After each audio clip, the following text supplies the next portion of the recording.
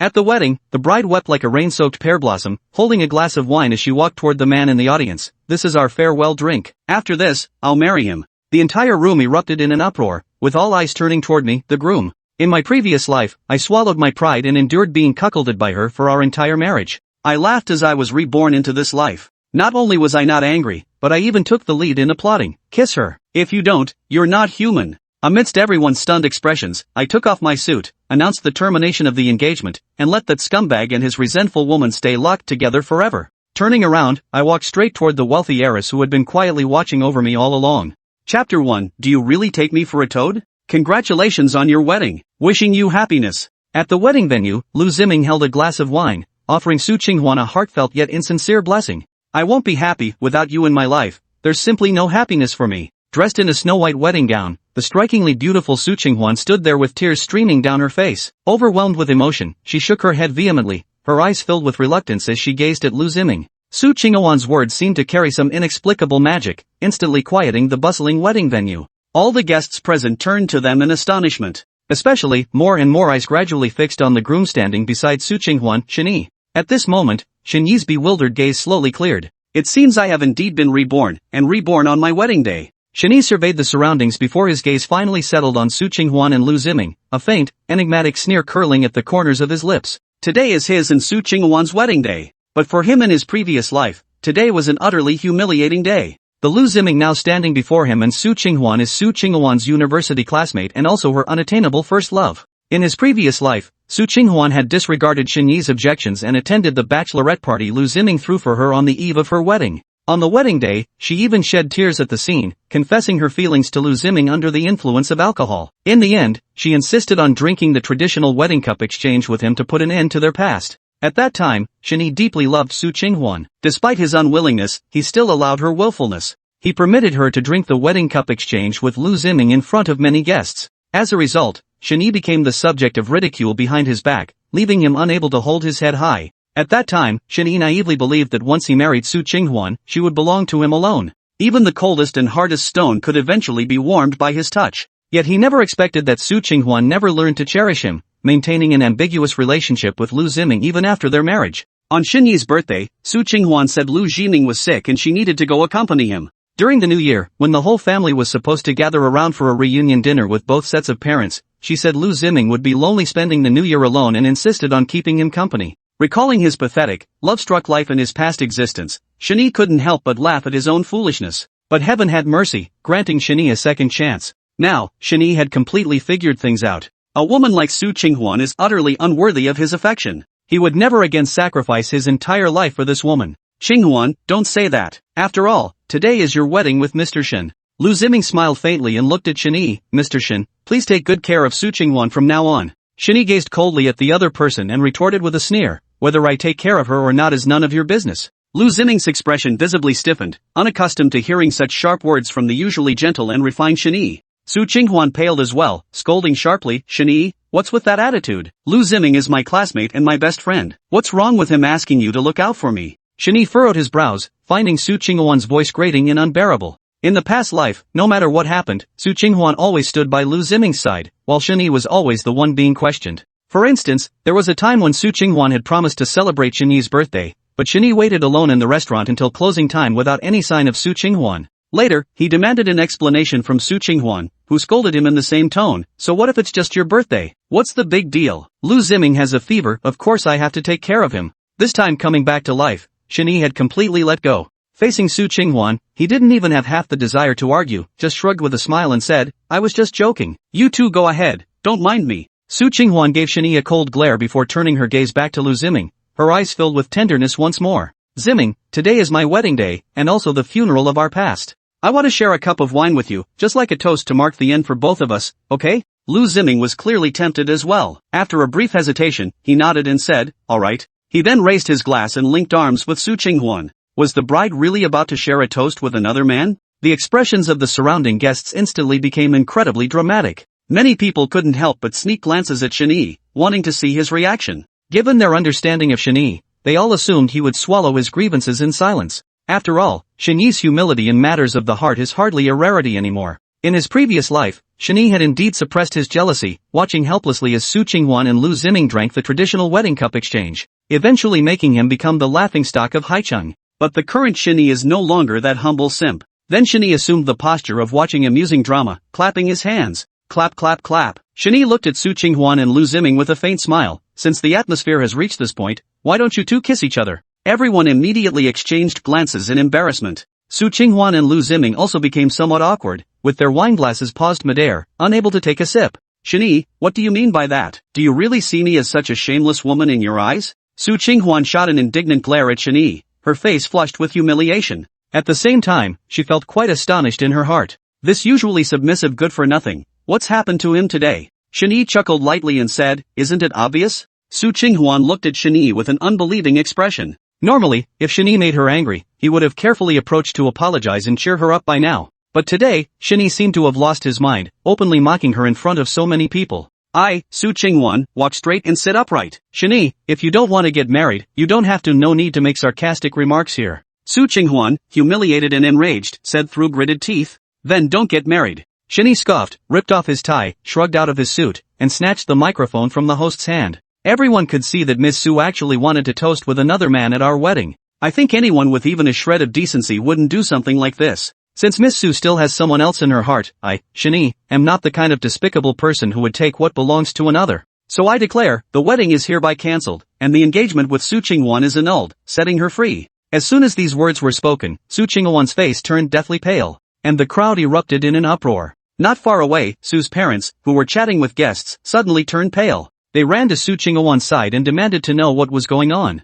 You should know, Shen Yi is the heir to the Wansheng Group, worth billions. Marrying Su Qinghuan would make the Su family the biggest beneficiary. Dowry worth hundreds of millions. A post-marital investment agreement worth 500 million. It was exactly what Mr. and Mrs. Su had been longing for. Shen Yi looked at Su's father, Su's mother, and Su Qinghuan, then continued, the engagement has been terminated. You must return the betrothal gifts in full as previously given. Also, the post-marriage investment agreement previously signed is now void. Su's parents were anxious and rushed to Shen Yi, forcing a smile. Su Qinghuan had a bit to drink and got a little carried away. Don't take it to heart. Exactly, you've been together for so long, don't you understand Qinghuan yet? It'll pass, how can you just cancel the wedding like this? After speaking, Father Su turned around and pulled Su Qinghuan over, making her apologize to Shen Yi. Su Qinghuan was utterly unwilling in her heart. After all, in their relationship, she had always been the one holding the reins. In her mind, Shen Yi was merely a lovesick fool who would come running at her beck and call. Shen Yi, I'm giving you a chance, take back what you just said, or I swear I'll break up with you.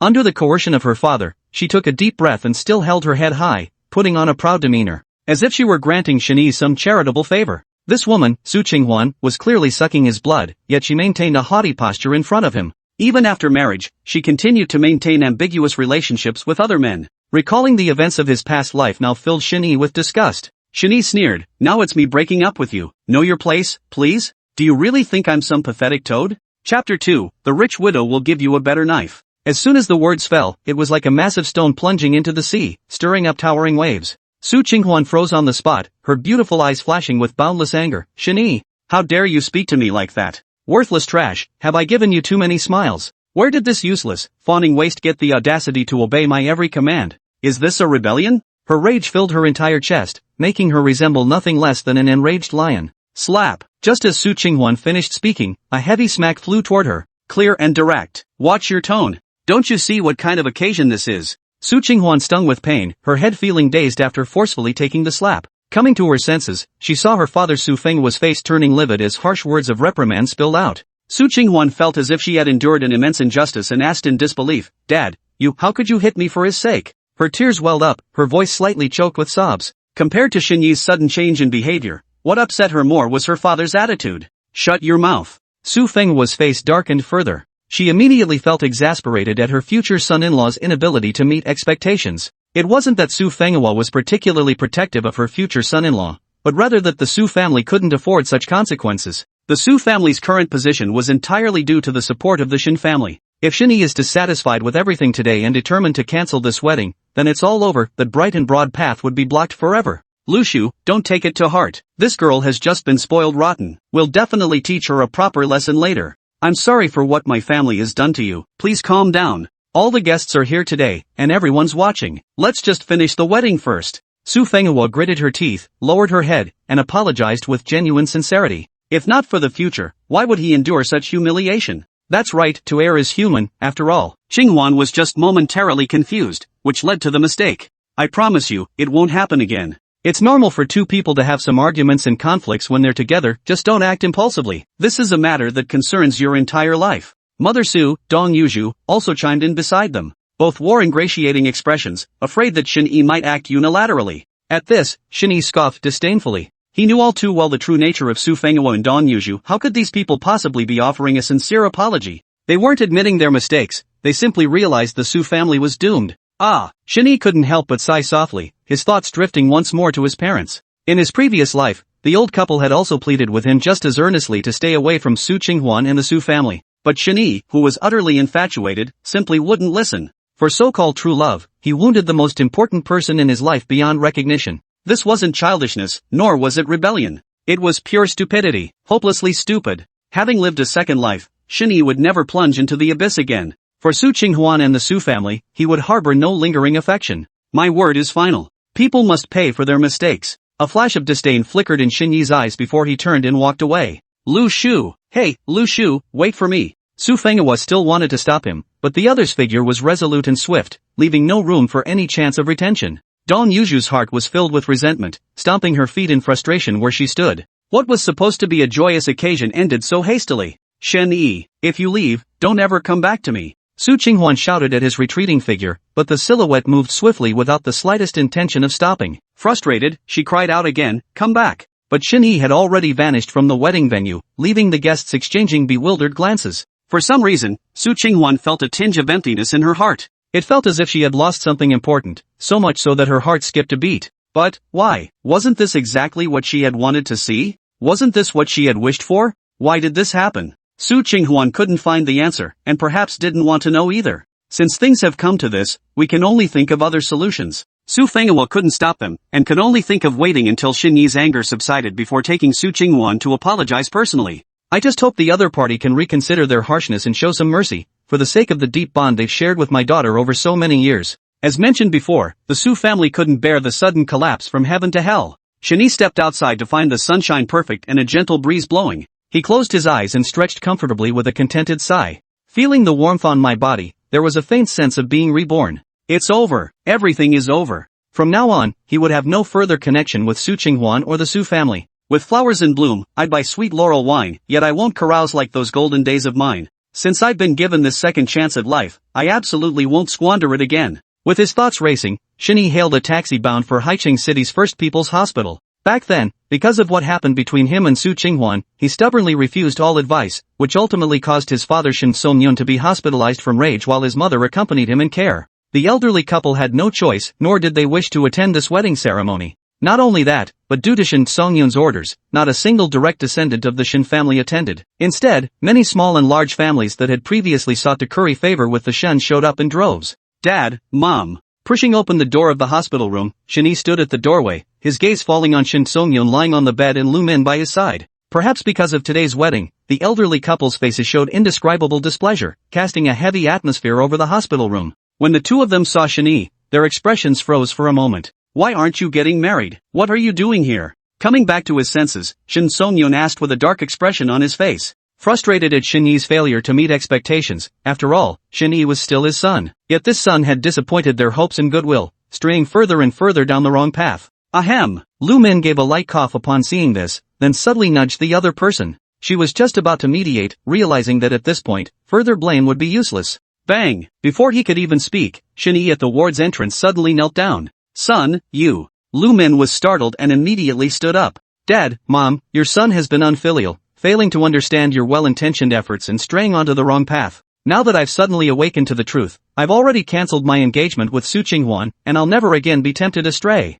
I pledge that from today onward, I'll be down to earth, taking solid steps one by one, starting from the grassroots front line, with unwavering determination to establish a notable career. I, Shen Yi, hereby swear. The words rang out forcefully, echoing through the hospital room. The elderly couple froze in astonishment for a long while, utterly taken by surprise. Finally, Lu Min was the first to react. Wearing a radiant smile, she quickly stepped forward to help Shen Yi up. Good boy, wouldn't it have been right if you'd thought this way earlier? We parents, would we ever harm you? What kind of good people are the Su family anyway? As long as you come to your senses, it's never too late. Shin Songyun's expression improved slightly. Who would have thought there'd be an unexpected delight today? But before he could rejoice, he suddenly thought of something, and his face remained stern and terrifying. Since it's all over, better go on blind dates obediently. I don't need your measly contributions. Find someone suitable, and maybe your old man can recover sooner. Hearing this, Shen Yi immediately pulled a long face. Shin Songyun had always wanted to arrange a meeting with the daughter of a family friend, describing her as flawless, a celestial maiden descended to earth, far surpassing Su Qinghuan by countless measures. In his previous life, Shen Yi was extremely resistant. After all, he was the young master of a large family, and how could he let it go unchecked? Moreover, he was infatuated with Su Qinghuan and would absolutely not agree, which led to numerous quarrels between father and son. Who would have thought that even lying on a hospital bed, Shin Songyun still remembered this matter? Dad, maybe we should put matters of the heart aside for now. Right now, I just want to focus wholeheartedly on my career. Once I achieve success in my career, won't such matters naturally fall into place? Shen Yi was naturally reluctant, but couldn't say so directly, only able to tactfully refuse. Shin Songyun wore an expression of disdain as he glanced over and said, their family background isn't bad. If you succeed with them, you could at least save yourself 30 years of hard work. What career could be more profitable than that? Shen Yi recalled the negative impact Su Qinghuan had on his entire life and his past existence and couldn't help but retort, women will only slow down my draw speed. Shin Songyun smiled faintly and spoke with the tone of someone who's been through it all. But a wealthy woman will give you a better sword. Chapter 3, Xiao Yuyan. Shen Yi froze? The other person's words caught him completely off guard. How could he have imagined that his father, always stern and unsmiling, would utter such words? Though inwardly reluctant, he couldn't find a reason to argue at that moment. Fine, I'll go. Is that okay? With no other choice, Shen Yi reluctantly agreed, but immediately added, but I'm warning you now, I can't guarantee it'll work out. It's a blind date, after all. Who could claim 100% guarantee? Better if it doesn't work out. The elderly couple exchanged a knowing glance and nodded in satisfaction, clearly understanding the logic behind it. But just having Shen Yi go was a good start after all. Even the Great Wall begins with a single step. Nurse, discharge. Immediately afterward, Shin Songyun pressed the call button with lightning speed. While Shen Yi was still puzzled, the nurse swiftly entered, removed the 4-line, completed the discharge paperwork, and even brought in his clothes. Shin Songyun wasted no time either, scrambling off the bed in no time, dressing himself, and looking radiant. Looking closely, his complexion was rosy, his posture straight where was the slightest trace of the weakness he'd shown upon admission. Holy crap! Old man, you're pulling my leg. Shen Yi stared in utter astonishment. Ha?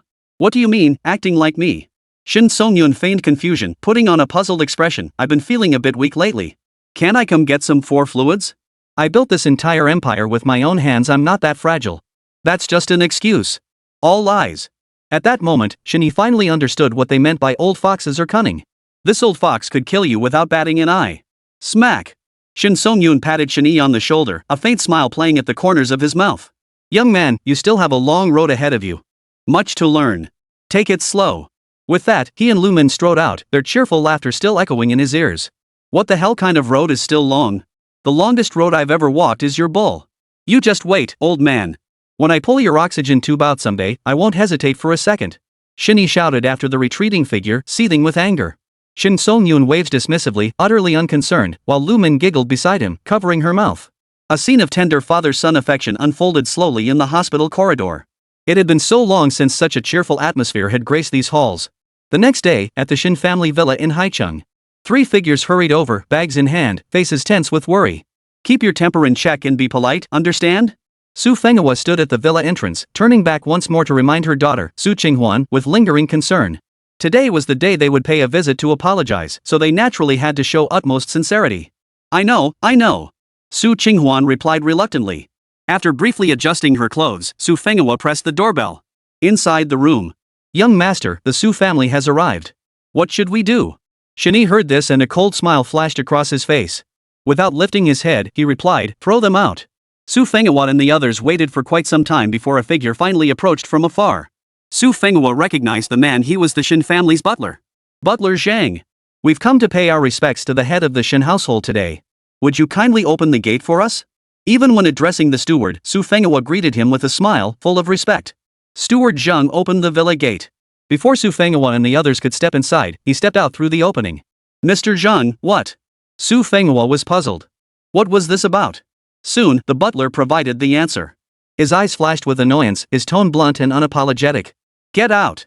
Zheng herded Su Qinghuan out the door, tossing the large and small gift packages along with her. After doing this, Zheng turned and walked away without looking back. It all happened too suddenly for Su Qinghuan to process. What was going on? She hadn't even made it past the front gate, let alone seen anyone inside? Su Qinghuan's head was buzzing. Su Qinghuan, however, couldn't hold back any longer. She pointed toward Shen Yi's room and erupted in fury. Shen Yi, what the hell do you think you're doing? I came here personally to apologize, and you won't even see me. Fine, don't ever come looking for me again. You better not regret this. I, Su Qinghuan, always keep my word. I won't give you another chance. She had already chosen to let it go. Not only did he refuse to take the hint, but now he was giving her attitude? How despicable. Did he really think she couldn't live without him? Enough.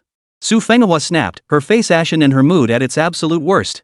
He knew full well that the Shen family intended to sever ties with the Su family completely. Damn it. Let's go back first. Su Qinghuan took a deep breath. Since the matter was now settled, he could only return early to prepare for the coming storm. 2 days later, at the Highland Dream Tea restaurant, Shen Yi, dressed casually, ordered a cup of coffee, sipping it as he waited. Shen Yi? Just as Shen Yi was growing restless, a soft voice reached his ears. The voice was cool yet pleasantly melodic. Shen Yi turned to look. Are you Xiao Yuyan? The woman before him possessed a face of exquisite beauty, radiating the unique delicacy and allure of an Eastern woman one couldn't help but want to look twice. Her black gown only added to her allure. Shen Yi was somewhat surprised. His old man hadn't lied to him after all. This woman was truly remarkable. Yes, it's me. Xiao Yuyan nodded lightly. Shen Yi didn't hesitate, quickly rising to extend his hand. Hello, I'm Shen Yi. Pleased to meet you. She merely offered a token handshake, barely touching his before withdrawing it. After all, she was the daughter of a prominent family. Shen Yi didn't take offense. Since she was here, he might as well make the best of it, anything to spare his old man at home the headache. Please sit down. Order whatever you like. We can chat over dinner. Shen Yi politely invited Xiao Yuyan to sit down. But unexpectedly, she shook her head and said, no need. I have matters to attend to at the company shortly. I can't stay long. Her words left Shen Yi somewhat taken aback. This woman seemed even more decisive than he'd imagined. Well then. Since we're all here at our family's request, just going through the motions will suffice. Personally, I have no immediate plans for matchmaking. I'm still focused on my career. When the time comes, I'll give it serious thought and choose carefully. So there's no need for formalities. Just be yourselves and do whatever feels comfortable. We're all just passing through anyway, don't hold yourselves back. Before Shen Yi could finish speaking, Xiao Yuyan cut him off. After hearing her words, Shen Yi couldn't help but let out a bitter laugh. Her words made it abundantly clear she held him in low regard. Even if she did go on a blind date, she'd be looking for someone else entirely.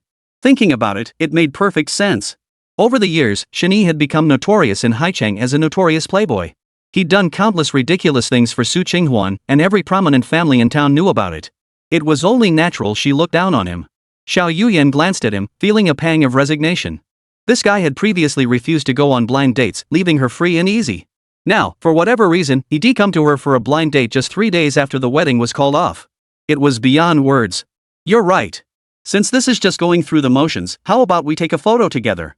At least that way I can show it as proof when I return. Shen Yi smiled bitterly, his expression more resigned than anything else. His previous actions were indeed beyond defense. But his mindset was surprisingly calm. Even if the other person was truly outstanding, he had no intention of groveling. Well, alright. Xiao Yuyan hesitated for a moment before finally agreeing. The older generation always shared strikingly similar traits. Returning empty-handed would be difficult to explain, whereas a photo would make things much easier. Shen Yi shared this same line of thinking. The two quickly agreed, though when it came time to take the photo, Xiao Yuyan instinctively kept her distance. But just as the shutter was about to click, a familiar voice echoed from the entrance. Shen Yi? At the entrance, Su Qinghuan and Liu Ziming walked in. Su Qinghuan's face wore an expression of utter disbelief. Chapter 4, Enemies Meet Unexpectedly. Shen Yi turned toward the voice, a flicker of surprise crossing his face. He hadn't expected to run into Su Qinghuan and Liu Ziming here today. Truly, enemies meet in unexpected places. But he didn't dwell on it.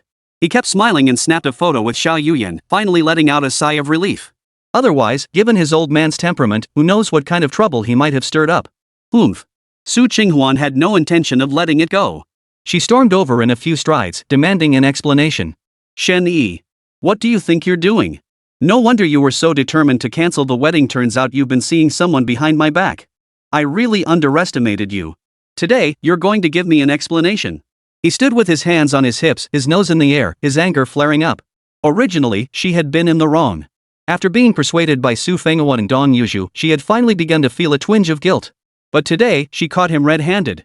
No sooner had she called off the wedding than she brought her new lover to dinner, even posing intimately for photos.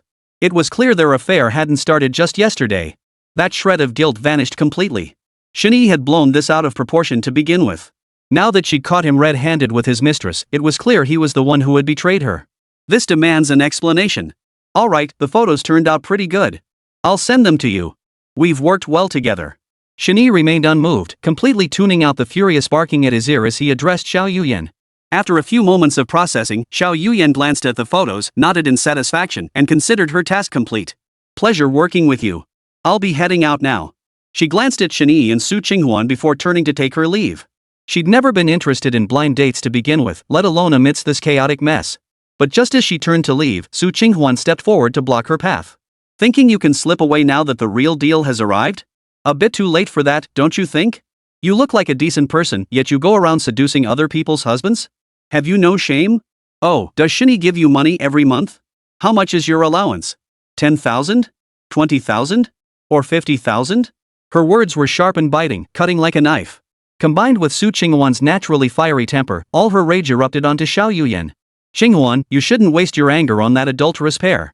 Frankly, people like them are just that way at their core. If everyone in this world could stay true to themselves and not mess around, I believe every family would be perfectly happy. To curry favor with Su Qinghuan, Liu Ziming chimed in from the sidelines. Though not overtly aggressive, his words were deeply insulting. Adulterous couple? Who could possibly tolerate that? Shen Yi's eyes flashed with displeasure. Just as he was about to speak, Xiao Yuyan beat him to it. Miss Su Qinghuan, right? Let me set you straight, you and Shen Yi aren't married. He isn't your husband. Secondly, this is our first meeting. Whatever our relationship is, it's none of your concern. As for you, the wedding's off, you two are no longer involved. Why are you so sensitive and angry? Could it be you're having second thoughts? Well, I suppose it makes sense ditching a wealthy heir for some minor streamer who thrives on sensationalism in front of a camera. TSK. She hadn't wanted to get involved in this mess, but they seemed to think she was easy to push around. Confronting her face to face was one thing, but resorting to personal insults? Enough is enough. You! What nonsense are you spouting? Su Qinghuan was instantly enraged. Where did this woman get the nerve to dare confront her like this? Who in the entire city of Jiangqing didn't know about her and Shen Yi? How dare this woman lecture her? Did I say something wrong? Or are you saying Miss Su wants to become an internet celebrity too? That's quite the ambition. Your broken engagement has been trending lately. You could capitalize on the buzz. Xiao Yuyan remained sharp-witted, glancing at Liu Ziming with deliberate nonchalance after her remarks. After all, he was a streamer, how could he not covet such a windfall of traffic? Her words dripped with sarcasm, and after finishing, she pointed to her own head. Su Qinghuan's anger flared. Did this woman dare imply she was mentally unstable? Liu Ziming's expression darkened at her words. News of the wedding banquet incident had spread like wildfire throughout Jiangqing. As one of the central figures, he'd garnered a massive wave of negative attention. They were relentlessly stirring up trouble in the livestream chat, hurling vicious insults at him. And it was all because of Shen Yi. Watching Xiao Yuyan's sharp tongue, clear-headedness, and every word cutting like a knife, she finally exploded.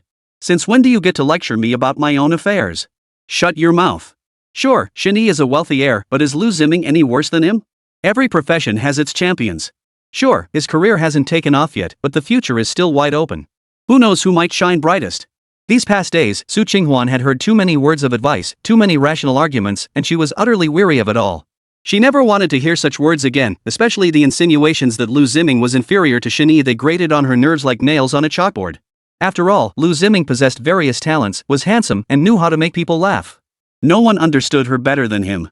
What use was Shen Yi, on the other hand? He had no backbone, was completely submissive to her, and lacked any trace of masculinity, utterly useless. He wasn't even worth half of Liu Ziming. How could anyone compare the two? Looks like another one's gone mad. Xiao Yuyan couldn't help but shake her head, her face wearing an expression of utter disbelief. While she didn't think much of Shen Yi either, what on earth was Su Qinghuan raving about now? Truly, those involved are blinded by their own situation, while outsiders see things clearly? Given the Shen family's influence, what woman could Shen Yi not have? His favor had granted Su Qinghuan a chance to enter high society, sparking a series of events between them. Had Shen Yi refused, Su Qinghuan could have broken her neck trying. They'd never have crossed paths. Yet now this woman actually believed all of this was her due, that it was all down to her own merits. The vast chasm between them remains completely invisible to her. What else could this be but madness? Let me tell you, as a woman, you must behave properly. Don't be shameless.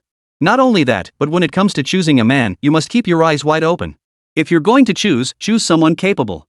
Never settle for someone else's reject. If you treat every man others have rejected like a treasure, thinking you've scored a great deal, that's just ridiculous. Sis, sometimes you just need to open your eyes and see the world. Su Qinghuan folded her arms, a hint of mockery in her eyes. Facing Xiao Yuyan, she went out of her way to look utterly disdainful. The very Shen Yi she had discarded like an old shoe to think he'd one day become someone's treasure? The thought was laughable. Chapter 5, Deeply Stung. Listening to Su Qinghuan's outrageous remarks, Xiao Yuyan felt utterly helpless. Online inspirational quotes may taste sweet, but drinking too much of them will cloud your judgment. With the Su family standing, you have no right to even think about associating with the Shen family? The dumbest thing Shen Yi ever did was fall for you. You're just an ordinary person, nothing special. His affection may have placed a halo upon you, but remember that halo isn't something you possess by nature. Stop embarrassing yourself. Back and forth, Xiao Yuyan just wanted to call her a shrimp head woman. How could she be so drunk on poisoned chicken soup? Liu Ziming had been holding his breath earlier, so naturally he chimed in now. But his words weren't aimed at Xiao Yuyan. He shouted at Shen Yi instead, Shen Yi, are you even a man? After all these years with Qinghuan, she's being bullied like this and you dare to stand by without a word? Were all those vows of eternal love just lies? Even I, your friend, can't stand seeing her suffer like this. Liu Ziming spoke with righteous indignation, a flash of anger even crossing his face. It seemed as if Su Qinghuan's suffering was tearing him apart inside. But no matter how he listened, these words sounded utterly wrong. You. Xiao Yuyan had seen her share of manipulative women, but never a manipulative man. Hearing this made her feel sick to her stomach. Before she could finish, Shen Yi grabbed her arm. Though Liu Ziming was picking a fight, he had a point. Shen Yi wasn't accustomed to hiding behind women forever, especially since these troubles had been stirred up by his own actions. Stepping in front of Xiao Yuyan, he faced Liu Ziming directly and said coolly, "Too bad you're a man. Otherwise, you could test whether I'm a man or not. After all, practice makes perfect." After those words fell, Xiao Yuyan felt her face flush slightly. What kind of wolfish words were these? Did he even care about others hearing? Was this really something she should be hearing? The more she thought about it, the more wrong it felt. Unable to restrain herself, Xiao Yuyan reached out and pinched Shen Yi's arm. Oof, looks like the rumors were wrong. This guy isn't just a spoiled brat, he's a downright sleazebag. I definitely made the right choice. Xiao Yuyan thought to herself, her expression toward Shen Yi shifting slightly. Shen Yi felt somewhat helpless. He'd only been joking around, how could she still harbor resentment toward him? Her disdain was written all over her face, impossible to miss. But he didn't dwell on it. Picking up where he left off, he continued, I made it perfectly clear at the wedding banquet, you're you, I'm me. From now on, we're nothing to each other. You, Su Qinghuan, aren't anything special. To put it bluntly, you're just a bone gnawed on by wolves. Now that a dog has set its sights on you, you think you're hot stuff? Don't be ridiculous. The words had barely left his mouth when Su Qinghuan's eyes widened in disbelief. Could Shen Yi really have said this? Xiao Yuyan's sharp words earlier hadn't bothered her much, but now this good-for-nothing dared to insult her like this? Shen Yi. What do you mean? Who are you calling a bone, and who are you calling a dog? Explain yourself. Su Qinghuan could tolerate others insulting him, but she absolutely couldn't stand Shen Yi insulting her. This guy was nothing but her lapdog. A worthless lackey who came when she called and left when she dismissed him. What gives him the right to talk to her like that? This was outright rebellion. You know exactly who's the bone and who's the dog. Since you two love each other so much, I won't stand in your way. Go ahead and be together, better yet, get married right here. Just one thing I'll make clear, don't ever bother me again. A toad crawling on your foot, it may not bite, but it's utterly disgusting. Shen Yi could have kept quiet, but once he started, it was like a barrage of fire, one shot after another, leaving Su Qinghuan utterly devastated. She was on the verge of losing her mind. First he called her rotten bones, now he called her a toad. She was naturally beautiful, how could she be a toad? If she was a toad, then what was Shen Yi? A swan? Bull. Shen Yi, you worthless piece of trash. How dare you speak to me like that? Do you think this will cover up your incompetence? You're my bootlicker, and you always will be. Stop pretending you don't care around me. Listen here, piece of trash. A dog like you? I wouldn't look at you even if I were dying. You're not getting any favors from me. Su Qinghuan screamed like a madwoman, her ranting now bordering on the hysterical. Shen Yi had never dared raise his voice to her before. The slightest frown from her would send him into a cold sweat. Now he was actually sneering at her. And this guy was firing off insults like a machine gun, one barrage after another. What the hell was he trying to do? Was he planning to debut as a rapper? Relax. I couldn't care less about taking advantage of you, and I don't fancy you anyway. The main road is right outside, packed with people coming and going. You can go pick yourself a male escort right now. Don't worry, no one's stopping you. Shen Yi shrugged, adopting an attitude that suggested he didn't care who she chose. Not only that, he even took a step back, as if afraid she might choose him. After all, women always say one thing and mean another, especially someone like Su Qinghuan, who had no moral boundaries whatsoever. I'll fight you to the death, you good for nothing. I'll beat you to death. Su Qinghuan was completely enraged, unable to hold back any longer. She swung her arms wildly and charged toward Shen Yi. She had to slap him hard, otherwise, the rage boiling in her chest would never subside. In the blink of an eye, Liu Ziming acted swiftly. He stepped forward and wrapped his arms around Su Qinghuan from behind, fearing she might charge forward. Liu Ziming, what are you doing? Let go of me. I'm going to teach him a lesson today. That good-for-nothing is getting more and more insolent, daring to treat me like this. She strained every muscle, determined to push forward, looking utterly unstoppable. But Liu Ziming was a man after all, and his strength easily overpowered Su Qinghuan. He pinned her down, rendering her completely immobile. He knew full well the Shen family's immense wealth and influence. If she charged in headlong like this, it could spell real trouble. Qinghuan, we shouldn't stoop to arguing with such a petty person. This guy is deliberately provoking you. Don't fall for it. After finishing his plea to Su Qinghuan, Liu Ziming turned to Shen Yi and declared, Shen Yi, Qinghuan must have been blind to ever have fallen for you. Not only is he unreliable when it matters most, but he also stabs her in the back. Unlike me, who quietly stands by her side, helping her, supporting her, and offering comfort. A man like you doesn't deserve Qinghuan's love. I warn you, if you don't love her, don't hurt her. Hearing this, Shen Yi was momentarily stunned. Does this guy's family run a green tea plantation or something? Now he's even quoting green tea lines at me? Seeing this, Xiao Yuyan couldn't help but feel suspicious. Why was Shen Yi so different from what she'd heard? Was this really the Shen family's young master, the one who believed only the most obsequious dog could be crowned king? Chapter 6, Xin Fei. Just then, the phone in Xiao Yuyan's pocket rang again. She pulled it out and glanced at the screen. You two can keep arguing. I've got things to do, so I'm outta here. Having endured this far, Xiao Yuyan had had enough of this farce. She turned to leave after tossing out those words. But Su Qinghuan wasn't about to let her go. Stop. Where do you think you're going? You're feeling guilty, aren't you? You can leave if you want. Just admit right here in front of everyone in this restaurant that you're the mistress, the who ruined someone else's wedding, then I'll let you go. She unleashed a torrent of abuse at Xiao Yuyan's retreating back. But Xiao Yuyan had no intention of acknowledging her. Why bother with a street-screaming harpy? Didn't you hear me tell you to come back? Stop right there. Su Qinghuan, pushed beyond endurance, lunged forward to grab Xiao Yuyan back. But suddenly, a figure blocked her path. She instinctively looked up, her brows instantly knotting into a tight knot. Xin Fei? Move aside, good dogs don't block the path. The woman before her was tall and curvaceous, voluptuous from head to toe. Unlike those slender beauties, she had a round face and appeared tall and slim at first glance. Yet, a single glance revealed her voluptuous curves, without a hint of excess. Especially the two peaks at her chest, even the world's most elite climbing team would struggle to conquer them. Su Qinghuan, why are you so angry today? Could it be because the Shen family called off the wedding and you can't accept it? Come to think of it, that must be it. Your Su family finally managed to latch onto a powerful ally, and now that sure thing has flown away. Who could bear that? At least our Qin family has been steadily building our foundation. In business, we've already started to pull ahead of your Su family. Give it a little more time, and you'll be left in the dust. Better step up your game. Xin Fei's lips curved into a faint smile, brimming with smug satisfaction. Her gaze swept over Su Qinghuan like she was observing a pitiful creature from a fallen family. Su Qinghuan felt utterly uncomfortable from head to toe. That actually showed up now to mock her? Damn it! After all, both Xin Fei and Su Qinghuan were prominent figures in Jiancheng. They shared striking beauty and comparable family backgrounds, inevitably drawing comparisons. With existing business rivalries and personal grudges between them, this moment was the perfect opportunity to kick someone when they were down. What do you have to gloat about? Don't forget our families still have joint ventures. If the Su family suffers, the Qin family will take a hit too. Su Qinghuan wasn't buying it. That's how business works. Even when rivals clash, shared interests often necessitate collaboration. The failed alliance between the Su and Shen families had already impacted business performance. The losses wouldn't be borne solely by the Su family, the Qin family would suffer as well. Oh, you mean that? I'm afraid the Qin family has decided to terminate our partnership with the Su family. That's our group's flagship product.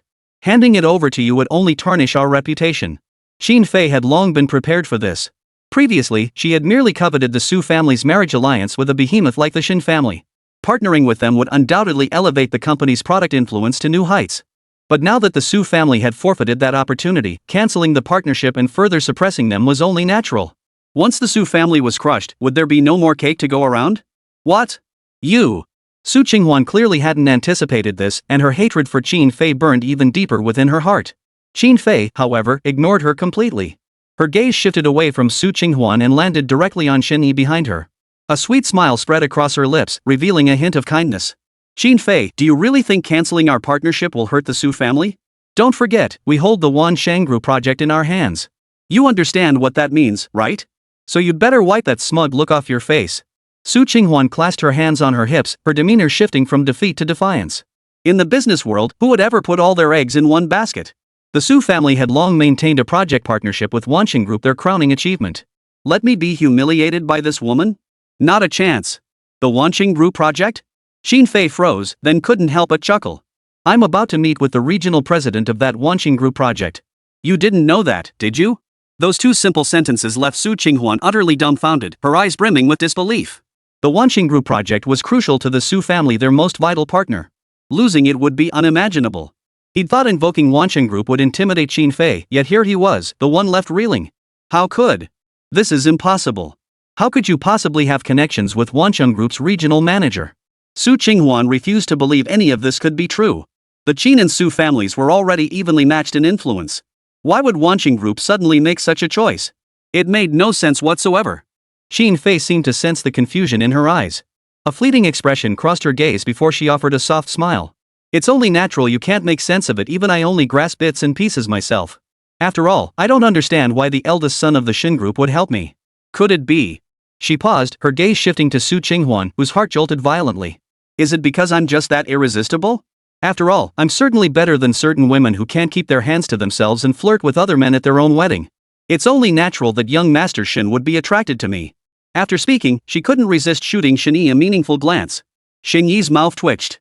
When had he ever helped this woman? Sure enough, all women are cut from the same cloth. Wasn't she just trying to ruin his reputation? Though he thought this inwardly, Shen Yi chose not to refute her. Su Qinghuan had been half convinced, but seeing Shen Yi's silence, it was as good as admitting the truth. Shen Yi, it was Shen Yi behind this again. The moment he called off our wedding, how many women did he start messing around with? Not only that, but he's even meddling in my family's business affairs. Damn it. Damn Shen Yi. Shen Yi, have you no shame? How dare you treat me this way? If you've got the guts, come at me directly. Scheming behind our backs like this against the Su family, are you even a man? The way you are now makes me sick to my stomach. I despise you. Su Qinghuan couldn't sit still any longer.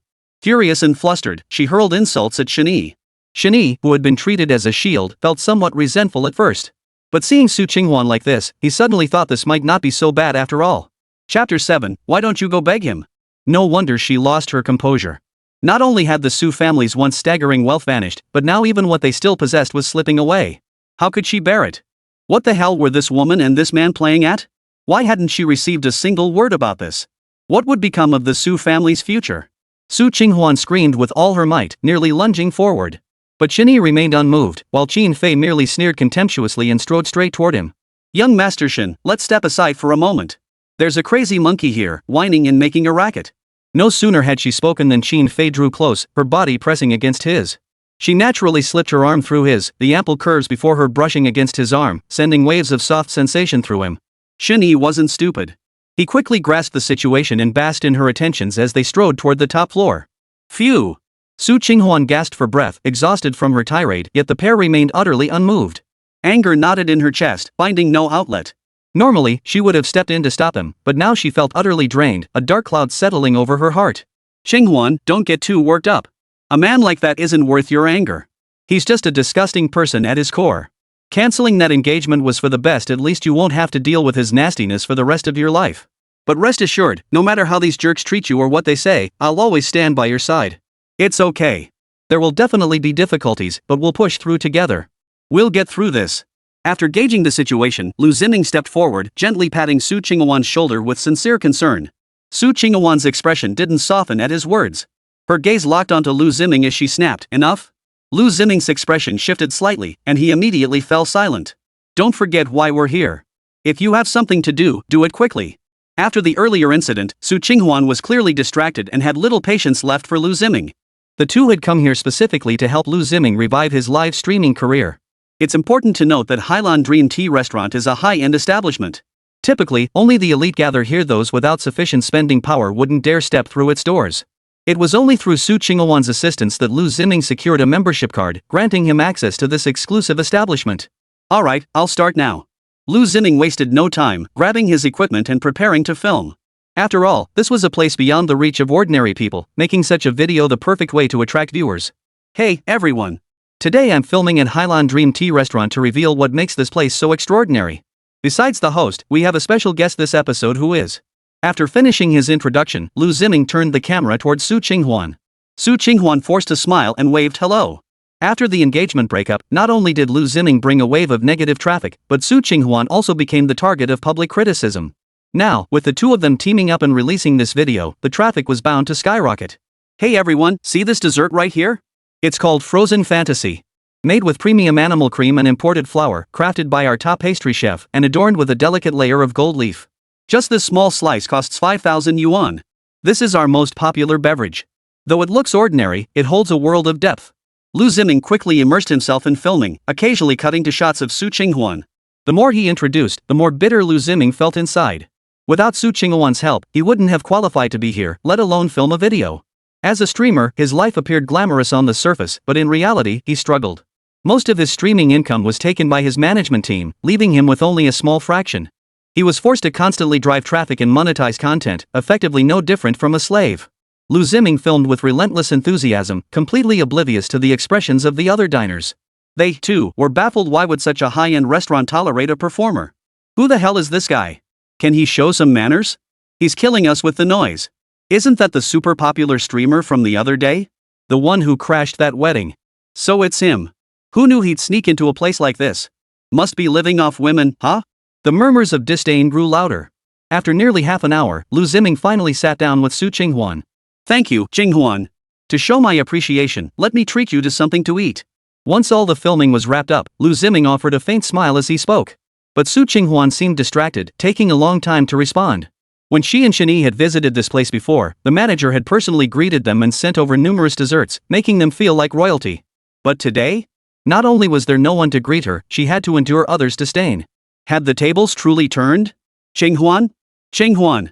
Seeing her prolonged silence, Liu Ziming couldn't help but call out twice more from the side. Oh, okay. Su Qinghuan snapped back to attention and called the waiter over, casually ordering a dessert and a drink. After finishing, she pushed the menu toward Liu Ziming, but his expression had grown slightly uneasy. What's wrong? She asked, slightly surprised. Liu Ziming awkwardly extended his hand and pointed at the items Su Qinghuan had just ordered. The glaring prices on the menu were jarring, and after glancing at them, Liu Ziming felt a wave of dizziness wash over him. Even though he was treating, these prices were beyond his means. Oh, you order. I'm not really hungry anyway. Su Qinghuan snapped back to reality and didn't dwell on the matter, propping her chin on her hand as she looked away. The gap between people could be this vast. She hadn't fully adjusted to being with Shen Yi yet. Liu Ziming ordered a few items as a formality. When the food arrived and he noticed Su Qinghuan seemed distracted, he couldn't help but ask, Qinghuan, what's wrong? Is something on your mind? Su Qinghuan didn't hide anything. She nodded before explaining, without the Shen family's support, the Su family is in a tough spot. Not only that, but our collaboration with Wansheng Group is also looking shaky.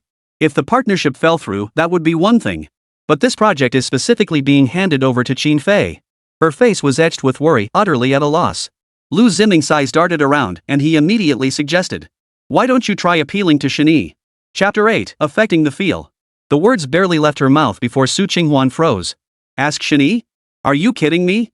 If anyone should be asking, it's that guy asking me. Forget it. That's impossible. You saw what happened before. He's got women all over him now. He doesn't have time for this. That guy changed his mind ages ago.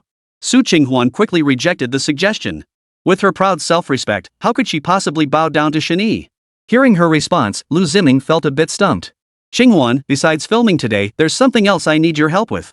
I need you to help me make connections so I can promote brands partnered with your Su family during my live streams. That's the only way to solve my problem at its root. Regardless of Su Qinghuan's thoughts, Liu Ziming was determined to seize every opportunity. Otherwise, relying solely on live streaming wouldn't even sustain his livelihood, let alone fulfill any grand ambitions. The Qin family's partnership with our Su family is about to end, and Qin Fei seems to know every move Shen Yi makes. This situation is completely unsustainable. If we don't resolve these issues, I won't be able to help with what you mentioned either. Let's see if any breakthroughs emerge later. I'll inform you if an opportunity arises. Su Qinghuan felt powerless despite her best intentions. The Su family wasn't originally a prominent clan, but with the Shen family backing them, many families and businesses had approached them with goodwill. But with the annulment of their engagement, the Su family's luster faded, and they struggled to maintain their standing. Ultimately, the problem lies with Shen Yi. Even if you can't reconcile with him, at least make peace. That would resolve everything smoothly, both my situation and the Su family's affairs. Why not? At the end of the day, it's all about interests. Just bite the bullet and endure it. Liu Ziming finally grasped the situation. Without the Shen family's backing, the Su family was now utterly powerless. But the solution was simple enough: just make peace with Shen Yi. Nothing complicated about it. Unfortunately, Liu Ziming was talking to himself, completely unaware that Su Qinghuan's expression had turned grim. Shen Yi, all you ever think about is Shen Yi. Don't you know what outrageous things that man has done? You saw everything just now, yet you keep bringing him up again and again. Are you deliberately trying to make me miserable? Su Qinghuan had been seething with anger all along, and now Liu Ziming was rubbing salt in her wounds.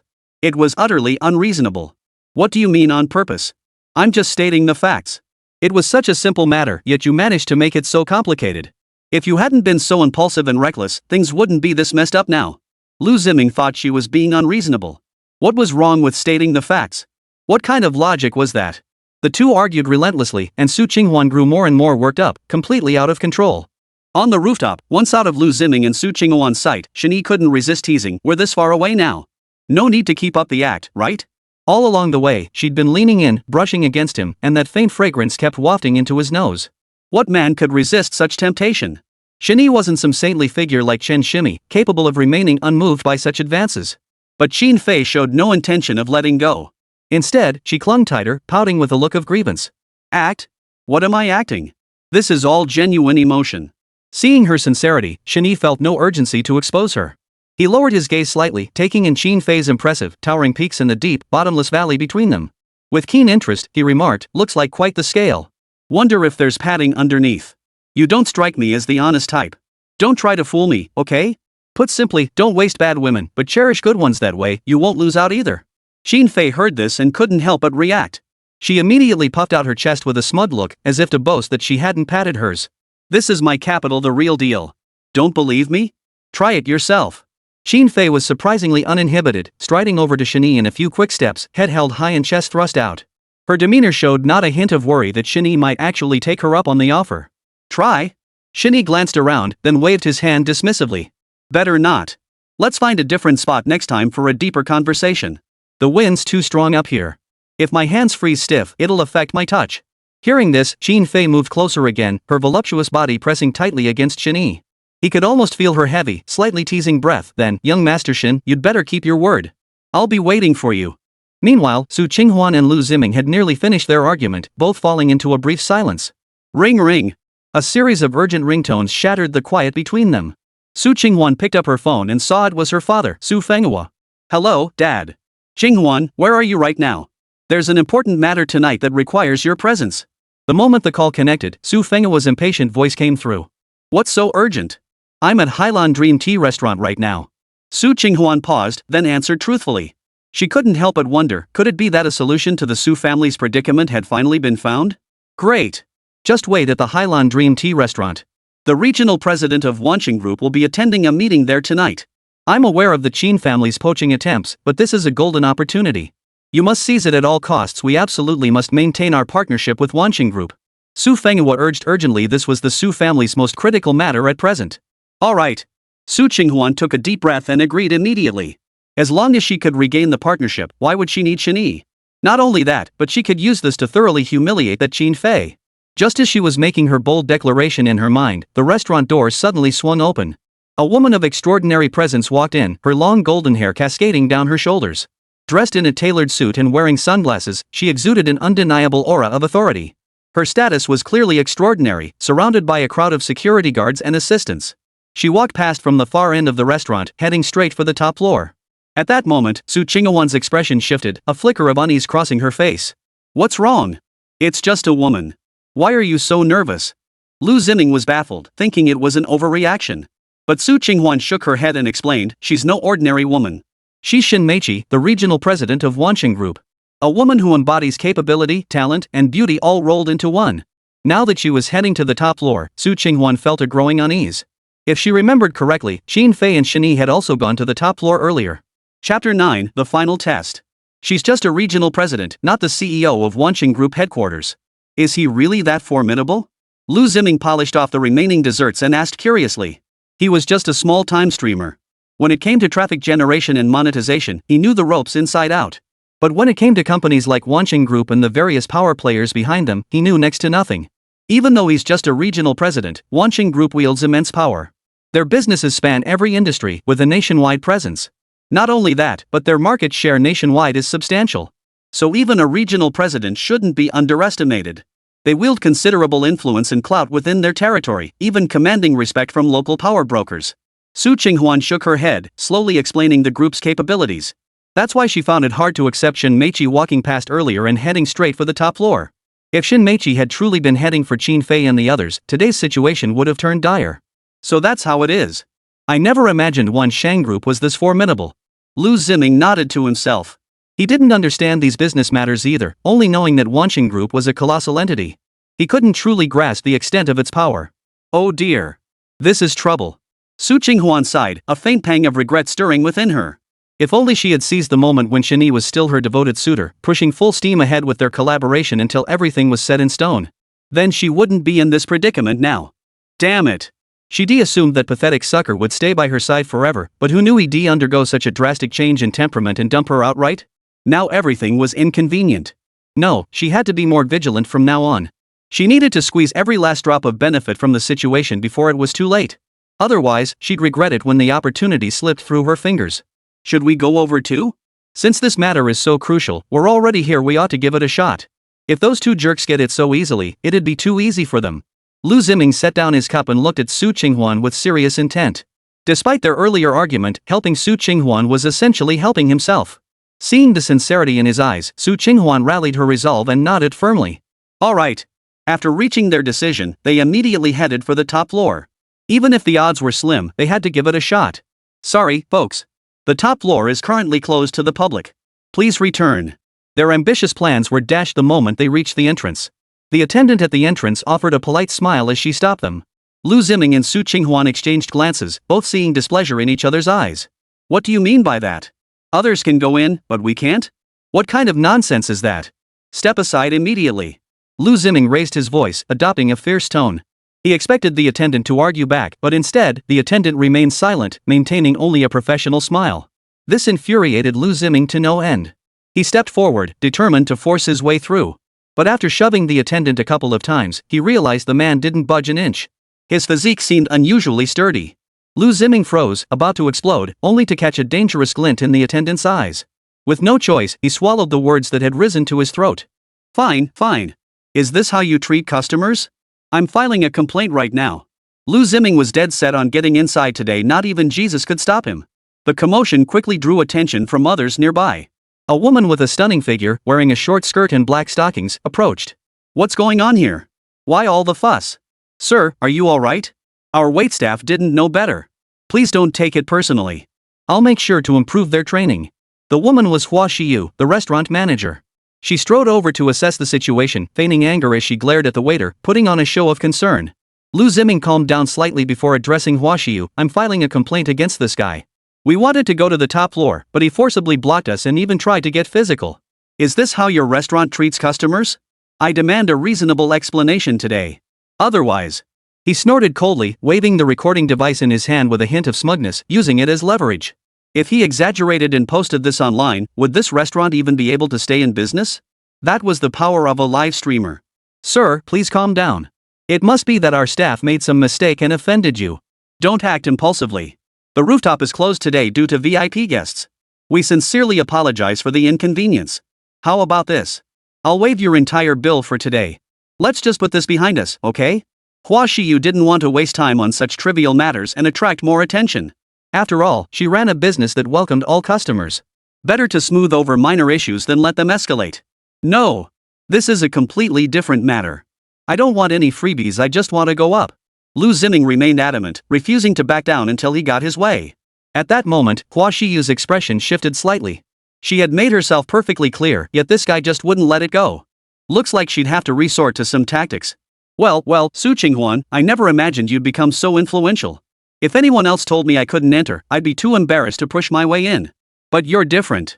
Looks like I'll have to learn more from you about this. Oh no, I mean, the art of thick-skinned persistence. Just as Hua Shiyu resolved to employ some tactics, a voice suddenly reached her ears. It was Qin Fei from earlier. Her eyes held 3 parts amusement and 7 parts sarcasm as she leaned against the doorway, teasing with relish. You! Qin Fei, this has nothing to do with you, right? Mind your own damn business. Su Qinghuan had never gotten along with Qin Fei, and now that she'd popped up to mock her like this, she naturally wouldn't tolerate it. How is this meddling? This restaurant isn't just yours. How can you disrupt the order for no reason? The manager already made it perfectly clear important guests are upstairs, and no unauthorized personnel are allowed up. Is barging in like this really how the Su family teaches manners? It's quite different from what I imagined. Qin Fei clicked her tongue lightly, feigning surprise, but her expression grated on Su Qinghuan's nerves. It felt like having lice crawling all over her body, irritating beyond belief. Chapter 10, you call this ability? Stop being so sarcastic in front of me. You know exactly why I wanted to go up. How could I possibly pass up this opportunity? Su Qinghuan snorted coldly, her irritation toward this woman growing by the second. While she got to go upstairs and negotiate the partnership with Shenmei, she was stuck waiting below. The feeling was no less than sitting on pins and needles or having thorns in her back. After listening to it all, Liu Ziming finally understood, wasn't it all about securing that partnership with Wansheng Group? If the two could just put aside their past grievances and make peace, wouldn't that be for the best? After all, business people prioritize profit. If that was the case, the conflict between Qin Fei and Su Qinghuan wasn't insurmountable. With that thought, he stepped forward and spoke before Su Qinghuan could. Miss Qin, I don't think we need to keep butting heads. More friends are always better than more enemies. You and Qinghuan could form a powerful alliance for mutual benefit. I'll even lend my support. This way, no one loses out. In fact, everyone stands to gain more. He finished with a confident expression. Since profit was the common goal, what obstacle couldn't be overcome? Su Qinghuan froze, quickly tugging at Liu Ziming's sleeve. But Liu Ziming, oblivious to the tension, pressed on. Miss Qin, I urge you to seriously consider this. Persuading Qin Fei would resolve the Su family's issues and propel his own career forward. Why not? Put. He thought his words were quite persuasive, but Qin Fei burst out laughing instead, retorting, collaboration? Me and her? You're quite adorable, aren't you? She couldn't fathom why she'd heard such words. It felt like only an idiot would say something like that. The Qin family had steadily built their business empire, gradually surpassing the Su family, with promising prospects ahead. Once the partnership with Wansheng Group was finalized, it would be something the Su family couldn't even dream of competing with. So why drag the Su family the dead weight into it? Exactly. They say 3 heads are better than 1. Both of you are capable individuals. Collaborating would surely yield better results. Seriously, Miss Qin, please give it some thought. After partnering, I could promote your Qin family's star products in my livestreams. It'd be incredibly effective. This is a fantastic opportunity. You really must give it serious thought. Liu Ziming racked his brain to list every possible benefit, laying them out for Qin Fei in hopes she'd agree. But he didn't notice that the more he spoke, the stranger Qin Fei's expression became. It was as if she was looking at a fool. Su Qinghuan couldn't take it anymore. She rushed over, grabbed Liu Ziming's arm, and whispered urgently, Liu Ziming, that's enough. Stop talking. She was riding high on success. Why would she possibly cooperate with him? Even if he did want to cooperate, it would have to wait until after he'd weighed the costs and concessions. Liu Ziming's words were far too hasty, and most importantly, speaking like this at a time like this made him look incredibly foolish. Su Qinghuan, your taste really is as unique as ever. Where did you find this gem? Live streaming sales? You've taken the essence of a performer to the extreme. No skills, no brains, no discernment. I don't even know what use such an idiot could be. Is this really your type? Your taste is quite peculiar. Qin Fei had no time to waste on Liu Ziming's nonsense. To her, he was nothing but a clown, a thoughtless fool who spoke without thinking. After receiving the expected barrage of sarcasm, Su Qinghuan's face flushed crimson. She hadn't said or done anything, yet she'd embarrassed herself to no end. Did this Liu Ziming even have a brain? Why never think before acting? Did this guy actually think he was being helpful or solving her problems? Despair washed over Su Qinghuan, but the worst was yet to come. Miss Qin, don't underestimate people.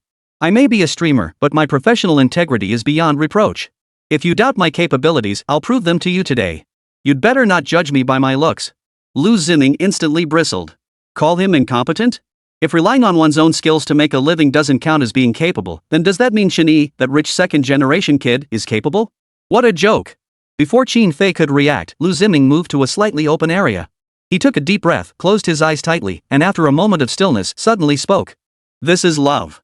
A familiar line of lyrics burst forth, and Liu Ziming's body began to move in rhythm. His arms, legs, and entire body swayed rhythmically to the song's beat.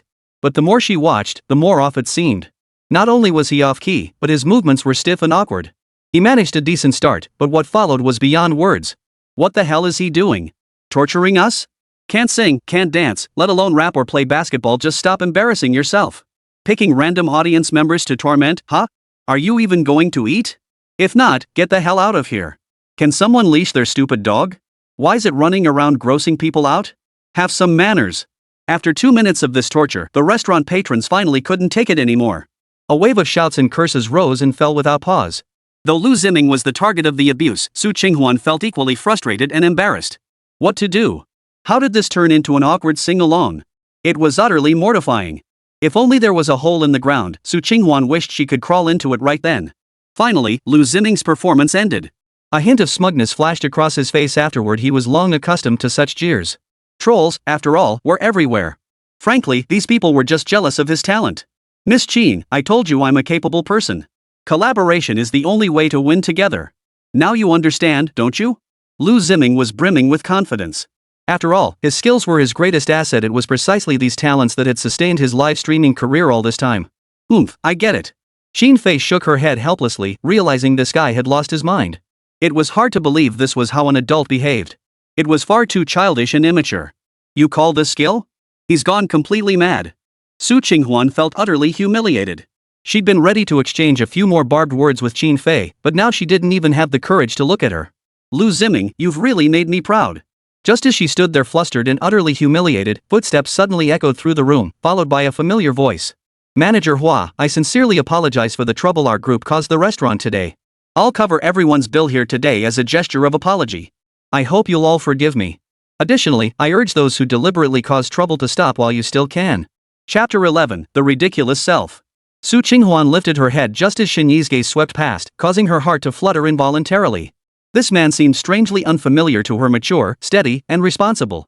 With just a few simple words, he had managed to address everyone present. Compared to Liu Ziming's immaturity, impulsiveness, and thoughtlessness, he seemed almost perfect. In just a few short days, this man had already become somewhat unfamiliar to her. If only. Su Qinghuan wondered if she were still standing beside Shen Yi now, perhaps she too would be bathed in that glow. She wouldn't have fallen into such a predicament, nor would she have been so humiliated. But she pulled her thoughts back, a faint, bitter smile curling her lips. Young Master Shen, you jest. We're perfectly fine, it's you who've gone to such expense. I'm sure everyone else feels the same way. Wu Shiyu flashed a sweet smile, and the earlier irritation vanished like smoke. The previously restless restaurant quieted down, seemingly satisfied. Shen Yi, are you even a man? You two were together before, after all. They say a day as husband and wife creates 100 days of affection. That waiter was bullying her just now, and you didn't even lift a finger.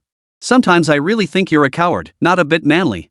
I feel so sorry for Qinghuan. Before, how could she have fallen for you? She must have been cursed for 8 lifetimes. The moment Liu Ziming saw Shen Yi emerge, he immediately stepped forward to confront him. The more he thought about it, the more upset he became. Before Shen Yi could speak, Qin Fei stepped forward, hooked her arm through his, and coldly addressed Liu Ziming. Let me remind you, Shen Yi and Su Qinghuan have absolutely nothing to do with each other anymore. You brought this on yourselves. Who told you to be so thick-headed? Finally, if you consider yourself a man, you'll settle the grievances of these guests here and cover their bills? Don't try to get away with it. Hearing this, Liu Ziming flinched. He could accept the rest, but he refused to concede the last point. Pay for it?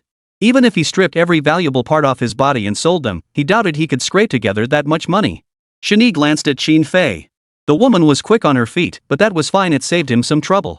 Let's go. Withdrawing his gaze, Shen Yi saw no point in wasting time on these two strangers. The two walked side by side toward the top floor. Hua Shiyu smiled as she saw them off. Take your time, young Master Shen. If anything comes up, just let me know. I'll do my absolute best to handle it. As soon as he saw the pair walking briskly away, Liu Ziming quickly signaled to Su Qinghuan and whispered, Qinghuan, don't just stand there. This is your last chance. If Shen Yi agreed to help, the Su family's problems would be solved effortlessly. Su Qinghuan understood this well, but after bottling up her thoughts for so long, she couldn't quite find the right words. She felt it was odd to bow her head and beg him now. It was understandable. After all, Shen Yi had always been the one groveling to her before. Now that the roles were reversed, she couldn't help but feel a bit uneasy. But as his back grew farther away, she finally couldn't sit still any longer. She called out to Shen Yi, Shen Yi. I wanted to ask you to introduce me. The simple words caught in her throat, impossible to utter. She expected Shen Yi to pause and give her a chance, but his stride didn't falter. He charged straight toward the top floor as if he hadn't heard her call at all. Su Qinghuan's eyes widened slightly, a flicker of disbelief crossing them. But quickly, her eyes flashed again, replaced by intense resentment. Shen Yi, don't flatter yourself. I don't need your help at all. I was just testing you, giving you a chance. How utterly clueless and ungrateful you are. Su Qinghuan was furious, her heart filled with indescribable emotions. She couldn't fathom how someone could change so drastically in just a few short days. But no matter what, she would fight for the partnership with Wansheng Group. Even without Shen Yi's help, even if she had to use every trick in her arsenal, she would make it happen. Su Qinghuan vowed bitterly within herself. She would make this man see that even without him, she wasn't some useless ornament incapable of anything. Nephew! What are you doing? Why aren't you coming back? Just then, a voice called out, startling Su Qinghuan. She turned to see Shen Yi, the person she'd been longing to see. Big nephew? Liu Ziming's expression turned as if he'd seen a ghost. Su Qinghuan wasn't faring much better, her jaw nearly dropped to the floor. What? Shen Yi, regional president of Wansheng Group, was actually Shen Yi's aunt? Both sharing the same surname, this couldn't be a coincidence? Su Qinghuan and Liu Ziming were utterly horrified, while Qin Fei remained surprisingly composed, as if she'd known this all along. How could this be? Why was I never told about this? Why didn't anyone tell me? Su Qinghuan murmured to herself, a hint of regret flitting across her face. Had she not parted ways with Shen Yi, she would have addressed the woman before her as aunt. Not only that, but with this connection and the Shen family's influence, she could have coasted through life without having to fight tooth and nail for opportunities. Clearly this collaboration opportunity was just a matter of a single word. But now, Su Qinghuan's eyes went vacant as she stared at the floor, her gaze fixed like that of a monk in deep meditation. A closer look revealed tears welling in her eyes. Nothing was complicated at all. As long as Shen Yi was by her side, this so-called once-in-a-lifetime partnership would be as easy as moving her lips.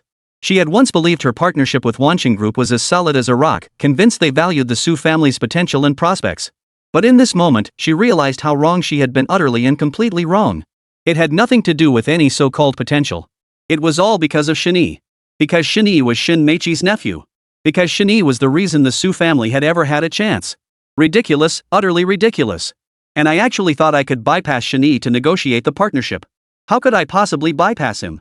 Family always sides with family. No matter how silver-tongued or persuasive Su Qinghuan might be, she couldn't bypass Shen Yi, nor could she convince Shen Yi. A single tear fell silently, shattering into 1,000 pieces. Just like Su Qinghuan's proud self-respect at this moment stripped of its facade, nothing remained but endless regret. Suddenly, Su Qinghuan remembered something. She trembled as if electrocuted, her eyes churning with a storm of realization. It dawned on her. All those business deals the Su family had secured before, it wasn't because of the Su family itself, but because of Shen Yi, because of the Shen family. Such a simple truth, and she had only just recognized it now. Chapter 12, Emotional Mentor? Qinghuan, you, don't be too upset. We must have other options. These people just love pulling strings and scheming behind the scenes. No matter how tough the road ahead gets, I'll walk it with you. I refuse to believe we're helpless without Wansheng Group. Seeing Su Qinghuan's pitifully vulnerable expression, Liu Ziming hurried forward to comfort her. His expression was sincere, tinged with concern and perhaps even a hint of deep affection. Su Qinghuan offered no response. Liu Ziming had no idea what this silence meant. Finding a replacement for Wansheng Group was as difficult as climbing to the heavens. Having lost the Shen family's backing and the Qin family's business partnership, she now faced the possibility of losing the regional cooperation plan with Wansheng Group. She was utterly devastated. It'll be fine. Trust me, we'll get through this. Good deeds are rewarded. Let's think it through when we get back. Where there's a will, there's a way. Liu Ziming gently supported Su Qinghuan from the side. But Su Qinghuan gently pushed her away. Out of the corner of her eye, she glanced at Shen Yi before leaving the scene with heavy steps. It's fine now. Let's go back. Shen Yi returned to the penthouse suite with Qin Fei and Shen Yi. Meanwhile, he casually sent the photo he'd taken with Xiao Yuyan earlier to his father. Merely a single photo earned praise from the other party, and Shen's father seemed quite satisfied with it. Shen Yi knew his father well enough to understand that words alone wouldn't suffice. Without this photo, it would be difficult to appease the old man. After handling these matters, Shen Yi didn't rush back. After all, Shen Yi had just returned from abroad, and he naturally wanted to spend some quality time with her. Shen Yi had doted on Shen Yi since childhood, practically watching her grow up, and their relationship was exceptionally close. She was also aware of the situation between Shen Yi and Su Qinghuan. Returning this time, she was deeply concerned about Shen Yi's state of mind, fearing he might become trapped in his emotions and unable to move forward. I have something I'd like to talk to you about. If you don't want to hear it, you don't have to listen. Don't take it to heart. I heard about what happened with that girl.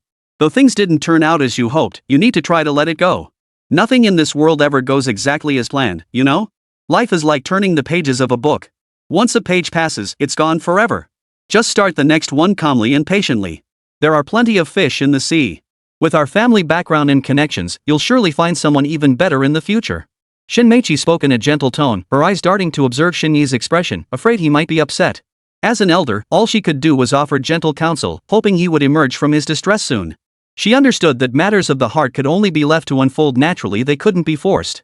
Auntie, you're absolutely right. What's done is done. It's no big deal.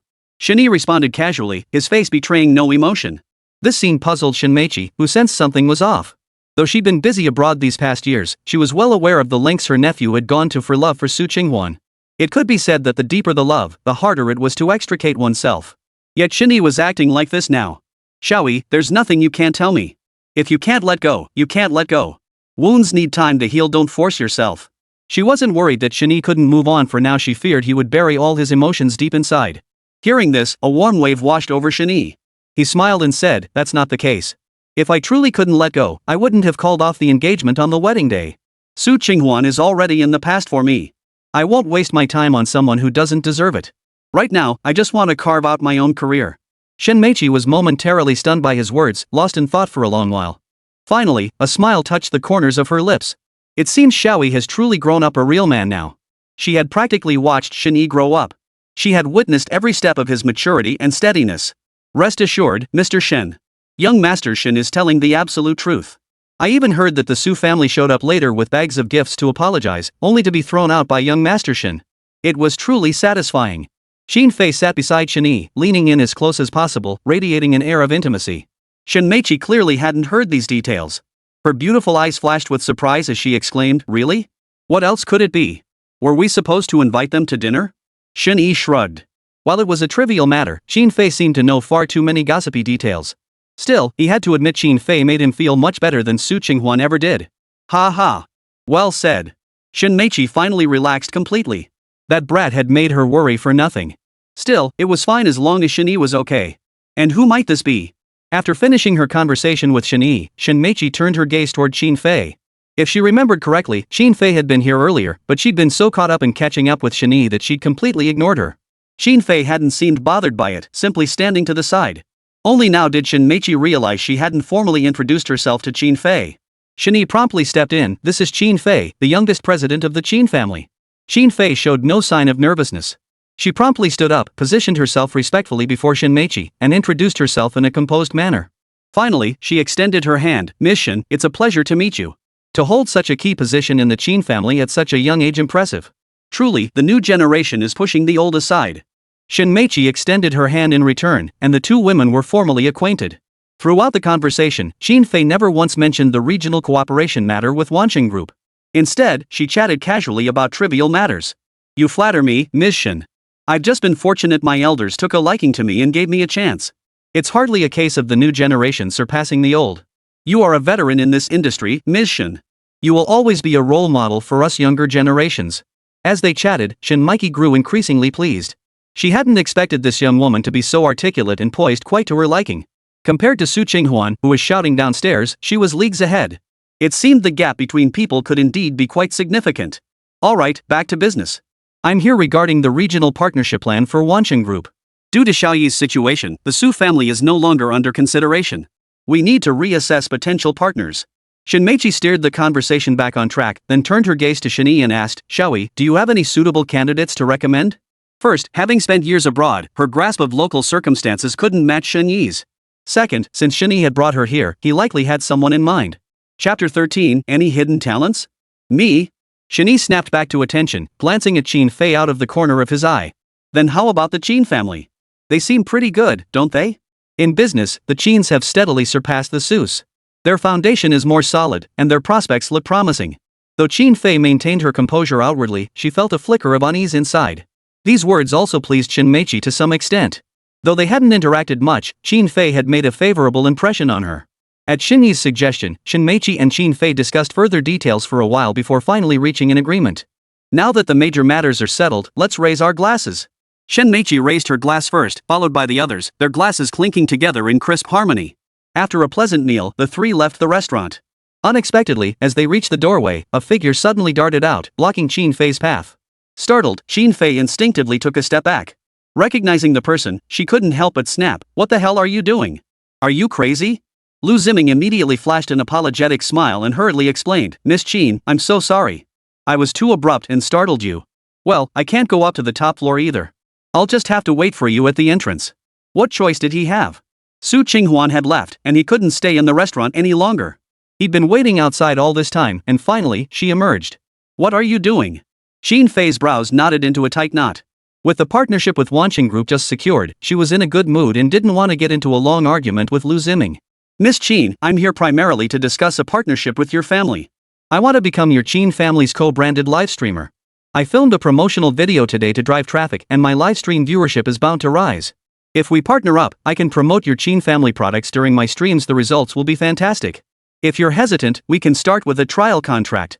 Miss Qin, please give me a chance." Liu Ziming circled back to this topic he'd been itching to discuss.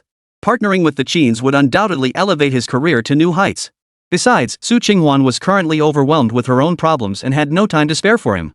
Given the situation, he had to make plans for his own future. "Will you ever stop?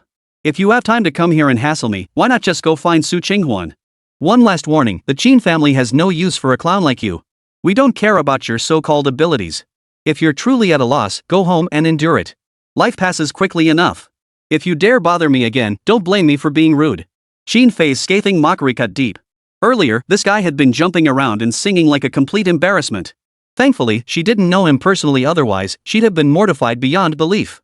If they'd actually hired him, forget about promoting products who dare buy anything from the Qin family? Pure side effects. Miss Qin, trust me. What I showed earlier was only a fraction of my abilities. I have many more tricks up my sleeve. I can demonstrate them for you right now.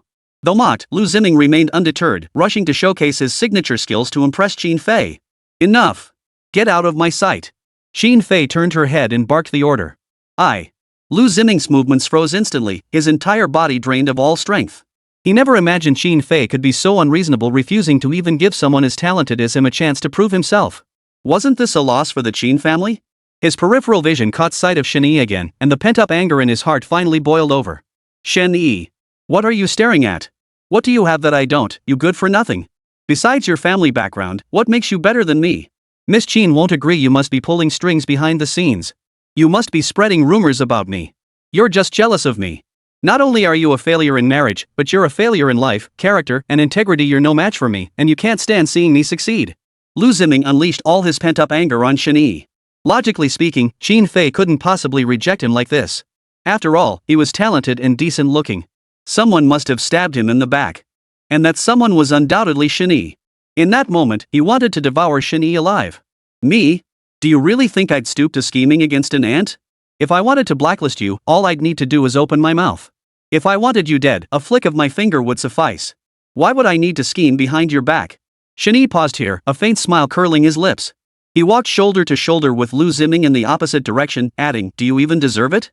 With that, the trio turned and left the restaurant, leaving Liu Ziming standing alone, seething with rage.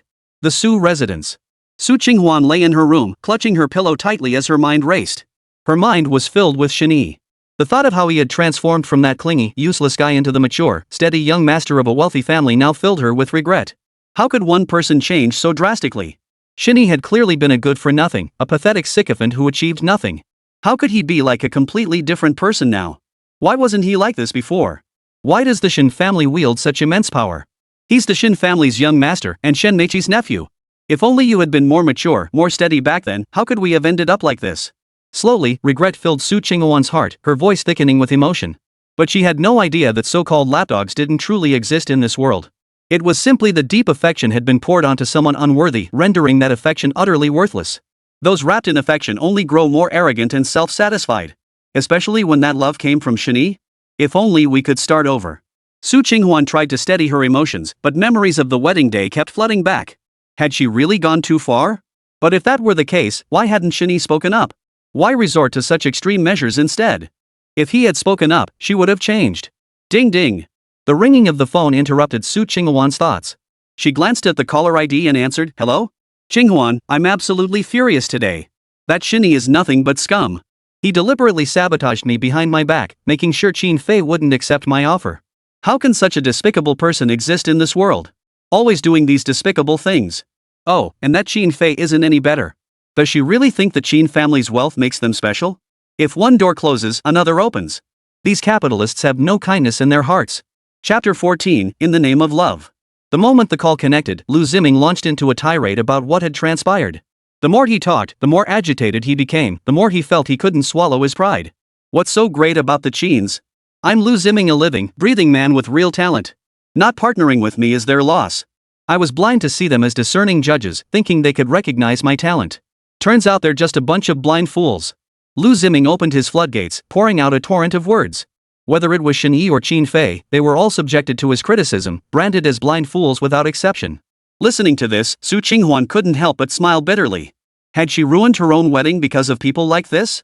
Looking back now, it seemed utterly ridiculous. If she were Qin Fei, she probably wouldn't choose to work with Liu Ziming either. Too emotional, immature, and lacking in stability. What reason was there to partner with him? As a company president, she possessed at least a basic level of investment acumen. Liu Ziming is like a child, he doesn't understand anything. We'll find another opportunity later. The wheel of fortune turns. Just wait a little longer. Su Qinghuan had no desire to engage in petty arguments with him, she just wanted some quiet time to herself. But Liu Ziming's call had another purpose beyond complaining. He quickly got to the point. Qinghuan, since the Qin family can't be relied on anymore, use your connections with the Su family and figure something out for me. My career can't be delayed any longer. I need to find a new employer quickly. This is entirely up to you. He couldn't wait to voice his thoughts. His live streaming career was now in dire straits, and he could only hope Su Qinghuan would pull him out of this mess. Well, Su Qinghuan was also at a loss. With the Su family's affairs still unresolved, how could she possibly manage Liu Ziming's situation? I'm truly at a loss now. Without the Shen family as our backing, many companies partnering with the Su family are pulling out. Forget about new collaborations. Besides, our Su family is in a tough spot right now. I'll help you once I figure out a solution. When the tree falls, the monkeys scatter. Without the Shen family's backing, those who had stayed for their sake had all left. The Su family's situation was deteriorating by the day. Su Qinghuan spoke frankly, desperate to find a solution quickly. But Liu Ziming immediately grew displeased, his emotions beginning to boil over. What do you mean by that? The Shen family brought your Su family so many benefits before. Even if things are tough now, a starving camel is still bigger than a horse, right? Are you refusing to help me on purpose, just beating around the bush?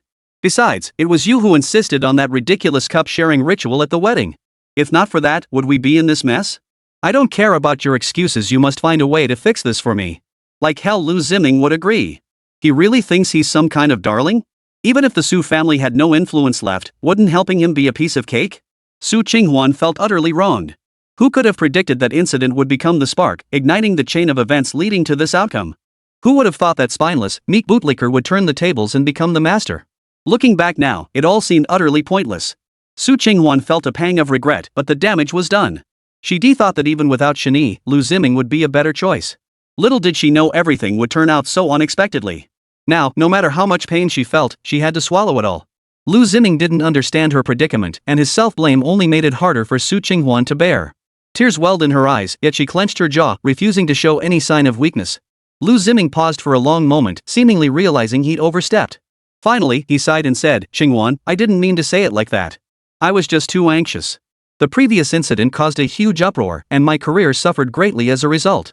I need to get back on track as soon as possible and show those who look down on us back then that with my abilities, I can take care of you and the Su family even better than the Shen family ever could. I'm doing this for our future. As a man, I have to build my own career. After delivering the blow, Liu Ziming cleverly offered a sweetener. Hearing him repeatedly mention us, our future, and his so-called sense of responsibility, Su Qinghuan felt somewhat moved. But I truly have no other options right now. Su Qinghuan was not deceiving him intentionally, she simply lacked the means. I know the Su family's situation, but it's not yet hopeless. You could go to Shen Yi. Given how that guy was before, if you're willing to ask, he'll surely help you out of old affection. I know it's hard to do, and it must feel humiliating, but I selfishly ask you to endure it. For me, for our future, please endure this hardship. Once my business takes off, I'll repay every ounce of humiliation you've suffered 100-fold, 1,000-fold. Liu Ziming spoke with such conviction that even he couldn't help but be moved, let alone Su Qinghuan, who had been weeping uncontrollably since his words began. All right. Su Qinghuan answered with unwavering resolve. No matter what, for Liu Ziming's sake, she had to try. I won't disturb you any longer. Take your time to think it over. I'll be waiting for your good news. Liu Ziming felt immense joy in his heart. After giving this final instruction, he hung up the phone. After a long period of mental preparation, Su Qinghuan finally mustered the courage to compose a text message for Shen Yi. I hope everything goes smoothly. Su Qinghuan silently prayed. What Liu Ziming had said earlier made sense. No matter how much a person changed, their true nature wasn't so easily altered. Shen Yi had once loved her with such intensity, how could he possibly erase all that? They say a reformed rogue is worth his weight in gold. Now that she was turning back, how could Shen Yi possibly ignore her?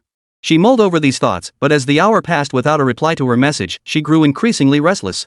This guy was definitely putting on a calm front, deliberately ignoring her message. Do you really think this will hide how thrilled you are inside? Su Qinghuan felt a flicker of disdain, but since she needed a favor, she hesitated before deciding to make the call. Ding ding. She dialed Shen Yi's number. The pleasant ringtone didn't last long before a familiar voice answered. Sorry, the number you dialed is currently busy. Sorry. Su Qinghuan froze for a moment, then waited patiently. But after 10 minutes passed with no change, her irritation grew. She muttered under her breath, what the hell is wrong with this guy? Who the hell is he talking to? Can't he see I'm in a hurry? Seriously. Helpless, Su Qinghuan waited another hour, thinking this time it should be fine. But hearing the same familiar sound on the line, she couldn't make sense of the situation. Who on earth talks on the phone for this long? Was he deliberately ignoring her call? No, wait. They de-blocked her. Chapter 15, The Cold Shoulder. Damn it, how dare he? He actually blocked me? That faithless bastard doesn't even miss me at all. You never know until you try, but the result was shocking. Su Qinghuan never dreamed she'd be blocked by Shen Yi one day. Could it be that he truly felt no lingering affection for her at all? Wah! After her initial rage, Su Qinghuan choked back tears. How could he? How could he do this to me? Wasn't I his favorite? Wasn't I the one he couldn't bear to part with? She murmured to herself, her mind drifting back to the time Shen Yi had doted on her. When she craved pancakes from the southern part of town, no matter how late it was, he'd buy them for her. When she wanted a handbag, even if it was sold out everywhere, he'd find a way to get it for her. Even when she was in the wrong, Shen Yi would be the one to apologize. Even when she lashed out at him, Shen Yi would still greet her with a smile. But now, everything was different. Words failed her as tears streamed down her face. If only I had reined myself in back then, if only I had been a little kinder to him, would things have turned out differently? Why didn't I realize this before? Why does it always end up like this? Is it that people are always slow to realize things? Su Qinghuan gave a self-mocking laugh, her face etched with regret. But there's no cure for regret in this world, only those who dwell on it. But Su Qinghuan soon faced reality. What good would dwelling on it do now? She had no choice but to push forward regardless. For Ziming's sake, I'll try again. After pondering, Su Qinghuan decided to invite Shen Yi over on her birthday in a few days. She was certain he would remember such an important day. If he still harbored any desire to win her back, this would be the perfect opportunity. With that thought, Su Qinghuan could only pin her hopes on that day. Time flew by, and the day of her birthday arrived. Su Qinghuan rose early, carefully applied her makeup, slipped into her favorite dress, and headed straight for the Shen Group headquarters. Gazing at the towering office building, her mood was completely different from the last time she had been here. Huff! She took a deep breath and resolutely walked inside, her mind already prepared with what she would say. Stop right there! Just as Su Qinghuan mustered her courage, a sudden, thunderous shout erupted beside her. She looked up and saw that it was the security guard downstairs who had stopped her. What do you think you're doing? Do you know who I am? How dare you stop me? You want to lose your job. Su Qinghuan instantly lost her temper and began yelling at the security guard. These guys used to bow and scrape before her, yet now they dared to block her path? They must have grown a pair. Who doesn't know Miss Su? The security guard wasn't stupid. He'd recognized her the moment she'd sauntered in earlier. Of course, stopping her was part of the rules. You know who I am, yet you still dare to stop me? You better believe I can have you fired and out the door today. Today was her birthday, and Su Qinghuan hadn't intended to lose her temper. But who knew this security guard would be so clueless? He was supposed to be a lackey, yet he had zero awareness. Miss Su, company policy requires non-employees to present identification before entering the premises. Either show proof or leave. The security guard wouldn't budge an inch. Back when you were young Master Shen's girlfriend, everyone treated you with courtesy. Now you're nothing. What are you trying to pull? Who gave you that attitude?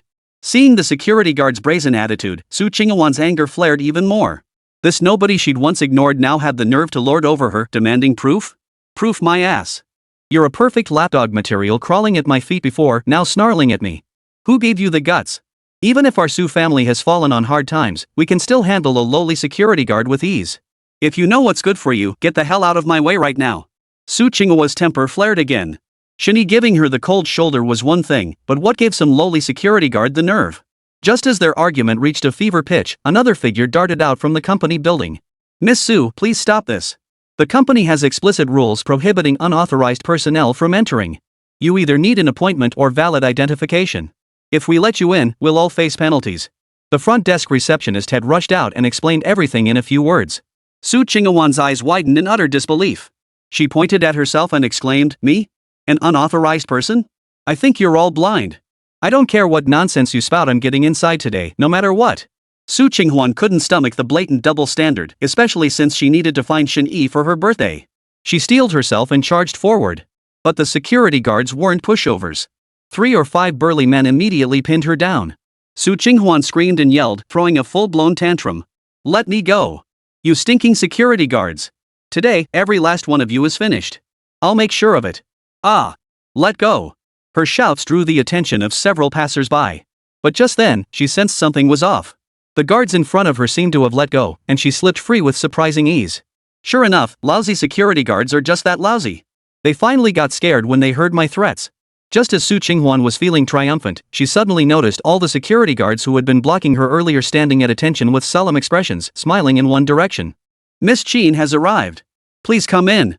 Miss Qin looks absolutely radiant today."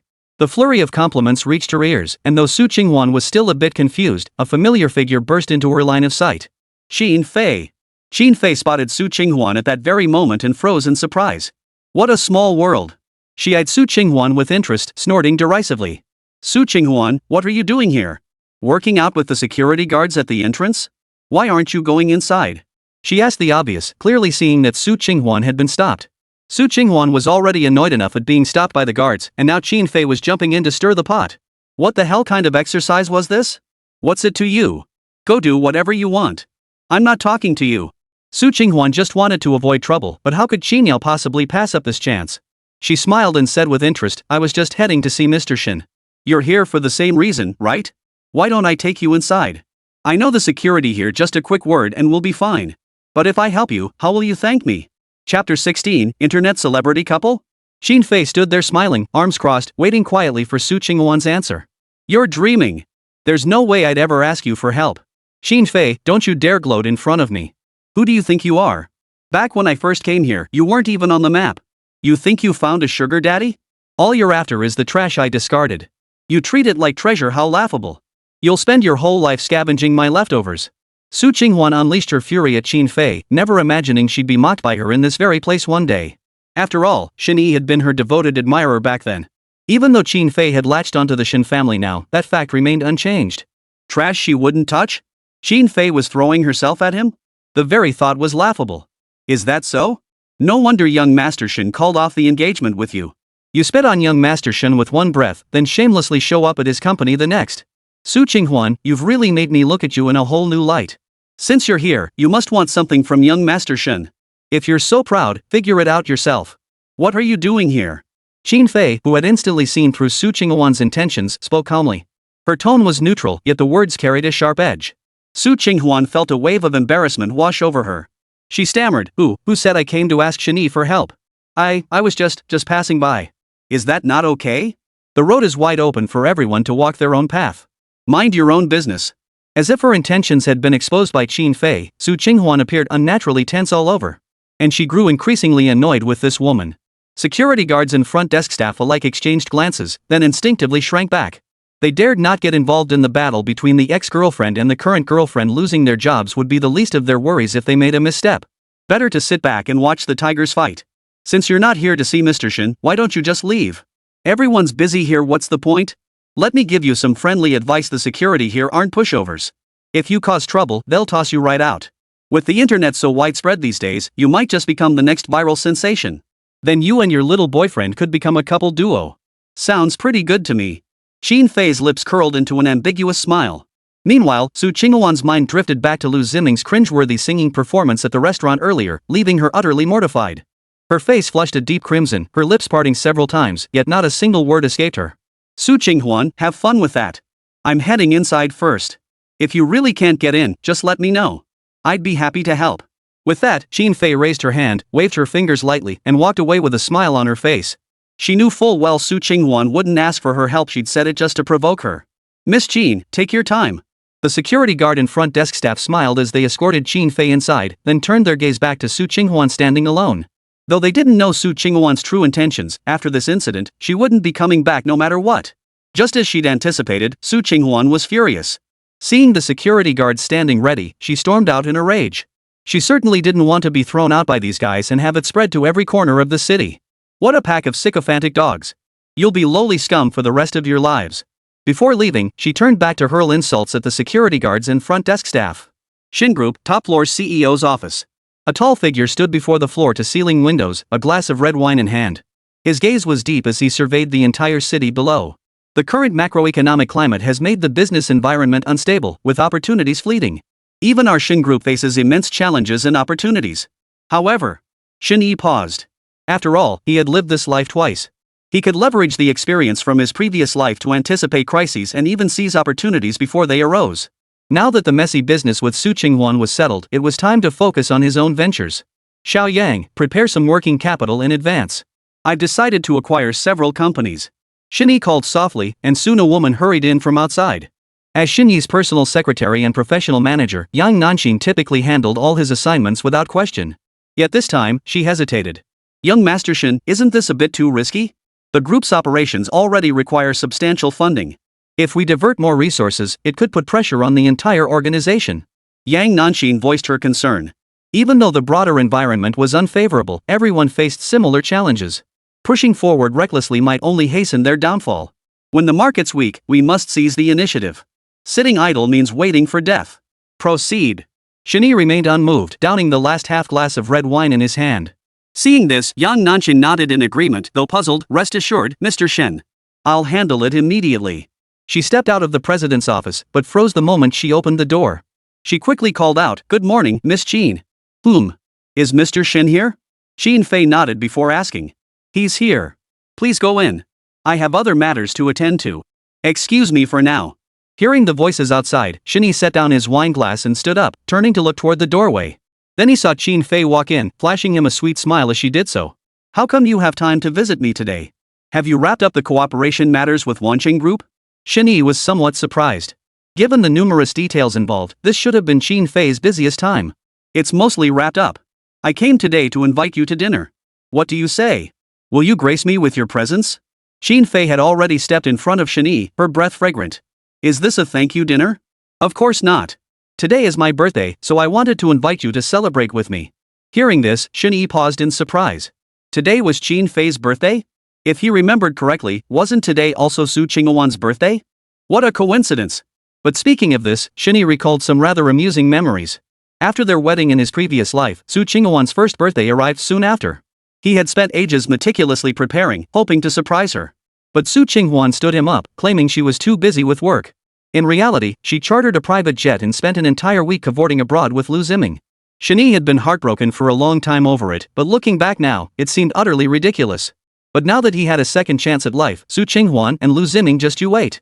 Young Master Shen? If you're not comfortable, it's fine. I was just joking. If I've done anything wrong, or if work is bothering me, I'll leave now and not disturb you. Seeing Shen Yi delaying his response and his expression growing increasingly grim, Qin Fei felt a surge of nervousness. Chapter 17, Forceful Suppression. Though the birthday celebration was genuine, Qin Fei dared not provoke Shen Yi's displeasure. The Qin family's favor with Wansheng Group was entirely due to him. She certainly didn't want to follow in Su Qinghuan's footsteps. Shen Yi snapped back to his senses, shook his head, and offered no explanation. Nothing. Just spaced out for a moment. I'll attend your birthday banquet. This calm statement instantly filled Qin Fei with delight, her face lighting up with a radiant smile. That's wonderful. Thank you for honoring me with your presence, Mr. Shen. She'd only been testing the waters, never expecting her wish to actually come true. This joy is beyond words. Meanwhile, after leaving the Shen Group, Su Qinghuan turned and headed back to the Su family company. With the Shen family's withdrawal, the Su family company now faced internal turmoil and external threats, reaching a critical juncture. She hurried toward the office. The moment she reached the doorway, a cacophony of voices erupted from within. She paused at the threshold for a moment before finally gathering her courage to step inside. Upon entering, Su Qinghuan saw the entire office packed with people, all company shareholders and managers. Whoosh! As soon as Su Qinghuan entered, everyone surged toward her like a tidal wave, surrounding her completely. Ms. Su, you're finally here. What are we supposed to do now that the company's in this state? Exactly. With the Shen family suddenly gone, so many partnerships have fallen through.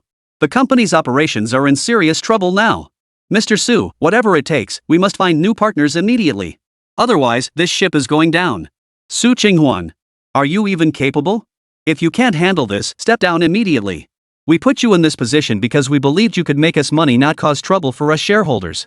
Such voices rose in waves, especially from the shareholders, who were particularly agitated. The company had been built up bit by these shareholders, who had expected annual dividends. But now, things had turned out like this. Su Qinghuan had been bottling up so much anger inside. Faced with the crowd's relentless pressure, she finally exploded. Shut up, all of you. What's with all this noise? I didn't want to see the company end up like this either. If yelling here could solve the problems, I wouldn't mind if you all yelled until tomorrow morning. I'm already thinking of solutions. If anyone here believes they can fix these problems, I'll step down and make way for them anytime. Who among you will step up? You, and you too. Su Qinghuan's gaze swept across the room. Her stare carried such force that those she fixed upon instinctively lowered their heads. Though she was a woman, in her previous life she had steadily undermined the Shen family through her own abilities. Her methods were entirely sound. Add to that the current state of the company, a complete mess inside and out. Forcing Su Qinghuan out would mean taking on all these problems. Who would want to invite trouble? After her thunderous outburst, the surrounding clamor instantly quieted. Not a single soul dared to speak up. Seeing her point made, Su Qinghuan softened her tone slightly. Her gaze swept over the crowd as she declared, "Everyone can relax. I will resolve this matter. I expect everyone to focus on their duties and handle their current tasks properly." With her words spoken, the others had no choice but to pin their hopes on Su Qinghuan. They murmured their agreement and left the office. Phew! Su Qinghuan exhaled deeply. Just then, her phone buzzed in her bag. She pulled it out and saw it was a video message from Liu Ziming. It was a silly video, Liu Ziming dressed in bizarre, comical attire, dancing and singing in front of the camera to upbeat music, ending with birthday wishes. Put. Ha, Ziming is so thoughtful. After watching it, Su Qinghuan couldn't help but laugh out loud. All the pent-up feelings she'd been hiding melted away with that single laugh. In a good mood, she immediately called Liu Ziming back. Ziming, thank you for your wishes. You really put your heart into it. The moment the call connected, Su Qinghuan blurted out eagerly. Otherwise, Liu Ziming's sudden gesture would have left her feeling down for who knows how long.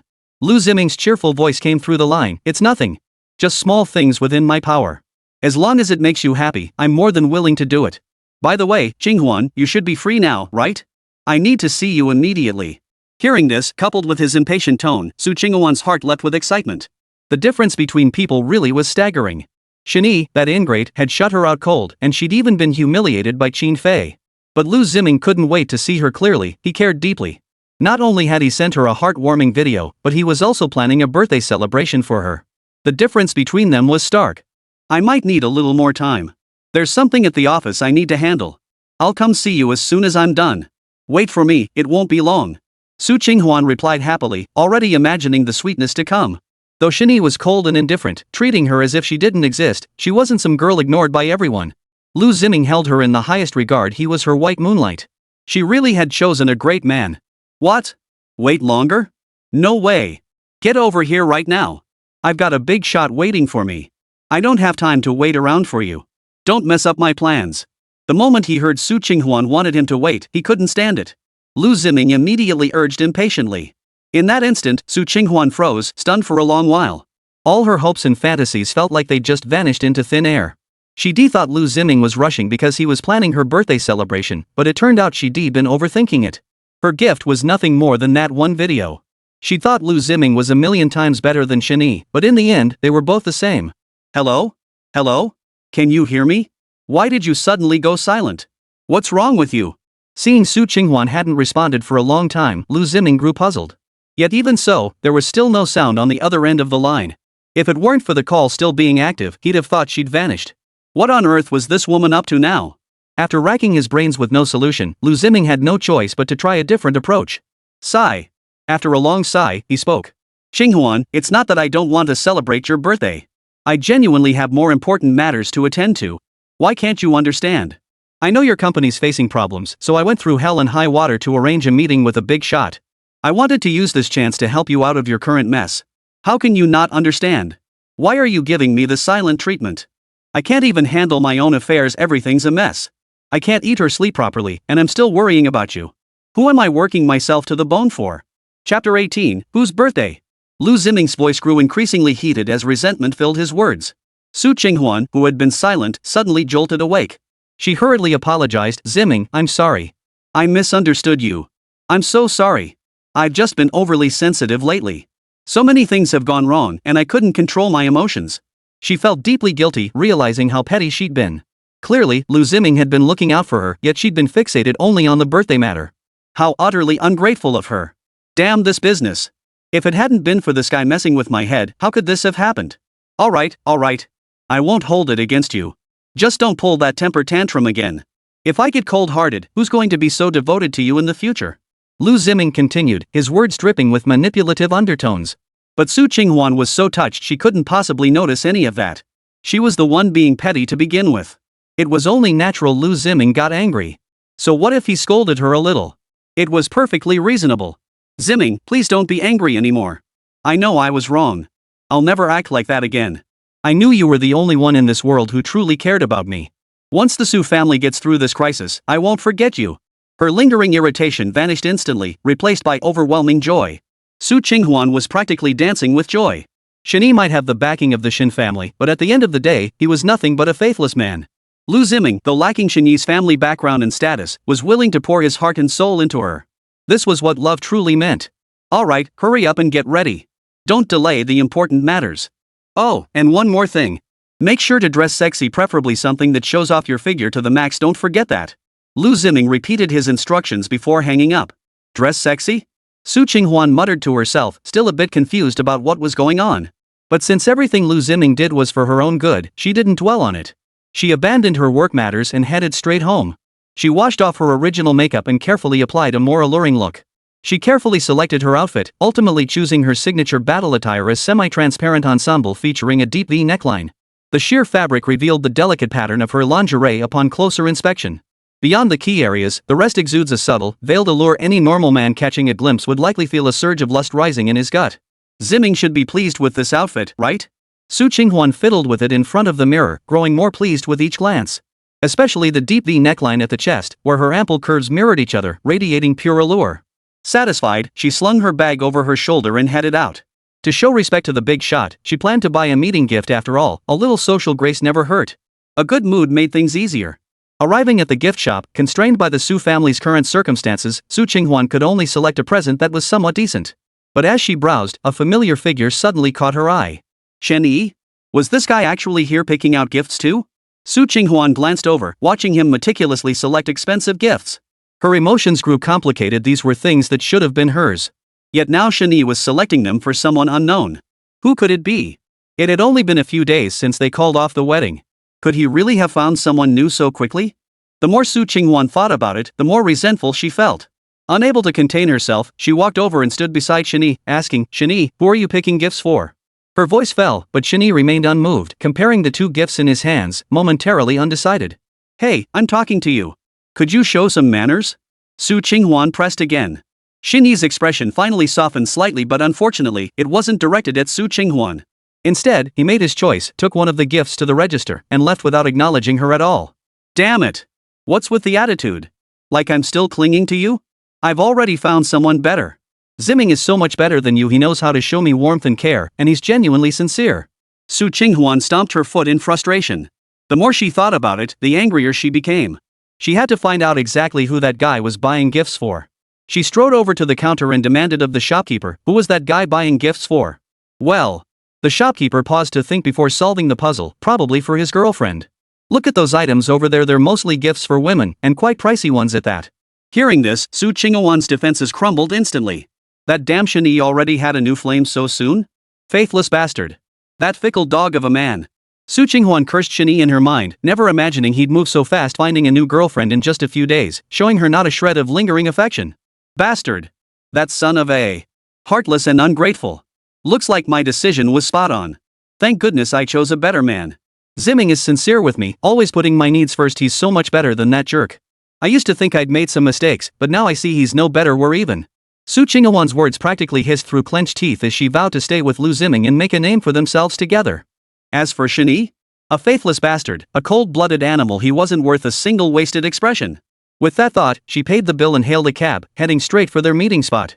Lanting, located in the city center, was surrounded by bustling activity and belonged to the upper echelons of high-end establishments. A slender figure hurried inside, spotting a woman waving at her from afar.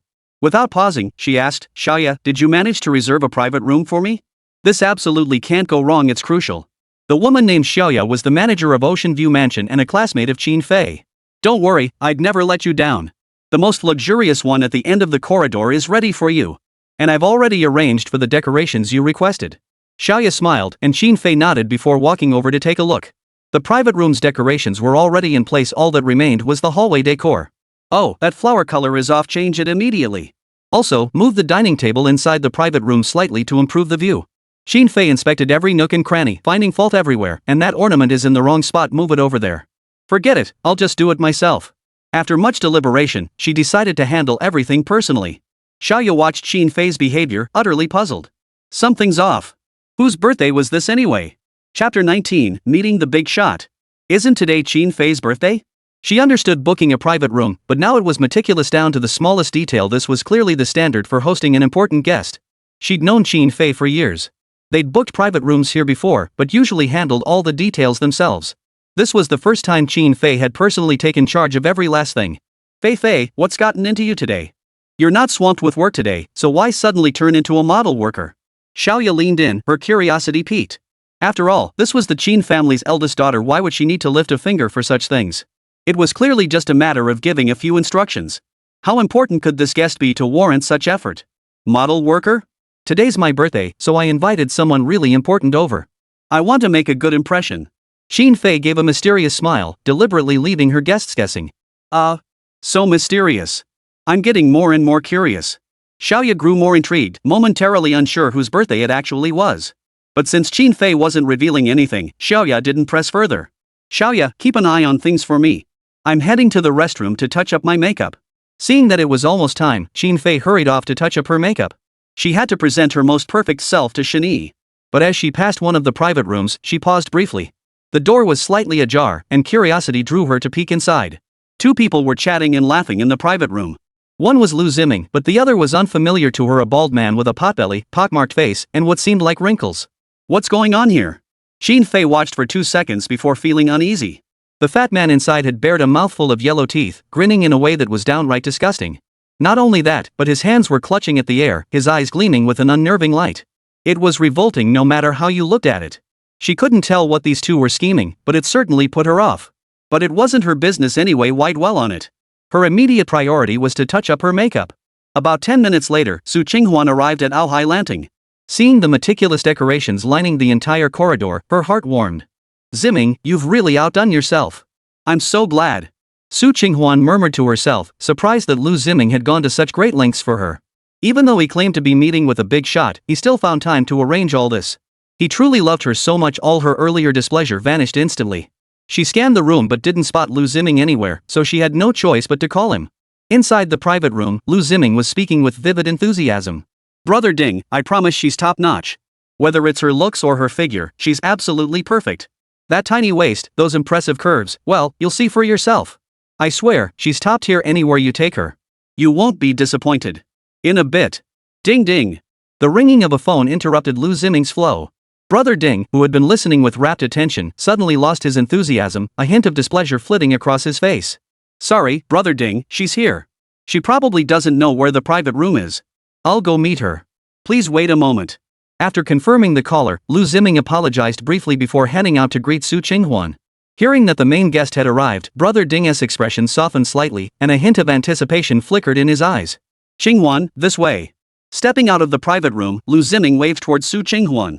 She jogged over and threw herself into Liu Ziming's arms, hugging him tightly. "Thank you, Ziming," she said, her voice brimming with joy. "Thank you for all these surprises. It's so romantic, and I absolutely love the decorations. Even though you were clearly in a rush, you still made time for me. I truly didn't misjudge you." Su Qinghuan felt like she could bury herself deep inside Liu Ziming's body. Liu Ziming froze, momentarily speechless. But when he took in the corridor's arrangement, understanding dawned. He smiled softly and wrapped his arms around her. "If it makes you happy, I'll do anything. Ziming, you're so wonderful. You're truly the best man in the world." Su Qinghuan's soft breasts brushed against Liu Ziming's chest repeatedly, her gaze becoming mesmerizingly seductive. One hand began to wander restlessly. Her breath was sweet as orchids. Ziming, when we get back tonight, I'll reward you properly. Liu Ziming felt a surge of lust burning within him. If not for the important matter at hand, he would have taken Su Qinghuan right there and then. Xiao Yuyan, overseeing the details nearby, shuddered inwardly at the exchange and cursed under her breath. Shameless. What business is this of yours? She just admitted it like that? And what's with this woman? Did she come out wearing lingerie? Not only that, but she's acting all flirty in public. No wonder Shen Xiao dumped her before she totally deserves it. Still, Xiao Yuyan was the manager and her professionalism kept her from overstepping. Meanwhile, after picking up Su Qinghuan, Liu Ziming prepared to return to the private room. As they walked, he cautioned, Qinghuan, I must remind you there are real big shots inside. We absolutely must keep a low profile once we're in. Not only that, but you must comply with whatever the big shot requests. Don't resist him. As long as you keep him happy, saving the Su family will be accomplished.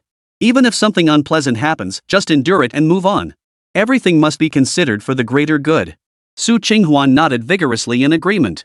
Having navigated the business world herself, she understood these principles well. Moreover, this opportunity had been painstakingly secured for her by Liu Ziming. She couldn't let him down. Meanwhile, another distinguished guest arrived at Lanting. As Shen Yi approached the entrance, his gaze shifted and he spotted Xin Fei waiting for him at the door. He stared intently, momentarily lost in thought. Xin Fei had clearly taken care with her appearance today, though not with heavy makeup. Instead, she wore a flattering, light touch. She wore a light-colored floral dress that perfectly accentuated her figure. Her long hair cascaded down her back, her hands remained behind her, and her face bore a sweet smile, her eyes brimming with anticipation. A breeze swept by, gently swaying her hair and skirt, creating a pure, beautiful, and captivating sight. As Shen Yi was lost in thought, she spotted him and waved immediately. Young Master Shen, you're here. Yes, sorry to keep you waiting. Shen Yi replied, feeling inexplicably warmed by her presence. Not at all. I just arrived myself. Xin Fei flashed a sweet smile and led Shen Yi into the hall. But looking around at the familiar yet unfamiliar surroundings, Shen Yi instinctively asked, when did Lanting change its style? And I must say, it's quite nice. At that moment, Xin Fei's cheeks flushed slightly, feeling that all her efforts had been worth it. Chapter 20, Newcomers always outshine the old. Do you like it? Xin Fei asked softly. I like it a lot. The design is very thoughtful too. Shen Yi praised generously, his gaze sweeping around the room. The more he looked, the more satisfied he became. Manager Xiao Yuyan hadn't expected the VIP guest Xin Fei mentioned to be Shen Yi. She was momentarily taken aback, but upon seeing Xin Fei's makeup and attire today, she couldn't help but agree. Wasn't this exactly how the innocent goddess everyone adored back then looked? In contrast, Su Qinghuan earlier, someone unfamiliar might have mistaken Lanting for a nightclub. But, from this perspective, she still favored her good friend more. Mr. Shen, welcome to Lanting. Xiao Yuyan stepped forward to greet Shen Yi, then shot a glance at Xin Fei and teased, Young Master Shen, let me share a little secret with you. Our decor isn't just a new style. Miss Qin personally oversaw the arrangements. She handled many details herself, saying tonight's banquet for a very important guest must go flawlessly. Everything you see here was only recently completed thanks to Miss Qin running around making it happen. She really went above and beyond. Hearing this, Shen Yi froze, then turned to Xin Fei with an expression of utter disbelief. Xin Fei shot Xiao Yuyan a reproachful glance, lowering her head as her cheeks burned hot. This scene left Shen Yi momentarily dazed, but more than anything, it stirred something within him. So this was how one could be treated. He thought this day would never come. The feeling was so strange. Was it gratitude or warmth? Shen Yi couldn't quite tell, and even doubted whether this was reality at all. He had done countless similar things for Su Qinghuan over the years, yet no one had ever done this for him. It was bewildering, delightful, and above all, deeply moving. Thank you. Shen Yi took a deep breath, trying his best to calm the turbulent emotions surging within him. Some say the first bouquet a man receives in his lifetime is at a grave, yet today Shen Yi received a veritable feast. Some say green tea is despicable, yet men can never truly discern it. But was that truly the case? Whether they call you brother or big brother is secondary. What matters is that they show genuine care, checking in on you and attending to your emotional needs. Even if they have ulterior motives, what does it matter? For a man, having someone who understands him is enough. You're welcome. It's what I wanted to do. Besides, it's already a great honor that Mr. Shen graced us with his presence today. What I did was nothing special. As long as young Master Shen likes it and approves. Xin Fei spoke slowly. She wasn't usually one to get stage fright, but today her face burned alarmingly. Her words struck the softest part of Shen Yi's heart. Was this what it meant to do something willingly? Everything he had done before had also been willingly given, but it had been misplaced. Not only did he never receive a thank you, he never even got a kind word. His love had become trash, tossed into the garbage bin. Oh dear, what's wrong with Miss Qin? Could it be that she's shy? This isn't the decisive CEO Qin we usually see. Xiao Yuyan teased from the side. The more she said, the more embarrassed Shen Yi became. Finally unable to bear it, she grabbed Shen Yi and fled into a private room. The private room's decor was even more meticulously crafted, with nearly every detail flawless. Shen Yi knew Shen Yi had put her heart into it, and he felt touched. After taking their seats, Shen Yi presented the carefully selected gift he'd brought earlier and offered his wishes. Happy birthday. This is your present. A gift? I have another gift. Shen Yi froze, clearly not expecting this turn of events. After all, Shen Yi's very presence was already a tremendous honor. Could there possibly be an unexpected surprise? Yeah, I bought it on the way over. But? Shen Yi paused, then shook his head helplessly and added, I'm not sure if it's good or bad. I hope you like it. Though he'd bought Su Qinghuan quite a few gifts back then, she'd never shown any emotional response, so he had no clue what kind of things girls actually liked. It was more accurate to call his purchases trash than gifts. Because Su Qinghuan never gave them a second glance the day after he gave them to her, they'd end up in trash cans scattered around the place. Wow! This is amazing! Just as Shen Yi was lost in his thoughts, a delighted voice suddenly rang out beside him. When he snapped back to reality, he found Shen Yi staring at the gift inside the box with wide-eyed wonder, as if she'd discovered some priceless treasure. You? How did you know I've always wanted a bracelet? It's so beautiful. It's adorned with little gems that sparkle. I love it. Before Shen Yi could finish his sentence, Shen Yi beamed at him, radiating the joy of a wish granted after her thoughts had been read. Why? Why was Shen Yi so happy? Shen Yi couldn't help but wonder, did she genuinely love the gift he gave her? To him, it wasn't an expensive item, yet she was overjoyed, her smile genuine and not at all feigned. He recalled giving far more expensive gifts to Su Qinghuan, yet she had always remained indifferent. Is love or indifference really that obvious at a glance? So, do you like it? Take a couple of photos for me, so I can show off on my social feed, hee. Shen Yi quickly slipped the bracelet on, her delicate hands swaying as she admired it from every angle. Shen Yi gladly obliged. Shen Yi struck poses for the camera, always keeping the bracelet prominently displayed in front of her. My mood today is as beautiful as this bracelet. Shen Yi carefully selected 2 photos, paired them with this caption, and proudly shared them on her Moments feed. All done. She playfully gave Shen Yi a thumbs up, growing more pleased with the result the longer she looked. In the light, the tiny gemstones sparkled like stars, utterly breathtaking. Hey, be careful. Shen Yi hurried forward and grabbed Shen Yi's hand. Shen Yi startled, her whole body lurching backward uncontrollably. Fortunately, Shen Yi had caught her in time. Lost in her excitement, she hadn't noticed she'd nearly tripped. Are you okay? Shen Yi asked with concern, while Shen Yi's eyes held an unusual intensity, gazing at him with deep affection. A peculiar atmosphere began to rise within the private room, like the scent of spring. I'm fine. Shen Yi murmured softly, then threw herself into Shen Yi's arms. In that moment, they shared an unspoken understanding. Neither spoke. Shen Yi felt his heart skip a beat, a sensation he hadn't felt in ages. A faint, pleasant fragrance kept drifting into his nostrils, likely the scent of Shen Yi's perfume. Not only that, but he could also feel her faint breath. A faint blush graced Shen Yi's cheeks as she edged closer to Shen Yi, still hesitating slightly. Yet within 2 short breaths, she suddenly pressed a kiss to his cheek. The next second, she recoiled like a startled fawn, vanishing in a flash. Chapter 21, still doesn't get the hint? She looked like a child who had done something wrong, her hands clasped together as she hung her head low. If one looked closely, they would see Shen Yi's cheeks were flushed bright red, burning hot, and she dared not meet Shen Yi's gaze. Shen Yi, too, was momentarily stunned by this unexpected gesture. He gently touched the cheek that had been kissed, and a peculiar sensation welled up within him. It was a strange sensation he had never felt with Su Qinghuan. When he finally snapped back to reality, Shen Yi's demeanor was undeniably endearing. He smiled faintly, pulled out his phone, and discreetly sent a message to his assistant, instructing her to contact the manager at Alhai Landing to arrange certain matters. Meanwhile, Su Qinghuan and Liu Ziming entered the private room together. Su Qinghuan felt a flicker of nervousness. From Liu Ziming's words, it was clear the man was formidable. The more powerful someone was, the more eccentric their temperament tended to be, making them harder to please. But no matter what, she had to seize this opportunity today. Upon entering the private room, Su Qinghuan immediately spotted a pot-bellied man staring at her with an intensely aggressive gaze, fixated especially on her ample chest. After lingering there briefly, his gaze shifted to her waist and legs, making her feel uncomfortable all over. This was the big shot Liu Ziming had mentioned? More like a pervert, if you ask me. Su Qinghuan had harbored some expectations, but seeing his lecherous demeanor now sent a wave of disgust through her. But Brother Ding paid no heed to Su Qinghuan's chaotic thoughts. This woman's looks and figure were exactly what he desired. He was utterly smitten. He immediately stood up, extending his hand from afar as he approached. Miss Su, you finally arrived. I've been waiting so long. I'd heard rumors of your innate beauty and exceptional abilities, Miss Su. Seeing you today, I can confirm they're well-deserved. As Brother Ding drew near, he eagerly showered her with compliments, his gaze lingering on the deep V neckline before he couldn't help but lick his lips. Su Qinghuan grew increasingly disgusted, her brows knitting into a tight knot. She remained unmoved by his outstretched hand. A heavy silence descended upon the private room. Liu Ziming sensed something was amiss and discreetly nudged Su Qinghuan, signaling her to snap out of it. But Su Qinghuan remained silent, offering no response. The smile on Brother Ding's face gradually froze. Oomph. Miss Su certainly has character. Brother Ding's smile vanished as he gave a cold snort and wisely withdrew his hand. At the same time, a hint of displeasure crept onto his face. A woman who begged others for favors everywhere now dared to give him the cold shoulder? Where did she get the nerve? Brother Ding, don't get angry. Calm down. He's just never met a big shot like you before, Brother Ding. He's a bit nervous. Don't worry, I'll handle it right away. Liu Ziming felt utterly miserable inside. He'd given her 1,000 instructions, yet who could have predicted Su Qinghuan would screw up right from the start?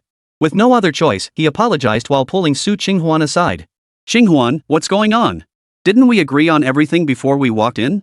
This Brother Ding is Ding Yuan, a major shareholder in a renowned domestic entertainment company with considerable financial clout. He's already pledged to help the Su family weather this crisis. Not only that, but he'll also help me shed my small-time streamer status. If you miss this chance, everything will truly be over. Su Qinghuan knew all this, of course. But the mere thought of Ding Yuan's demeanor made her feel sick to her stomach. But he's so disrespectful. Enough. Big shots always have their quirks. If he had no ulterior motives, why would he help us at all? For the greater good, just bear with it. Once this is resolved, we'll even remember who. From now on, you need to show the right attitude. Don't upset the boss. Think about my good intentions. Su Qinghuan instinctively wanted to refuse, but Liu Ziming cut her off before she could speak. This was a done deal, how could he let it slip away? After Liu Ziming reasoned with her, appealed to her emotions, and even put on a pitiful act, Su Qinghuan felt a twinge of reluctance. At the end of the day, Liu Ziming was doing this for her and for the Su family. After some internal struggle, she relented. Brother Ding, no sorry, I wasn't paying attention earlier and was rude to you. Don't take it to heart. It's a pleasure to meet you. Brother Ding. Su Qinghuan forced a smile despite her discomfort and extended her hand toward Ding Yuan. Seeing this, Ding Yuan's expression softened slightly. He extended his hand in return and smiled. Miss Su, your voice is truly lovely. It's like a lark singing in my ear. Your hands are so small, and they smell so nice and feel so soft. How do you take care of them? Ding Yuan gripped Su Qinghuan's outstretched hand tightly, unable to resist gently kneading it. His expression seemed to show he was thoroughly enjoying it. His lecherous gaze grew even more brazen, fixating on the snow-white curves. I just apply hand cream casually. Su Qinghuan found it hard to bear, but she forced herself to respond. Oh, I see. Ding Yuan was thoroughly amused. He pulled Su Qinghuan's hand closer to his nose and sniffed it, delightedly declaring, Brother Ding here loves this scent. From now on, we're sticking with this brand. Ha ha ha. Fearing he might kiss her hand, Su Qinghuan tried to pull away. But after a couple attempts, she realized Ding Yuan was holding on too tightly, she couldn't break free. Seeing Su Qinghuan was about to give in, Liu Ziming quickly intervened. Brother Ding, it's almost time. Why don't we take our seats first? We can chat while we eat? Ding Yuan paused, reluctantly releasing her hand before agreeing. Alright, let's eat and chat. We can't keep our beauty waiting. This private room is spacious enough for us to spread out a bit. Liu, you sit over there. Miss Su, isn't there an urgent matter at your company? You should sit next to me. That way, we can discuss things more conveniently. With the boss giving the order, Liu Ziming naturally had no objections and headed straight to the seat Ding Yuan had assigned him. But before his butt had even warmed the seat, Su Qinghuan plopped down right beside him. Ding Yuan's expression immediately changed, and Liu Ziming was stunned. What's wrong with you? Didn't you hear what Brother Ding just said? We're already here, how can you be so inconsiderate? Are you deliberately causing trouble? Do you have to offend Brother Ding to feel satisfied? Seriously. Liu Ziming tilted his head, lowering his voice as he gritted his teeth in scolding. Didn't Brother Ding invite you to sit beside him precisely because he wanted more? You can't even satisfy him with such a small favor, yet you expect him to do you a favor? You're dreaming. Chapter 22, Sacrificing His Own Woman. But no matter how fiercely Liu Ziming scolded her, Su Qinghuan remained silent. She knew Ding Yuan's little schemes, but she simply couldn't stand it anymore. She wasn't that kind of person. Seeing her stubborn resistance, Liu Ziming was at a loss. He could only apologize to Ding Yuan. Brother Ding, don't take it to heart. She's just the reserved type. She probably won't loosen up right away. Give her some time to adjust. Of course, these words held little persuasive power. They were all seasoned businesspeople, what hadn't they seen? Not adjusting? Give me a break. Poof. Ding Yuan gave a cold chuckle and ignored him. The atmosphere grew awkward, but since everyone was already present, Liu Ziming steeled himself to speak up. Brother Ding, about that 500 million investment in the Su family you mentioned earlier, could we discuss the details? Look, everyone's here. If we seal the deal, we'll have plenty of time to enjoy ourselves afterward. The private room was booked, the guests were here. Wouldn't it be a huge waste not to get things done? If this had been earlier, Ding Yuan might have had some interest, but now he only gave a cold snort. His gaze drifted to Su Qinghuan as he remarked, let's postpone the investment discussion. It seems Miss Su isn't particularly enthusiastic about it. After all, business thrives on mutual understanding. If Miss Su isn't willing, what's the point of forcing her? Over the years, Ding Yuan had used his status and wealth to play with countless women. What hadn't he seen? In his eyes, Su Qinghuan was nothing but a pretentious woman, a complete fraud. If she were truly the reserved type, would she dress so provocatively to come here? This kind of Thai thing deserved to be thoroughly trampled by him. Pretending to be all high and mighty while begging for his investment? Did she really think money grew on trees? Su Qinghuan stared at Liu Ziming in utter disbelief, unable to believe her ears. 50 million? This guy was willing to put up 50 million to aid the Su family? Liu Ziming nodded, confirming it was all true. This sent Su Qinghuan into a complete frenzy. With such a massive investment, the Su family could be completely revived. Who would have thought this chubby guy would make such a grand gesture? No. Brother Ding, you've misunderstood me. How could I possibly refuse? It's just a misunderstanding. Please don't take it to heart. I'm still young and unfamiliar with certain protocols. Please forgive my ignorance. I still hope you can help me with the investment partnership. Once it's done, I won't let you down. Su Qinghuan couldn't sit still any longer. She stood up immediately and apologized to Ding Yuan. With 50 million right before her eyes, Su Qinghuan dared not hold a grudge any longer. She immediately put on a smile and apologized sincerely. Thump thump. Ding Yuan didn't respond immediately. Instead, he tapped his fingers lightly on the tabletop, producing a dull thud. Su Qinghuan and Liu Ziming's hearts leapt into their throats. Cooperation. After a long pause, Ding Yuan finally spoke. It's not impossible. But it depends on your sincerity, Miss Su. As soon as the words left his mouth, he swept another glance over Su Qinghuan. The woman was dressed so revealingly, even the style of her undergarments was exactly to his taste. He was already itching to pin her beneath him. Then he'd see how this woman screamed in pleasure. Brother Ding, rest assured I won't shortchange you on this. The Han family never shortchanges any partner. Once the Su family weathered this storm and stabilized, I'll allocate shares to you, Brother Ding. After all, you extended a crucial helping hand at a critical moment. Your share allocation will be generously weighted to ensure your investment pays off handsomely. You'll receive substantial annual dividends. I guarantee it's a surefire win. Su Qinghuan launched into a torrent of words, speaking without pause. She even shared some of the Su family's glorious achievements over the years and their future prospects. Her main point was to ensure Ding Yuan wouldn't lose money on his investment. Ding Yuan had already begun to get excited inside, even picturing how he'd celebrate. But what the hell was this woman talking about? Ding Yuan's expression darkened visibly. I've got my pants down, and this is what you tell me? This is ridiculous. Liu Ziming, however, was well versed in social etiquette. He immediately sensed something was off, quickly poured himself a cup, raised his glass, and hastily apologized. Brother Ding, she was just joking with you. She didn't mean it that way. She's just not good with words. I'll down this glass. Please don't take it personally. With that, he downed the entire glass in one gulp. He felt a bit annoyed inside. How could Su Qinghuan be so clueless? She's usually so sharp, but today she's acting like a little cutie. Shut your mouth. Can't she speak for herself? Why do you need to butt in? Or do you think I'm too dim-witted to understand Miss Su's meaning, needing you to translate for me? Ding Yuan exploded in fury. Hope had flared up time and again, only to be crushed each time. Did she really think he was made of clay? Seeing the situation spiraling out of control, Liu Ziming felt a headache coming on. Brother Ding, that's not what I meant. I was just saying these young girls don't understand the rules and speak without restraint. One wrong word could easily offend you. I apologize on her behalf. I'm so sorry, so sorry. Liu Ziming bowed and scraped, downing several more cups of wine in one go. Yet Ding Yuan's expression remained utterly unrelenting. Clearly, he was far from satisfied. Su Qinghuan felt uneasy seeing Liu Ziming punished because of her. She quickly snatched the wine cup from his hand and apologized to Ding Yuan. Brother Ding, I know I was wrong. If you're willing to help me, I'll do anything. Unlike before, Ding Yuan's expression softened slightly this time. Still, he didn't rush to speak. Really? I promise. Su Qinghuan pounded her chest emphatically, her words rolling out with sweeping grandeur. Her swaying gestures seemed to sway right into Ding Yuan's heart. After a moment of silence, he spoke. Since Miss Su has gone this far, I'll make an offer too. Money isn't the issue, it's whether you understand the rules. If you're willing to talk properly, let's find a quieter place for a deeper conversation. If not, then forget it. Let's pretend we never met today. After all this back and forth, Ding Yuan had lost patience. He wanted results now. 2 glasses down, Su Qinghuan's cheeks flushed crimson as the alcohol took hold, yet she heard every word clearly. Fine. No problem. Whatever Brother Ding says, that's how we'll talk.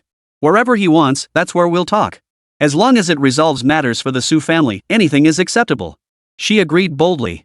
Liu Ziming immediately sensed something was off. Ding Yuan was clearly up to no good, but Su Qinghuan hadn't considered that at all, still muddledly talking about cooperation. In the blink of an eye, Liu Ziming lunged forward, grabbing the bold Su Qinghuan by the arm. He was about to stop her when suddenly, he felt like a fierce beast had locked onto him. A chill ran down his spine. Chapter 23, What's Lost is Most Beautiful. He focused his gaze and saw Ding Yuan narrowing his eyes at him, a dangerous glint in his eyes. He'd worked so hard to get this woman to compromise. Was he going to let Liu Ziming ruin everything? I warn you, don't meddle in this. If Miss Su behaves well, matters concerning the Su family will be settled. Your rise to become a top streamer is entirely up to me. You'd better think this through. Ding Yuan's words carried a hint of threat. Liu Ziming's hands froze mid-motion, suddenly too afraid to make a move. Wasn't all his hustling and bustling just to escape this miserable life? As an unknown small-time streamer, he worked himself to the bone only to be exploited. He was utterly sick of this dark, hopeless existence. Sure, Su Qinghuan was his woman, but they weren't married. What harm was there in her making some sacrifices for him? Besides, this could help the Su family escape their predicament. What was wrong with that? After weighing the pros and cons, Liu Ziming silently acquiesced. Ding Yuan beamed with delight. In that case, let's wrap up this meal. I'd like to find another place to have a proper chat with Miss Su. With the matter settled, Ding Yuan could hardly contain his eagerness. The 3 rose and left the private room. No sooner had they stepped outside than they bumped into Shen Yi and Qin Fei head-on. Their eyes locked, and all 4 froze in place. Su Qinghuan quickly picked up on the crucial detail. Qin Fei was arm in arm with Shen Yi, acting intimately. The sight instantly ignited her anger. So Shen Yi had been fooling around with Qin Fei while picking out gifts this afternoon? This was unacceptable. Hey, didn't expect to run into you guys here today. Qin Fei, are you 2 on a date? How can you be so cheap? The gap between people is just too huge, isn't it? Look around, you see all these decorations? Ziming prepared them all for me. As a woman myself, I feel sorry for you. You really should learn to choose your men more carefully. Su Qinghuan stepped forward, her disdain growing with each dismissive glance. He admitted Shen Yi was more capable than Liu Ziming, but what a woman truly wanted was care, the assurance that a man would devote himself wholeheartedly to her. Clearly, Liu Ziming delivered on that front, while Shen Yi fell far short. Ding Yuan now turned his gaze toward Shen Yi, suddenly feeling an inexplicable sense of familiarity, though he couldn't quite place it. Liu Ziming, now backed by a powerful ally, stepped forward with hands on hips, his voice full of arrogance. Shen Yi, you may have family connections and a privileged background, but when it comes to being a man and putting in the effort, you fall far short of me. If a man can't bring himself to give to his woman, to put his heart into it, what kind of man is he? As a man, I truly pity you. The 2 gloated triumphantly.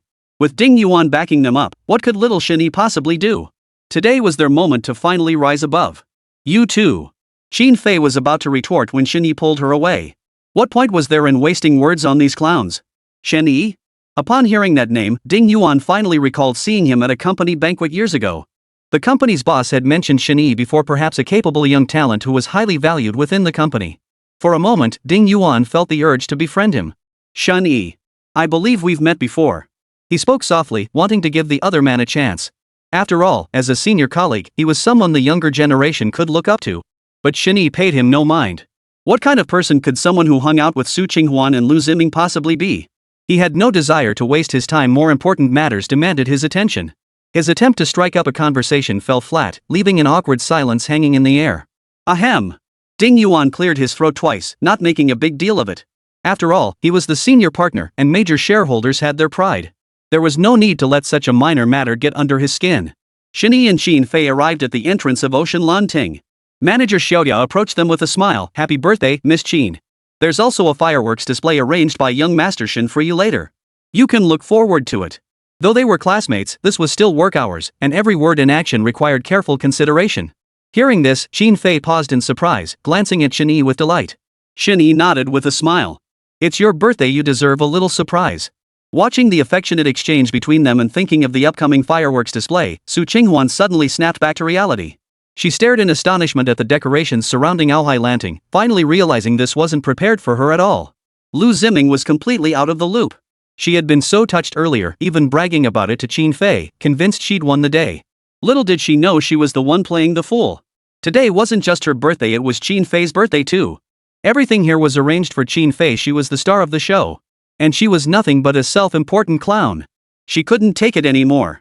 Turning on her heel, she stormed out in fury. Boom! The moment she stepped out, a series of booming sounds filled her ears. Vibrant bursts of light illuminated the pitch-black night sky as magnificent, enormous flowers bloomed one after another. Su Qinghuan looked up at the night sky. The fireworks were beautiful, and there were so many of them, as if the entire night sky had come alive in that moment for one person. They were all meant for me. Those flowers, those gifts, they were all mine too, but... She murmured to herself, tears uncontrollably streaming down her face. Once before, Shen Yi had set off fireworks for her. They bore special patterns, even her name, and Shen Yi had watched her with eager anticipation. But she had only found it childish and tedious. Even though Shen Yi had prepared this surprise with such care, she had coldly retorted, "Can you be more mature?" before turning and walking away without a second glance. Why is it so beautiful? Su Qinghuan couldn't understand. They were just ordinary fireworks, so why were they so dazzling and breathtaking? She had seen countless fireworks before, yet none had ever been as breathtaking as the ones today. Was it Shen Yi's thoughtful preparation, or something else? Finally, Su Qinghuan suddenly understood. Because none of this belonged to her anymore. Those who are loved tend to overlook what they have, while those who lose it regret it deeply. She let out a bitter laugh and turned her gaze toward the entrance of Ao Hai Lanting. Shen Yi and Qin Fei gazed at the fireworks in the sky. As the dazzling, multicolored lights streaked across the heavens before their eyes, she felt deeply moved, her vision blurring with tears. Qin Fei was deeply moved. Not only did she have a gift, but also the sky filled with fireworks. She could no longer hold back. Bravely and passionately, she embraced Shen Yi and pressed a deep kiss upon his lips. Afterwards, she didn't pull away or lower her head, but held Shen Yi tightly. From innocence to passion unfolded in a single night. Su Qinghuan withdrew her gaze, a pang of sorrow in her heart. She knew she couldn't linger any longer. Tonight didn't belong to her, it belonged to Qin Fei, and even more so, to Shen Yi. Chapter 24, The woman ran away, so the man steps in? Qinghuan, don't leave. We still have business to discuss with Brother Ding and the investors. Liu Ziming hurried after her, pleading incessantly in her ear. Everything was practically a done deal. How could he explain to Ding Yuan if she left now? But Su Qinghuan paid him no mind. She shot him a cold glance and actually quickened her pace. It's not what you think. When you told me, my mind was completely on Brother Ding. I didn't hear what you said clearly, you can't blame me for that. I was only thinking of the Su family and you. Please don't be angry. Liu Ziming dared not delay. His chance to become a top streamer hinged on tonight. If he let Su Qinghuan slip away, wouldn't his career be ruined? With no other choice, Liu Ziming steeled himself and approached Su Qinghuan. He pulled out a crystal pendant from his pocket and quickly placed it around her neck. Honey, please don't be angry. Look, I got you a gift too. I wanted to surprise you tonight. I wouldn't let you envy others who have something like this. She glanced at the pendant around her neck, then at Liu Ziming's earnest expression, and her face finally softened slightly. Yet she remained silent, her resentment lingering stubbornly. This has nothing to do with me. Blame that kid Shen Yi. If it weren't for that brat meddling, everything would have gone smoothly. He's nothing special, all his fireworks displays and fancy decorations? Just because his dad's rich. Without his dad, he'd be nothing. Rest assured, once my career takes off, I'll give you the best the world has to offer, my word is my bond. Liu Ziming pounded his chest, rushing to assure Su Qinghuan. His sweet talk struck a chord with Su Qinghuan. After all, Liu Ziming had been running around tirelessly these past few days, even going to great lengths to help her contact Ding Yuan. All this selfless effort was for her sake. What more could she possibly want? Frankly, today's mess was entirely Shen Yi's fault. If he hadn't stirred up such trouble, how could she have possibly misunderstood? That fickle, womanizing man had to show up here of all places, ruining her birthday piece. How infuriating. Oomph. While I can understand your situation, you still lied to me. Su Qinghuan snapped back once she regained her composure. Even if there were reasons behind it, Liu Ziming had deceived her. Worse, he'd made her look foolish in front of Shen Yi and Qin Fei. How could she just brush off all that hurt? After delivering her rebuke, she stormed off, returning home in a huff. The moment she pushed open the door, all her pent-up frustration surged back. Fighting back the tears welling in her eyes, she prepared to rest. But one trouble hadn't even subsided before another arose. In the living room, her parents, Su Qinghuan and Dong Yuzhu, seemed to have been waiting for quite some time. Su Qinghuan was taken aback. Before she could ask, Su Qinghuan spoke first. You know about the company matters, right?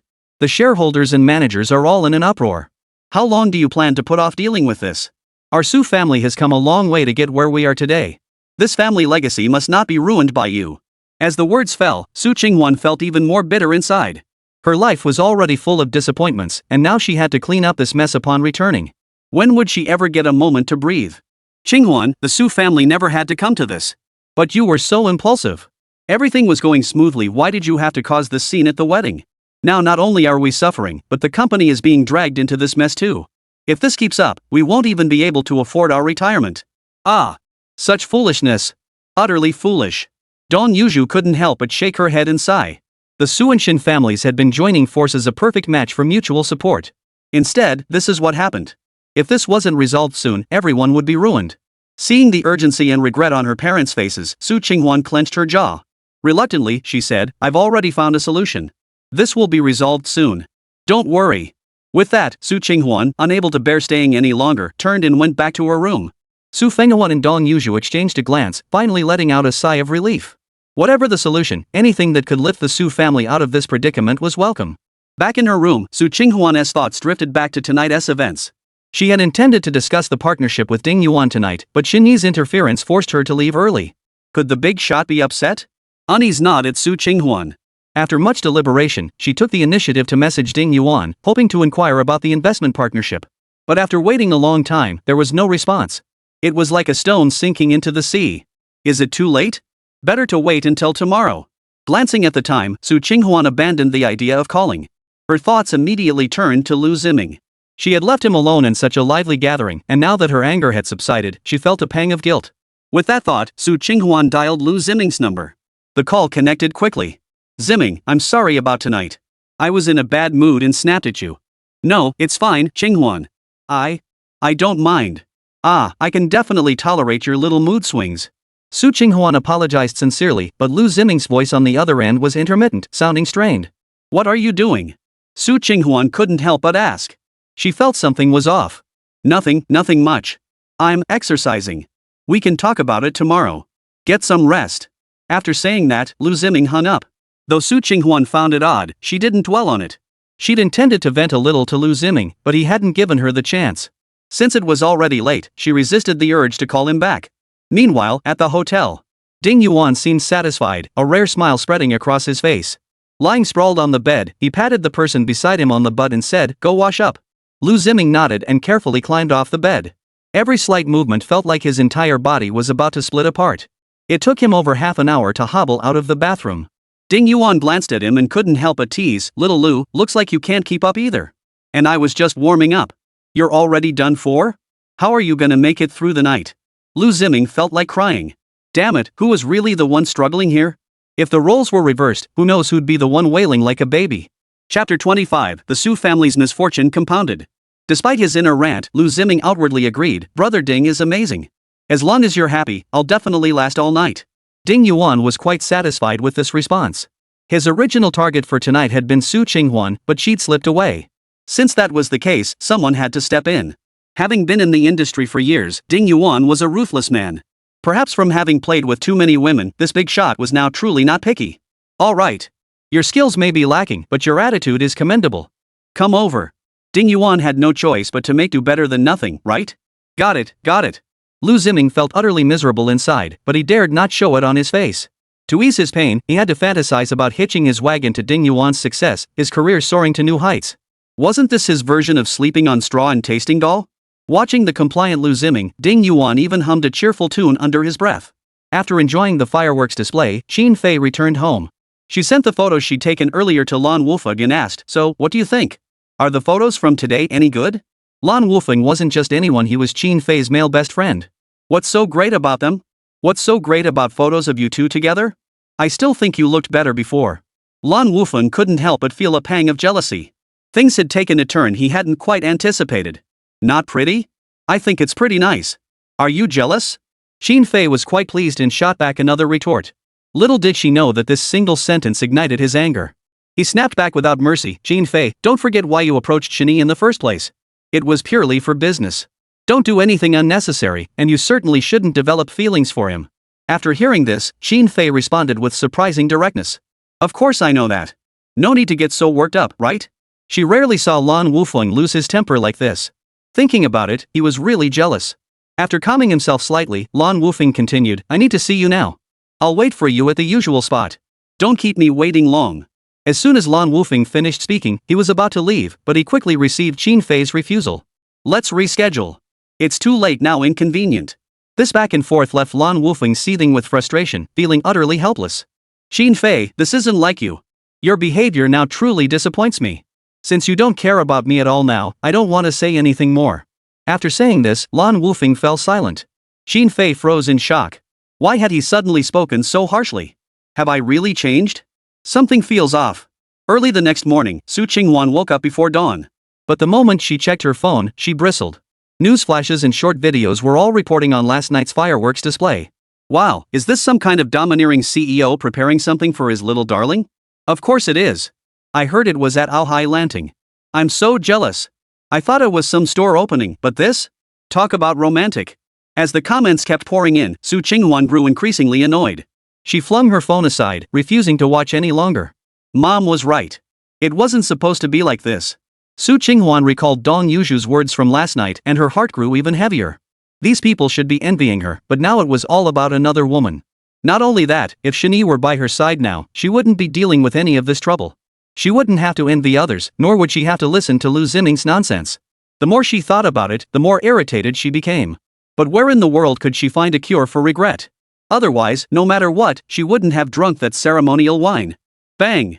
Just as Su Qinghuan was thinking this, the door suddenly swung open, revealing Dong Yuzhu standing at the doorway, flustered and anxious. Qinghuan! Your father has fallen ill. The news struck like a bolt from the blue, sending both mother and daughter into a panic. The Su Group suddenly faced a major crisis. Several major shareholders had withdrawn their funds overnight and fled, adding insult to injury for the already struggling conglomerate. Upon receiving the news, Su Qinghuan's father, unable to bear the weight of it all, collapsed on the spot. The moment they arrived at the hospital, they saw Su Fenghua being rushed into the ICU for emergency treatment. Qinghuan, you must think of a way. Your father is fighting for his life in there. We can't lose him. He worked so hard to raise you, all while worrying about the company. It's been so tough. I've told him countless times to take care of himself, but he never listened. Now look. Dong Yuzhu choked out, her voice thick with tears and snot, looking utterly pitiful. Su Qinghuan felt utterly distraught. In this moment, she could only rely on herself. Frantically searching through her phone, she finally dialed Shen Yi's number, completely forgetting she'd been blocked. Left with no other choice, she called Ding Yuan. As a big shot, he was sure to be able to help. Unsurprisingly, he didn't answer either. With no other options left, Su Qinghuan dialed Liu Ziming's number.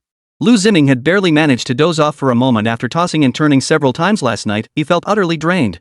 Seeing Su Qinghuan's call, he forced himself to perk up. Hey, Qinghuan, why are you calling so early? Woo, Ziming, my dad collapsed. Su Qinghuan choked out the details before concluding. I hope you can reach out to Brother Ding and ask him to help me. It's not just about resolving our Su family's predicament. My dad needs to find specialists now that he's hospitalized. You see. The more Liu Ziming listened, the more his head spun. Why did all these messy problems have to pile up at once? What on earth was he supposed to do? He glanced at Ding Yuan, who was already fast asleep. Ziming, please help me. You're my only hope. Su Qinghuan fought back tears, looking utterly helpless and pitiful. Liu Ziming had no choice but to bite the bullet and agree. Don't worry. I'll go talk to Brother Ding right now.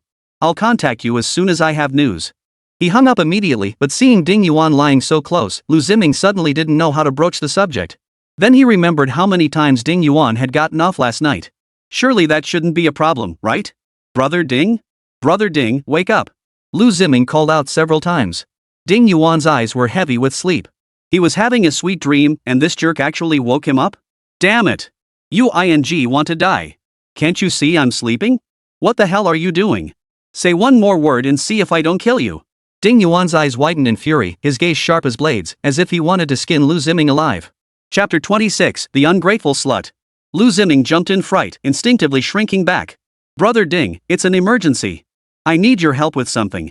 It's truly an urgent matter. He recounted the entire incident involving Su Qinghuan, hoping Ding Yuan would lend a hand. After grasping the cause of the situation, Ding Yuan flew into an even greater rage. Are you out of your mind, or am I? If you want to invest, fine. But going and finding medical experts? For God's sake, go make your wishes at the temple. Don't bother me with this crap. Last night we were on good terms, then she disappears. Now you're bringing this up? What's the big deal? Does she have gold in her nether regions? If it's that important, wait till I'm done with this, or forget it.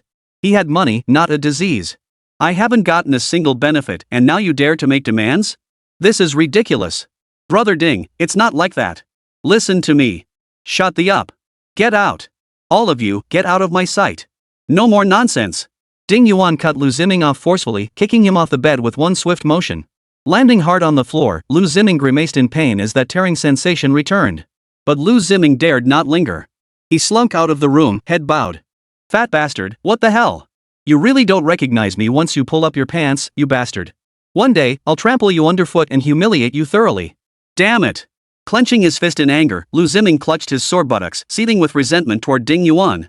Not only did he miss his chance, but he'd also lost his innocence in the process. Damn it! Outside the hotel, Liu Ziming quickly called Su Qinghuan back. The moment she answered, he spoke with exasperation. Qinghuan, brother Ding said he can't help. We agreed last night to discuss the investment, but you stood him up. Now the Su family deal is dead in the water, and so is my chance. You're so inconsiderate. I begged and pleaded to secure this opportunity, and you just threw it away. How can you justify wasting my efforts? We were so close to sealing the deal, and now look at this mess. I can overlook your behavior in the private room. Brother Ding didn't even hold it against you. But you absolutely should never have stood him up. He is furious now. If you keep this up, who would dare help the Su family? Even if the Su family gets through this crisis, with your temper, can you really manage the company? Liu Ziming launched into a tirade, as if all his careful planning had gone down the drain. Su Qinghuan held her breath on the other end of the line, feeling wronged by the barrage of accusations. But upon reflection, she knew it was indeed her fault. If she hadn't lost her temper last night and chosen to walk away, things wouldn't have gotten this bad. She wouldn't have wasted Liu Ziming's sincere efforts. I know I was wrong, Ziming. Sniff. Please don't scold me anymore. I promise I won't do it again. What should I do now? Su Qinghuan felt utterly wronged, but this was no time for whining. On one hand, the Su family was in imminent danger. On the other, her father's life hung in the balance. There was no time to waste. What choice do we have now? We have to go to Shen Yi. He's the only one who can help you. Go beg him. Given our past ties, there might be hope. Liu Ziming offered his solution swiftly. At a time like this, what was there left to save face for? This. Alright, I'll try. Su Qinghuan wiped away her tears and reluctantly agreed, swallowing her hurt. Everything was her own doing. For the Su family and for Liu Ziming, she had to give it a shot. The next day, as dawn broke, the eastern sky was just beginning to lighten. Thump! Thump! Thump! A series of urgent knocks jolted Shen Yi awake from his slumber. But he didn't get up. Instead, he pulled the pillow over his head, hoping to catch a few more minutes of sleep. Unfortunately, the knocking grew louder and louder, as if right beside his ear, never ceasing for a moment. Ah!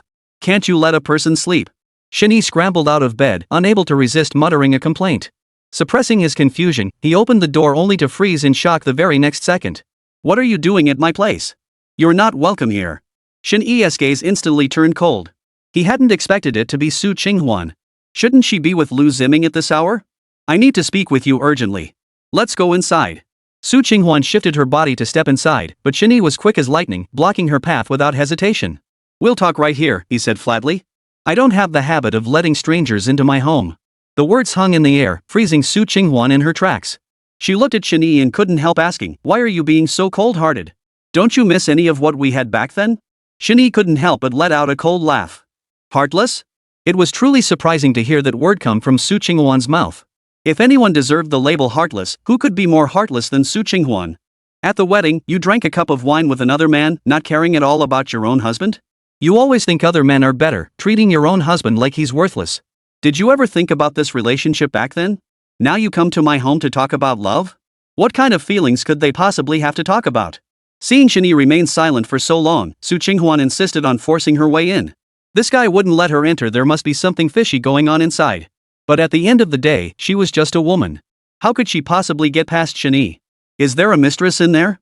If you dare let me in, it means you have something to hide.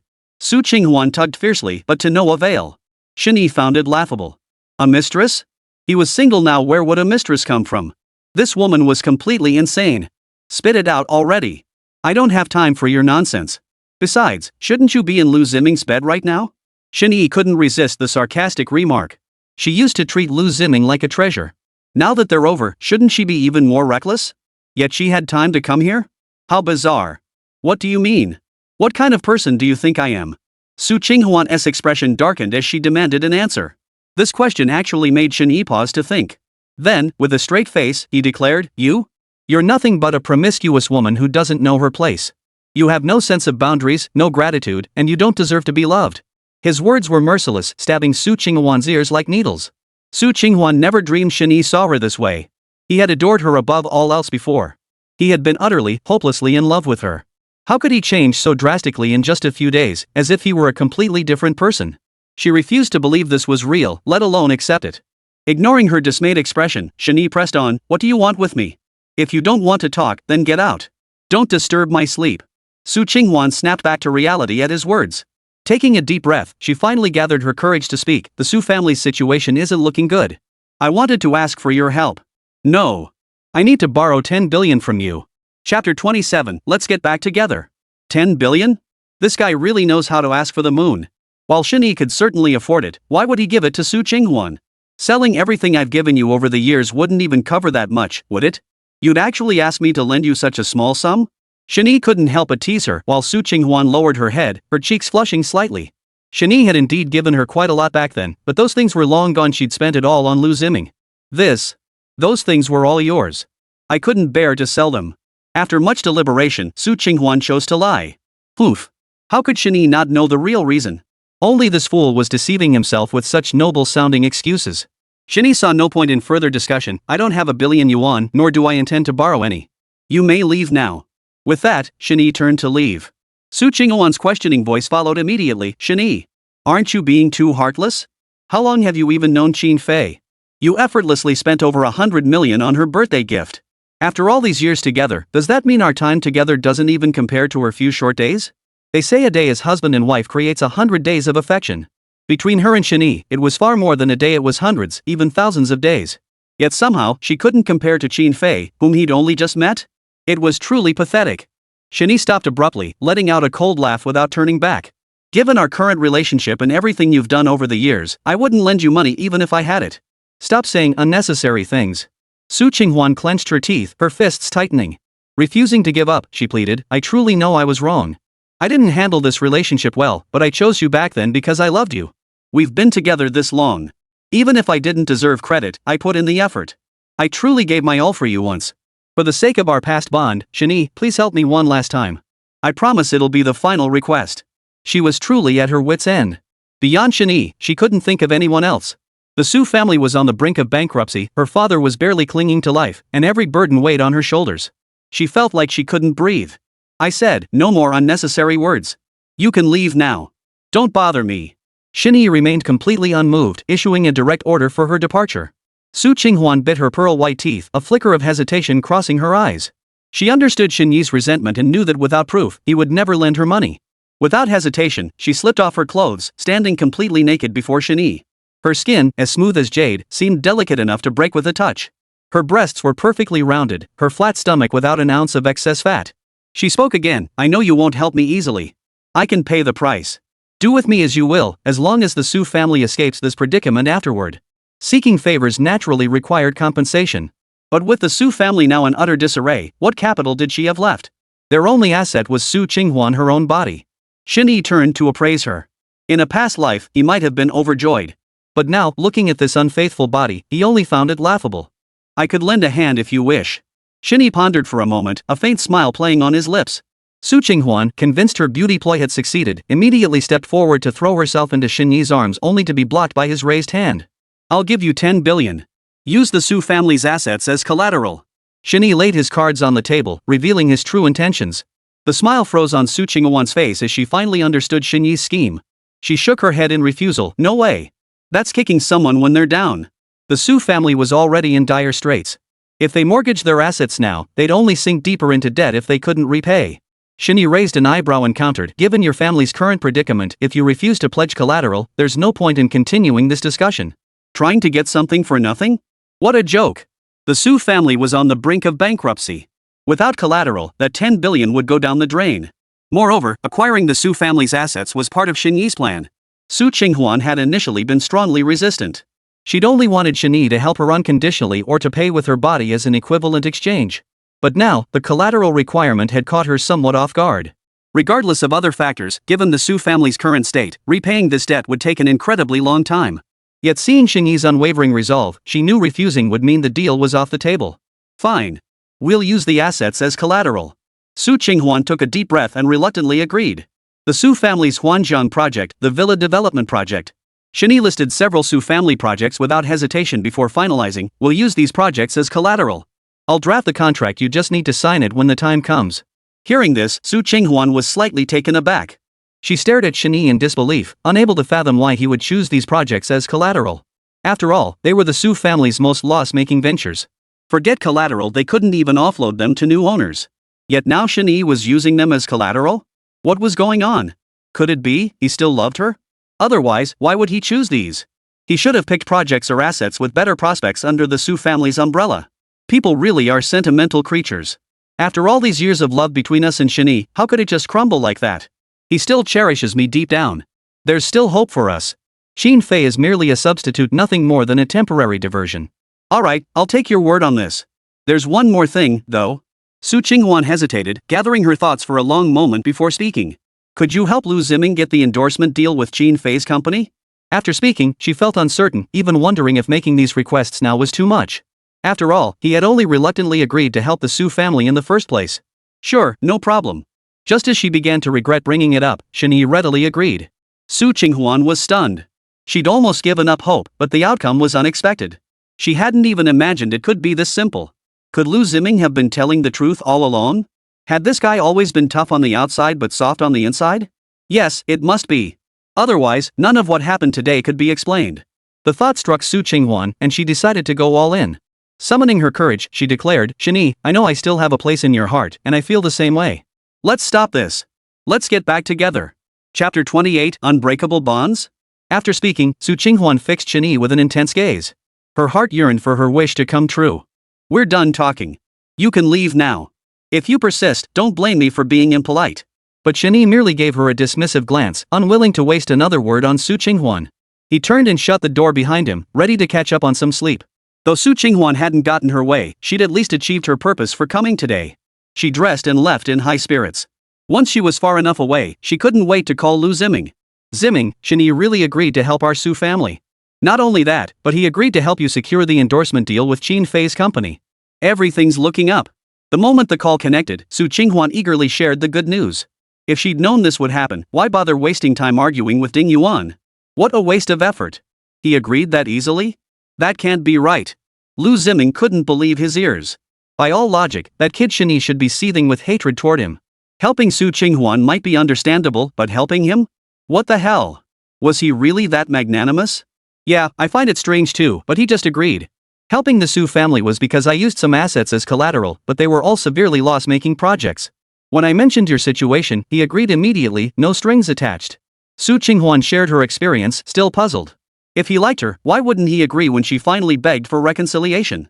Could it be he wanted to make her wait a little longer? I get it now.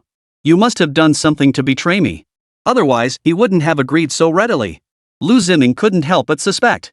Men understood men best. There was no such thing as a free lunch in this world. Maybe Su Qinghuan was secretly hooking up with that guy Shen Yi behind his back. No, I haven't done any of those things. Ziming, don't jump to conclusions. Really, I swear. Su Qinghuan panicked and hurriedly explained. A bitter taste lingered in her heart. She de-humbled herself to seek out Shen Yi, never forgetting Liu Ziming in the process, only to be doubted in the end. Was this really how Liu Ziming saw her? Think about it yourself. With that, Liu Ziming hung up without a second thought. Su Qinghuan felt a pang of hurt and wanted to call back, but just then, Shen Yi happened to be leaving. Where are you going so early? She hurried after him, asking as she followed. Meeting. Shen Yi replied bluntly. I'll go with you. With that, the two walked side by side, heading straight for the company. Perhaps she sensed Shen Yi still harbored feelings for her, so she wanted to seize this opportunity to make her move. Of course, the more important reason was to discuss their business collaboration. When they arrived at the company, the entire office was filled with question marks at the sight before them. Am I seeing things? Why is that woman still with young Master Shen? No clue. Could it be they're rekindling their old flame? After all, their love was so intense back then, it's not something that fades easily. That makes sense. Su Qinghuan isn't someone to mess with. Young Master Shen's in for a rough ride now. As soon as the two entered the company, whispers began to circulate among the crowd. Shen Yi ignored them and headed straight to his office. Su Qinghuan, however, grew increasingly irritated by the whispers. She turned and snapped at the group. Got nothing better to do? Have you finished your own work? Mind your own business. If you can't control yourselves, I won't mind doing it for you. Her aggressive tone silenced the crowd. Who dared say another word after that outburst? Those who had earlier grumbled under their breath now hung their heads in silence. After all, they couldn't figure out what was going on, whether it was old feelings reigniting or something else entirely. If it really was rekindled romance, sticking their noses in now would only invite trouble. Oh, Su Qinghuan, what's all this fuss about? Did you swallow gunpowder this morning? This is Mr. Shen's company. Since when did you get to boss people around? I advise you to know your place. Just then, a figure stepped out of the crowd, confronting Su Qinghuan head on. It was Qin Fei. Su Qinghuan hadn't expected Qin Fei to be here so early and was utterly astonished. What I do is none of your business. Shen Yi hasn't said a word, yet you're jumping in? Mind your own business. Su Qinghuan placed her hands on her hips, her face brimming with disdain. Lately, she really had been walking on eggshells. No matter where she went, she kept running into this woman. It was nothing but bad luck. You're nothing but an unreasonable shrew. If you want to rant and vent, take it outside. Don't disturb others here. After all, you don't even have the right to be here. If you have nothing to do, get out. Qin Fei couldn't be bothered with Su Qinghuan's nonsense. With a parting jab, she headed straight for the president's office to find Shen Yi. Su Qinghuan couldn't swallow her pride, so she naturally followed. Knock knock. Is Mr. Shen available? I'm coming in. Qin Fei knocked on the door before striding in, and Su Qinghuan followed suit, unwilling to be outdone. But the moment they stepped inside, they both froze in surprise. Because the office wasn't occupied solely by Shen Yi, his father, Shen Songyun, was there too. The two seemed to be discussing something.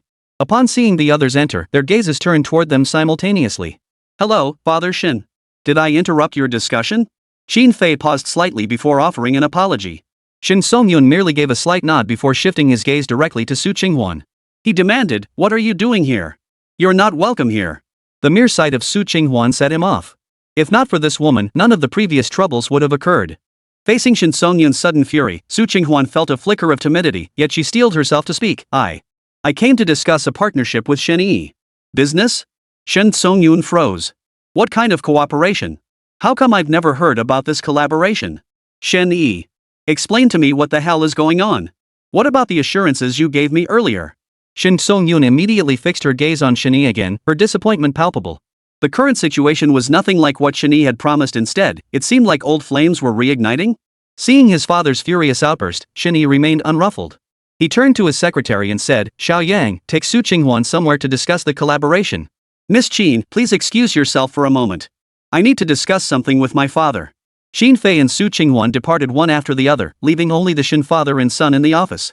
Dad, it's not what you think. Actually, Shen Yi explained the situation thoroughly, revealing his premeditated investment plans. Only after hearing this did Shen Songyun's expression begin to soften. Well, that's good. Just keep your wits about you, don't get too carried away.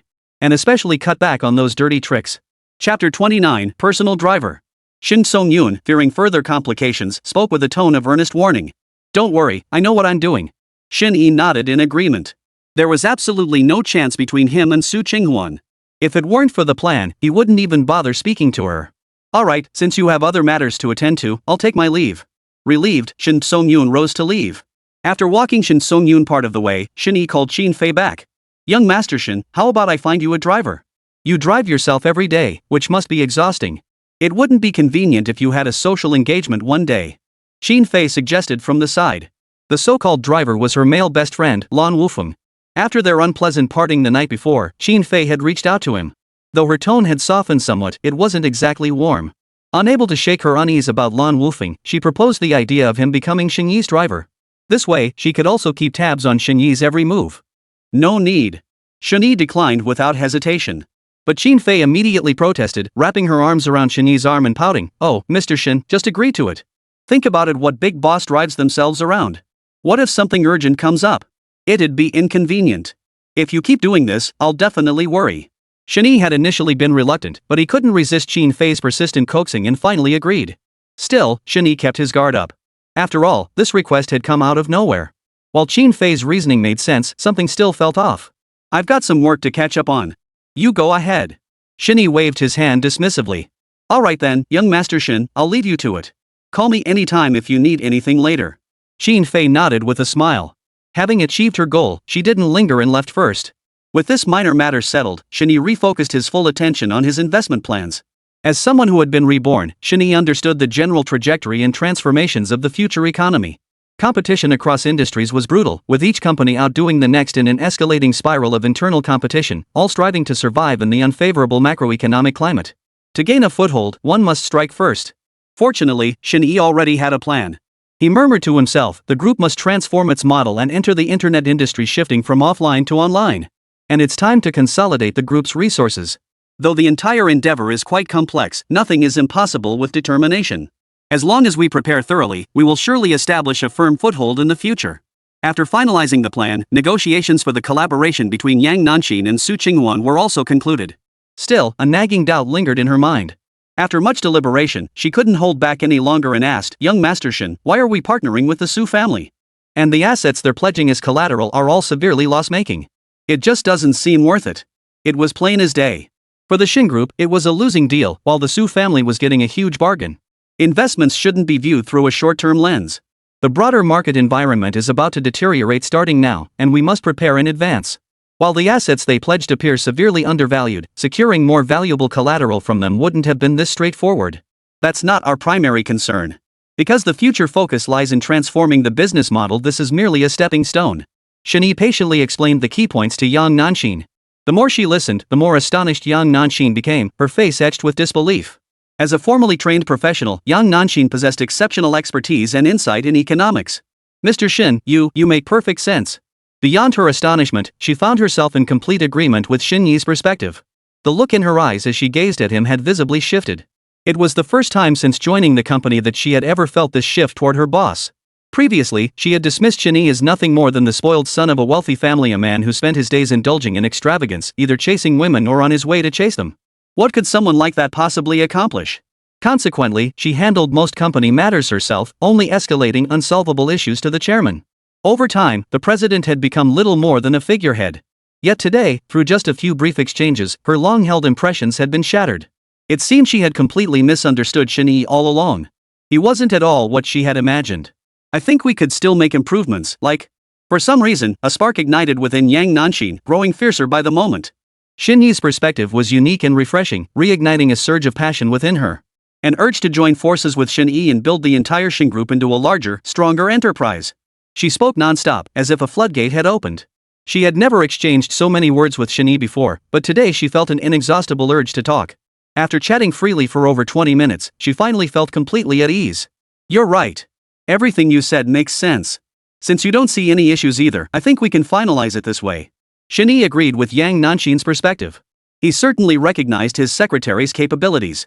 It was just that in his previous life, he had been too muddle-headed and lazy to bother. Now, in this new life, Yang Nanxin would undoubtedly become a major asset to him. Wow, it's been ages since I've discussed things like this with anyone. It feels so good to finally get everything off my chest. Yang Nanxin exhaled deeply, then stretched lazily. Her tailored blazer was cut short, and the stretch revealed her sexy waist. Not only that, but the fullness of her chest appeared even more rounded against the fabric. Between her hips, two alluring black lace trims peeked out. It had to be said, Yang Nanxin wasn't just exceptionally capable, her figure was unexpectedly stunning too. Sorry, Mr. Shen, I didn't mean for that to happen." Yang Nanxin seemed to catch Shen Yi's burning gaze and immediately realized what had happened. She hurriedly adjusted her clothes to cover her exposed skin. A faint blush spread across her cheeks, and she felt herself growing hot. This damn little suit. She'd never normally be like this. Today, she'd let her thoughts run wild and momentarily forgotten about it. Now she'd made a fool of herself. Shen Yi didn't make a big deal of it, merely inwardly admiring her hidden depths. When he snapped back to attention, he noticed the exhaustion she couldn't hide. After all, she'd been here for quite some time, handling every matter big and small at the company without a single day off. It had been asking a lot of her. "Alright, you've worked hard these past few days. I'm giving you some time off. Take a good rest. Your health is your most valuable asset. Don't push yourself to the point of collapse." After a moment's thought, Shen Yi decided to send Yang Nanxin home for a break. Chapter 30, A Woman's Natural Talent. Rest? A flicker of surprise crossed Yang Nanxin's face. The word rest felt like a distant concept to her. Given her previous misunderstanding of Shen Yi, she had taken on numerous responsibilities at the company, leaving her no time for rest. Moreover, as a business professional, Yang Nanxin held herself to exceptionally high standards. Her attire, demeanor, and speech all adhered to precise protocols. She cherished this job and refused to waste any unnecessary time. "Mr. Shen, please don't bother. I don't need a break. Besides, with so much going on at the company right now, I really can't leave." Without a moment's hesitation, Yang Nanxin declined. As a woman, Yang Nanxin rarely went shopping and had few friends. All her time was consumed by work, making rest a luxury. When I tell you to rest, you rest. I don't want to see you working with a bear-like expression on your face. Once you return from your break, we'll be diving headfirst into the plan. By then, you won't even have a chance to rest. If something goes wrong then, I won't forgive you. Shen Yi cut her off decisively. Yang Nanxin had no choice but to finally agree. Still, she felt a bit lost inside. She didn't even know what to do with her time off. Suddenly, a peculiar thought popped into Yang Nanxin's mind. After a moment's hesitation, she blurted it out, "How about you come shopping with me, Mr. Shen?" As mentioned earlier, she rarely went shopping and couldn't even find friends to go with. Given that, Shen Yi seemed like the perfect companion. Shen Yi froze upon hearing this. How could he have anticipated such a suggestion? "Sorry, Mr. Shen, I was just blurting out nonsense. It was a joke. Don't take it to heart." Yang Nanxin snapped back to her senses and hurriedly explained, silently cursing her own foolishness. What kind of person was she to invite the CEO out shopping? Yang Nanxin, oh Yang Nanxin, you've truly lost your mind to even dare make such a request. She could only hope Mr. Shen wouldn't hold it against her. Do I have any other appointments today? Shen Yi pondered for a moment before asking. After checking her schedule, Yang Nanxin replied, besides this morning's meeting, there are no other arrangements today. Great, let's go shopping. Ha! The words left Yang Nanxin momentarily stunned. She hadn't expected Shen Yi to actually agree to her offhand suggestion. For a moment, her heart fluttered with excitement, tinged with a sense of being unexpectedly cherished. What's wrong? Don't you want to go anymore? Shen Yi noticed her expression and asked with a smile. No. Of course I'm going. If young Master Shen is accompanying me, I'm definitely going. Yang Nanxin chuckled, and with that, the two promptly left the company and drove straight to the city's largest shopping mall. This place gathered all kinds of brands, combining shopping, dining, and entertainment into one. People came and went, a constant stream of visitors. Where should we start? As a man, Shen Yi naturally had no clue about such things and asked. A glance revealed Yang Nanxin's eyes sparkling as she scanned the surroundings, looking eager and restless. He chuckled. It seemed that no matter how capable or dedicated she was at work, deep down, she was still a woman and that was simply her nature. No idea, but I'm determined to check them all out. Yang Nanxin chuckled, looking ready to dive right in. Shen Yi, however, felt a wave of dread wash over him as he scanned the scene. Shelves stacked high as far as the eye could see, checking each one. Help! Before he could dwell on it, the two began their task for the day, stepping into a dress shop first. As a woman, who doesn't love dresses? Yang Nanxin was no exception. The shop was filled with an overwhelming variety of dresses. After some careful selection, she finally tried one on. How does it look? Do you like it? Yang Nanxin stepped out in the dress, standing before Shen Yi. It was a pink floral mini dress with a fresh, youthful look. The low neckline accentuated her ample bust beautifully. The form-fitting silhouette complemented her graceful demeanor perfectly. Shen Yi, accustomed to seeing Yang Nanxin in business attire, was momentarily stunned by this dramatic change in style. By the time he finally gathered himself to offer a compliment, Yang Nanxin spoke first. Not quite right. This color feels a bit too girlish. After saying this, she picked out another dress that looked more mature. After changing, she presented herself to Shen Yi with an entirely different aura. This one's nice. This one seems a bit too mature, and I don't like the fabric either. Shen Yi's words were abruptly cut off. Truth be told, he thought it looked quite good. But women seem to possess a special ability to detect every minute detail and make the judgment that suited them best. Perhaps that's what they call a natural talent? Let's go. We'll check out another store. Before Shen Yi could ponder further, Yang Nanxin had already made her decision and turned to head toward another shop. Looking at the densely packed clothes in the store, what kind of divine power was this? How could she have looked through everything so quickly? And judging by Yang Nanxin's expression, it seemed like she'd mentally catalogued every single garment, utterly terrifying. They arrived at another store, this one specializing in casual wear. Yang Nanxin repeated the process, trying on clothes for over 10 minutes before turning to head to yet another store. Over the course of 3 or 4 hours, they conquered 20 or 30 shops, yet in the end, they only bought one baseball cap. Maybe the whole point of shopping is just to browse? My old way of shopping was all wrong. Shen Yi posed this soul-searching question. As the young master of the Shen family, he had never considered shopping a physically demanding activity, yet today he experienced it firsthand. In the past, wherever he went, his bank card followed, fueling a relentless shopping spree. Today, however, it was all about seeing what was around, focusing on walking. Could this be the true essence of window shopping? His legs felt like jelly now, while Yang Nanxin bounced ahead, humming a tune, seemingly untouched by fatigue. Suddenly, Shen Yi recalled an internet meme. When women are doing what they love, they get this weird buff. Speed plus 50%. Stamina plus 100%. Judging by Yang Nanxin's current state, it seemed spot on. Young Master Shen, are you tired? Shall we take a break? At that moment, Yang Nanxin's words felt like a weight lifted off his shoulders, a blessing from heaven, a breath of fresh air, and a timely rain. If they kept walking like this, his legs would give out. They bought coffee nearby and found a bench to sit down. Shen Yi felt like his whole body was about to collapse. Just then, a cheerful melody drifted into their ears. Jingle bells, jingle all the way. Chapter 31, Major Social Humiliation. Following the sound, they saw the mall's miniature train approaching. The train sparkled with colorful lights, cheerful children's songs echoing around them. The kids seated on the train wore innocent smiles. Some held snacks, others small toys, accompanied by their parents. It seemed like everyone had a memory like this from their childhood. Jingle bells, jingle all the way. What fun we had sledding tonight, sitting on our sleds in this snow-covered land, making the most of our youthful days. Shen Yi paid it no mind, but suddenly heard a humming sound near his ear. Turning around, he saw Yang Nanxin humming along to the rhythm of the miniature train, her body swaying gently to the music. Seeing the children, a faint smile touched her lips as she raised her hand to wave at them. Shen Yi was taken aback, not expecting this side of Yang Nanxin. After all, she was a business elite, a highly capable career woman. Yet today, she was genuinely moved by a children's train. You've never ridden a miniature train before? Shen Yi asked from the side. Yang Nanxin shook her head and replied. No, when I was little, my parents insisted I study hard to become someone successful and bring honor to our family. So while other kids were playing outside, I was mostly reading and studying. As I got a bit older, things got even busier, and I had even less time. School during the week, tutoring classes on holidays. By middle school, I was already studying high school material, and in high school, I was learning college stuff. How should I put it? Maybe I was just what other parents called that kid next door, the perfect one. Honestly, it was pretty boring. This was the first time Shen Yi had learned about these things. No wonder Yang Nanxin was so exceptionally capable. It was all built on countless hours of relentless effort. While other people's children may be outstanding, they often end up with little childhood. Why don't we go up and try it? Shen Yi couldn't help but suggest. Of course, he was just saying it casually, because he knew the current Yang Nanxin wouldn't attempt it after all. She was mature and dignified now. Sure. But who would have guessed that Yang Nanxin agreed immediately, even looking eager and impatient to get started. Then you go. Then let's go together. Before Shen Yi could finish his sentence, Yang Nanxin cut him off, her large eyes brimming with boundless anticipation. Ha! He was dumbfounded. A grown man, the CEO of a corporation, was now supposed to go ride a children's train? Just imagining the scene sent a chill down Shen Yi's spine. All those little flowers of the motherland, and so many people in the mall. This was practically social death. God! Save me! Are we going?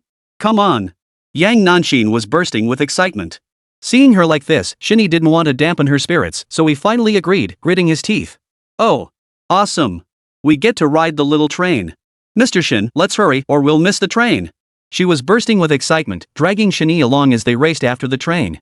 Shen Yi could only follow behind, feeling his face grow slightly warm. It was already a rather childish thing to do, but Yang Nanxin's enthusiastic shouts made it seem even more so. Plus, she couldn't shake the feeling that everyone around them was staring. The train operator must have heard their shouts, because the train stopped quickly. After they both got on board, the little train slowly started moving, its light and familiar rhythm resounding once more. Let's go, let's go. We're off. Yang Nanxin was incredibly excited. Even without a glow stick, the coffee was doing its job. It felt less like boarding a children's train and more like mounting a warhorse charging through thorns and obstacles. Often, adults engage in seemingly childish activities, yet they are actually treating their younger selves to a feast. Hey kid, how old are you? Soon, she noticed a little kid staring straight at her, eyes brimming with boundless innocence. Yang Nanxin smiled and interacted with him. The child made a squiggly gesture with 5 fingers, counted them, then held out both hands, extending 6 fingers. 6 years old? That's wonderful. Sis, can you ride the little train too? Of course. Today, I'm a kid too. A business executive and a wide-eyed child quickly became fast friends. Yang Nanxin seemed to relish the moment, even joining the child in a game. Their hands intertwined, one big palm, one little palm, as the familiar nursery rhyme stirred childhood memories. You clap one, I clap one, a little kid rides the flying dragon. You clap two, I clap two, 2 little kids braid their hair. Watching the pair revel in their play, Shen Yi shook his head helplessly. Bursts of laughter echoed intermittently, as if contagious, soon filling the entire little train car. Young Master Shen, come join us. Yang Nanxin extended a warm invitation, but Shen Yi recoiled as if facing a formidable foe, waving his hands frantically. He simply couldn't relax. Playing games with a kid? Did she want to kill him with embarrassment? Ha, look, big brother's getting shy. Isn't he such a scaredy cat? The little kid nodded vigorously at young Nanxin's words, prompting her to burst into laughter. As the miniature train neared its final stop, young Nanxin pulled out her phone and cheerfully called out, "Mr. Shen, kids, let's take a group photo." She raised her phone, and all the children flashed thumbs up signs, their faces lit up with diverse smiles. Shen Yi froze, unsure what to do. He mimicked their gesture, giving a thumbs up, then forced a smile that looked more like a grimace than anything else. The shutter clicked, freezing the moment. I must be out of my mind. Was it too late to regret coming out shopping now? Shen Yi felt like crying without tears, but thankfully this little train's magical journey had come to an end. Wow, that was awesome. Hee, who knew young Master Shen was so uptight? After getting off the train, young Nanxin couldn't resist teasing him.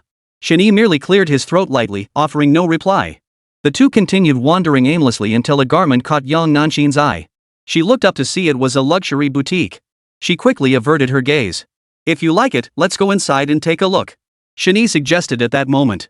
But Yang Nanxin didn't agree, flatly refusing, let's not. It's a luxury brand, everything inside is expensive. She started to walk away, but Shen Yi wasn't about to let her leave. After wandering around for so long without buying anything, they finally found something they liked and now she wanted to leave? When would we ever finish shopping? Did she really want to wear out this young master's legs? No way. Expensive? I'll be damned if I don't see just how extravagant and pricey the stuff in here really is. Come on, let's go see. Shen Yi dragged young Nanxin into the store without a second thought. Money? Just numbers. Chapter 32, The Arrow of the Heart. Oh my. Young Master Shen, your presence truly graces our humble establishment. The shop attendant recognized Shen Yi instantly and switched to a cheerful smile. Her gaze flickered to young Nanxin beside him, causing her to pause in surprise. Changed girlfriends again? Perhaps this was just the everyday life of a wealthy young master, something ordinary people could never hope to achieve. The frequency with which he changed girlfriends was practically as often as she changed her underwear. Bring me that dress over here. Let her try it on. Shen Yi pointed to the dress young Nanxin had admired earlier. At his request, the salesperson's smile grew even broader. While fetching the garment, she gushed, young Master Shen has such impeccable taste. This is our latest design, crafted by the world's most renowned international designers. Not only that, but it's made from the finest materials. It even won the Best Design Award at the recent fashion exhibition. Within moments, the salesperson returned with the item. Now that her desired dress was right before her eyes, young Nanxin found herself torn. Go try it on. Shen Yi handed her the garment. Maybe I should just skip it. It's really too expensive, and I don't plan on buying it anyway. It wasn't that young Nanxin couldn't afford it, she just felt it wasn't worth the cost. After all, she spent most of her time at the office wearing business attire. With barely any days off, even if she bought it, it would just gather dust in her closet. What's the big deal? Trying it on isn't illegal. We've been shopping all afternoon. We finally found something that fits. Stop standing there, go try it on. Shen Yi placed the clothes into young Nanxin's hands without further ado. With no other choice, young Nanxin reluctantly agreed and walked into the fitting room with the garment. A few minutes later, the fitting room door opened. Young Nanxin emerged, and when she appeared before Shen Yi and the sales clerk, both of them froze in unison. It was a rather formal black gown or perhaps a cocktail dress. The deep V neckline accentuated her ample bust beautifully, while the contrast between her slender waist and hips drew the eye. She then spun once before the mirror, radiating an air of cool elegance and nobility. Wow, this dress is practically tailor-made for you, miss. It really flatters your figure, and the color perfectly complements your aura. I'm not just saying this to flatter you, but this dress fits you without a single ounce of excess. This is the first time I've ever seen a dress fit someone so perfectly. The salesperson was utterly speechless. Though he desperately needed this sale, not a word of his praise was exaggerated. In all his years selling clothes, he'd rarely encountered someone who truly deserved the phrase tailored to perfection. Today, Yang Nanxin was clearly one of them. Yang Nanxin felt a surge of joy. She turned to Shen Yi and asked, so, what do you think? Do I look good? Her eyes held a mix of anticipation and nervousness. Shen Yi snapped back to reality and couldn't help but praise her, it suits you perfectly. You look like a queen. Noble, cool, and exceptionally elegant. His words struck her heart like an arrow. Her face instantly flushed hot. Even a business powerhouse couldn't help but blush with girlish shyness when praised so lavishly. This dress suits you perfectly, and it's on special today, just $99,999 to take it home. Miss, don't miss out on this opportunity. Seeing the perfect moment, the sales assistant nearby quickly seized the opportunity. Whether Yang Nanxin could afford it or not, didn't she have a walking ATM right beside her? Ha! That expensive? Hearing the price, young Nanxin jumped in surprise and immediately tried to take the dress off. I was just trying it on. I'll change right back. It must be said that with the prestige of a luxury brand name and the added weight of Best Design Awards, this garment had become a veritable price assassin. Just as she was heading toward the fitting room, Shen Yi grabbed her arm from behind. Don't change it.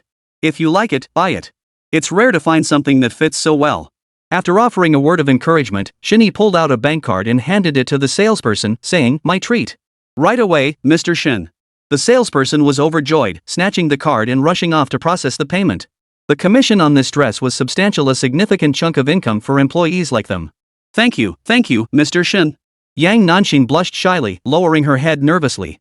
For some reason, a peculiar image flashed through her mind. She imagined herself as the pampered young wife of a wealthy young master, never having to worry about anything, with the man beside her handling everything for her. Of course, the thought vanished as quickly as it had appeared. She was well aware of the vast chasm between herself and Shen Yi, a gulf as wide as the heavens, impossible to bridge. "You're welcome. You've been a great help while I was away. You handled every major and minor matter at the company. What's one outfit? If anyone should be thanking anyone, it's me." Shen Yi waved his hand dismissively. This small sum was mere pocket change, utterly insignificant compared to Yang Nanxing's contributions to the company. Moved by his gesture, Yang Nanxing quickly replied, "Mr. Shen, you've spent too much. Let me treat you to dinner tonight? Name any restaurant you like." Hearing this, Shen Yi paused slightly. Choosing a restaurant held little meaning for him after all. What delicacies hadn't he tasted? Restaurants, big or small, were all pretty much the same. The flavors were nothing special, and most importantly, the prices were exorbitant, totally not worth it. "How about we go to your place for some home cooking?" Shen Yi suddenly suggested. He knew Yang Nanxing was an excellent cook, far superior to any restaurant. Plus, it would save her some money and create a much cozier atmosphere. "Sounds great. Then let's go buy some ingredients later. Don't hold back on what you want to eat. I can cook pretty much anything." Yang Nanxing flashed a sweet smile, and the two headed straight for the supermarket after leaving the store. After buying some ingredients, they happily returned to Yang Nanxing's place. "You live here?" After returning to the apartment, Shen Yi glanced around and couldn't help but ask. The rental apartment wasn't large, but it was clean and tidy, radiating a warm and cozy atmosphere throughout. It wasn't that he looked down on the place. Shen Yi just found it odd. Given Yang Nanxing's salary, she could easily afford a spacious apartment in a regular neighborhood, if not a home in a prime location. There was absolutely no need to rent a place like this. Could there be some hidden reason? "You mean this? I live alone and don't have many requirements. I spend most of my time at the office, so I don't really care about these things." Chapter 33, Long-Term Investment. Yang Nanxing gave a brief reply before heading to the kitchen with her groceries. "Is there some family hardship?" Shen Yi asked out of curiosity. Being frugal is a good habit, but this is a bit too frugal. Even the apartment they rented wasn't particularly nice, quite the opposite, it was only average at best. "It's not exactly hardship. Growing up, our family wasn't well off. Many of my peers dropped out of school to work. Fortunately, my parents were reasonable people who kept supporting my education, though they ended up accumulating quite a bit of debt. Fortunately, I got into a good university and landed a decent job. Now, most of what I earn goes toward household expenses and paying off those debts. Things are tight for now, but once the debts are cleared in a few years, it'll be better. I'm content with where I am now. Better days are ahead, keep pushing forward." She explained the reason with a smile while washing the ingredients. Her face showed no trace of melancholy or defeat, only a certain optimism and cheerfulness. "So that's how it is. Stop what you're doing for now. Come with me." After understanding the situation, Shen Yi called out to her. Yang Nanxing turned around, her beautiful eyes brimming with curiosity. "Where to?" "To buy a house." Those three simple words made Yang Nanxing's brain feel like it had crashed. What? Had she heard correctly? Buy a house? Who's buying a house? Mr. Shen? "Mr. Shen, are you buying a house?" she asked curiously. Even a wealthy young master like him needed a place to live? Something didn't seem quite right. "Not for me. For you." Shen Yi pulled Yang Nanxing toward the property without waiting for her response. After a moment of dazed confusion, she quickly refused. "No, I don't want it. Mr. Shen, I don't need to buy a house. This place is perfectly adequate for me. Besides, we agreed to just grab a bite." She stubbornly refused, as obstinate as an ox. Shen Yi knew her temperament well and never intended to reason with her from the start. He simply took her away by force. "I said we're buying a house, so we're buying a house. You're coming with me. We'll discuss dinner later." Ignoring Yang Nanxing's protests, Shen Yi took her straight to the city center to buy a house. Golden Emperor Residential Complex was a newly developed neighborhood in the city center. Its amenities, landscaping, and floor plans were top tier, though naturally, the price was steep. "Sir, ma'am? Looking to rent a room? We have plenty of floor plans available now, but in a couple of days, that might change. Please come in." As soon as they reached the sales office entrance, a salesperson approached them with a smile. He led them inside the sales office, which, unlike typical sales centers, resembled a palace opulently grand to the extreme. "Would you prefer coffee or tea?" the salesperson offered warmly. "No, thank you. Just tell us about the properties." Shen Yi got straight to the point. The salesperson responded with a nod, inwardly delighted this was a cash cow. Sir, take a look at this section of houses. It's the best located area in our Jindi community, with the most comprehensive amenities. If you ever need anything, it's convenient to get out. There are 2 exits, east and west. Most people who come to view properties here are specifically targeting this area. The other locations are also good, but they can't quite match up to this one. The salesperson had already picked up on Shen Yi's style and immediately recommended the prime location. Shen Yi didn't mind and asked directly, how much are the units in this area? Sir, you certainly have discerning taste. Prices here are slightly higher, starting at around 1 million yuan. The salesperson said with eager anticipation. This price immediately deterred young Nanshin for her circumstances, it was astronomical. She quickly grabbed Shen Yi's arm, urging them to leave. Mr. Shun, really, it's unnecessary. My current place is perfectly fine. There's no need to go through all this trouble. Seriously, let's go already. Shen Yi remained unmoved, instead declaring generously, pick any building you like in that area I mentioned earlier. It's yours. If you're not buying, then don't. But if you are buying, go for the best. Yang Nanshin was momentarily stunned, at a loss for words. After a long pause, she finally whispered, why are you being so kind to me? This made no sense at all. Giving her a dress was already generous enough, now he was offering her a house? What kind of boss in the world would do this? Do you really need to ask why? You're my most capable assistant, exceptionally talented. You've helped the company tremendously in my absence. This apartment is my way of recognizing and rewarding you.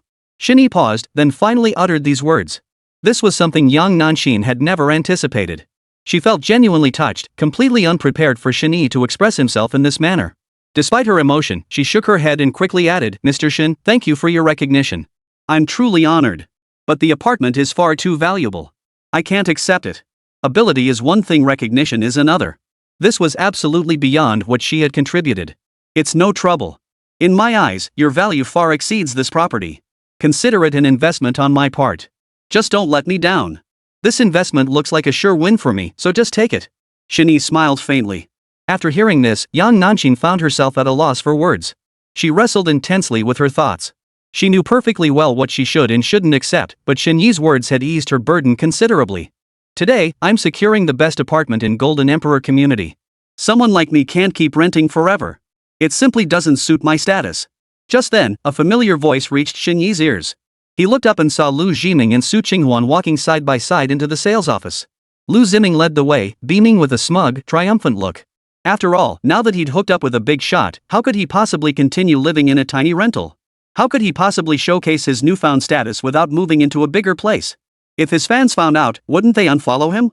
Behind him, Su Qinghuan wore a gloomy expression. The money she just received from Shen Yi hadn't even had time to warm her hands, and with the Su family's affairs still unresolved, she was already spending it. Ziming, wouldn't renting an apartment be better? Why must you buy one? Su Qinghuan couldn't help but mutter under her breath, feeling it was a bit wasteful. Liu Ziming couldn't help but snort coldly. Qinghuan, you need to understand I'm a streamer. If I don't even have my own place, won't my fans laugh at me? Plus, this place is close to your office. It'll be more convenient for us to get intimate later. Chapter 34, Who knew you were so capable? Hearing this, Su Qinghuan was at a loss for words. She didn't know how to express her helplessness. Seeming to notice the expression on Su Qinghuan's face, Liu Ziming instantly grew displeased. He stopped in his tracks, turned to face Su Qinghuan, and fixed her with a stern, almost frightening expression. Qinghuan, if you're reluctant, just say so. Consider it a case of me misjudging you. When the Su family was on the brink of bankruptcy and facing all those troubles, I went out of my way to connect you with Brother Ding. I begged and pleaded to help you out of your predicament. Now that your family's situation has improved, you actually want to kick me to the curb? It's only a couple million yuan. Doesn't the bond between us, all I've sacrificed for you, mean more than that? His barrage of questions pounded into Su Qinghuan's ears. The more she listened, the more bitter it tasted, leaving her feeling wronged. It's not like that. This money is for keeping the company afloat. Who knows how much it'll take to plug the holes in the Su family's finances? So I figured I'd handle the Su family's affairs first, and then if... Before Su Qinghuan could finish, Liu Ziming impatiently waved his hand. He glanced at Su Qinghuan, his anger rising with every thought. If you don't want to, then don't. Stop making up excuses. At the end of the day, you just don't value me. I'm not in your heart. I actually thought you genuinely loved me. Now it seems I was completely wrong. If you won't make sacrifices for me, then forget it. I'm leaving. With that, Liu Ziming adopted an air of finality and stormed out of the sales office. His words stung like needles, piercing Su Qinghuan's heart bit by bit. Watching his indifferent retreating figure, Su Qinghuan couldn't bear it any longer. She stepped forward, grabbed Liu Ziming's hand, and pleaded, "Ziming, don't be angry. Can't I just agree to you?" The scene between the two drew quite a bit of attention. Yang Nanxin noticed the commotion and, fearing Su Qinghuan and Liu Ziming's presence might upset Shen Yi, promptly suggested, "Young Master Shen, let's leave. We'll pass on this apartment. I'll cook you something delicious when we get back. Let's not waste any more time here." But Shen Yi wasn't a pushover. He understood Yang Nanxin's intentions perfectly well. But he didn't mind. In fact, he thought she was quite thoughtful. He joked, "If you don't take this house today, I'm going to camp out here and refuse to leave. If you still refuse, not only will I not leave, but I'll throw a tantrum." This declaration left Yang Nanxin speechless. Shen Yi? Throw a tantrum? Those 4 words seemed utterly incompatible with him. Yet the very next second, Shen Yi declared with unwavering conviction, "If you don't believe me, let's put it to the test. After all, I already made a fool of myself on that little train earlier, what's one more time?" Hearing this, Yang Nanxin actually felt a twinge of fear. If the CEO really threw a tantrum here, wouldn't that be a truly epic social disaster? Meanwhile, Liu Ziming and Su Qinghuan approached. "Hey, Shen Yi. Who knew you had the clout to buy a place here?" Liu Ziming couldn't resist stepping forward to show off. After all, not just anyone could afford to buy in Golden Emperor Mansion. But the moment the words left his mouth, he realized something was off. This kid was the heir apparent of the Shen Group. How could he possibly compare his wealth to that? That was ridiculous. "You've got some taste, choosing to come here." Sensing the awkwardness, Liu Ziming quickly added. It seemed like today, he absolutely had to show off. Shen Yi couldn't be bothered with small talk. He smiled and asked, "Mr. Su, what a surprise to run into you here. Bringing your little boyfriend house hunting today?" Su Qinghuan instantly felt awkward. While others might not know where her money came from, Shen Yi certainly did. If it weren't for their business partnership, she'd be in a real bind right now. Not only had the Su family's issues remained unresolved, but she'd come house hunting first. It just didn't make sense. Of course. Qinghuan isn't just beautiful and kind-hearted, she's perfect for me in every way. That's how a woman shows her love for a man. I wonder if you feel the same, Shen Yi? True love, right? Liu Ziming still sought to strike at Shen Yi with his words. Especially when he uttered the words true love, he deliberately wrapped his arm around Su Qinghuan's slender waist. After all, Su Qinghuan had once been Shen Yi's woman. The pity was that this man seemed to have never truly earned her affection. In contrast, he had won her heart effortlessly. Wasn't this proof that he was superior to Shen Yi? Is that so? Well then, congratulations on finding your true love. Congratulations. May your love endure forever, united in heart and soul. Shen Yi nodded, completely unfazed, and offered his congratulations. These few words suddenly felt like a stab to the heart. Su Qinghuan felt uncomfortable all over, a sour pang rising in her chest. Liu Ziming, however, remained oblivious to her discomfort, basking in a sense of satisfaction. He thought Shen Yi must be devastated this time. His gaze shifted, landing directly on Yang Nanxin beside Shen Yi. Goodness! She was something else. This girl was absolutely stunning, beautiful face, great figure, not a bit worse than Su Qinghuan. Money really does buy you anything. He can even switch girlfriends on a whim. Damn, that's enviable. While thinking this inwardly, he mocked her mercilessly with his words, "Shen Yi, I really suggest you work on changing these bad habits. Could you take relationships a bit more seriously? How long has it even been? Already moving on to another woman?" Liu Ziming's goal today was simple, to find every possible way to make himself relevant around Shen Yi. He expected Shen Yi to explode in rage, storming off to defend himself. But Shen Yi didn't bat an eyelid, instead staring at him like he was an idiot. Confused by this reaction, Liu Ziming assumed his words had struck a nerve and hurt Shen Yi. He pressed his advantage, adding, "Hey, don't think being the scion of the Shen Group gives you free rein to act recklessly. Sometimes you need to keep yourself clean. It's scumbags like you who ruin the reputation of decent men. I'd rather not put it so bluntly, but if I don't make it clear, I'm afraid you won't get the hint. One bad apple spoils the whole bunch." Liu Ziming's grin only deepened. He was certain this kid couldn't possibly stay calm after hearing that. Yet Shen Yi's expression remained utterly unruffled, as if he hadn't heard a word. Something felt increasingly off about this kid. What was his deal? How could his mental resilience be this strong? Even after laying it all out like that, the guy still didn't flinch. Could it be that his attacks just weren't strong enough? Just as Liu Ziming was considering whether to change his approach and ramp up the pressure, Su Qinghuan couldn't bear to watch any longer. She stepped forward and declared, "She's Shen Yi's secretary, not a woman." Chapter 35, A New Flame? The words hung in the air, filling the room with awkward silence. Liu Ziming clearly hadn't anticipated this turn of events. Are all this guy's secretaries top tier like this? What gives? Secretary sounds so nice, doesn't it? It's just that, isn't it? As if anyone didn't know. Liu Ziming couldn't help but mutter under his breath, his contempt growing. Secretary this, secretary that, it all boils down to the same thing. When there's work, the secretary does it. When there's nothing to do, you do the secretary.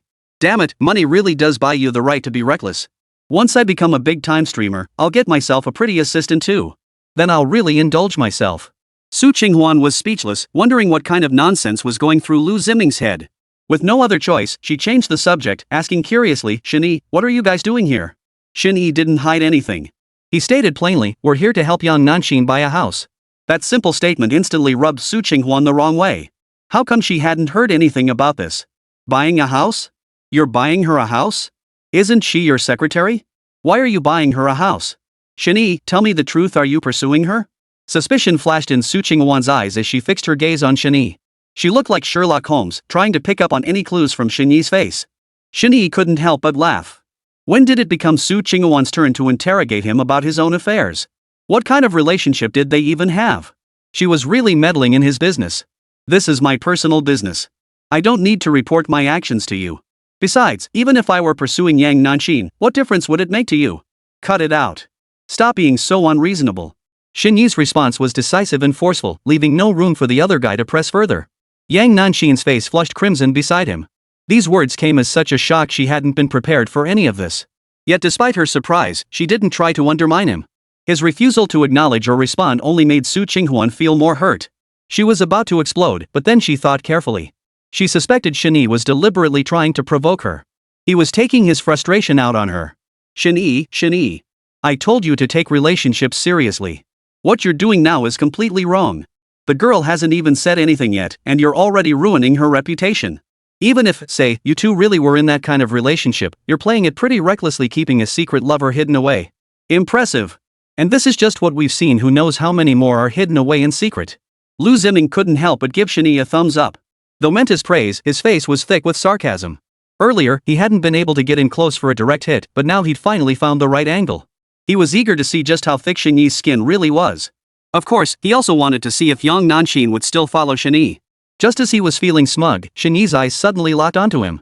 For some reason, Liu Ziming felt an ominous foreboding wash over him. One more word from you, and I'll have Qin Fei revoke your sales privileges. Shen Yi's words struck a nerve with Liu Ziming. This privilege was something he'd worked incredibly hard to obtain. If it were revoked with a single sentence, it would be a huge loss. Would he really risk losing his livelihood just to satisfy his urge to speak his mind? Liu Ziming considered himself no fool. Young Master Shen, please don't be angry. I spoke out of turn earlier. My joke went too far. My apologies, please don't take it to heart. I won't say such things again. Liu Ziming's mind worked at lightning speed, and he quickly apologized to Shen Yi. His words were delivered with casual ease, apologizing to Shen Yi without making himself look too foolish. A true man knows when to bend and when to stand firm. What's a little thing like this? Watch your words from now on. Don't speak without restraint. Shen Yi shot him a cold glance, harboring not a shred of goodwill toward the man. Yes. Young Master Shen is absolutely right. I'll certainly watch my words and actions from now on. Liu Ziming nodded repeatedly, not daring to voice any dissent. From addressing him by name before to now constantly calling him Young Master Shen, his obsequiousness had reached its peak. Where was the man he had been before? Seeing Liu Ziming's utterly servile demeanor, Su Qinghuan felt deeply displeased. After all, Liu Ziming was now her man, and Shen Yi's current attitude clearly showed he held no regard for her. Shen Yi, I think you've had enough. Ziming has already apologized, so why are you still holding a grudge? The opportunity is already his. Stop threatening him with this every other minute.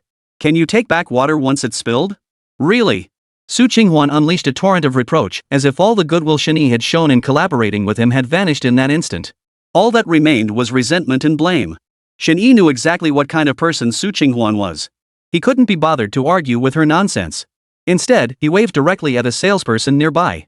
Show me the unit with the best natural light and environment. Rather than waste time, he might as well buy an apartment for Yang Nanxin. But the more he did this, the more dissatisfied Su Qinghuan felt. Her suspicions grew heavier until she finally grabbed Shen Yi's arm and demanded sternly, Shen Yi, what exactly are you playing at? Are you involved with this woman? Is that why all those things happened? I knew there was a reason you caused that scene at the wedding. It was all because of this woman. You're something else. You planned all this from the start, didn't you? If it weren't as she suspected, how could Shen Yi possibly bring Yang Nanxin along to buy a house? This was $1 million purchase. What kind of boss could afford such extravagance? She'd been so foolish, thinking she'd overreacted before. Now it was clear that wasn't the case at all. Unfortunately, she'd realized it all too late.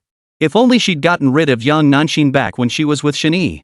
Then none of this mess would have happened. If it weren't for that woman, Shen Yi would never have abandoned me. Absolutely not. That is like a fly, always finding a way to get in. Su Qinghuan's heart screamed in agony.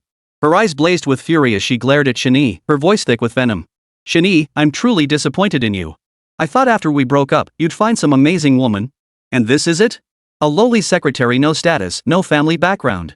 She's nothing but an ugly duckling. So this is your type, huh? She reeks of disgustingness from head to toe. Chapter 36, Bringing Shame Upon Herself. Su Qinghuan stood with her arms crossed, her pride towering above him. Even in 1,000 lifetimes, this woman could never compare to a young lady from a distinguished family like herself. Hearing this, Yang Nanshin's expression dimmed slightly.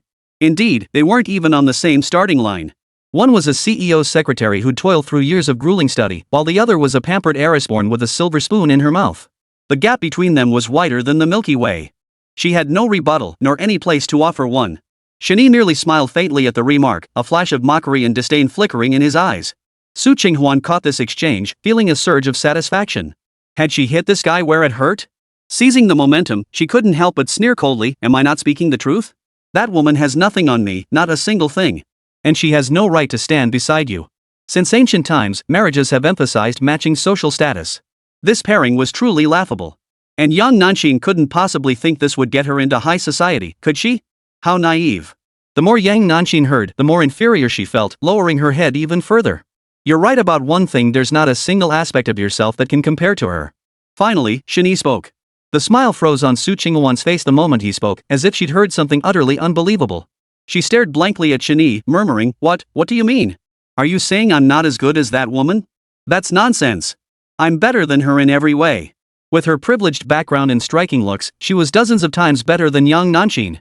Yet Shen Yi was blatantly lying through his teeth. What I mean is that you don't hold a candle to Yang Nanshin in any way. Setting aside her solid skills, she's prettier than you and has more grace. Beyond that, she's at least more loyal than you, unwaveringly loyal to me and to the company. That alone is something you'll never achieve in your lifetime. And unlike you, she doesn't play both sides. If you had any self-awareness, you wouldn't be humiliating yourself like this. Shen Yi couldn't fathom where Su Qinghuan's sudden arrogance came from. Did she truly possess no sense of shame whatsoever? Su Qinghuan's face instantly turned a deep shade of liver-like red. She seethed inwardly, yet found no rebuttal. Because those were things she had done herself, cheating and seducing others was undeniably true. What was most unbearable was that Shen Yi had dared to expose these things in front of so many people. Was he trying to ruin her? Without further thought, Shen Yi selected the finest apartment available, paid for it outright, grabbed Yang Nanshin by the arm, and summoned the sales agent to view the property together. Watching their retreating figures, Su Qinghuan gritted her teeth. She recalled how Shen Yi had once doted on her endlessly, unwilling to let a single hair on her head be harmed. Yet now, he had publicly humiliated her like this, even claiming she was inferior to a mere secretary. How despicable. Is this really how he feels about me? Is he really Shen Yi? Why was he once so devoted to me, willing to go through fire and water for me, yet now he's become like this? Are all men so fickle? Su Qinghuan's chest heaved with fury as she stomped her foot hard on the ground. She couldn't accept this reality, especially the fact that she was now inferior to some lowly secretary. Qinghuan, don't get so worked up. It's not worth it to antagonize that guy. This product endorsement opportunity one finally secured can't be ruined because of your mess with him. Just then, Liu Ziming chimed in from the side. When he turned back, he found Su Qinghuan staring at him as if she'd seen a ghost, her face frozen in utter disbelief. What are you staring at? Is there something on my face?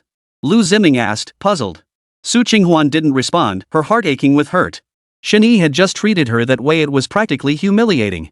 Not only did Liu Ziming fail to speak up for her, but he was actually fixated on her product promotion? Was this really her boyfriend? Why could he remain so indifferent when she was hurting so deeply? Honestly, the difference is just too stark. Su Qinghuan shook her head to herself. Back when she was the slightest bit upset, Shen Yi would fuss over her, racking his brains to cheer her up. She hadn't thought much of it then, assuming it was the most ordinary and natural thing in the world. But reflecting on her time with Liu Ziming, it was always her nurturing him, checking on him, while he showed her no concern whatsoever. She felt like she had become Shen Yi, while Liu Ziming seemed to be her former self. In that moment, Su Qinghuan felt she understood Shen Yi a little better. May I ask if you two are still interested in purchasing a home? As Su Qinghuan drifted into thought, a salesperson approached them politely. Buy? Of course we'll buy. I've been looking at them for ages. We want this one, it's the best.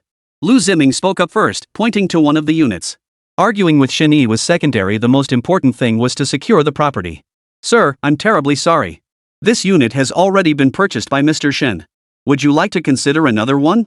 The salesperson offered an apologetic smile. Hearing this, Liu Ziming felt a surge of resentment. Why did this kid always beat him to everything?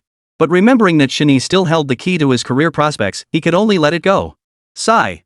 I'm a big-hearted person. I'll just let him have it. Liu Ziming shook his head, resigned to letting it go since he couldn't compete. The salesperson quickly approached, his face brimming with enthusiasm as he recommended, "Sir, if you're truly in a hurry, we have properties here with better environments and superior finishes. Would you be interested?" Hearing this, Liu Ziming's earlier disappointment instantly turned to excitement. "Yes. I'm very interested indeed. Someone of my stature deserves a better home." Overjoyed, Liu Ziming promptly asked the salesperson to show him around. Watching Liu Ziming's reaction from afar, Su Qinghuan felt a pang of bitterness in her heart. Sure enough, he wasn't thinking about her predicament at all, only about the house. She didn't know what to say. About 10 minutes later, Liu Ziming made up his mind and had Su Qinghuan pay for it. Though he was reluctant, there was nothing else he could do. "Come on, let's go see the place. Ha, this is my very first home. My glorious life is finally about to begin." Liu Ziming was bursting with excitement, eager to see the place. Su Qinghuan felt bitter. Perhaps she really had misjudged him. The man beside her was simply not the right fit for her. Chapter 37, Change of Heart? Liking is different from loving. Being compatible doesn't mean you can be together. Liu Ziming was far too immature, incapable of caring for or understanding her. He was nothing like Shen Yi, who truly cared for her. If she could choose again, she'd never do anything impulsive like that. "What's wrong? I have my own place now. It'll be more convenient for us going forward. Aren't you happy?" Liu Ziming finally noticed something was off with Su Qinghuan and quickly pressed her for answers. Su Qinghuan shook her head, saying nothing more. Her heart felt heavy. The saying, "Those who are willing to learn need no teacher, those who are unwilling cannot be taught," seemed to ring true. If it were Shen Yi, he would have instantly understood her feelings and wouldn't have made unreasonable demands for a house. All along, she had neglected Shen Yi too much, pushing away the one who loved her most. Now that Shen Yi was deliberately provoking her, it was understandable. Though he remained stubbornly defiant, Su Qinghuan believed he still cared for her deep down. Otherwise, why did they keep running into each other? Why else would Shen Yi pledge the Su family's most severely loss-making asset as collateral? He still loved her, but he just refused to admit it. He still loved her. And she still needed him too. Su Qinghuan had it all figured out, and it felt like a weight had lifted. Just as these thoughts filled her mind, Shen Yi and Yang Nanxin returned after viewing the property. Su Qinghuan knew she couldn't let this chance slip away again. She hurried over to Shen Yi in a few quick strides, her expression conflicted as she stammered, Shen Yi. Wait for me. I need to talk to you." She hesitated, as if some words were difficult to utter. "Just say it." Shen Yi frowned slightly as he asked. Actually, you misunderstood me. I'm not what you think I am. Liu Ziming and I aren't that kind of relationship, we're just good friends. Really, believe me. You're still in my heart. Can we make up? Give us another chance. You won't regret it." Su Qinghuan mustered all her courage and finally voiced these heartfelt words to Shen Yi. She gripped the hem of her shirt, her entire body tense with nervousness. After her words fell, many in the room were stunned, finding her statement utterly shocking. Shen Yi remained calm, but Liu Ziming instantly lost his composure. "What the hell does this mean? Just when I was feeling good, you pull this stunt? Playing both sides in front of these two men? No way. No man could tolerate this." He stepped forward, yanked Su Qinghuan back, and kissed her lips without a word. "Mr. Shen, my apologies. This woman's a bit out of it today. Don't take her words seriously. Besides, we've done everything imaginable together, nothing is off limits between us." After kissing her, Liu Ziming immediately asserted his dominance. This back-to-back display was rather abrupt. Shen Yi had no idea what these two were up to, but he couldn't be bothered to pry. Impassive, he led Yang Nanxin away. Su Qinghuan wriggled free from Liu Ziming's embrace. Watching Shen Yi's retreating figure, she felt even more certain he still cared for her, that he still loved her. His decision to leave stemmed entirely from Liu Ziming's actions provoking him. She still had a chance. "Qinghuan, what did you mean by that earlier? Why did you distance yourself from me in front of Shen Yi?" Liu Ziming couldn't help but ask. But Su Qinghuan, lost in her own thoughts, paid him no mind. "Qinghuan, you must believe I love you. My feelings for you are entirely genuine, not a shred of pretense. All this time, I've laid my heart bare for you. You can't leave me. It took us so long to finally be together openly. I can't lose you, Qinghuan. Trust me, I'll make sure you live a good life. It won't be any worse than what that guy Shen Yi offers." Seeing Su Qinghuan's silence, Liu Ziming's mind was in turmoil. He couldn't bear to lose this woman after all. She was beautiful, had a great figure, and was wealthy. But more than that, the crucial thing was that she was willing to sacrifice for him. She was practically his little lapdog. Without her, his life would be unbearable. I need some time to think. Faced with this flood of solemn promises and sweet words, Su Qinghuan didn't feel moved like she used to, nor did she respond passionately. She merely gave a quiet nod. Her heart wavered. Liu Ziming represented her ideals, but Shen Yi was her reality. People from different worlds were destined to struggle to be together. Su Qinghuan, do you still love Shen Yi? Liu Ziming sensed something was off and immediately confronted her. This. Su Qinghuan felt conflicted, unsure how to respond. She shifted the topic instead. Oh dear, what a forgetful moment. I still have some unfinished business at the company. How could I have forgotten about that? But the more she evaded, the more worried Liu Ziming became. Such obvious evasion, could it be that Su Qinghuan had truly moved on? Qinghuan, forget about everything else. Why don't we go to the new place and do something fun? You know we haven't done that in a while. Liu Ziming suggested once more. Under normal circumstances, Su Qinghuan would never refuse his suggestion. If she agreed, it meant he still had hope. You go look at the place yourself. I have urgent business at the office. I'll head out now. Su Qinghuan flatly refused and walked away immediately. Though uneasy inside, Liu Ziming dared not do anything rash and could only watch her walk away. Meanwhile, Shen Yi and Yang Nanxin had walked quite a distance. Yang Nanxin kept stealing glances at Shen Yi, her heart filled with worry. She couldn't help but think Shen Yi must have been deeply affected by what they just witnessed. Even though Shen Yi and Su Qinghuan had broken up, she was still his former fiancée. Seeing her kiss another man in plain sight must have been painful. Mr. Shen, are you okay? Yang Nanxin asked cautiously. I'm fine. What could possibly be wrong? If you're referring to what just happened, it's completely unnecessary. Frankly, even if they were rolling around in bed right here, it wouldn't concern me. I was just thinking about getting some appliances for your place later. Shen Yi couldn't care less. Those two were nothing but clowns, how could they possibly affect him? Only then did Yang Nanxin breathe a sigh of relief, her voice lightening. I'm glad it's nothing. Let's go eat. I'm really happy today. You've helped me so much, Mr. Shen. I love the apartment too. I'm completely satisfied. But I can't accept that house. It just feels a bit inappropriate. Chapter 38, Driver in Position. Yang Nanxin knew her place. After all, she was just a secretary. How could she possibly deserve such treatment? All those previous incidents were purely Shen Yi's scheme to provoke Su Qinghuan. Though he claimed otherwise, she couldn't take his words too seriously. Shen Yi shot her a stern look. You will take this house whether you like it or not. I've said it countless times, I won't repeat myself. Just focus on doing your job well from now on. No need to overthink it. I won't shortchange you. After hearing all that, Yang Nanxin didn't know what else to say. After wrestling with her thoughts for a long while, she reluctantly agreed, this. All right. Thank you, Mr. Shen. I'll work hard from now on. Seeing that the situation was irreversible, she had no choice but to accept. The two walked briskly, continuing their search for a restaurant. But as they walked, they encountered a familiar figure. Xin Fei? Shen Yi hadn't expected to run into her here either. Mr. Shen? What a coincidence. You're here too? Xin Fei brightened at the unexpected encounter. Both their gazes shifted. Xin Fei noticed Yang Nanxin and paused slightly, though she didn't think much of it. Wasn't it perfectly normal for a secretary to accompany the CEO? Shen Yi noticed a man standing behind Xin Fei. He sported a standard crew cut, was of average build, stood about 1.8 meters tall, and had a rather handsome appearance. Who was this guy? Shen Yi couldn't help but feel a bit puzzled. Xin Fei clearly noticed Shen Yi's gaze and quickly explained, this is Lan Wufeng. He's a relative from my hometown, the driver I introduced to you. He just arrived today, so I brought him along to explore, get familiar with the surroundings, and grab a bite to eat. After finishing her explanation, Xin Fei looked at Shen Yi with a smile. Shen Yi was somewhat surprised and couldn't help but ask, if he's your relative, why isn't he working at your company? Why is he driving for me instead? After all, that would be more convenient. It was the first time he'd seen someone place someone in another company like this. Moreover, Shen Yi noticed Xin Fei seemed different today compared to previous encounters. Her entire demeanor had shifted. Whereas she usually exuded mature charm, today she appeared sharp and crisp. He didn't know the reason behind it, but he didn't press further. Because young Master Shen is more accomplished than me, you see. Whether it's ability or knowledge, you surpass me. Plus, you have so much more experience. Working with you, I can learn a lot. Besides, he's family. If he worked under me, he'd just get spoiled and coast through his days. How could that possibly be good training? Young people like him need more experience and learning. I'm afraid he'll develop bad habits. These words actually sounded quite reasonable. After all, some young people, relying on their connections, become arrogant and bully the weak while fearing the strong, developing all sorts of bad habits. Thinking about it carefully, it made sense. Shen Yi didn't press the issue, though he found it odd. Mr. Shen, please help us out. This young man really needs some discipline. Please? I'll treat you to dinner tonight, okay? Qin Fei pleaded earnestly, then nudged Lan Wufeng beside her forward. Wufeng, go introduce yourself to young Master Shen. Lan Wufeng approached somewhat awkwardly, appearing shy, though a fleeting hint of hostility flickered in his eyes.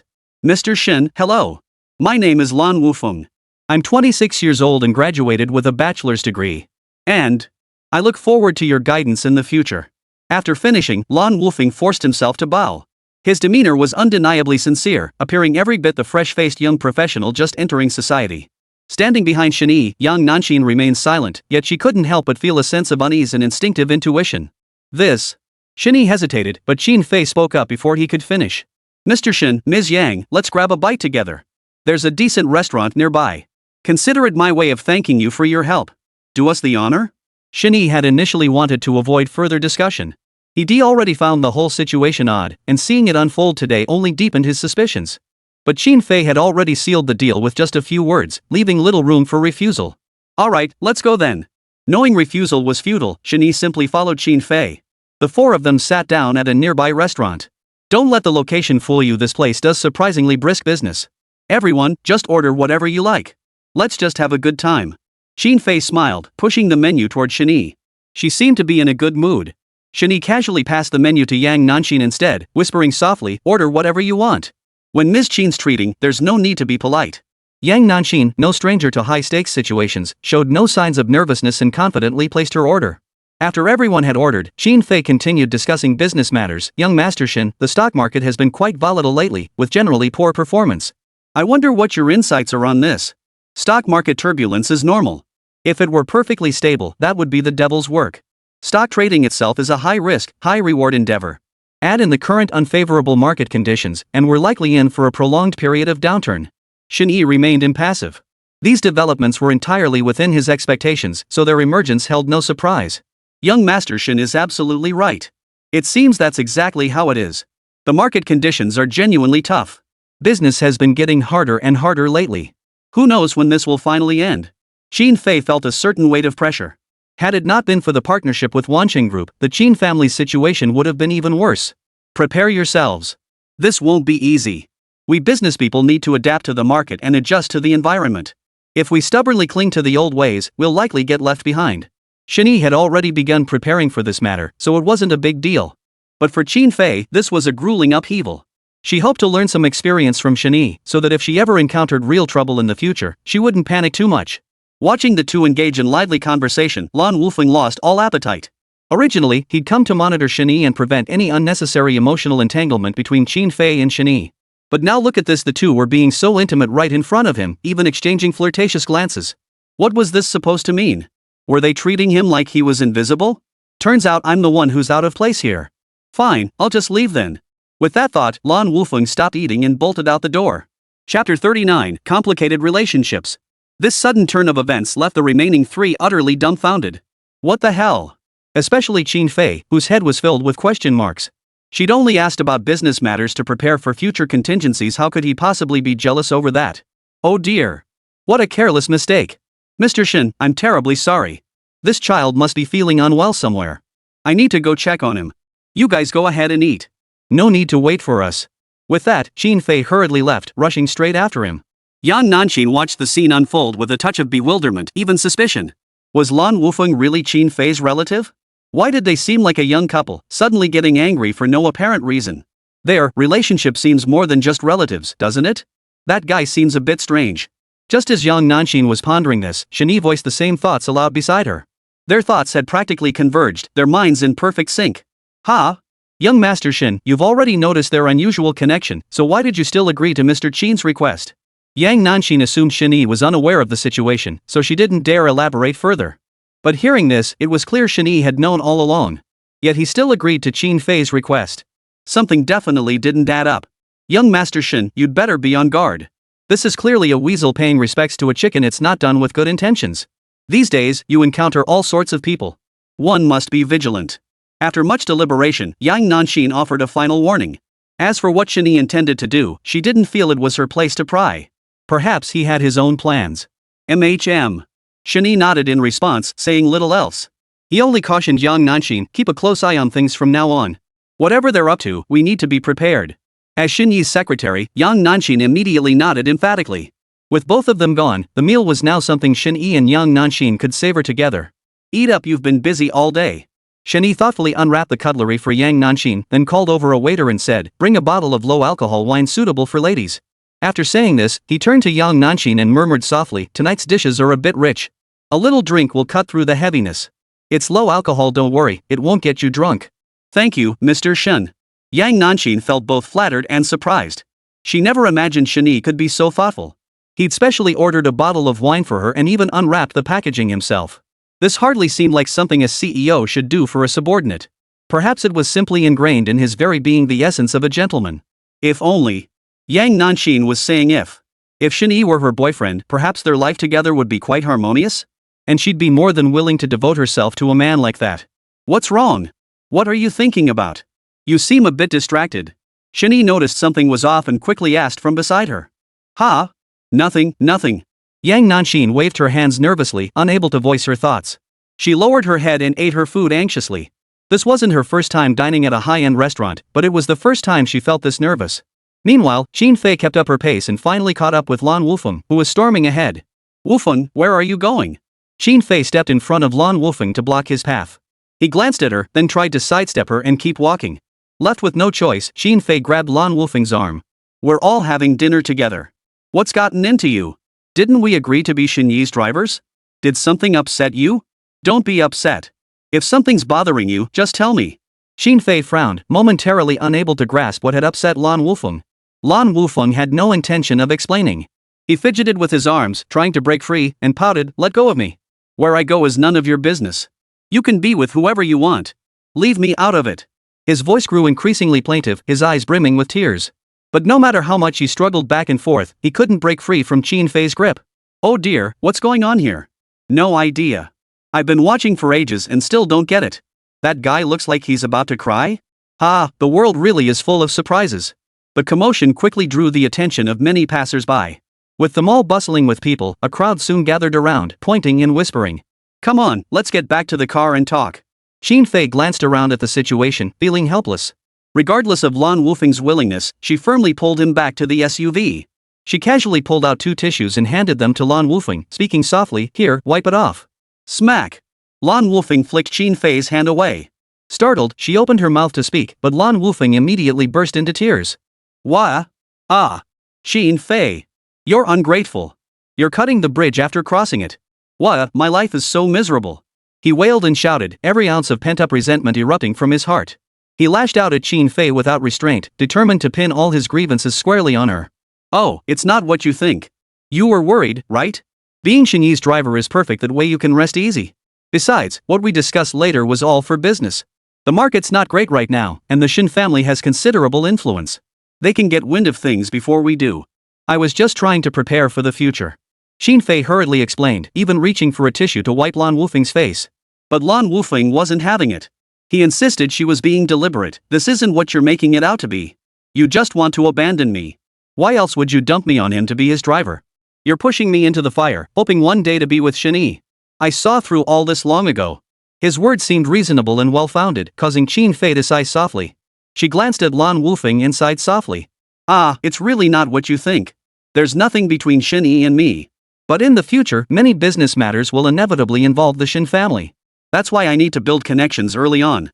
I also want you to help me keep tabs on his every move. That way, if he has any schemes against me, I'll know immediately. Because you're the person I trust most, I can't rely on anyone else.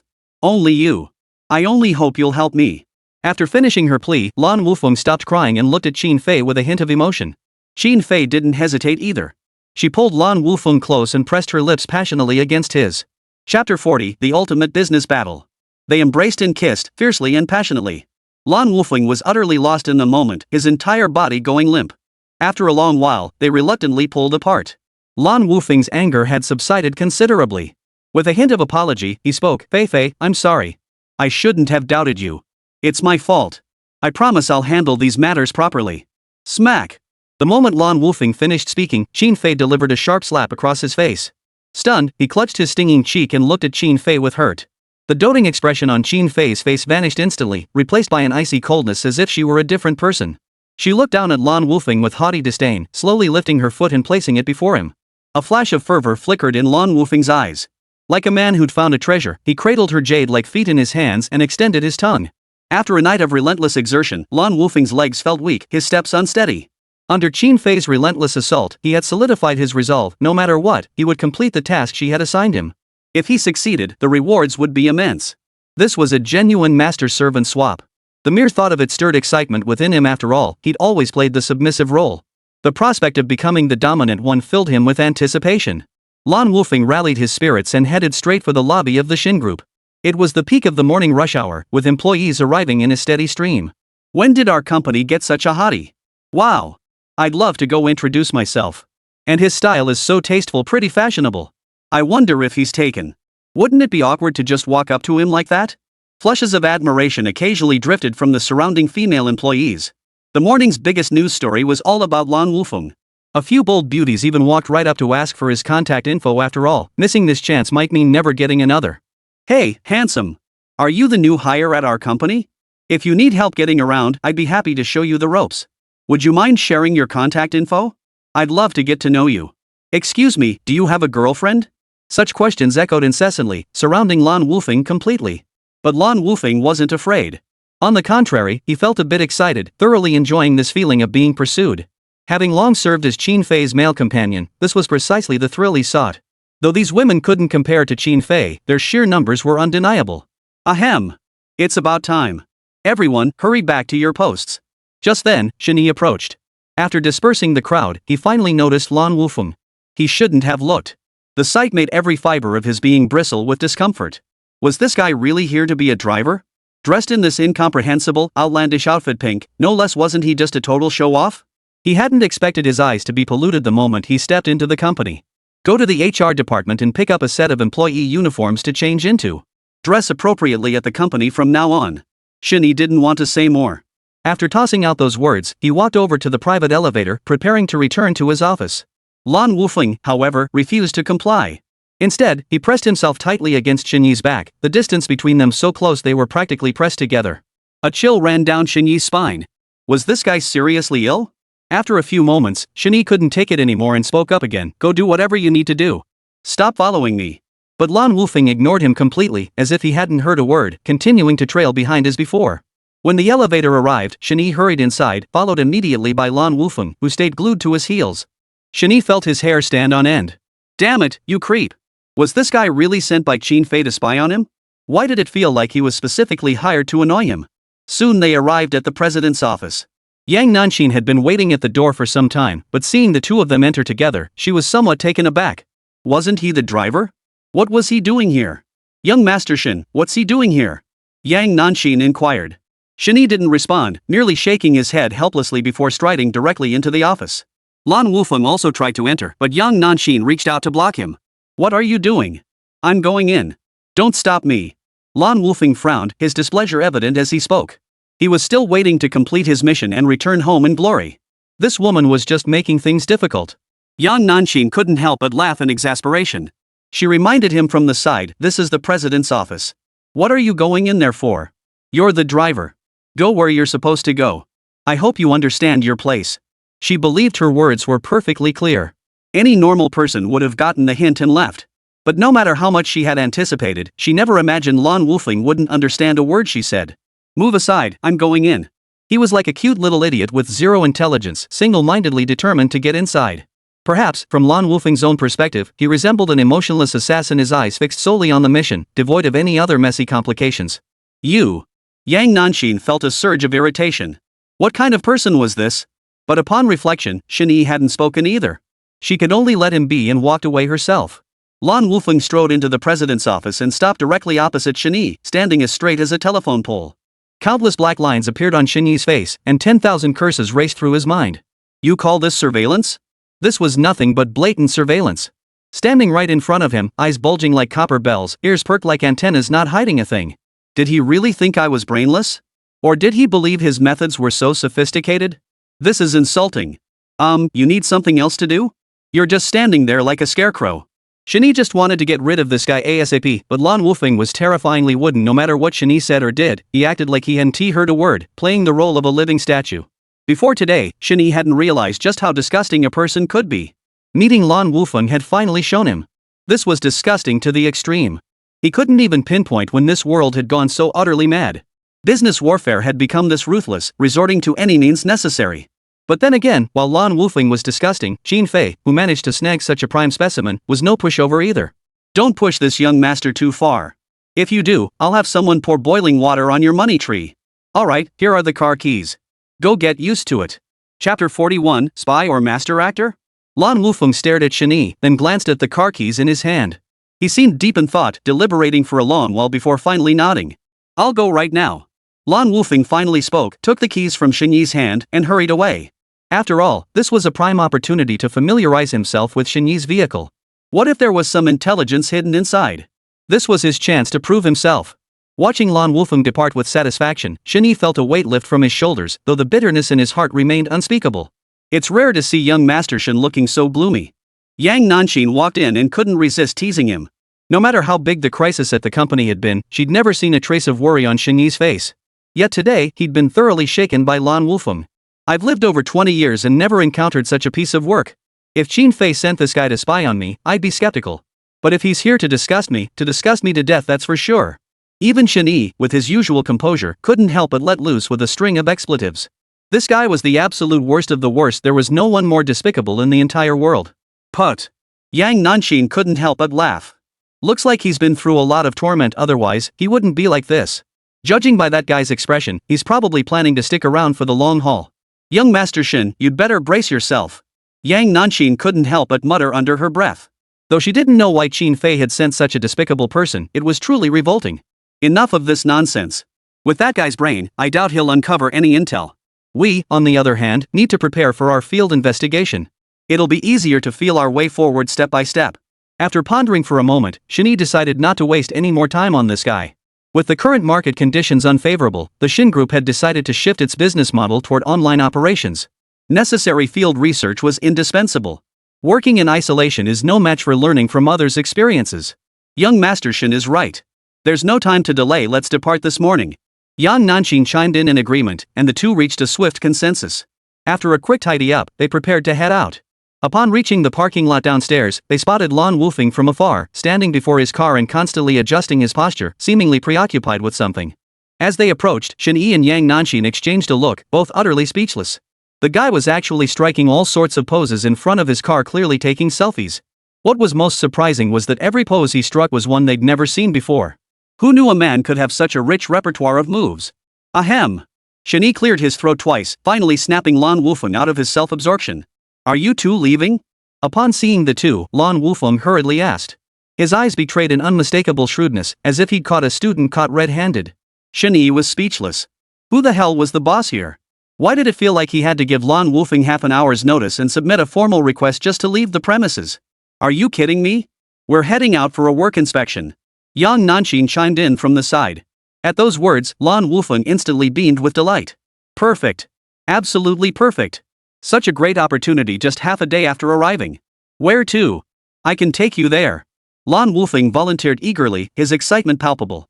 At the same time, he couldn't help but shake the car keys in his hand. Shen Yi shook his head helplessly. If only this guy was this excited about work. Shen Yi couldn't be bothered with this complete waste of space. Every extra word wasted on him felt like brain cells dying. He simply dove headfirst into the van. No need. You stay at the company. Yang Nanxin flatly refused his request and headed toward the van herself. But Lan Wufeng wasn't having any of it. He sprinted over and declared, No. You're going, and I'm coming too. Are you kidding me? This was the perfect chance to prove himself. Not letting him go? Whoever tried to stop me would have to fight me. With that thought, Lan Wufeng yanked open the passenger door and plopped himself into the seat. He looked utterly unshakable. The three in the car exchanged glances, and Shen Yi was ready to curse. Why aren't we leaving yet? Lan Wufeng demanded. Yang Nanxin was dumbfounded too. She signaled Lan Wufeng with her eyes, even pouting her lips, hoping he'd catch on to something. But clearly, Lan Wufeng had no idea what she meant. Bro, you're the driver. You've got the keys in your hand. What are you waiting for in the passenger seat? Are you coming or not? Yang Nanxin was utterly speechless and could only speak up to remind him. Ha? Lan Wufeng glanced at his seat, then at the keys, finally looking as if it had suddenly dawned on him. My bad. I was worried you wouldn't take me, so I got a little anxious. Lan Wufeng scratched his head, then got out of the passenger seat and returned to the driver's seat.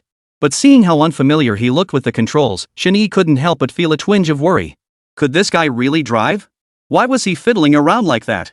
It didn't look like he was starting the car, more like he was defusing a bomb. Yang Nanqing glanced at Shen Yi and couldn't help but chuckle to herself. Even though it was just a simple business trip, Shen Yi's face always bore a look of facing death without fear. Lan Wufeng fiddled with the controls for quite some time before finally getting the car started. The trio headed straight for their destination at a decent pace. After spending the entire morning inspecting several companies, Lan Wufeng couldn't help but clutch his stomach as they descended from the company building. He forced a strained expression and declared, "I need to use the restroom. My stomach hurts. Wait for me." With that, he dashed off, making sure to clasp the car keys in his hand as he went. With these in hand, Shen Yi and the others wouldn't be able to leave him behind. Shen Yi's face darkened. He couldn't help but ask Yang Nanqing beside him, "How many times has this happened this morning?" "Fourth time." Yang Nanqing couldn't help but laugh in response. "Damn it, every single time it's stomach pain, every single time it's coming straight from the company. We've only visited 4 companies in total. Can't you come up with a different excuse? Even if you tip him off right in front of me, it's fine. This is insulting my intelligence." Shen Yi didn't know what to say. He just felt like Lan Wufeng didn't treat him like a human being. The same excuse, the same timing, enough already.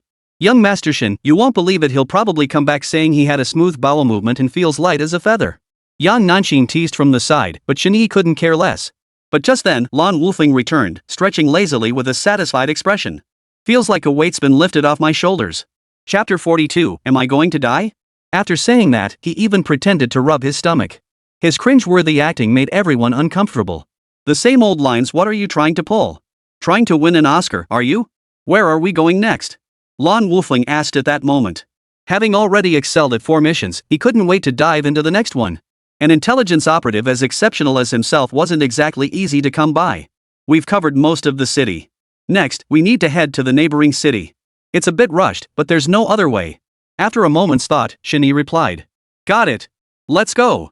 Lan Wufeng was overjoyed, feeling his reward drawing ever closer. It was a master-servant swap, after all, just the thought of it was thrilling. Let's go, young Master Shen.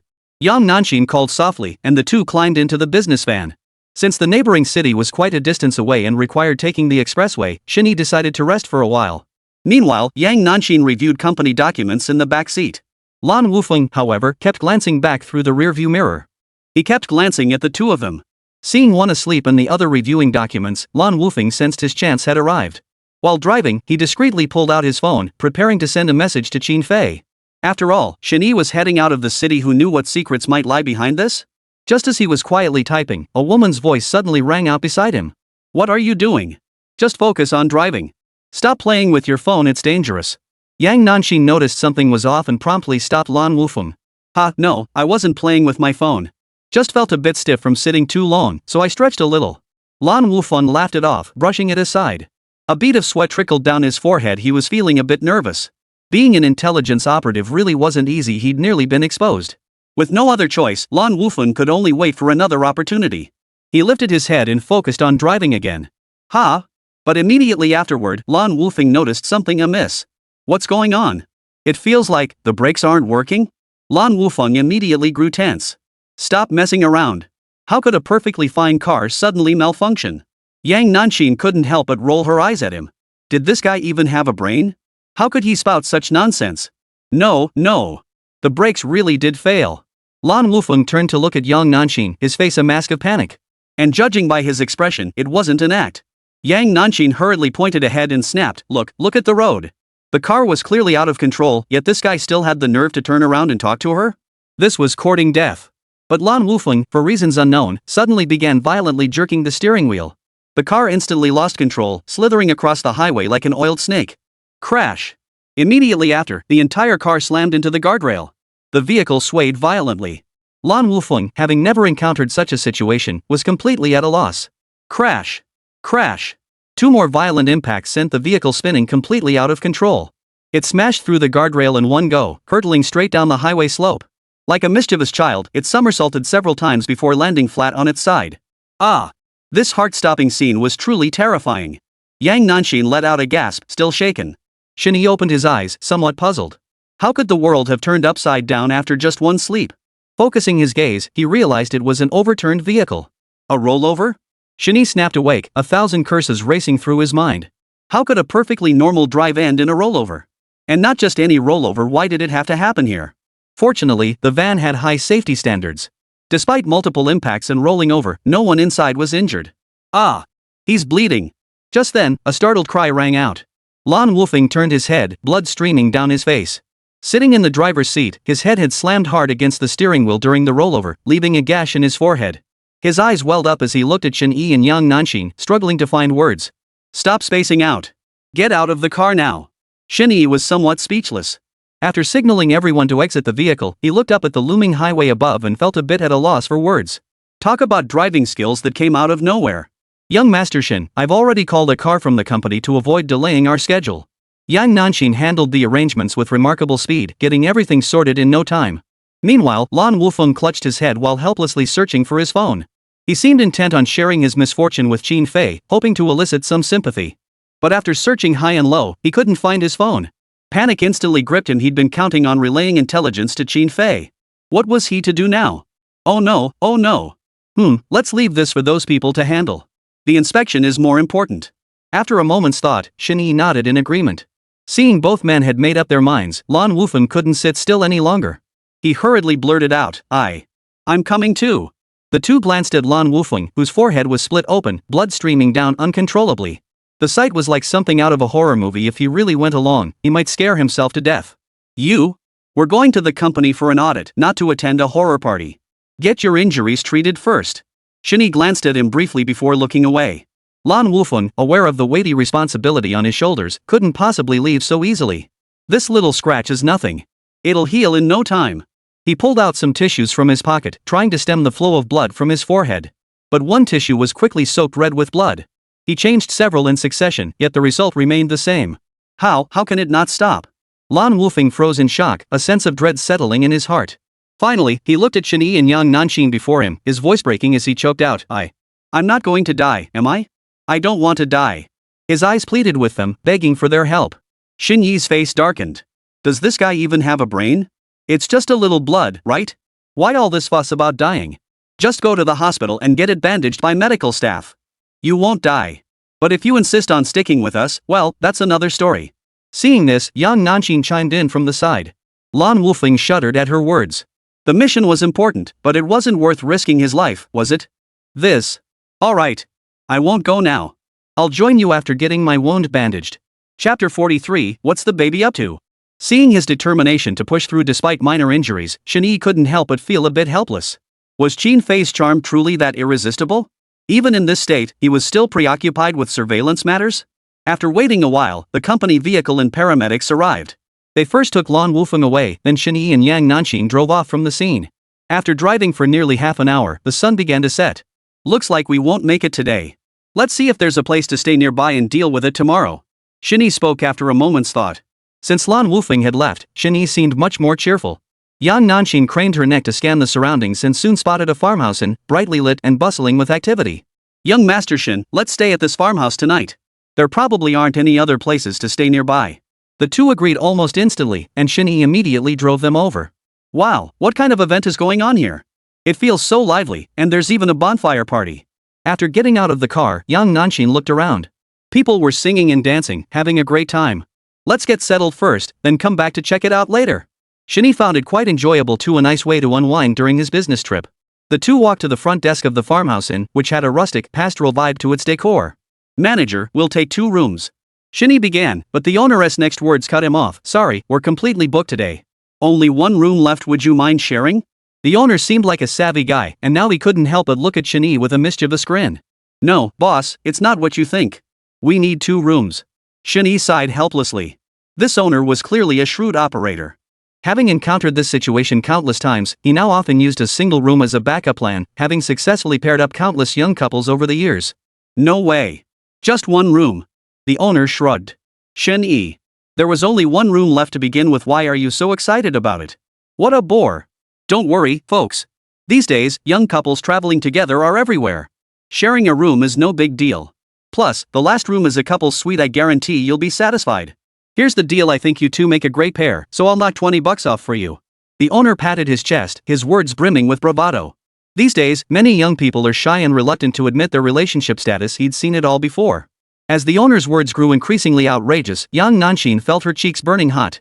Did she and Shen Yi really match well? Yang Nanxin couldn't help stealing a glance at Shen Yi. Just then, Shen Yi was looking at her too. Her face burned even hotter, and she silently prayed she wasn't blushing. It would be so embarrassing if he noticed.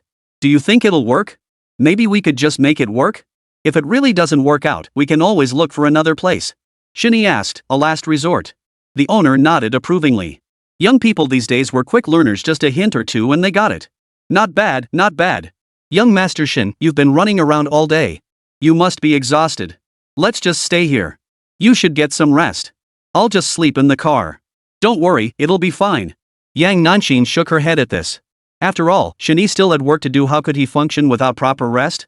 It's no big deal to rough it for one night. Oh my.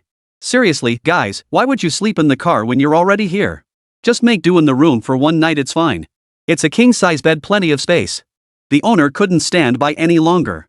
He stepped in front of them and handed over the room key. Go on, go on. Once you see the room, I guarantee you'll be satisfied. Shen Yi and Yang Nanxin exchanged a glance. Seeing the owner's expectant expression, it seemed as though they couldn't leave the door without going to the room. With no other choice, they took the keycard and headed to the room. The door swung open, revealing a spacious room. It seems not bad. Yang Nanxin couldn't help but mutter. But within seconds of stepping inside, Yang Nanxin regretted her words. The room was cluttered with all sorts of bizarre items: octopus chairs, handcuffs, spherical devices, and more. Just a quick glance was enough to make one blush. This room is quite unique. Yang Nanxin gave a nervous chuckle before slowly sitting down on the edge of the bed. But her hand brushed against something, a remote control, it seemed. Click. Bang. Bang. A strange sound reached her ears. Yang Nanxin froze, unable to resist turning her head to look. She saw the center of the bed automatically rise and fall. It was an electric bed. Yang Nanxin quickly stood up and an awkward silence filled the room. Is this a couple's room? It really lives up to its reputation. Shen Yi had assumed it was a couple's room, but now it seemed more like a themed suite. Either the owner had misclassified it, or young couples these days were getting way too adventurous. How about we go out to grab something to eat? With no other choice, Shen Yi could only suggest from the sidelines. Sure. Staying in this room any longer than necessary felt like courting trouble. The farmhouse courtyard bustled with activity, illuminated by various lights, creating a charming atmosphere. The air was filled with the rustling of grass and the melodious chirping of insects and birds. Shen Yi and Yang Nanxin casually bought some snacks and, under the perfect moonlight, strolled through the mountain wilderness. Splash! Not far away, a river murmured as it flowed. The two settled down by its banks. Wow, there are fireflies. Look, over there. Yang Nanxin pointed to a spot in the darkness. They really are. You never see these in the city. Shen Yi smiled, the starlit sky above them radiating an unparalleled tranquility. Ding ding. Just then, Shen Yi's phone in his pocket began to vibrate. He pulled it out and saw it was a friend request from a stranger. Who could it be? Shen Yi couldn't help but mutter under his breath before accepting the request without a second thought. He shouldn't be expecting anyone to contact him lately, so it felt a bit odd. Before Shen Yi could even think to ask, the other party sent a message first. But it wasn't an introduction. Instead, it was a photo of a pair of long, snow-white legs. Shen Yi's brain nearly short-circuited. What was this supposed to mean? Was this some new scam? Or was it a seduction tactic, luring him into a video call and then?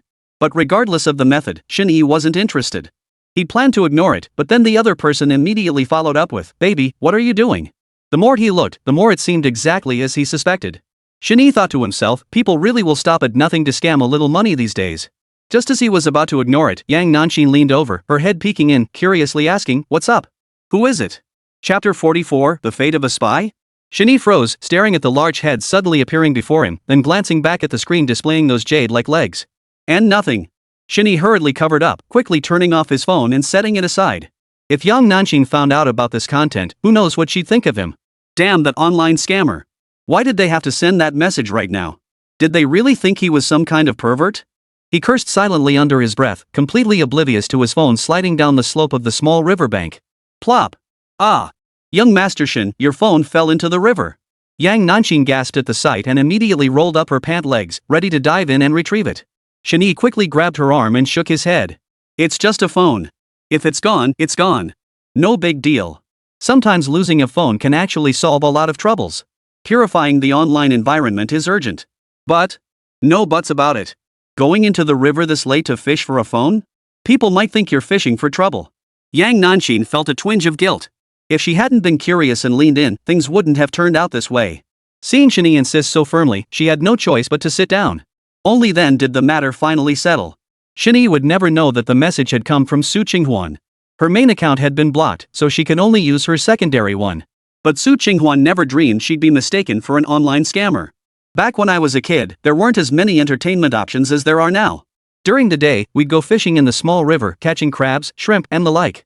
Every now and then, a water snake would pop up too. I was terrified of those creatures and would often cry from fright, but I never learned my lesson. I'd always go back in. Looking back, I was pretty foolish back then. Young Nanxin sat on the riverbank, hugging her knees as she gazed into the distance, reminiscing about those days. Life back then wasn't as convenient, but it seemed carefree and joyful. Growing up brought endless complications, and I'd almost forgotten who I truly was. Oh, right. There was another time. Back home, we had fields. Every planting season, we'd follow the oxen around catching shrimp, and sometimes we'd find crayfish holes in the ridges between the fields. My friends egged me on to dig in the holes. I was timid at first, but I still managed to pull out a crayfish. Later, I grew bolder and dug into every hole I saw, always finding something. Until one day, I pulled a snake out of a hole. That thing felt like it was burning my hands. I flung it over 10 meters away. After that, I never dared to dig in a hole again. This seemed to be a vivid memory for Yang Nanxin, one that still made her laugh and sigh with resignation. You guys sure had more fun growing up. I was raised in the city, basically had nothing like that. For everyday entertainment, we only had things like video games, nothing much to get excited about. Shen Yi hadn't experienced those things himself, but watching the scene before him and piecing together Yang Nanxin's words, he couldn't help but feel an endless sense of longing. It was a kind of joy he had never known. Even as the young master of the Shen Group, there were things he could only dream of but never reach. If we didn't have some business to attend to, I'd head down to the river right now to try out that kind of fun you mentioned. Do you think there might be snakes around here? Shen Yi spoke to himself, suddenly feeling a weight on his shoulder. He glanced sideways and saw Yang Nanxin had fallen asleep, leaning against him. He froze, taken aback. Had he been talking too much nonsense? More likely, she was just exhausted. Coming to his senses, Shen Yi gave a faint smile and did not disturb the other person. Meanwhile, Xin Fei returned home to find her phone flooded with countless messages, instantly boiling with frustration. Helplessly, she began scrolling through the messages from the very first one. Hey, sweetie, still asleep? I've already infiltrated enemy territory and will complete the mission assigned by the boss. Babe, do I look handsome in this photo with the van? I'll buy one someday and take you traveling. Honey, this guy is going to inspect a company in Jiangqing today. I'm sticking close to him and will definitely let you know if anything happens. Shen Yi was talking nonsense with some guy about operational models or something.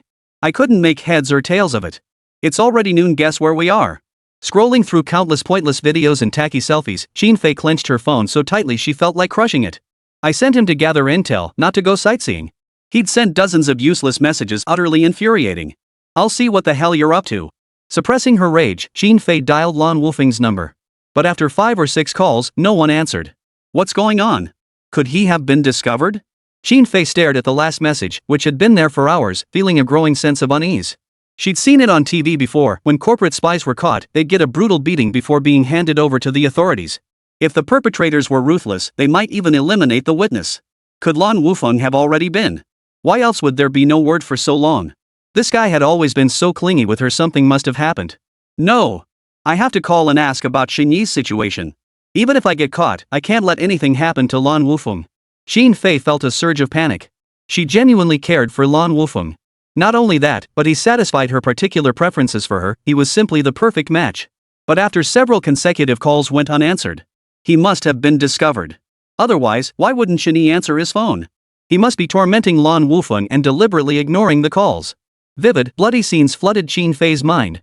Ignoring the chaos swirling in her thoughts, she rushed out and drove straight to Shen Yi's house. She pressed the doorbell repeatedly, but there was no response. But then again, why would anyone bring a corporate spy home? He must be being tortured in a secret location somewhere she could never find. What should she do? It's over. This is completely over. Xin Fei felt a pang of regret. She shouldn't have sent Lan Wufeng to monitor Shen Yi in the first place. Now look, it was a complete loss. Ding ding. But just then, a phone rang. Xin Fei frantically picked it up and glanced at the caller ID. It was an unfamiliar number, likely from whoever was interrogating Lan Wufeng. Either demanding compensation or issuing a warning. Hello? Xin Fei took a deep breath and answered the call. Are you Lan Wufeng's family? This is Jiangqing First People's Hospital. He's injured and needs you to come handle the necessary procedures. Hearing this, Xin Fei froze. What does this mean? He hadn't been discovered, had he? Chapter 45, A Secret Affection. Okay, I'll be right there. After hanging up, she suppressed her astonishment and drove to the hospital. Upon entering the ward and seeing Lan Wufeng with a bandage on his forehead, Xin Fei's heart ached instantly. She hurriedly asked, Wufeng, what happened to you? Did they find out? Did they beat you up? That Shen Yi is such a bastard, how could he hit you so hard, leaving you like this? Besides the wound on his forehead, he had multiple abrasions all over his body.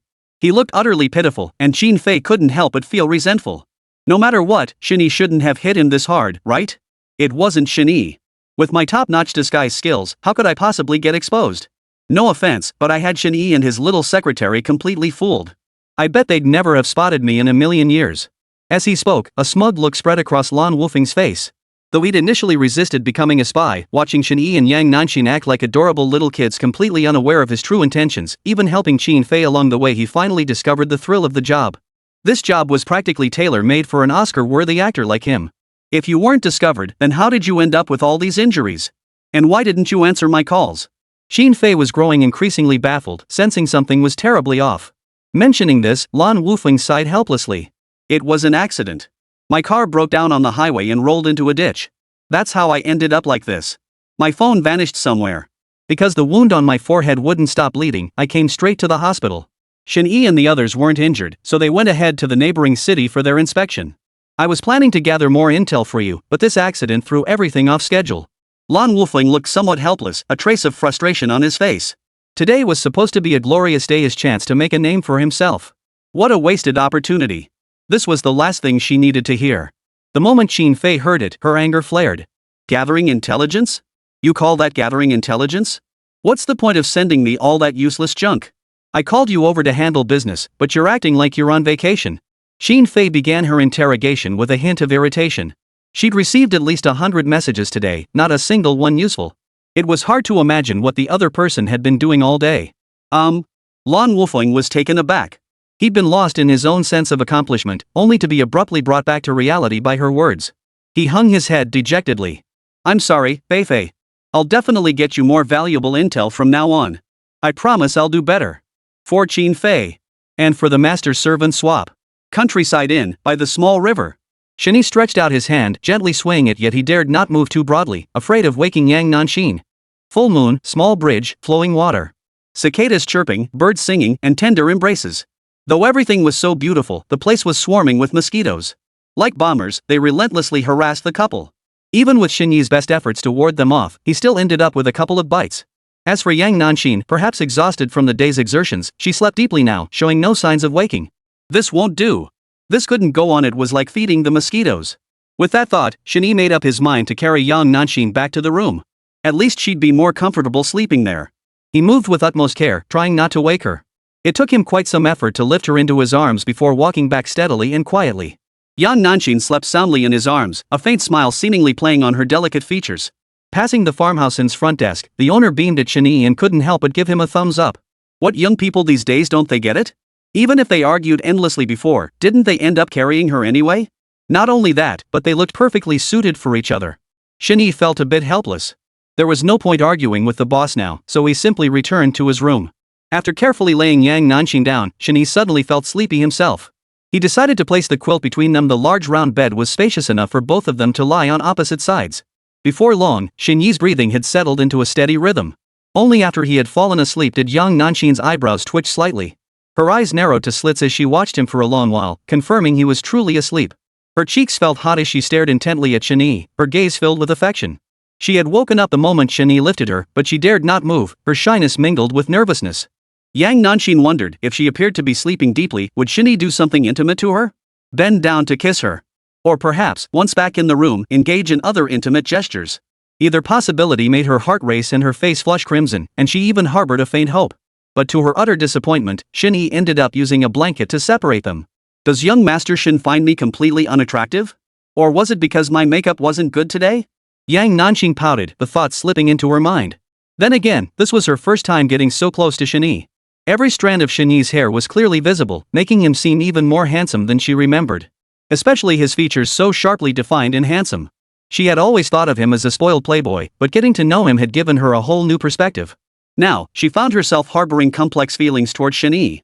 No wonder so many women are drawn to you. Not only is he wealthy beyond measure, but he's also quite handsome, with a great personality and temperament. Yang Nanxin murmured softly, feeling increasingly satisfied with Shen Yi the more she observed him. Slowly, she felt herself drawn to Shen Yi, as if pulled into a powerful vortex, sinking deeper and deeper. Suddenly, as if compelled by some unseen force, Yang Nanxin leaned in and gently kissed Shen Yi on the cheek. Her entire face burned fiercely, her heart pounding wildly like a frightened deer. She fought back the surge of emotion, then simply lay down beside him and fell asleep. The next morning. Ugh! Shen Yi let out a soft hiss, feeling his entire arm go numb. It felt like he'd just done some heavy labor. He tried to pull his arm free, only to find it pinned down by something heavy. Glancing sideways, he saw Yang Nanxin had slept clutching his arm all night. Shen Yi couldn't help but stare a little longer. Her cherry-red lips were slightly parted, her expression relaxed and serene. Curled up in his embrace, she resembled a tiny kitten. He found himself staring, unable to look away. After a moment of struggle, he finally pulled his arm free and went to wash up. Yang Nanxin opened her eyes, a faint smile playing at the corners of her lips. Chapter 46, Strangled the Su family in its cradle. She sat up in bed, her cheeks flushed. When Shen Yi emerged from the bathroom, their eyes met. She shyly lowered her head. Good morning. How was your sleep last night? Shen Yi asked with a smile. MHM. Yang Nanxin gave a soft nod and replied, not bad. How about you? Shen Yi nodded in agreement and joked, not bad either. Last night, it felt like a cat snuck into my arms, so I felt a bit at ease and quite comfortable. After he finished speaking, Yang Nanxin froze. She felt even more embarrassed. Was she the cat Shen Yi had mentioned? Did his sense of security stem from her presence? If that were the case, it would be wonderful. Stop dawdling in bed. Wash up and let's go have breakfast. Shen Yi smiled and tidied up briefly. After Yang Nanxin finished her routine, the two ate breakfast at the farmhouse restaurant before heading to the neighboring city. Without that troublemaker Lan wolfing around, the journey went smoothly. This trip to the neighboring city isn't really about the inspection. The main reason is that I want to restart cooperation with a certain company. Shen Yi remarked in the car. Yang Nanxin, unaware of this matter beforehand, froze upon hearing it. After a moment of thought, she had her suspicions and tentatively asked, Young Master Shen, is it Longha Company? Shen Yi nodded in acknowledgement. Isn't that too risky? While we did collaborate with them before, things changed later. Yang Nanxin didn't know what to say. Longha Company had been a partner Shen Yi had worked tirelessly to secure, but unfortunately, he ultimately handed that opportunity over to Su Qinghuan. Su Qinghuan, naturally, had gladly accepted. Because of this, the Longha Company project became the Su family's most lucrative venture. Yang Nanxin knew all this, but at a moment like this, she simply didn't know what to say. How will we know unless we try? Besides, the market environment is getting tougher. If we don't seize opportunities now, it'll be harder later. We need to take a long-term view and not get bogged down by short-term gains or losses. Shen Yi had already made up his mind long ago this time. The target was Longha Company. It wasn't merely due to the current market conditions, but also because of Su Qinghuan. After their wedding was called off and they parted ways, investors who had originally backed them out of respect for the Shen Group began pulling out and fleeing. Yet Longha Company stood firm. Not only did they stay, but they stood firmly by the Su family. This time, no matter what, he would reclaim the Su family's last shred of hope. That may be true, but Longha and the Su family have become inextricably intertwined over the years. Bringing this up with them now could stir up unnecessary trouble. Plus, the current business climate is already tough. If these two companies really get desperate, it could easily lead to complications. As Shen Yi's secretary, Yang Nanxin couldn't help but feel some concern at this moment. After all, she had already formed her own judgment based on Shen Yi's previous words. The more critical the situation, the more important it was to proceed cautiously. By comparison, Shen Yi's approach was far too risky. While success would bring immense rewards, failure would undoubtedly bring trouble. If it were up to Yang Nanxin, she would seek other partnerships and focus on gradually strengthening their own position. That was the real key to success. She would never act like Shen Yi. It's not just about that. There's another reason. Given the current market trajectory, Longha Company will inevitably become the catalyst for the Su family's rise. I refuse to give the Su family any opportunity. Shen Yi narrowed his eyes slightly, a flash of ruthlessness flickering in his gaze. Earlier, when Su Qinghuan came seeking a loan, Shen Yi had seized the chance to have her pledge some assets as collateral, already weakening the Su family's strength. Now, by severing Longha Company from the Su family at its roots, the Su family would be truly finished. To Shen Yi, Longha Company represented the Su family's future hope for resurgence. He must nip it in the bud. But Yang Nanxin knew Shen Yi was unwavering once he made up his mind. With matters already at this point, she saw no way to dissuade him. Shen Yi noticed her concern and waved it away. It's fine. Don't worry. I have leverage that will force Longha to cooperate. Besides, I've already arranged a meeting with their responsible party for this visit. Things shouldn't get too complicated. Hearing this, Yang Nanxin felt a surge of surprise. She hadn't expected Shen Yi to have everything arranged in advance. Curiosity piqued, she was about to ask for details when an untimely ringtone interrupted them. "Answer it. Don't let anything important slip by," Shen Yi said. Yang Nanxin quickly answered the call. The conversation was brief, and after hanging up, she felt a bit helpless. It was the company calling. They said there are some matters that need handling. "Mr. Shen, I might need to head back, but..." She was clearly torn. On one hand, company matters required her attention, on the other, she couldn't leave Shen Yi's side without worry. "I recall there's a station nearby. I'll drop you off there so you can head back first. I'll be fine on my own. Nothing will go wrong." Shen Yi made up his mind. How could such a large company function without someone in charge? Besides, the situation with Longhe was practically a sure thing, so it wasn't absolutely necessary for Yang Nanxin to accompany him. Alright. Yang Nanxin knew this wasn't the time for indecision. She chose to trust Shen Yi. After dropping her off at the station, Shen Yi casually bought a phone nearby to keep in touch. After Yang Nanxin departed, Shen Yi drove alone toward the neighboring city. On the way, he called the person in charge at Longhe. "Hello, Mr. Han. I'll be arriving shortly. Do you have time for a meeting today?" Shen Yi got straight to the point as soon as the call connected. The other party paused slightly, seemingly surprised by the unexpected speed of his arrival. After a moment's thought, he replied, "Alright, Star Glory Private Club, room 888. I'll be waiting for you." "Alright." After confirming the meeting spot, Shen Yi floored it and sped toward the location. About an hour later, guided by his navigation, Shen Yi arrived at the designated location. Starlight Entertainment Club wasn't in a prime location, but it catered exclusively to members, ensuring exceptional privacy. The entire club boasted a distinctive design, setting it apart from ordinary establishments. Following the instructions, Shen Yi walked directly to the door of room 888. He knocked, and the door opened to reveal a man wearing glasses standing before him. "Mr. Han, it's been a long time. I trust you're well." Chapter 47, Reunion with an Old Acquaintance. Shen Yi smiled and extended his hand. The other man reached out simultaneously, clasping it firmly. "It's been a while for you too, young Master Shen. It's been ages since we last met. I'm delighted you could make it here today." Han Cheng's face was beaming with a smile. He then gestured invitingly, saying, "Come in, young Master Shen. Please, come inside." The two entered the private room one after the other. Inside, various alcoholic beverages and fruits were laid out. Instead of opening wine, Han Cheng personally poured Shen Yi a cup of tea. Shen Yi smiled faintly. "Manager Han, we're old acquaintances. No need for such formality, right?" It was Han Cheng who Shen Yi had originally negotiated the cooperation project with Longhe Company, though ultimately the project had gone to the Su family.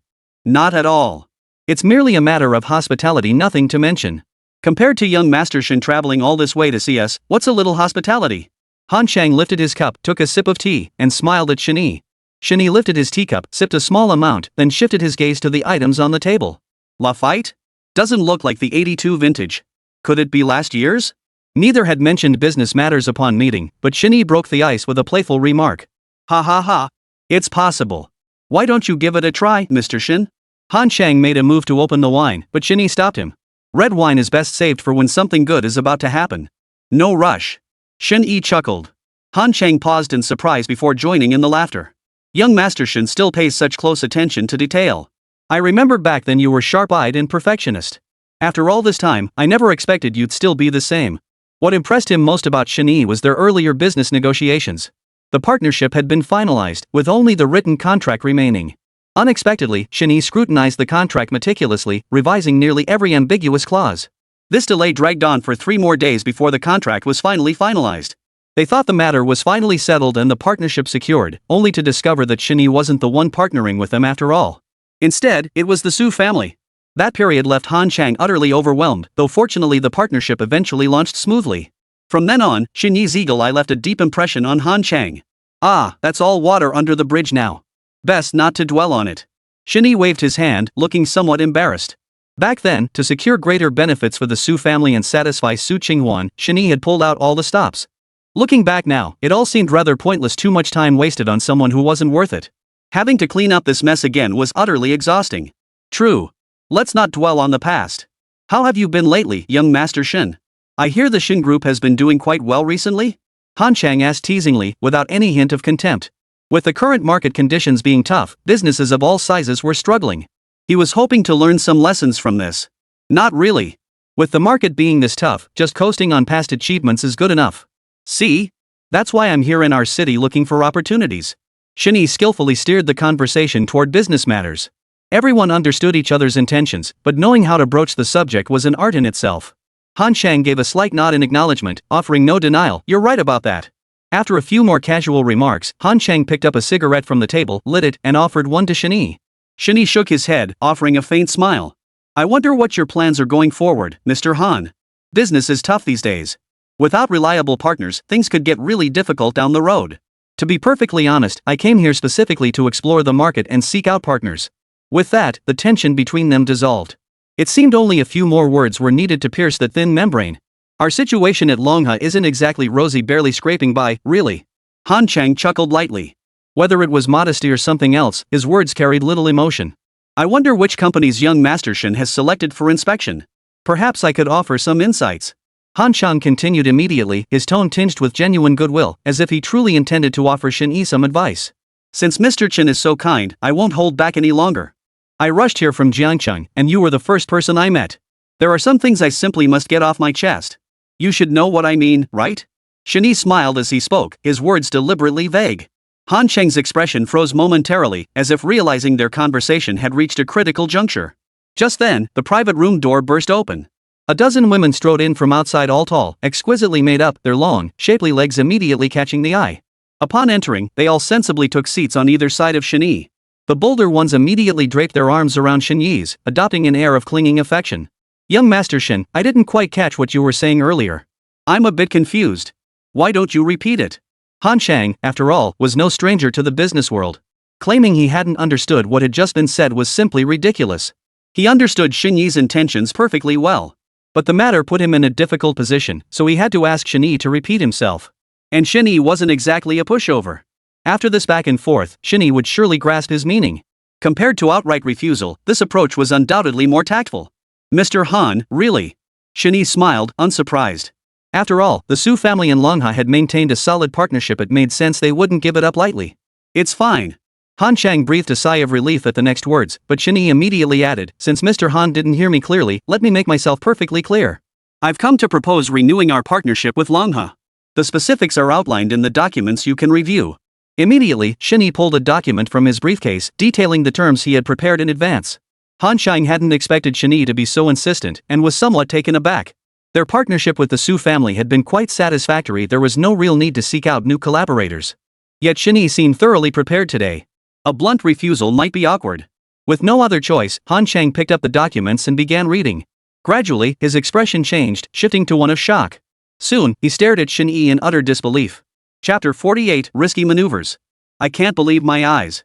Young Master Shen, you're not joking, are you? This is a significant concession compared to our previous deal with the Su family, isn't it?" Han Chang asked instinctively. Though Shen Yi's terms were exceptionally favorable, almost unrealistically so. The more favorable they seemed, the more he sensed something was amiss. Shen Yi had absolutely no reason to act this way. "Of course I'm serious. Since I've come here, it's only natural that I bring sincerity with me. If you find these terms acceptable, I believe we can have a proper discussion." Shen Yi smiled faintly, Han Cheng's reaction falling squarely within his expectations. He looked at Shen Yi, then at the documents in his hands, his hesitation reaching its peak. If all this were true, it would undoubtedly be more profitable for Longha. Yet he couldn't fathom Shen Yi's motives. "Young Master Shen, your sincerity is overwhelming. I find it hard to believe this is genuine. When we first discussed cooperation, you offered this opportunity to the Su family. Now our partnership with them is stable, though not as favorable as your terms. At least it's solid. If we were to abruptly walk away now, wouldn't that create some negative repercussions?" The terms Shen Yi offered were certainly tempting, but for Han Chang, they weren't exceptionally significant. Expecting them to abandon the Su family and switch back to Shen Group over this was simply unrealistic. "I won't hide this from you, Mr. Han. Our previous partnership was forged because of the Su family. Now, I seek your cooperation for the same reason." Shen Yi smiled, then laid out the entire backstory, particularly the tangled web of grievances with the Su family. Since his original goal had been to nip the Su family in the bud, Shen Yi saw no need to conceal anything. The details of his dealings with the Su family were common knowledge to anyone who bothered to inquire. "So that's how it is. I can understand that. But?" Han Chang nodded. He certainly understood these matters, but this was ultimately a private feud between the two parties and had nothing to do with Longha Company. Getting involved over this matter would inevitably be problematic. "Mr. Han, what if we did this instead?" Shen Yi gave a mysterious smile, leaning closer to whisper something softly into Han Chang's ear. Su Group, conference room. Countless people gathered in one place. Su Group now faced immense difficulties. Whether company executives or shareholders, everyone was present. Now that everyone is here, I won't beat around the bush. I believe everyone has witnessed the current state of Su Group. We are walking on thin ice, facing immense hardship. I have called you all here today for one purpose only, to save Su Group. At that moment, Su Qinghuan stood before the crowd, her expression grave. It could be said that Su Group was now on the brink of collapse. If they didn't act quickly to find a solution, everyone in this conference room would be finished. Sigh. I warned you before the Su Group had such a bright future, but you've managed to throw away a winning hand. Who can disagree? We were supposed to be sheltered under a mighty tree, yet here we are. Su Qinghuan, you promised to find a solution. You were so confident before. Now you call us here, don't tell me you've got no answers. The conference room erupted into chaos, with many openly criticizing Su Qinghuan. After all, if it weren't for this woman causing chaos at the wedding, the Su Group would have been thriving by now. Why deal with all this mess? While she should bear the consequences of her actions, why must they suffer the fallout? I've already found a solution. I mortgaged some of the severely loss-making projects of the Su Group and secured 10 billion yuan from the Shen Group. At this news, smiles instantly spread across the shareholders' faces.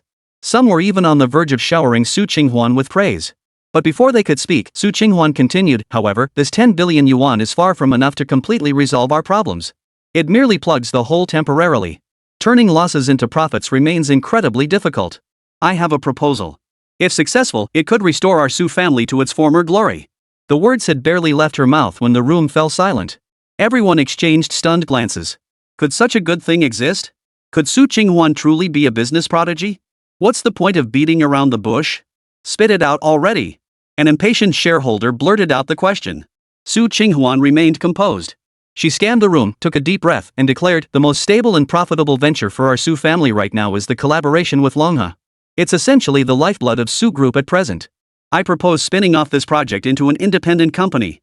We'll create some buzz, leverage the situation, inflate the stock market, and seize the opportunity to cash in. This approach would yield the fastest results, reviving our Su Group from the brink and turning losses into profits. Her bold declaration left everyone present utterly dumbfounded. Not only the shareholders, but even Su Qinghuan's parents were momentarily bewildered, exchanging wide-eyed glances. This is unacceptable. This is our only project generating stable income. If you proceed like this and lose even this one, what will become of us? Who will take responsibility? This is sheer nonsense. Instead of cutting the money-losing projects, you're slashing into the profitable ones. How on earth did you become president? I refuse to agree. We shareholders rely on these dividends for our livelihood. If you go through with this, we'll be left with nothing. All the shareholders erupted in fury. Su Qinghuan clearly had ulterior motives. The Su Group was barely hanging on thanks to the Longha project, and now she wanted to take such a risky gamble? How could they possibly tolerate that? Qinghuan, this idea is far too risky. The Longha project is at least stable and steady. If we make changes now, what if something goes wrong later? Why don't we explore other options? Her mother, Dong Yuzhu, filled with worry, joined in the persuasion from the sidelines. Su Fenghua followed suit, speaking with solemn earnestness, adopting the air of someone who'd been through it all. We all know the predicament facing the Su Group. But now, with the 10 billion from the Shen Group, turning a loss into a profit may be difficult, but at least we have some breathing room. Take it step by step, opportunities will come. Don't try to get rich quick. Both parents felt this approach was too impulsive and thought it better to reconsider. But Su Qinghuan shook her head. Her commanding gaze swept over the group once more before she declared in a tone broking no refusal. I didn't come here today to discuss with you, this is a notification. This is our Su Group's final opportunity. Profit and risk coexist. Those unable to bear the risk may withdraw now. Chapter 49, Countermeasures. Su Qinghuan's tone was unapologetically forceful. As the company's largest shareholder, she spoke without reservation. The assembled executives were stunned. Though many harbored pent-up resentment they'd been itching to unleash like a barrage of fire. But seeing the expression on Su Qinghuan's face, 1,000 words were swallowed back. Well, this might not be such a bad thing after all. As the saying goes, risk it all and you might turn a bicycle into a motorcycle. I think this idea is quite good. Ha ha. The crowd's tone shifted rapidly, and they accepted the reality with nervous laughter. Since no one has any objections, then it's settled. Su Qinghuan delivered the final verdict, sealing the deal. The others dared not voice their discontent, though they privately resolved that if this venture succeeded, it would be a win-win for all. Should it fail, however, Su Qinghuan would face no shortage of criticism and condemnation. Meanwhile, after finalizing his collaboration with Han Chang, Shen Yi returned to the company. No sooner had he stepped into his office than Yang Nanxin hurried over. How did it go, young Master Shen? How did the partnership negotiations go? Yang Nanxin asked curiously, though she tried her best to appear calm. but a hint of urgency was visible between her brows. Everything's going smoothly. Has something happened at the company? Shen Yi seemed to sense something and asked. Yang Nanxin didn't hide anything and spoke frankly. Young Master Shen, nothing's wrong with the company. It's the Su family that's had a bit of a change. They've decided to go all in. They want to spin off the Longha project and establish a separate company. I suspect they're going all in, aiming to cash in on the stock market. She proceeded to recount the developments unfolding within the Su family to Shen Yi. Though the other party had no choice but to take this step, it at least preserved a sliver of hope for the Su family. And wasn't Shen Yi's visit to Longha Company precisely to crush the Su family's last shred of hope? Under no circumstances could the Su family scheme be allowed to succeed. Is that so? But it doesn't really matter. Longha's project isn't something they can just meddle with. Since they want to get involved, we might as well help them build momentum. A cold smile touched Shen Yi's lips. Though Su Qinghuan's plan was rather risky, if it succeeded, it would undoubtedly revive the Su family. But as luck would have it, he had already finalized the cooperation agreement with Longha. No matter how cunning the Su family might be, no matter how desperate they were to burn their boats, it would all end up being a waste of effort. Young Master Shen, you're right. We can certainly help them create momentum and use this opportunity to inflate the stock market. When the time is right, we can secretly manipulate the market to short the Su family's stocks.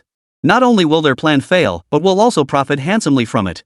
Even if you make concessions in your partnership with Longha, you can recoup those losses here. At that moment, Yang Nanxin also conceived several countermeasures. In fact, she proposed improvements to Shen Yi's plan, leaving the Su family without even the slightest chance. Ha ha ha! Shen Yi suddenly burst into laughter. He laughed heartily, while Yang Nanxin stood by, somewhat baffled. Excellent! Proceed boldly with your ideas. Be decisive and uncompromising. Shen Yi praised him from the sidelines. Meanwhile, at the Golden Emperor community. Alright, everyone, that wraps up today's livestream. If you didn't snag your desired items, give me a follow. We'll continue tomorrow. Thanks for your support, everyone. Bye. Liu Ziming smiled warmly at the camera, bidding farewell to his viewers with genuine enthusiasm. Only after turning off the stream did he breathe a sigh of relief. Stretching lazily, he finally felt his first live streaming debut was over. But Liu Ziming wasted no time. He immediately got up and hurried over to the side. Two others remained in his room, the company's manager and a supplier. So, how did today's debut live stream go? Liu Ziming was a mix of excitement and anticipation. His collaboration with Qin Fei's company had finally begun, and this livestream couldn't afford to be a failure, both for the sake of their relationship and for practical reasons. Family. My dear family members, please give it your all. The company manager glanced at the back-end data, then nodded at Liu Ziming's anxious expression before saying, the live stream metrics look promising. Audience engagement is strong, and sales figures are solid. Hearing this, Liu Ziming nearly jumped 3 feet in the air. Damn it! I'm absolutely amazing. Liu Ziming was beyond thrilled. It seemed his career was finally taking off. Today was the day he'd hit it big. But when he glanced over, he suddenly noticed the supplier's expressionless face. That look seemed far from satisfied. Brother Wu, what's wrong? Liu Ziming quickly suppressed his grin and asked from the side. After all, this was the supplier, essentially his money tree. He dared not take him lightly. I think your livestream is a bit lacking. As the supplier, Brother Wu was seething inside. This was ridiculous. Having such a great product promoted by a minor streamer, with such mediocre results, was utterly unbearable. Liu Ziming felt awkward, yet a bit defiant. He'd worked so hard on the livestream, and even the company head had said it was fine, so why was this supplier suddenly criticizing him? Do you even know what live streaming is? Do you know how to sell products? Can you even compare to me? I'm the expert in this field. You're nothing. Brother Wu, if you have any advice to share, feel free to say it. I'll definitely make improvements and strive to reach new heights. Though inwardly cursing Wu Gu, Liu Ziming maintained a beaming smile and a compliant expression. His demeanor perfectly mirrored the sycophants who once fawned over emperors. Your streaming style is all wrong. We're a product-selling live stream. All this performing you do makes you look like an entertainment or variety show host. How can that work? Occasional entertainment segments are fine, but if they dominate, you lose sight of the main goal. Since this is sales, product promotion content should make up 70% to 80% or even more of the stream. The rest is where you can focus on your performance. Wu Gu quickly voiced his opinion.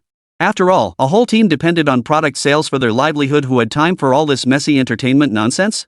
It's all useless effort. Hearing this, Liu Ziming instantly grew displeased.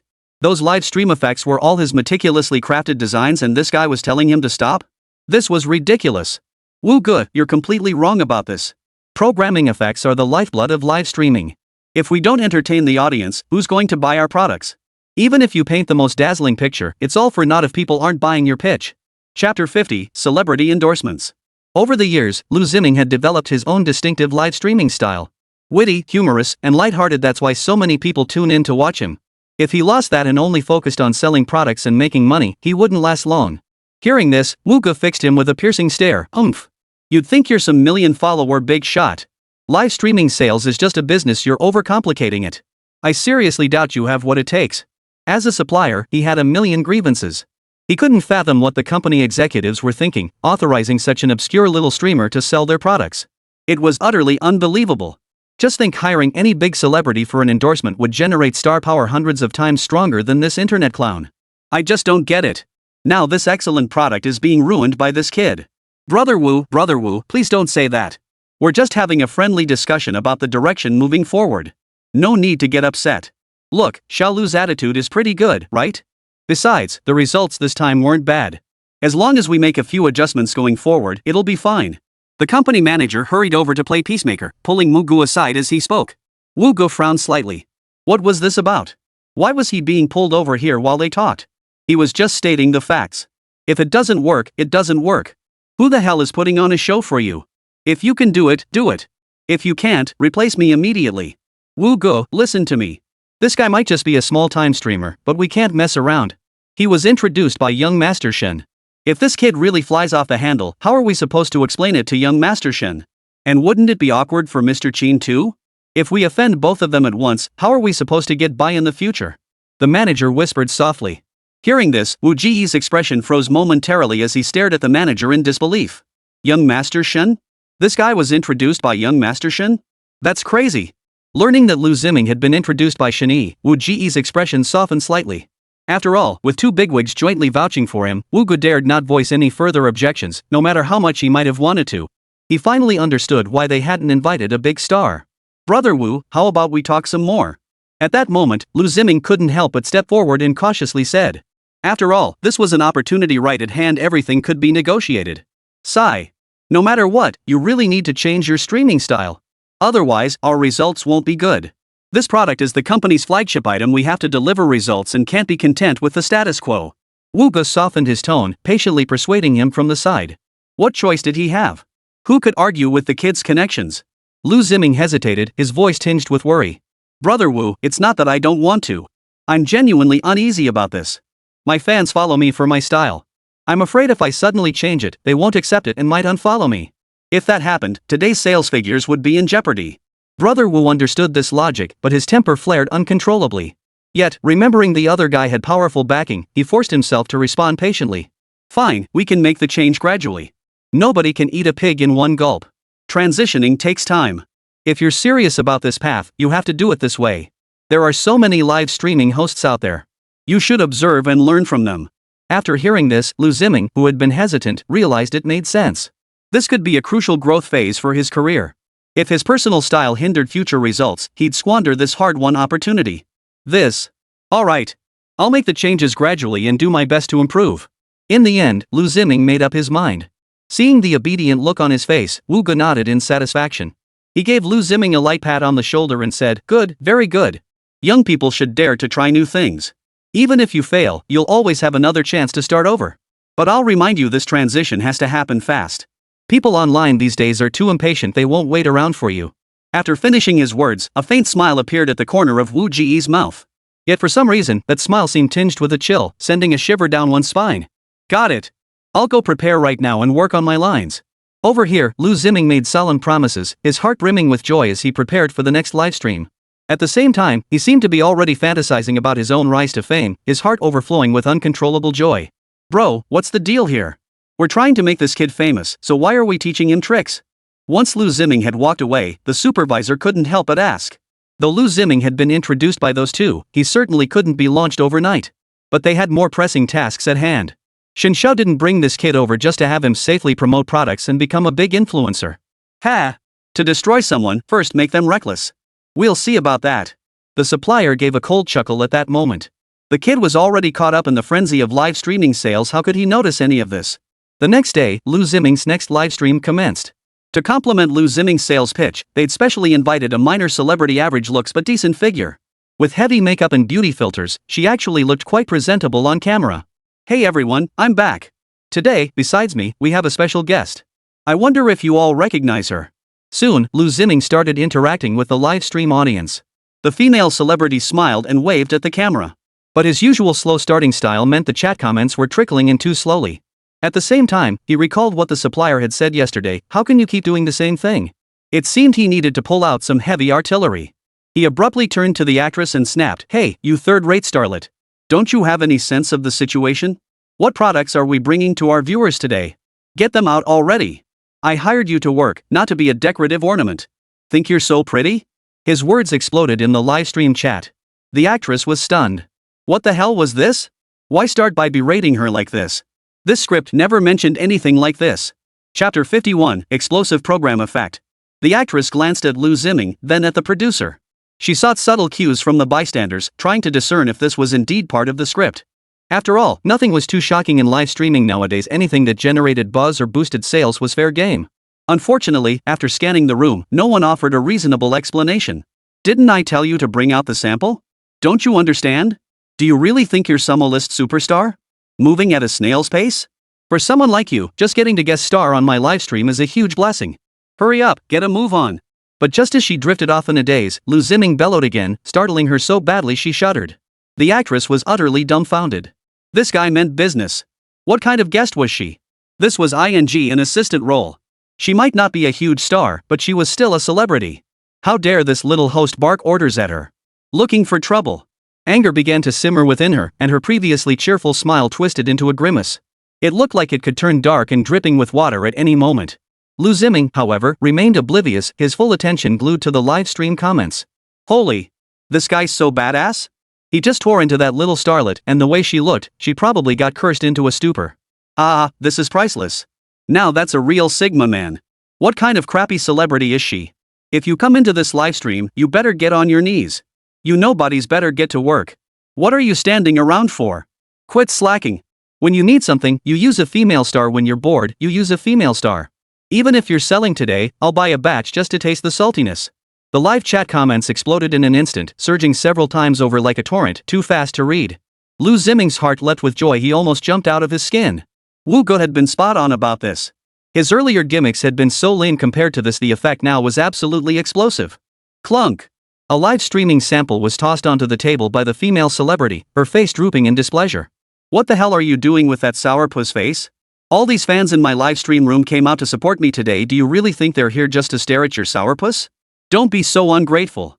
Otherwise, I'll show you all what it means to shut the door and beat the donkey. Liu Ziming chimed in with another teasing remark. The livestream's atmosphere instantly reached an unprecedented high, with viewership skyrocketing. The female stars team exchanged exasperated glances, utterly flustered. They'd envisioned this as a pleasant collaboration where both sides could boost their popularity, a win-win situation. But who could have predicted that Liu Ziming would send shivers down both their spines with just a few words? Seizing the momentum, Liu Ziming immediately introduced the product on the table. Alright, everyone, back to business. Today's new product is a beauty cream suitable for both men and women. This product uses high-quality ingredients at an affordable price. Now, let me show you how it looks on the skin.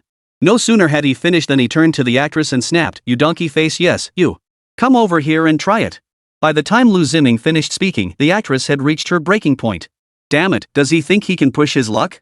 Does he really think he's my assistant now? You.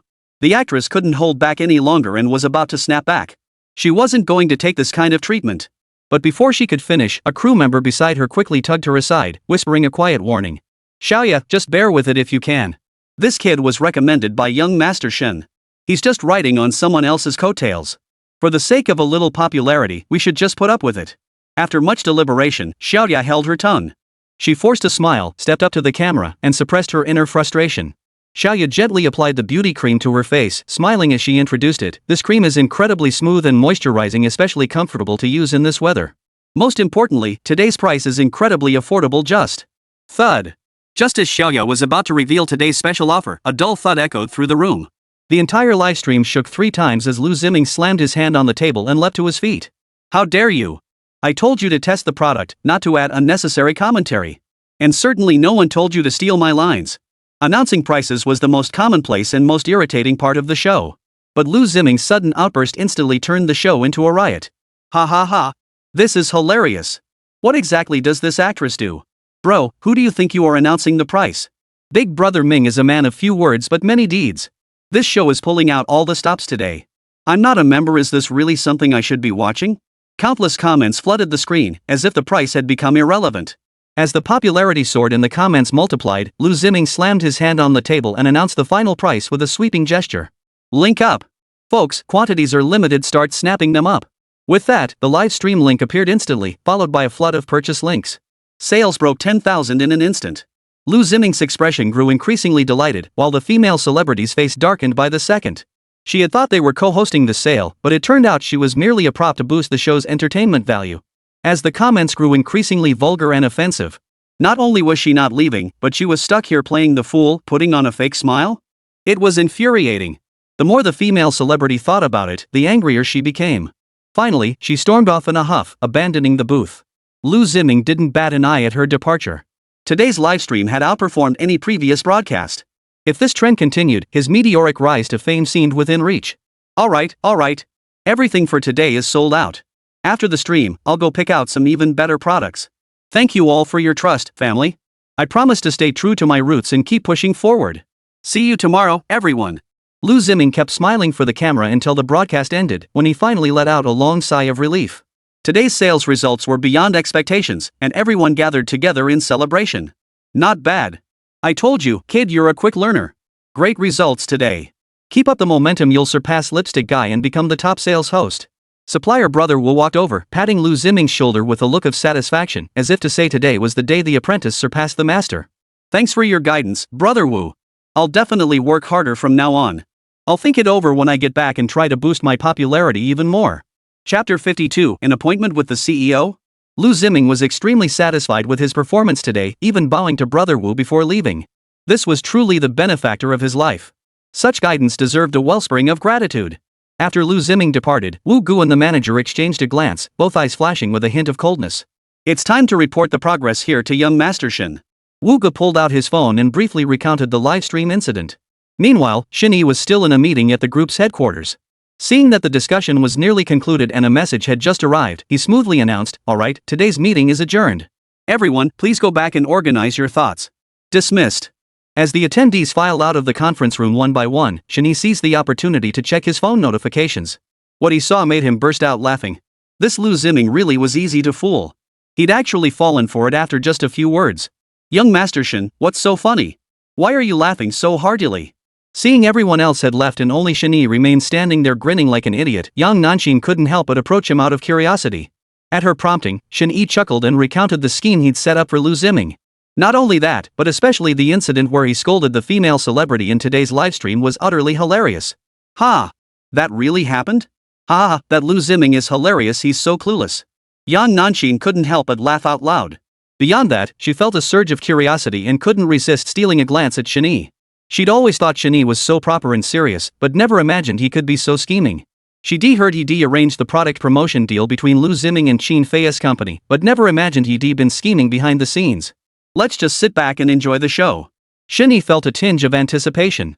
Most people's stupidity was forgivable, but Liu Ziming's antics were simply too entertaining to miss. Meanwhile, Lan Wufeng had returned to work immediately after being discharged from the hospital. After all, he had sworn to Qin Fei that this time he would pry useful intelligence out of Shen Yi and absolutely prove his worth. So today, Lan Wufeng abandoned his previous approach. This time, he decided to take the initiative. That kid's in a meeting now, and that woman's tagging along. Opportunity knocks but once. Today, I'll go deep into the lion's den and uncover the truth. With that, Lan Wufeng strode purposefully toward the president's office. If he couldn't get anything useful from Shen Yi, he'd go find it himself. He refused to believe this vast president's office held no intelligence whatsoever. Lan Wufeng cautiously pushed open the door. After confirming no one was around, he grew bolder. He first rummaged through the various documents scattered around the office, finding nothing. With no other choice, he proceeded to search through every cabinet and drawer. After 10 minutes of thorough searching, he still came up empty-handed. This is bloody strange. What's up with this guy? Could he really be such a hands-off boss, not caring about anything? Otherwise, how could there be absolutely no intelligence in this office? This is a complete waste of time. Lan Wufeng was furious. After all that effort, he hadn't gotten a single thing.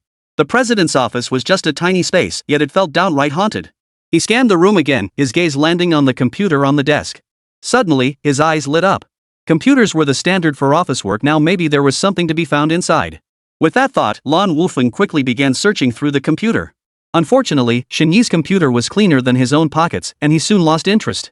What am I supposed to do now? After all this searching, nothing to show for it. How am I supposed to explain this to Fei Fei today? Lan Wufeng sat in Shen Yi's executive chair, feet propped on the desk, looking utterly carefree. Failing to gather any intelligence today made it difficult to justify his actions. What could he possibly do? Just as Lan Wufeng was deep in thought, a notification chime suddenly rang out beside him. Glancing over, he saw a new message had arrived on Shen Yi's computer. Let this young master see who sent this intelligence. As he spoke, he reached out and clicked open the chat window. The moment Lan Wufeng saw it, his eyes widened instantly. For a second, he felt an overwhelming urge to reach out and touch it. Forget everything else, just those snow-white legs alone were enough to make one's mouth water. Baby, why aren't you replying to my messages? You're being so cold to me. Staring at the messages in the chat window, Lan Wufeng found himself utterly captivated. That kid Shen Yi actually had such good fortune. She's actually chatting with a leggy beauty online. And from the looks of it, this woman seems pretty sassy. She's already sending all these super tempting stuff. Kid, since you don't know how to enjoy yourself, I'll enjoy it for you.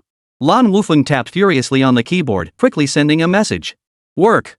Busy. Just 4 simple words, yet they filled Lan Wufeng with confidence. They say you can't be too enthusiastic when playing these games online, so he chose to play the aloof CEO, a role that fit Shen Yi's identity perfectly.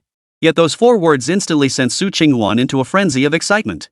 After waiting so long, Shen Yi had finally replied to her message. This was absolutely wonderful. No matter how busy work gets, take care of yourself. Did you like the photos I sent you? Su Qinghuan quickly offered a caring remark before steering the conversation back to the photos. Men, right? Isn't that what they want? A woman who's beautiful, has a great figure, and is thoughtful? This time, no matter what, she had to make Shen Yi see her transformation. And she had to win him back. It's okay. Lan Wufeng responded with his usual aloof tone. He played the role of the cold-hearted CEO so convincingly that even Shen Yi himself might not recognize him. Want to see more? I have plenty more, all very sexy photos, you know. Su Qinghuan skillfully dangled the bait, hoping to keep Shen Yi hooked. Unfortunately for her, Lan Wufeng was no fool. He fell silent, crossed his legs, and wore a look of disdain. Joking aside, did he really think he was an idiot? As if this aloof CEO would be swayed by such things? Responding to you would only lower my standards. So, back and forth they went. Su Qinghuan waited nearly 10 minutes. Seeing no response from him, she couldn't hold back any longer and played her trump cards one after another. Big boobs, deep cleavage, gorgeous legs, tiny waist, you name it, it was all there. Though Lan Wufeng had seemed indifferent earlier, once all these photos arrived, his heart raced like crazy. He was practically licking the screen. Damn it! This sultry woman was exactly his type. Not bad. I didn't expect you to be so direct. Why don't we meet up? Find a hotel. Some things are better said face to face. Chapter 53. Do you even see him as human? Seeing the message, Su Qinghuan froze for a moment. It seemed her photo had worked, and not just worked, but exceeded all expectations. Shen Yi still loved her deep down. Since he suggested meeting at a hotel, the implications were clear. First, they could be all lovey-dovey, and second, there were few people around, so they wouldn't be discovered. All right. After a moment's thought, Su Qinghuan agreed immediately. This was an opportunity she'd fought hard to secure. Whether it was Qin Fei or that little secretary, no one could ever replace her position in Shen Yi's heart. Yes. This is absolutely fantastic. Lan Wufeng felt a surge of satisfaction. It had come so effortlessly. He'd managed to hook up with a little so easily. His good times were finally here. After arranging the hotel where they'd meet, Lan Wufeng was over the moon. Though he hadn't gleaned any useful intel from the CEO's office, he'd at least scored a date with a woman that alone was satisfying enough. As these thoughts swirled through his mind, Lan Wufeng had even planned out the positions he'd use later. But just then, a figure burst into his field of vision. Clatter! Lan Wufeng jumped in fright, tumbling head over heels from his office chair. Damn it! How the hell did Shen Yi come back so suddenly? This was chaos. He wasn't prepared at all. This was practically setting someone up. I just came to find you. I was just waiting here for you. Lan Wufeng hurriedly chimed in, his hands deftly deleting all the previous chat records without a trace, terrified Shen Yi might catch on to anything. Looking for me? What's up? Shen Yi's brows knotted into a tight knot, a wave of irritation washing over him. This guy had been shadowing him everywhere before, and now looked sneaking in like a thief. Well, it's just... Lan Wufeng stammered for a while, unable to make himself understood. This was clearly just a made-up excuse. This guy had absolutely no sense of tact, and he was still digging for answers. How infuriating. I'm warning you, you're just a driver. Don't you dare show up in my office without my permission. If you pull any more stunts like this, pack your bags and get out immediately. Shen Yi had truly had enough of this guy. Who knew where he got the nerve to become more and more insolent? He has no sense of propriety whatsoever. Sometimes it's hard to tell if he's here to spy or just to annoy me. This, that. Cut the crap and get out.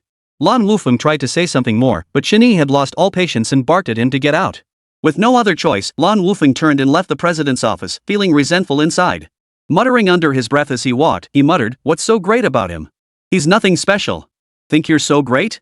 Just wait until I uncover your group's secrets, then we'll see who's laughing." Pfft, what a joke. After venting his frustration, Lan Wufeng felt increasingly flustered. The more he thought about it, the more he felt this anger was impossible to quell. He had to find someone to vent to. With that thought, Lan Wufeng dialed Qin Fei's number. "Hello? Fei, I'm absolutely furious today. I went to Shen Yi's office looking for intel, but found nothing. Then that jerk caught me. You should have seen him bossing everyone around like he's some big shot. Oh, and guess what? He even told me to get lost. How despicable." Qin Fei's head spun upon hearing this. She'd thought Lan Wufeng had uncovered some useful intel, but it turned out she'd overthought it. This wasn't spying, it was just inviting trouble. "Hold on, Lan Wufeng, let me ask you something. Did you ever treat Shen Yi like a human being from the very beginning?" Qin Fei couldn't contain her confusion any longer and blurted out the question. Lan Wufeng paused, a hint of confusion in his expression. "Why do you say that? Why? If you treated Shen Yi like a person, would you resort to such a stupid method? Is he blind or brain dead? Could you be a little more careful and use your brain? Don't you know that doing this over and over will cause trouble? You pig-brained fool." Qin Fei couldn't hold back any longer. Forget Shen Yi scolding him, even she wanted to tear into this kid. Lan Wufeng felt wronged. Why was he getting yelled at for doing something out of kindness? "Alright, just leave Shen Yi alone for now. Just take a break," Qin Fei said coldly, then hung up the phone immediately. Oomph. Seriously. Lan Wufeng was furious, but the thought of meeting a beautiful woman at the hotel instantly lifted his spirits. Without something to take his mind off things, he'd have been driven crazy today. Back at the CEO's office, Shen Yi glared at the desk and computer before him, his anger mounting. "Damn it, this is an outright insult to my intelligence. They don't treat me like a human being at all. Just barging in like this, not even bothering to hide it, and when caught, not even having a decent excuse. I can't take this anymore. I seriously don't understand why they brought in such an idiot." Shen Yi was unusually angry, or rather, his defenses were crumbling. This guy was just too brainless, repeatedly failing to learn his lesson. It was a direct challenge to his patience. "Young Master Shen, I apologize. This is a failure on my part. I never imagined he'd be so brazen. Next time, I'll be more vigilant, especially locking the CEO's office door during meetings." Yang Nanxin felt somewhat guilty. She had previously dismissed Lan Wufeng as a dimwit with no real talent, so she hadn't bothered to guard against him. Little did she know he'd become increasingly brazen, practically treating the Shen Group as his own home. "This isn't your fault." Though Shen Yi was still fuming, he wouldn't drag others into this for no reason. After all, anyone would be at their wits' end dealing with such an extreme case. Glancing at the marks on the office chair and desk, then at the faint greasy sheen on the mouse and keyboard, he felt a wave of nausea wash over him. Replace everything Lan Wufeng has touched. Save me the disgust. Shen Yi couldn't bear it another moment, every extra second felt unbearable. "Got it. I'll arrange it immediately." Yang Nanxin didn't hesitate, dialing a number immediately. The replacement of the equipment was quickly arranged. "Young Master Shen, is there anything else you need? If not, I'll get back to work." Yang Nanxin pressed again. Shen Yi remained silent, deep in thought for a moment before continuing, "Go to Qin Fei's company." Chapter 54, Negotiations. Meanwhile, Qin Fei rubbed her temples, a headache setting in. She hadn't expected Lan Wufeng to pull such foolish stunts. Not only did she gain no intelligence, but she ended up with a heap of trouble on her hands. Wasn't this practically telling Shen Yi she was up to something behind his back? Damn it! He was good for nothing but causing trouble. If Shen Yi decided to investigate, how on earth would she explain this? Ugh! Headache! Qin Fei sighed again, racking her brain for a solution. Just then, Qin Fei's secretary approached. "Ms. Qin, Mr. Shen's secretary will be stopping by shortly. Besides the necessary arrangements, is there anything else we need to prepare?" The secretary entered respectfully and asked softly. Upon hearing this, Qin Fei felt her head spin. She knew she was in big trouble. Why on earth would young Nanxin come here out of the blue? She must be here to confront him on Shen Yi's behalf. Prepare to apologize. If that bastard Lan Wufeng didn't go too far, it might not be so bad. But I fear this fool. Qin Fei waved her hand dismissively, her mind racing to find a way to smooth things over. But how could this be so simple? Given Shen Yi's style, he either wouldn't do something at all, or once he started, he wouldn't let it end easily. "Ms. Qin, what apology? The information I received is that Secretary Yang came here today to negotiate on behalf of Shen Group regarding our cooperation with Wansheng Group on site selection and profit distribution. The secretary promptly revealed the truth of the matter. Ha! So that's what this is about. Xin Fei finally exhaled in relief. As long as they weren't here to confront them, everything could be discussed. After this incident, Xin Fei was beginning to waver. If Lan Wufeng were sent over again, it might backfire and even cause significant trouble. After all, he was a pig-headed fool. This crucial matter should never have been entrusted to him in the first place. Damn it! Notify everyone to convene the board meeting immediately. We must brief each other before Yang Nanxin arrives. Xin Fei swiftly gave the order, and her secretary hurried away. Within about 5 minutes, everyone was ushered into the conference room.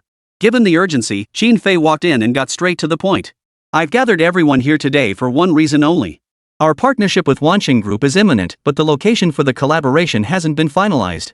Representatives from the Shen Group are already on their way. We need to settle this matter today. Furthermore, Shen Group deserves significant credit for facilitating this partnership with Wansheng Group. They must receive a share of the benefits. How much should that share be? How should we negotiate it? What are your thoughts? Now is the time to speak up. The attendees exchanged glances and murmured among themselves. The collaboration with Wansheng Group had been agreed upon earlier, and today was finally the day to move forward. How should we negotiate? We must take the lead. We can't let the Shen Group lead us by the nose. Speaking of which, that kid Shen Yi is way too greedy. It was practically a favor, yet he wants a cut of the profits. If it comes down to it, we'll just find another chance to repay him later. That's not quite right. Without young Master Shen, we wouldn't have secured this opportunity. It's only natural for them to reap some benefits. We're all business people who wants to take a loss? Giving them some profit is reasonable, but not too much. This is our partnership with Wansheng Group. We can't let them treat us like black labor. 5% of the profits for the Shen Group should be sufficient. Everyone voiced their opinions, and after listening, Xin Fei nodded slightly. Their thoughts aligned closely with hers. Since this was a negotiation, everyone naturally sought to maximize their gains. Failing to take the initiative would harm the entire group's interests. 5% profit, consider it a referral fee. This is the utmost goodwill we can offer. Let's hope Shen Yi's appetite isn't too voracious. Xin Fei nodded, effectively accepting the consensus. Though some directors remained reluctant, they had no choice. After all, the opportunity came from others, and showing no willingness at all would be inappropriate. President Qin, Secretary Yang has arrived. Just then, the secretary glanced at the message in her hand. It was from the company front desk. Yang Nanxin had arrived at the building entrance. Everyone, get ready. She's here. Secretary Hu, please escort Secretary Yang inside. Xin Fei promptly gave the order, and everyone's expressions turned serious as they braced for the meeting. Within mere minutes, Yang Nanxin entered the conference room, nodding her greetings to the assembled group. After taking her seat, she paused briefly to gather her thoughts before speaking. Good afternoon, President Qin and members of the board. Today, I am here on behalf of Shen Group to discuss the site selection for the partnership between your company and Wansheng Group, as well as our interests. After speaking, Yang Nanxin glanced at the group before continuing. First, do you have any preferred locations in mind for the joint venture site, President Qin and fellow directors? If so, would it be possible for me to review them? Yang Nanxin got straight to the point, and Xin Fei, who was well prepared, had her secretary bring over a sketch. Secretary Yang, please take a look. The sketch was presented, clearly marked with the site location, area size, basic outline, and other details. Yang Nanxin merely gave it a perfunctory glance. The location wasn't their primary concern, and since the other party had already finalized it, she saw no point in interfering. I've reviewed the location. It's basically fine. We'll proceed with this plan. The next matter is... She paused briefly here as all eyes in the room turned to her. But Yang Nanxin was no stranger to high-stakes situations. She continued, discussing the profit share for our Shen Group. After all, it was your side that secured the partnership with Wansheng Group. Our Shen Group contributed significantly to this effort, so it's only fair that we receive a share of the benefits. Rest assured, we come with sincerity and won't make exorbitant demands. Hearing this, the shareholders' expressions eased slightly. Meanwhile, Xin Fei interjected from the side, we naturally trust young Master Shen. Since Secretary Yang has brought it up, why not just state it plainly? How much interest does the Shen Group intend to take this time? I won't hide it from you. Before you arrived, we directors had already assessed the situation. We hope it won't exceed our expectations. Otherwise, Secretary Yang, you'll put us in a difficult position. She smiled faintly. Her words were meant to apply psychological pressure, making Yang Nanxin hesitate when naming her figure. It was a common tactic in business negotiations, and combined with Xin Fei's formidable presence, the pressure was indeed palpable. Chapter 55, Absolute Dominance. Ms. Qin, you're joking. We've conducted relevant assessments beforehand. I'm confident it won't exceed your expectations. Yang Nanxin, however, remained unfazed, seemingly oblivious to Xin Fei's formidable presence. After all, she had handled the vast majority of matters at Shen Group for years. Even when facing Qin Fei, she showed no sign of backing down, her presence matching hers in intensity. Very well. Then let's get straight to the point, Secretary Yang. Qin Fei was somewhat surprised. This young secretary seemed more capable than she had anticipated. Facing so many directors from across the company, she showed no signs of nervousness and remained remarkably composed. Yang Nanxin slowly extended one finger. Everyone's pupils contracted slightly at the sight. Yang Nanxin stated directly, 10%. The words sent shockwaves through the room. You tell me that's not asking for the moon? We thought you were genuinely fair and reasonable, but who would have guessed you'd come out swinging like this? No way. That's outrageous. 10% off the bat? Do you think we're working under the table? Exactly. I thought you came with genuine intentions, but it turns out you're here to rob us. Forget us, no company would ever agree to your terms. The boardroom erupted in an uproar. Voices rose in a chorus of opposition. Secretary Yang, are you sure you're not joking? This is far beyond our expectations. You're putting us all in a very difficult position. It's not that I don't want to give young Master Shen this favor, but this. Qin Fei was also stunned, completely unprepared for Yang Nanxin's outrageous proposal. Was this Shen Yi's idea, or was it Yang Nanxin's own decision? Rumors had circulated that Yang Nanxin handled many affairs for the Shen Group, and this situation certainly didn't rule out that possibility. Exactly. We absolutely refuse to agree to this. It's pure bullying. It's understandable that you want a cut for brokering the deal. After all, you secured this opportunity. But greed won't serve you well. You must understand we'll need to invest in the early and mid stages. We simply can't meet your demands. As the crowd grew increasingly agitated, the negotiation was clearly heading toward deadlock. Qin Fei wanted to calm everyone down, but she couldn't find the words. 10% was simply outrageous. Everyone, please calm down. Let's take a break. At this point, Qin Fei could only pause the discussion, but the voices of opposition grew louder and louder. Left with no choice, Qin Fei led Yang Nanxin out of the room, stopping at the conference room door. Secretary Yang really gave us quite the surprise. Not only did those inside not see this coming, but neither did I. If things are truly as you say, I doubt we'll make any progress today. Why don't you back down a bit, Secretary Yang? It would be better for all of us. Qin Fei could only speak privately with Yang Nanxin to avoid further inflaming the director's emotions. They say business is a two-way street. She didn't believe Yang Nanxin was offering a non-negotiable price. Yang Nanxin, however, showed no surprise at the board's reaction. Even Qin Fei pulling her aside for a private talk was within her expectations. Still, she shook her head firmly. I'm sorry, President Qin, but this is our bottom line. There's no room for further compromise. As I mentioned earlier, partnering with Wansheng Group offers substantial profits. Our asking price is based on thorough evaluation. This is absolutely not an exorbitant demand or a wild guess. This left Qin Fei stunned. Even now, Yang Nanxin refused to budge? You. Qin Fei tried to say more, but the words died on her lips. Yang Nanxin's unwavering stance likely stemmed from Shen Yi bolstering her confidence behind the scenes. Rather than wasting time here, she'd be better off reaching out to Shen Yi. With that thought, Qin Fei walked aside and called Shen Yi. Solve Shen Yi, and Yang Nanxin would naturally fall into place. Ha! She dialed the number, but no one answered. What's going on? Qin Fei was puzzled. She tried again, but the result was exactly the same. Just as she was scratching her head in confusion, Yang Nanxin stepped forward and said, Ms. Qin, there's no need to call anymore. Young Master Shen won't answer. Since young Master Shen chose to send me here, it means he trusts me completely. I can fully represent him. Your partnership with Wansheng Group is entirely thanks to young Master Shen's efforts. Without him, you wouldn't have this opportunity. If you truly cannot accept the profit distribution I mentioned earlier, the previous cooperation agreement can be torn up entirely. With Wansheng Group's strength and the backing of our Shen Group, finding another partner won't be difficult. Your Qin family isn't our only option. I hope you'll give this careful consideration, Mr. Qin. Of course, this isn't a threat. Whether we cooperate or not, we'll remain friends. Yang Nanxin smiled faintly, appearing calm and easygoing, yet her words carried an undeniable force that brooked no refusal. All right. Qin Fei knew full well that throughout this partnership, they had never held the upper hand. Although they were the ones ultimately partnering with Wansheng Group, the decision rested entirely on Shen Yi's word. Most crucially, the profit distribution Yang Nanxin proposed was their absolute limit. Any increase would be unbearable. Thus, her earlier estimates had been genuine. Alright, since young Master Shen has entrusted you with full authority, then let's finalize it at 10%. After much deliberation, Qin Fei finally agreed. By comparison, the Shen Group held immense leverage. Although the board had previously emphasized maintaining control in negotiations, given Shen Yi's relationship with the other party, that so-called control was nothing but an illusion. Ms. Qin, a wise decision. And those directors inside. Yang Nanxin smiled faintly. Qin Fei had little choice. Cooperation was inevitable. After all, this colossal opportunity held immense allure for any enterprise in Jiangcheng.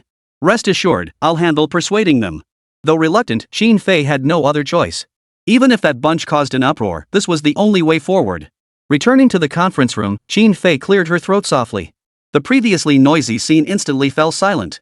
Distinguished directors, Secretary Yang and I have discussed this matter. I have reached a decision. As her words fell, all eyes converged on Xin Fei. It seemed as though they were all waiting for the final outcome. I agree with Secretary Yang's earlier proposal to concede 10 percentage points of profit. Xin Fei had come to a clear understanding. Accepting meant giving up a portion of the profit, refusing meant losing it entirely. What choice did she really have? Chapter 56, Defying the Consensus. This simple statement instantly sent shockwaves through the entire conference room. Those people looked like they'd seen a ghost, utterly unable to believe their ears. Has Xin Fei lost her mind? How could she possibly agree to such outrageous terms? This would severely undermine Qin Group's interests. President Qin, forgive my bluntness, but I think you've lost your mind. Such a rash decision is absolutely unacceptable. Exactly. Even as the company president, you can't make a one-off deal like this. It must be approved by everyone. This company doesn't belong to you alone. Its interests belong to all of us. We absolutely cannot accept these unreasonable demands. We have the right to refuse. The directors' protests rose in waves. Even though Xin Fei was the company president, they showed her no deference whatsoever at this moment. As the situation escalated, it seemed everyone was ready to storm out in protest. Yang Nanxin, standing by, remained unfazed. She was eager to see how Xin Fei would overcome the opposition. Bang! Enough! In the next instant, Xin Fei slammed her hand down on the table, instantly silencing the surrounding clamor. Everyone instinctively flinched, their earlier fiery resolve noticeably dampened. Since everyone has such strong objections, I'm not one to force my authority.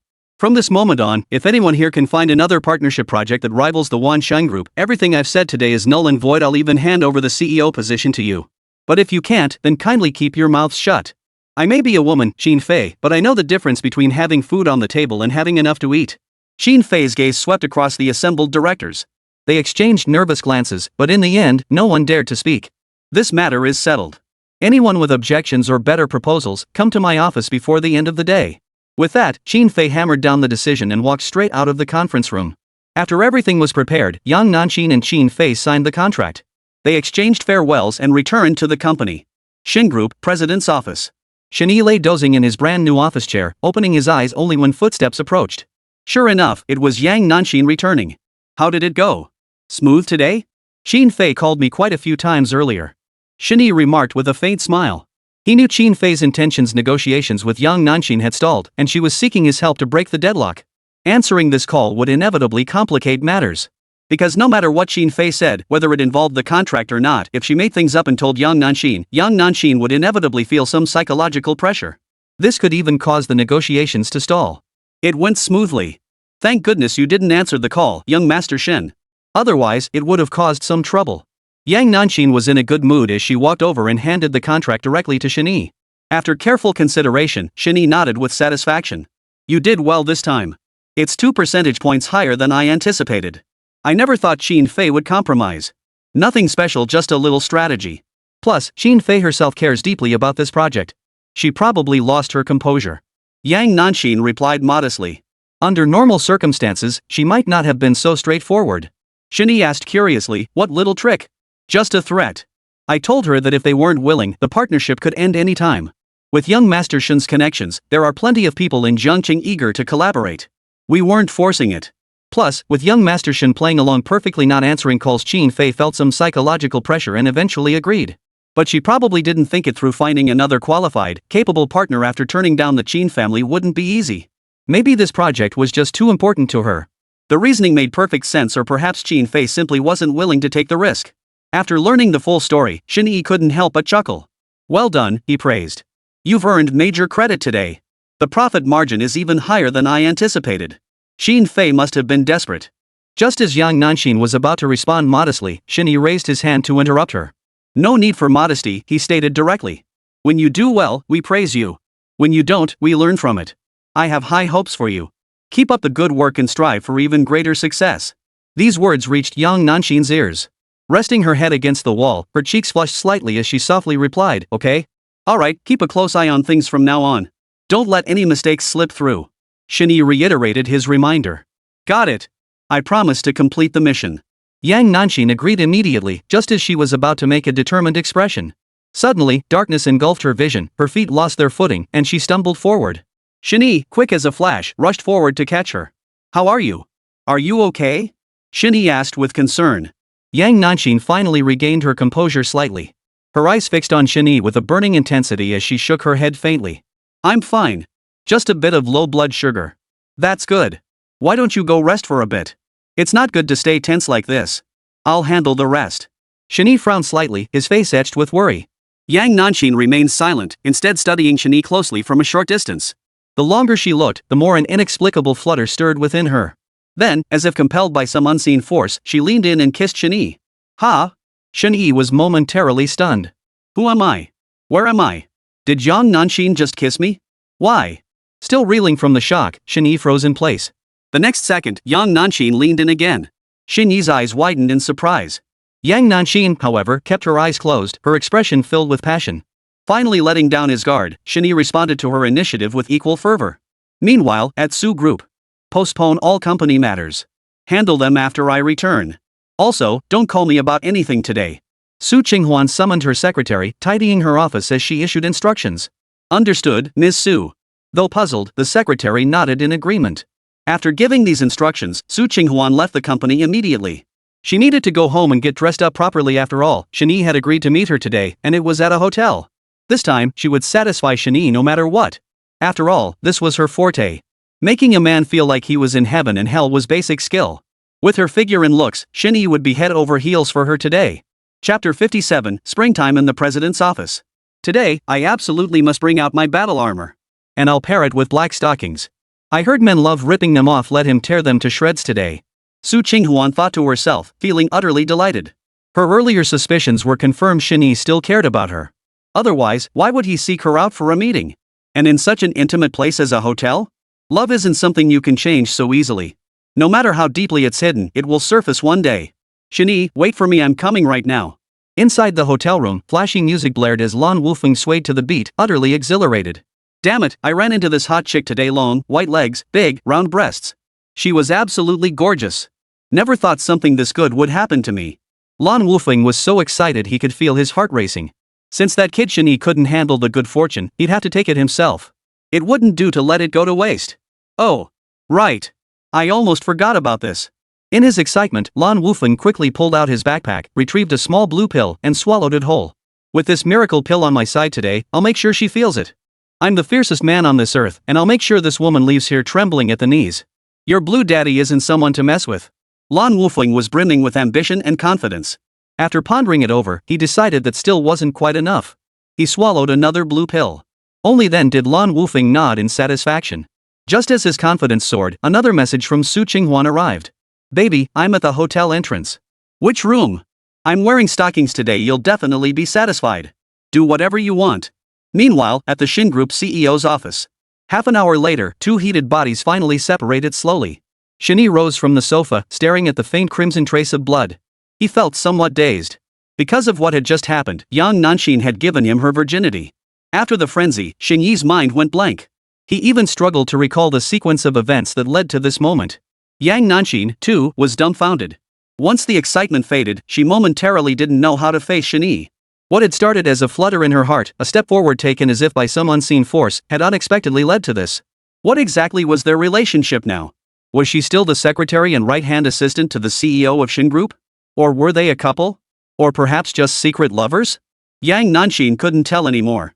She dared not look at Shen Yi now, feeling like an ant on a hot pan, restless and unable to sit still. Most crucially, regardless of what kind of relationship she shared with Shen Yi, could it truly last? Are you okay? Don't worry, I'll take responsibility for you. Shen Yi seemed to notice the turmoil on Yang Nanxin's face and quickly offered reassurance. But Yang Nanxin was in turmoil now, feeling utterly lost. After pulling her clothes on, she hurriedly left the office. Watching her retreating figure, Shen Yi considered trying to stop her, but in the end, he did nothing. Perhaps Yang Nanxin needed some time alone. Ding ding. But just then, another ringtone sounded. A new message had arrived. Shen Yi grabbed his phone and glanced at it, unable to resist cursing under his breath. Damn it, you crazy bastard, never ending. Bull black stockings. Bull hotel. Did these scammers even have basic brains anymore? Shen Yi's fingers flew across the screen, deleting Su Qinghuan's alternate account in 2 swift taps. Meanwhile, Su Qinghuan waited for ages without a reply, growing increasingly anxious. She decided to try again. Baby, I can't wait any longer. Which room are you in? Hurry up and let me come see you. She deliberately sent a voice message, tweaking her voice to sound more seductive. But the moment the message was sent, Su Qinghuan froze. A large red exclamation mark appeared before her eyes. She rubbed them, unable to believe this was real. They'd been talking just fine a moment ago. How could things suddenly turn like this? She sent another message, but the result was the same. Fine. Playing hard to get with me, huh? I'm speechless. Su Qinghuan was furious. She'd gone to all that trouble to dress up, only to end up like this. What a waste. Night slowly descended, the streets ablaze with neon lights and bustling with traffic. After work, young Nanxin walked along the street lost in her own thoughts. Unlike her usual vibrant self, she seemed distracted today, as if weighed down by heavy concerns. Ugh! How did things turn out like this? Yang Nanxin let out a bitter laugh, feeling a sense of helplessness welling up inside her. Especially as she passed by couples of all kinds, some holding hands, others with arms linked around their boyfriends, all radiating sweetness. In contrast, she walked alone on the street, feeling utterly lonely. Perhaps she should be like them, strolling hand in hand with Shen Yi, sharing meals and drinks, chatting about the wonders of the world. But looking around, there was no one by her side. Maybe I brought this on myself. Yang Nanxin felt even more heartbroken. This was supposed to be the most precious thing a woman possessed, something meant to be given only to the one she loved most. Everything should have been this way, but today, Yang Nanxin couldn't understand it anymore, couldn't see clearly what she meant to Shen Yi, or more accurately, what Shen Yi meant to her. Why had she done such a thing today? I've truly fallen for him. The irony is, I only realized it now. Finally, Yang Nanxin had found the reason. She had never noticed it before, until today when she completely lost control and gained this sliver of realization. Though she loved Shen Yi, what about Shen Yi's feelings? She didn't want Shen Yi to take responsibility for her just because of this incident. What she wanted was for Shen Yi to have her in his heart all alone, for everything to unfold naturally, without any other concerns. Owner, bring some skewers and some liquor. In the end, Yang Nanxin sat down at a roadside barbecue stall. Gulp, gulp.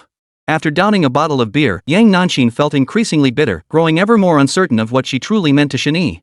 Perhaps today had started on the wrong foot. He shouldn't have acted so impulsively. Sigh. Just as these thoughts swirled in her mind, she looked up again and saw a group of people had appeared beside her at some point. They surrounded her, each wearing a cold, mocking smile. Oh my, little sister, drinking alone so late at night? Want us to keep you company? That way you won't be lonely. Chapter 58, The Rules of the Underworld. The speaker was a man with dyed yellow hair and ripped jeans. A faint smirk played at the corners of his mouth. The more he looked at Yang Nanxin, the more pleased he became. This woman was quite attractive, and her figure was absolutely stunning. She was practically a juicy morsel delivered right to the brother's lips. Why pass up a free meal? Yang Nanxin glanced at them before averting her gaze. Leave me alone, she said curtly. Get out of my sight now. Today's events at the company had left her dazed and disoriented, with no energy to waste on small talk with this motley crew. Hearing this, the leader with the yellow hair glanced at Yang Nanxin, then at his crew, and a roar of laughter erupted. Ha ha ha ha. Sweetheart, you better know your place. We're doing you a favor by approaching you. Don't bite the hand that feeds you. Exactly. We took pity on you being alone and came to give you some attention. What the hell kind of attitude is that? Looks like this lady doesn't want to drink here anymore. She wants to go to a hotel for some deeper conversation with us. Ha ha ha. A barrage of vulgar insults poured in from all directions, creating an unbearably offensive atmosphere. Even the barbecue stall owner shrank back, afraid to get involved. After all, his was just a small business. He couldn't afford any trouble. Yang Nanxin's expression darkened as she glared at the blonde-haired man. Don't you have any manners at all? Do you even realize this is illegal? You're harassing me. Clearly, Yang Nanxin still didn't grasp the sheer audacity of these thugs. Getting hauled into the station was routine for these guys. They were more familiar with it than their own homes. Why would they be scared by Yang Nanxin's threats? Don't be fooled by her fierce yelling. Now she'll be as docile as a lamb once she's on the bed. Ah, sweetheart, you really don't know when to quit. I was planning to invite you to spend the night together nicely, but since you're being so unreasonable, I'll just have to use other methods. The blonde-haired thug sneered coldly, then gave his henchmen on either side a knowing look. The two henchmen seemed to understand perfectly, stepping forward immediately to grab Yang Nanxin's arms and drag her away by force. Why let such easy prey slip away? What are you doing? Let go of me. Let me go. Only now did Yang Nanxin grasp the gravity of the situation. These thugs were lawless scum who clearly didn't give a damn about her threats. She struggled fiercely, but to these two thugs, her resistance posed no threat whatsoever. It was like restraining a helpless infant, utterly effortless. Someone help me. Yang Nanxin was utterly panicked, desperately seeking help from others. Yet everyone around her hung their heads, pretending not to see a thing. No one would risk offending a gang of thugs for a stranger, it could easily backfire. Ha ha ha ha. Don't worry, sis. We're all young, having some fun is normal. I just have a lot of buddies, so you might get a little worn out. I'll bring you back tomorrow morning, and I promise not a single piece of flesh will be missing. The blonde punk grinned smugly, licking his lips unconsciously as his mouth went dry. Simultaneously, countless visions of enjoying Yang Nanxin flooded his mind. Just the thought made his heart pound wildly. Seeing her struggles futile and help impossible, Yang Nanxin felt utterly defeated. Bang! But just then, a dark shadow flew past her eyes. She squinted to see it was the little yellow-haired guy from before, flying through the air and knocking over several tables in his path. What the hell is going on? One of the henchmen was dumbfounded. Everything had been fine just a moment ago, how had he ended up flying through the air? Turning around, he saw a man had emerged from somewhere, his face dark and menacing as he advanced step by step. Shen Yi struck with both hands, knocking out the thug restraining Yang Nanxin with one punch before delivering a left kick that sent him flying. He swiftly rescued Yang Nanxin and shielded her beside him. Shen. Young Master Shen? Yang Nanxin froze in shock, utterly surprised that Shen Yi had ultimately stepped in to save her. Damn it, you little punk. You wanna die? Messing with our business like this? Trying to play the hero saving the damsel in distress? Did you watch too many TV dramas? Damn it, take this kid out. He's gonna pay for this today, no matter what. All these guys were too scared to step in, and you go and stick your neck out? You must be tired of living. The gang of thugs erupted in fury. That woman's got a killer figure, we're getting our hands on her tonight, no matter what. Find a place to hide. I'll deal with them first. Shen Yi took a deep breath and faced the gang head on. You, be careful. Yang Nanxin called out in warning. These thugs, who usually loafed around, were skilled fighters. She feared Shen Yi might not be their match, and even more, she dreaded getting him hurt because of her. Take him down. The blonde punk scrambled to his feet and waved his hand, signaling his henchmen to charge forward.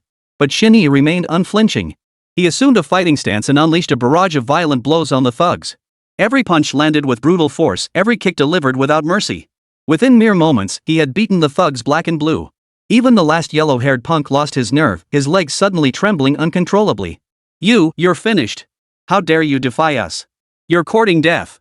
The yellow-haired punk stammered, unable to form a coherent sentence. The whimpers of his henchmen filled the air, each agonized cry piercing the yellow-haired punk's fragile nerves. He trembled, terrified that he might be next. Get lost. Shen Yi had no desire to waste time on him. His mind was consumed solely by Yang Nanxin. You just wait. The yellow-haired punk fled in disarray, but hurling threats before leaving seemed to be the code of the underworld. His gang of henchmen scrambled after him, looking utterly disheveled. Returning to Yang Nanxin, he breathed a slight sigh of relief. Thankfully he'd arrived in time, otherwise things could have gotten messy. You weren't scared, were you? Shen Yi looked at Yang Nanxin with a hint of nervousness. Though he was the boss, and by rights it should have been Yang Nanxin who was nervous, today the roles seemed to have shifted. No, I'm fine. Yang Nanxin shook her head, a warm wave washing over her heart. Simply seeing this man filled her with a sense of joy. They sat down at the stall, and for some reason, neither spoke, a silent understanding between them. How about we talk? Yang Nanxin broke the silence first, then took a deep breath, a complex expression flickering in her eyes. Mr. Shen, everything that happened today was my choice. I don't blame you, and I won't bother you. If it bothers you, I can resign first thing tomorrow morning. I mean it. Chapter 59, Love Needs No Reason. Hearing this, Shen Yi was taken aback. He stared at Yang Nanxin in surprise before shaking his head hastily. It's not that serious. I share responsibility for this matter. I don't blame you. You don't need to resign. Really? Without you, how would our company function? If not for me, think about everyone else here. His words of persuasion touched Yang Nanxin slightly. Whether it was the company or Shen Yi, she found herself reluctant to leave them behind. But a deep sense of melancholy lingered within her, there was simply too much at stake. Stay. I mean it. Shen Yi's earnest expression finally swayed Yang Nanxin's wavering resolve, and she nodded. All right. Yang Nanxin replied. The two ate a light meal at the stall, both tacitly choosing silence. That should be enough. I'll walk you back. Shen Yi stood up to offer to walk Yang Nanxin home, but she shook her head immediately. No need. It's too late. You have things to do yourself. I'll be fine. No, I won't let you. I won't feel at ease. It's a mixed crowd out here, all sorts of people. I have to make sure you get home safely. Seeing Shen Yi's insistence, Yang Nanxin stopped refusing. After leaving the night market, Shen Yi headed straight back to the Golden Emperor community with Yang Nanxin. Unexpectedly, the apartment had been occupied not long after purchase. Parking the car at the complex entrance, Shen Yi said, "This is as far as I can go.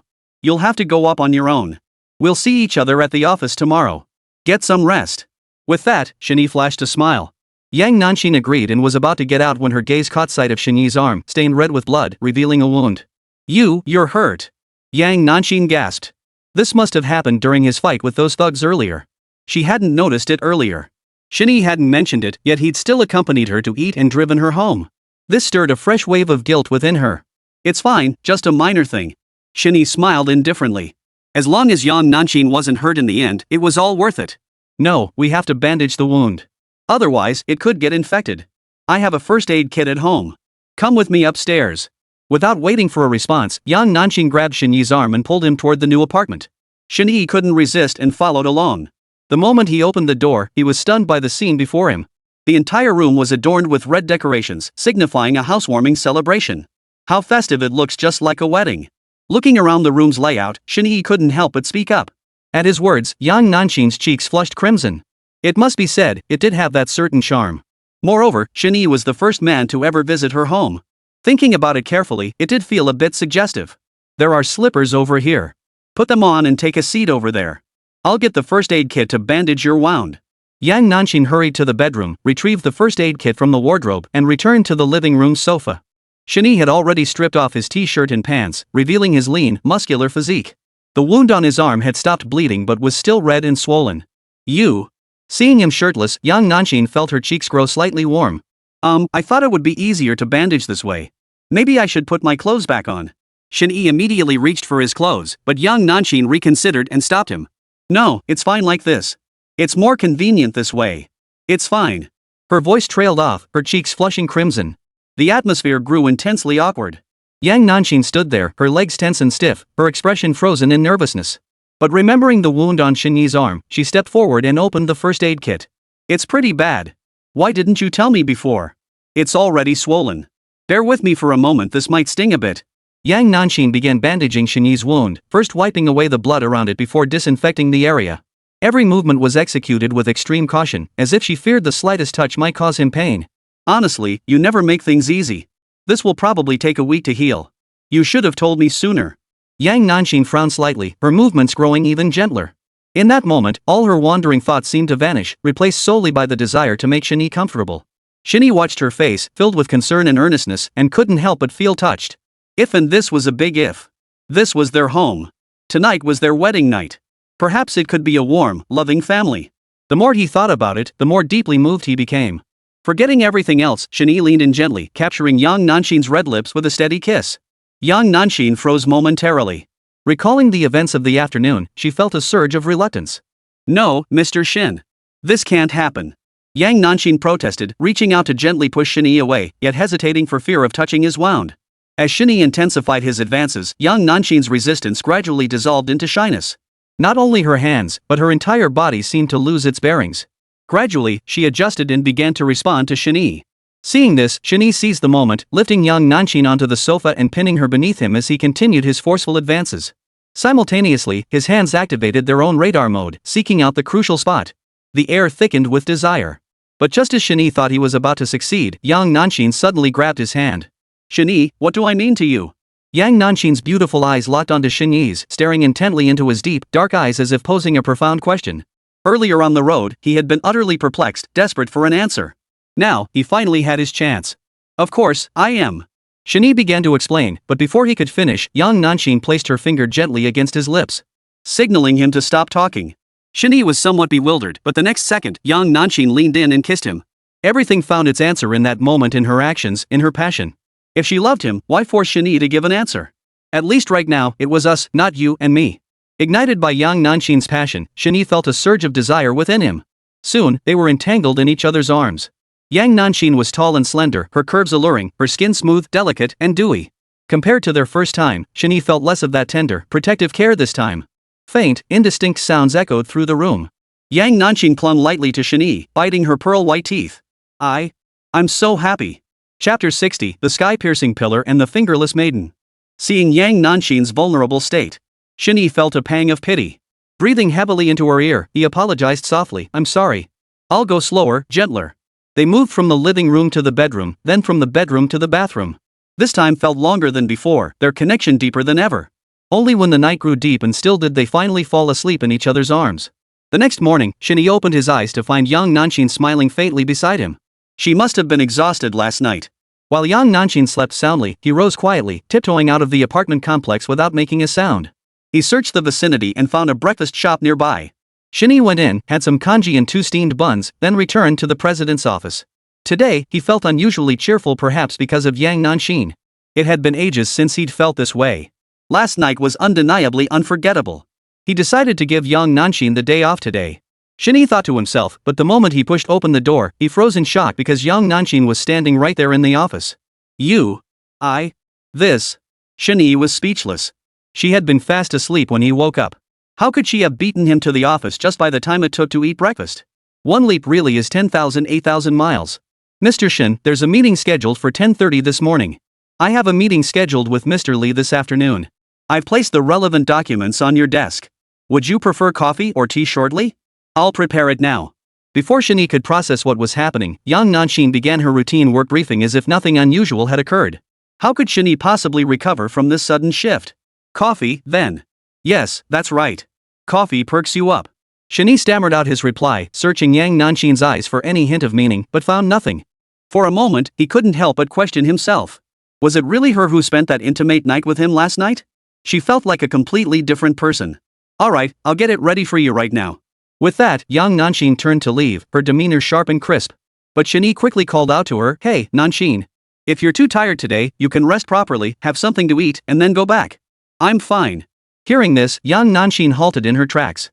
Turning back to face Shen Yi, who looked utterly serious with not a trace of jest on his face, she said, "Young Master Shen, no matter what happens between us, I hope you'll agree to one thing. Work is work, and everything else is separate. They shouldn't be mixed up. I won't neglect my duties, nor will I cut corners or slack off because of our personal matters. I expect the same from you. Don't give me any special treatment. Otherwise, I'll resign." Yang Nanxin spoke earnestly, her pretty face etched with solemnity, her tone unwavering, leaving no room for argument. Even Shen Yi was momentarily baffled. He'd merely shown concern for her. Why was she suddenly being so serious? And her current demeanor made him feel a bit uneasy. What was going on? As the CEO, why should I be afraid of a secretary? That made no sense. Alright, no problem. Nanxin, no. Secretary Yang, you're right. Work is work, and personal matters are personal matters. We don't mix the two. Shen Yi responded with a nod, feeling somewhat out of place in this situation. He was clearly the boss, yet in that moment, he felt like he'd been reduced to a subordinate. Usually he was the one giving orders, yet today he was being reprimanded? But since young Nanxin had spoken, what room did he have to object? Coffee. I'll prepare it for you right away. Same as always, 3 sugars. Young Nanxin turned and left the office. Only after stepping out of the door did she exhale a long sigh of relief. Her footsteps grew lighter and her spirits soared. She hadn't expected Shen Yi to have that look earlier. Who knew he could be so adorable? But that was fine. At least she wanted to make her own way in the world. She didn't want to become some kind of trophy wife just because of her connection to Shen Yi. That way, she could avoid the gossip too. How peculiar. Are all women this unpredictable? Shen Yi shook his head, recalling last night's madness. The contrast felt too stark. No, it wasn't a gap, it was like she'd become a completely different person. Seems like he'd better study women's temperaments and quirks when he had time. Otherwise, he'd never figure them out. Just then, Shen Yi's phone rang. He glanced at the screen. It was the team managing Liu Ziming's live stream channel. "Hello, what's up?" Shen Yi got straight to the point after answering. A call this early in the morning couldn't help but raise questions. "Hello, Mr. Shen, are you available right now? Why don't you come over? There's something about Liu Ziming I need to tell you." The voice on the phone sounded rather urgent. After a moment's thought, Shen Yi finally agreed. "Alright, I'll be right over." Hanging up, Shen Yi headed straight for the parking lot. Before he even reached his car, he spotted someone slumped over the hood, looking utterly dejected and in the worst possible shape. "Go! Where?" The words squeezed out from between Lan Wufeng's teeth. He staggered like a walking corpse, swaying with each step, barely able to stand upright. Seeing him like this, Shen Yi felt a chill run down his spine. What the hell had this guy been up to? Damn it, how did he get so disgusting? Lan Wufeng couldn't care less about the chaos around him. He stared at Shen Yi with a look of deep resentment, his heart filled with an indescribable bitterness. Yesterday, he'd clearly arranged to meet a girl with long legs and a curvy figure, even setting up a rendezvous at a hotel. To prove his manhood, he'd popped 2 little blue pills. But in the end, she never showed up, leaving his member standing at attention like a pillar, aching unbearably. In the end, he had to rely on the magic of his 5 fingers, going at it all night long, over 10 times. Today, he nearly lost it. He racked his brain trying to figure out what went wrong. Could his disguise have been exposed? But that didn't make sense either. His mastery of online dating techniques was beyond compare, far surpassing ordinary people. How could he possibly be exposed? Something must have gone wrong somewhere, and whoever sabotaged it was likely connected to Shen Yi. That bastard must have been messing with things behind the scenes, otherwise, this wouldn't have happened. He cursed Shen Yi countless times in his mind. If that brat hadn't ruined his plans, he would have been in heaven last night. If Shen Yi knew the scheming going on inside Lan Wufeng's mind, he'd probably call the guy a lunatic. Addicted to playing CEO, huh? You used my damn computer, didn't even leave contact info, and still expect a date? Go date the devil. Chapter 61, Rise to Glory in this very moment. If you have something to do, process your resignation as soon as possible. Shen Yi couldn't help but say at this moment. This guy should die far away, don't let him bring shame upon the Shen Group. Compensation was secondary, the real concern was the bad luck. Go! Now! Lan Wufeng spoke again. His resentment boiled over. If it were midnight, he might have suspected a female ghost was lurking about. Stay away from me. I'll drive myself. This guy was like a vengeful specter now. Shen Yi couldn't even be bothered to glance at him. Lan Wufeng had intended to force his way along, hoping to glean some intelligence. After all, the master-servant swap was still weighing heavily on his mind. But given his current state, he feared it would only end in a car wreck and death. Regardless of this guy's ulterior motives, Shen Yi simply drove off. Over here, Su Qinghuan lay in bed, gazing at the blinding sunlight streaming through the window, feeling somewhat helpless. So it's already dawn. The entire night had left Su Qinghuan utterly perplexed. Her seduction tactic had clearly succeeded. Shen Yi's resolve had crumbled before her, compelling him to come meet her at the hotel. So why, the moment she arrived at the entrance, did he block her? Wasn't this just toying with her? Even if he was playing hard to get, this was taking it too far. Are men's emotions always this unstable? But he wasn't like this before. Su Qinghuan sighed softly. She'd intended to rekindle her old feelings with Shen Yi by wearing him down, but never expected it to fall apart at the last moment. Now her friend had blocked her, and this whole situation had stalled. Ah! What on earth should I do now? Su Qinghuan grabbed her phone and noticed several missed calls and numerous messages. Unsurprisingly, they were all from Liu Ziming. She tapped through them. The messages were essentially identical. Qinghuan, you gotta follow me. Help me boost my followers, get a few fake accounts if you can. This is super important. Did you see yesterday's live stream? It was a huge hit. The show was explosive. I'll be a sensation before you know it. Ah, once I become the top live streaming host, life will be good. Just thinking about it feels awesome. Reading these messages, Su Qinghuan felt little enthusiasm. To her, live streaming sales were just a side gig, nothing significant. The company's operations were what truly mattered.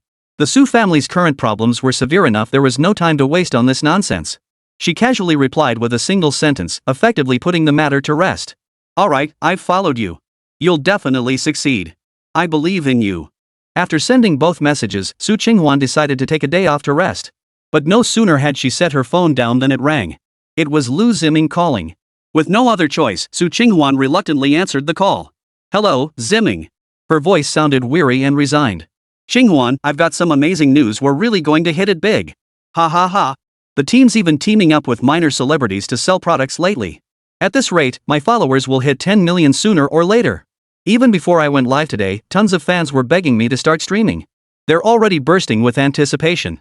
Liu Ziming rattled off a string of excited, hyperactive remarks, already picturing scenes of his meteoric rise to fame. This was a world apart from his previously lackluster live streams. They say it best, heeding advice pays off. Really? Congratulations, Ziming. Keep it up, you'll definitely become a million-follower blogger. Su Qinghuan replied indifferently, feeling somewhat helpless inside. It wasn't that she looked down on live streaming sales, she simply had no time for such matters. While Liu Ziming was recovering, she was suffering terribly. The Su family faced internal and external troubles, and to make matters worse, there had been no progress in Shen Yi's case. She simply couldn't muster any joy, content to just go through the motions. Ha! Of course I can. What kind of man do you think I am? Given the chance, I'm no worse than anyone else. That kid Shen Yi just has a good family background, can he really compare to me in ability? No contest. I'll surpass him sooner or later. Liu Ziming grew increasingly arrogant, acting as if he were already the top influencer. Listening to these grandiose boasts, Su Qinghuan couldn't help but shake her head. How could a mere online streamer ever surpass the vast empire of the Shen Group? It sounded downright naive, but Su Qinghuan didn't want to crush his spirits. Oh, right. I called you so many times last night. Why didn't you pick up any of them? Liu Ziming seemed to remember something and hurriedly asked.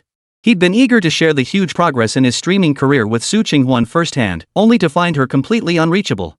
I was working overtime at the office yesterday and didn't notice. Alright, never mind. My next livestream is about to start. Let's talk later. Su Qinghuan had intended to make an excuse, but Liu Ziming hung up in a fluster. But perhaps it was for the best, at least it spared her from an endless stream of chatter. After putting down her phone, Su Qinghuan sighed deeply. Shen Yi. What more must I do for you to come back to me? Shen Yi wasted no time, heading straight to the live streaming company. The company's previous manager and brother Wu were already waiting at the entrance. Spotting Shen Yi's arrival, they hurried over to greet him. Mr. Shen, this way. We're terribly sorry to have called you in so early. Wu Ge plastered on a smile, exchanged a few polite words with Shen Yi, then led him into an office to sit down. The room was cluttered with various pieces of equipment, giving off an air of professionalism. Shen Yi felt puzzled and asked directly, what's going on? Did something happen to Liu Ziming? He furrowed his brow slightly, somewhat perplexed. No. It's just that we didn't dare delay the task you assigned us earlier, young Master Shen. We've already processed the clips from Liu Ziming's livestream yesterday and thought we'd invite you over to see the results. If you're not satisfied, we can adjust the settings. Wu Ge said with a smile. The person in charge nearby quickly retrieved yesterday's livestream footage and began playing it directly in front of Shen Yi. Only then did Shen Yi grasp the situation. Nodding, he finally focused his attention on the screen. Watching Liu Ziming berate minor celebrities and mock them with such arrogance, it was like a grandfather scolding his grandson. Shen Yi couldn't help but chuckle, a mischievous grin curling his lips. He knew Liu Ziming must be basking in his triumph right now, already fantasizing about the future. Haha, not bad. Keep pushing that kid harder. Shen Yi waved his hand, thoroughly satisfied. No problem. Wu Ge nodded in agreement. Chapter 62, Waking Up to a Collapsed Sky. No one expected Liu Ziming to show such talent in this area. He had the little celebrity so flustered, his face turning as red as a pig's liver. But the guy himself remained oblivious, his sole concern being the live stream situation. Truly a conscientious streamer. Young Master Shen, look, there's some other footage too. They're all pretty interesting too. Wu Ge stepped forward and quickly pulled up more live stream footage. It must be said, after seeing these, Shen Yi's mood lifted considerably. Alright, leave the rest to you guys. Make sure you make this kid a star. Seeing that it was nearly time, Shen Yi gave one final reminder before preparing to leave. After all, negative fame is still fame, though what fate awaited this kid in the end was anyone's guess. Rest assured, we'll take young Master Shen's words to heart. Wu Ge chuckled. This was right up his alley. Get back to work. I'm off. Shen Yi gave a faint smile and turned to leave the office. Just then, someone walked in from outside and collided head-on with Shen Yi. Liu Ziming froze, utterly surprised to see Shen Yi here today. An uneasy feeling instantly gripped his heart. Shen Yi merely glanced at him, paying him no mind. But the more indifferent Shen Yi seemed, the more uneasy Liu Ziming felt. He hurriedly called out from behind, Shen Yi, wait. Hearing this, Shen Yi halted and turned to face him. What is it? He truly didn't want to waste words with this guy unless absolutely necessary. What are you doing here? Liu Ziming eyed Shen Yi suspiciously, trying to read something into his presence. This kid never came unannounced unless he had something important to say. If it was just some trivial matter, fine, but Liu Ziming feared this kid might be plotting behind his back, trying to sabotage him or make his life difficult. After all, his career was just taking off, he couldn't afford any missteps. The live streaming gig you got? That was thanks to me and Xin Fei. I just came to check things out. Is that okay? Shen Yi countered with a question. Liu Ziming couldn't really argue with that. After all, if the results were poor, he'd have a hard time explaining it to Shen Yi and Xin Fei. Though it sounded reasonable, Liu Ziming still couldn't shake his unease. He pressed further, it's fine, I suppose. But is that really all there is to it? You wouldn't be here just to pick on me and make things difficult, would you? Shen Yi, you're the heir to the Wansheng Group. Don't resort to petty tricks. If you do this, I'll truly lose respect for you. He was naturally straightforward and inexperienced, so he cut right to the chase. Ha! Understanding Liu Ziming's thoughts, Shen Yi couldn't help but laugh. I'm not that bored. I heard your live stream yesterday went well. I watched it too, it was impressive. Congratulations on your progress with live stream sales. Keep up the good work. Once you've established yourself, contract renewals will be a breeze. After finishing his words, Shen Yi turned and strode away, leaving Liu Ziming with a dashing silhouette. Liu Ziming watched Shen Yi's figure disappear around the corner. It took him a while to snap out of it, feeling rather pleased with himself. You little punk, I didn't expect you to have such keen insight. My live streaming career is skyrocketing now. Even an outsider like you can see it. How could I not take off? Ha ha ha. Feels great. Liu Ziming felt like he could flap his arms and fly straight to the heavens. What a fantastic day. Early the next morning. After a full day of rest yesterday, Su Qinghuan felt refreshed today and headed straight to the company. After all, the decision to spin off the Wansheng Group project into a separate company and use stocks to revive the Su family was already set in motion. Today was the day to push this matter forward. Upon returning to the president's office, her secretary followed her inside. Brief me on today's schedule. Pack it in as tightly as possible. I have urgent matters today. Su Qinghuan had barely sat down before she began flipping through the documents on her desk. The secretary hesitated, seemingly unable to speak, as if something was weighing heavily on her mind. Su Qinghuan frowned in puzzlement, looking up at the secretary and asking, "What's the matter? Still half asleep this early in the morning? Just give me the rundown on today's schedule." The secretary said helplessly, "Mr. Su, there's been a major incident. Mr. Jin of Wansheng Group has announced the termination of their partnership with Su Group." After hesitating for a long while, the secretary finally spoke up. She had worried that delivering such news first thing in the morning might be too much for Su Qinghuan to handle, but the matter was urgent and could not be delayed. "What? What did you say? Repeat that." Su Qinghuan's hands froze mid-motion. Her eyes widened in panic as she stared at the secretary, her face etched with utter disbelief. The secretary repeated, "Wansheng Group has terminated its partnership with Su Group. The company's top management is already aware and is waiting for you, CEO Su, to handle this. Everyone's in an uproar, demanding explanations." Su Qinghuan sat frozen on the sofa, her mind a chaotic whirlwind. Her heart pounded like it had been struck by an iron hammer, the deafening thud echoing in her ears. She couldn't believe this was real. Wansheng Group and Su Group had always enjoyed a solid partnership, generating stable profits over the years. They were considered the most reliable collaborators. How could things suddenly change? She had only taken one day off, yet upon returning to the company, it felt like the sky had fallen. Su CEO, are you okay? It's okay. We'll try to negotiate. Considering our long-standing partnership, there should still be room for maneuver. Seeing Su Qinghuan lost in thought, unable to snap out of it for a long while, the secretary couldn't help but offer a gentle reminder from the side. Phew! Su Qinghuan took a deep breath and murmured, "Call a board meeting. Regardless, we must find a solution to this matter." Wansheng Group's sudden termination of the partnership had caught her completely off guard, completely derailing her original plans. She didn't understand why, but there was no time for her to dwell on it. Understood. The secretary immediately went to make arrangements. 10 minutes later, the group's executives, directors, shareholders, and others all gathered in the conference room. As Su Qinghuan approached the conference room door, a wave of commotion erupted from within. "We're done for. Wansheng Group was our most stable source of income for the Su Group. Now that the partnership is over, what are we supposed to do? We can't stay at Su Group anymore.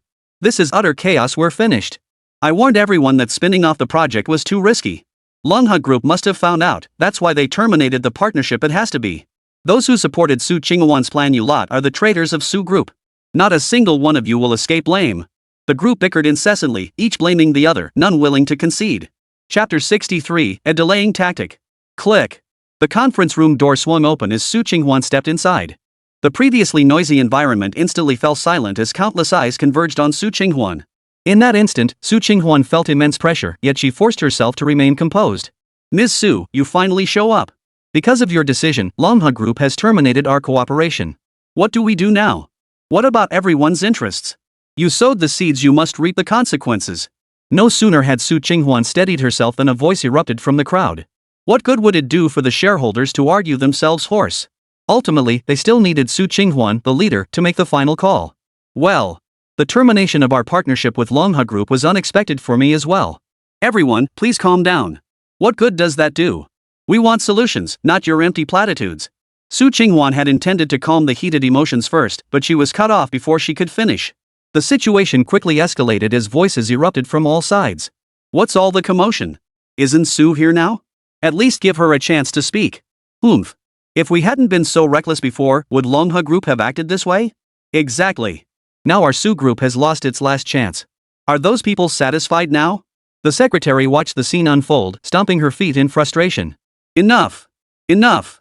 Su Qinghuan slammed her hand on the table and roared. The once noisy conference room instantly fell silent, all voices abruptly ceasing. Su Qinghuan swept a cold gaze across the assembled directors and shareholders before speaking slowly. "Right now, our top priority isn't arguing about who's at fault, but how to salvage the situation. The only thing we can do is find a way to contact Wansheng Group immediately and get them to continue working with us." But no sooner had she spoken than another wave of murmurs erupted. "Ha! Do you take us for fools? You think we can just snap our fingers and get them to cooperate? You caused this mess, why would they keep working with us?" "Exactly. If they've already terminated our partnership, it means they've made up their minds long ago. How could there possibly be another chance? Su Qinghuan, no matter what, you must give us an explanation and resolve the crisis facing Su Group. The others couldn't think of any solutions either, so they dumped the problem entirely onto Su Qinghuan. But even though Su Qinghuan was the president, how could she possibly figure this out in such a situation? Her head was spinning with worries. Where could she possibly find a solution? How about this, President Su? Why don't you go see young Master Shen? Maybe he has a solution. Someone suddenly suggested this out of the blue. Everyone froze, as if they'd all seen a glimmer of hope in those words.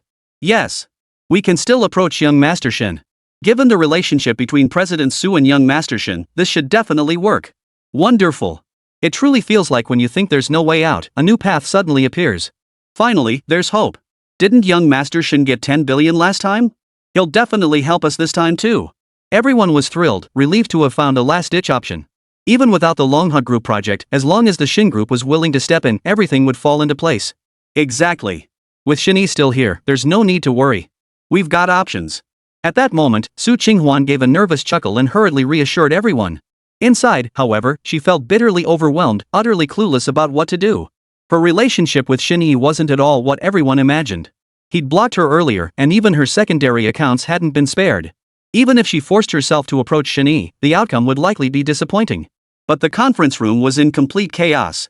If she didn't use this excuse to steady everyone soon, the Shen Group might collapse from internal disarray before bankruptcy even struck. Everyone, rest assured our Su Group isn't at its end yet. I'll contact Shen Yi shortly. This matter will definitely be resolved. Everyone, please stay calm. Today's meeting is precisely to reassure everyone. Su Qinghuan forced a faint smile, finally calming the crowd's emotions. She had expected everyone to unite and find a solution together, but in the end, all the mess still fell on her shoulders. After the meeting concluded, Su Qinghuan returned alone to the president's office. Staring blankly at the dense pile of documents on her desk, she felt momentarily overwhelmed. It's been a while since I felt this overwhelmed, hasn't it? This feeling really sucks. Su Qinghuan murmured to herself. Of course, Su Group had always had its share of troubles, but she never had to lift a finger. Shen Yi handled everything for her. With the Shen Group as her backing, most problems dissolved effortlessly. She never had to lift a finger. Now that Shen Yi was gone, she finally understood just how powerless she truly was. It wasn't the Su Group that was formidable, nor was it her own strength that was the mighty tree that was the Shen Group. This is so frustrating. What am I supposed to do now? The thought of her relationship with Shen Yi ending, coupled with her current helplessness, left her feeling utterly flustered. On top of that, everyone at the company was counting on her. But who could possibly understand her predicament? Wasn't there anyone who could understand her? She was just a young, delicate girl. Why did she have to bear so much pressure? The more Su Qinghuan thought about it, the more uneasy she felt. Ding ding ding. But just then, the sound of a ringing phone filled the air. Su Qinghuan answered impatiently. Hello? Qinghuan, it's me. I'm about to go live. The past few days' streams have been going great. This is a golden opportunity. Hurry up and top up my account to drive traffic, then buy some fake followers to boost my popularity. You gotta hurry. I'm waiting here. Let's aim for a new record this time. Liu Ziming urged her urgently, his excitement palpable as the broadcast approached. Unfortunately, Su Qinghuan remained silent. Already feeling flustered, Liu Ziming's nagging only made her more irritable. He always asks me for help, but who's going to help me? What had become of the Su Group? Qinghuan, are you even listening? I'm in a real hurry here. Don't delay me. Once my live streaming career takes off, we'll both have a bright future. Rest assured, I'll definitely repay you then. I remember every kindness you've shown me. If you ever face difficulties later, I'll do everything in my power to help. Liu Ziming wouldn't let up, lavishing her with sweet talk without restraint. Even though Su Qinghuan was feeling irritable, these sugar-coated words still managed to offer her some comfort. I understand. I'll get right on it. Don't worry, and good luck with today's livestream. After hanging up, Su Qinghuan had her secretary handle the matter instead. She simply couldn't muster any interest in it herself. Chapter 64, Who Dares Stop Me? Ding ding. A message popped up on the chat app. It was a kiss emoji sent by Liu Ziming. Su Qinghuan glanced at it briefly before looking away, her gaze drifting toward Shen Yi's profile picture. Dark and lifeless. He'd blocked her long ago, and she could no longer see when he was online. You used to send me so many messages, always hovering around me. But where are you now? I feel so miserable. For some reason, Su Qinghuan felt a stinging ache in her nose. Back then, she'd always found Shen Yi annoying like a persistent shadow, endlessly doing things meant to win her over. But now she realized those might have been signs of love. Unfortunately, she'd been too slow to notice. Back then she'd even pushed him away. I wish you'd cling to me like you used to, chattering away endlessly. I miss those days so much. Why did you agree to meet me before, only to stand me up? You care about me, don't you? Su Qinghuan felt a pang of sorrow, tears slowly trickling down her cheeks. She pulled out her phone, opened WeChat, and scrolled through their old messages, feeling even more miserable. No, I refuse to believe you're deliberately playing games with me. I'm coming to find you and get to the bottom of this. This time, I won't let you avoid me again. Soon, she made up her mind no matter what, she would find Shen Yi and demand an explanation. Shen Group headquarters, president's office. Shen Yi propped his head up with his hand, looking utterly drained. He kept muttering to himself, what the hell is going on? It wasn't like this yesterday. Today she acts like a complete stranger. This is so strange. Yesterday, they had been inseparable, their passion burning deep and intense all night long. Yet today at the office, young Nanxin seemed to be deliberately avoiding him. Sure, he had reincarnated and knew many future events, but a woman's heart was as unpredictable as the sea. How could he possibly guess? Knock knock. The knock came, and Yang Nanxin walked in, saying, Mr. Shen, today's company matters have been taken care of. It's almost quitting time. If there's nothing else, I'll head out. The words had barely left her mouth when Shen Yi began searching for any reason to keep Yang Nanxin there. But before he could think of one, she turned to leave. Seeing the urgency, he hurriedly called out, Hey, wait. Yang Nanxin turned back, looking puzzled at Shen Yi. She glanced at the time and said, Young Master Shen, is there something else? I'm off duty now. We can discuss it tomorrow. This uncharacteristic behavior took Shen Yi completely by surprise. When had young Nanxin ever been so eager to leave work before? Something was clearly off. I haven't dismissed you yet. As the president's secretary, you require my approval to leave. You haven't reported your work to me today, have you? Start now. Shen Yi remained calm, deliberately finding an excuse to keep Yang Nanxin behind. Report on my work? Yang Nanxin couldn't help but roll her eyes at Shen Yi. Was he really resorting to such flimsy excuses just to keep her here? Work reports were rare before, since she handled most matters herself. Shen Yi only inquired occasionally when he felt like it. Today, however, was clearly intentional. Today we. At the entrance of Wansheng Group, Su Qinghuan arrived in a hurry. Just as she was about to enter the company, she was stopped by security personnel. Miss Su, the group has already closed for the day. If you have business, please schedule an appointment for tomorrow before coming back. The security guard stood firmly in front of her, refusing to budge without a word. I have urgent business with your CEO, Mr. Shen. Su Qinghuan shot him a cold glance and walked straight past him toward the Wansheng Group building. Hey! Stop right there. The security chief stepped forward, blocking her path. Mr. Shen isn't someone you can just see whenever you want. You need an appointment. It had to be said, ever since Su Qinghuan and Shen Yi had ended things, these security guards showed her no special consideration. Where she once moved freely, she now faced obstacles at every turn. I want to see him now. Move aside. Su Qinghuan's face turned icy as she glared at the security chief. She felt utterly frustrated. Who would dare block her before? She'd only come here 3 times total, yet they'd stopped her twice the other time she'd been with Shen Yi. Where did these guys get the nerve to show off in front of her now? One wrong look and they'd get a slap. I'm sorry, Miss Su, but this is company policy. Please understand. The security chief insisted. I'll say it again, move aside. Su Qinghuan's face darkened. Today was crucial for her. She absolutely had to get an explanation from Shen Yi. No one could stand in her way. But the security personnel acted as if they hadn't heard her, adopting an attitude that said, the boss is the boss, and I'm the second in command, refusing to yield.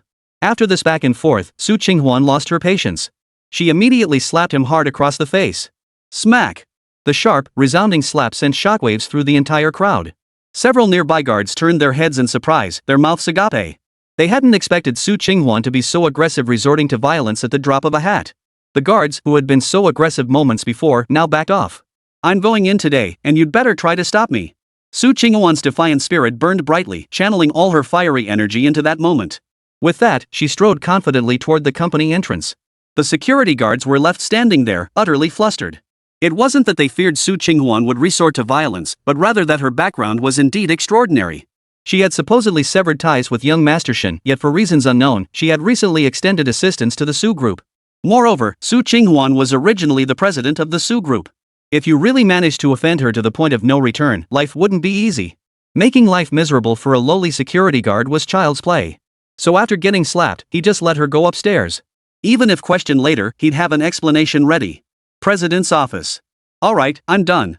After finishing her work report, young Nanxin looked at Shen Yi, waiting to see if he had any more excuses to keep her there. Well, it's just. Shen Yi stammered, then began slowly approaching Yang Nanxin. Yang Nanxin deliberately took a step back, maintaining a safe distance from Shen Yi the entire time, which left him feeling rather troubled. What was going on? It wasn't like this before. If there's nothing else, I'll be going now. Yang Nanxin said, her eyes carrying a hint of inquiry. Nothing's wrong. Shen Yi hung his head dejectedly, feeling rather downcast. Seeing his defeated expression, young Nanxing couldn't help but feel a secret sense of satisfaction. Oomph. She did it on purpose. She just wanted to see if Shen Yi had her in his heart. Clearly, she was satisfied. Chapter 65. Your jokes are quite humorous. Shen Yi felt a bit deflated, unable to make sense of it all. He could only look helplessly at young Nanxing, who was basking in her triumph right now, a faint, almost imperceptible smile playing at the corners of her mouth. As Shen Yi's gaze fell upon her, she quickly composed herself. And nothing. I'll be going now. With that, young Nanxing hurriedly fled the president's office. The moment she stepped out the office door, a familiar figure approached her. Miss Su, hello. Yang Nanxing hurriedly greeted him, hastily adjusting her clothes in her flustered state, her expression seeming somewhat unnatural. Her unease likely stemmed from her relationship with Shen Yi and the added pressure of Su Qinghuan's arrival. Su Qinghuan was still fuming over the security incident. Seeing Yang Nanxing emerge from the president's office looking guilty as a cat caught stealing, she immediately called out, "You! Stop right there! What were you sneaking around doing? Could it be that this woman and Shen Yi truly had some illicit connection? Otherwise, why were these two still here after everyone else had left?" "I didn't do anything." Yang Nanxing stood before Su Qinghuan like a child caught in the act, awaiting her scolding. "You didn't do anything? You're pulling my leg. A secretary should have clocked out ages ago. What are you doing lurking around the president's office instead of going home? Let me tell you, you're just a secretary. Don't overstep your bounds." Su Qinghuan's fiery temper flared up completely in that moment. After all, Shen Yi had promised to meet her at the hotel earlier, only to stand her up. Who knew if this woman, Yang Nanxing, was pulling strings behind the scenes? Yang Nanxing's predicament grew increasingly awkward, leaving her at a loss for words. She stood frozen, her fingers clenched tightly, feeling utterly uneasy. She was just delayed by work reports. What does that have to do with you? Besides, she's my secretary. Why are you interrogating her like she's a criminal? Just then, Shen Yi emerged from the office, frowning as he spoke.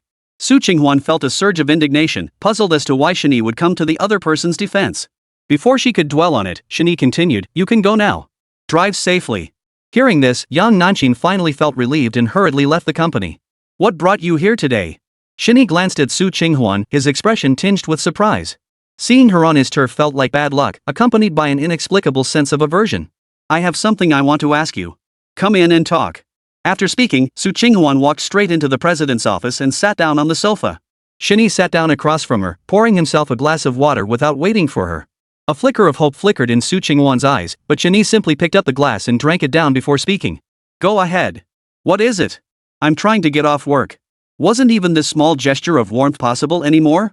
I came here to ask you to reconcile with me. To mend what's broken." Recalling the little moments from the past, Su Qinghuan could no longer hold back her emotions. Take the simplest things, for instance. Back then, no matter what, it was the best food, the nicest things, the most fun activities. Shen Yi would always give them to her first. But now, Shen Yi didn't have her in his thoughts at all, not even a little bit. If she didn't speak her mind now, she feared she'd never get another chance. "Ha!" Shen Yi froze at the sound of her voice, as if he'd seen a ghost. "Su Qinghuan, your jokes are quite humorous. If you haven't woken up yet, go back to sleep. Don't cause trouble here. If you're telling me a joke, I think you're pretty funny." Shen Yi spoke up immediately. She thought this guy was here to borrow money, but instead he was here to crack jokes. Seeing Shen Yi's expression, Su Qinghuan didn't care at all. She said directly, "Shen Yi, you're so hypocritical. Is it really that hard for you to admit you still love me? You clearly sent me that message and invited me to the hotel. Doesn't that prove you still care about me? Now you're acting like nothing ever happened. Why did you have to deceive me like this? Can't we even be honest with each other anymore?" All of this had clearly happened. Why could Shen Yi pretend it never occurred? She refused to accept it. Today, no matter what, Shen Yi would give her an explanation. She refused to believe Shen Yi had truly let her go. "I invited you to a hotel? What kind of nonsense is this? Su Qinghuan, are you hallucinating?" Shen Yi's eyes widened. "When did all this happen? Why didn't I know about this?" "Oomph. You're still playing dumb." Su Qinghuan snorted coldly, pulling out her phone and showing Shen Yi all the previous chat records. Shen Yi froze the moment he saw them. This damn thing really was his chat account, but none of this content was actually sent by him. Only now did he realize that the online scammer he assumed was Su Qinghuan's alternate account. "I didn't send these." Shen Yi furrowed his brow, racking his brain to figure out what was going on. He quickly pieced it together. That day, Lan Wufeng had fiddled around in his office for ages, and seemed to have done something on the computer before leaving. He hadn't noticed anything unusual at the time and hadn't given it much thought, but now he saw the problem. That damn fool had been doing this behind his back. His expression darkened visibly, and Su Qinghuan caught the change. A smug satisfaction filled her heart. Hadn't she just caught him red-handed? He couldn't deny it now, could he? See what you've got left to hide. Well, got nothing to say now, huh? We have both witnesses and evidence. I know you still care about me. Stop pretending. I came to you willingly. Enough is enough. Rest assured, I promise we'll make things right from now on. Su Qinghuan saw a glimmer of hope. Everything unfolded exactly as she'd imagined. Today she would mend the broken mirror and reclaim everything that belonged to her. Shen Yi was in a foul mood. Both Su Qinghuan and Lan Wufeng were utterly irritating. I told you, I didn't send that thing. You can leave now. Shen Yi seethed inwardly. That Lan Wufeng deserved to be damned. To do something like this behind his back. If word got out, how could he possibly show his face? He was just a driver, yet he had to go and overstep like this. Shen Yi, give it a rest. What's the point of dragging this out endlessly? Let me tell you this, I came to you this time. If you still refuse to admit it, next time I won't make the first move. By then, it'll be too late for regrets. Su Qinghuan stood tall, her face beaming with smug satisfaction. But Shen Yi grew increasingly irritated. With impatience, he spat out a single word, get lost. Chapter 66, sorry, you're overthinking it. This time, it was Su Qinghuan who froze in shock. Shen Yi actually dared to tell her to get lost? After he'd been so proactive, this was the response she got? She refused to believe it and couldn't fathom why Shen Yi would treat her this way. You're lying. You're still lying. You wouldn't treat me like this. Su Qinghuan refused to accept this reality. Sadness welled up inside her. She took a step forward and grabbed Shen Yi's arm, whispering softly, don't lie to me. You must be doing this on purpose to upset me. You never treated me like this before. I beg you, don't do this. Seeing her look of hurt and helplessness, Shen Yi would have softened his heart in the past. But now, Shen Yi only felt disgust. He could never figure out what this woman was really after. And he wouldn't trust this venomous woman anyway. Didn't you hear me tell you to get out? I don't have time for you, and I certainly don't want to play along with your melodramatic act. Get out of my office now. I won't say it again. Shen Yi impatiently shoved Su Qinghuan away. Taken completely by surprise, she stumbled backward and fell flat onto the floor. You. What do you mean, what? Shen Yi snorted coldly, his tone growing even icier. If you have any dignity left, get out now. I don't want to see you. Seeing Shen Yi's utterly ruthless demeanor, Su Qinghuan's anger flared instantly, erasing every trace of her earlier pitiful facade. Before, she'd slap him and kick him with her big feet, and he wouldn't dare touch a single hair on her head. Now he was acting all tough? What a joke. Her own dog now dared to bite her? Wasn't this turning the world upside down? Shen Yi. What more do you want? I've already given you plenty of face. Even if I was in the wrong before, I've realized my mistake and come to you willingly. Why won't you let it go? Do you only feel satisfied when you've completely lost me? This is your best chance to win me back. Seeing Shen Yi show no sign of yielding, Su Qinghuan abandoned her previous gentle approach and launched into relentless, aggressive persistence. Shen Yi felt like his head was about to explode. What on earth possessed this woman to think he still cared for her? Ridiculous. Did she have absolutely no self-awareness? Unbelievable. Stop bothering me.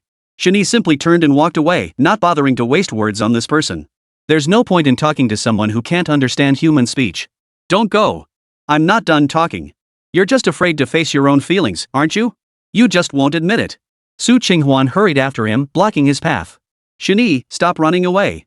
We need each other. If you love me, then you should reconcile with me. Shen Yi was furious at the sight of her smug expression. The past is the past. Why couldn't this woman understand? Perhaps so-called feelings were all superficial, only interests mattered fundamentally. This person probably needed something from him. Spit it out. What do you want now? Get to the point. Stop playing the emotional card. There's no feeling between us. With that thought, Shen Yi confronted her directly. Hearing this, Su Qinghuan seized the opportunity like a lifeline. She abandoned all pretense and laid bare the purpose of her visit. Wansheng Group has terminated our partnership. That was the most crucial project for our Su Group. We cannot afford to lose them, otherwise the entire corporation will collapse. Please help me find a solution. If all else fails, I need your Wansheng Group to lend us a hand. This is crucial for me. Su Qinghuan looked imploringly at Shen Yi, her eyes brimming with hope that he would agree to her request. Sorry, you're overthinking it. Whether it's you or the Su Group, it's none of my concern. Shen Yi rejected her without hesitation. He had no desire to get involved in Su Qinghuan's affairs, much less become entangled with this woman. Besides, hadn't he personally orchestrated the termination of the partnership between Wansheng Group and Su Group?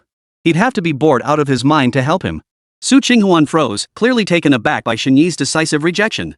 Why? Earlier, he had been willing to use the Su family's loss-making project as collateral to secure 10 billion yuan. If Shen Yi didn't care about her, he wouldn't have done that. Yet now, with the situation even more dire, Shen Yi had rejected her without a second thought. Shen Yi, must you be so heartless? Have you truly let go of all our past feelings? They say even a day as husband and wife creates 100 days of affection. Why are you treating me like this? I'm not bringing up our feelings because of the partnership. I genuinely still love you, that's why I'm saying this. You weren't always this cold-hearted. Su Qinghuan's tears streamed down her face, her heart aching with sorrow as if she were the one who had been abandoned from the very beginning. Seeing her like this only deepened Shen Yi's contempt. Whether it was true or not, if this woman had reined herself in back then, he wouldn't be in this situation now. Back then, he granted Su Qinghuan every request, unable to bear the thought of her being slighted in the slightest. He given her everything he could. But Su Qinghuan? She never regarded it as a favor, but rather believed it was all she deserved. Not until he was left utterly destitute, not until he died in bitter resentment, did this woman ever spare him a single glance. Now, the labels of heartlessness and cold-bloodedness have been pinned on me instead. Wasn't she the one who was truly heartless and cold-blooded? Cry as long as you like, but don't bother me anymore. Shen Yi remained unmoved, turning away without a second glance. Meanwhile, in the underground parking garage, Lan Wufeng sat bored in the van, idly playing with his phone. Ever since Shen Yi had warned him last time, he hadn't set foot in the company building, let alone done anything else out of line. Now he could only kill time playing with his phone in the garage. What a waste of the reward from the master-servant swap. Forget what I mentioned earlier. You don't need to keep gathering intel from Shen Yi. If this keeps up, I'm afraid it'll end up costing me more than it's worth. Xin Fei rushed over and addressed Lan Wufeng in the car. She had thought this was a golden opportunity to glean some information, but now it seemed she had completely overestimated the situation. She'd vastly overestimated Lan Wufeng's capabilities. Pushing forward now would only lead to shooting herself in the foot. Before Shen Yi came knocking and things got ugly, it was best to cut her losses. I'm sorry, Fei Fei. This situation is beyond my control. I truly couldn't do anything. That kid is already on high alert. I searched every corner of the president's office, but found absolutely nothing. Sigh, I'm letting you down. Lan Wufeng hung his head in defeat, utterly helpless. That kid's as slippery as a monkey. Even with his Oscar-worthy acting skills, he couldn't get any intel out of Shen Yi. Chances are, no one else will either. Chapter 67, Xin Fei's another victory. Alright, let's leave it at that. Once Shen Yi arrives, I'll find an excuse to transfer you back. Xin Fei waved her hand dismissively. For now, transferring Lan Wufeng was the only option to prevent further complications. As for Lan Wufeng's recent conduct, she chose not to comment. Perhaps she had been wrong from the very beginning. Lan Wufeng nodded in agreement. For now, this was the only option. Though he agreed outwardly, a lingering irritation simmered within. If that sly bastard Shen Yi hadn't been so cunning, things wouldn't have turned out this way. What a waste of a prime opportunity for a master-servant swap. Damn it! Shen Yi, I hate you. Just as Lan Wufeng was growling in frustration, Shen Yi approached. Fei Fei, that kid's here. Ha! Lan Wufeng called out, then spotted something astonishing. Look! That woman's here too. What the hell are those two up to? It wasn't just Shen Yi who arrived, Su Qinghuan was with him. The two of them walked one after the other, heading straight for this place. Xin Fei glanced over and was immediately puzzled. Su Qinghuan? That woman actually has the nerve to show her face here? She really has no bottom line. Was she trying to get back together? Or something even more melodramatic? But no matter what, today was not to be missed. They say timing is everything. Look, I've arrived just in time. Su Qinghuan? What a coincidence. Never thought I'd run into you in the underground garage. What are you doing here? Harassing young Master Shen again? No offense, but they say parting should be amicable. You're always clinging to Mr. Shen. This tug of war is ridiculous. You may not care about the impact, but young Master Shen certainly does. Wouldn't it be better to rein it in a bit? Xin Fei wasn't about to let this opportunity slip. She unleashed a barrage of merciless taunts. The two were like oil and water. Why would she pass up a chance to show her true colors? Shen Yi listened, inwardly cursing his luck. Su Qinghuan was trouble enough on her own, and now Xin Fei had to show up too. When these two collided, a storm was bound to erupt. What kind of day was this? Why was everything going so wrong? What's it to you? Did I bother you? Shen Yi hasn't said a word, so why are you chattering away? You're such a gossip. Su Qinghuan was already in a foul mood, and now that she'd run into her nemesis, the tension flared instantly. She shot back without hesitation. Why was her luck so rotten? Things were already going badly enough, and now she had to run into this woman too. This is just the worst luck imaginable. I'm only doing this for your own good, to save you some dignity, preserve your face in public, and prevent things from getting ugly when we meet again. Yet here you are, snapping at me. How can you be so ungrateful? You're like a dog, snapping at everyone you meet. No wonder young Master Shen won't have anything to do with you. Who wants to get bitten? Then you just keep pestering them, that's asking for trouble. Qin Fei looked utterly exasperated, like a dog biting Lu Dongbin, unappreciative of kindness. She shook her head helplessly. You. Su Qinghuan flushed crimson, her hair standing on end with fury. She looked ready to pounce and tear Qin Fei apart. When it came to snide remarks, Su Qinghuan was no match for Qin Fei. But when it came to cursing someone out, straight to the point, Su Qinghuan's fiery temper knew no fear. Take advice while you can. You're a prominent figure, Su Qinghuan. Don't embarrass yourself. If you truly wish to curry favor with young Master Shen, I might just have some advice for you. Qin Fei flashed a smile before adopting a deliberately mysterious tone. Su Qinghuan eyed Qin Fei suspiciously, wondering if this woman could possibly be so kind-hearted. She was probably just looking for a chance to mock her. But even without Su Qinghuan asking, Qin Fei had no intention of holding back. She stated directly, your boyfriend is a live streamer, right? Isn't his job usually to entertain his audience? I think you should ask him for some tips. Have him teach you how to entertain people. That's better than you clinging to him like this. Who knows? Those tricks might work. If young Master Shen gets happy, he might actually agree to your request? The words hung in the air, laden with endless scorn and contempt. The mere mention of that online streamer made Qin Fei suppress a chuckle. She'd turned her back on the legitimate heir to the Shen Group and instead chose to get entangled with some internet clown. Throwing away the pot just for a steamed bun, Su Qinghuan really was the first of her kind. Who do you think you're looking down on? What makes you so special, Qin Fei? Do you really think you're that great? Everyone is equal. What gives you the right to look down on Liu Ziming? Su Qinghuan felt a twinge of regret, but her words refused to back down, especially not in front of Qin Fei. Hearing this, the smile on Qin Fei's face grew even broader. She countered with a single question, you keep saying everyone is equal, but I didn't see you treating young Master Shen equally before. So what's your reason for pestering young Master Shen now? Speaking of which, maybe you should quit being the group's president. I think you'd make a better cheerleader, you're so good at shouting slogans. With that, Qin Fei covered her mouth and chuckled. This back and forth, smoke-free battle was heating up. Shen Yi felt his head spinning. Neither of these women was easy to deal with. Every extra second felt like his brain was about to explode. He decided to get in the car and leave. Su Qinghuan was so frustrated her head felt like it would split open, her chest rising and falling rapidly. Mr. Shen, wait for us. Seeing this, Qin Fei didn't bother arguing with Su Qinghuan. Her goal had been achieved anyway, so she followed Shen Yi over. The three climbed into the car and drove off. Before they left, Qin Fei rolled down the window and delivered one final jab to Su Qinghuan. Ms. Su, please don't get upset. I'm just blunt and speak my mind. I like telling the truth. If you don't like hearing it, then don't listen. It's not worth ruining your health over. She even waved goodbye as she drove off. Su Qinghuan stomped her foot in frustration, yet felt utterly helpless. Qin Fei's words only deepened her frustration, prompting an internal reckoning. Could it be that I truly haven't treated Shen Yi equally all this time? Not only that, but was I even unfair to him? Su Qinghuan didn't know, nor could she make sense of it. In the car, Qin Fei spoke first to offer comfort. Young Master Shen, don't bother getting into a petty argument with Su Qinghuan. She's just that kind of person. Shen Yi remained silent, merely nodding in response. He thought to himself that Qin Fei wasn't someone to be underestimated either. Her sudden appearance today probably wasn't without ulterior motives. By the way, Mr. Shen, since it's already after work hours, how about we grab dinner together? I actually have something I'd like to discuss with you. Mr. Shen, would you do me the honor? Qin Fei wore a pleading expression. Though unsure of her intentions, Shen Yi nodded in agreement. He was determined to see what tricks this woman had up her sleeve. Chapter 68, Same Tricks, True Intentions Revealed. The three made their way to the restaurant. Qin Fei treated them to a lavish feast, ordering numerous dishes. Young Master Shen, this bottle of red wine is excellent. I had it stored here earlier. Try it. Saying this, Qin Fei poured half a glass for Shen Yi. Shen Yi took a small sip and found the flavor indeed rich and mellow. Mr. Shen, what do you think of Wu Feng's work performance lately? Qin Fei smiled faintly as she asked softly. At those words, Shen Yi's expression immediately changed. Performance? You dare ask me about my performance? Wait, does this guy even have a performance? Are you kidding me? Noticing Shen Yi's expression shift slightly, even his lips twitching involuntarily, Qin Fei quickly interjected, continuing, please don't take offense, Mr. Shen. Wu Feng is still new to the workforce. He may not handle everything perfectly yet. I hope you'll forgive him. I'm not asking this to be rude. I just wanted to say that if it's really causing you trouble, I can bring him over to our company. We've had some personnel changes recently, and a position just opened up. We could transfer him over. If you agree, it would spare him from putting you in a difficult position. Qin Fei looked utterly sincere, and Shen Yi's hand holding the wine glass paused mid-motion. What?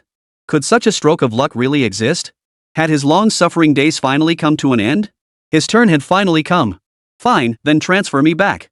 After all, you're relatives. Some matters and arrangements will be easier to handle that way. Shen Yi naturally agreed wholeheartedly. He even thought Qin Fei had a sudden pang of conscience. Did sending such a tormentor really serve any purpose? He'd even suspected she was trying to torture him to death. Now that Qin Fei seemed willing, he certainly wouldn't stand in the way. He couldn't bear to see that monster for another moment. Then it's settled. I've caused young Master Shen quite a bit of trouble these past few days. I'm sure he's gained valuable experience here during that time. Qin Fei smiled, feeling a sense of relief wash over her. Of course, this was merely a passing mention. Shen Yi had likely been driven to the brink of madness long ago. It was simply not something one could discuss openly.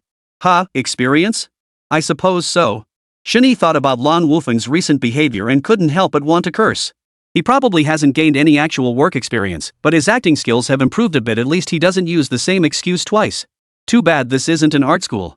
Seeing Shen Yi's reluctance to discuss the topic, Qin Fei tactfully dropped the subject. She swiftly changed the subject to Su Qinghuan, asking with genuine curiosity, "Young Master Shen, you wouldn't be rekindling things with Su Qinghuan, would you?" "Wait, this feels a bit off."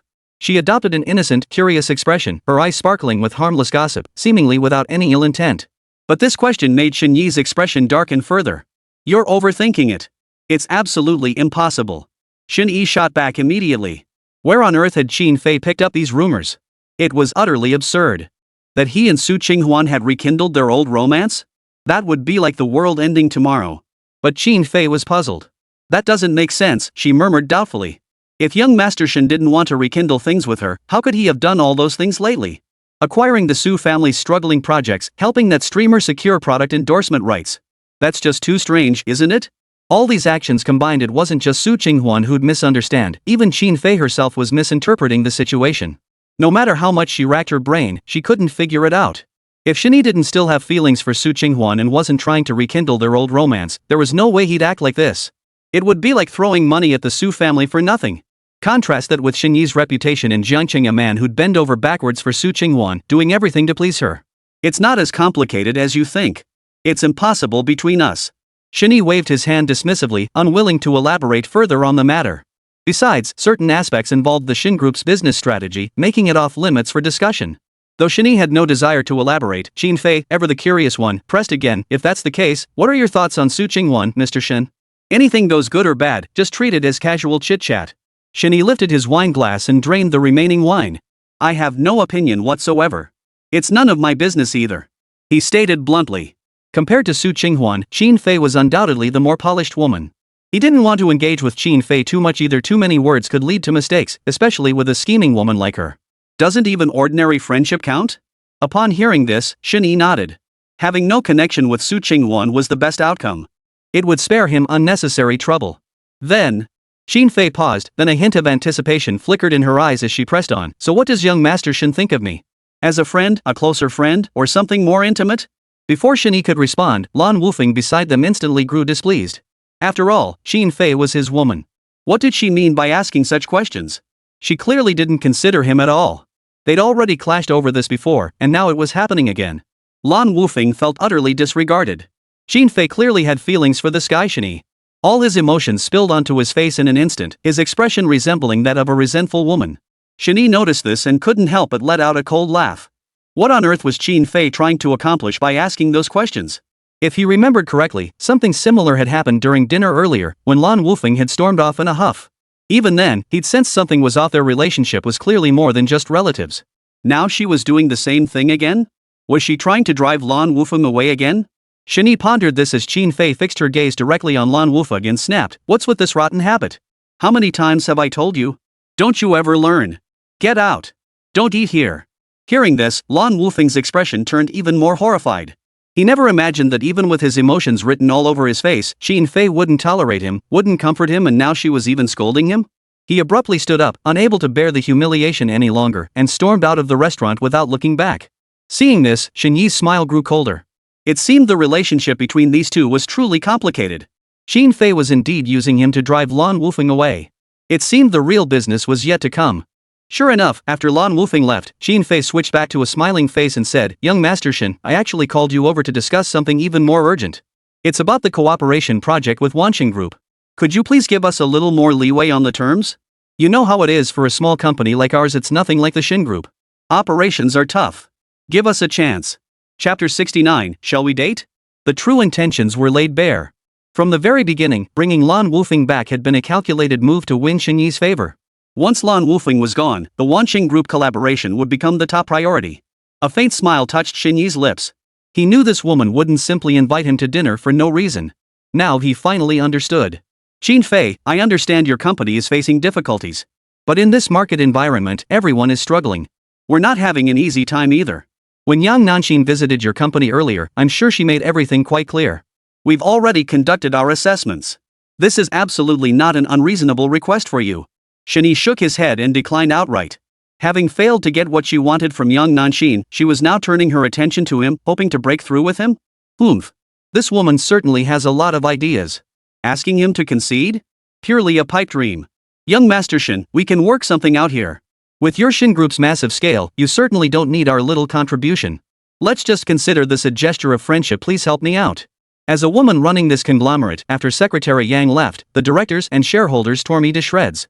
If I don't resolve this, I won't even dare face them. Qin Fei wore a look of sorrow and helpless vulnerability, her eyes seeming to plead for mercy.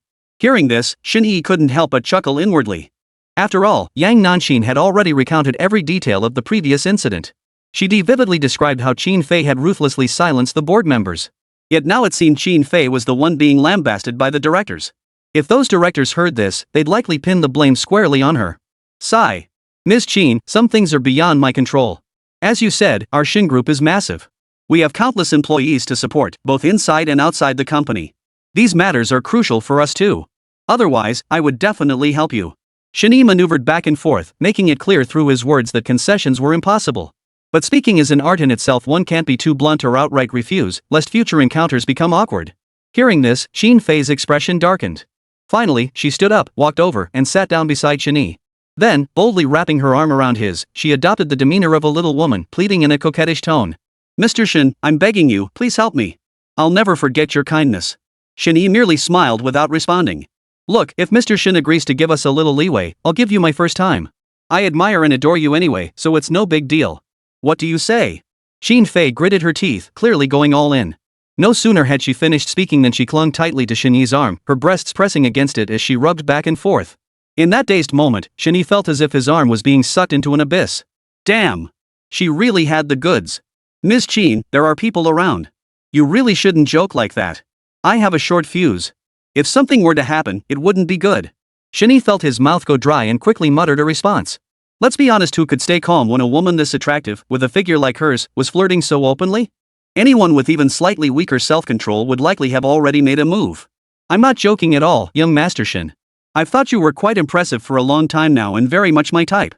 It's just that I never had the chance before. Now that I'm finally close to you, I'm willing to give you my first time. Really? I won't regret it, nor do I see anything wrong with it. The most precious things should be given to the one you admire most. As she spoke, a faint blush spread across Qin Fei's cheeks, and even her eyes darted away shyly.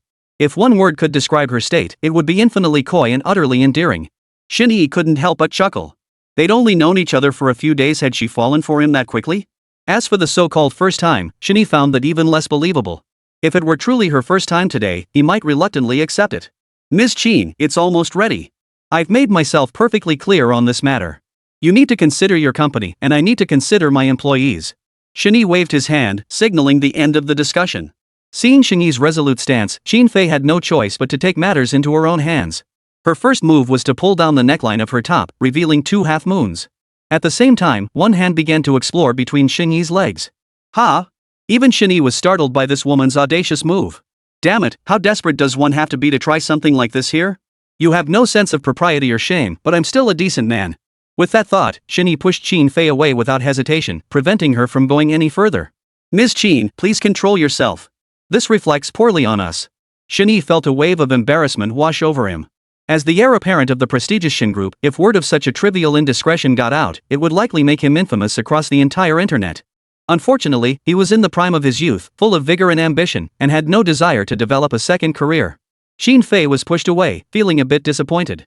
Is this guy okay? Here she was, a woman of exceptional beauty, throwing herself at him, yet Shen Yi remained utterly unmoved, even pushing her away without a second thought? If it were anyone else, they'd already be showering in the bathroom. Young Master Shen really doesn't understand romance. But never mind. If Mr. Shen isn't interested, I can't force him. Shen Fei could only let it go. Shen Yi thought he could finally breathe easy, but who knew she'd take advantage of the situation and speak up again. Young Master Shen, how about we start dating? The words fell, leaving Shen Yi utterly bewildered. Completely bewildered, he thought, who am I? Where am I? What kind of dungeon did I wander into now? What do you mean? Shen Yi couldn't help but wipe his brow as he blurted out the question. This line of thinking was way too jumpy. If being direct didn't work, did he switch to a step-by-step approach?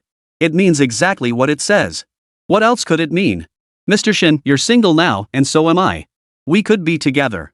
Why don't you think about it? I promise I'll do better than certain people. Shen Fei propped her chin on her hands, glancing sideways at Shen Yi with a serious expression. Shen Yi was momentarily taken aback. Oh my god. What kind of move is this? This scheming woman was constantly plotting. If that was the case, he might as well play along and see what tricks she had up her sleeve. Fine. You've got me interested now. After sorting out his thoughts, Shen Yi flashed a smile and smoothly reached out, wrapping his arm around Shen Fei's slender waist. Chapter 70, oh no, I've gone too far. Shen Fei froze for a moment at the sight, then a seductive smile spread across her lovely face. She pressed her delicate body closer into Shen Yi's embrace, a refreshingly sweet fragrance wafting toward him. His heart swelled with delight. They say all women are the same. Put. It's the world's crows that are all black and men are no different. With just a little trick, even Shen Yi would fall helplessly. How many people in this world could resist her charm? Lan Wufeng couldn't, and neither could Shen Yi. At this rate, it wouldn't be long before Shen Yi became her plaything too, just like Lan Wufeng. Shen Fei, you're so beautiful. And your scent is quite pleasant too. Shen Yi couldn't help but utter a sigh of admiration. Joking aside, if you're going to put on a show, you have to go all the way. Otherwise, how could anyone believe it? As the saying goes, don't miss out on good women, and don't waste bad ones either. Since Shen Fei liked using these tactics, today was the day to teach her a lesson she wouldn't forget. Young Master Shen, are you genuinely complimenting me? But you weren't like this earlier. I was being quite proactive just now. I almost thought you weren't interested in me. Shen Fei murmured reproachfully, her current demeanor resembling a favored concubine who just received imperial favor, utterly bashful. Seeing Shen Yi clearly hooked, Shen Fei took her time, teasing him relentlessly. It was like fishing, you had to reel him in slowly, and sooner or later, he'd take the bait. Reeling in too soon or too late was no good. Clearly, Shen Fei was relishing the process. Not at all. It's just being cautious. In a city as vast as Jiangcheng, how many people could possibly remain indifferent to you? Shen Yi chuckled. His words left Shen Fei utterly satisfied. Clearly, this guy had harbored feelings for her all along. Otherwise, things wouldn't have progressed so swiftly. But then again, why wouldn't he? Wasn't she just as good as Su Qinghuan? If Su Qinghuan could wrap Shen Yi around her little finger, then surely she could too. Young Master Shen, you have such a sweet tongue. It's my honor to please you, Mr. Shen. After a moment of sweet talk, Shen Fei launched into her most effective tactic.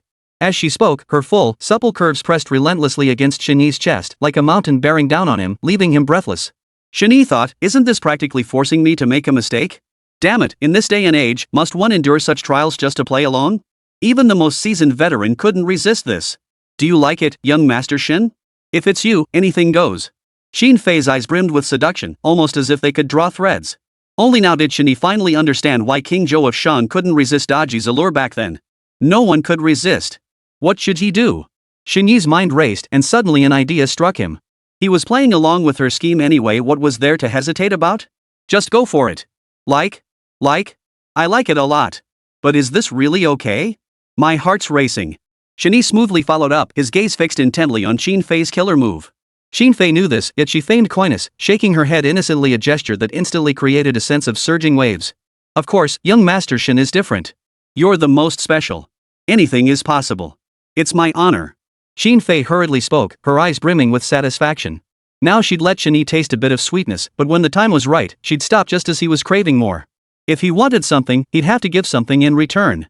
Without that sacrifice, she'd keep him perpetually yearning. Even the most formidable man couldn't withstand this combination of tactics. With her plan set, Shen Fei prepared to ramp up the pressure. Little did she know, Shen Yi had no intention of following her script step by step. He wrapped his arms around her with force, pulling her into his embrace. Well then, he chuckled, I suppose I'll have to exercise my boyfriend privileges.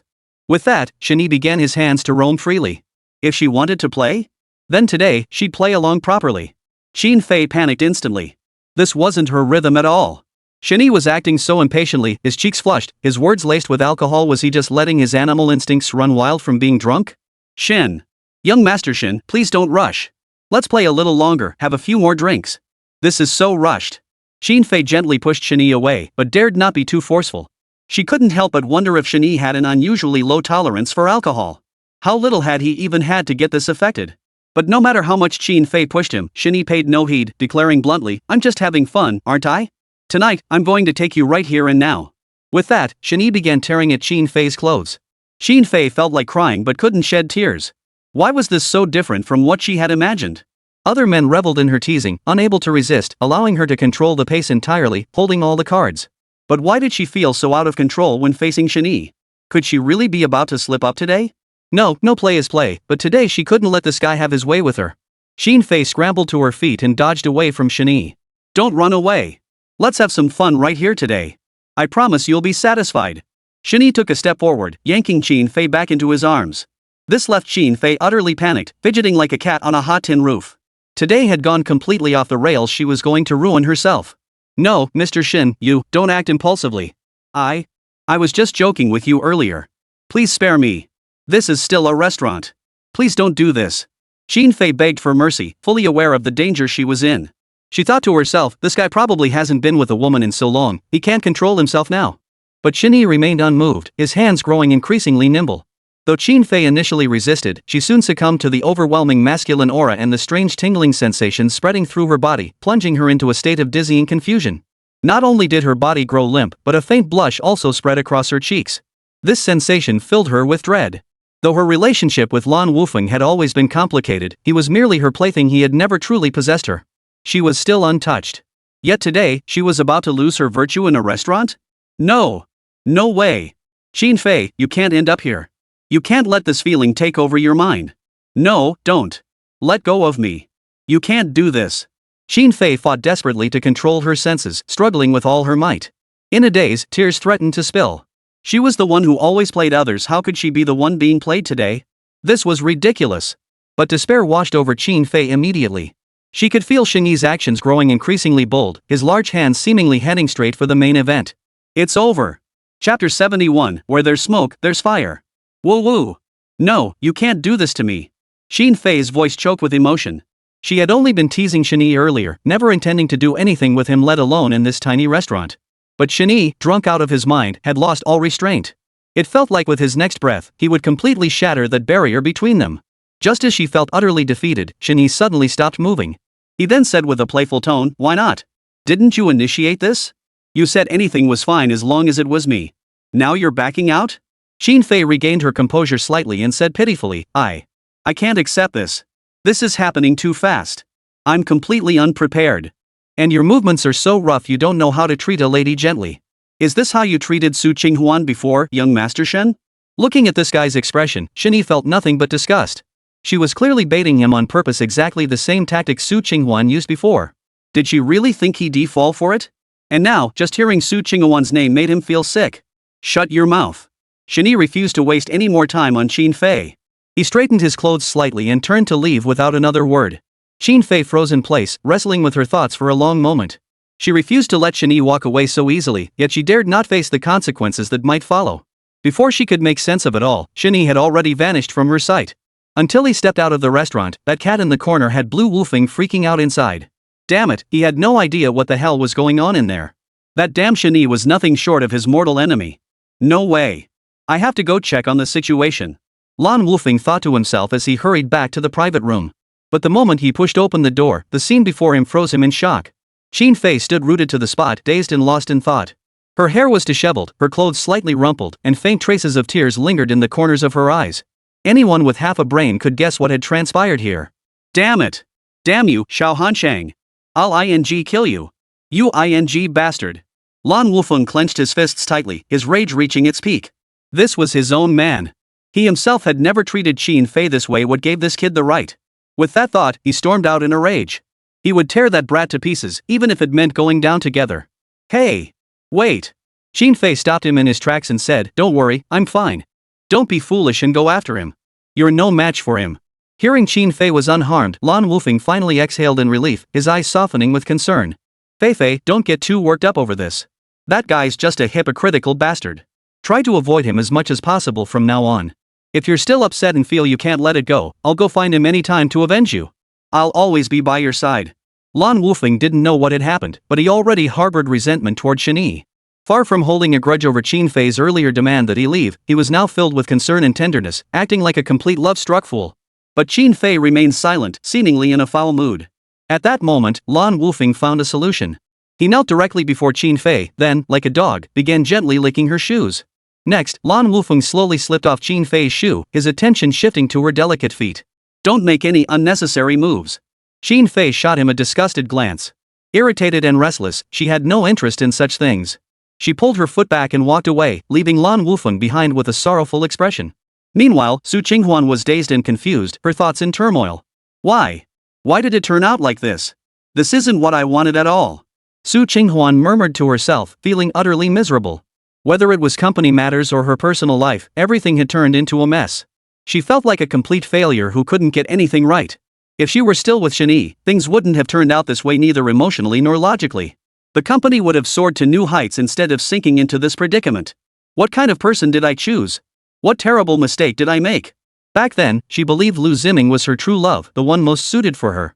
Only by being with him could she find lifelong happiness and meaning in life. But looking back now, that once beloved moonlight offered her no support whatsoever. He even repeatedly sought her help. Shen Yi, on the other hand, never caused her any trouble back then. Even the slightest discomfort would prompt him to go out of his way to resolve it for her. It feels like I abandoned the best life for more trouble. Su Qinghuan sighed softly, a hint of regret stirring within her. But speaking of Liu Ziming, Su Qinghuan couldn't shake the feeling that something was off today. Hadn't he contacted her at all yet? What was going on? Usually, he'd already be bombarding her with messages by now. Ziming, what are you up to? After mulling it over and finding something off, Su Qinghuan sent Liu Ziming a message. After waiting a moment, there was still no response from Liu Ziming. What's up? Busy with today's livestream? Ziming, I kinda miss you. So many things bugging me today. Hey, where'd you go? Why did you suddenly disappear? Su Qinghuan sent several messages in succession, spaced about an hour apart, but they all went unanswered, like stones sinking into the sea. Could he be streaming? Feeling a bit puzzled, Su Qinghuan opened the app directly, only to find that Liu Ziming wasn't streaming. It had been quite a while since his last broadcast. Su Qinghuan grew increasingly irritated and tried calling again, only to get the same result. What the hell is wrong with Liu Ziming? He doesn't reply to messages or answer calls. What's he playing at? Seriously, this is driving me crazy. She was on the verge of losing her temper. Couldn't he even manage something as simple as responding to messages? Back when Shen Yi was around, he'd never take more than a minute to reply to her messages even in the middle of the night. He never missed a single call, unlike Liu Ziming who could vanish for hours at a time. This is so annoying. Poof. Su Qinghuan felt utterly wronged, convinced Shen Yi and Liu Ziming were worlds apart. No way. I have to see what you're doing. Guided by the adage that where there's smoke, there's fire, Su Qinghuan resolved to visit Liu Ziming's home. She'd see what this guy was up to. How dare he act so indifferent toward her today, after all the times she'd helped him. Chapter 72, A Quiet Night. Su Qinghuan made up her mind, dialing the phone as she hurried toward Golden Emperor Residential Complex. But before she could take a few steps, the call connected. Hello? Qinghuan, how's that thing I asked you to do, buying followers and boosting my popularity? The moment the call connected, Liu Ziming's inquiry came through. If he hadn't asked, it wouldn't have mattered. But now that he did, Su Qinghuan felt even more irritated. She'd called him so many times without getting through, and now that she finally had him on the line, instead of giving her an explanation, he was asking about this? Did this guy even care about her at all? Fuming inside, but constrained by the situation, Su Qinghuan forced herself to suppress her anger. Fine. Liu Ziming, I'm asking you, why didn't you answer any of my messages or calls? What the hell have you been up to? Before, Liu Ziming had been distant and indifferent, but now he was getting worse and worse. Even Shen Yi back then wouldn't treat her like this. What gave Liu Ziming the right? Seeming to sense the anger in Su Qinghuan's words, Liu Ziming didn't seem bothered. He had his sugar-coated bullets ready. Oh, sorry, Qinghuan. I've just been swamped with work. You know my streaming career is just taking off. There's so much to handle, creating content for the livestream, preparing for the next one after going offline. I haven't even had a chance to eat yet. Please forgive me. Once I'm truly famous, we'll have a great life together. I promise I won't let you down. After hearing his words, Su Qinghuan's anger subsided somewhat. Are you telling the truth? You're not just making empty promises, are you? Su Qinghuan composed herself before asking in return. Of course not. Qinghuan, isn't the reason I'm working day and night right now all for you? I know I can't compare to those wealthy young masters. I don't have their connections or status. That's why I need to work even harder. Once I succeed, no one will look down on us anymore, and no one will question your judgment. I promise to give you, the one I cherish most, a life of comfort. I swear it. Liu Ziming's words rang out with conviction, his heartfelt plea striking a chord deep within Su Qinghuan. All her earlier doubts vanished in that instant. She truly shouldn't have acted this way. Ziming was working so hard, striving for their future together, yet she'd been sulking over petty things. How petty of her. I believe you. Su Qinghuan nodded firmly, feeling a warm glow in her heart. But she was still a girl, after all. No matter the reason for being ignored, it was bound to leave her feeling a little upset. Wanting to cling to Liu Ziming for a little longer, she pouted, Ziming, you ignored me for so long this time. Of course I'm going to feel upset. When you have time, you have to spend it with me properly. Beep beep beep. Before Su Qinghuan could finish her sentence, the line went dead. She froze, staring at her phone. She hadn't even finished her sentence, and Liu Ziming had hung up on her. Damn it! What the hell is he doing? Is he really that busy? Does he not even have time to exchange a few words with me? In the end, Su Qinghuan couldn't hold back. She felt even more hurt inside. No matter how busy work was, he shouldn't ignore her like this, right? She'd finally managed to get in touch with him, only to lose contact again. If it were Shen Yi, he'd never treat me like this. He always answered my calls before, no matter when, and he'd never hang up on me for no reason. Su Qinghuan's thoughts drifted back to Shen Yi. She recalled how, back when Shen Yi was negotiating a contract, she de-called him 10 times in a row, and he de-answered every single one. In comparison, Liu Ziming clearly didn't care about her at all.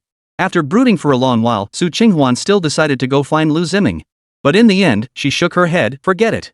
If he doesn't care, why should I go make a fool of myself?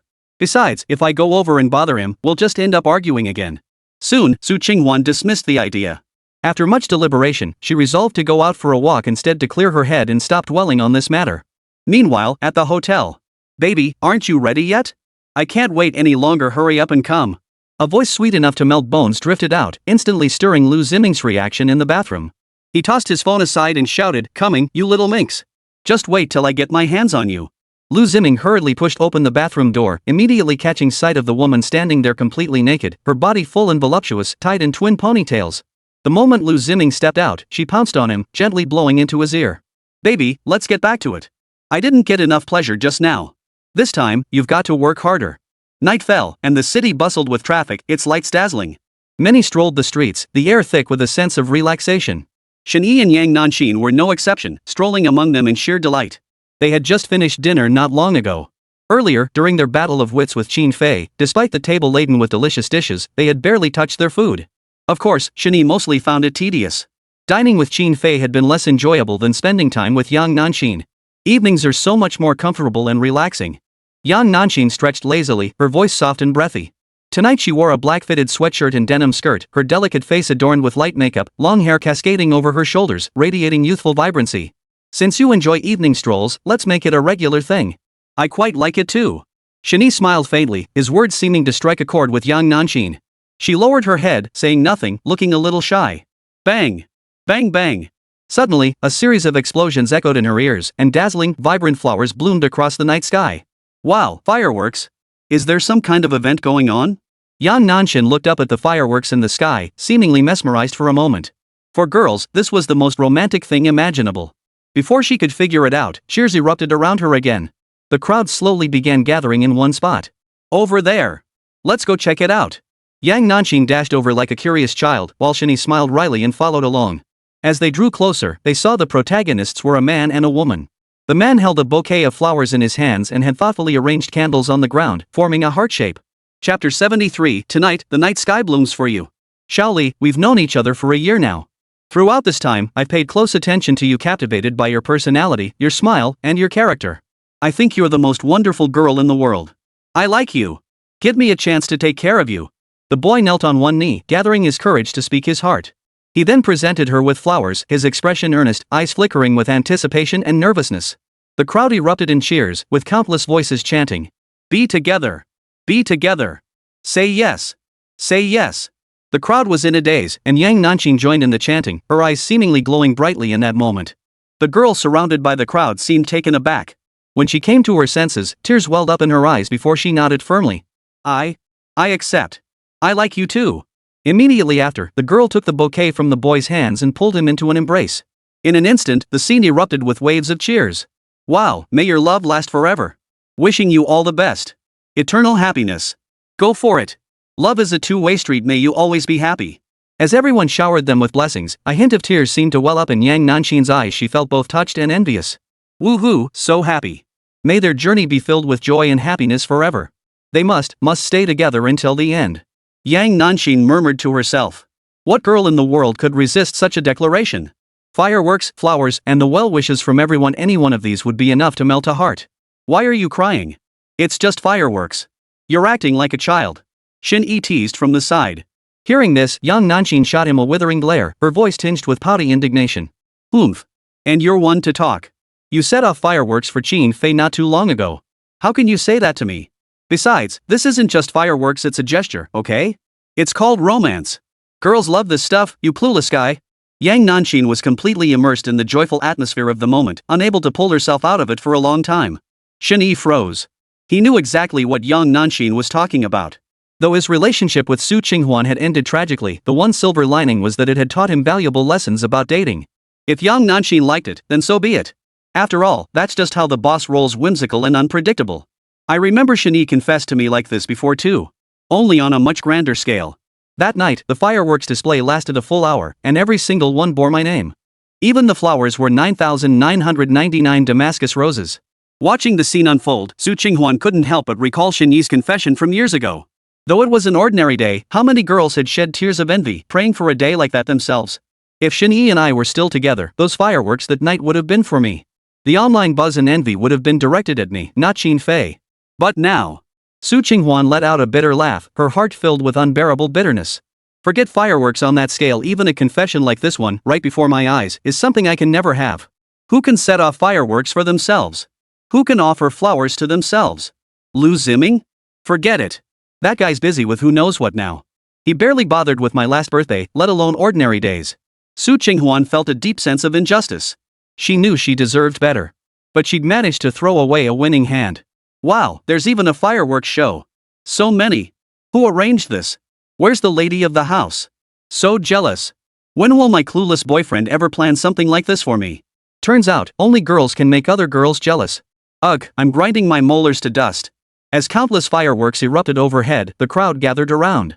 On a night like this, I thought the confession alone was romantic enough. Little did I know there was something even more spectacular coming. Isn't it over yet? Looks like coming out tonight was the right call. I've had my fill of excitement for one night. Come on, come on. Let's see who the next lucky couple is. Yang Nanxin's face was now filled with anticipation. Her eyes scanned the crowd, searching for the protagonists.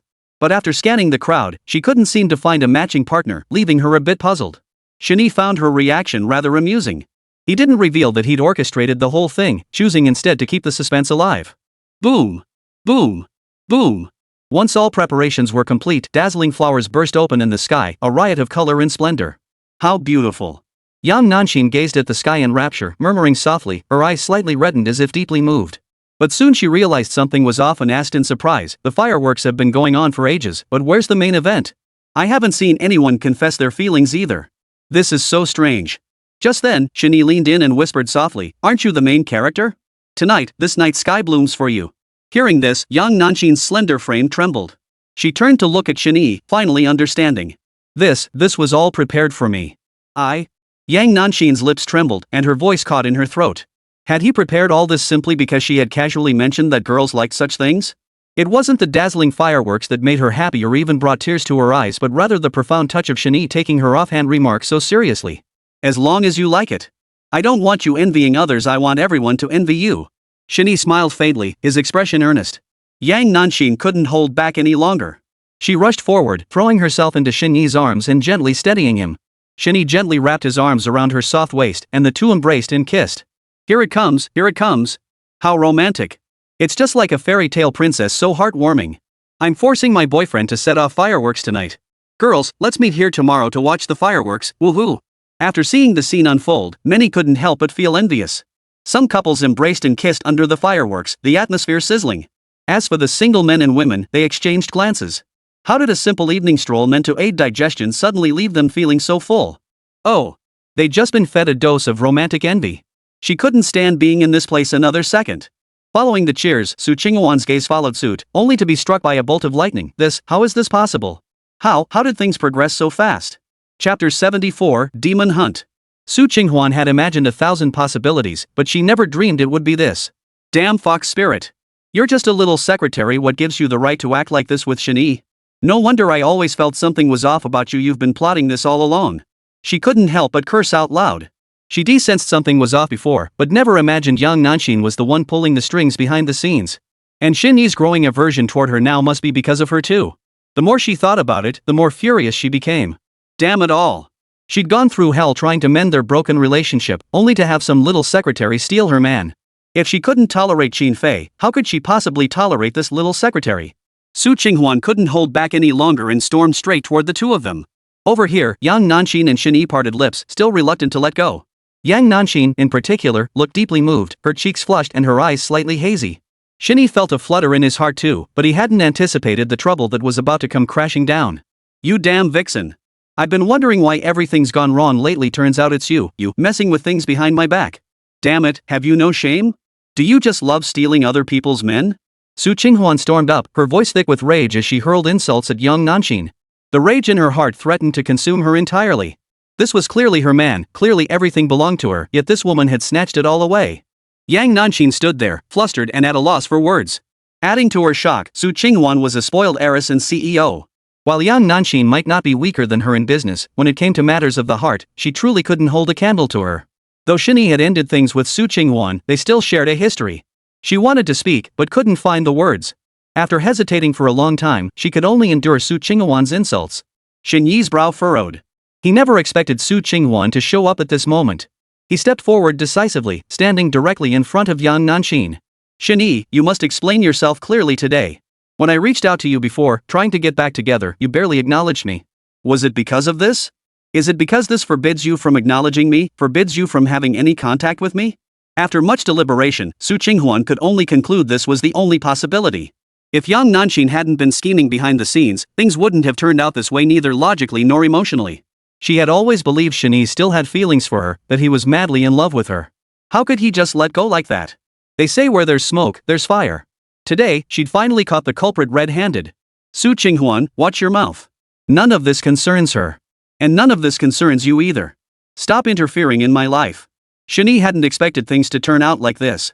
He'd only intended to come out with Yang Nanxin to relax, but never imagined Su Qinghuan, that shrew, would show up. And she started spewing venom without a word of explanation, utterly infuriating. The onlookers froze in shock. Just moments ago, it had been pure romance. How did things suddenly turn into a public fight? Oomph. Like I'd believe that. You really think I'm some little darling? Do you? You think I don't know you still love me? You just won't admit it. Even if you had the heart, that would never agree. She'd do everything in her power to stop you. Su Qinghuan put on a shrewd expression. Piecing everything together finally made sense. No wonder Shen Yi invited her to the hotel only to stand her up. It was all because young Nanxin had found out and sabotaged it. Yang Nanxin, you'd better know your place. You're just a lowly secretary. Keep your hands off what doesn't belong to you. Do you really think hooking up with Shen Yi will get you into a wealthy family? Women like you are nothing but playthings. Once he's tired of you, he'll kick you to the curb. Stop dreaming. An ugly duckling will always be an ugly duckling, never a swan. Su Qinghuan unleashed another tirade of abuse at young Nanxin. Her eyes grew increasingly contemptuous. These days, women would stop at nothing to take shortcuts. Yang Nanxin kept her head bowed, her hands clenched so tightly they left pale, bluish-white marks on her palms. She bit down hard on her pearly teeth. Though she refused to admit it, Su Qinghuan had a point. Whether it was family background or social standing, she truly couldn't compare to Su Qinghuan. Yet there was one thing Yang Nanxin believed with absolute certainty. She wasn't pursuing some so-called better life, money, or fame. She simply loved Shen Yi, nothing more, nothing less. Noticing Yang Nanxin's unease, Shen Yi stepped forward and whispered soothingly, "Don't take what she said to heart. That woman isn't a good person to begin with. Don't dwell on it. Rest assured, today I'll set everything straight. I'll put your mind at ease and make sure that woman gives up any lingering hopes." Hearing this, young Nanxin flinched slightly, looking at Shen Yi with surprise. A wave of emotion surged within her. She hadn't expected Shen Yi to choose this moment to acknowledge their relationship. It all seemed to come too suddenly. Young Nanxin had long wanted to ask what exactly their relationship was, but in the end, she hadn't pressed the issue. But that didn't mean she wasn't hopeful. She was hopeful too, just unwilling to pressure Shen Yi. She felt content simply being by his side. Yet when this day finally arrived, she still felt nervous and at a loss. The thought made Yang Nanxin blurt out first, "Mr. Su, Mr. Shen, and I haven't confirmed our relationship yet."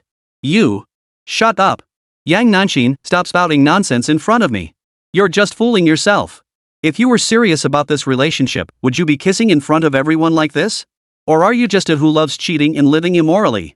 Before Yang Nanxin could finish her sentence, Su Qinghuan cut her off forcefully. Her voice grew increasingly heated, nearly a roar. She resembled a raging tiger, her eyes bulging wide with a terrifying, predatory glare. Shut up! Su Qinghuan, you'd better watch your step. Shen Yi snapped angrily, cutting Su Qinghuan off. Su Qinghuan froze in shock, utterly stunned that Shen Yi would berate her so harshly for this woman. And in front of everyone, he didn't spare her any dignity at all. But Shen Yi paid no heed to her thoughts, turning directly to Yang Nanxin and saying, "The atmosphere has been ruined by an outsider. Ignore her. As compensation, I'll take you somewhere else." "Where?" Yang Nanxin asked. "Just come with me." Shen Yi smiled faintly, taking Yang Nanxin's hand and leading her away from the scene. As for Su Qinghuan, she stood there utterly stunned. Did Shen Yi have other plans? No way. I must go see for myself. Chapter 75, Enemies Make the Best Friends. Su Qinghuan chased after the direction Shen Yi and Yang Nanxin had left, but failed to catch up. Instead, she inexplicably drove to Alhai Lanting. Gazing at this familiar yet unfamiliar place, Su Qinghuan felt her heart ache once more. Last time, she watched Shen Yi and Qin Fei bathed in fireworks as a bystander, retreating in gloom. This time, though the protagonists had changed, she still felt like an outsider. "Why are we here?" Yang Nanxin asked curiously. Shen Yi didn't answer, instead leading her straight to Alhai Lanting. The entire venue was already beautifully decorated. Yang Nanxin could scarcely believe her eyes. Inside, the venue shimmered with dazzling lights and opulent decorations. Flowers hung everywhere, adorned with Yang Nanxin's name. The crystal chandelier at the center of the grand hall was breathtakingly beautiful. Below it, staff members held sparklers. As soon as Yang Nanxin arrived, all the sparklers ignited simultaneously, releasing a cascade of colorful streamers. A group of staff members then shouted in unison, "Welcome to Alhai Lanting, Miss Yang." As the welcoming ceremony concluded, a massive flower-adorned float was rolled out. "What are you doing?" Yang Nanxin's voice trembled slightly. Who could resist such a heart-fluttering surprise? "Whether flowers in the sky or flowers on the ground, they will all be yours." Shen Yi smiled as he spoke, wrapping his arm around Yang Nanxin's slender waist and guiding her toward the flower-adorned carriage. Amidst a sea of blooms, a beautiful jewelry box appeared before her. Opening it, Yang Nanxin gasped in astonishment, her cherry-red lips parting in surprise. A diamond ring, a pink heart-shaped diamond as large as a fingernail, rested quietly in the exquisite gift box, sparkling with dazzling brilliance. Amidst the congratulations from the surrounding staff, Shen Yi helped Yang Nanxin slip the necklace on. "You look beautiful. Standing here, you're like a princess straight out of a fairy tale. Not some Cinderella, nor an ugly duckling. Don't let insignificant people make you doubt yourself or ruin your mood." Shen Yi's actions refuted Su Qinghuan's earlier words.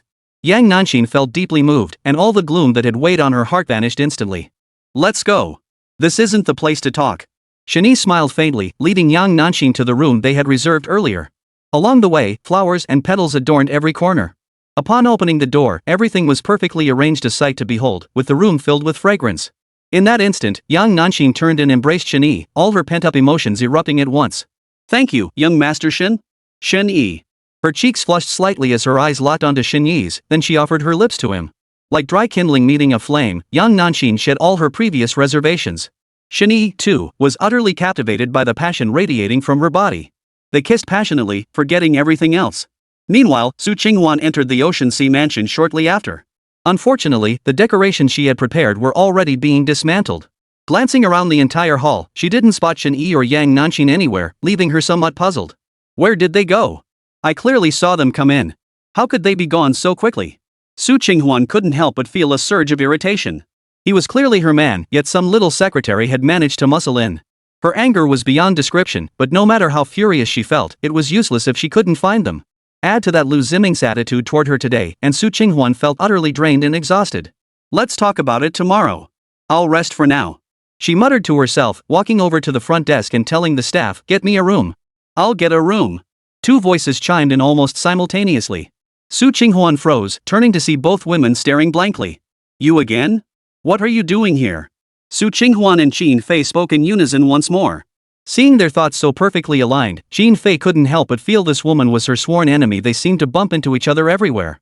Crossing her arms, she gave Su Qinghuan a once-over before replying, "I'm here looking for a friend." "What brings you here?" "How surprising. Without Shen Yi, you actually think you can come here? Haven't you finished sorting out all that mess with the Su family yet?" Hearing these words, Su Qinghuan felt like a balloon about to explode. First Liu Ziming, Shen Yi, and Qin Fei. Then Shen Yi and Qin Fei again. What's the deal? Was today some kind of all-inclusive package deal? Just go ahead and drive me crazy. Where I go is none of your business. What business is it of yours to stick your nose into my family's affairs? Without Shen Yi, am I suddenly barred from living in this Alhai Lanting? Xin Fei, stop showing off and gloating in front of me. Seeing you just pisses me off. Su Qinghuan roared, itching to slap Xin Fei across the face. You think I don't get annoyed seeing you? If I were you, I'd be buried in work right now. Out wandering around this late at night? You've got some nerve. But this is for the best. Once your Su family goes down, the market environment in Jiangqing should improve. Xin Fei snorted coldly, her retort cutting without mercy. As the two argued fiercely, the tension thickening, the front desk attendant hesitated, unsure whether to speak up. Guests, we only have one guest room left at the moment. You see. Su Qinghuan and Xin Fei exchanged a glance before speaking in unison. I was here first. Even the front desk clerk had never encountered such a situation before. Having only one room left wasn't unusual, but it was rare for it to be claimed by such a pair of adversaries. Su Qinghuan, give it a rest. Why do you have to fight over everything? I was clearly here first. Don't be unreasonable. Xin Fei sneered coldly, refusing to budge an inch. Poof. You say you were here first? Fine. Where's your proof? Produce the evidence, and I'll let you have it. Su Qinghuan spread her hands. Proof would make things straightforward. Without it, forget it. As the tension escalated, the front desk staffer stepped in, interrupting their exchange. Since you two know each other, how about share a room for the night? Su Qinghuan was about to snap at the suggestion, but seeing Xin Fei's equally exasperated expression, she held her tongue. Neither spoke, clearly tacitly accepting the outcome. After completing the check-in process, they took their room keys and headed back to their room. Don't pull any stunts tonight. Su Qinghuan warned indignantly before heading to take a shower. Being women, they naturally shed their inhibitions quickly, soon stripped down to just their undergarments. Su Qinghuan stretched lazily, her figure outlined flawlessly. Gulp. Xin Fei's eyes widened in awe, and she couldn't help but swallow hard. Chapter 76, Is he better than the guy next door? Though they didn't get along, one had to admit Su Qinghuan's figure was truly top-notch. It was better than most women she'd ever seen. What are you staring at? Like you don't have one yourself. Seeming to sense Xin Fei's gaze, Su Qinghuan couldn't help but mutter under her breath. She couldn't fathom what this girl was thinking, staring at her like that today. What's so appealing about another woman? But Su Qinghuan had no idea Xin Fei was into women. Lan Wufeng was merely a plaything, always there to satisfy her needs. She had never truly belonged to anyone. The so-called socialite persona was merely a business tactic. In today's cutthroat environment, you couldn't survive by just being yourself. Like looking at me will make you lose weight. I'm showering first. Xin Fei snapped back to her senses and dove straight into the bathroom. Su Qinghuan stomped her foot in frustration. How unreasonable. She had taken off her clothes first, yet this woman beat her to the shower. How outrageous. Splash. As the water cascaded down from her head, Xin Fei's agitated emotions finally began to settle. What could she do? It had been ages since she'd encountered a woman with such a stunning figure. She was on the verge of losing control. If she didn't cool off in there, something bad might happen. What a pity. If she weren't my sworn enemy, maybe. Xin Fei couldn't help but let out a bitter laugh, feeling a pang of regret. Otherwise, tonight would have been a truly wonderful night. She let the shower spray drench her, hoping to quell the turmoil within. Yet for some reason, the mere thought of Su Qinghuan only made that agitation surge even more fiercely. Xin Fei unconsciously began soothing her emotions, and her body responded almost instantly. About 20 minutes later, Su Qinghuan grew increasingly impatient waiting in the room. Hey, could you hurry up? Why does it take so long to take a shower? You're up to no good in there, aren't you? Su Qinghuan couldn't help but shout toward the bathroom. She couldn't help but wonder what on earth could a woman be doing in there that took so long? How strange. Su Qinghuan, do you not bathe regularly? Stop being so impatient. How can you sleep if you're not clean?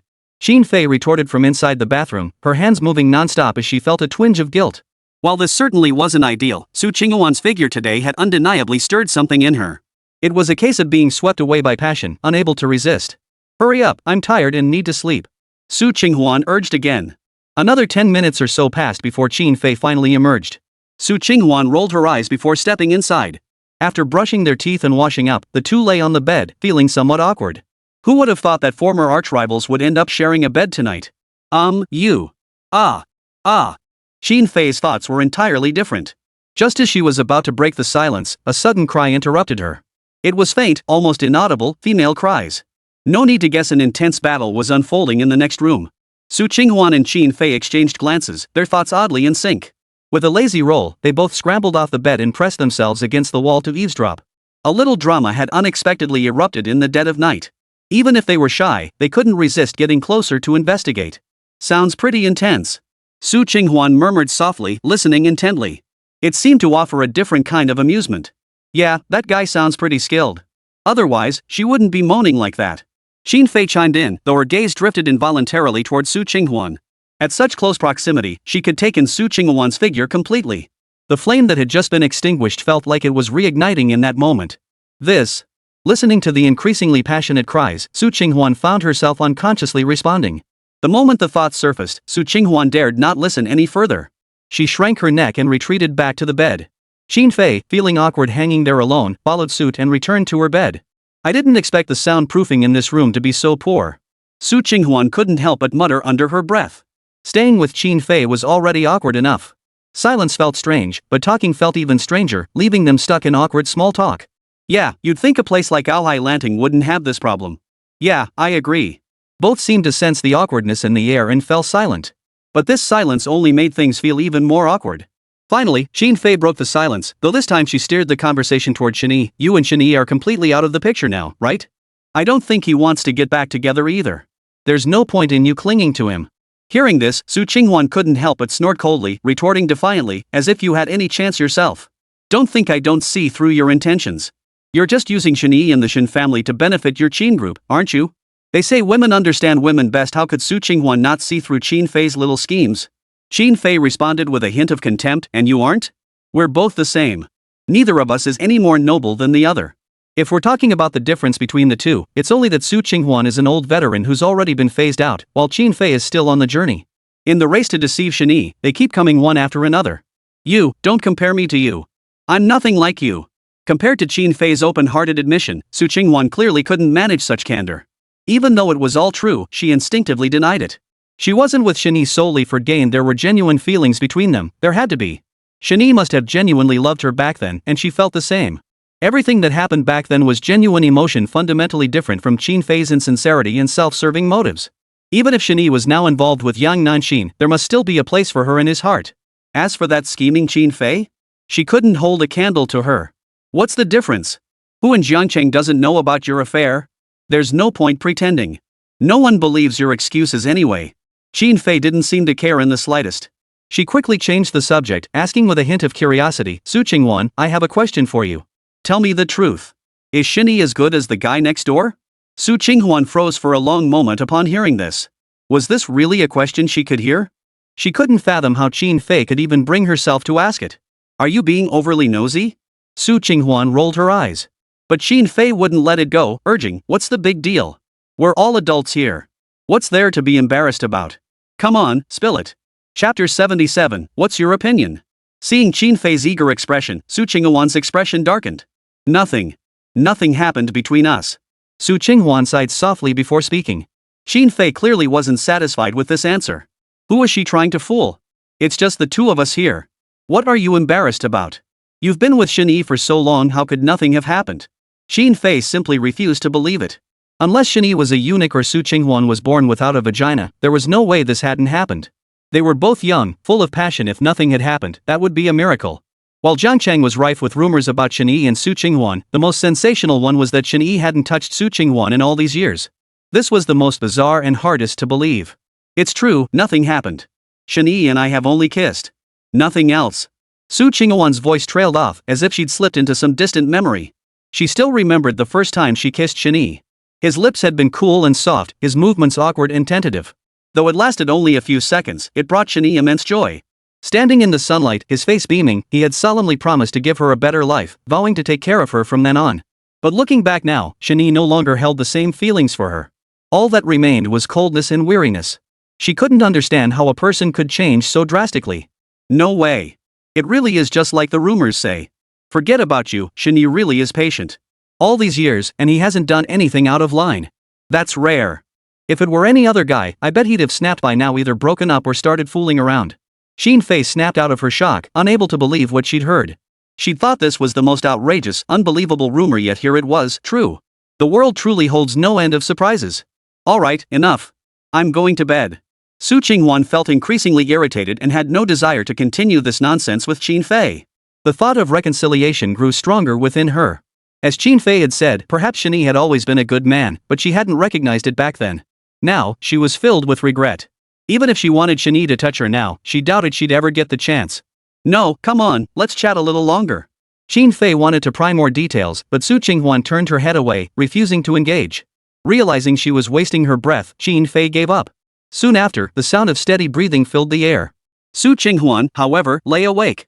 Her mind was filled with every gesture Shen Yi had made toward her back then, and regret washed over her like an endless tide. If Shen Yi had only ended things with her, perhaps she might still have a sliver of hope. But now? Another person had entered his life. Young Nanshin stood by his side. Ah. The strange sounds finally quieted for a moment, only to resurface once more. Su Qinghuan recalled Qin Fei's earlier question and that look of utter disbelief. She couldn't shake the feeling that something should have happened between her and Shen Yi back then. Just like in the next room, she wondered if Shen Yi and Yang Nanshin had gone that far. The more she thought about it, the more irritated she grew. Combined with the intermittent sounds reaching her ears, a flutter of excitement stirred within Su Qinghuan. At the same time, her legs began to rub together lightly. The next morning, Shen Yi awoke from his sleep to find Yang Nanshin curled up in his arms like a docile kitten, fast asleep. Shen Yi leaned down and kissed her forehead. Knowing she'd exhausted herself the night before, he didn't wake her but prepared to slip out of bed quietly. But the moment he moved, Yang Nanshin clung to him even tighter. Where are you going? Yang Nanshin opened her sleepy eyes and asked softly. Rest a little longer. I'll go get you breakfast. Shen Yi patted her delicate back affectionately and said softly. I'll rest a little longer then. Be careful out there. Yang Nanshin stretched lazily, her beautiful eyes half closed, her delicate body trembling slightly, utterly captivating. This sight stirred Shen Yi's emotions. He stepped forward, gathered her into his arms, and gently kissed her forehead. He then walked into the bathroom, washed up, dressed neatly, and only then went out to buy breakfast. Meanwhile, Su Qinghuan had also woken up. But she sensed something was off. Her body felt heavy. Only after fully waking up did she realize that Qin Fei had been sleeping while hugging her, and the position was rather suggestive. She could almost hear the other person's heartbeat. She pushed Qin Fei away abruptly, complaining, Qin Fei, what the hell are you doing? When did you hug me? I'm not a guy. Seriously, give me a break. Qin Fei woke up too, shrank her neck, and scurried off to the side. Feeling a bit guilty, she surprisingly didn't argue back this time. The commotion from last night had left both of them restless, and they didn't fall into a deep sleep until the early hours of the morning. That's why Su Qinghuan hadn't anticipated Qin Fei's actions at all. They went to wash up one after the other, neither mentioning the incident again. After Shen Yi left, Yang Nanshin finally climbed out of bed. She touched her forehead, a wave of sweetness washing over her heart. Time to get up and freshen up. I'll go find him soon. You can't let this turn you into a lazybones, can you? Yang Nanshin murmured to herself before giving a simple wave of her hand. Arriving at the front desk of Alhai Lanting, Yang Nanshin prepared to check out, only to run squarely into Su Qinghuan. You shameless Yang Nanshin. You're nothing but a flighty, promiscuous woman. Answer me. Why are you here? Which man were you having an affair with last night? Su Qinghuan stormed up and unleashed a barrage of accusations. Just last night she was with Shen Yi, and now in the blink of an eye she was flirting and getting cozy with another man. Yang Nanshin really is a loose woman, all prim and proper on the surface, but behind closed doors she's up to all sorts of shenanigans. I'm not what you think. Su Qinghuan didn't know how to respond, feeling inherently inferior when facing her. Stop trying to wriggle out of this. Those moans last night were yours, weren't they? Yang Nanshin, you've really surprised me. Seems I was right all along. You're at heart. Su Qinghuan wouldn't let it go, outright branding Yang Nanshin as a promiscuous woman. Faced with Su Qinghuan's relentless pressure, Yang Nanshin grew increasingly flustered. Just then, Shen Yi strode purposefully over and stood beside Yang Nanshin. I was with her last night. Do you have any objections? Chapter 78, How long has this symptom persisted? Hearing the voice, seeing the figure. Su Qinghuan couldn't believe her eyes or ears. Stunned, she stumbled backwards several steps. She had never once considered this possibility, nor could she fathom Shen Yi having done such things with Yang Nanshin. She was utterly convinced Shen Yi loved her deeply. If he hadn't done such things with her, how could he possibly have done them with Yang Nanshin, whom he'd only just started seeing? Ha! Shen Yi, you lied to me. Do you think this is amusing? Do you really think I'd believe these lies you've concocted? Do you think I can't see through your clumsy act? Seriously, Shen Yi, stop this nonsense. Su Qinghuan quickly snapped out of it. It was simply that Yang Nanshin had stayed over last night, and Shen Yi had only rushed over this morning. Otherwise, how could he have entered from outside? That was the biggest flaw. If she hadn't been so sharp, she might have fallen for it. Ha! Shen Yi was utterly stunned upon hearing this. Since when did this woman start comforting herself like this? Shen Yi, I'm serious. We're even now. I won't hold it against you for your fling with Yang Nanshin. Consider it punishment for my own fling with Liu Ziming. We've both made mistakes, but we can't keep repeating them. If you dump Yang Nanxin right now, I'll agree to get back together with you. We can be like we were before." Yang Nanxin took a deep breath, trying to appear calm and magnanimous. Whether it was Liu Ziming or Yang Nanxin, they were merely passers-by in each other's lives. Ultimately, they would return to each other's embrace. She had waited far too long for this day, but it had finally arrived. "You really are sharp. Though it may be presumptuous, I still want to ask, how long have you been experiencing these symptoms?" She'd seen people manipulate others, but never someone manipulate themselves. This woman was something else, so ruthless she could even deceive herself. Her mind worked in ways that were utterly unbelievable. Su Qinghuan could tell Shen Yi was just putting on a tough front, acting like the rightful wife confronting the mistress. She looked down her nose at young Nanxin and declared, "You worthless woman. Can't you see what's going on even now? Why haven't you left? Do you expect me to kick you out? You're still young, don't throw away every shred of dignity you have left." She planted her hands on her hips, glaring down at young Nanxin with an air of superiority, as if young Nanxin were some villainous female supporting character destroying someone else's happiness, while she herself was the true victor. This made Su Qinghuan feel immensely satisfied and even more triumphant. Yang Nanxin was enraged by her attitude. They had clearly broken up, yet she kept picking fights with her over and over. Even if she had the best temper, she shouldn't have to endure constant bullying and humiliation. "Miss Su, please show some restraint. You." Before Yang Nanxin could finish, Shen Yi grabbed her arm and pulled her away quickly, muttering under his breath, "Cherish your life. Stay away from idiots." Hearing that, Yang Nanxin realized she had a point. The two hurried off to grab breakfast nearby. Meanwhile, Qin Fei, who had just come downstairs, overheard the commotion. Seeing the scene before her, she froze in surprise. Why was it so easy to run into acquaintances at Aohai Lanting? To run into Shen Yi and Yang Nanxin this early in the morning, what a coincidence. But Su Qinghuan's flustered expression and the peculiar tension in the air made it obvious something had gone wrong. "Su Qinghuan, what's gotten into you? Picking a fight with young Master Shen first thing in the morning? You've got some nerve." Though she didn't know the details, Qin Fei wasn't a pushover. There was no way she'd take Su Qinghuan's side. Already seething with frustration, Su Qinghuan's temper flared even more when Qin Fei jumped in to stir the pot. She was on the verge of exploding. "Do you even know what happened? What business is it of yours anyway? Is Qin Fei mentally ill or something? Why does she have to stick her nose into everything? Turn right out that door, walk straight for 20 minutes, and you'll find a hospital. Go get yourself checked out, especially your brain." Su Qinghuan grew angrier with each word, eventually letting loose with a tirade, abandoning all pretense of composure. "I don't know what happened, but deliberately causing trouble for Mr. Shen is just wrong. Can't we just get along peacefully first thing in the morning? Not that I'm saying this to criticize you, but you're just too impulsive and never think things through before acting. Can't we just talk things out calmly? Why do you keep doing things that ruin the atmosphere?" Qin Fei remained unruffled, her words delivered with righteous conviction. It was as if an elder was imparting wisdom to a younger generation, which made Su Qinghuan seethe with frustration. "You're seriously sick. You're like a dog, you just bite whenever you see me. Can you please just disappear from my sight? I have no idea why I ever got involved with someone like you." Su Qinghuan couldn't fathom what exactly was going on between her and this Qin Fei. Why did this girl constantly oppose her at every turn? Why did she always have to make things unpleasant for her? "Why should I leave? This Aohai Lanting isn't your family's business. If you want to leave, then leave. Everything I said was for your own good. Honest advice is hard to swallow, and medicine tastes bitter. If you keep this up, you'll end up making everyone hate you." Qin Fei shook her head self-importantly, wearing an expression of sincere concern that nearly made Su Qinghuan spit blood. She'd been ready to argue her point, but then she remembered Qin Fei's naturally sarcastic and snarky personality. Even if she beat herself to a pulp today, it probably wouldn't make a difference. "Qin Fei, just you wait. Sooner or later, I'll fix that biting habit of yours." With that, Su Qinghuan turned and walked away. Meanwhile, Shen Yi and Yang Nanxin couldn't care less about the two girls' squabble. To Shen Yi, it was like watching dogs fight, neither of them was any good, so let them bicker all they wanted. "Finished eating? I'm done. I should be going now?" Shen Yi asked softly. Yang Nanxin nodded, and the two tidied up before rising to leave. But how could Qin Fei let Shen Yi leave so easily? She strode over to Shen Yi in a few quick steps, her smile radiant as she said, "Young Master Shen, no need to rush off." "What? Do you still have business here?" Shen Yi frowned, unable to help but ask. First Su Qinghuan, now Qin Fei, this was never ending. "Young Master Shen, Su Qinghuan was being quite unreasonable earlier. I stepped in to help you out, and that woman even threatened to deal with me. Look at me now.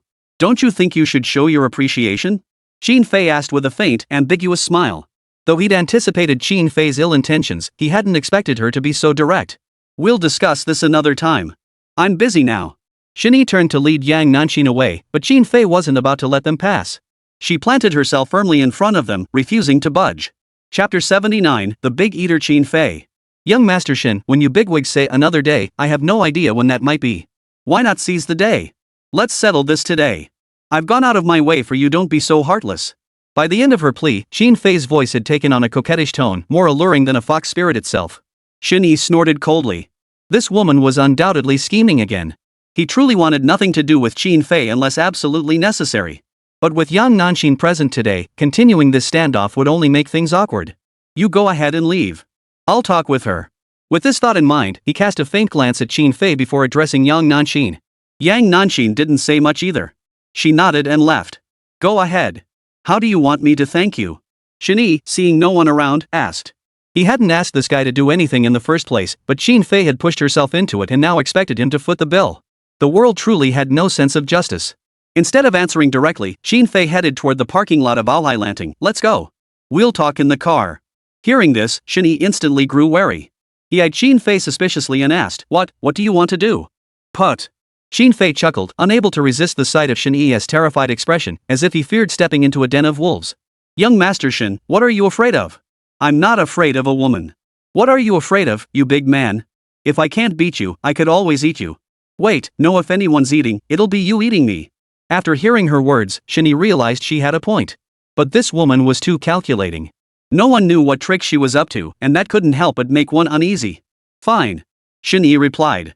He felt utterly drained by all the scheming and intrigue, finding no interest in it whatsoever. The two headed toward the parking lot, one in front and one behind. It was an open-air lot dotted with scattered luxury cars. Get in. Qin Fei got in first. Shen Yi glanced around, feeling uneasy about the nearby woods. Could it be? Shen Yi formed a hunch in his mind but kept his composure, climbing in after her. No sooner had he sat down than he cut straight to the chase. Spill it. What the hell are you up to? He only taught this woman a lesson yesterday, yet here she was again, provoking him. Was she truly fearless? Qin Fei wore a faint smile as she leaned slightly closer to Shen Yi before speaking. Young Master Shen, will you be my boyfriend? At those words, it was Shen Yi's turn to stare wide-eyed. What? This again? It never fails to work. Don't worry, Mr. Shen. We won't be a real couple just putting on a show for the public. Is that acceptable? Qin Fei revealed her true intentions. Just as she'd told Su Qinghuan before, her approach to Shen Yi wasn't about romance, it was purely about leveraging Shen Yi and the Shen Group to elevate the Qin family to the next level. As the powerhouse of Zhangcheng, possessing the title of Shen Yi's woman would guarantee her opportunities.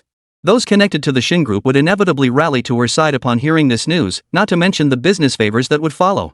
Hadn't Su Qinghuan experienced the same? Countless enterprises and companies had scrambled to cultivate ties with the Su family. It all worked on the same principle. Shen Yi never imagined she would make such a demand. He had already helped the Qin family secure the Wansheng Group project, which was already a massive windfall for them.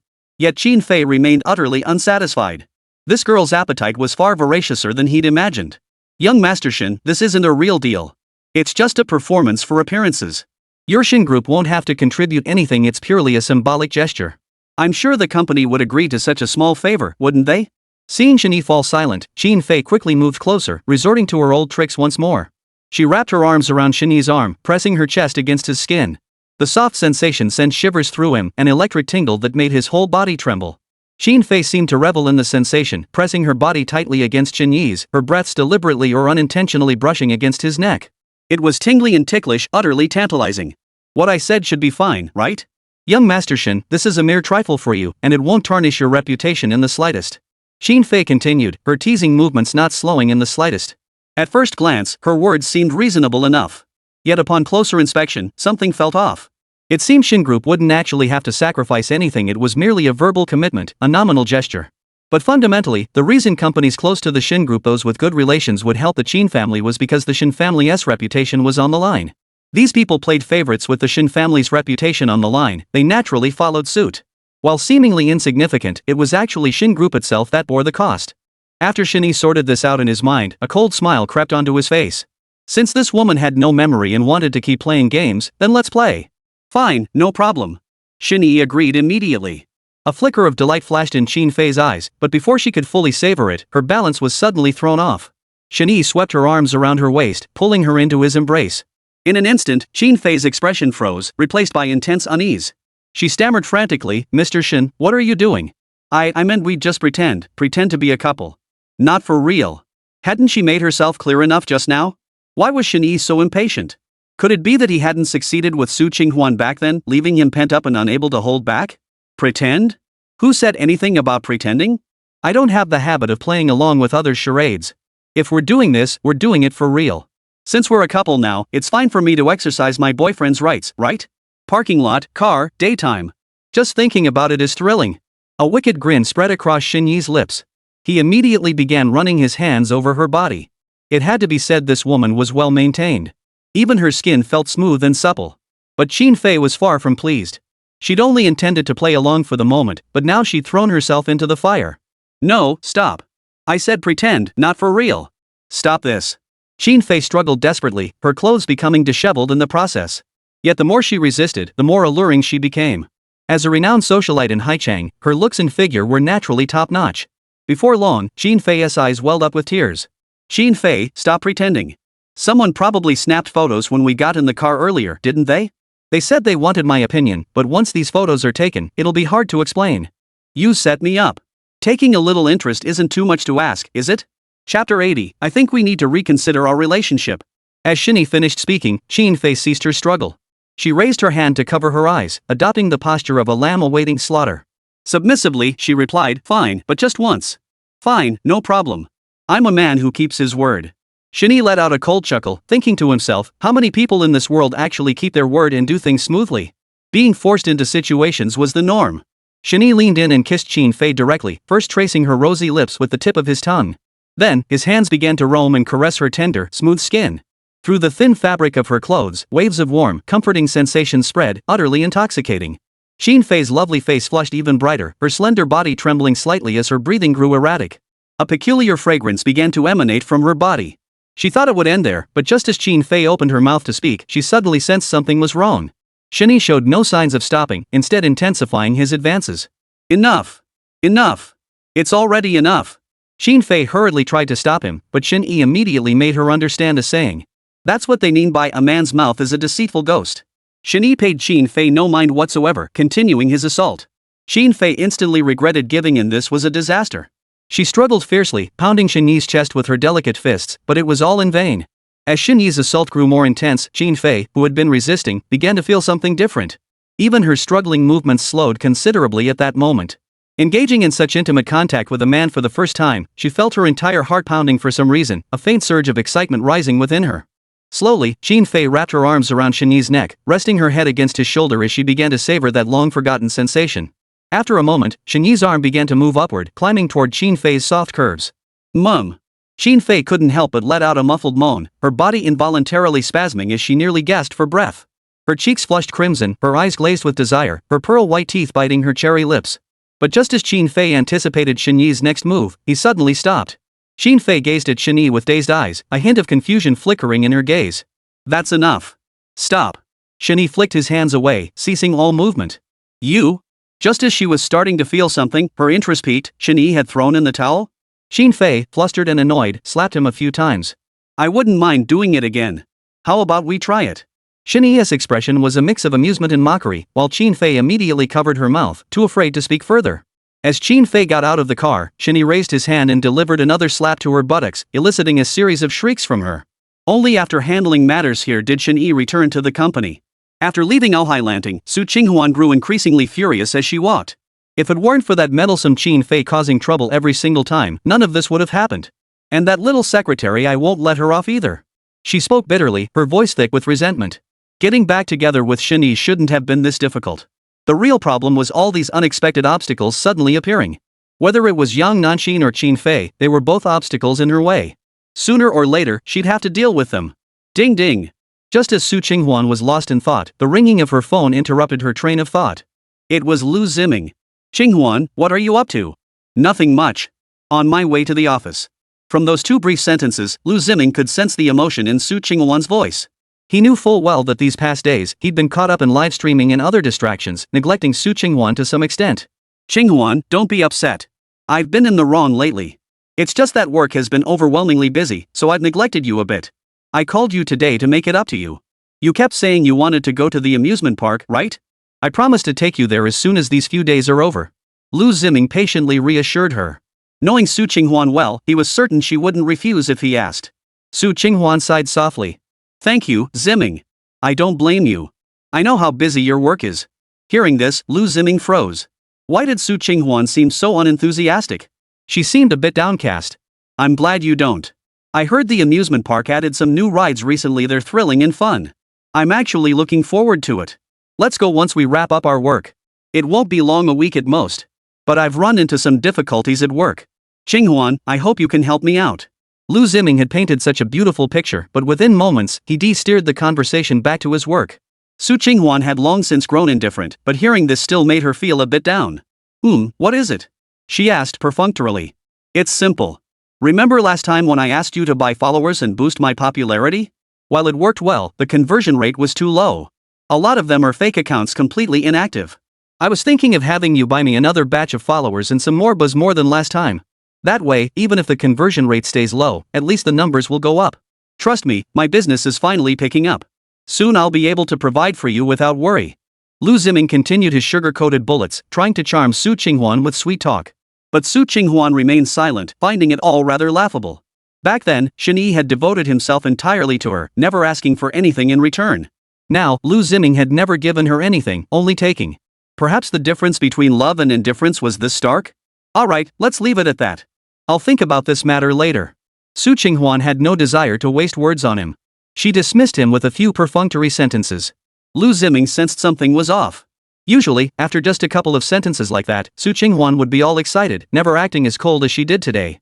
Was she still upset about what happened earlier? Qinghuan, I didn't mean to ignore you, it was beyond my control. Please don't be upset. I'll make it up to you later. Work comes first right now. Don't be moody, okay? Liu Ziming dared not take this lightly. His career still depended on Su Qinghuan's assistance. If she sulked now, what would happen later? But Su Qinghuan had already let it go. She lost patience to listen to him ramble on. I'm feeling overwhelmed right now. You don't need to explain so much. I'll give your concerns serious thought. Of course, I also think it's time I seriously reconsidered our relationship. Chapter 81, Wishing You a Future Full of Success. Su Qinghuan's words struck Liu Ziming like a bolt from the blue. He froze on the other end of the line for a long moment. He couldn't believe his ears. Was this really Su Qinghuan speaking? Wasn't she the one who couldn't live without him? Why, after exhausting all his sweet talk today, did Su Qinghuan still seem distant, even ready to cut ties with him? No, Qinghuan. What's really going on? Is something troubling you? Is it work? Don't worry, once my career takes off, I promise to help the Su family through any crisis. Liu Ziming lost his composure, frantically trying to figure out what had happened to Su Qinghuan. Had she suffered some setback, or was it something else entirely? But if it was something else that had upset him, what did that have to do with him? Why was he suddenly saying things like this to him out of the blue? Nothing. I just think we should start considering these matters. Perhaps we're simply from different worlds. Starting this was a mistake, and continuing to entangle ourselves won't lead anywhere. Su Qinghuan seemed to have solidified her resolve. Cruel reality, an insensitive boyfriend, the loss of a loved one, every point pierced her heart. She couldn't bear it any longer. She wanted to go back to before, to have a life that was truly her own. Not like this, where her life, relationships, and career were all a mess. I'm sorry, Qinghuan. I've been too busy lately and neglected your feelings, which led you to these pessimistic thoughts. I haven't fulfilled my responsibilities as a boyfriend. From now on, I'll treat you well and value you more. Later, no, tomorrow we'll go to the amusement park. After that, you'll move in with me. We'll live together so you can commute to work easily, and I can be with you every day. Liu Ziming scrambled to make amends. He couldn't afford to lose Su Qinghuan now. He couldn't help but feel puzzled. Today's Su Qinghuan was acting so unusually. This wasn't the Su Qinghuan he knew at all. Meanwhile, Su Qinghuan felt utterly disgusted. Why did she always reflect after the fact? Why couldn't she get it right the first time? Why did she keep making herself wait?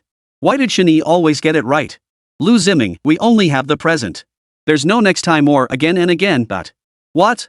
I said, I don't expect you to change anymore, nor do I expect you to be there for me. The more I expect from you, the greater my disappointment. I've had enough. Qinghuan, don't be angry. Everything I've done was for you. I just want us to have a better life in the future. Why can't you understand me? The two traded words back and forth, and Liu Ziming still tried to persuade Su Qinghuan with the same line of reasoning. But he had no idea that Su Qinghuan's mindset had undergone a complete transformation. She had long since grown immune to the empty promises he was painting. Su Qinghuan was utterly disillusioned, no longer even wanting to say another word. I'm sorry, Qinghuan. I got a little too worked up just now. Starting today, I promise to balance my work and you perfectly. I won't neglect you in the slightest. Please give me another chance. From now on, I'll be with you every day, taking care of you every day. Liu Ziming swore solemnly, hoping Su Qinghuan would change her mind. Spend every day with me? Take care of her? Just hearing these words made Su Qinghuan feel a bit ridiculous. She had once been filled with anticipation, but now she harbored no such expectations, not even the slightest flicker of hope. All she wanted was to reconcile with Shen Yi. She certainly didn't want Liu Ziming's persistent pursuit causing misunderstandings for Shen Yi. Forget it. I'm truly exhausted. Su Qinghuan shook her head firmly, refusing him without hesitation. With things having come to this point, she saw no reason to keep hiding her true feelings. Liu Ziming was now completely flustered. This uneasy feeling made him feel utterly uncomfortable. Before, no matter what he did, a barrage of sweet talk could always win Su Qinghuan back. But now, she was pushing him away. It felt like a dog he'd raised for years suddenly turned on him, no longer seeking affection, even threatening to bite. Su Qinghuan, have you changed your mind? To put it bluntly, haven't you let go of Shen Yi yet? Are you trying to get back together with him? Finally, Liu Ziming couldn't hold back any longer. After much deliberation, he had finally pieced together the truth. Su Qinghuan's heart skipped a beat. It felt like he'd seen right through her thoughts, leaving her momentarily dazed. Liu Ziming, this world isn't filled with endless whys. Some people won't see clearly until they've experienced certain things. I admit I was deeply in love with you back then. I threw myself into it wholeheartedly, wanting nothing more than a lasting future with you. But love alone isn't enough between adults. It also requires mutual respect, tolerance, and most importantly, responsibility to ourselves and to our lives. I've thought long and hard about it. Shen Yi meets all my expectations, and I deeply regret what I did back then. Su Qinghuan took a deep breath, finally admitting everything after all that beating around the bush. If the Shen Yi of the past had filled her with utter loathing, making her unwilling to even glance his way, the Shen Yi of today had her utterly captivated. Domineering, aloof, and utterly ruthless, he was like a completely different person. People always feel a stir for what they can't have. The more unattainable it is, the more one desires it, especially in matters of love. Shen Yi had once been hers. Though they had parted ways, she knew that if she changed her mind, no one could compare to her. She believed Shen Yi still held her in his heart and would surely consider her. If she could only make Shen Yi feel her sincerity, they could surely mend their broken relationship. Shen Yi. Always Shen Yi. Su Qinghuan, don't push it too far. Liu Ziming was furious, raging like a lion. He had no idea what had transpired between Su Qinghuan and Shen Yi, why she had undergone such a drastic change. This woman had been his devoted admirer, yet now she betrayed him for Shen Yi, a good-for-nothing with no achievements, merely a spoiled brat from a wealthy family? She had even shared the ceremonial wedding cup with him at their own wedding. She'd been willing to use the Shen family's money to support him. Yet now she was acting completely out of character. How could he possibly accept this? Liu Ziming, this isn't about being unreasonable. We're all growing up. I did have feelings for you back then, but that was just a phase. Looking back now, we truly weren't suited for each other. It's better to remain friends. We can't take our relationship any further. I hope you find greater happiness in the future. May your path be filled with endless rainbows. For quite some time now, Shen Yi had been constantly redefining her perceptions, surprising herself more and more. She realized the Shen Yi she once knew was merely the tip of the iceberg. Now, all she wanted was to throw herself into the arms of this domineering tycoon. As for Liu Ziming, he'd just been wearing too thick a pair of rose-colored glasses. Disappointment was all she felt. Chapter 82, Role Reversal. Now it's my turn to hang you. Qinghuan, think carefully, that guy is nowhere near my level. My career is taking off now. I'll surpass him soon. By then, it'll be too late for regrets. Really? I promise. Liu Ziming remained as persistent as ever, hoping Su Qinghuan would change her mind. But Su Qinghuan only scoffed. I've thought it through very clearly. With that, Su Qinghuan hung up the phone. How could a family with 3 generations in business possibly be outdone by a mere internet streamer? No matter how you look at it, Liu Ziming still couldn't see the truth. He was still living in his own fantasy. After a long morning of work, Shen Yi met Yang Nanqin for lunch at a nearby restaurant. What's wrong with you today? You seem distracted. Shen Yi noticed Yang Nanqin's unusual mood and asked after they sat down. Yang Nanqin started to speak, but after a moment's hesitation, she shook her head and couldn't bring herself to voice her thoughts. She'd run into Su Qinghuan repeatedly these past few days, and their encounters often ended unpleasantly, leaving a knot in her stomach. After all, Shen Yi and Su Qinghuan had shared a long history together. It was only natural that Shen Yi couldn't forget her overnight. But if she pressed him about it now, wouldn't that make her seem petty? Getting into a fight with Shen Yi over this would be even more counterproductive. He'd been wrestling with these thoughts all morning. There's nothing we can't talk about. Problems get solved by bringing them up, right? Shen Yi smiled warmly at Yang Nanqin, his gaze gentle and filled with calm reassurance, instantly warming her heart. She nodded, as if shedding every last burden. Actually, it's not really a big deal. Yang Nanqing hesitated to continue, but before she could finish, Shen Yi made a shushing gesture and reassured her, "Your matters are always important." His words warmed her heart, and she nodded emphatically. "I just wanted to ask if you've still completely let go of Su Qinghuan, if there's still any lingering feelings between you?" Finally, Yang Nanqing voiced what had been weighing on her mind. In that instant, even her eyes dimmed slightly. Even though she claimed it didn't matter, deep down she cared deeply. "I thought something serious had happened, leaving you so drained all morning." "Let me explain slowly." Shen Yi lifted his teacup, took a light sip, and after a moment of silence, slowly explained the situation with Su Qinghuan. He concluded, "So what feelings could I possibly have for her? There's certainly no question of not being able to let go. It's just that the Su family is in a dire situation now. She's desperate and has nowhere else to turn, so she keeps pestering me for help. As for any talk of feelings or reconciliation, it's all nonsense. I have no lingering attachment whatsoever. You can rest assured. How could a broken mirror ever be mended? Even the most skilled craftsman leaves a crack." Yang Nanqing exhaled softly, nodding. "There's no greater sorrow than a heart that's died. That Su Qinghuan is just too stubborn and inflexible." No matter how indifferent Shen Yi was, no matter how much he wanted to ignore that girl, he couldn't compete with Su Qinghuan's ability to fantasize and wallow in self-delusion. Mentioning Su Qinghuan gave Shen Yi a headache. That guy was like a persistent fly that just wouldn't go away, utterly infuriating. "Don't worry, I'll figure something out." He knew that Su Qinghuan's persistent clinging wasn't good for anyone. What was most unbelievable was Su Qinghuan's resilience. Since the engagement was called off, Shen Yi had been ruthless enough. He'd cycled through ignoring her, humiliating her, and crushing her spirit, yet Su Qinghuan seemed oblivious, only growing closer, more passionate, and more proactive. This defied all logic. How had he never noticed this side of Su Qinghuan before? I believe you." Yang Nanqing nodded, feeling a weight lift from her shoulders as her mood shifted. "Do you think I shouldn't have lent her money earlier? Though it was indeed for business purposes, using the Su family's assets as collateral, it seems I gave her some kind of wrong impression." After pondering for a moment, Shen Yi finally considered a possibility. Upon hearing this, Yang Nanqing nodded without hesitation. "Is it that strange?" Shen Yi felt a headache coming on. If only he'd known, he wouldn't have done it this way, and wouldn't have gotten himself into so much trouble. He hadn't anticipated this at all. Back then his mind was entirely focused on the business. Who knew Su Qinghuan would misinterpret things so easily? It's not that strange. If you can remain ruthless enough, she'll eventually lose hope. But the danger lies in being cold one moment and offering a sweet gesture the next, giving her false hope and illusions. Once that happens, cutting ties cleanly becomes nearly impossible. Because no matter how cold and indifferent you are afterward, she'll convince herself you're playing hard to get, testing her. Women understand women best. Yang Nanqing saw immediately where the problem lay. When you no longer love someone, the cruelest thing is to give them hope, then crush it. Repeat this cycle over and over. Now that you mention it, you do have a point. Shen Yi nodded non-committally. If that was the case, it all made sense. Thinking back, that was exactly how Su Qinghuan had treated him. Whenever he was ready to give up on her, Su Qinghuan would offer him a taste of sweetness. Back then, he hadn't understood why, but each time afterward, he'd feel energized, pouring even more effort into her, willing to give his heart and soul. It worked every single time. Now the tables had turned. And Shen Yi was experiencing the thrill of this back-and-forth tug-of-war, of keeping someone dangling. Upon reflection, this truly was a rather satisfying form of retribution. Let this woman taste the pain he once endured. When she believed success was within her grasp, he would deliver the final blow. Make her plummet from the mountaintop into a bottomless abyss. He didn't believe Su Qinghuan would still cling to him after that. With his mind made up, Shen Yi felt much better. He served Yang Nanqing some food and smiled, "Eat more. Look at how gloomy you were earlier.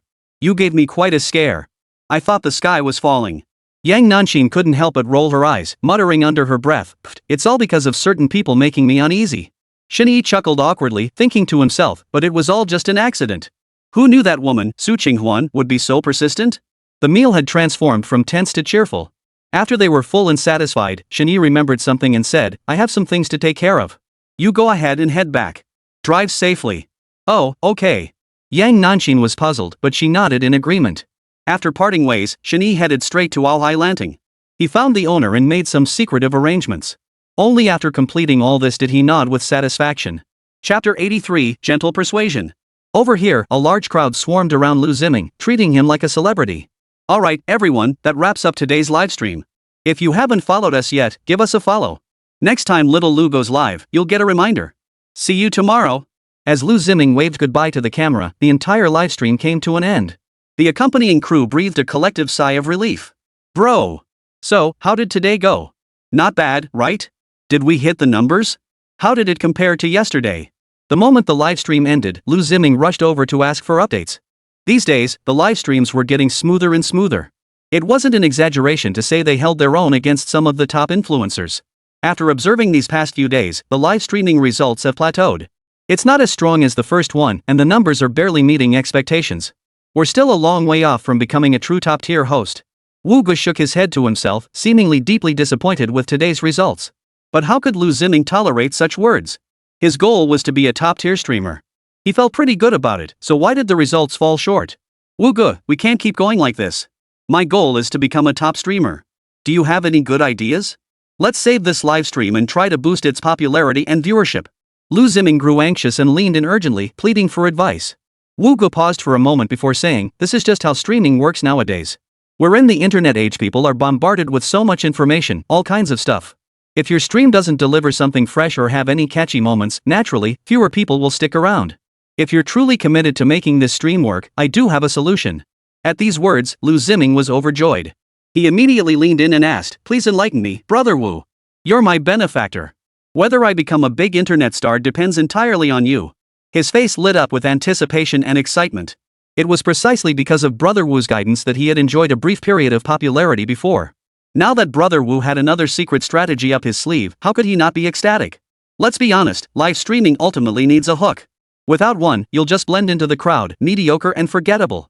But if you have that explosive moment, that thing that hooks viewers, why worry about popularity or buzz? Why fear not becoming a top streamer? It'll be a piece of cake. Wu Ge spoke eloquently, his words like a beacon in the darkness, instantly energizing Liu Ziming. Right, exactly. I need that wow factor. Liu Ziming quickly sat down, as if clouds had parted to reveal clear skies. Those simple words almost laid bare the very essence of live streaming. These 5 words truly came from Wu Ge. No wonder he's a big shot. I wonder if the big shots have any clever ideas? Or perhaps a breakthrough moment tailored for me? I'm brimming with ambition and drive right now. Please, Brother Wu, show me the way. I'm desperate to improve. Liu Ziming urgently inquired, like parched wood craving rain, like a dark night awaiting the full moon. His heart was bursting with pent-up emotions and unyielding determination, just waiting for the chance to soar. It's simple. Actually, the live streaming model I mentioned earlier is quite good. As long as you're willing to put in the effort and dedicate yourself to it, you'll definitely succeed. Wu Ge remained calm and composed, adopting the air of a sage, orchestrating everything with ease. Before Liu Ziming could speak further, he pulled out a video clip and said, take a look. The video showed Su Qinghuan at the entrance of Aohai Lanting, persistently entangled with Shen Yi. Compared to before, Su Qinghuan was remarkably proactive in the footage, practically throwing herself into Shen Yi's arms. Right. She really is trying to get back together. That woman is utterly shameless. Liu Ziming was furious upon seeing this. He had assumed the woman was just saying things to provoke him after all. When does a clingy suitor ever truly change their ways? But he never imagined she'd actually go through with it. Even if she was his own suitor, he couldn't just let someone else snatch her away so easily. Seeing Liu Ziming's furious expression, Wu Ge remained unfazed, replying calmly, it's only natural. After all, young Master Shen is the heir to a conglomerate. What does he lack? Look at yourself, just a small-time streamer. Even if you worked non-stop for a whole year, pouring your heart and soul into streaming, you still wouldn't earn as much as he makes in a single day. Who doesn't want a good life? Who wants to keep struggling? No matter how tempting the future may be, it can't compare to the rice right in front of you. He spoke without a trace of emotion. These words sounded utterly mundane, yet they steadily fueled Liu Ziming's rising fury. He was practically a done deal, already showing signs of being cooked through. Su Qinghuan wasn't like this before. She used to be my devoted admirer, even breaking off her engagement for me. Now she's turned into this. Damn it! That guy's just got a little stinking money. What's so great about that? Liu Ziming was furious, his mouth spewing curses. Wu Ge quickly stood up, covering Liu Ziming's mouth and whispering, don't be so reckless with your words. Watch out, walls have ears. At that warning, Liu Ziming snapped back to his senses and ducked his head. Sorry, Wu Ge. I got too worked up and lost my temper. After all, it was thanks to Shen Yi that he had this opportunity to promote products. Now, eating the food someone else gives you while trying to smash your own bowl, isn't that asking for trouble? Besides, there are still quite a few of Shen Yi's people here. If someone overheard and it reached Shen Yi's ears, it could spell trouble. It's fine. Getting angry is only natural. But rest assured, Su Qinghuan likely acted impulsively. The Su family's situation isn't good either. She has the entire company to worry about. Without Shen Yi's support, her capabilities as a woman are ultimately limited. It's understandable that she's feeling down and can't spare the energy to look after you. Wu Jiyi's sharp eyes observed the situation. After a few more words of reassurance, Liu Ziming's mood finally lifted a bit. Upon reflection, it seemed he had a point. Su Qinghuan's company was indeed facing numerous crises, leaving her overwhelmed. He recalled how he'd previously sought help from influential figures. She probably couldn't go it alone anymore. Turning to Shen Yi was a last resort, hoping he'd remember their past and help the Su family weather this storm. This explained why Su Qinghuan had transformed from her previous generous self into someone so stingy now. It turned out Su Qinghuan had truly reached a dead end. Little Liu, I consider you family. I won't beat around the bush. Your top priority now is to make money. As the saying goes, brothers are like limbs, women like clothing. If you have money, why worry she won't come back? What kind of woman could you possibly want? Chapter 84, Another Secret Meeting. These words struck him like a bolt of lightning, and Liu Ziming instantly understood. You're absolutely right. Spot on. Liu Ziming took Wu Jiyi's words as gospel truth. Wasn't that exactly the case with the woman you were with before? If you had no fame, no money, how many rounds could you have gone with her? Wu Gu immediately brought up the past incident. Liu Ziming froze in surprise, utterly stunned that his actions had been discovered. You know about all this? Bro, you're way too sharp. Liu Ziming scratched his head. Thinking it over, it made perfect sense. Wasn't that woman he'd hooked up with the best proof? If he weren't a somewhat famous streamer, if he couldn't afford to pay, even someone like Lang Kuan wouldn't have given him a second glance. In the end, it just proved one thing: money really does make a difference. This is nothing. You can't hide much from me anyway. Wu Gu smiled faintly. Men understood men best. What was this compared to the real stakes? Wasn't that exactly what they worked their asses off for? Little Liu, it's not just that there's a huge gap between you and Shen Yi. The same goes for you and Su Qinghuan. You're a streamer, while she's the CEO of Su Group. Even if you get along well, she'll inevitably give you the cold shoulder or pass the buck on occasion, right? That's the gap created by status and position. Wu Gu proceeded step by step, gradually drawing Liu Ziming deeper into his reasoning. In just a few sentences, he struck a deep chord within Liu Ziming. Sigh. Brother Wu, you're absolutely right. Liu Ziming first let out a long sigh, then said with a bitter expression, you have no idea how stifling it's been being with Su Qinghuan. That woman constantly brings up this or that issue at work, telling me I don't understand and to stop asking questions. The slightest disagreement and she'd give me the cold shoulder. Sometimes she'd even say there's no future in my line of work. It's infuriating. What's wrong with me earning my own living? She only has a CEO because her family's well off. If she had to rely on her own hands like me, she might not even be as capable as I am. All his pent-up frustration poured out in that moment, and Liu Ziming grew more animated as he spoke. It wasn't just Su Qinghuan. Shen Yi was the same. He was merely disadvantaged by his background and upbringing. If everyone started from the same starting line, who was stronger and who was weaker remained to be seen. I get it. Those rich kids with privileged backgrounds naturally feel superior. It's only natural they look down on us. Right now, your top priority is to build your own career. Once you make it big, who'll dare look down on you? Who'll dare give you the cold shoulder? Wu Gu stepped forward and patted Liu Ziming on the shoulder, as if they were kindred spirits adrift in the world. Liu Ziming was already deeply impressed. Trusting Wu Gu implicitly, he vowed to himself with bold ambition and asked, Brother Wu, I'll follow your lead. What should I do next? After a moment of thought, Wu Gu replied meaningfully. It's actually quite simple. First, you must stop entangling yourself with Su Qinghuan. You need to pour all your energy into your work. Second, I'll find you some new live stream assistants, minor celebrities stuck in limbo. Once they arrive, roast them relentlessly to boost your stream's appeal. Once your career takes off completely, it won't be us begging them for product promotion opportunities, it'll be them begging us. His words rang with conviction, and even Liu Ziming couldn't help but feel a surge of excitement. Exactly. Once he made it big, they would hold all the cards. What's the big deal about some Qin family's product promotion rights? If I ever get fed up, who'd want to work with you guys? Just the thought of it was thrilling. Alright.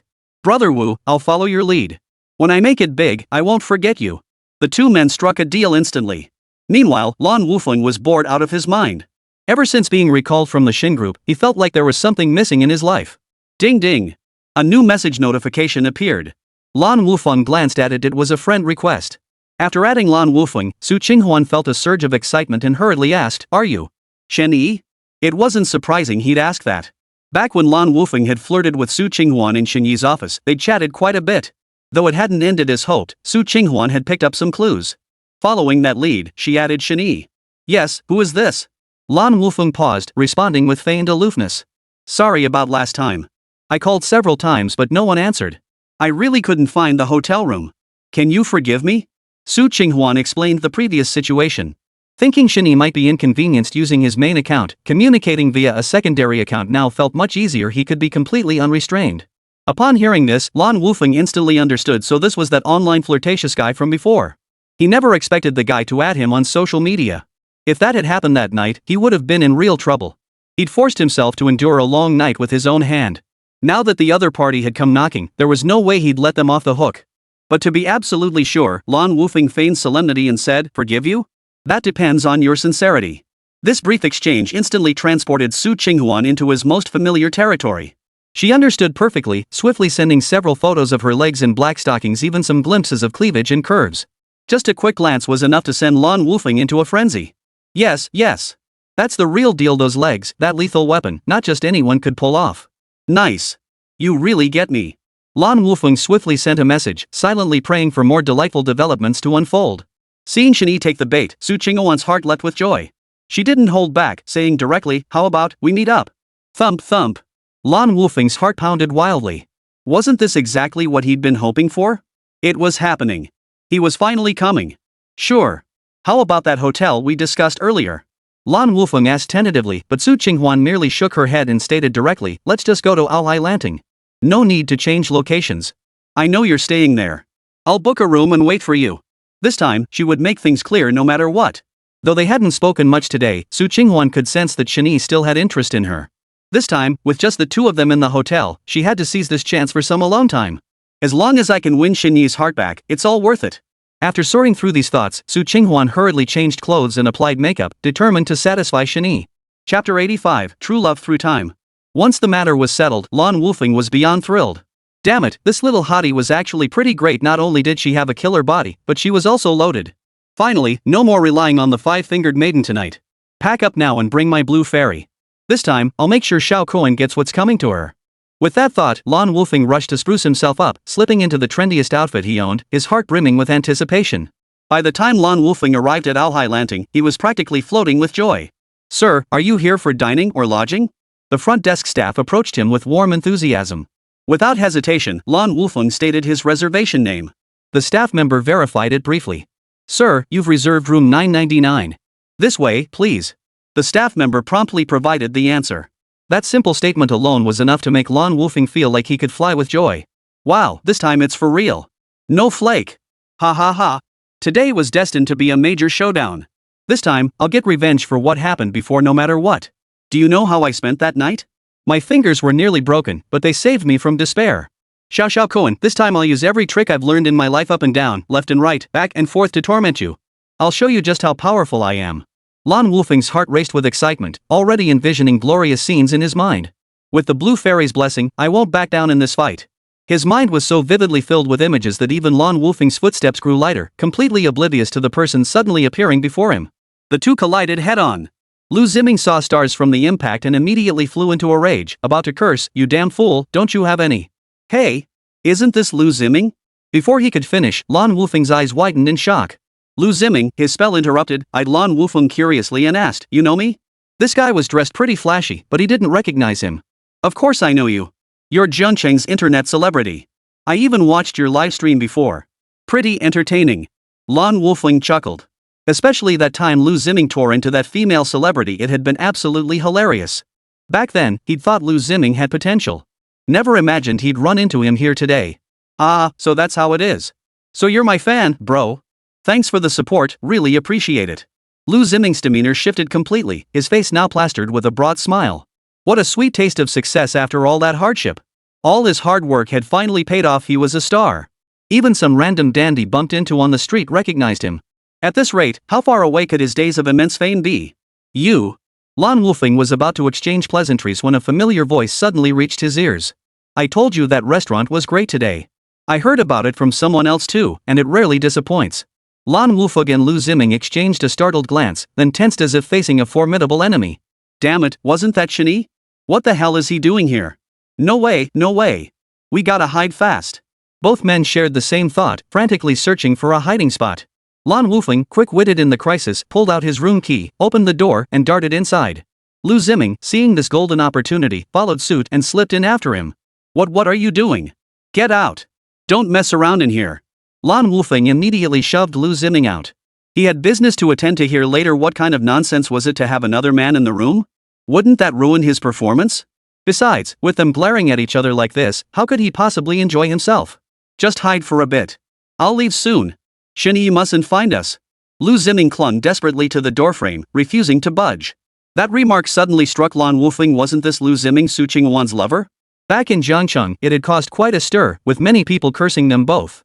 Come to think of it, that made sense. They definitely couldn't let Shen Yi find them. Left with no choice, the two hid by the door, peering through the peephole until they finally saw Shen Yi and Yang Nanxin enter the adjacent room. This sight made Liu Ziming beat his chest in frustration. Great, just great. Didn't you say that woman was just a secretary? Bringing his secretary to a hotel room? That bastard really is no good. Liu Ziming gritted his teeth.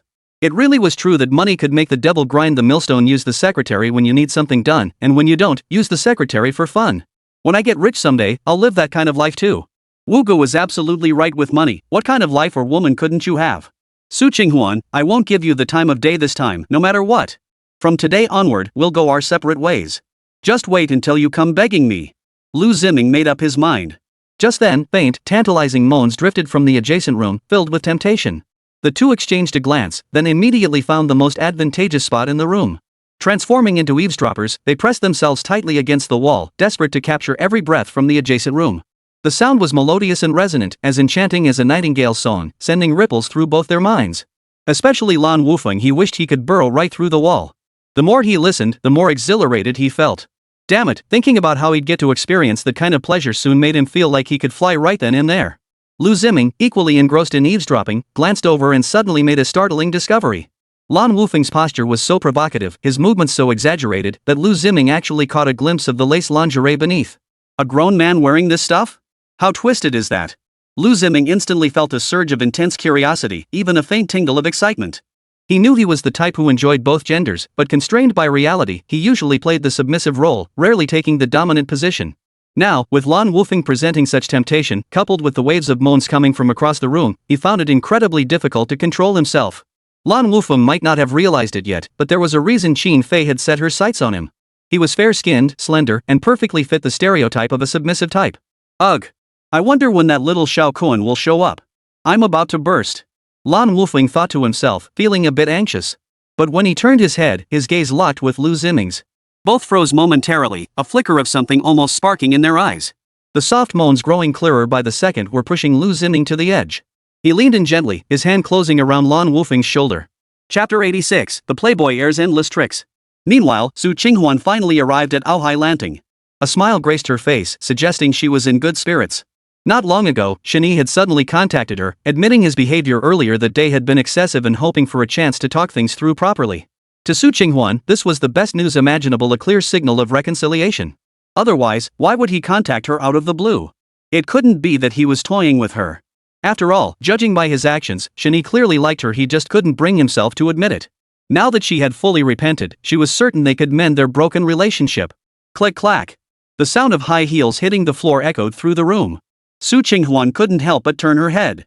As soon as she recognized the person approaching, her brows furrowed. Wasn't that Qin Fei? Why was she here too? Oh, Su Qinghuan, what a coincidence. What are you doing here today? Didn't I make it perfectly clear before? This isn't a place you should be coming to. Qin Fei gave a faint smile. Their meeting was as usual tense and charged with hostility. This place doesn't belong to you. I can do whatever I want here. It's none of your business, right? Besides, times have changed. Starting today, Shen Yi sent me here. As for you, you'd better weigh your position carefully. Give up those petty schemes of yours sooner rather than later. Don't forget I'm the original wife. Su Qinghuan stood with her hands on her hips, head held high, radiating arrogance. In the past, she truly had no effective way to deal with Qin Fei. The Su family's circumstances were dire, and Shen Yi paid her no mind. Even when angry, she had no real recourse but to endure. But now that she and Shen Yi were on the verge of reconciliation, what did Qin Fei amount to in her presence? Once she reclaimed what was rightfully hers, she'd make sure to teach this woman a lesson. Ha ha ha. Su Qinghuan, I told you to go to the hospital before. Why won't you listen? Daydreaming in broad daylight, huh? I know you're having a hard time accepting losing young Master Shen, but you still need to take care of yourself. Having hallucinations all the time isn't good. Qin Fei's scornful words poured out without pause. Su Qinghuan remained unruffled. After all, she was the victor today, why waste breath on such a clown? She offered a small smile, radiating magnanimity. Shen Fei, give it a rest. You're no match for me. Shen Yi has always loved me. Sure, we had some misunderstandings, but at least we care for each other. You just want to use Shen Yi's connections to help you, don't you? I'm warning you now, don't even entertain such thoughts in the future. Otherwise, don't blame me for being ruthless. Su Qinghuan adopted an utterly arrogant demeanor, as if victory were already hers. Shen Fei's expression darkened instantly. She glared fiercely at Su Qinghuan, her teeth clenched as she hissed, "What do you mean by that?" "Heh, you know exactly what it means. After today, I'll still be Shen Yi's woman. As for you, you'd better keep quiet and behave yourself. If I'm in a good mood, I might graciously let you handle the Wansheng Group project. But if you piss me off, you won't even get a drop of soup." Once she and Shen Yi were back together, all this would be settled with a single word from her. How would Shen Fei dare to challenge me then? She'll be begging me on her knees. That's the funniest joke I've heard all day. Su Qinghuan, I'll tell you straight, I'm here today because of young Master Shen. He's the one who called me over. Cut it out already. Stop deluding yourself. Shen Fei looked at her with pity, as if she were a pathetic creature. Nothing more than a failed woman unwilling to accept her situation. Now she'd even resorted to deceiving herself. How utterly ridiculous. Shen Yi asked you to come? What did he want you here for? To witness our reunion and reconciliation? Or did he send you to fire off celebratory fireworks for us? Su Qinghuan found it laughable. At the end of the day, Shen Fei was nothing more than a passing diversion for Shen Yi during his spare time. Yet here she was, getting cocky and thinking she had a chance? Once she saw the truth, she wouldn't even have a place to cry. Keep deluding yourself. I can't be bothered wasting breath on a woman like you. High-minded yet low-achieving, full of self-importance. Instead of wasting your breath here, you'd be better off going home to sleep. Maybe in your dreams, young Master Shen will even have a baby with you. Shen Fei waved her hand dismissively and turned to leave. Without Shen Yi's backing, Su Qinghuan wasn't even worthy of being called an opponent. Why waste breath on her? Saying more would only make her look cheap. As for Shen Yi and Su Qinghuan getting back together? Pure fantasy. Who would believe that? We'll see about that. Su Qinghuan didn't believe Shen Yi had sent Shen Fei either. In every way, Shen Fei was no match for her, all bluster and no substance. But business came first. Both were in the room, neither willing to back down. Shen Fei watched Su Qinghuan's resolute expression and felt a twinge of irritation. Originally, she had come here to discuss future business deals with Shen Yi. But Su Qinghuan's appearance had shifted her plans. Business was business, and she absolutely couldn't give Su Qinghuan any chance to make a comeback. She had to admit, spending time with Shen Yi lately had changed her. From initial disgust to the strange physical reactions later, she found herself somewhat captivated. Before she could dwell on it further, the two women arrived at the room's entrance. "What are you doing? Are you coming in with me?" Su Qinghuan shot Shen Fei a glare. This girl really had no sense of tact whatsoever. She was already at her door, and Shen Fei was still following her. "This is my room.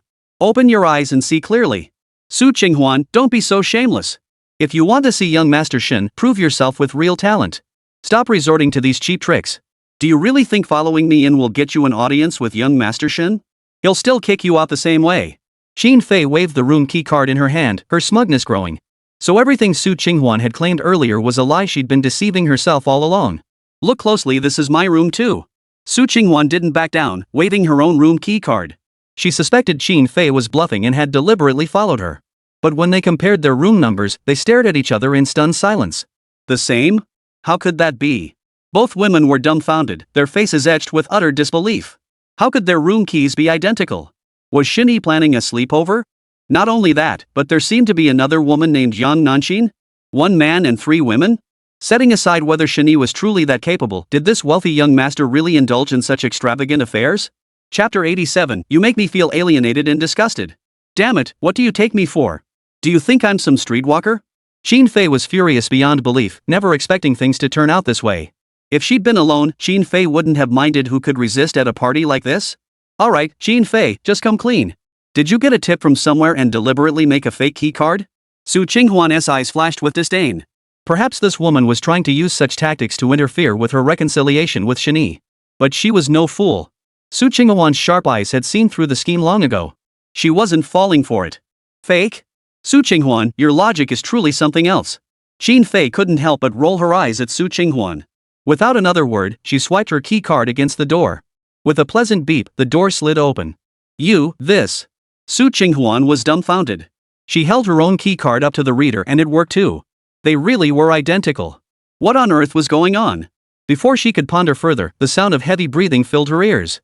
Su Qinghuan and Shen Yi exchanged a glance before rushing inside. Today, they'd see just how extravagant Shen Yi was being. But when they finally reached the door and saw the scene before them, they froze in shock. They'd expected to see Shen Yi and Yang Nanxin in a passionate scene, but the two entangled figures on the bed were actually men. It wasn't just that they were men, the worst part was that they recognized both of them. Ah. Yeah. Damn it, I'm ing you hard, ing you to death. This outfit of yours is absolutely intoxicating, it's driving me wild. Liu Ziming and Lan Wufeng were so caught up in the moment they didn't notice someone else had entered the room. She twisted her hips vigorously while spanking Lan Wufeng's buttocks. Lan Wufeng was equally responsive, letting out waves of agonized cries that only fueled his growing excitement. The entire scene was utterly repulsive, even nauseating. Lan Wufeng. Liu Ziming. A furious, shrill, and unbearably piercing voice cut through the air. The frantic movements of the two on the bed froze instantly, a flicker of confusion crossing their eyes. Could it be an illusion?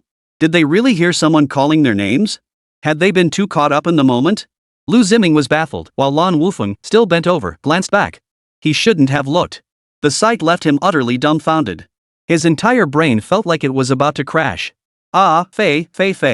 Lan Wufeng panicked, scrambling to roll over on the bed, covering himself with the quilt like a child caught doing something wrong. Hearing the shout, Liu Ziming froze too, turning his head to look.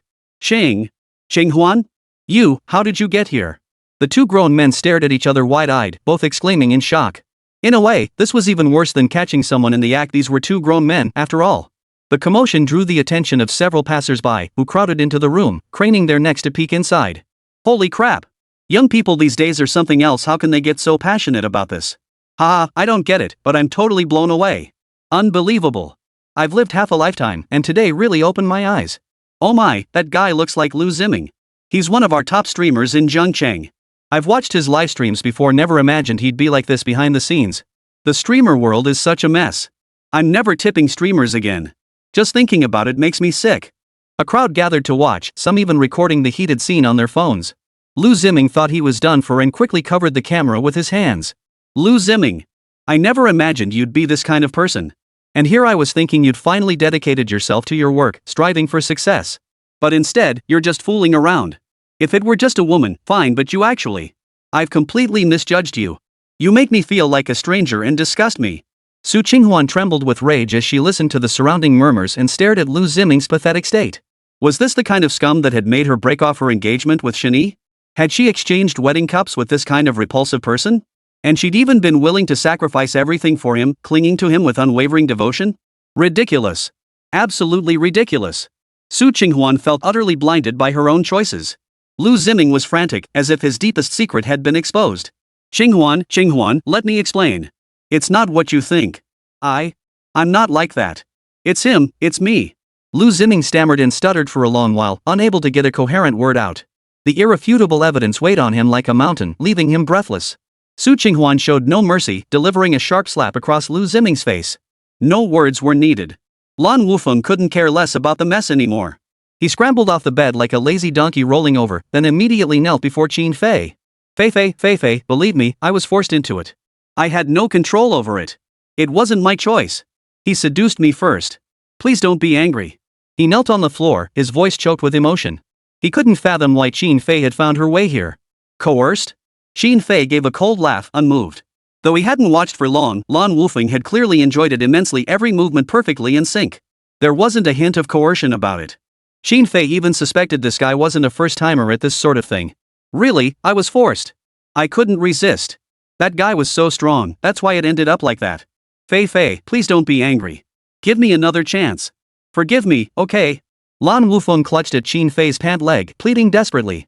But Qin Fei kicked him away, feeling sickened by even his touch. Her expression grew colder and colder as she turned and walked away.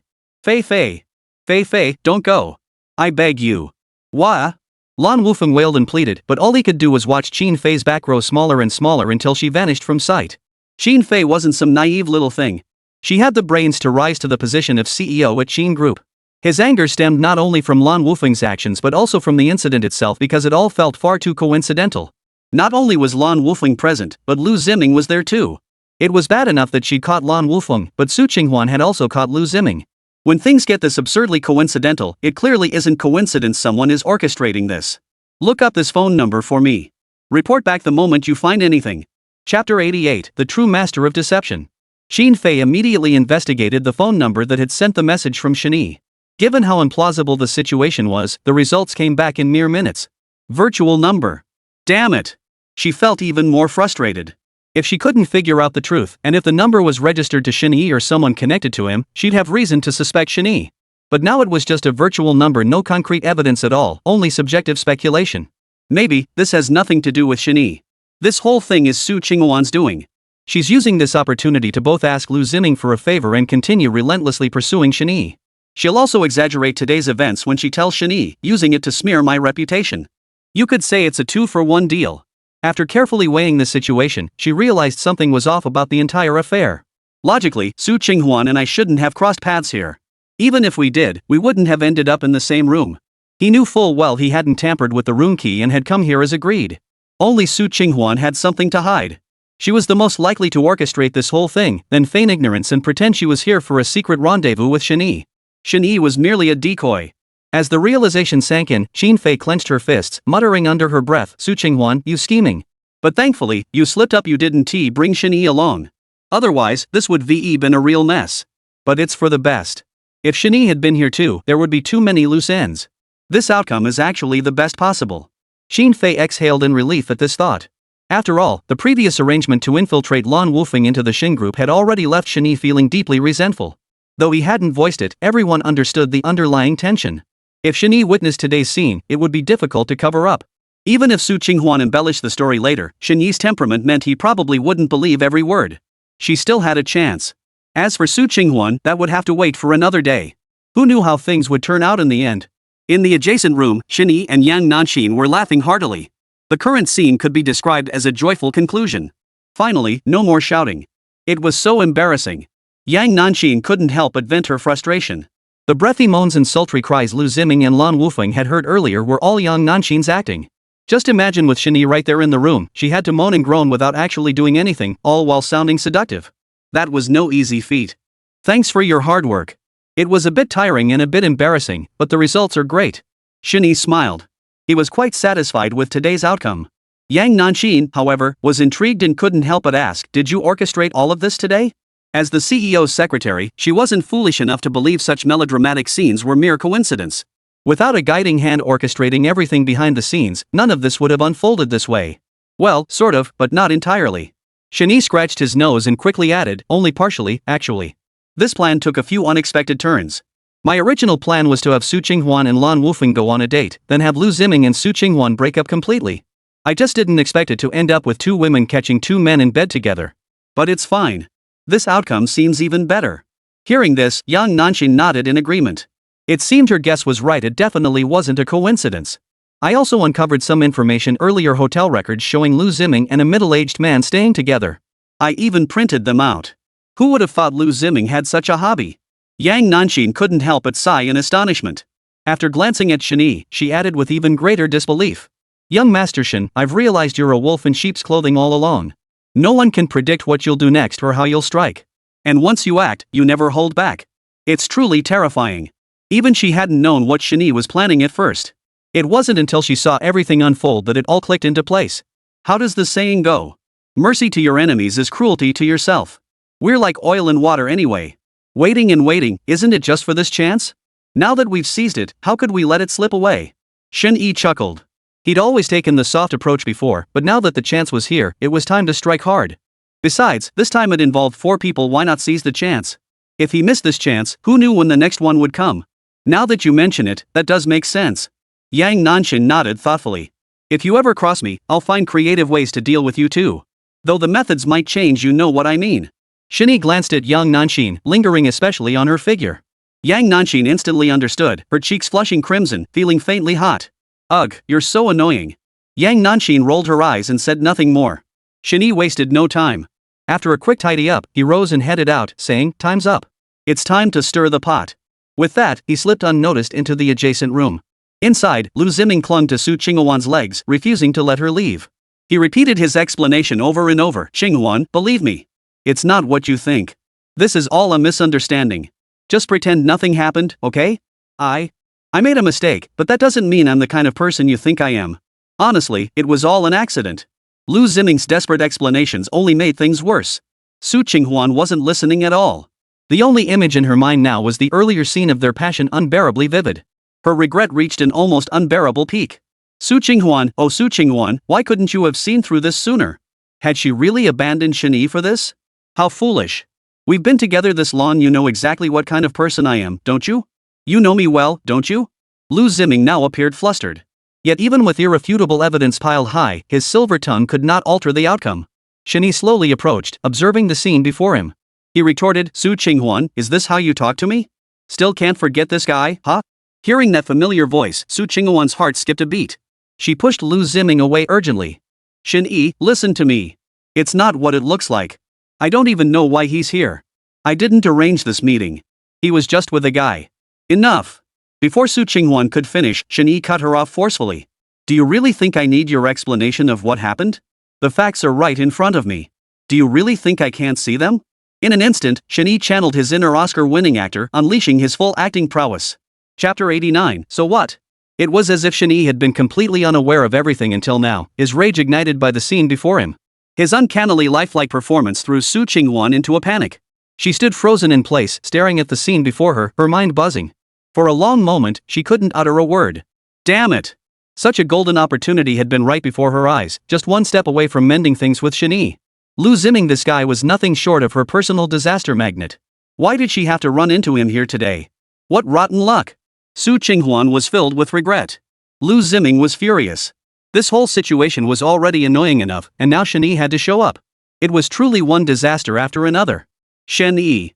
Mind your own damn business. What does this have to do with you? Stop bossing us around. Qinghuan and I don't need your interference. Get lost. Get out of my sight right now. Though he'd resolved to focus solely on his career and sever all ties with Su Qinghuan. But neither reason nor sentiment allowed Shen Yi to flex his muscles here. An external threat had emerged, he would deal with that first. His own affairs could wait. Is that so? Shen Yi showed no urgency, instead posing a question to Su Qinghuan. Su Qinghuan shook her head hastily, stepping directly in front of Shen Yi. Rage blazed in her eyes as if it might burst forth. Placing one hand on her hip and pointing the other at Liu Ziming, she snapped. Liu Ziming, mark my words from now on, show Shen Yi some respect when you see him. Keep your mouth shut and stop spouting nonsense.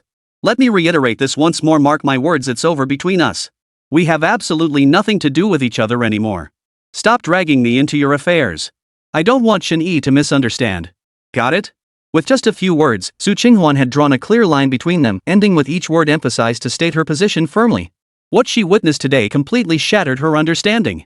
This wasn't just disgust, it was utter revulsion. It was revolting. No, Qinghuan, listen to me. Don't let that bastard fool you, he never intended to talk things out with you. That bastard is lying to you. I heard him rolling around with his secretary in the next room just now. If that brat hadn't made such a racket, how could things have happened between me and Lan Wufeng? It's all his fault.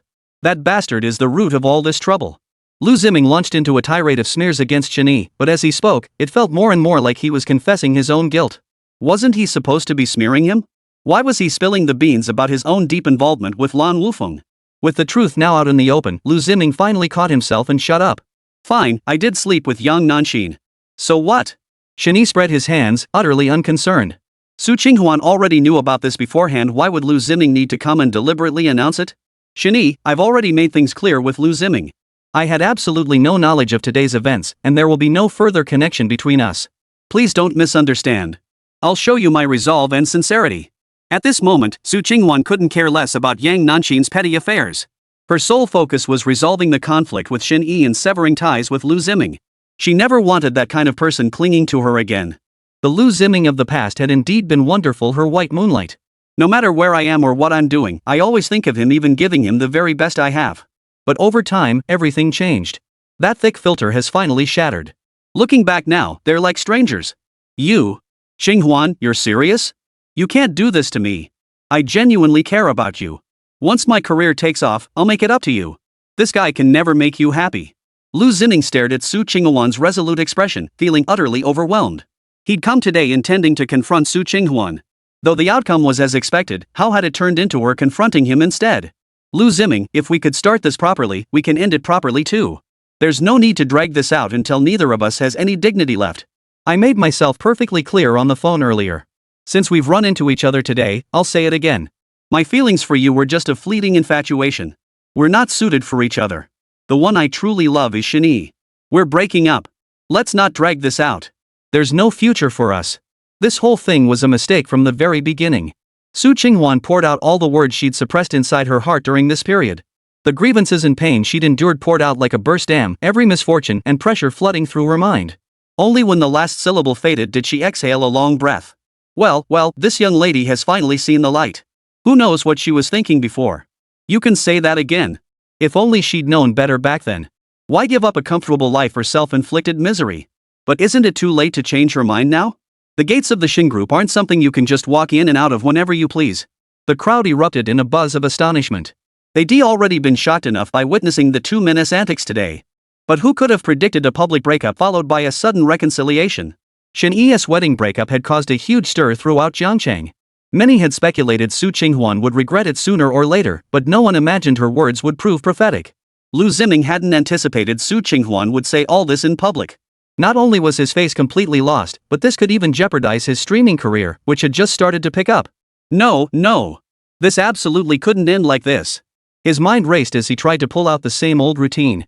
He hurriedly said, "Qinghuan, look, I've already gained a lot of popularity. People recognize me everywhere I go. I'm just one step away from becoming a top streamer.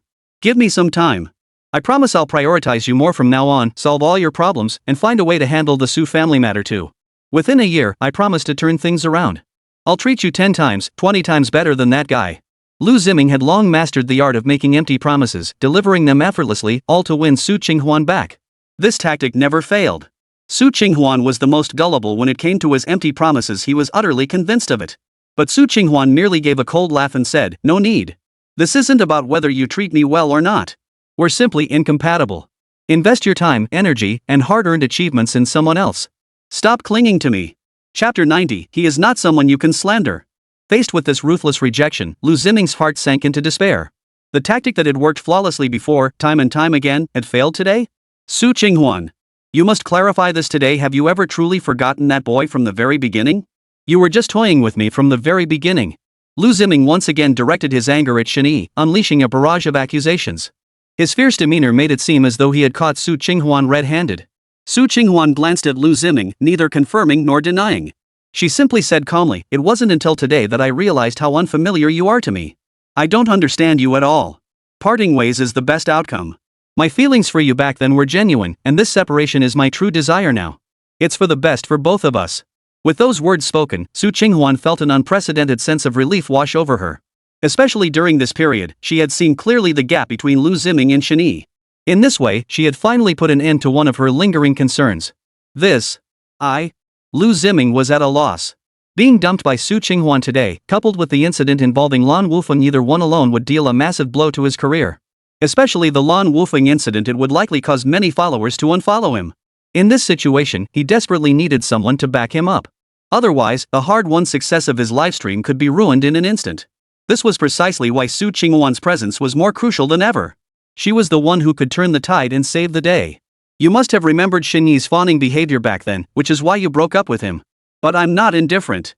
I'm telling you this because I've been incredibly busy with work lately. It's a critical phase. You should understand. Once this busy period is over, I'll definitely make time for you. Let's not fight anymore. I've truly learned my lesson this time. I'll remember it for good." Liu Ziming took a deep breath, his mind already mapping out his next moves. Though his original intent was to break up, plans had changed, so he had to play it safe for now. After speaking, he rose and moved forward, intending to touch Su Qinghuan, but she subtly dodged him. She'd heard these same empty assurances and promises too many times before. What she once saw as Liu Ziming's sincerity and responsibility now only made her feel sick to her stomach. "I've made myself perfectly clear. Don't make me keep repeating myself. The past is the past. It can never happen again." Su Qinghuan shook her head, showing no sign of wavering. Her resolve was clearly set in stone. Damn that, refusing to recognize a good thing when she saw it. She used to be my loyal lapdog, and now she puts on this high and mighty, heartless act? It's laughable. Liu Ziming cursed inwardly, yet forced a smile onto his face as he wrapped his arms around Su Qinghuan's legs. "Shen Yi must have been whispering lies in your ear, right? He's just jealous of you, trying to tear us apart. That's why he keeps bad-mouthing me. Don't believe his lies. After all these years, you know me better than anyone, don't you? Our love must withstand gossip. We can't just believe whatever others say, especially not Shen Yi. He's a despicable bastard. Liu Ziming appealed to reason and emotion, determined to persuade Su Qinghuan and pin the blame squarely on Shen Yi. His pitiful expression made him look as if he'd suffered a tremendous injustice. Enough. Stop slandering others here. Shen Yi never said anything bad about you. It's me who wants to get back together with him. You're just not right for me. Stop talking, it's driving me crazy. At this point, Su Qinghuan stopped beating around the bush and openly admitted her intentions. Being with Liu Ziming meant constant obstacles, family conflicts, company conflicts. She was stretched too thin to handle it all. But with Shen Yi, it was different. She didn't have to handle anything herself, she could just sit back and let him handle everything. The choice was obvious, wasn't it? Beyond that, Shen Yi now seemed to understand her every desire. He was her ideal partner. This was love. Damn, this woman really has some nerve. She actually thinks she can get back together with young Master Shen? She's delusional. She brought such shame upon young Master Shen and the Shen Group for some minor streamer. How dare she even bring this up now? Oh no, how much fake booze did she drink? Stop just drinking, eat some food. I knew this woman would regret it. She has zero sense of the situation. How does the saying go? The path you choose, you must walk to the end, even if you have to crawl. My advice? Just lock yourselves in. The crowd murmured with utter disdain. Forget deliberation, even if they were in the same situation, they'd never consider getting back together. Who knows what Su Qinghuan thinks she's got going on with Shen Yi? Does she really believe the young master of the Shen Group is some kind of taxi she can hail and dismiss at will? How utterly delusional. But he cheated on her. Would you still want to get back together with him even after that? He was rolling around with his little secretary in there. And I only made a mistake with one man. Isn't he the one who's truly despicable? Liu Ziming made one last desperate attempt to justify himself. While his actions were morally reprehensible, at least the other party was a man. Her own indiscretion was merely a misstep, hardly cheating. But Shen Yi was different. The guy actually dared to sleep with his secretary while trying to get back together with Su Qinghuan. That was utterly unacceptable to any woman. He was sure Su Qinghuan felt the same way. Oomph. But the next moment, Su Qinghuan gave a cold snort and retorted, I warn you not to spout nonsense. Just because you didn't see it with your own eyes doesn't mean it's not true. If you dare to slander Shen Yi again, don't blame me for being impolite. Her words left everyone stunned. Indeed, nothing could stand in the way of a woman determined to reconcile. No obstacle was too great to overcome. No matter how many ways you try to slander someone, they'll always find a way to defend themselves. But this is the truth. Liu Ziming tried to continue, but Su Qinghuan shot him a look, and he abruptly fell silent. The bond between Shen Yi and me is beyond your comprehension. He is not someone you can slander. You don't understand anything. Stop shouting. Su Qinghuan had made up her mind flooding with memories of Shen Yi's countless acts of care for her. His daily attentiveness, the flowers he sent during holidays, his devoted care when she was sick, bringing her medicine, all the kindnesses were too numerous to count. And he was the young master of the Shen Group. How rare and precious were such qualities in someone like him? Chapter 91, Stop deceiving yourself. Su Qinghuan felt a wave of emotion wash over her. Even now, the memory warmed her heart. Liu Ziming, however, sneered with contempt, you're not even worth a single hair on Shen Yi's body. I didn't want to be so harsh, but since you're being so persistent, I'll make it crystal clear. Liu Ziming, you're nothing but a giant baby, a parasite. You constantly demand from me, expecting me to give, acting like a freeloader who's never lifted a finger to help. You're just a small-time streamer. How busy could you possibly be compared to Shen Yi? He's the CEO of the Shen Group, doesn't he handle more than you? What he's done for me is enough for you to learn for a lifetime. But you? All you do is make empty promises. The harsh words echoed through the private room, and many faces lit up with sudden understanding. So that's why Su Qinghuan broke up with Liu Ziming. Looks like that Liu Ziming really is no good. Living off someone else? With his looks, I don't get how he manages to do that. Why can't I? Aren't I better looking than him? Su Qinghuan saw through this guy's true colors, but let's be real, she's no saint either. Now that they're split up, someone's gonna get hurt. Suddenly, everyone understood. Their gazes toward Liu Ziming now held a hint of contempt. They thought he was doing well because of his own efforts. Turns out he's just living off someone else. No wonder he's so successful now. You're lying. You're making baseless accusations. I'm nothing like what you're saying. I'm not living off someone else. Liu Ziming felt drained of all strength, his body swaying unsteadily as he offered a feeble defense. The carefully crafted persona he'd built, the glamorous, successful streamer, had been ruthlessly exposed. His pride felt like it was shattering into pieces. He refused to believe these were Su Qinghuan's words to him. After all, he had controlled this woman from start to finish. She went east when he said east, west when he said west. How could she possibly have any objections? Even if she did have objections, he could always placate her with empty promises. But now, after all this back and forth, he had become the clown. Everything I have now is from my own hard work and struggle. What you're saying is all lies. Don't believe him, everyone. She's a liar. I swear. Enough. Stop deluding yourself. Liu Ziming tried to say more, but Su Qinghuan cut him off. She cut him off abruptly. I won't even bother addressing that nonsense about buying followers and boosting your popularity. I'll spare you that dignity. But let me make this clear, it's over between us. Stop clinging to the past. You're just a small-time streamer. No matter how hard you try, no matter how many shortcuts you take to become a top streamer, there's an unbridgeable gap between you and Shen Yi. You'll never surpass him. And he's never belittled others or made such a spectacle of himself like you have. Fundamentally, you're just not his equal. Accept it. What nonsense about working hard to surpass Shen Yi and give me a better life? It's all just your delusions and illusions. Su Qinghuan continued, each word cutting like a knife into Liu Ziming's heart. Yes, he truly couldn't measure up to Shen Yi, no matter how long he struggled. Shen Yi was born into privilege, the heir to the Wansheng Group, a figure towering above others. Liu Ziming, however, came from an ordinary family. He thought using Su Qinghuan would catapult his career, propel him to top-tier streamer status, and finally grant him a life of luxury. But it was all an illusion. He could never catch up to Shen Yi. All his grand ambitions were just pie in the sky. No matter how long he followed him, he could only look up in awe. It seemed only by comparing himself to Shen Yi could he find a shred of self-worth. He knew these truths, understood them all too well. But having Su Qinghuan lay these humiliating truths bare before him now felt like being slapped in the face in front of everyone. Damn it! Damn it! He just has a better family background than me. If I had the same upbringing, I wouldn't necessarily be worse than him. What's so great about him, to humiliate me like this? Liu Ziming pounded the ground in fury, punch after punch, seemingly oblivious to the pain. It was one thing for Su Qinghuan to speak that way, but to think Shen Yi hadn't taken him seriously at all. Even after learning his livestream was gaining traction, he'd congratulated him not a shred of treating him like competition. Damn it! Was he really just a clown? Why had he played such a good hand so badly? This wasn't what he wanted at all. You're on your own now. Su Qinghuan rolled her eyes, too lazy to bother with Liu Ziming. She turned to look for Shen Yi. But Shen Yi had already vanished without a trace. She'd been so preoccupied with berating Liu Ziming that she'd completely forgotten about him. Great. After all that, Shen Yi was gone. Shen Yi, where did you go? How could he just vanish? She quickly pulled out her phone and sent a message to her secondary number, but after waiting a while, there was still no response. Damn Liu Ziming. If it weren't for that guy, Shen Yi wouldn't have misunderstood me. This won't do. I have to go to the company and clear this up with him. With that thought, Su Qinghuan ignored Liu Ziming right in front of her and stormed off. Meanwhile, Jin Fei returned to her car, her anger mounting with every thought. She kicked the seat in front of her with all her might. If it were just about Lan Wufeng, she wouldn't have bothered to fly into a rage. After all, Lan Wufeng was nothing but a plaything. The real issue was that Lan Wufeng and Liu Ziming were involved with each other. Liu Ziming was Su Qinghuan's lover. This connection was utterly revolting. If Shen Yi finds out about this, he'll think there's something going on between me and Su Qinghuan. No way. I have to go explain this to young Master Shen. I can't let that Su Qinghuan guy exaggerate it. Otherwise, trouble is bound to happen. After pondering for a moment, Jin Fei finally reached a conclusion. Given her history with Su Qinghuan, that scheming would probably twist the story to make her look bad. At least going to talk to him would ease her mind. Shen Yi, however, had no time to concern himself with Su Qinghuan's antics with Liu Ziming. He simply took Yang Nanxin and left ahead of them.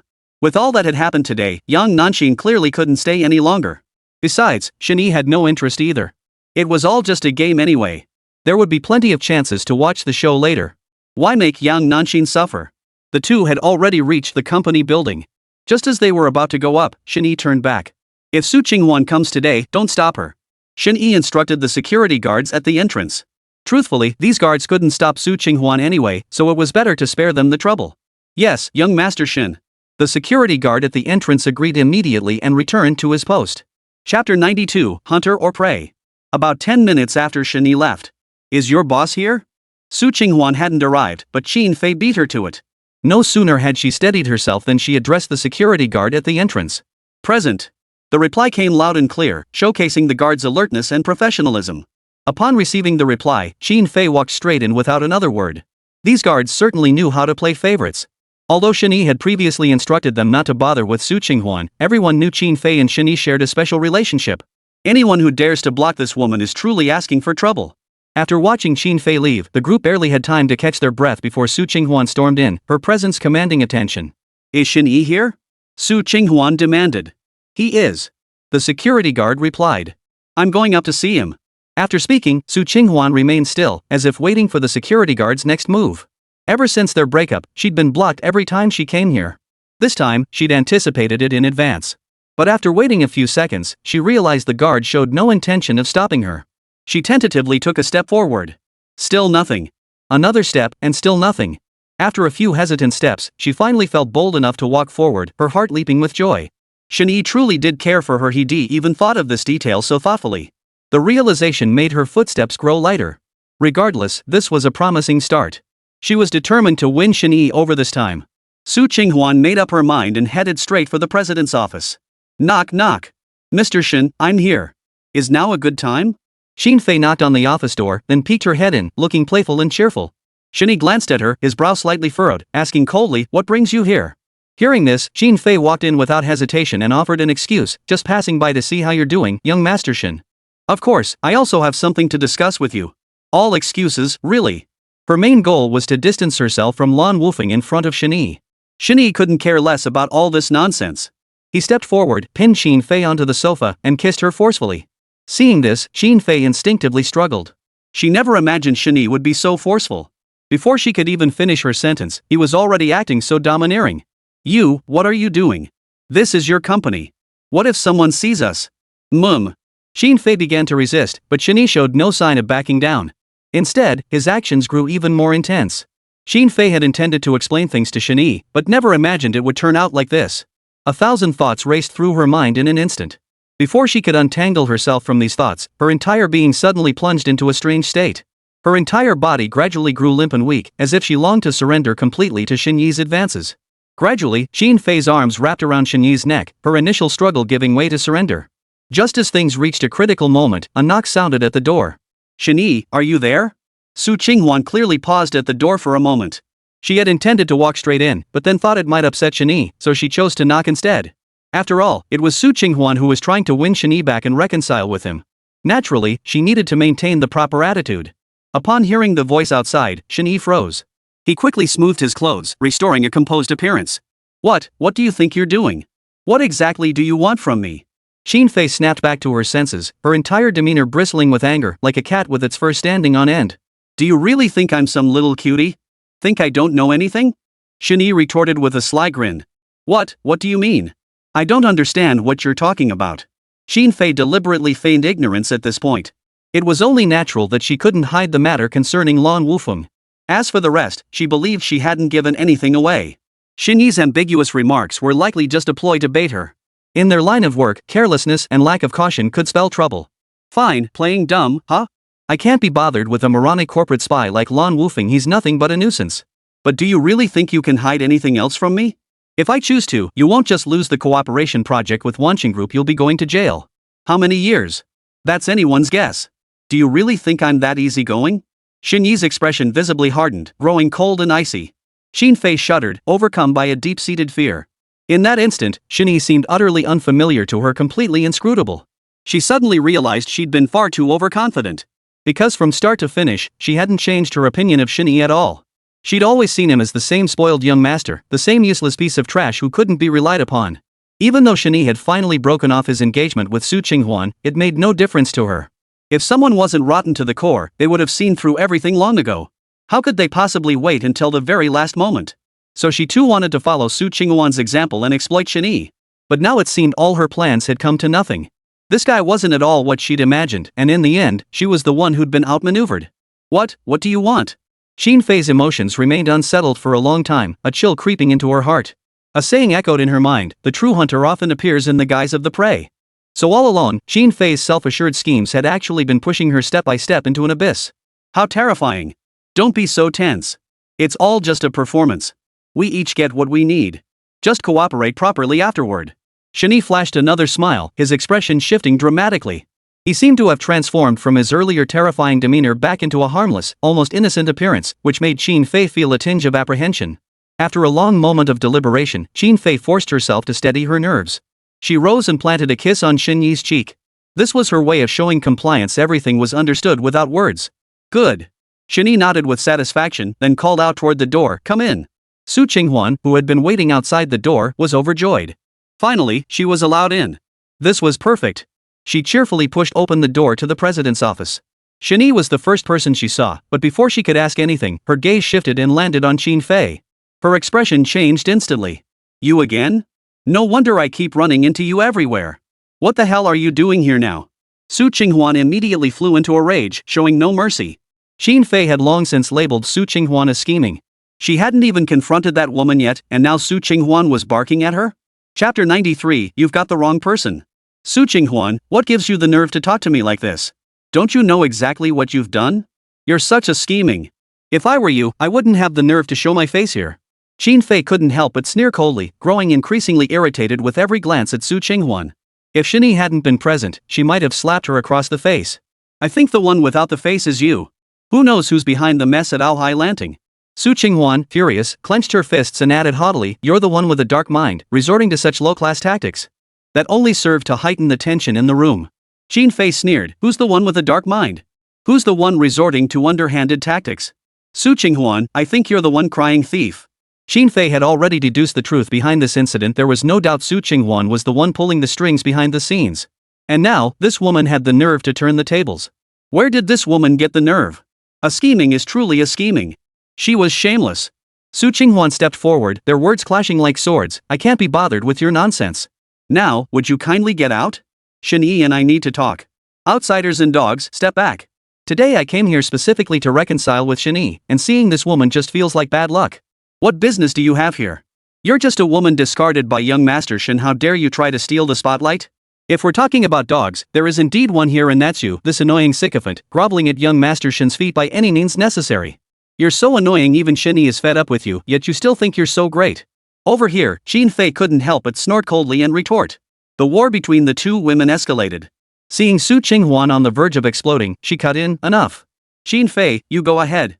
I still have some matters to attend to here. At the critical moment, Shen Yi stepped in to call a halt.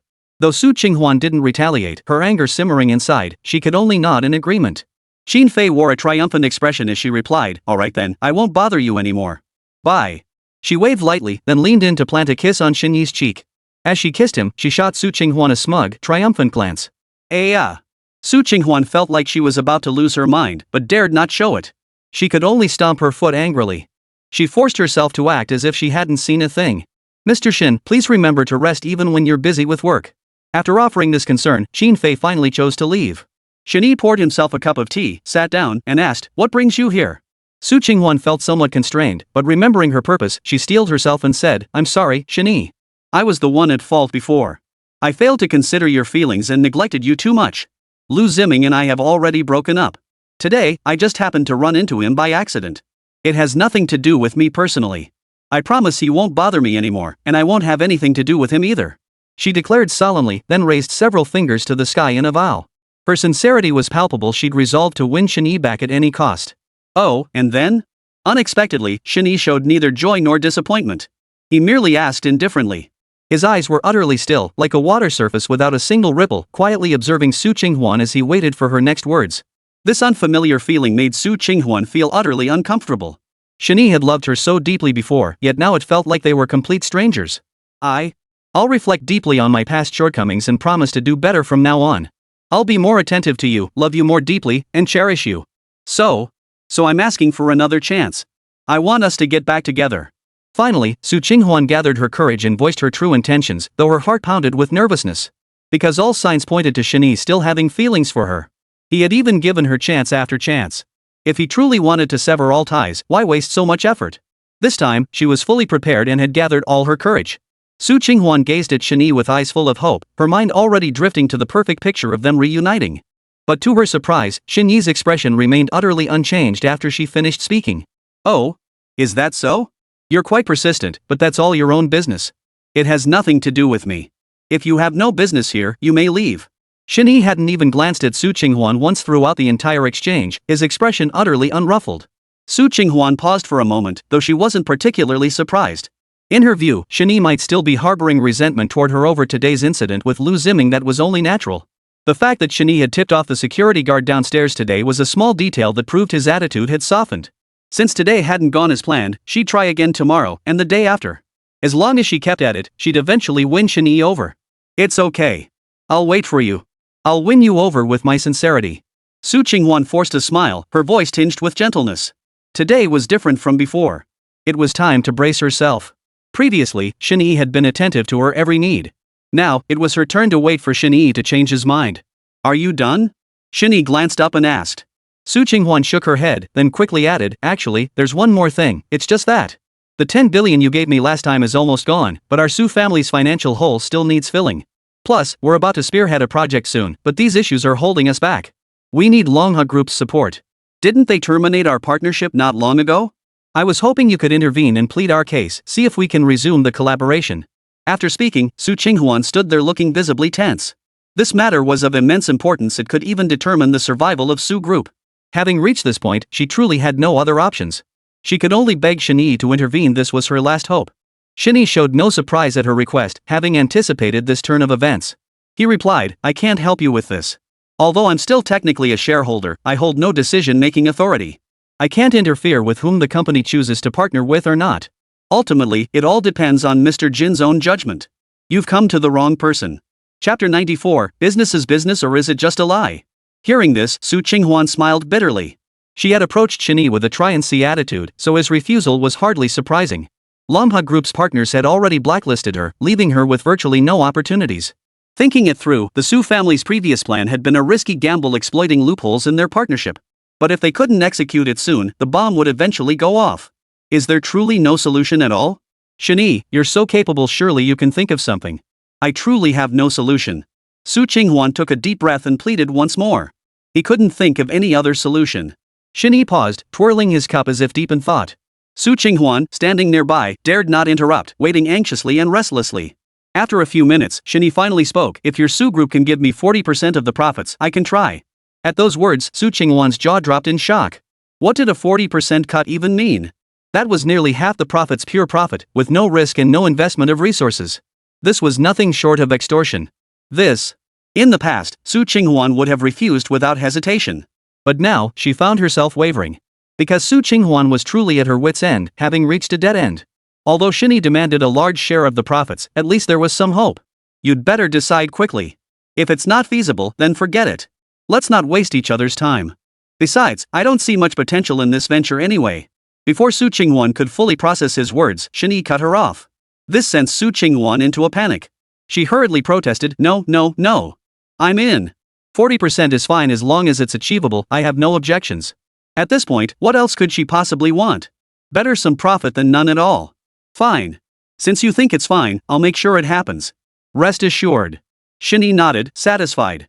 He naturally wouldn't want to work for nothing, but if there was profit involved, everything changed. Business is business, after all. Really? Thank you so much. You've been a tremendous help. I can finally breathe easy. Su Qinghuan was overjoyed, her earlier tension instantly easing. She thought today would end in failure, leaving her in a mess again, but unexpectedly, a ray of hope appeared. No need to thank me. Business is business, and personal matters are personal matters. Shen Yi waved his hand dismissively, speaking calmly. All right. Su Qinghuan nodded obediently. Frankly speaking, Shen Yi simply couldn't bring himself to be direct, so he could only show his affection indirectly. She believed that given enough time, she would surely win Shen Yi over. Then, mending their broken relationship would no longer be a dream. All right, if there's nothing else, you can go now. I have other matters to attend to. Shen Yi gave her the hint to leave, and Su Qinghuan had already achieved her purpose for the day. All right, I'll leave then. Take care of yourself. I'll visit again when you're less busy. Su Qinghuan bid farewell to Shen Yi, offering a couple of token reminders. After all, if Qin Fei had done this before, how could she, as the legitimate girlfriend, not go above and beyond? With that, she left the president's office. Her mood lifted considerably, her steps grew lighter, and everything she saw seemed more pleasing. Upon returning to the company, she immediately instructed her secretary, gather the company shareholders and management team in the conference room for a meeting. Within about 10 minutes, the group had gathered in the conference room. Miss Su, with the company in this state, could we please avoid unnecessary meetings? Yeah, everyone's got their hands full. All these delays are pushing us closer to disaster. Seriously, we haven't gotten any real work done, just endless nonsense. The complaints poured out from every corner. The situation with Su Group was already infuriating enough. With no breakthrough in sight for days, everyone was seething inside. Having to hold meetings over trivial matters? That's just pure irritation. Alright, everyone, calm down. I've gathered everyone here today to share some good news. Su Qinghuan's words finally quieted the room's clamor. All eyes turned to Su Qinghuan. Some looked curious, others surprised. Good news? In this situation? Today, I enlisted Shen Yi's assistance. He has agreed to help us establish contact with Wansheng Group and strive for renewed cooperation. Su Qinghuan didn't beat around the bush. He knew everyone was feeling restless, so he didn't keep them in suspense. After these announcements, the conference room fell silent for several seconds. Then came a wave of murmurs. What the hell? Shen Yi helping us? Yeah, right. That guy's lucky he's not just sitting back watching the fire burn. Exactly. I think this is just polite talk. Take it as a joke. Wansheng Group terminated our partnership not long ago. How could we possibly resume cooperation? Are you kidding me? Business demands strict adherence to agreements. Since they've already terminated our partnership, how could they possibly resume it? In my opinion, we should abandon these unrealistic fantasies and explore other possibilities. The executives all shook their heads in unison, convinced it was impossible. Their comments were uniformly pessimistic, and none found it amusing. It was pure fantasy from start to finish. You, all of you. Su Qinghuan watched their reactions, momentarily taken aback. Earlier, Shen Yi had sworn up and down that it could be done. Why didn't these people believe him? If you don't believe me, just wait and see. I'm convinced this will work. Su Qinghuan couldn't help but feel indignant, so she decided not to say any more. At least in this matter, she trusted Shen Yi. If it hadn't been for Shen Yi stepping in earlier, the Su Group would never have survived this long. Everyone waited patiently, but as time ticked by, some began to lose their patience entirely. One by one, they couldn't contain themselves and began leaving the conference room. After all, they had little time left to waste. Rather than idling here, it was better to make a last-ditch effort before bankruptcy struck. Just then, the conference room door swung open. It was Su Qinghuan's secretary. Ms. Su, everyone, good news. She burst into the room, instantly capturing everyone's attention. Even those who had been about to leave halted in their tracks, casting curious glances her way. A significant portion of our Su Group shares has been acquired by Wansheng Group. Young Master Shen was telling the truth. Chapter 95, An Unprecedented Victory. It was like a depth charge detonating right in the middle of the conference room. No way. Are you serious? No way, it's true. I feel like I'm dreaming. Haha, it's like hitting a dead end only to find a new path. Our Su Group has hope again. Young Master Shen is truly formidable. Isn't this exactly what they call his word is law? The conference room erupted in wave after wave of excitement. What seemed like an impossible dream had unexpectedly come true. The secretary's 2 sentences had the entire executive team beaming with joy. Su Group is back from the brink. We must jump on this. It's a golden opportunity to make a killing. Someone shouted, and the room echoed with agreement. This sudden windfall had everyone pouring money into the company. Based on the original plan, their investments stood to yield several times their initial capital. The very thought was exhilarating. Some had even invested their entire fortunes, waiting for the silver coins to fall from the sky. You people really are all eyes on the money. While we've agreed to resume cooperation, it's still best to wait and see.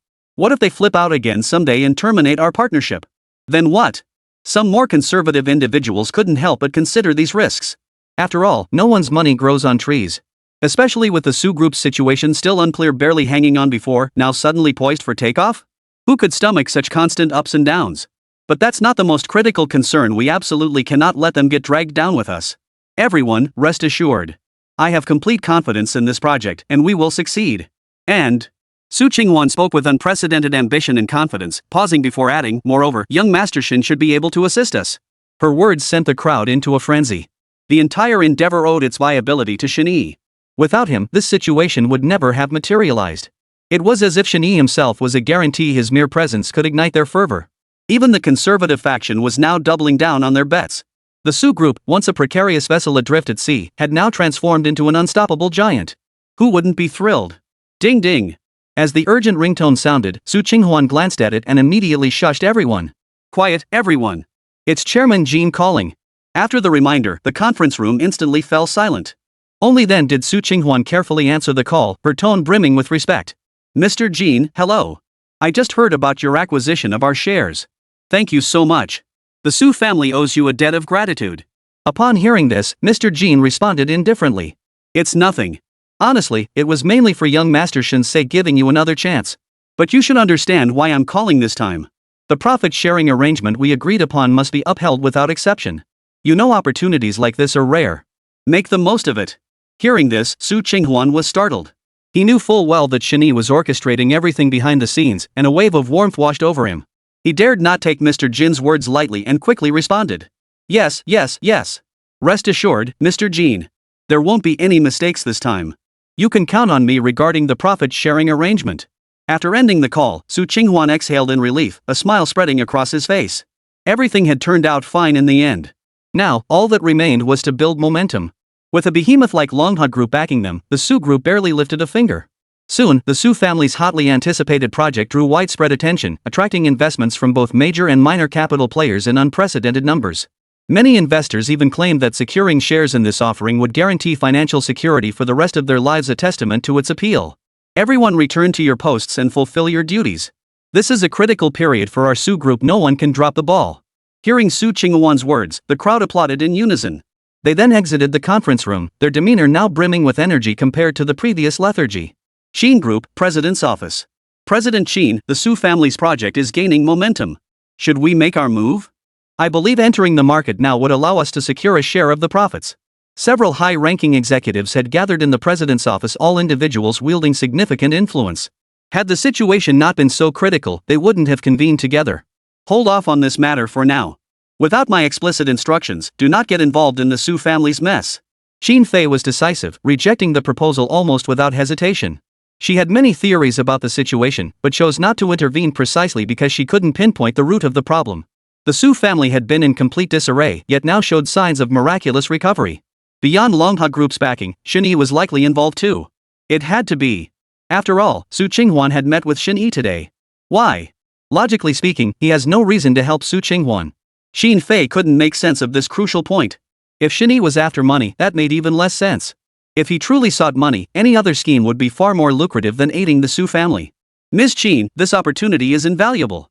Indeed, with so many people involved, it must be an opportunity. Wansheng stock market hasn't seen anything like this in ages. Everyone pressed him at that moment, but Xin Fei remained deep in thought. If it wasn't about money, then what was it for? Could it be? Could this project involve shares of the Su Group? Suddenly, Xin Fei felt a sense of epiphany. Everyone else also felt a sudden clarity and understanding. It must be. Have the team start buying up Su Group shares by as many as possible. Move fast. Xin Fei regretted not figuring this out sooner. Shen Yi's actions had put her under some psychological pressure. She couldn't shake the feeling that something fishy was going on, which had caused her to act too late. Now, she'd just have to buy whatever she could get her hands on. She hadn't taken Shen Yi seriously before, but after this incident, she found herself inexplicably on guard. This time, she had no choice. Got it. We'll start immediately on our end. Though the Qin family couldn't match the Shen family, they were still a major player locally. With the Liang family conglomerate entering the market, the stock exchange closed immediately. Not only did some retail investors miss out, but even smaller capital players failed to secure shares, leaving them filled with regret. Those who managed to buy in regretted not buying more. Chapter 96, Your target is the Su Group. At the Su Group headquarters, the senior executives beamed with joy, their elation reaching its peak. Haha, I knew President Su would find a way. Those pessimists who kept predicting doom and gloom clearly haven't weathered any real storms. Indeed, President Su is the backbone of our group. With her at the helm, there's no challenge we can't overcome. Ms. Su truly commands the grand scheme with profound strategy. This opportunity will revive the entire Su Group. Unlike before, everyone present now showered Su Qinghuan with praise, practically trying to lift her up to the heavens. While Su Qinghuan had been quite pleased earlier, now that matters had reached this point, she grew intensely wary. Everyone, be cautious moving forward. This isn't over yet. Every step must be taken with utmost care. The most critical phase is yet to come. Su Qinghuan couldn't help but issue a warning. For while this battle appeared to be a resounding victory, the subsequent recovery of the shares was the most crucial and decisive step. If they couldn't get them back, everything would naturally fall apart. The scheme had always relied on fabricating non-existent projects to siphon cash, selling high and buying low. This cycle would inevitably trap countless victims. But given the Su Group's current predicament, how could Su Qinghuan possibly spare a thought for such matters? The entire process had stretched on for nearly a week. Su Group's stock prices had inflated to outrageous levels, and it was clear the net was about to close. Su Qinghuan gathered everyone together to discuss the matter. Everyone, I checked the stock market today and think it's about time to pull out. Our group's shares are inflated beyond belief. If this continues, I fear many will start selling. Rather than risk that, we should seize this opportunity to close the deal. Seeing the favorable results, Su Qinghuan had decided to call it quits. Continuing under these circumstances left her feeling increasingly uneasy. Cut our losses now? Are you kidding? At this rate, the stock could keep climbing for days. The stock price is wildly inflated right now. If we keep going, we can make even more money. Exactly, CEO Su. We should hold off. Given our group's current situation, it's wise to secure more funds for unforeseen contingencies. Exactly. This is a rare opportunity, impossible to replicate. How could we not cash in big time? The senior executives unanimously hoped Su Qinghuan would hold off for a bit longer, allowing them to rake in one last windfall. On this matter, they reached an unprecedented consensus. This caught Su Qinghuan off guard. According to the original plan, now was the prime moment to close the deal. Yet she had severely underestimated human greed. This approach had never been a long-term solution to begin with. Getting this far was already quite an accomplishment. Su Qinghuan glanced at the executives, her expression flickering with hesitation. After a moment's thought, she steeled herself and said, "Everyone, some matters simply cannot be resolved by delaying them. That wasn't our agreement. We were supposed to call it quits once we reached a certain point. If we keep going, we'll lose control of the outcome." No matter what, Su Qinghuan couldn't let this continue. The stock market fluctuated daily, and with Su Group's stock price being alarmingly unstable, any further delay risked a crash that would undo all their efforts. "Ms. Su, hold your conclusions. Let's wait and see." "I agree. Nobody wants to relive the mess Su Group went through before. This opportunity is right in front of us. That's how the stock market works, Mr. Su. The timid starve, while the bold feast." The senior executives spoke up one after another, refusing to back down at this critical juncture. They'd rather seize this chance to grab a few extra bites. "What do you all think you're doing? Are you the CEO or am I? This whole thing started on my initiative. I decide when it begins and when it ends." Seeing the group utterly unyielding, Su Qinghuan's temper flared. Couldn't they see the obvious situation? How could they be so greedy? Didn't they realize this would destroy the entire Su Group and undo all their hard work? "President Su, I know you've worked tirelessly for the group lately, sacrificing so much. But isn't everyone here for the group's sake?" "Exactly. Aren't we all striving to generate greater profits for the group? We don't understand why you're getting so worked up. Everyone here genuinely wants what's best for the group. Let's show some mutual understanding. They say where there's boldness, there's opportunity. If we miss this chance, who will solve the group's future problems? Prevention is better than cure, got it?" The two sides argued fiercely. No one could persuade the other when suddenly Su Qinghuan's secretary rushed in, flustered, saying, "President Su, young Master Shen has arrived with his people." At this news, Su Qinghuan's worry instantly turned to relief. Though the situation was far from promising, with Shen Yi's arrival, she could finally relax. No matter how bad things got, he would surely smooth them over. Su Qinghuan thought to herself, paying little heed to the assembled executives. It was a sound decision to begin with. What difference would Shen Yi's arrival make? Before she could dwell on it further, Shen Yi entered with his entourage. "Shen Yi, you're here." Su Qinghuan hurried forward to greet him, a hint of excitement flitting across her face. After her greeting, she immediately began reporting on the recent developments. "As planned, we've achieved our primary objectives. Now we're just waiting for the final resolution." "But Shen Yi, why didn't you make your move immediately? Why wait until now?" She was somewhat puzzled, unsure of Shen Yi's intentions. Shen Yi nodded, his tone calm. "The Shen family's influence is too vast. Moving too early could easily dampen others' enthusiasm. And most importantly, I never intended to profit from this from the start."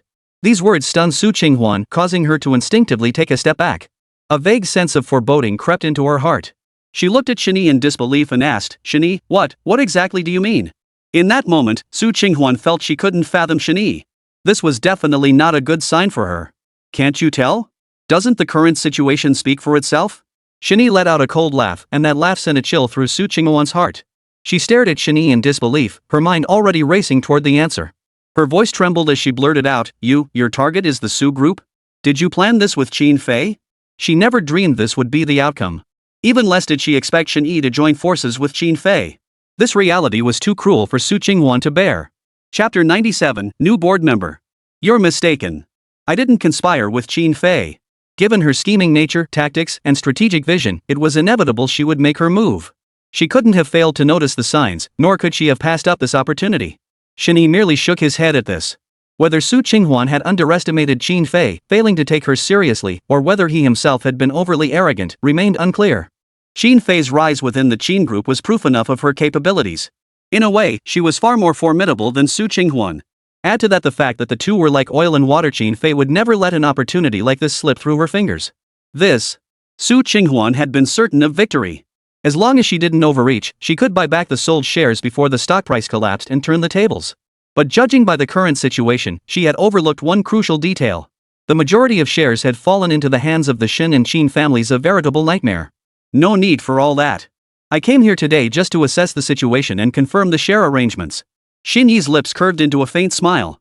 After Yang Nanxin finished verifying the details and confirmed everything was in order, she gave Shen Yi a knowing glance. "Alright, since everything's in order, let's wrap this up. Time to wrap things up." Shen Yi promptly pulled young Nanxin away. With a wife, kids, and a warm bed at home, what more could he possibly want? The people in the conference room were stunned by Shen Yi's whirlwind entrance and exit. Though his visit had been brief, it had been packed with information. These guys were either here to cash in on the opportunity or genuinely after a stake in the company. The earlier clamor had vanished, leaving the conference room in complete silence. No one spoke another word. Everyone, perhaps we should adjourn for now.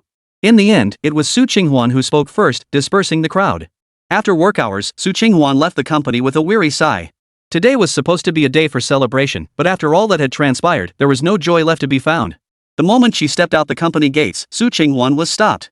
Looking up, she froze slightly, instinctively calling out, "Liu Ziming?" Today's Liu Ziming was a stark contrast to his former self. If the previous Liu Ziming had been the polished, glamorous image of a top-tier streamer, the man before her now was a scruffy, disheveled middle-aged man. Too much had happened recently, overwhelming Liu Ziming and leaving him utterly despondent. "What are you doing here? Didn't I tell you not to come looking for me? Can't you understand plain speech?" Su Qinghuan was already seething inside, and seeing Liu Ziming come looking for her only made her more irritated. Thankfully, Shen Yi had left early. If Shen Yi had seen this, it would have been disastrous. Utterly annoying. Liu Ziming immediately forced a smile and explained, "Qinghuan, I'm sorry. Everything before was my fault. I've fully realized it now. I promised I'd treat you right and never ignore you again. I came here today to surprise you. Guess what special day it is?" He spoke cautiously, his expression guarded. He deliberately left the question hanging, but Su Qinghuan couldn't be bothered to guess such nonsense. She had no patience for it. She just stared coldly at Liu Ziming, showing no desire to communicate. Seeing this, Liu Ziming quickly forced an awkward smile. He fumbled for a gift in his pocket and handed it to Su Qinghuan, his face plastered with an ingratiating grin. "Today is our anniversary. This is the gift I prepared for you." After speaking, Liu Ziming looked at Su Qinghuan expectantly, hoping she would accept the gift he had carefully prepared. But Su Qinghuan remained unmoved, her gaze cold and distant. They say where there's smoke, there's fire. Who knew what kind of trouble this guy was stirring up today? "I'm sorry. Before, you were always the one reminding me, and I never really thought much of it. But after last time, I truly realized my own issues. I've had too many flaws and shortcomings in the past, but rest assured, I won't be like that anymore. Please accept my gift and my apology. I'll work hard from now on, treat you well, and make sure you become the happiest woman. Qinghuan, please forgive me." Liu Ziming swore solemnly, his expression sincere. Su Qinghuan, however, felt conflicted. Ever since cutting ties with Liu Ziming, she hadn't given these matters another thought. But on this special day, with Liu Ziming arriving bearing gifts and sincerity, she felt awkward rejecting him outright. Sigh. Su Qinghuan sighed softly before stepping forward to unwrap the gift. "Oh, you two having a secret rendezvous here? With all these people passing by, aren't you too embarrassed?" "Of course. But most importantly, Su Qinghuan, after all those previous lessons, how can you fall into the mud and just lie there?" But just then, Xin Fei arrived. Seeing the scene before her, she couldn't help but let out a mocking remark, her heart even more convinced that Su Qinghuan was behind the whole Lanting incident. Otherwise, how could Su Qinghuan possibly be entangled with Liu Ziming? One Liu Ziming, one Xin Fei. Staring at these two, Su Qinghuan felt like her head was about to explode. "Xin Fei. What are you doing here? You've been talking all this time, but now we're on my turf. It's finally my turn to speak." Su Qinghuan had finally found her opening. Back at Lanting and at the Shen Group, Xin Fei had always found excuses, brazenly claiming this wasn't a place she should be. Now, in her own company, what excuse could this woman possibly have? Xin Fei froze, frowning as she retorted, "Su Qinghuan, is this how you welcome your new board member?" Hearing this, Su Qinghuan froze, nearly forgetting this crucial detail. This woman still held shares in their company. "Let me tell you, Su Qinghuan. I currently hold 8% of Su Group's shares. Based on that stake, I am fully qualified to join the board. Are you telling me that as a shareholder, I can't even come to the company for an inspection without being kicked out by President Su? That doesn't make any sense." Xin Fei spoke again, her expression earnest. Hadn't all their hustle and bustle been for this very moment? It could be said that Su Qinghuan was utterly powerless against her. No matter how much anger she felt, she could only bottle it up. And just as Xin Fei had anticipated, Su Qinghuan's face darkened to the extreme. A raging fire burned within her, with nowhere to vent. She had deliberately let Wansheng Group take the lead to prevent precisely this kind of situation. Yet, she never imagined Xin Fei would catch on. Otherwise, things wouldn't have escalated to this point, and Xin Fei certainly wouldn't be acting so brazenly in front of her. Chapter 98, Street Vendor Goods Worth a Fortune? Damn Xin Fei. Sometimes Su Qinghuan wondered if the woman was born under the sign of the dog. How did she always sniff out trouble so easily? She was so frustrated she couldn't speak, and this look was pure bliss for Xin Fei. "Liu Ziming, right? You really have no shame. After all that stuff with Lan Wufeng got out, you still have the nerve to show your face? I never expected you to be so considerate. The more things go wrong, the more you seem to enjoy cozying up to Su Qinghuan. Of course, that's all thanks to Su Qinghuan's incredible tolerance. She even puts up with this kind of thing. But it's only natural birds of a feather flock together. Qin Fei sneered coldly. Since her goal was to upset Su Qinghuan, she seized every opportunity to provoke her. Even if Su Qinghuan had staged this whole thing herself, Qin Fei was determined to rack her brains to make the girl suffer. Don't make baseless accusations. It was all a misunderstanding. At this point, Liu Ziming couldn't stomach the accusation and immediately retorted. Misunderstanding? Didn't you seem to be enjoying yourself back then? I don't see any misunderstanding here. Qin Fei glanced over, and the memory of that scene made her feel a bit uncomfortable. As she spoke, her gaze shifted and landed on the gift in Liu Ziming's hands. It was an exquisitely wrapped gift box, clearly prepared with great care. Is today some kind of special occasion? You even prepared a gift? Let me see what it is. Qin Fei stepped forward, snatching the gift box from Liu Ziming's hands without waiting for his response. Before he could stop her, she began unwrapping it. It's a necklace. But something about it feels off. Examining the necklace closely, Qin Fei's smile grew wider as she asked directly, "You didn't buy this from some street vendor, did you? The paint has chipped off a spot on the necklace. How could you be so careless when buying something? You should go to the store for a refund right away." Oh, wait, I forgot street stalls don't offer refunds. Next time you shop, you should wear glasses. Otherwise, you're just wasting your time. By the end of her tirade, Qin Fei's disdain was palpable. Calling this thing a flea market find was a stretch. It looked like it cost $10 at best. Liu Ziming hadn't expected the quality to be this poor. It broke before he even wore it. Forget it. Better not say anything. What if Su Qinghuan actually liked the style? If I said too much, she'd just accuse me of sticking my nose where it didn't belong. After all, different strokes for different folks. Qin Fei's tone was now dripping with sarcasm. She deliberately feigned having said something wrong and quickly covered her mouth. Of course, once she finished speaking, her gaze carried a hint of mockery as she looked at Su Qinghuan, eager to see what expression the other would make. Su Qinghuan's face turned as red as a beet, boiling with anger. She'd actually thought Liu Ziming had shown some remorse, but it turned out he was still the same old jerk. Not only did he try to fool her with this trash, but he also made her look like a fool in front of Qin Fei. Damn it! What do you know? Sure, I bought this at a street stall, but this isn't just any street stall. It's the very first one Qinghuan and I visited after we started dating. You'd never grasp this kind of special meaning. All you care about is price, but what good is being expensive if it means nothing? How dare you judge the value of my gift when you understand nothing? It's not cheap, it's priceless. Liu Ziming naturally refused to back down. Sure, it was street stall merchandise, but it held profound emotional value for him. How could something like this be compared to ordinary street stall goods? Oh, I see. So you're saying that even though it's a street stall item, probably not worth $10, once you pour your feelings into it, it becomes priceless. Even some genuine, top-tier luxury brands can't compare, is that what you're saying? Qin Fei asked with a smile, though her words were clearly directed at Su Qinghuan. She was simply trying to humiliate Su Qinghuan. Such immature remarks were rare indeed. Of course. Not everything in this world can be measured by money. You've heard the saying, a goose feather sent from 1,000 miles away. The gift may be small, but the sentiment is great. The value of a gift isn't measured by its outward worth, but by its inner meaning. This gift I gave is filled with all the genuine feelings I've held for Qinghuan all this time. That street stall witnessed every step of our journey together. People like you understand nothing.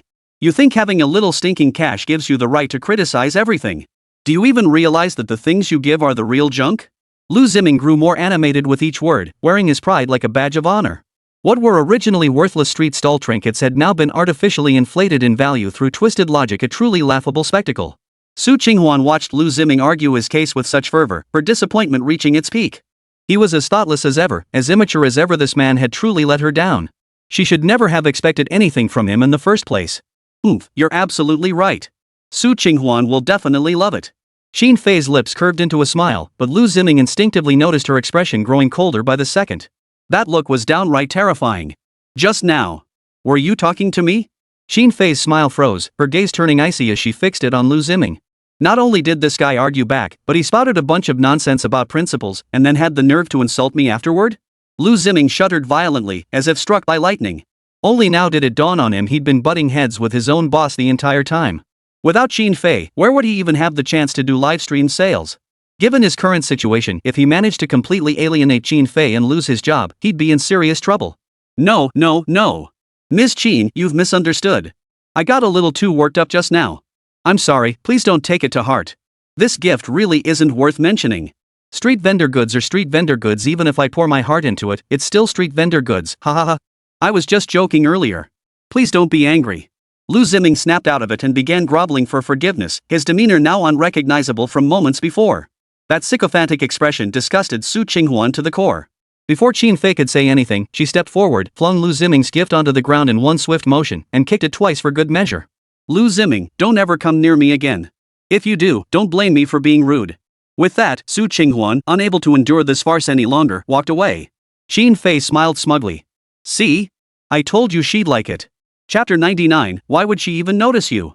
Watching Su Qinghuan's retreating figure, Liu Ziming felt utterly lost. Especially the crushed gift box on the ground and the scattered necklace pieces, every detail stung him. Already feeling the sting? You know, you're actually kind of adorable. Qin Fei shot him a glance, unable to suppress a chuckle, her eyes tinged with mockery. What do you mean? Liu Ziming looked at Qin Fei, feeling as if he might choke up at any moment. Who wouldn't feel hurt in this situation? He'd been dumped right to his face, then publicly humiliated with righteous indignation. Even the gift he'd prepared had been trampled into worthless scraps. Don't you get it? Did you really think Su Qinghuan broke up with Shen Yi for you? I never imagined you could be so naive. Qin Fei flashed a smile, though it seemed to carry hidden meaning. Hearing this, Liu Ziming froze, utterly bewildered. Let alone decipher the meaning behind her words. After a moment's thought, Liu Ziming stubbornly insisted, isn't that right? Even though Su Qinghuan has given up on me now, she wasn't like this before. She really liked me. She basically did whatever I said. She even insisted on sharing a cup of wine with me at the wedding banquet. That alone should prove everything. Even though you're my boss, you definitely weren't privy to these details. After carefully weighing his words, Liu Ziming remained convinced of this truth. Qin Fei might be formidable, but ultimately, he and Su Qinghuan had spent every waking moment together. He knew her inside out. He was confident in that. There's truth to the saying, beauty is in the eye of the beholder. Your view of Su Qinghuan is heavily filtered. To the point where you don't understand her at all, especially not the scheming side of Su Qinghuan. As her rival, I know her tactics all too well. Qin Fei shook his head helplessly, looking at Liu Ziming as if he were a pitiful creature. The more Liu Ziming listened, the more confused he became, his guard instinctively rising. Could Qin Fei be trying to drive a wedge between them? After all, she herself had said they were rivals. This kind of thing was perfectly normal. Why do you say that? And what did you mean by that earlier remark? Liu Ziming frowned and pressed further. Qin Fei didn't respond immediately. After a long sigh, she finally said, I truly feel sorry for you. You still don't know what kind of person Su Qinghuan really is. Whether it was Su Qinghuan sharing a cup of wine with you or arranging the annulment of your engagement with Shen Yi, it was all part of her plan, deliberately staged for your benefit.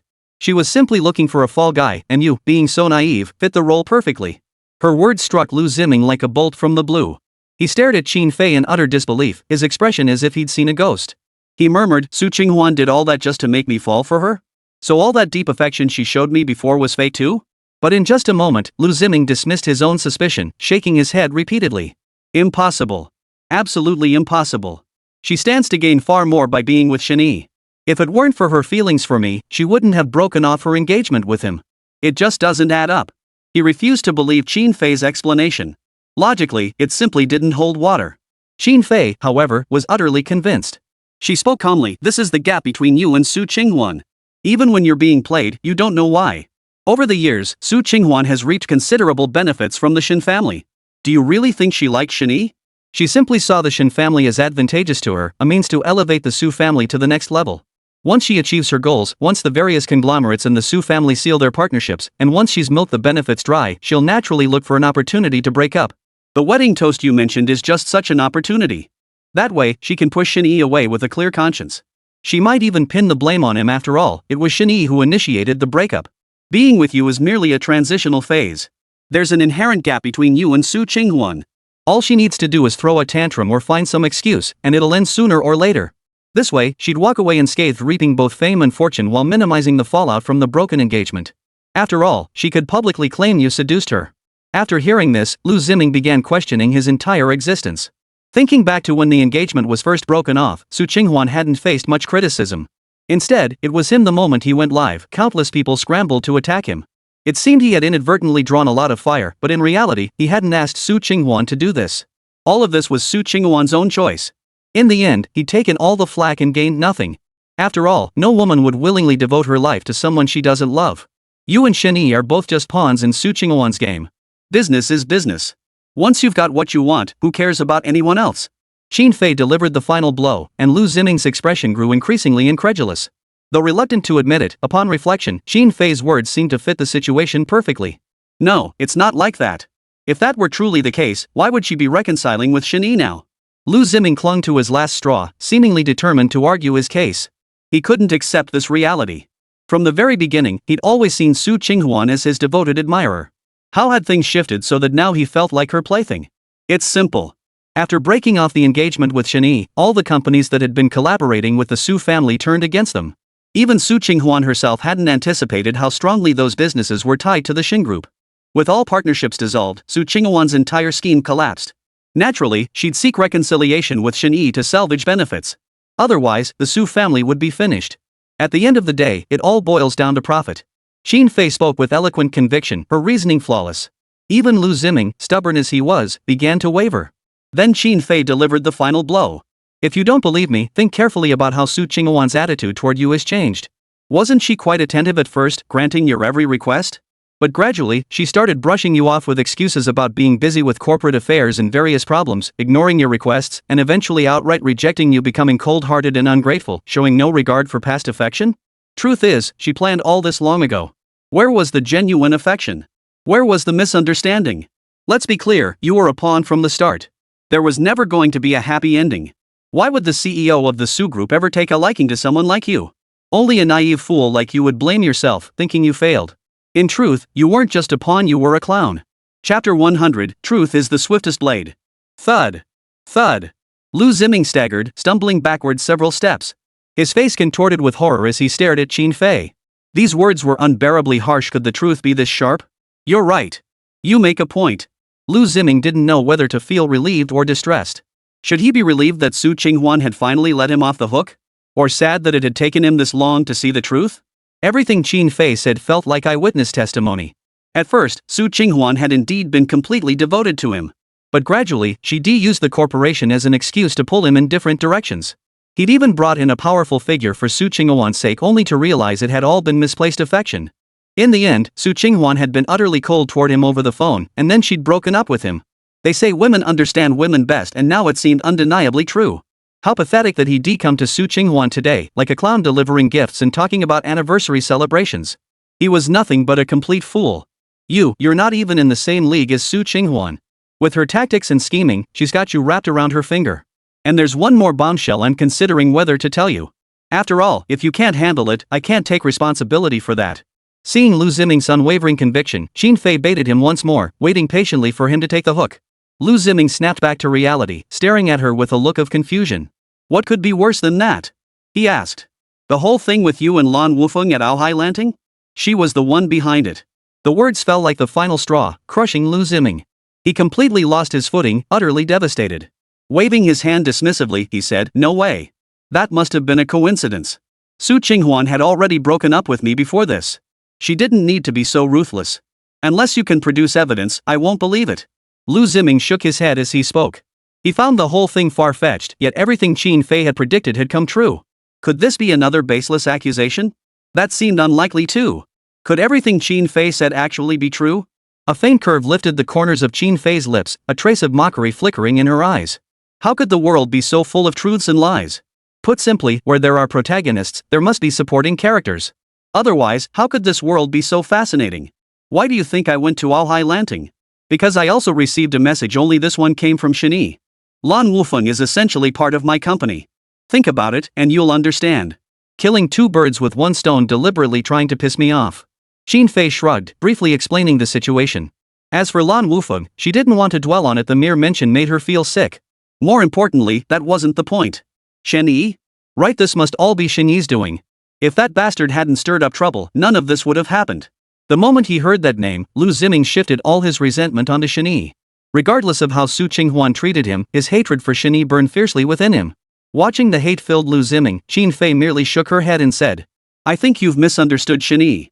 Although the message came from him, my investigation revealed that number was a virtual one, not his personal number. Moreover, your current job was secured with Shen Yi's backing. While I'm the nominal boss, you wouldn't have gotten this opportunity without his recommendation. And to put it bluntly, you and Shen Yi aren't even from the same world. To him, you're like an ant. Do you really think he has the time or inclination to bother with you or target you? The words were blunt but true. No matter how unwilling Liu Ziming was to admit it, he had to accept this reality. Shen Yi truly had no need to acknowledge him, let alone go out of his way to mess with him. If he genuinely disliked him, there was nothing he could do about such direct hostility. Is this the virtual number you mentioned? Liu Ziming quickly pulled out his phone and compared it with Qin Fei's. To his surprise, it was the exact same virtual number. This was highly intriguing. So the one orchestrating all this is Su Qinghuan. She's not only targeting you but also using this to spite me. Think about it, you'll see how cunning this woman is. The Su Qinghuan you know is merely the tip of the iceberg. She pretends to help you, but her true goal is to destroy you. That way, her final stain will vanish. As for reviving the Su group, kicking you out is a piece of cake. She's had her escape route all along, you just didn't know it. With just a few words, Qin Fei had completely brainwashed Liu Ziming. He now saw Su Qinghuan as an unfathomable schemer, someone ordinary people could never hope to match. After dealing with Su Qinghuan for so many years, I must admit I'm no match for her in this regard. Sometimes I can't help but admire her, she plans everything so meticulously. As for me, I can only outdo her with my sharp tongue. But who knows if someone so skilled at manipulating others isn't just letting me have my way. Finally, Qin Fei gave Su Qinghuan another gentle tug upward. This ambiguous remark, part criticism, part praise, left Liu Ziming utterly confused. What should I do now? Liu Ziming felt utterly lost, as if he were teetering on the edge of collapse. Qin Fei, however, gave a knowing smile and said, let's go. We'll talk somewhere else. He nodded blankly, finally giving his assent. The two walked away, one ahead, the other behind. In an unnoticed corner, a figure flashed by. Meanwhile, Shen Yi and Yang Nan were enjoying their blissful time together. Finally, we can relax. Yang Nanxin stretched lazily before sighing, all this scheming and plotting is exhausting. Honestly, ordinary people have it better. Simple lives may be plain, but they're warm, heartfelt, and grounded. Over this period, Yang Nanxin had truly grasped the terrifying and mentally draining nature of business warfare. Everyone schemed against each other, appearing to help one another while harboring hidden agendas beneath the surface. There are no permanent friends, only permanent interests. If you want it, you can live any life you choose. Of course, I'm willing to. Shen Yi walked beside her, a hint of ease playing on his lips. Yang Nanxin, however, quickened her pace until she stood directly before Shen Yi. She halted abruptly, her expression a mix of amusement and skepticism. Aren't you afraid that everything I'm showing you now is just an act? Like Su Qinghuan, that she only approached you for ulterior motives? Hearing this, Shen Yi's expression turned serious. He reached out and gently flicked Yang Nanxin's forehead before replying. I'm not afraid, because you're not. Also, don't compare yourself to Su Qinghuan. It's beneath you. Chapter 101, The Gossip Squad. Seeing Shen Yi's earnest expression, Yang Nanxin felt a flicker of warmth in her heart. Yang Nanxin nodded emphatically. Ever since confessing her feelings to Shen Yi, she'd been plagued by self-doubt about her background. Though Su Qinghuan wasn't a good person, she was, after all, the legitimate CEO of a company and the eldest daughter of the Su family, a match perfectly suited to Shen Yi. In contrast, she had no background or pedigree, making their match far from equal. It could be said she'd hit the jackpot. Yet the greater the bargain, the less at ease she felt. Thud. Shen Yi flicked Yang Nanxin's forehead again. She winced slightly and muttered, what's the point? I don't want your little head spinning with nonsense. I'm telling you this seriously, you're leagues ahead of Su Qinghuan without even breaking a sweat. And don't dwell on other things, none of that matters. What matters is you and me. Shen Yi withdrew his hand, revealing a warm smile. Yang Nanxin merely responded with a casual, okay.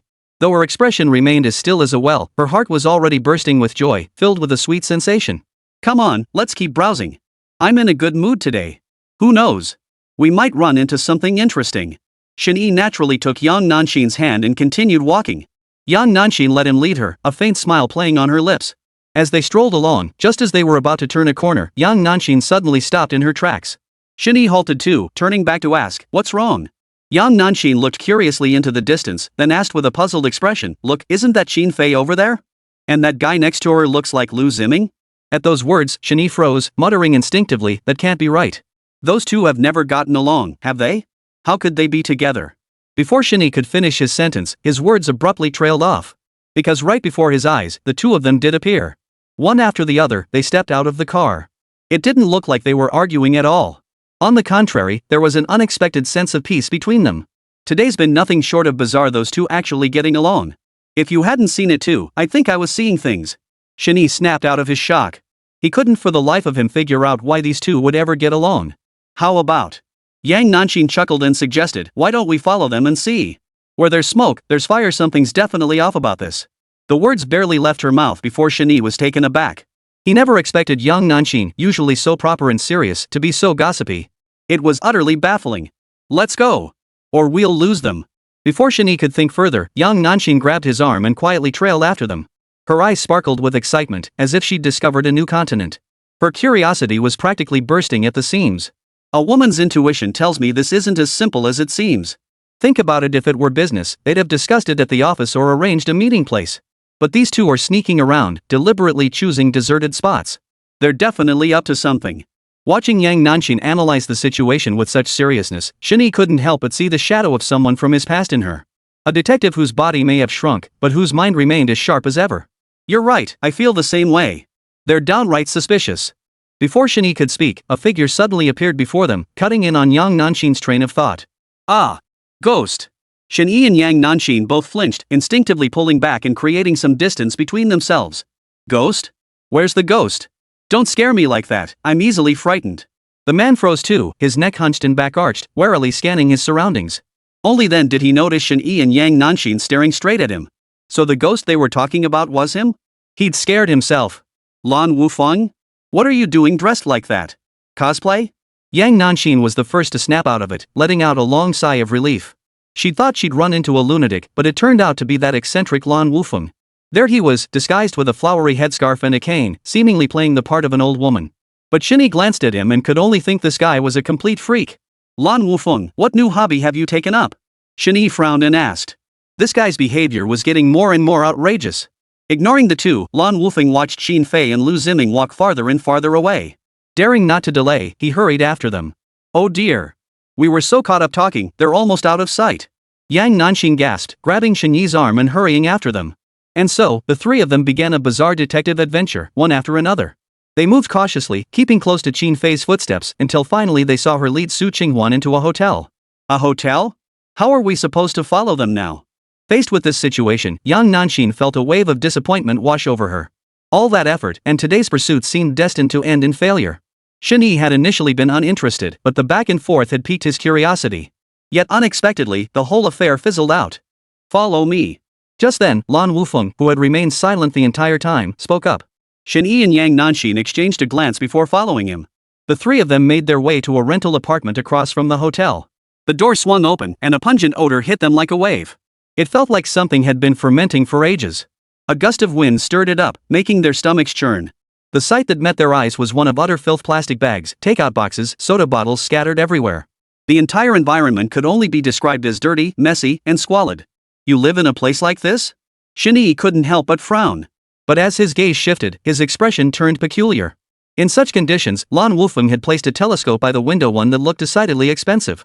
Judging by its orientation, it was aimed directly at a luxury suite across from the hotel. Did this guy have some kind of peculiar fetish? At that thought, Shen Yi shook his head. Compared to being involved with Liu Ziming and so passionately at that so-called voyeurism seemed trivial. That luxury suite across the way is Xin Fei's base of operations. Once she spots new prey, she brings them back to that room. That's confidential.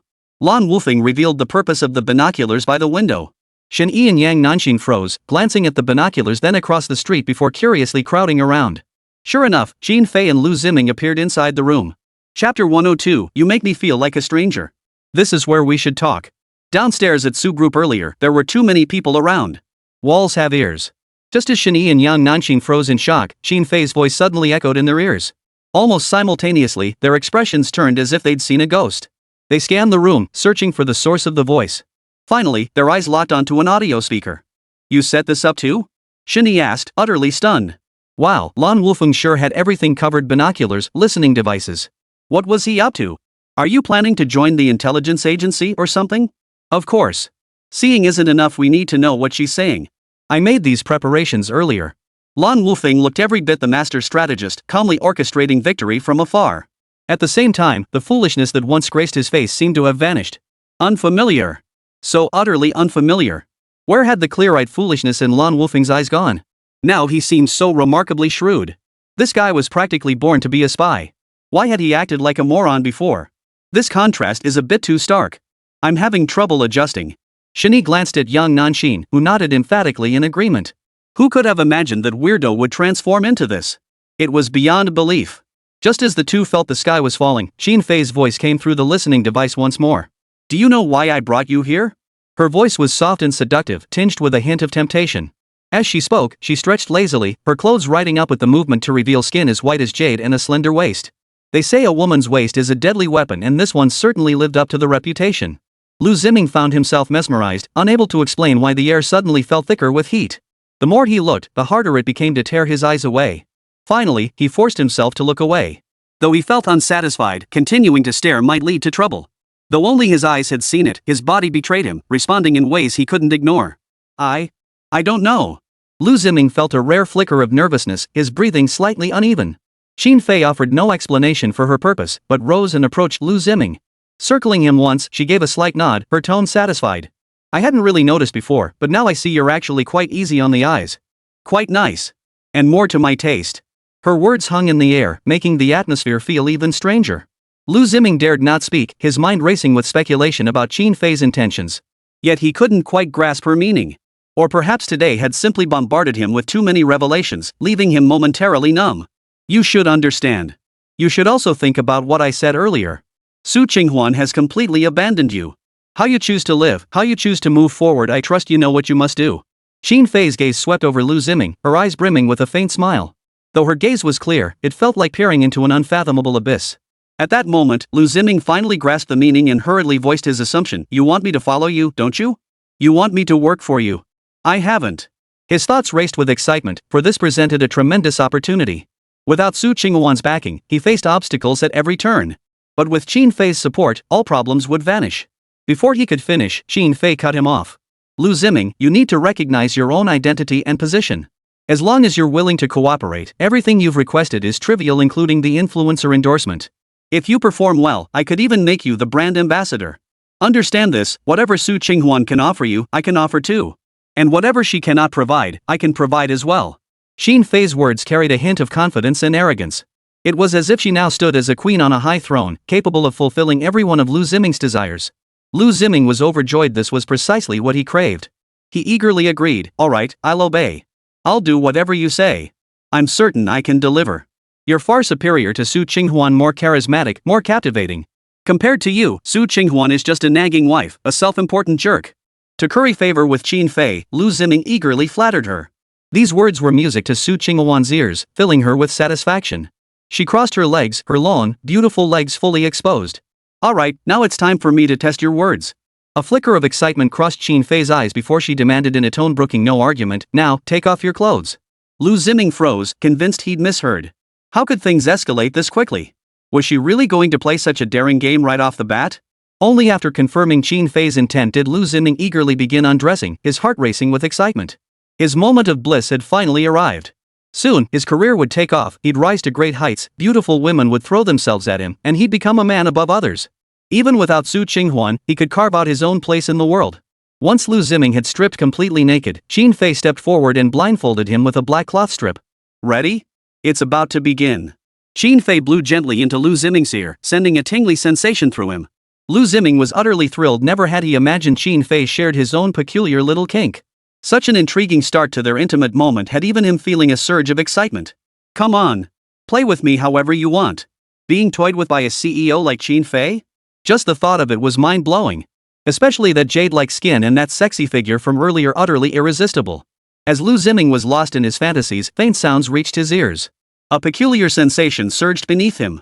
Before he could process it, Xin Fei began her signature training regimen and Liu Ziming let out a series of agonized cries. Ah! Ah! He'd thought Xin Fei's methods were enough, but never imagined she'd even resort to using a small whip in the end. Get down on the floor, now! Obeying the command, Liu Ziming complied. But the moment he hit the ground, a lash struck his back. Ow! The more pitiful his cries, the more excited Xin Fei became, and the faster the whip cracked in her hand. After nearly an hour of this, not a single inch of Liu Ziming's back remained untouched. Xin Fei employed countless torturous methods, tormenting Liu Ziming until he was on the verge of death. By the end, he couldn't tell if his cries were from excitement or pleas for mercy. Another hour passed before Xin Fei finally stopped, satisfied. She pulled several wads of cash from her bag and tossed them at Liu Ziming, then declared, "From today onward, you are my slave." Chapter 103. Do you think you have a choice? With that, Xin Fei departed in high spirits. Watching her retreating figure, Liu Ziming felt as though he'd glimpsed boundless hope, his heart swelling with joy. He tried to rise, but immediately grimaced in pain, gasping sharply, "Ugh, it hurts." The pain coursing through his body was excruciating, a searing agony he could scarcely endure. Though the price paid was steep, trying something new was quite thrilling overall. Even he felt a flicker of excitement stir within him. This is my only chance. Liu Ziming forced himself to crawl onto the bed to rest. Given his current predicament, Qin Fei was his only lifeline. If he could please her, satisfy her, he could rise from his slump and become even better than before. You can do it, Liu Ziming. You absolutely can. No matter what, I'll make those who look down on me pay.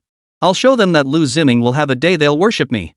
As he silently vowed this to himself, the excruciating pain in Liu Ziming's body grew more intense, and before he knew it, he slipped into unconsciousness. Across the street from the hotel, however, a different scene unfolded. Damn it! Damn it! Damn it! Lan Wulfing was furious, his rage boiling over. Unable to contain his fury any longer, he kicked the makeshift table in the rented room with all his might. The table toppled over, sending its contents scattering across the floor. Even the uneaten takeout spilled everywhere, soup and sauce splattered across the floor and walls. Why? Why is this happening to me? Liu Ziming's rage hadn't subsided. He grabbed a nearby stool and began smashing it wildly around the room. To those who knew, it was just a stool. To the uninitiated, it looked like he was wielding a halberd. Within mere seconds, the already chaotic rental apartment was reduced to ruins. Am I really not as good as Liu Ziming? What exactly am I lacking compared to him? We've been together for so long. Lan Wulfing couldn't fathom why this was happening. Was the new flame really better than the old love? But he had always been by Qin Fei's side, granting her every wish. Did he deserve to be treated like this? He didn't know, couldn't make sense of it, and felt nothing but agony. Don't be so volatile. You still have chances. It's not a total loss yet. Shen Yi felt somewhat speechless inside. Seeing Liu Ziming reduced to that state, he couldn't fathom what Lan Wulfing had to envy or be angry about. Could this truly bring him some kind of satisfaction? He couldn't fathom it, but he was profoundly shaken. Chance? Ha! What chance do I have left? Didn't you see what they did just now? If Qin Fei still cared about me, she wouldn't have done that. It's over. There's no chance left. Lan Wulfing looked utterly dejected, as if all his vitality had been drained away. He had invested so much, only to lose everything in the end because of some unexpected incident. Just thinking about it felt utterly pointless. Why couldn't he control himself in that situation? This was simply... Ugh. I said you had a chance, Lan Wulfing. Don't think you're so clever. Overconfidence isn't a good habit. Shen Yi chimed in immediately. Perhaps for Lan Wulfing there truly was no chance left. But as long as he stepped in, there was still room for redemption. What do you mean? Lan Wulfing looked dazed before asking. You think I don't know about your past as a corporate spy in my company, gathering intelligence? Or do you think your acting was so flawless, your disguise so perfect? Shen Yi glanced at him, calmly laying out the facts. Hearing this, Lan Wulfing's expression gradually shifted to utter disbelief. His eyes widened significantly, unable to fathom that Shen Yi had seen through him all along. This couldn't be allowed to come to light. Industrial espionage was a crime that could not be overlooked. Don't be ridiculous. I don't know anything about this. I never did any of those things. Lan Wulfing scrambled to explain, but Shen Yi raised his hand to cut him off before he could finish.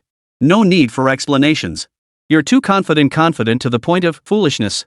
Shen Yi shook his head. So this guy really thought he was flawless? This was unexpected. Given the other guy's full-scale preparations today, Shen Yi had initially thought it was just a misunderstanding. He hadn't realized he'd been overthinking it.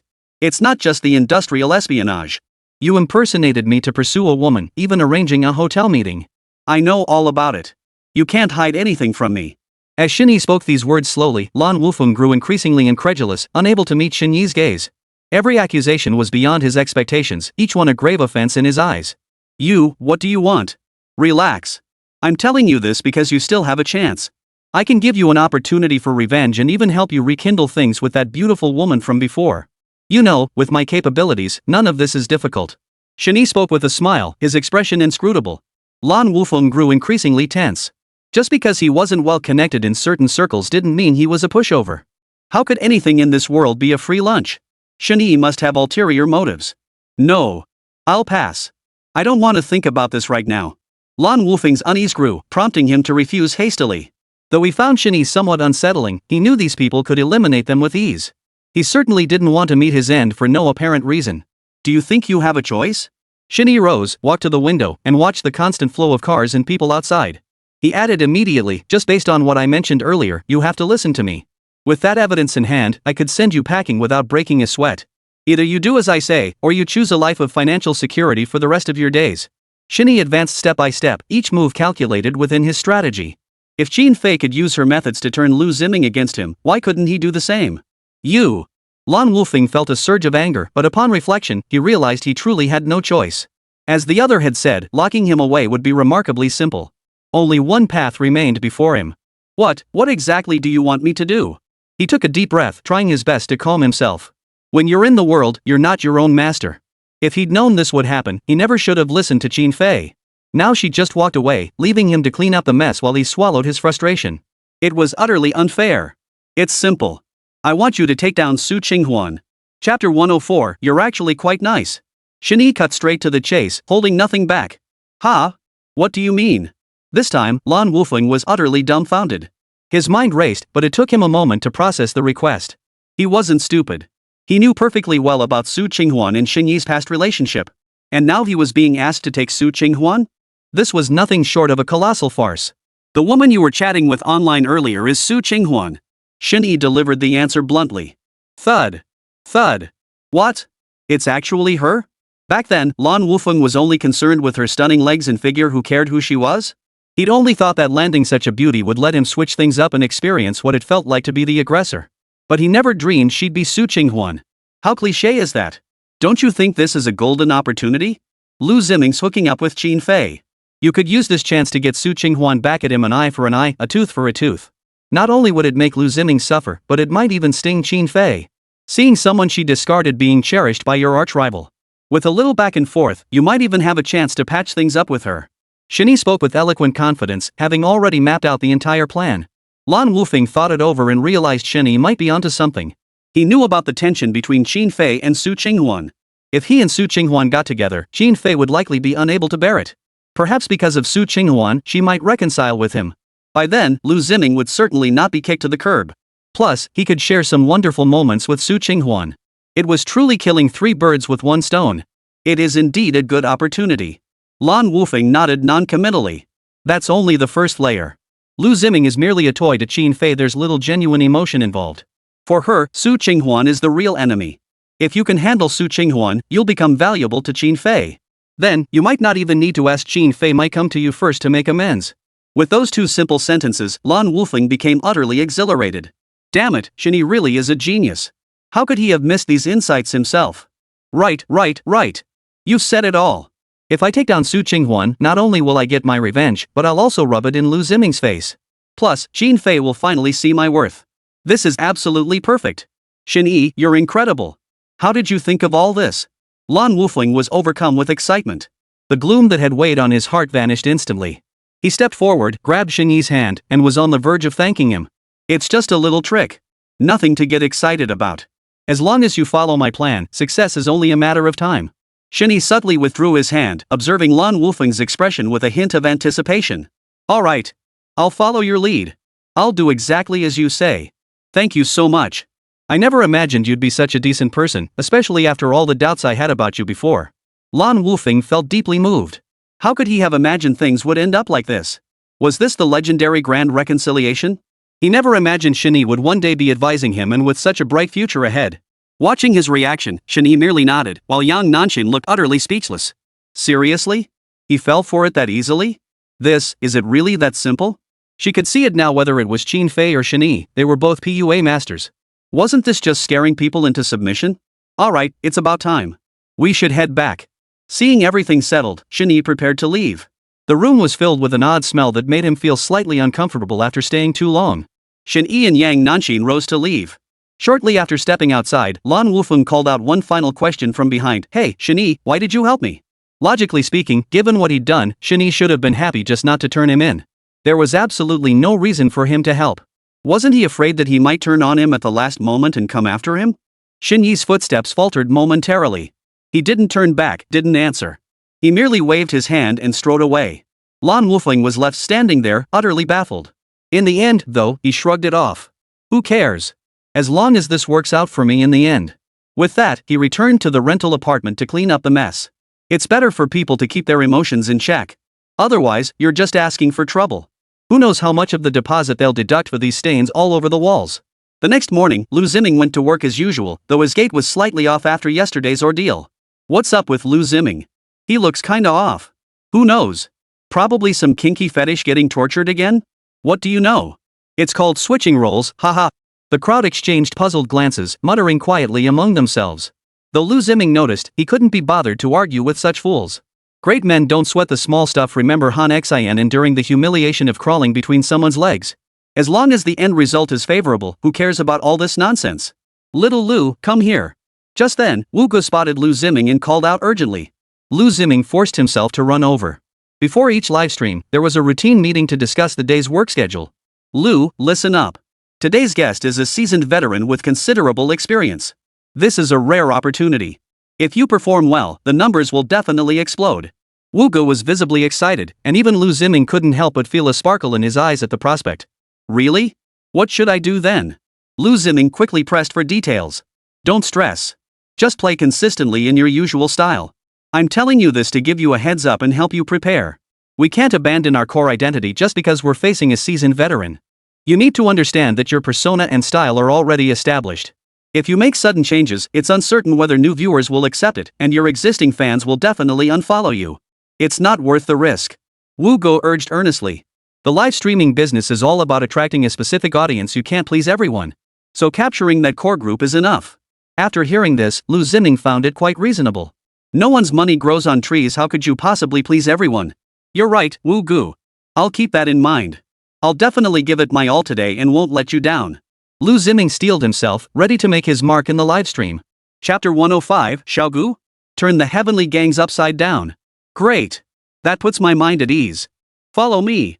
Wu Ge smiled with satisfaction, then led Liu Ziming to the live streaming studio. Most routine matters were discussed here, and it was also convenient for live streaming, allowing for quick adjustments if needed. By the time Liu Ziming arrived, several people had already gathered in the live streaming studio. Professor Gu, sorry to keep you waiting. This is our host, Liu Ziming. Wu Ge stepped forward to greet one of the men. He appeared to be in his 40s or 50s, with short hair and a hint of stubble, exuding an air of artistic refinement. As mentioned earlier, this is their guest for today, a veteran of the entertainment industry, Gu Changfeng. No worries, no worries.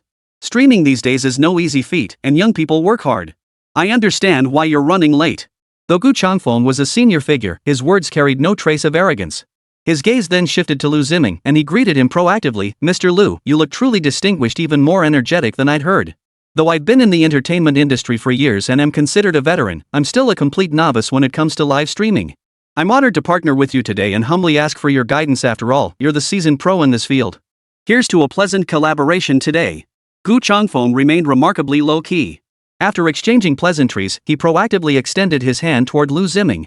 Adhering to his principle of being kind and approachable, Gu Changfeng was quite satisfied with his performance. Liu Ziming shot Gu Changfeng a glance before snorting coldly and averting his gaze. He didn't extend his hand in greeting, maintaining an utterly aloof demeanor. Gu Changfeng froze instantly, his mind momentarily unable to process the situation. What was going on here? Who exactly was the senior here? He'd offered a polite greeting, so what was this guy's problem? Ahem. Xiao Lu, this is your partner, Gu Changfeng. Teacher Gu. Today, you must work well with Teacher Gu and strive to achieve new heights. Wu Ge quickly stepped in to smooth things over, preventing the awkwardness from escalating. Little did he expect that even before things began, a palpable tension hung in the air. Liu Ziming was quite the character. Just cooperate with me during today's livestream. Don't cause trouble. If anything goes wrong, I won't care who you are. Finally, Liu Ziming spoke. His words were utterly ruthless, like a sharp slap across Gu Changfeng's face. It left him both hurt and furious. He was no small name in the entertainment industry, a veteran with seniority and age that made him Liu Ziming's senior.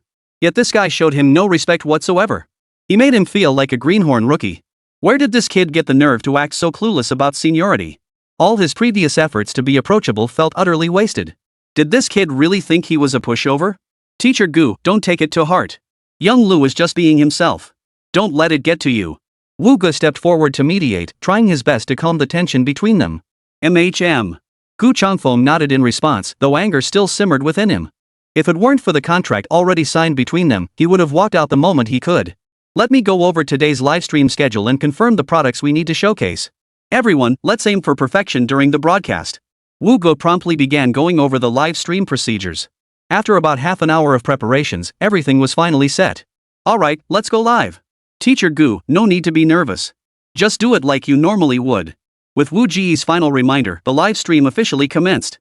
As the camera rolled, Liu Ziming shed his previous aloof demeanor, his face breaking into a warm smile. He waved enthusiastically at the livestream audience and announced, "Hello, everyone. It's time for our regular meet-up again. I'm still your little Lu, welcome, everyone." Seeing him like this, Gu Changfeng began to doubt his own perception. Was this really the Liu Ziming he had met before? How could he seem like a completely different person inside and out? It truly was all show on stage, but real life off stage. They say a day apart feels like 3 autumns. Family, during our time apart, little Lu has missed you all dearly. I wonder if you feel the same way.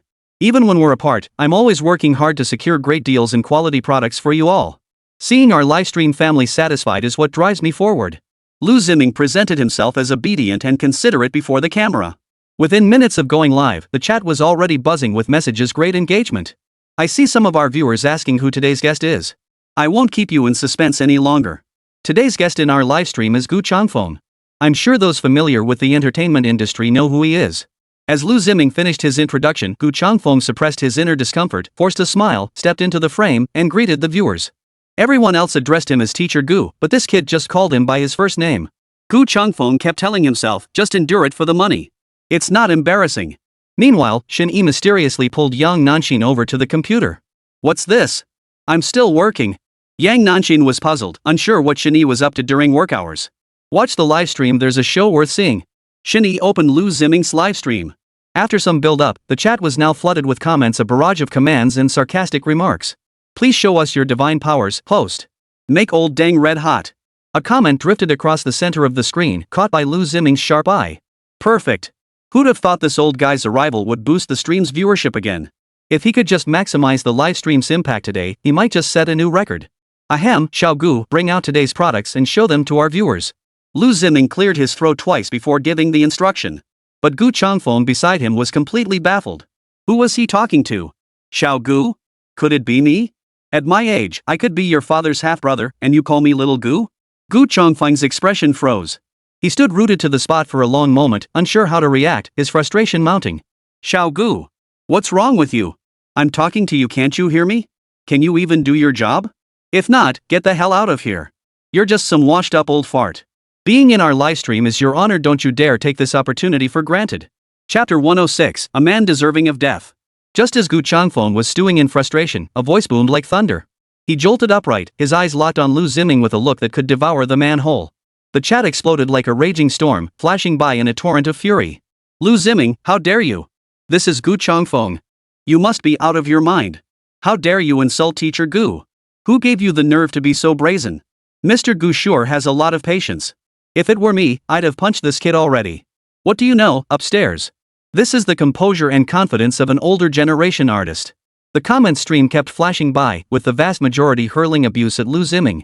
Among them were fans of Gu Changfeng. After all, many had grown up with his work. Now that Liu Ziming had spoken so arrogantly, showing not a shred of respect, how could they possibly tolerate it? What utter stupidity! Xin Fei watched the livestream, seething with anger. No matter what, this wasn't how a livestream should be conducted. Was this always his style? Or has he just lost his mind? As the person involved, Liu Ziming couldn't care less. The comments were flying by fast, and he knew people were cursing him out. It annoyed him a bit, but so what? He was about to become famous. What was a little criticism?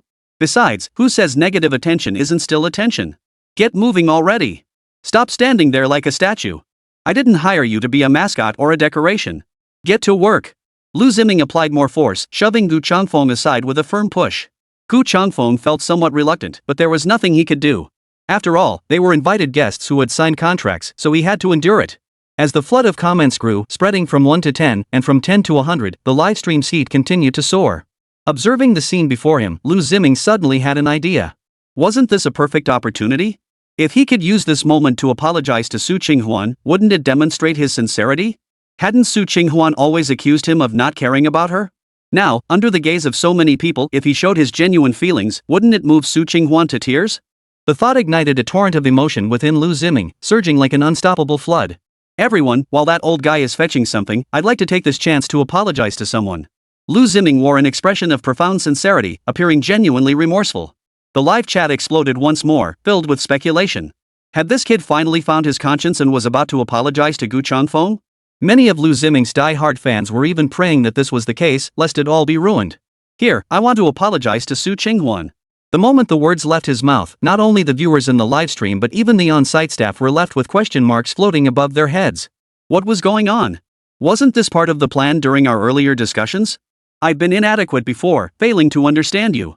Instead, I neglected you in so many ways, making you feel my genuine affection was absent. Every single thing is my fault. I failed to live up to my responsibilities as a boyfriend. I'm the one who wronged you. I hope you can forgive me and give me another chance. This time, I truly understand my mistakes. At that moment, Liu Ziming's emotions overflowed. His face was filled with sorrow and sincerity. No one could have predicted this outcome. They thought he'd finally come to his senses and recognized his mistakes, but little did they know he had a big surprise in store for them. Liu Ziming watched the stream of comments flooding the screen, a flicker of hope stirring within him. Whether Su Qinghuan saw these words during the livestream or later in the recorded footage, she'd surely be moved to tears, right? Would she even come back to him to reconcile? He pondered this, while on the other side, Su Qinghuan's eyes widened in shock as she watched the livestream. Crash! Furious beyond control, she hurled her phone onto the floor, shattering it into pieces. Damn it! You want to die, but you're dragging me down with you? Are you out of your mind? This guy had already thoroughly offended Gu Changfeng in the livestream, and now he had to say something like this at this exact moment? Wasn't he just trying to drag her down with him? Who wouldn't be furious? Ha! Shen Yi stared at the livestream feed, utterly dumbfounded. You arranged this too? Yang Nanxin was also taken aback. She thought her earlier tirade against Gu Changfeng was shocking enough, but who could have guessed there was an ace up her sleeve? This part definitely wasn't my doing. While the earlier livestream content had indeed been entirely her own planning, this subsequent outpouring of genuine emotion had nothing to do with her. Who could have predicted Liu Ziming's mind would work in such bizarre ways? Performing acrobatics at a time like this? What a mess! Xin Fei was furious too. She'd calculated every possible scenario but never anticipated this guy wasn't normal. This is a live streaming shopping platform, not some damn dating show. Ding ding ding. Phones and landlines in the office rang almost simultaneously. Miss Qin, this is the host you picked? How absurd is this? What do you think our live streaming sales room is? If this keeps up, are we even going to sell anything? What about our sales figures? Numerous partners called in to demand answers, utterly bewildered by the situation. It was nothing like they'd imagined. Xin Fei had no choice but to temporarily calm everyone down. This was an accident, she said. I'll follow up immediately and ensure nothing like this happens again. After a lengthy explanation, she finally managed to calm everyone down. Meanwhile, Su Qinghuan was also struggling. The fans she had previously bought for Liu Ziming were causing a ruckus in the group chat, leaving her no peace. She finally dissolved the group to regain some peace. The chaos in Liu Ziming's livestream only escalated, spiraling completely out of control. This is utterly disgusting. Who would have thought a clown like you would dare to stream live? Exactly. Insulting Teacher Gu and pulling this disgusting stunt on stream? You've got no shame. Su Qinghuan, isn't she that promiscuous woman from before? Neither of you are any good. Just lock yourselves away already. I heard Su Qinghuan secretly bought you followers and boosted your popularity. No wonder there are always some idiots defending you in your livestream, acting like you're brainless fans. The crowd grew furious, and the livestream instantly descended into chaos. More and more people began condemning Liu Ziming, even digging up his past shady history. Meanwhile, Liu Ziming remained oblivious, happily continuing his livestream antics. Chapter 107, I did pretty well, right? Xiao Gu. Why are you dragging your feet when I ask you to do something? You have 3 seconds. If nothing happens, don't blame me for not giving you face. Liu Ziming continued to flaunt his power, reinforcing his persona. Meanwhile, the tension in the livestream chat was escalating rapidly, already filled with a chorus of insults. Everyone, let's boycott this scumbag streamer. This guy's character is shady. He buys followers, buys views, and fakes all his stats. His products are probably sketchy too. Everyone, use those money-making fingers and hit the report button. Don't let this kind of streamer keep broadcasting. Exactly. He's a villain who stole someone else's relationship, yet he has the nerve to apologize sincerely in the livestream? Someone with your values and character will only corrupt the audience. Don't encourage his wicked ways. This guy probably thinks he's being romantic, but honestly, it's just disgusting. The flood of comments poured in like a storm, moving at lightning speed. Some were particularly vicious, cursing Liu Ziming's ancestors back to the 18th generation. Compounded by countless viewers reporting the stream, this unprecedented spectacle didn't last long. Gu Changfeng stepped forward with the sample, but before he could do anything, Liu Ziming's scolding erupted. You old fossil. You take forever to do anything. Do you think the viewers will wait around forever for you? Old fool, learn your lesson already. By the time the tirade ended, Gu Changfeng had reached his breaking point. But before he could speak, the once bustling livestream suddenly went black. Everyone froze in shock. What the hell? Liu Ziming was utterly baffled, a giant question mark hovering over his head. Could it be that today's stream was so incredibly successful it caused the entire channel to crash? It had to be that. He was in top form today, even beyond his usual capabilities. It looked entirely possible to break records again today. What's going on? Get the stream back up immediately. Do you have any idea how high the traffic is right now? With that thought, Liu Ziming shouted to the crew behind him. If things kept going like this, he wouldn't be far from achieving success in his career. Restore my ass. The stream got banned, you moron. But no sooner had Liu Ziming finished speaking than the director stormed over, pointing a finger in his face and unleashing a torrent of abuse. The director had intended to leverage Gu Chongfeng's fame to boost viewership and potentially set a new record for the entire livestream. But who could have imagined the entire livestream would be ruined in a few short moments? This wasn't a warning, it was a direct ban. Not a single chance was given. Clearly, Liu Ziming had gone too far. Oomph. I don't know how a low-quality streamer like you even got this far. In our industry, you'd have been banned across all platforms long ago. So young and already wasting your life on shady schemes, you deserve this day. If I'd known your style was like this, no amount of money would have brought me back. You're dragging down my reputation. Gu Chongfeng, who had been holding back, finally lost his temper. Now that the stream was banned, it was time to vent his frustration. As a veteran in the entertainment industry, he never imagined being treated like a dog in a junior streamer's room. Looking back on his entire career, nothing like this had ever happened. Today was truly an eye-opener. Liu Ziming, now furious, didn't forget his persona. He went all in, confronting Gu Chongfeng head-on. What are you pretending to be, old fart? Don't act superior in front of me. People call you teacher, and you really think you're something special. Let me tell you, if you hadn't been dragging your feet, would those people have gotten so upset? Don't try to shift the blame onto me. Who knows who invited this old geezer to mess things up? What a jinx. Bowing my head? Not a chance. Besides, this Gu Chongfeng isn't anything special. He's just some old geezer. What could he possibly know? I have a true master guiding me, a real top streamer. Why would I need your advice on how to do things? You. Gu Chongfeng couldn't contain his anger any longer. He waved his hand dismissively and stormed off, hurling one last parting shot. You stubborn fool. Watching him walk away, the director felt like crying. Such a golden opportunity had been right there, and now it was gone.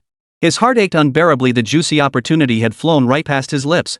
Meanwhile, Liu Ziming felt triumphant inside, thinking how flawless his performance had been this time. Even his persona remained perfectly intact. Director, what do you think? Did I do well?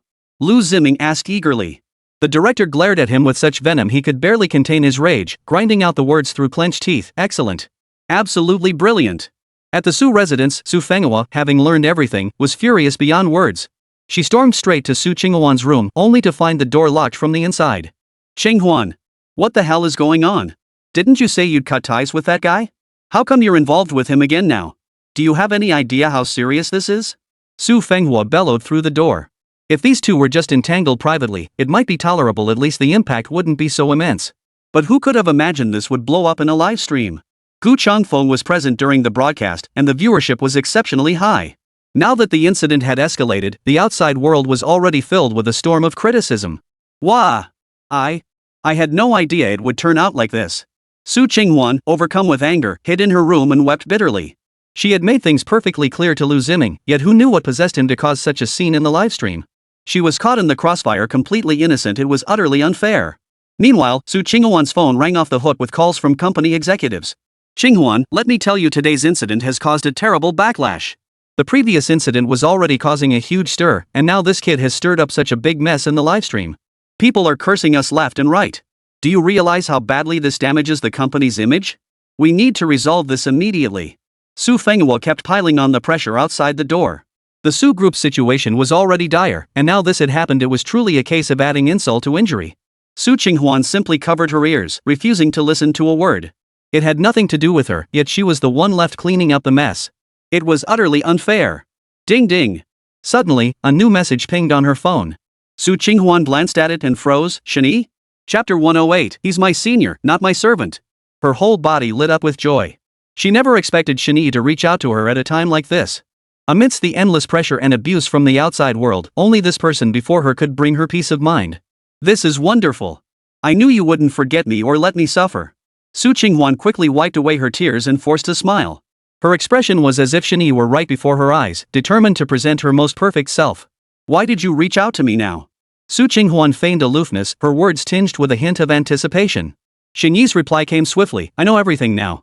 I was worried the pressure might be too much for you, so I wanted to check in.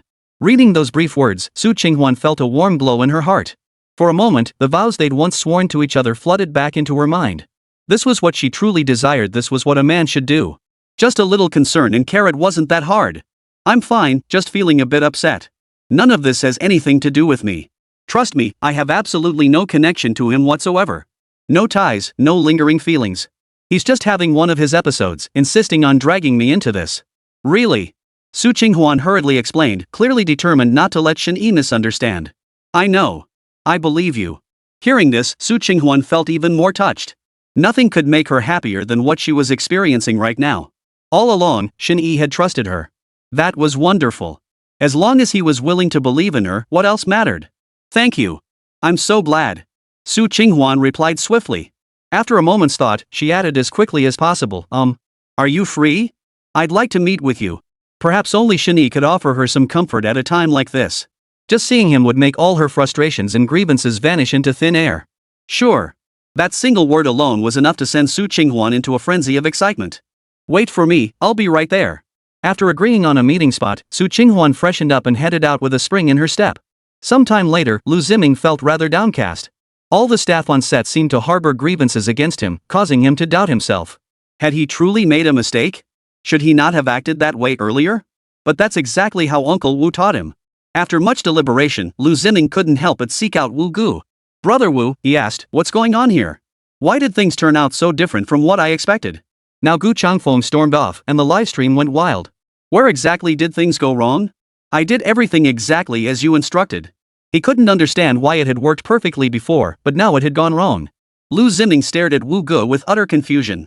Wu Gu, who had been sipping tea, immediately grew displeased at the question, losing all interest in his drink. Don't pin this on me. How could you say I taught you this? I told you to maintain your persona, but there's a method to that.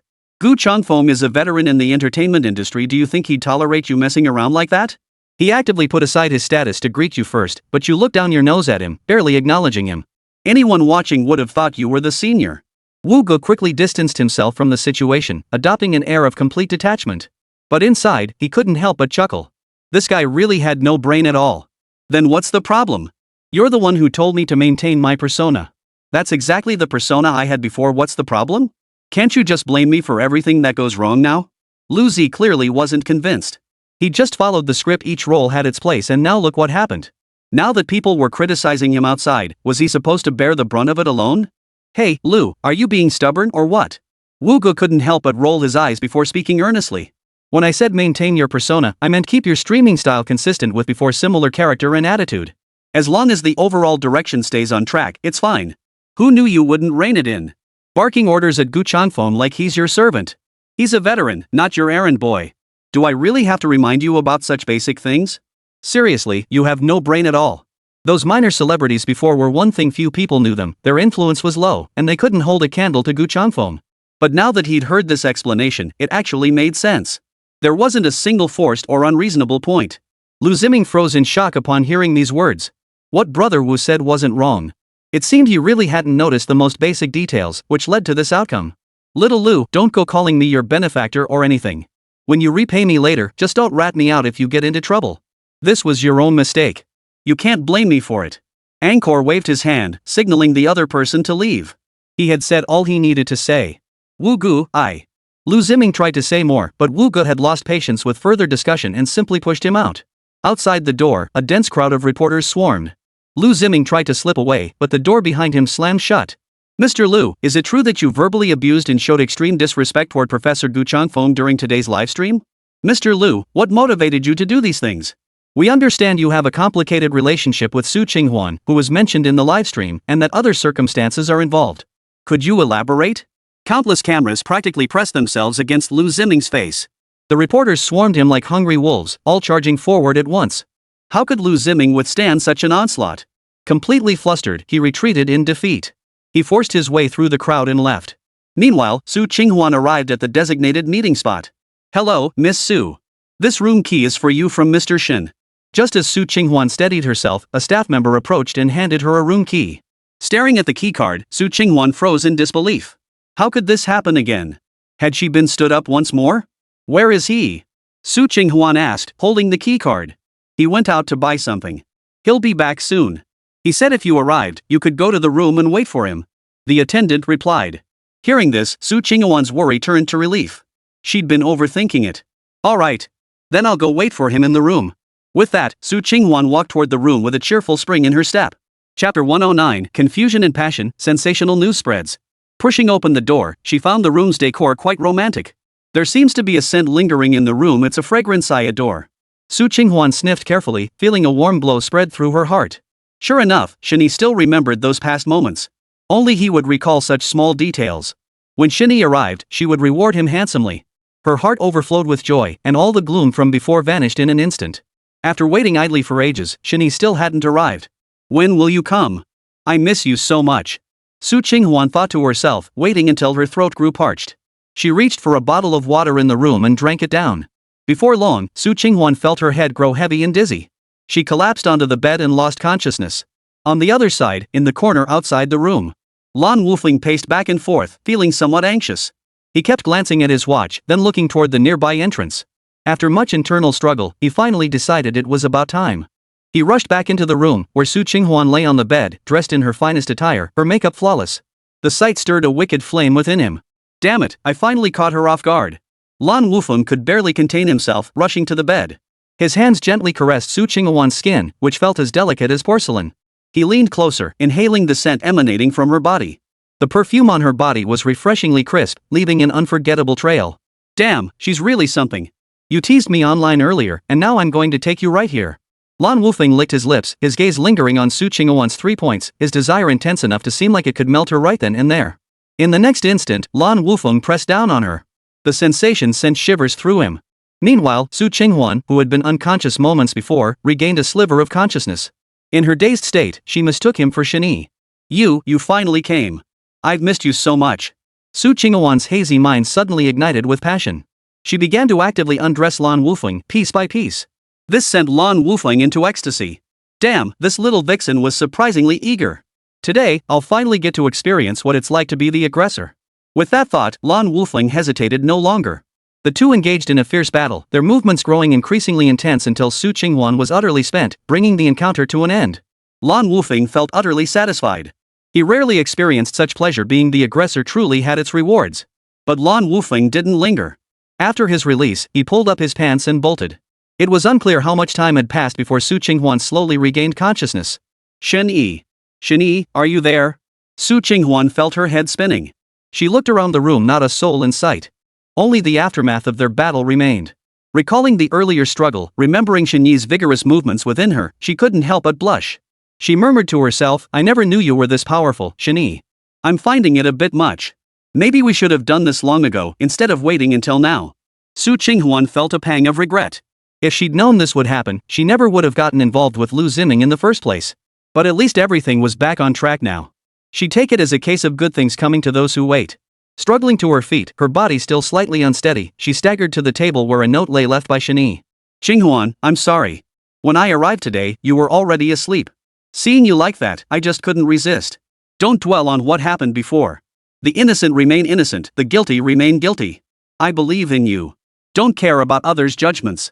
Just be yourself. Time will prove everyone right. I have things to attend to and can't stay long. Take care of yourself. The note was filled with flowing handwriting, signed once again with Shen Yi's name. Su Qinghuan treasured it like a precious gem, folding the paper carefully several times before tucking it into her bag. Her heart swelled with overwhelming emotion. I don't blame you for what you did today. On the contrary, I'm happy. And I can feel how much you care about me. Taking time out of your busy schedule to see me and leaving me this little note, that's more than enough. This is all I ever wanted. I'm truly content. Su Qinghuan's lips curved into a smile, her heart already completely surrendered. In comparison, Shen Yi was undeniably the one who truly stirred her heart. Recalling what Liu Ziming had done to her before, she felt the difference was stark. As her boyfriend, he never replied to messages, never answered calls, and was nowhere to be found. He always made excuses about being busy with work. Su Qinghuan had foolishly understood him before, but now she just wanted to ask how busy Liu Ziming really was. Shen Yi was the company president, after all. How could he possibly be busier than Liu Ziming? Look at how Shen Yi treated her, then look at how Liu Ziming treated her. The gap between people was wider than the gap between humans and pigs. Oomph, what a piece of trash. Not considering me as one thing, but dragging me down with him? Disgusting. The more Su Qinghuan thought about it, the more annoyed she became. She felt like she must have been blind to have ever gotten entangled with Liu Ziming. There was clearly a better choice right in front of her all along, yet she'd gone through all that trouble to realize it. Fortunately, her sincerity had moved Shen Yi, granting her a second chance. Otherwise, she might have regretted it for the rest of her life. Forget it. No point dwelling on that trash. Today's been exhausting. Time to rest properly. Su Qinghuan felt content as she lay back on the bed, daydreaming about the happy life ahead. Meanwhile, in an unknown location, Lan Wufeng sent a video directly to someone's phone. Over here, Liu Ziming was feeling down. The pressure from public opinion was overwhelming. He didn't even dare step outside, terrified of being mobbed by reporters. He'd intended to deliver a solid livestream performance, but never imagined it would end up like this. Now he felt utterly isolated and helpless, suffering terribly. Damn it! Damn old fool! If it weren't for you, things wouldn't have turned out this way. Frustrated, Liu Ziming grabbed Gu Changfeng and unleashed a torrent of curses. In the end, it all boiled down to this old man's fans being overly nitpicky and unable to take a joke. While he admitted he hadn't handled things perfectly either, that was secondary. The real issue was that Gu Changfeng's brainless fans were petty and narrow-minded. Ding ding! Just then, Liu Ziming received a message from an unknown number. He had no intention of responding, but out of the corner of his eye, he caught sight of 3 characters: Su Qinghuan. Chapter 110, The whole city in an uproar, CEO impeachment. What's going on? Who is it? Liu Ziming felt a surge of irritation, but the thought of Su Qinghuan made him pick up his phone to check. When he tapped to open the message, he discovered it was a video and the subject was Su Qinghuan in an extremely explicit scene. What the hell is this? A bad feeling washed over him. He quickly tapped to play the video, and the first sound to reach his ears was a series of soft moans. Su Qinghuan appeared utterly lost in pleasure, murmuring incoherently. It was undeniably passionate and intensely fierce. Who do you think is better, me or Liu Ziming? Of course it's you. Liu Ziming is useless, not even half as good as you. I usually don't say it because I don't want to hurt his feelings. Shen Yi, I didn't mean to say that. Please don't get angry. To me, you're the best, the most amazing. No one can compare to you. As the effects of the drug took hold, Su Qinghuan was already in a dazed state. Guided by Lan Wufeng, she practically spilled every word that came to mind. At the same time, she even remembered to soothe Shen Yi's feelings. This can't be, so soon. Liu Ziming could scarcely believe his eyes, yet the video played relentlessly before him. Su Qinghuan's cries grew increasingly intense, her name echoing repeatedly as her gaze grew more and more hazy. Damn it! Bitch! You filthy! Rage consumed Liu Ziming.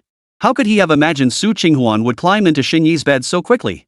They couldn't have been hooking up for just a few days. This must have been seeing Shen Yi all along, and he was just her plaything. Damn it, Xin Fei had been right all along. Su Qinghuan, since you've shown no mercy, don't blame me for being ruthless. You dare betray me, dare play me like this? I won't let you off. Liu Ziming's rage boiled over. A plan for revenge already formed in his mind as he dialed the tabloid reporter's number. Hello? This is the Qingyang News. The call connected quickly, though the person on the other end sounded uninterested. After all the reporters were out on assignments. Calls at this hour usually came from insignificant people. They certainly didn't expect to get any sensational news from these people. The odds of that happening were about as likely as winning the lottery. I have major news to submit to you, guaranteed firsthand. Liu Ziming decided to expose this matter. With Su Qinghuan treating him like this, why should he let her off the hook? If you're going to make my life miserable, you won't have it easy either. Sir, our newspaper doesn't accept unsolicited submissions at this time. If you have legitimate news, you can submit it through our community website. We'll contact you if it meets our requirements. Thank you for calling. Hold on. I genuinely have explosive material about Su Qinghuan, the CEO of Su Group. Before the other person could finish, Liu Ziming cut him off, getting straight to the point. The moment he heard this, the other party perked up. Due to Liu Ziming's livestream incident, Liu Ziming and Su Qinghuan had practically monopolized the headlines in Zhangcheng. Now, a call claiming to have explosive news about Su Qinghuan? He couldn't sit still. Is this for real? The other party asked cautiously, unable to be certain if the caller was deliberately trying to deceive him. These days, you never knew who you were dealing with. Better safe than sorry. I've already forwarded the material to you. See for yourself. Absolutely explosive stuff. After saying this, Liu Ziming hung up the phone. Early the next morning, Su Qinghuan returned home in high spirits after a good rest. Her successful reconciliation with Shen Yi had left her overjoyed. Smack! The moment she pushed open the door, before she could even take a sip of water, she was met with a resounding slap across the face. Caught completely off guard, Su Qinghuan stumbled backward from the blow, nearly landing flat on her backside. She looked up in disbelief at the person before her. Her father, Su Fenghua, glared at her with such fury that he looked as if he wanted to kill her. Dad, you. Speak. Which bastard were you out with last night? Su Qinghuan's words were cut off mid-sentence by Su Fenghua's thunderous shout, which sent a chill down her spine. Last night? I wasn't out last night. I was alone. What are you talking about? Everything between her and Shen Yi had happened that afternoon. She'd been alone all evening. How could she have been fooling around? But she didn't want to reveal this yet. She'd give them a surprise once it was absolutely certain. You still won't admit it? Su Qinghuan, don't disappoint me too much. Do you even realize what you've done? Over here, Su Qinghuan trembled with rage, looking as if she wanted to slap the other person again. I said I didn't do it. What are you even talking about? You need a reason before you hit someone. Over here, Su Qinghuan was also losing her temper. As if the chaos wasn't enough already, just as her mood had finally lifted a little, she came home to get slapped. Even someone with the best temper would explode at this point, wouldn't they? You're just making excuses. How dare you make excuses? Look at this yourself. Su Qinghuan flung the video at her, his voice boiling with rage. Because of your actions, the entire Su group is now disgraced, with people pointing fingers and cursing us behind our backs. Company stocks are being dumped en masse. The group's market value evaporated 10 billion overnight. Once trading opens today, it'll only keep plummeting. This is all you're doing, all your handiwork. Su Qinghuan stared at the video on her phone, completely dazed. Her face betrayed utter disbelief. But this happened yesterday. How could it have caused such a citywide uproar? That's impossible. The board unanimously agrees that you, Su Qinghuan, must resign in disgrace. Otherwise, with you at the helm, the group will inevitably face ruin. Prepare yourself. Su Qinghuan waved his hand in utter disappointment. Su Qinghuan, however, remained unconcerned, sneering, those guys? They don't even hold enough shares combined to impeach me. Where do they get the nerve? Seeing her stubborn refusal to repent, Su Qinghuan stated bluntly, I agree with this decision. Your actions have disappointed both me and the company. This outcome is entirely of your own making. You are no longer fit to lead the group. The words fell like a thunderclap, striking Su Qinghuan's heart. She could have shrugged off the board's impeachment, but her own father had agreed. Was this what they meant by abandonment by all? Chapter 111, The Puppeteer Behind the Scenes. Go back to your room and reflect on your actions. Su Qinghuan reprimanded her directly, his eyes filled with utter disappointment. This incident had erupted so suddenly, like bamboo shoots after rain, emerging overnight. There hadn't been a single moment to prepare, making it impossible to suppress.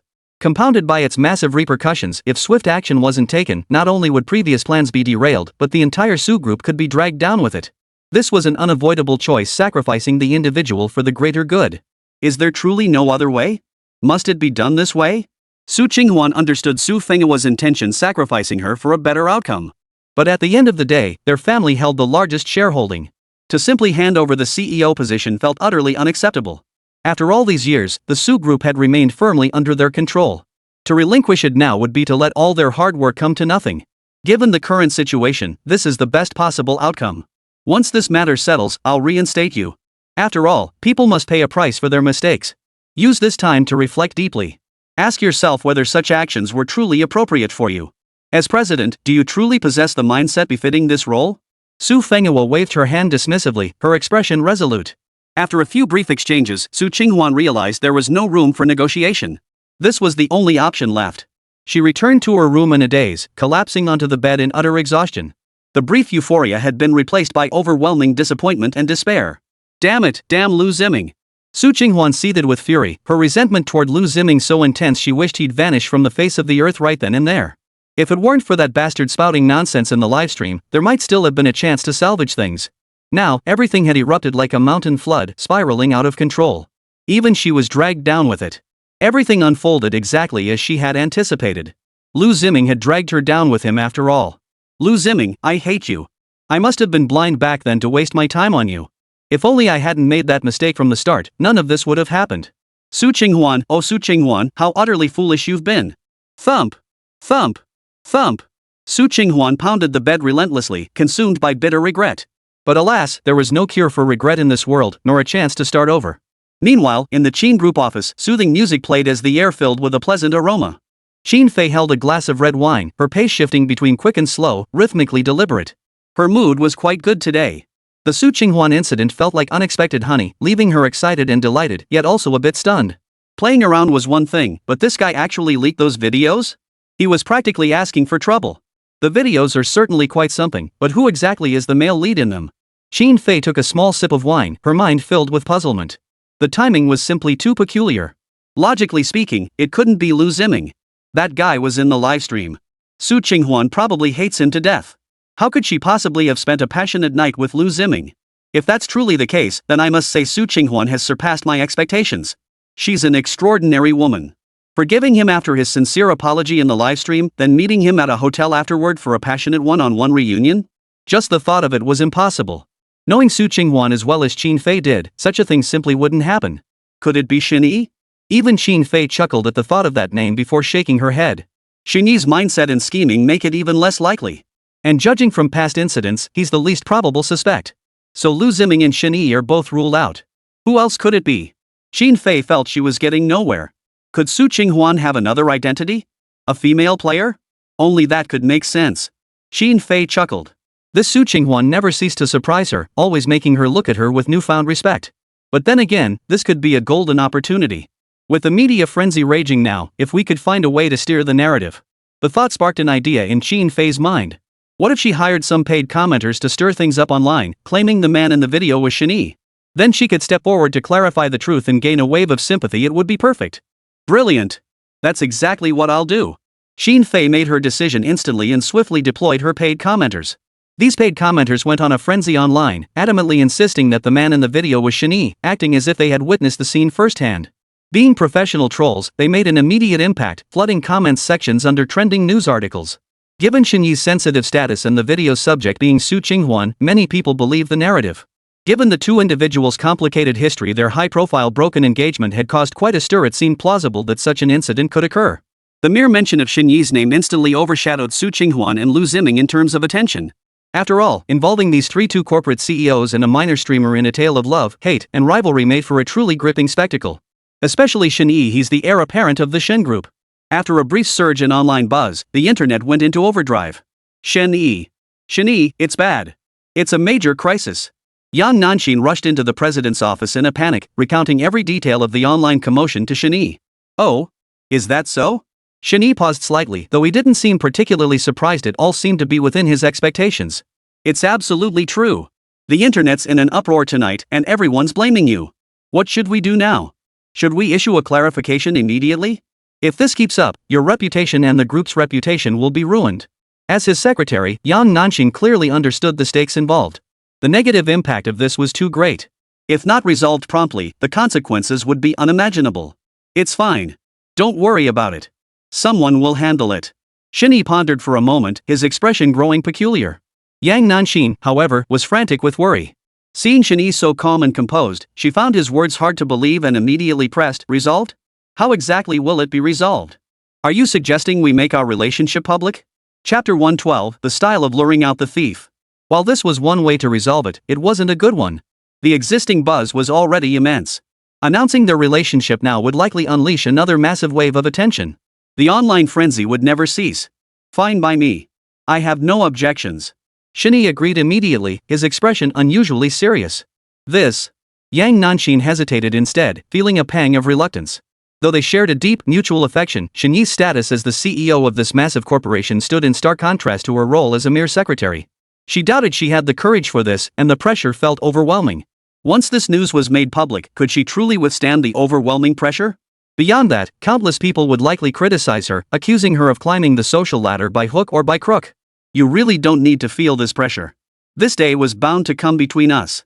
I don't care about your family background or heritage, none of it matters. Besides, we're just us. We don't need to care about others' opinions. Life is always our own. Shen Yi tried to reassure her, having said this more than once before. Yet Yang Nanxin still felt overwhelmed by the pressure. Yang Nanxin understood these points, of course, but she still countered, "But if we do this, there'll be too much public scrutiny. The online backlash will be huge. Most importantly, this incident has affected you too much. Many people are convinced the person in the video is you. We should focus on resolving this first." Clearly, her primary concern remained resolving the situation. As for publicly acknowledging their relationship, that required careful preparation. Shen Yi shook his head and explained slowly, "Think carefully. Doesn't something about this whole situation feel off?" Hearing this, Yang Nanxin was a bit confused. The Su Qinghuan scandal broke last night, but the narrative pinning the video on me just surfaced now. They're fundamentally the same incident, yet the timing of their exposure couldn't be more different. If it were me, I'd spin it like this. Su Qinghuan, CEO of Su Group, rekindled her old flame with Shen Yi. They spent the night together, and Liu Ziming might become the sacrificial lamb in the CEO's romance. That approach would likely generate far more buzz and momentum. Shen Yi explained slowly, and the more Yang Nanxin listened, the clearer it became to her. Finally, she asked directly, "So you're saying the person who leaked the story and the one steering public opinion aren't the same? Whoever leaked the story aside, who exactly is manipulating the narrative behind the scenes? Yang Nanshin's questions suddenly made everything click into place. But after this back and forth, the list of possible suspects was surprisingly short. Liu Ziming likely lacked the capability, and such scheming didn't seem like his style. If the leaker were him, it might be plausible. But Su Qinghuan wouldn't do something like this either. She was a victim herself. Could it be Qin Fei? If she's the one manipulating public opinion, she could step forward later to clarify things. At worst, she'd still gain some goodwill from you. If she has other motives, it's hard to say. But it certainly fits her style. Soon, Yang Nanshin arrived at a conclusion, pinpointing Qin Fei as the mastermind behind the scenes. You make a good point. We'll see what happens. Shen Yi smiled faintly. Yang Nanshin felt uneasy, but she nodded in agreement in the end. Time ticked by, and 3 hours later, Qin Fei finally stepped forward to clear Shen Yi's name. She stated that Shen Yi and she had been discussing a project the previous evening, had dinner together, and returned home very late. The person in the video couldn't possibly be Shen Yi. Her clarifying statement spread online. Combined with Qin Fei's generally positive reputation, the narrative previously amplified by paid online trolls was swiftly dismantled. Right. So we were all led astray by someone with ulterior motives, deliberately manipulated into attacking Shen Yi. No need to guess, the one behind the smear campaign is definitely Su Qinghuan. That woman has a vicious mind. She bought followers and boosted Liu Ziming's popularity before. This kind of thing is second nature to her. Liu Ziming's no saint either. That guy's got serious character issues. He's a scumbag who stole someone else's girlfriend, then had the nerve to insult Shenbei. He deserves to rot. How did our city end up with these two scourges? It's nothing but bad luck. Can't someone just take them out? After the rumors were debunked, online discussions only intensified, but now the collective fury was directed squarely at Su Qinghuan and Liu Ziming. Since Shen Yi was cleared of involvement, someone had to take the fall. Liu Ziming, who had been anticipating Su Qinghuan's downfall and hoped this woman would pay dearly for her actions, now watched as the online sentiment took a sharp turn for the worse and even dragged him into the mess. Damn it, what the hell is Qin Fei doing? She could have dragged Su Qinghuan and Shen Yi down together. Why did she have to come out and clarify things? Liu Ziming was furious, unable to fathom her motives. But at the end of the day, Qin Fei was his only lifeline now. He couldn't afford to offend her, so he had to grit his teeth and endure. Su Qinghuan, you're one lucky. But no matter what, as long as it's you in that video, I won't let you off easy this time, no matter who that dog of a man is. A CEO like him messing around outside, that alone will ruin your reputation. Liu Ziming forced himself to suppress his rage and waited quietly for the outcome. Meanwhile, Su Qinghuan was also closely monitoring the online situation. When she finally saw Qin Fei step forward to clarify things, she couldn't hold back any longer and immediately called her. Qin Fei, what nonsense are you spouting online? What business is this of yours? Why should you be the one to clarify? Su Qinghuan was furious. Others might not know the details, but didn't she know the truth? Yesterday, it was clearly Shen Yi and her who had an incident. Even if she hadn't said anything, it wasn't anyone else's place to point fingers. This woman just couldn't stand seeing her and Shen Yi reconcile. Qin Fei smiled faintly before replying with an air of nonchalance. Su Qinghuan, how can you be so heartless with your words? I'm actually helping you here. Don't bite the hand that feeds you. Besides, Su Qinghuan, do you even have time to dwell on such nonsense? Focus on the company matters instead. It's already turned into a complete mess. The more she listened, the angrier and more irritable she became. What Su Qinghuan hated most was Qin Fei's self-righteous, sanctimonious attitude. What do you have to be so smug about? You've got shares in the Su Group. If we go down, you won't get off easy either. Stop spouting your cold, heartless remarks. She'd hoped this would dampen Qin Fei's spirits, but Qin Fei shrugged indifferently. As long as I can crush your Su family, a few $100 million is nothing. Consider it my gift to you. What's the big deal? Chapter 113, you think I don't know? Qin Fei's retort left Su Qinghuan speechless. What kind of situation is this? This woman is utterly unstoppable. You bastard, Qin Fei. You're ruthless. Mark my words, don't get too excited just yet. I won't let you have things your way. Su Qinghuan trembled with rage. She'd endured more than enough humiliation from Qin Fei lately, yet each time she'd had to swallow her anger like a bitter pill. But no matter what, she wouldn't let Qin Fei off so easily. One day, she would make Qin Fei pay for every single one of these things. You'd better sort out your own mess first. People really should keep themselves clean and upright. Qin Fei couldn't resist adding a sarcastic remark before hanging up, cutting off any chance for a response. You. Staring at the disconnected call, Su Qinghuan was furious. Why did she deserve this treatment from Qin Fei? Had this person ever dared to be so brazen before? Liu Ziming. This was all connected to Liu Ziming. If Liu Ziming hadn't meddled back then, she never would have boarded this sinking ship, and she certainly wouldn't have split up with Shen Yi. Without all this mess, even if Qin Fei disliked her, she'd only dare to exchange a few sharp words, never act so brazenly.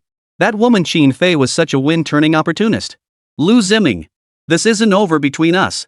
Su Qinghuan flung her phone aside, her body radiating pure fury. Meanwhile, after hanging up, Qin Fei headed straight to Shen Group and tracked down Shen Yi. Young Master Shen, are you busy? Am I interrupting something? Qin Fei arrived at the president's office, peeking her head through the door with a sweet smile.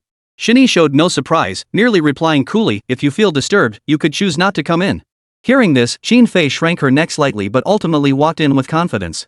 She had important business here. Was he going to shoo her away before she even stepped inside? No way. What brings you here?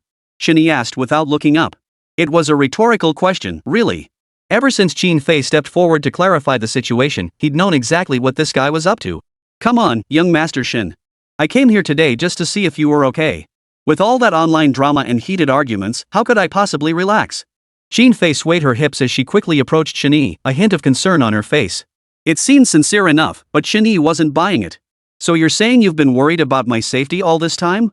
Shen Yi set down the documents in his hands and looked up, studying her with interest. You bet.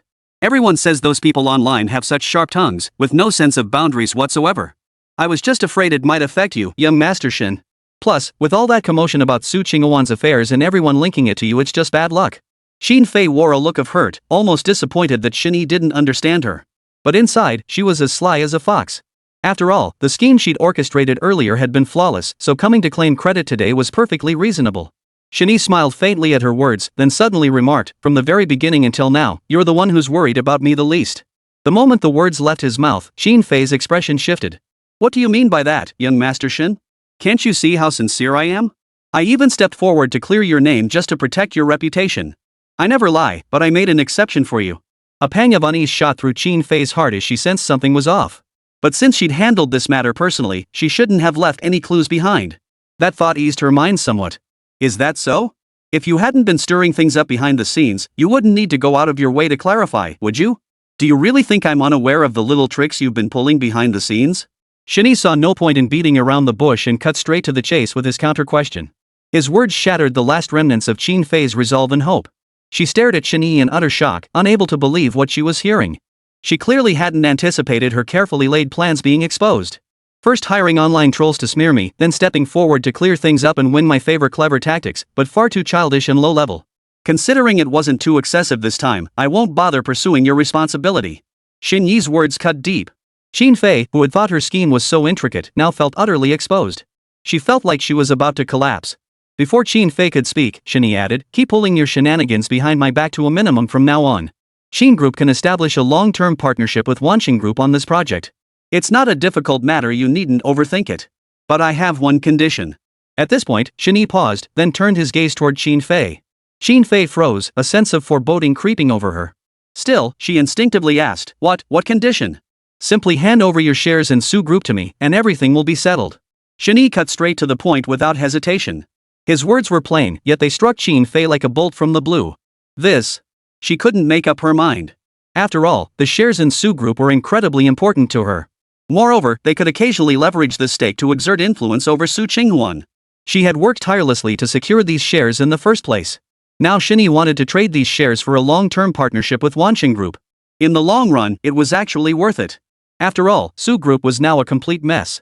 If trading them for a more valuable, long-term partnership with Wansheng Group could be secured, it was clearly a good deal. As these thoughts swirled in her mind, something suddenly occurred to her. Were you the one manipulating Liu Ziming behind the scenes? Qin Fei felt a chill run down her spine at the thought. If that were true, it would be utterly terrifying. Seeing the look of terror on her face, Shen Yi wore a puzzled expression, asking in confusion, Liu Ziming? What's going on? I wouldn't know about that. You can eat whatever you want, but you shouldn't just say whatever comes to mind. Don't try to pin this on me. Qin Fei wasn't some naive little girl. She could see right through Shen Yi's feigned ignorance, finding his act utterly amateurish. Since he refused to admit it, she decided to cut to the chase. Fine, if that's the case, I'll handle Liu Ziming myself. Shen Yi shrugged indifferently. Whatever you say. You might want to seriously consider the terms I mentioned earlier. You know this opportunity won't come around again. Don't make me wait too long. Chapter 114, Running into an Ex-Boyfriend. This matter held significant importance for Qin Fei. The Wansheng Group project was crucial for them. While the Su Group shares were important, there was always a top priority. I'll give it serious thought. Mr. Shen, you go ahead with your work. I'll be leaving now. Qin Fei couldn't spare a thought for anything else. She needed to thoroughly ponder this matter once she returned. After she left, Yang Nanxin entered the room. Could it be another major development? Seeing the situation, Shen Yi couldn't help but ask. Yang Nanxin glanced at her watch, rolled her eyes, and replied, "It's lunchtime, Mr. President." Shen Yi paused, glancing at the time. It was indeed dinner hour. He'd been so preoccupied today. After tidying up briefly, he headed out to eat with Yang Nanxin. Despite the relentless pace and swirling online rumors, Shen Yi seemed completely unfazed. "What do you feel like eating today?" Shen Yi asked cheerfully as he walked alongside Yang Nanxin, holding her hand. Yang Nanxin pondered for a moment, realizing that after all the indulgent eating and drinking she'd done with Shen Yi lately, she seemed to have lost interest in everything. "Anything's fine. Then let's try that new place." Shen Yi led Yang Nanxin to a newly opened establishment. The two were blissfully happy, as if even the breeze carried a faint, sweet scent. "Yang Nanxin." But just then, a voice called out from behind them. Their footsteps halted simultaneously. Turning around, they saw a man standing there, staring straight at them. Shen Yi was a bit confused, having no idea who this person was. He only noticed the man wore faded jeans and a plain short-sleeved shirt. As for his appearance, the man gave off an odd vibe, somehow unsettling at first glance. "Do you know him?" Shen Yi asked from the side. After all, the man had just called out Yang Nanxin's name. Yang Nanxin didn't respond, but her expression shifted slightly as she frowned and demanded, "Chen Feng, what do you want?" The man before her was Yang Nanxin's ex-boyfriend, and their past relationship had left some lingering unpleasantness between them. "Why did you cut off contact with me? Do you know how many times I tried to find you? I never imagined that during the time we lost touch, you'd be keeping some pretty boy around. How could you do that to me?" Chen Feng stared at Yang Nanxin, his face etched with disappointment as he demanded answers. Hearing this, Yang Nanxin's expression immediately soured. She had hoped she could pretend not to recognize him, as if nothing had ever happened. But seeing his aggressive demeanor, she knew that if she didn't do something now, today would likely end badly. "We're already broken up. What I choose to do is my own business. It's none of your concern. And don't bother me anymore. We're strangers now." Yang Nanxin showed no mercy, laying out the facts in a few blunt sentences. Shi thought he might save some face and let the matter drop, but Yang Nanxin had seriously underestimated Chen Feng's shamelessness. "Break up? I never agreed to that. How is your unilateral declaration a breakup? Yang Nanxin, you can't be this selfish. Besides, how long has it even been since we broke up? And you're already hooking up with this guy? That's seamless transition for you." Chen Feng persisted relentlessly, deliberately raising his voice as he spoke. This back and forth quickly drew a crowd. True to the principle of the more the merrier, onlookers soon gathered in a circle around them. "You're being such a jerk." As the crowd grew larger, Yang Nanxin felt utterly helpless. But no matter what, Shen Yi was innocent. She couldn't drag him into this mess. "Chen Feng, cut it out. If you have something to say, let's take it somewhere else. It's too noisy here. Let's find somewhere quieter, okay?" Yang Nanxin didn't want to escalate the situation further. She hoped to calm things down by suggesting they talk somewhere else. But Chen Feng looked triumphant, his expression growing even more smug. "What do you mean, somewhere else? Say what you have to say right here. Everyone's here, let them judge for themselves. Our relationship started out so beautifully. Why did you suddenly give me the silent treatment without a word? Do you have any idea how hard I've been trying to find you these past few days? Do you have any idea how worried I was about you? Why, when I finally tracked you down, were you hanging out with some other guy? What am I? Some kind of clown?" Chen Feng's words were filled with blame, casting himself as the victim. It was as if he alone had been hurt in this relationship, and Yang Nanxin was nothing but a complete and utter scumbag. Sigh, these days everyone needs to be more self-aware. You know, relationships are supposed to be mutual. How could anyone bear to be treated so badly? They say there are so many scumbags out there these days, and now it seems that's really true. She's a pretty girl, how could she do something like this? Who would have thought? As Chen Feng spoke, the crowd couldn't help but start pointing fingers and whispering among themselves. The scene felt on the verge of spiraling out of control. Yang Nanxin's frown deepened. With a hint of disgust, she demanded, "What exactly are you trying to do? Enough beating around the bush, spit it out." She knew his nature well and decided to cut straight to the chase. At her words, Chen Feng flashed a satisfied grin. "You owe me compensation for emotional distress. I poured my heart into loving you, only to find you cheating behind my back. Now I'm depressed, miserable, and feel like my future is hopeless. If you won't take responsibility for me, you must at least give our relationship closure. 1 million. Give me the money, and I'll leave you alone. Otherwise, forget it. I've been more than generous with you." His arrogance grew more brazen, finally revealing his true colors. Yang Nanxin could scarcely believe her ears. She laughed bitterly in disbelief. How could this man be so shameless, so vile, so utterly without decency? This was nothing short of turning the tables. Back then, when Chen Feng had relentlessly pursued her, young Nanxin had seen his sincerity and persistence, so she'd agreed. But she never imagined things would turn upside down so quickly. No sooner had she agreed to be his girlfriend than she discovered he was playing the field and his private life was a jealous, chaotic mess. After a series of incidents, young Nanxin couldn't take it anymore and chose to break up with him outright. Yet Chen Feng had the audacity to pin all his own betrayals and dishonesty on her. You have the nerve to say that? You're the one who was playing the field and living a messy private life, yet now it's suddenly my fault. Chen Feng, have you no shame? Chapter 115, is it time to eat yet? After hearing this, Chen Feng stood there dumbfounded for a long while. What did she mean? Was this woman rebelling? How dare she speak to him like this? He knew Yang Nanxin well. He was leveraging the pressure of the crowd's opinion here, yet this woman dared to contradict him? What did you say? You got the guts to say that again? Chen Feng clearly lost his temper, bellowing at the top of his lungs. Yang Nanxin had never wanted much to do with Chen Feng in the first place. Exchanging even a few words with him made her feel sick, and now he was turning the tables on her? Utterly disgusting. Her patience had long since run out. I said you're the thief crying stop thief. You've no shame left, you're not a real man at all. Yang Nanxin didn't back down, shouting back immediately. This ignited Chen Feng's rage completely. He raised his fist, advancing step by step toward Yang Nanxin, shouting furiously, damn. You dare insult me? Who gave you the guts? Today, you either hand over the money or get beaten. If soft tactics didn't work, then he'd resort to force. He refused to believe this woman wouldn't comply. But before Chen Feng could reach her, Shen Yi stepped in front of him. Oh? You pretty boy dares to step in? Trying to play the hero? Watch too many martial arts dramas? Chen Feng raised an eyebrow, surprised Shen Yi actually had the guts to step forward. How unexpected. Before Shen Yi could speak, Chen Feng waved his hand behind him. Several thug-like figures stepped forward, instantly surrounding Shen Yi. The air thickened with tension, the atmosphere charged to breaking point. Shen Yi remained unflappable, though he never imagined encountering such a situation today. The unfolding situation only deepened young Nanxin's unease. After a moment of internal struggle, she relented. Chen Feng, stop this. I'll find a way to give you the money you want. There's no need for this. Chen Feng's frown eased as he chuckled. Who knew you'd be so protective of this pretty boy? But since you're willing to make the effort, I'll give you some face. But I'm warning you next time, show some sense. My patience isn't endless. This outcome suited him perfectly. After all, harmony brings prosperity. Who wants to make a big fuss when you can just get paid? No need to give them the money. We didn't do anything wrong, so there's no reason to indulge their nonsense. Throwing their weight around with a bunch of lowlifes, thinking they're some big shots. Shen Yi was unusually fired up. Partly because Chen Feng was a loose cannon who kept smearing Yang Nanxin, and partly because the guy was just too greedy. Even if he backed down this time, there'd definitely be a next time.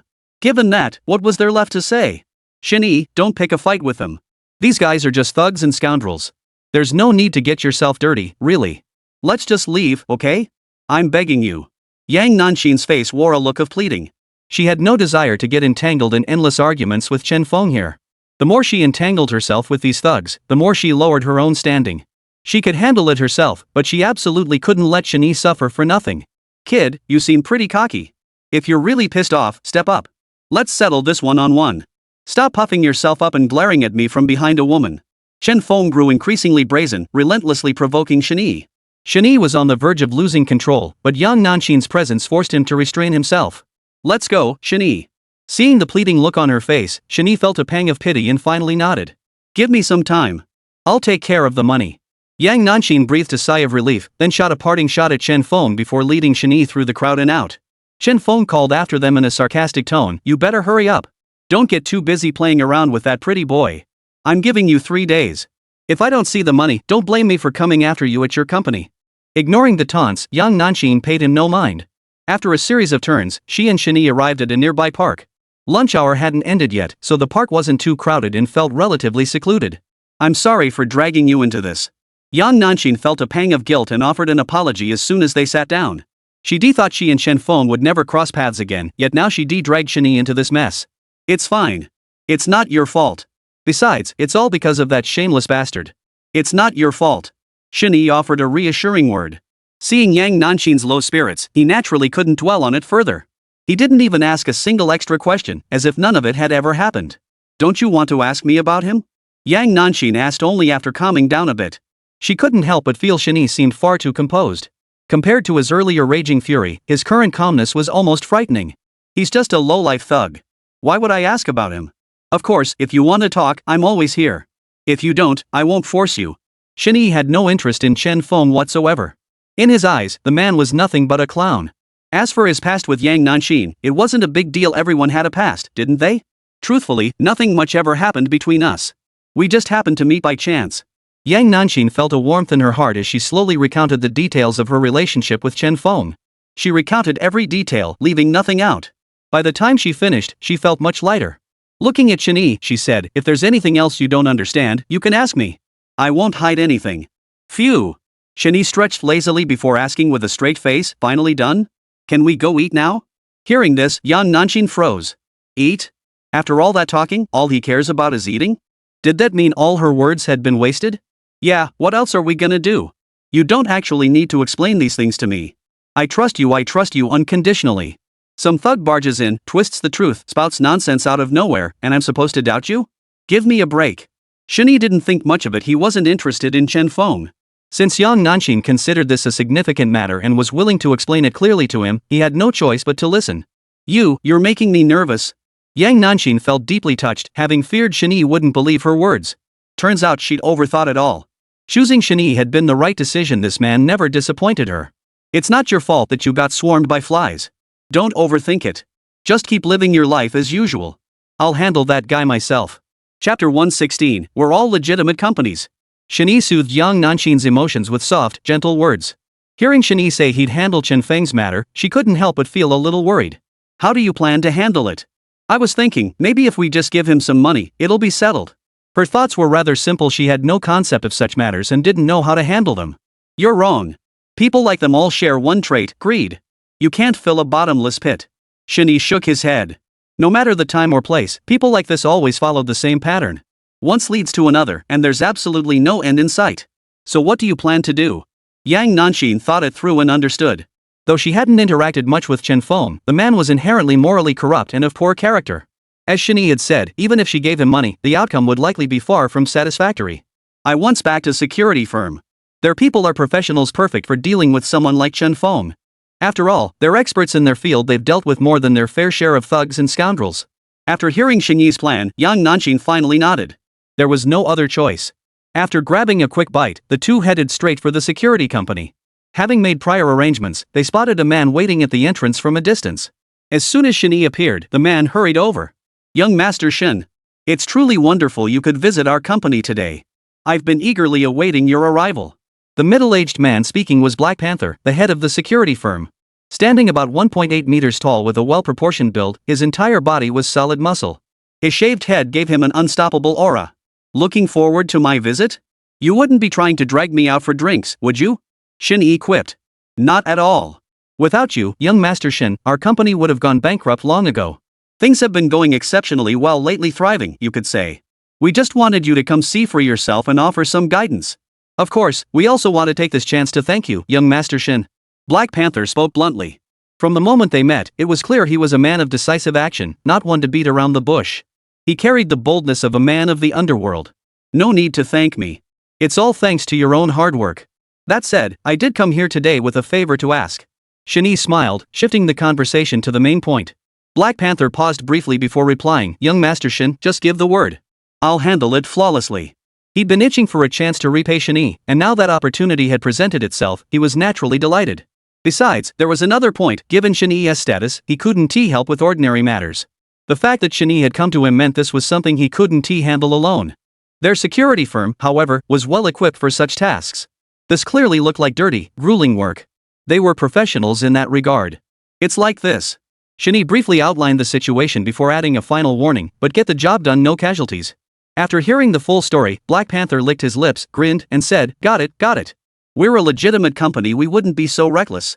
It's a society governed by law, I get it. Leave this to me, young Master Shen. You can count on me. He patted his chest repeatedly, looking supremely confident. Yet for some reason, watching Black Panther like this, Shen Yi couldn't shake the feeling that he didn't quite grasp the situation. But whatever. He'd given his instructions. Whatever the outcome, he hoped Black Panther really knew what he was doing. The following evening, Chen Feng took his crew out to a nightclub to let loose. Blinding spotlights, deafening music, and swaying bodies reached their peak in the cramped private room. Alcohol coursed through every nerve in Chen Feng's body. Dancing to the music, he shouted, keep the music playing. Keep the party going. I'm picking up the tab for everything tonight. After what happened with Yang Nanxin, Chen Feng was in an exceptionally good mood. Even his crew of underlings were reaping the benefits. Where else could they normally afford such a high-end venue? Brother Feng, you're in such a great mood today. We're all having the time of our lives.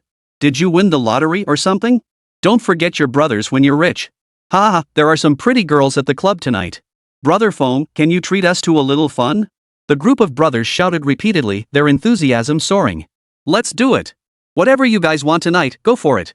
I'll make it happen for you all, but there's one condition. Chen Feng declared boldly, but paused mid-sentence.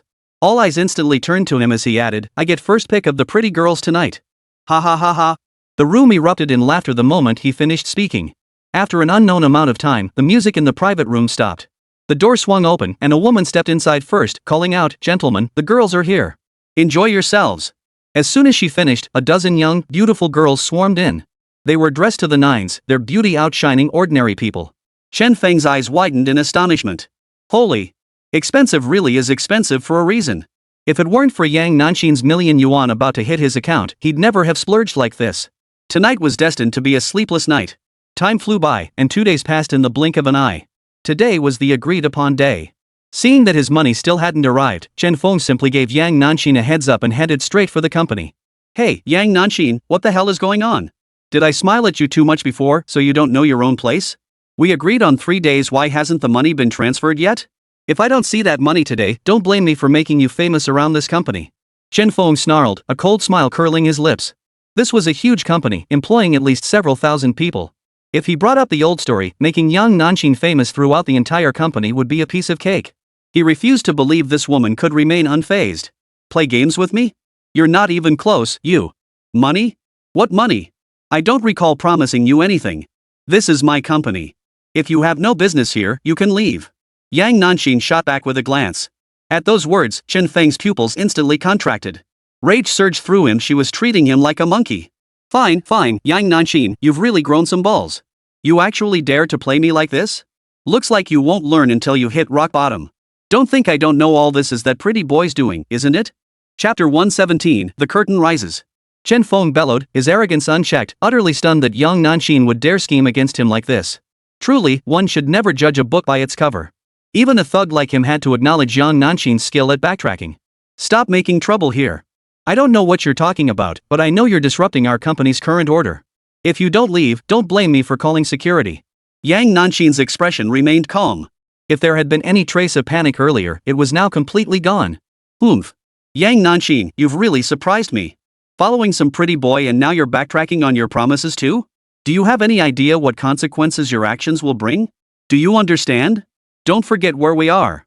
Chen Feng roared viciously, his aura fierce and menacing. He couldn't fathom where Yang Nanxin found the nerve to confront him like this right outside his own company building. Did she really want to become famous?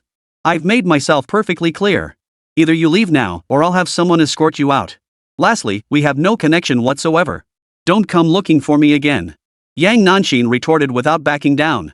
This display caught Chen Feng completely off guard. The usually timid and gentle Yang Nanxin was acting so out of character. You're impressive. Since you insist on making things difficult for yourself, don't blame me for being impolite. Chen Feng was furious. He hadn't expected that despite his repeated threats, she showed not a shred of fear. Now he was truly enraged. Rather than wasting his breath, he might as well teach this brat a lesson. Come on everyone, come take a look. This Yang Nanxin is nothing but a cheap woman who'll sleep with anyone. Hello, you must be Chen Feng? Just then, before Chen Feng could finish his rant, a voice cut him off. He was plotting how to deal with Yang Nanxin when this interruption cut him off. Damn it! Uing. Chen Feng opened his mouth to curse, but the words froze on his lips. The face that had been flushed with anger instantly broke into a smile, and then asked in a friendly tone, That's right. I am Chen Feng. What can I do for you? Before him stood 2 uniformed officers wearing caps. Who would dare be insolent in front of them? If he hadn't failed to recognize them earlier, how could Chen Feng have spoken so insolently? Thankfully, he'd caught himself in time. If he'd blurted everything out, he'd have been stuck with a charge of insulting law enforcement today. After speaking, he shot a lingering glance at Yang Nanxin. This woman really had some luck. These people showed up at the crucial moment, but it didn't matter. This woman was finished today, sooner or later. If you're Chen Feng, we suspect you of rape. Come with us to assist with the investigation. The words had barely left his mouth when Chen Feng's smile froze solid. His body stiffened, disbelief washing over him. What? Rape? These law enforcement officers meant for him to assist in a rape investigation? When had he ever done anything illegal like that? This is ridiculous. Hey, you guys got the wrong guy, right? I, Chen Feng, am an upright man. How could I possibly commit such a crime? Besides, would I need to rape a woman I like? This is an insult to my character. Chen Feng immediately shot back, trying to clear things up. If they were accusing him of paying for sex, that might make sense. But he hadn't been caught red-handed. What the hell were these guys doing showing up now? Whether we're framing you or not, you'll find out once you come with us for questioning. Enough talk. Let's go. The officers paid no heed to his one-sided account. Who would admit to breaking the law? Everything would be determined only after a thorough investigation and concrete evidence. No, I really didn't. I'm truly innocent. Could you please get your facts straight before arresting me? Taking me away in front of all these people damages my reputation. How am I supposed to live my life after this? He was truly innocent. Who could possibly understand the anguish in his heart? But the officers paid no heed, ignoring his protests as they seized him one on each side. What are you doing? I've made it perfectly clear I'm innocent. This is police brutality. I'm filing a complaint against you. Chen Feng struggled fiercely, but 2 fists couldn't fight 4 hands. He couldn't break free. While he admitted to being drawn to beauty and occasionally losing control, when had he ever done something like this? It was all consensual. Wait. These guys came looking for me by name. Someone must have reported me. Who? Chen Feng suddenly jolted, his eyes widening in disbelief as he stared at young Nanxin. Great. Just great, young Nanxin. You had the nerve to stab me in the back. I knew something was off about you today. So you've been waiting for me here all this time. Chen Feng finally pieced it together. No wonder Yang Nanxin had dared to confront him head-on today. She'd been planning to play dirty all along. She actually contacted law enforcement and accused me of rape. Damn it, this is despicable. Cut the crap. You're coming with us now to assist with the investigation. Without another word, the 2 officers forcibly escorted Chen Feng away. Though the guy cursed and ranted all the way, it did him no good. Within minutes, he vanished from sight. What the hell just happened? To be honest, Yang Nanxin had no idea what was going on.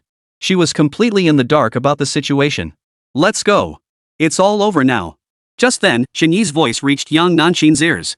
Hearing his words, Yang Nanxin felt a sudden clarity wash over her. It seemed she had finally grasped the meaning of everything. But she didn't press for details. After the 2 of them returned to the president's office, one following the other, Yang Nanxin finally spoke up. Mr. Shen, I haven't yet informed you of the shareholding percentage acquired in the Su Group earlier. This seems like a good opportunity to discuss it. Shen Yi listened, tapping the desk lightly and rhythmically.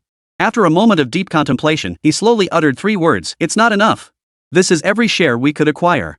If we want to increase the stake further, it might be a bit difficult."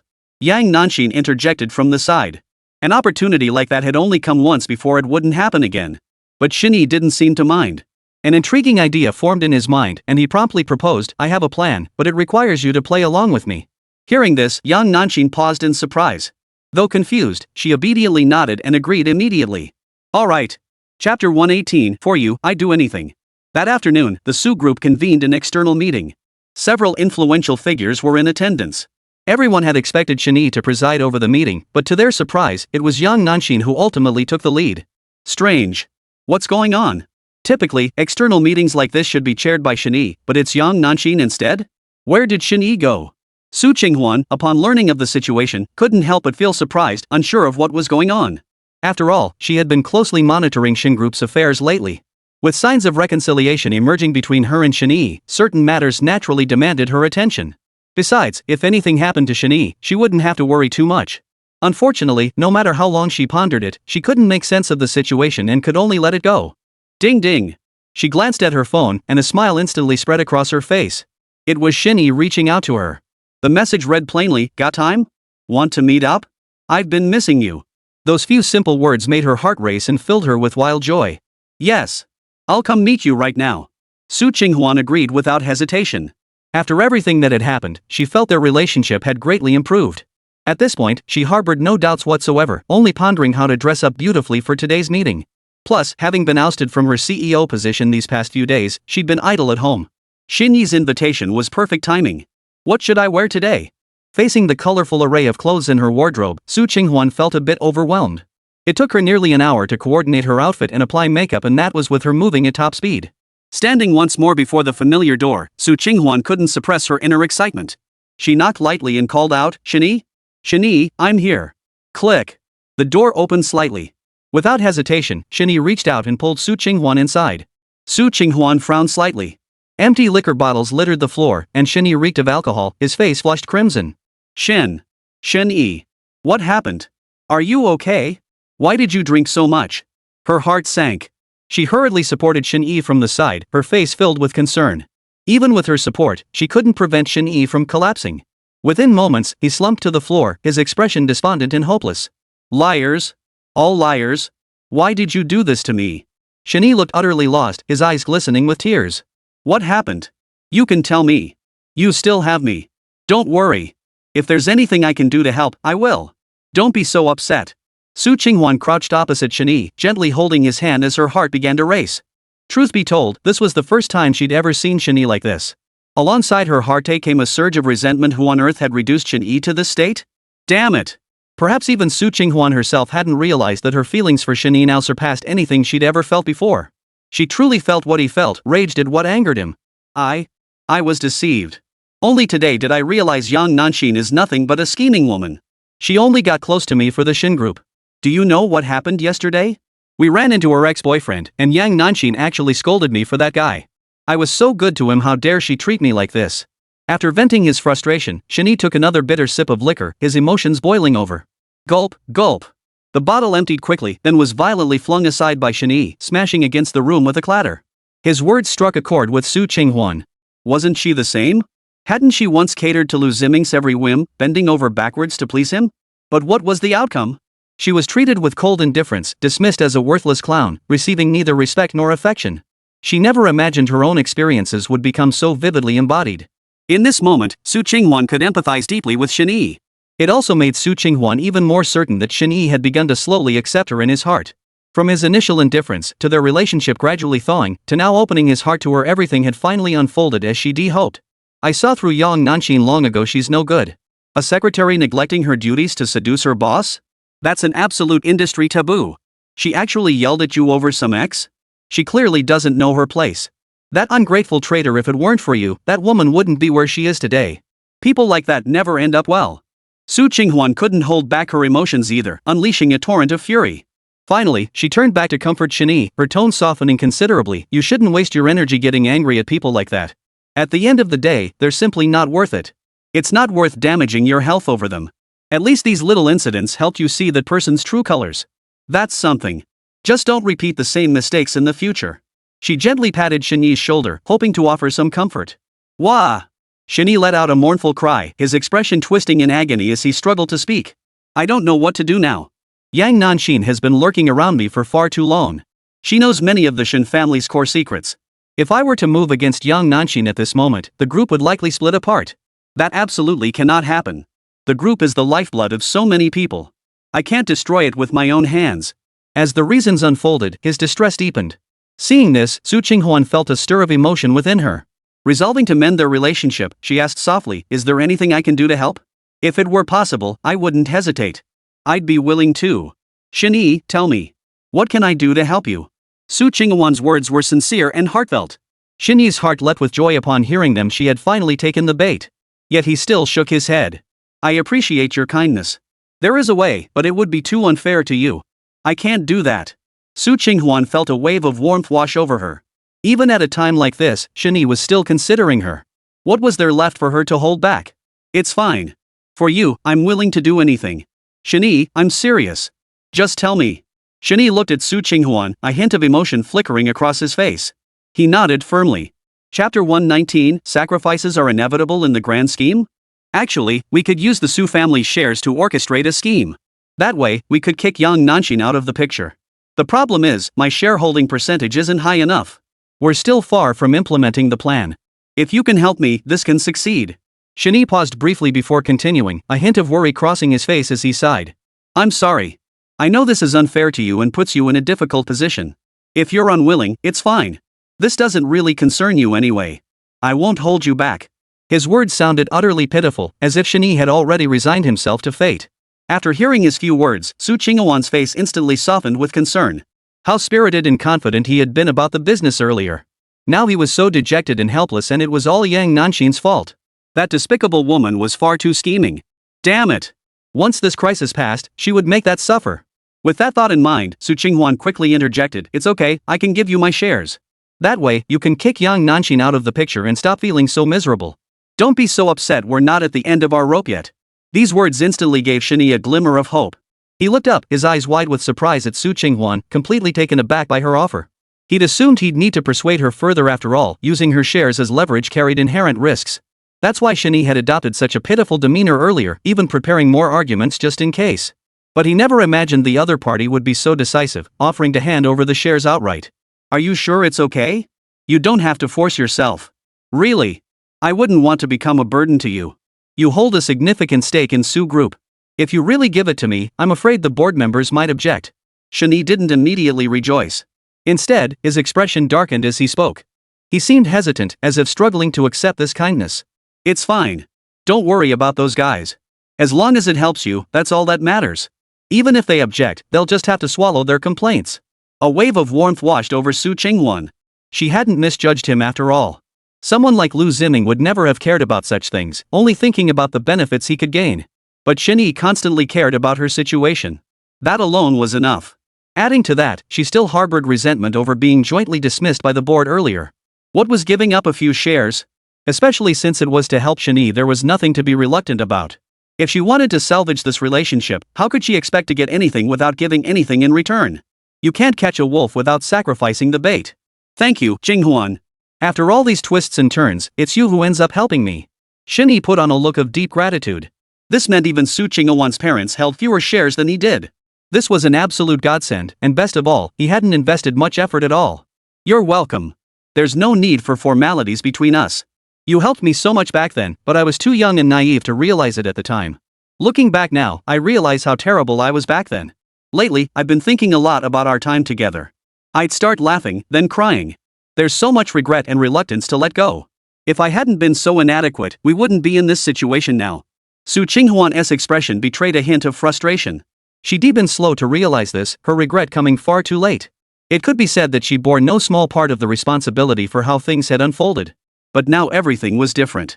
Shen Yi remained as kind to her as ever, and she needed to reflect on her own shortcomings, striving to mend their broken relationship. "No, you've been wonderful. It was just that I wasn't good enough back then. Otherwise, you wouldn't have." Shen Yi's face flashed a hint of regret as he shook his head gently. Before he could finish, Su Qinghuan raised a hand to shush him. "You don't need to say that, nor do you need to make excuses for me. I know perfectly well I was the one who messed up. I was too selfish, too unreasonable, too immature. But now I realize my mistakes. I deeply regret what I did back then, causing you pain and suffering. Please believe me, I will change. I will become a better person. I will never let you down again." Su Qinghuan's face was earnest with reflection and remorse as memories of the past flooded back. Especially the images of their passionate nights together in the hotel room. Now that he stood before her, her heart couldn't help but flutter. After a few words, Su Qinghuan slowly placed her hands on Shen Yi's shoulders. This small gesture instantly threw Shen Yi into a panic. What was going on? What was she doing? Could it be? "Shen Yi, I'll prove how serious I am with my actions." Her gaze grew hazy as she gently pinned Shen Yi beneath her, then began slowly undoing his clothes. Oh no. This was just acting, right? There was no need to lose her virtue. Besides, it wasn't even me last time. This is a colossal misunderstanding. Qinghuan, why don't you go wash up first? Seeing Su Qinghuan growing increasingly aroused, seemingly on the verge of losing control, Shen Yi hurriedly whispered in her ear. Though this woman's beauty was truly 1 in 100, a rare find, most men would have been ready to charge at the sight of her. But Shen Yi wasn't that desperate. In the past, Shen Yi might have felt a flutter of desire, but times had changed. He had long since lost interest. "Alright, Shen Yi, wait for me. I'll be right back." Su Qinghuan paused briefly before shedding her clothes to reveal her snow-white skin. She flashed Shen Yi a seductive glance that sent a shiver down his spine. It seemed Lan Wufeng had performed well earlier, otherwise, how could Su Qinghuan be so ravenous? Once she slipped into the bathroom, Shen Yi's mind raced, searching for an excuse to leave. But with the atmosphere already so charged, ordinary excuses probably wouldn't cut it now. What to do? What on earth should he do? He had promised Yang Nanshin this was just an act. If the act ended up in bed, what would become of them? At best, he'd earn a reputation as a scumbag. At worst, their relationship would implode. He couldn't take that risk. Before Shen Yi could come up with a solution, the sound of water in the bathroom stopped. Su Qinghuan, wrapped in a towel, approached step by step. Her face flushed with a faint blush, her smile radiant. Shen Yi, however, felt as if facing a formidable enemy. Chapter 120, Mid-Game Substitution. "Shen Yi, I'm done. Ready to go?" Su Qinghuan's words carried a hint of inquiry, yet her entire body moved closer step by step, like a hungry wolf spotting its prey. As a man, Shen Yi wasn't sure if this sudden timidity was normal. But he knew that if he didn't come up with a plan soon, he might truly lose his virtue today. I. After hesitating for a long moment, Shen Yi blurted out, I want to try something new. Hearing this, Su Qinghuan froze, repeating softly, something new? Yeah, the same old routine is getting boring. I want to try something different.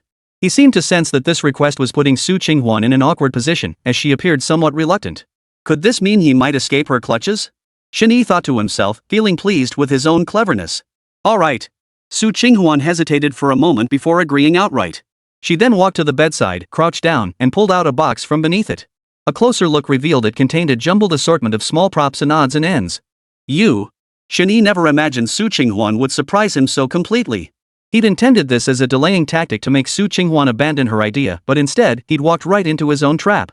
Who knew Su Qinghuan harbored such peculiar inclinations? I play with these things all by myself. I've never told anyone. You know, everyone has certain needs. Su Qinghuan offered a brief explanation, her head bowed as if slightly embarrassed. Though his heart felt bitter, Shen Yi could do nothing about it after all, he'd brought this upon himself. It's fine. This is perfect, I love it this way. I'm getting excited. Shen Yi put on a show of delight and excitement. He then bent down to rummage through the box of props. It truly had everything this woman certainly knew how to play. He pulled a cloth from the small box and blindfolded Su Qinghuan's eyes. Will it work? Complete darkness enveloped Su Qinghuan's vision. Though slightly disorienting, she felt no resistance within. Eventually, she couldn't contain herself any longer and urged him, Shen Yi, hurry up. I can't hold back much longer. Shen Yi was burning with impatience himself, but a sudden idea struck him. Hold on a moment. I need to use the restroom. Don't take off the blindfold. I'll make my move when you least expect it. Hearing this, Su Qinghuan could only nod patiently. Shen Yi dashed into the bathroom and quickly called Lan Wufeng, beckoning him over. About 5 minutes later, Lan Wufeng slipped in. After briefly scanning the room, he spotted Shen Yi hiding in the bathroom. Shen Yi pointed towards Su Qinghuan on the bed and mimed a few gestures. Lan Wufeng understood immediately. The thought of this scene sent a thrill through him. A prop match with an audience? Damn, this was thrilling. Without a second thought, Lan Wufeng lunged forward, his hands roaming freely over Su Qinghuan's body. Ah! Su Qinghuan gasped in surprise. Though caught off guard, she found herself utterly captivated. Just as Shen Yi had said earlier, it truly delivered a delightful surprise when she least expected it.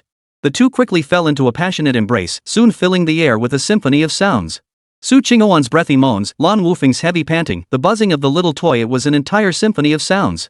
Shen Yi hid in the bathroom, acting as the photographer. Today, he had seen more than he ever expected. The once monotonous exercise suddenly blossomed into a kaleidoscope of sensations. As an outsider, he eventually grew bored and turned to his phone. He couldn't help but wonder just how much stamina Lan Wufeng had the guy managed to keep going for a full 40 minutes. After a final burst of exertion, Lan Wufeng flashed Shen Yi an OK sign before pulling up his pants and slipping away. As for Shen Yi, he took Lan Wufeng's place. Shen Yi, you're amazing. I really love you. You were incredible just now. I feel so satisfied. Su Qinghuan, exhausted yet lingering in desire, gently tugged at Shen Yi's arm. Not bad.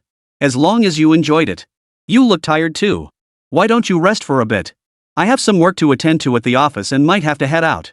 The grand performance had finally concluded, and Shen Yi could only offer perfunctory responses. Today had been anything but easy.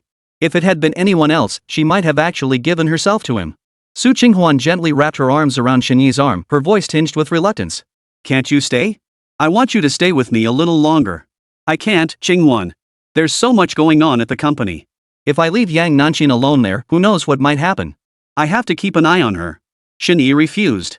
Hearing this, Su Qinghuan couldn't argue. It was true, when the cat's away, the mice will play. She had to be cautious. All right then. Drive safely.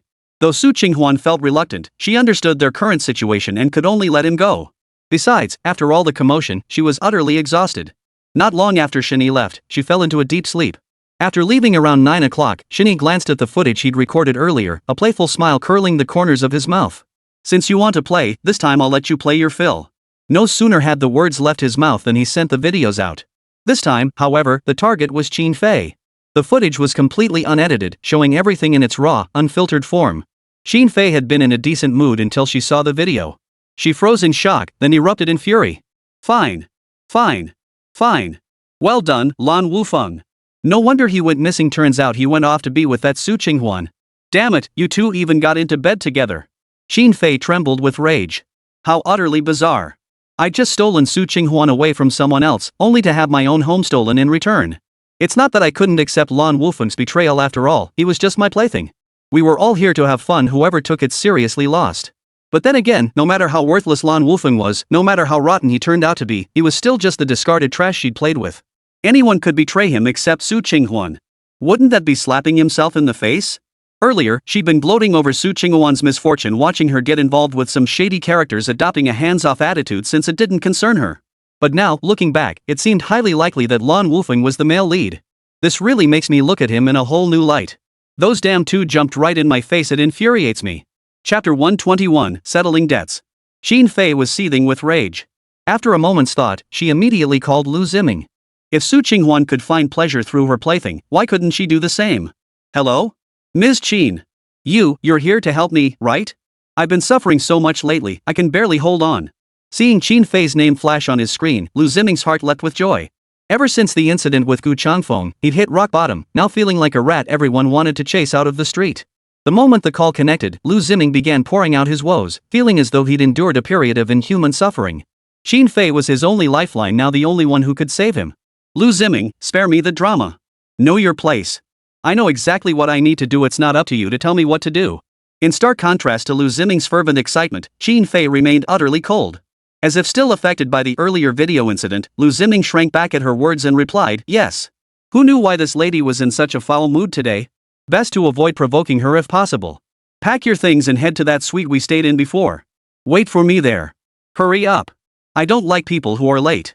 Xin Fei was utterly domineering, her words leaving no room for refusal. Today, she would take it all back from Liu Ziming, bit by bit. So Su Qinghuan likes to play these games? Let's see who's better at it. How about next time? My injuries from before probably haven't fully healed yet. Hearing this, Liu Ziming instinctively refused, as if facing a formidable enemy.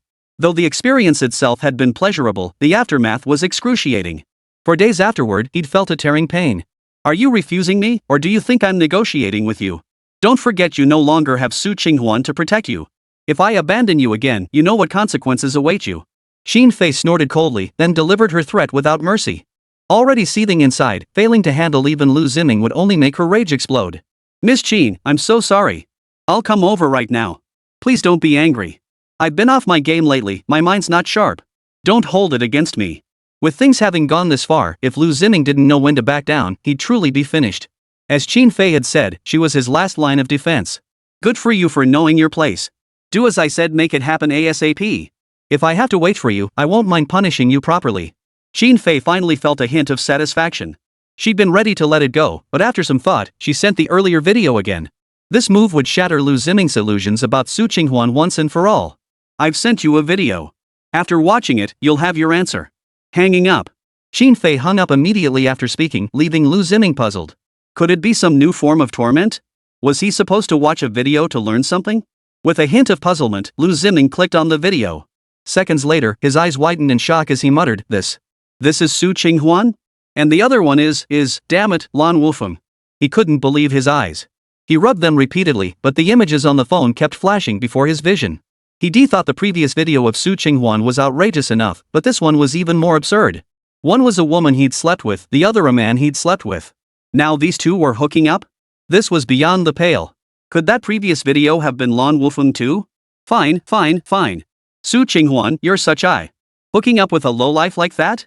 You've got no shame at all. And here I was thinking we still had a chance. Turns out I was just deluding myself. Liu Ziming felt like he was about to burst with frustration. If Su Qinghuan had actually hooked up with Shen Yi, that would have been one thing. After all, he was the young master of the Shen Group. In terms of both resources and capability, he was superior to Liu Ziming. Even if Liu refused to admit it, that was the reality. But Lan Wufeng? What gives him the right? He's just a flamboyant, effeminate guy and he gets chosen? Damn it, am I not better than this guy? You would rather hook up with him than reconcile with me? That's just great. The thought of Su Qinghuan being with Lan Wufeng sent waves of hatred surging through Liu Ziming's heart. All his previous fantasies were now utterly shattered, leaving only bitterness behind. But he dared not dwell on it. Liu Ziming hurried outside. He couldn't afford to be late and upset Xin Fei. She was his last remaining support. He couldn't lose her no matter what.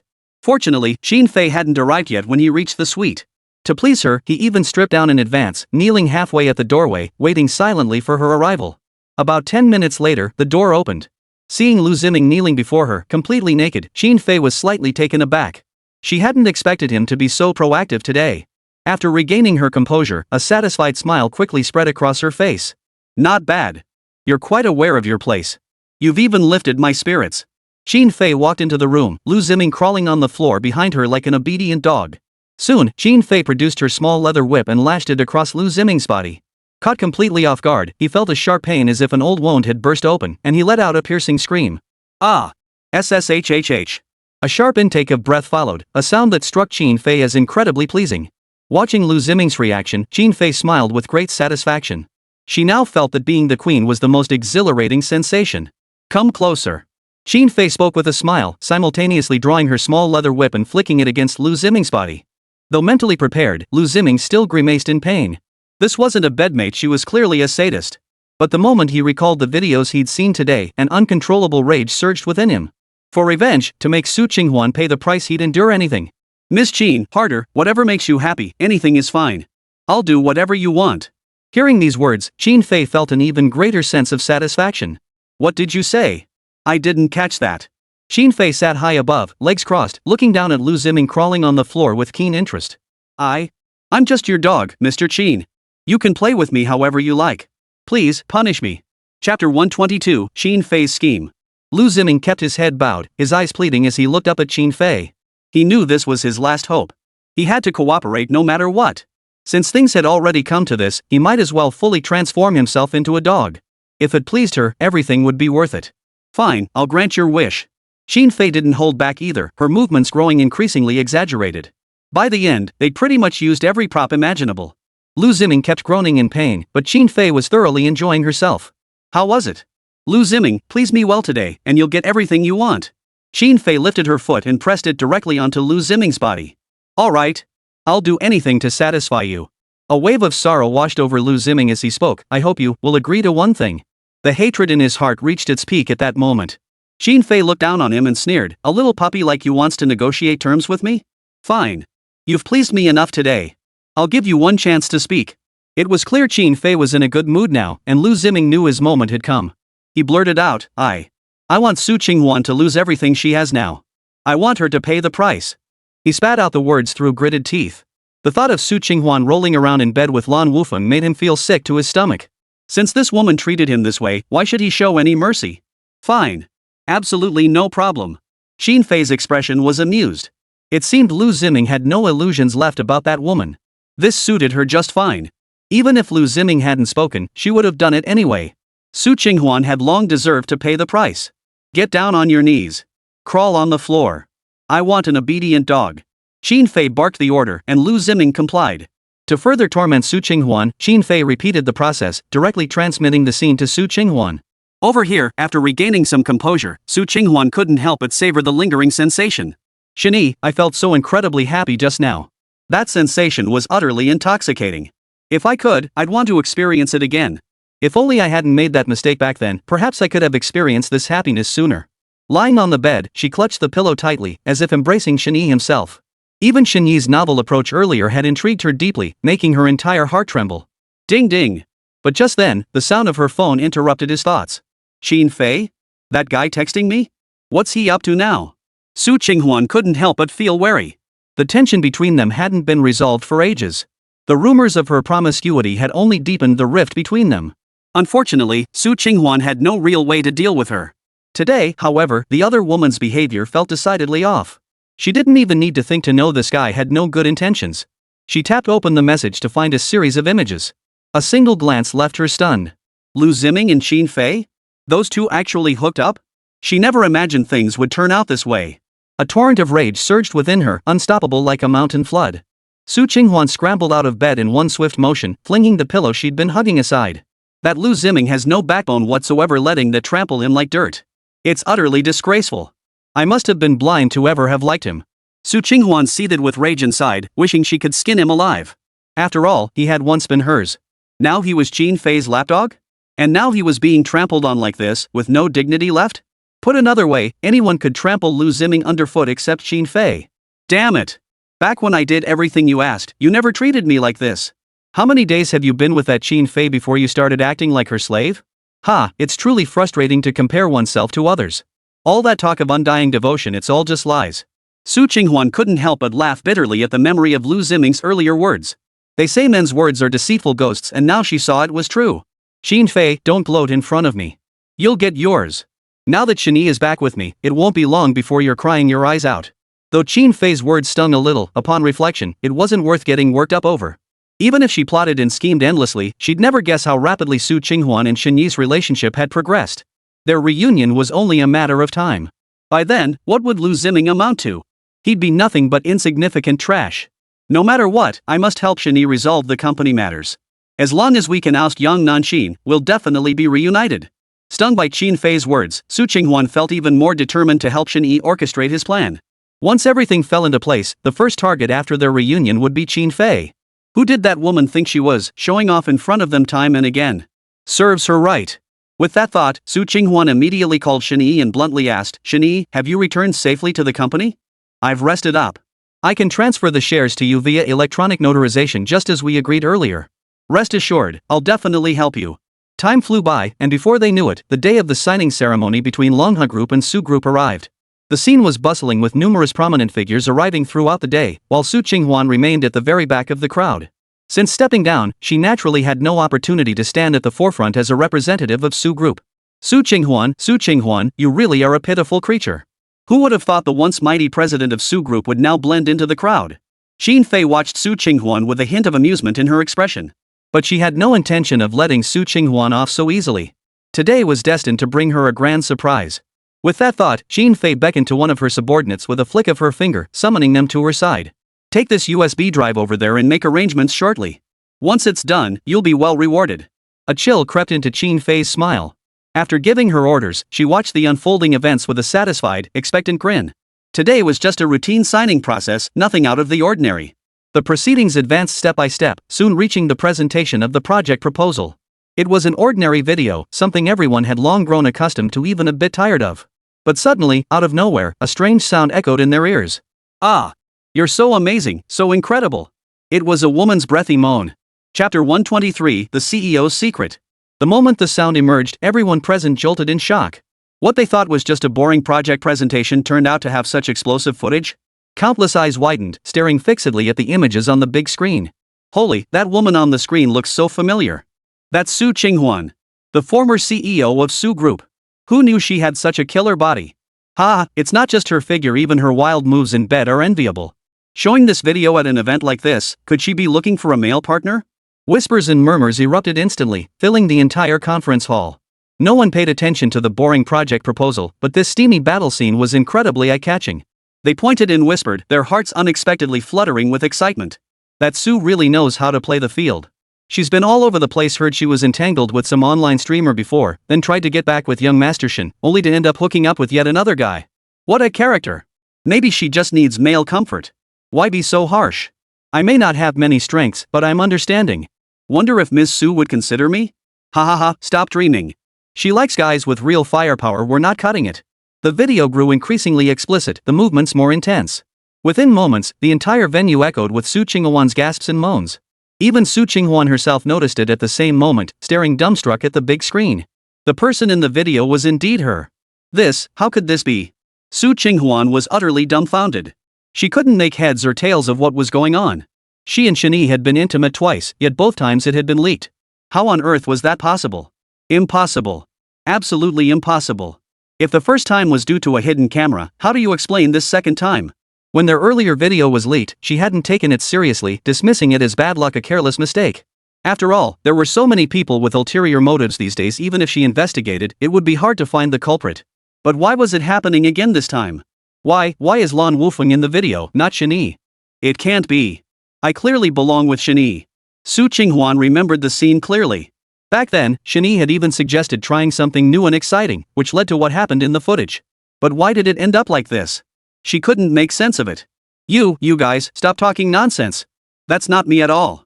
The person in the video does look somewhat like me, but stop making baseless accusations.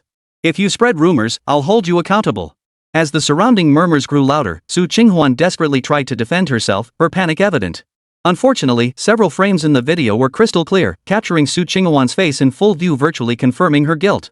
No matter how she protested, argued, or threatened, the surrounding murmurs of doubt didn't lessen one bit. Damn it!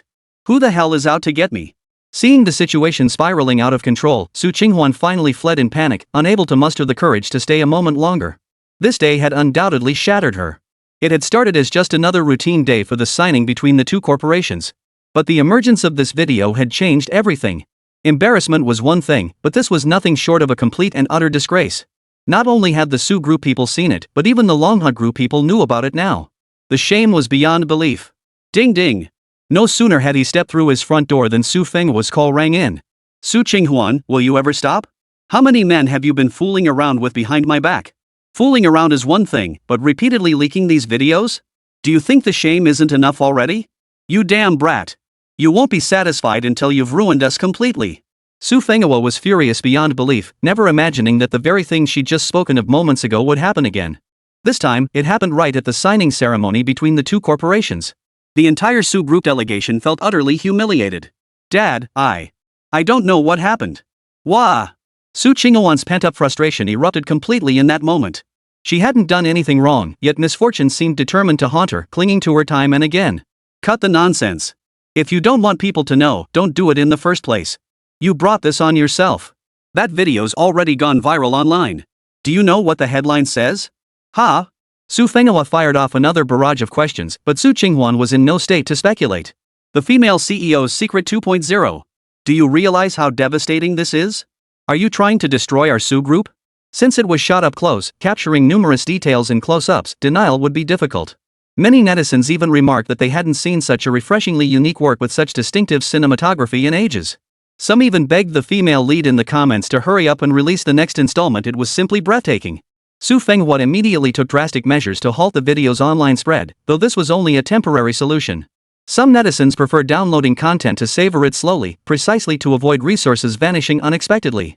Once saved, such content spreads like wildfire, shared tenfold, then 100-fold.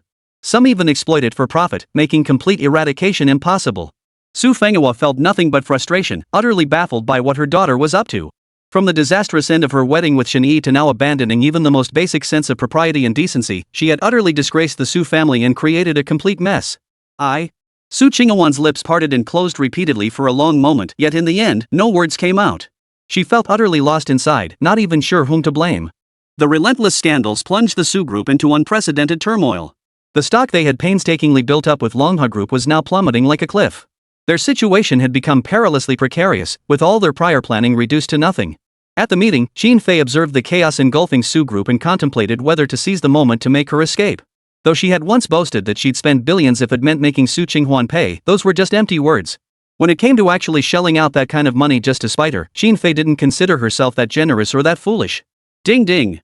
Just as Qin Fei was pondering her next move, Shen Yi suddenly called. Chapter 124, What's up? You wanna make your debut? Hello, what can I do for you, young Master Shen? This time, Qin Fei answered with a forced smile. She couldn't help but feel a bit apprehensive now, especially toward Shen Yi. Ever since realizing Shen Yi had slipped beyond her grasp, she found herself utterly unable to predict his actions. Whenever he contacted her, it sent a chill down her spine. Qin Fei, have you thought it over? Do you want shares in Su Group or a long-term partnership with Wansheng Group? Shen Yi got straight to the point on the other end of the line, cutting out any pretense. They had discussed this matter before. If Qin Fei was willing to relinquish all her shares in Su Group, she could secure a long-term partnership with Wansheng Group. From the perspective of Qin Group's future development, the latter option was clearly more profitable. Moreover, given the Su family's current predicament, these shares held little value for Qin Fei. Mr. Shen, you. Qin Fei suddenly remembered something. After a moment's hesitation, she asked, you didn't post that video online, did you? She had merely tampered with the projector to display the footage before the crowd, nothing more. As for the online frenzy, that was entirely beyond her control. At a time like this, Shen Yi calling to demand shares made it hard for Qin Fei not to connect the two. Are you giving them or not? Shen Yi didn't answer her question. Setting aside the fact that Qin Fei was never someone to be taken at face value, there was little benefit in saying more. It was better to take a firm stance. Failing to get the answer she wanted, Qin Fei felt somewhat helpless. But she quickly shifted the topic back to the main point. Young Master Shen, you know our Qin Group isn't as large as your Shen Group. I can certainly give you the shares, but could you help us secure more favorable terms? After all, making ends meet these days is exhausting. Even a woman like me deserves some breathing room. The shares of Su Group meant little to her now. She herself had even contemplated extricating herself from the quagmire of the Su Group. Shen Yi's emergence now presented a favorable opportunity. But then again, these shares were bought with real money. While they held little value to her personally, it would be nice to exchange them for something more valuable. I made myself perfectly clear earlier. Hand over the shares, and you'll secure a long-term partnership with Wansheng Group. This project alone will cover your group's expenses. No more haggling. You know this project isn't something just anyone can get. Shen Yi's words were crisp and decisive. Who in all of Jiangchang wouldn't covet a partnership with Wansheng Group? Especially a long-term partnership. But Qin Fei was an incredibly greedy woman, constantly testing his limits. Oh, I know full well we owe this opportunity entirely to you, young Master Shen. But we have our own difficulties too. Please cut us some slack. How about reducing your commission percentage? That'd give us some breathing room. Just a little less, how about 2 percentage points? If you help me out this once, young Master Shen, I'll be eternally grateful. Qin Fei poured out her grievances, her tone tinged with pleading.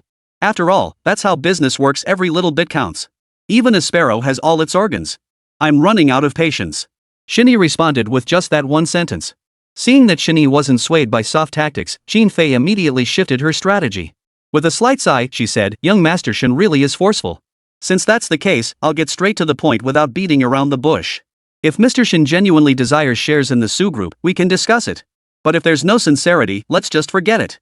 We're both friends and reasonable people. Whether it works out or not is just a matter of talking it out. We all have our difficulties, there's no need to keep pressuring me. She made it clear that if they couldn't reach an agreement today, the shares were off the table. Though she didn't know Shen Yi's purpose, since he wanted these shares, it should be Shen Yi seeking her out, not her groveling. It was time to shift the offensive. Since you're facing difficulties, let's call it quits. I hope you find a more valuable partner. As for the long-term cooperation opportunity with Wansheng Group I mentioned earlier, forget it. Consider it never said. That's final. I'm hanging up. Unexpectedly, Shen Yi's decisiveness caught him off guard. He didn't even give Qin Fei a chance to explain herself before cutting off the conversation. Hey, Mr. Shen, wait. This time, Qin Fei was truly flustered. Why wasn't this script playing out as she'd imagined? Logically, shouldn't he soften his stance first? Then they could sit down and talk things through, negotiating back and forth until they reached a mutually satisfactory solution? Why was this guy flipping the table so abruptly? The Su Group shares had held some value before, but now, with the company beset by internal and external troubles, their value had plummeted. If he didn't act soon, he might never get another chance. Holding on to them was like carrying a ticking time bomb. Who knew when it would explode? I'd intended to leverage this urgency to strike a deal with Shen Yi and secure more favorable terms, but it all fell apart. Then as young Master Shen says, the shares are yours, and the long-term cooperation opportunity with Wansheng Group is mine. Happy cooperation. Qin Fei let out a faint, bitter smile. Truthfully, there was nothing surprising about this outcome. Such matters were almost self-evident. How could Shen Yi possibly have failed to notice? Su Group's shares could collapse at any moment, but the opportunity with Wansheng Group offered tangible benefits. She knew exactly which path to choose. Very well. Expedite the paperwork immediately. Shen Yi nodded in satisfaction before hanging up the call. After putting away her phone, Qin Fei felt a bit unsettled. At the same time, a thought occurred to her. If Shen Yi had leaked all those videos online, didn't that mean both Su Qinghuan and herself were merely pieces in his plan? Damn it, how terrifying is this guy? Qin Fei couldn't help but feel indignant. She had foolishly believed herself to be the calm and composed strategist, only to realize she was nothing but a self-important clown. Meanwhile, Su Qinghuan hadn't been alone for long before a torrent of angry curses reached her ears. You worthless brat! Don't you know what it means to keep yourself pure? Do you really think having a little talent gives you the right to run around messing with everyone? I never imagined I could give birth to such a loose daughter. It's only been a few days since the last time, and you're at it again? What, are you trying to make a career out of this? Su's mother's tongue was unexpectedly sharp, her words cutting without mercy. Her words pierced Su Qinghuan's heart like needles, causing unbearable pain, yet she found herself powerless to retort. Chapter 125, The Terrible News Arrives. This was the truth, something even Su Qinghuan herself hadn't anticipated. Now that everything had suddenly turned into a mess, her reputation in tatters, she felt a deep sorrow and sadness within. Now, facing her mother's tirade, Su Qinghuan felt overwhelmed. Mom, please stop. I know I was wrong. I'll reflect on my actions. Hearing these words only made her more irritated. Su Qinghuan was on the verge of breaking down, desperate for a moment of peace. The events unfolding before her eyes had already exceeded her capacity to bear. Reflect? What good is reflecting now? Do you even know what you did wrong? Why didn't you realize your mistakes before?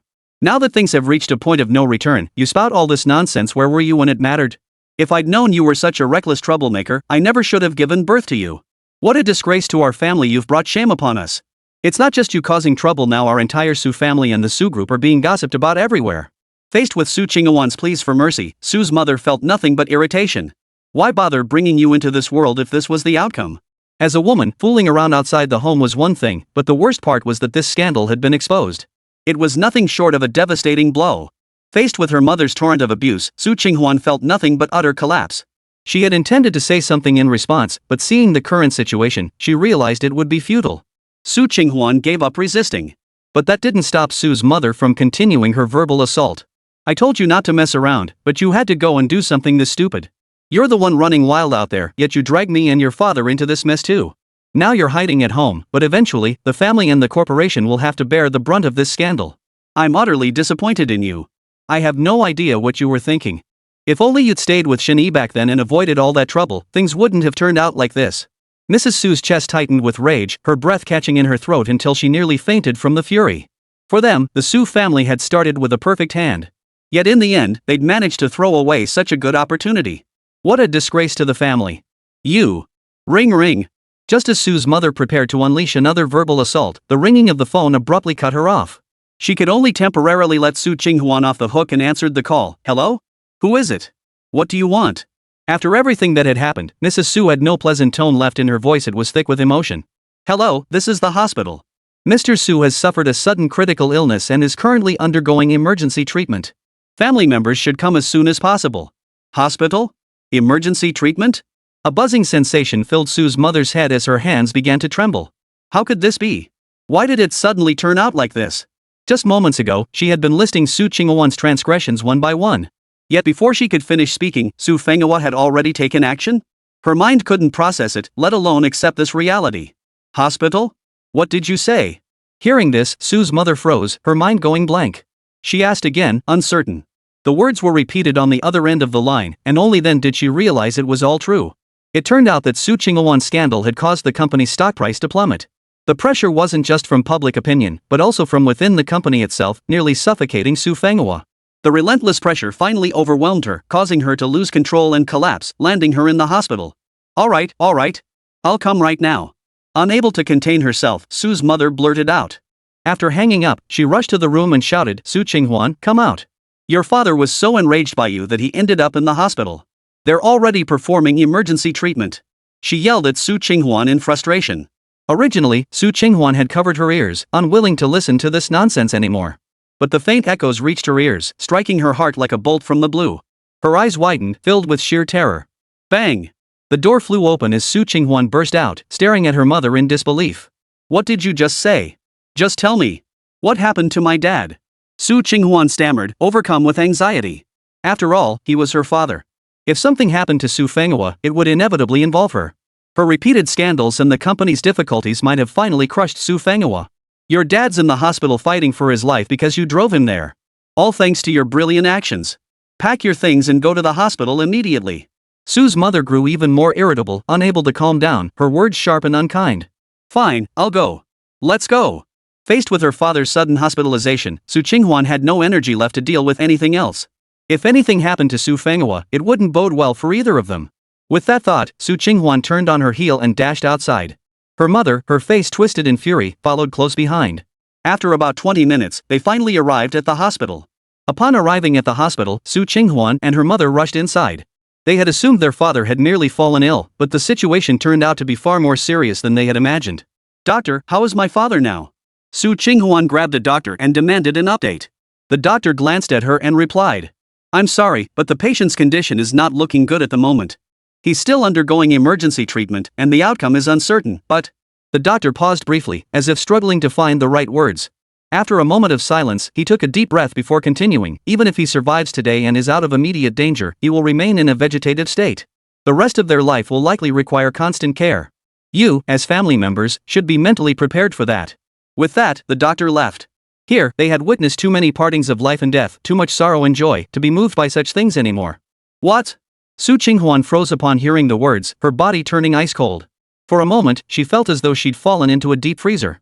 Her father, who had been perfectly fine at the meeting just today, had now come to this. And he would remain in a vegetative state for the rest of his life?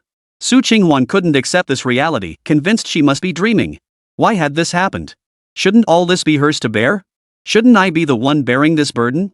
Why should someone else suffer? If only none of this had happened, perhaps none of this would have come to pass. It's all my fault. I caused this. Su Qinghuan clenched her fists tightly, her eyes bloodshot and her body trembling slightly. Her mind was flooded with these thoughts, making her realize how laughable and naive her earlier ideas had been. The outcome should have been so much better. Chapter 126, The Only Way Out. How could this be? I can't believe it. Su Qinghuan's face drained of color as she stared in disbelief at the direction the doctor had left, her entire body shaking violently. She refused to accept it. Clearly, the Su family had started out exceptionally well. With the backing of the Shen Group, their future should have been smooth sailing, never ending up in this dire situation. All of this was her fault. If not for her, things wouldn't have turned out this way. Su Qinghuan once again recalled her rebellious past, remembering how she defied her parents to be with Shen Yi. Had she been more obedient and sensible back then, she wouldn't have spent every day since trying to make amends for her mistakes. Had she and Shen Yi never parted ways, the Su group wouldn't be in this predicament, her father wouldn't have met with misfortune. She bore undeniable responsibility for this, and so did Liu Ziming. Damn it! Damn Liu Ziming, you've ruined my entire life. Su Qinghuan's expression darkened, her words almost spat out through gritted teeth. If it hadn't been for Liu Ziming back then, how could she have made such a wrong choice? If not for Liu Ziming, how could her life have spiraled into this? Enough! At a time like this, stop spouting useless nonsense. I honestly don't see the point in blaming this person or that person now. The problem is right in front of us, and you still have time to dwell on all that nonsense. Hearing her mother's words, Su Qinghuan snapped out of her daze. Her mother's words struck her heart like a dose of cold, hard reality. Indeed, with matters having reached this point, what time was there left for such distractions? In short, a heartache requires a heart remedy. The current state of the Su group was far from ideal, and the urgent priority was to resolve the present predicament. With Su Fenghua gone, this vast conglomerate could only rely on her now. Su Qinghuan knew more trials lay ahead, but compared to the torment her father endured, these were nothing. Soon, upon seeing her father in the hospital room, tears streamed down Su Qinghuan's face. The elderly man before her lay unconscious, his face etched with the weariness of years, stripped of the authority and strategic brilliance he once commanded. Dad! How did you end up like this? Sniff. Su Qinghuan pressed her face against the hospital room window, tears streaming down her cheeks as she struggled to contain her emotions. Su's mother, standing nearby, witnessed the scene and her own eyes welled up with tears. I must find a solution. Public opinion is stacked against us now, both inside and outside. Our top priority is to turn this negative sentiment around. After a moment's thought, Su Qinghuan could only focus on this angle. The earlier video had spread widely, sparking widespread speculation. Beyond confirming she was the woman in the footage, the other key figure was the male protagonist Lan Wufeng. With this realization, a path forward suddenly seemed clear. If Lan Wufeng is willing to step forward and confirm that the person in the video isn't me, then things will be much easier. Su Qinghuan suddenly hit upon a solution, the simplest, most efficient approach available. As long as the person involved helped her debunk the rumors, everything would fall into place. After all, technology is so advanced these days that even videos can be faked. Techniques like face swapping are quite mature, so it wouldn't be hard to explain. The crucial part was getting Lan Wufeng, the male lead, to come forward and clarify. Once that happened, she could handle the rest of the PR herself. As for how many people would believe the clarification or how many would continue to argue afterward, that would be none of her concern. At least everything that needed to be said has been said. To bother with those irrational bystanders would only make us look petty and insecure. It seems the key to everything is finding Lan Wufeng. He's the only breakthrough point. Su Qinghuan had her plans in mind, though she still harbored some resentment toward this guy. Perhaps these videos were deliberately leaked by Lan Wufeng himself. Just imagining the kind of person he was filled her with disgust. As for Shen Yi, Su Qinghuan hadn't even considered him a suspect. She had helped him, and he cared for her in return. How could he possibly do such a thing? Moreover, she felt increasingly certain that she and Shen Yi had become each other's pillars of support. Not only that, but Shen Yi had always been upright and honorable in her eyes. Why would he resort to such tactics? What possible motive could he have? Su Qinghuan simply refused to believe Shen Yi was behind this. She knew him too well, his character, his way of doing things. As for Lan Wufeng, he was likely pressured by Qin Fei's relentless scrutiny. He must have secretly filmed her and Shen Yi at the hotel, then digitally replaced Shen Yi's face with his own through post-production. What a vicious woman. Qin Fei, you'll stop at nothing. At the mention of Qin Fei, a flash of hatred flickered in Su Qinghuan's eyes as she clenched her teeth. To destroy her, Qin Fei had spared no expense. The entire video showed no signs of editing. It must have been cutting-edge technology. She remembered clearly what happened with Shen Yi at the hotel that day, yet now it was being twisted into something involving Lan Wufeng. It was utterly revolting. Xin Fei wasn't just trying to ruin her, she was trying to make her sick. No matter what, she had to resolve this matter as soon as possible. Just as Su Qinghuan was lost in these thoughts, Shen Yi called her directly. Instantly, her heart began racing with anxiety. If Shen Yi found out about the video, all her efforts to win him back would be for nothing. After all, no one could possibly be indifferent to this. At this thought, Su Qinghuan's hatred for Xin Fei and Lan Wufeng deepened further. But no matter how uncertain she felt inside, she answered the call. Hello? Shen Yi. Su Qinghuan's voice was weak and trembling as she answered, her heart pounding with anxiety. She had no idea why Shen Yi was calling. What if he asked about the video? Should she tell him? Or keep it to herself?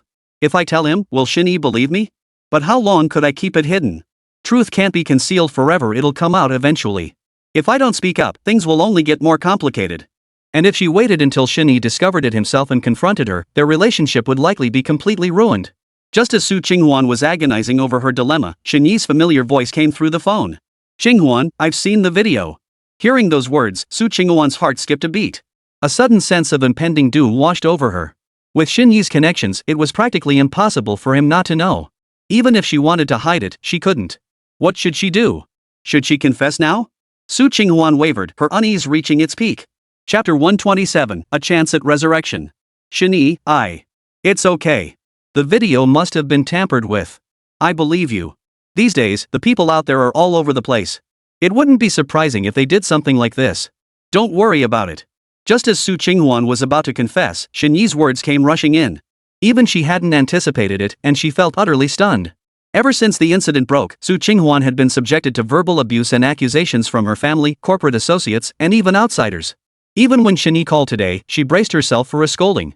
But she never imagined Shen Yi would trust her so deeply, even going out of his way to comfort her. Amidst her bewilderment, a wave of warmth washed over her heart. The apology she'd been about to utter was caught in her throat by Shen Yi's words. For a moment, she didn't know how to speak, even feeling a lump in her throat. Shen Yi, I'm sorry. I never imagined things would turn out like this.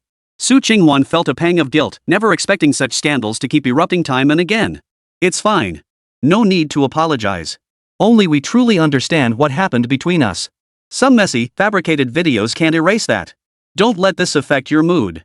Even though it's blown up so big, I believe you're innocent. Give it some time, and things will calm down. Shen Yi continued to comfort Su Qinghuan without a hint of accusation, as if nothing had happened. But unfortunately, his mind was as clear as a mirror, he understood exactly what was going on. On the other end of the line, Su Qinghuan stood frozen in shock for a long moment before finally snapping back to reality. Thank you. I will definitely handle this matter properly. No matter how bitter she felt inside or how low her spirits were, hearing Shen Yi's words calmed her significantly. Especially his words, what happens between us stays between us, struck her right where it hurt. Yes. Only they truly understood their own affairs. She was the one who had shared intimate moments with Shen Yi, experienced everything deeply and clearly. How could outsiders possibly misunderstand? Even if the whole world condemned and cursed her, as long as Shen Yi believed in her, that was enough. He asked for nothing more than that. Don't feel pressured.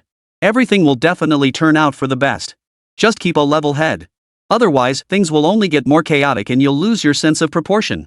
Shen Yi added immediately, leaving Su Qinghuan utterly overwhelmed with emotion. At a time like this, only Shen Yi would speak to her like this. But she hadn't considered that all this came at no cost to him, just empty words. People in love are always impulsive and foolish. Su Qinghuan had been like this with Liu Ziming before, and she was like this now. Where are you right now? Shen Yi pressed urgently, if you have time, let's meet up? I sense you're not in a good place emotionally. Staying cooped up like this is worrying. For a moment, Shen Yi's genuine concern won Su Qinghuan over. She readily agreed, okay, I'll come find you right now. Her mood lightened considerably, and she accepted Shen Yi's suggestion without hesitation.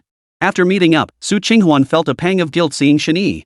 Even though she herself had endured countless insults and accusations, it didn't matter. But seeing Shen Yi suffer such unfair treatment made her heart ache. Deep down, Su Qinghuan had always believed Shen Yi liked her. After all the intimacy they'd shared, and how hard Shen Yi had fought to be with her, things had turned out this way. Shen Yi. Her voice caught in her throat as she finally couldn't hold back any longer. She threw herself into Shen Yi's arms, her eyes suddenly welling up with tears. Shen Yi was taken aback, but quickly regained his composure. He gently stroked her head. Don't worry. Rumors and gossip are normal out there. There are still many people who don't know the truth. As long as you handle it well, nothing will be a problem. Everyone goes through some setbacks in life. Don't dwell on it too much. I believe in you. Believing in yourself is enough. He remained as patient as ever, gently wrapping his arms around Su Qinghuan's waist as he offered comfort. I just feel so sorry for you. Those were supposed to be beautiful memories between us, but now they've turned out like this. I won't let whoever's behind this get away with it. Su Qinghuan felt a surge of anger. The misunderstandings between her and Shen Yi were already numerous enough.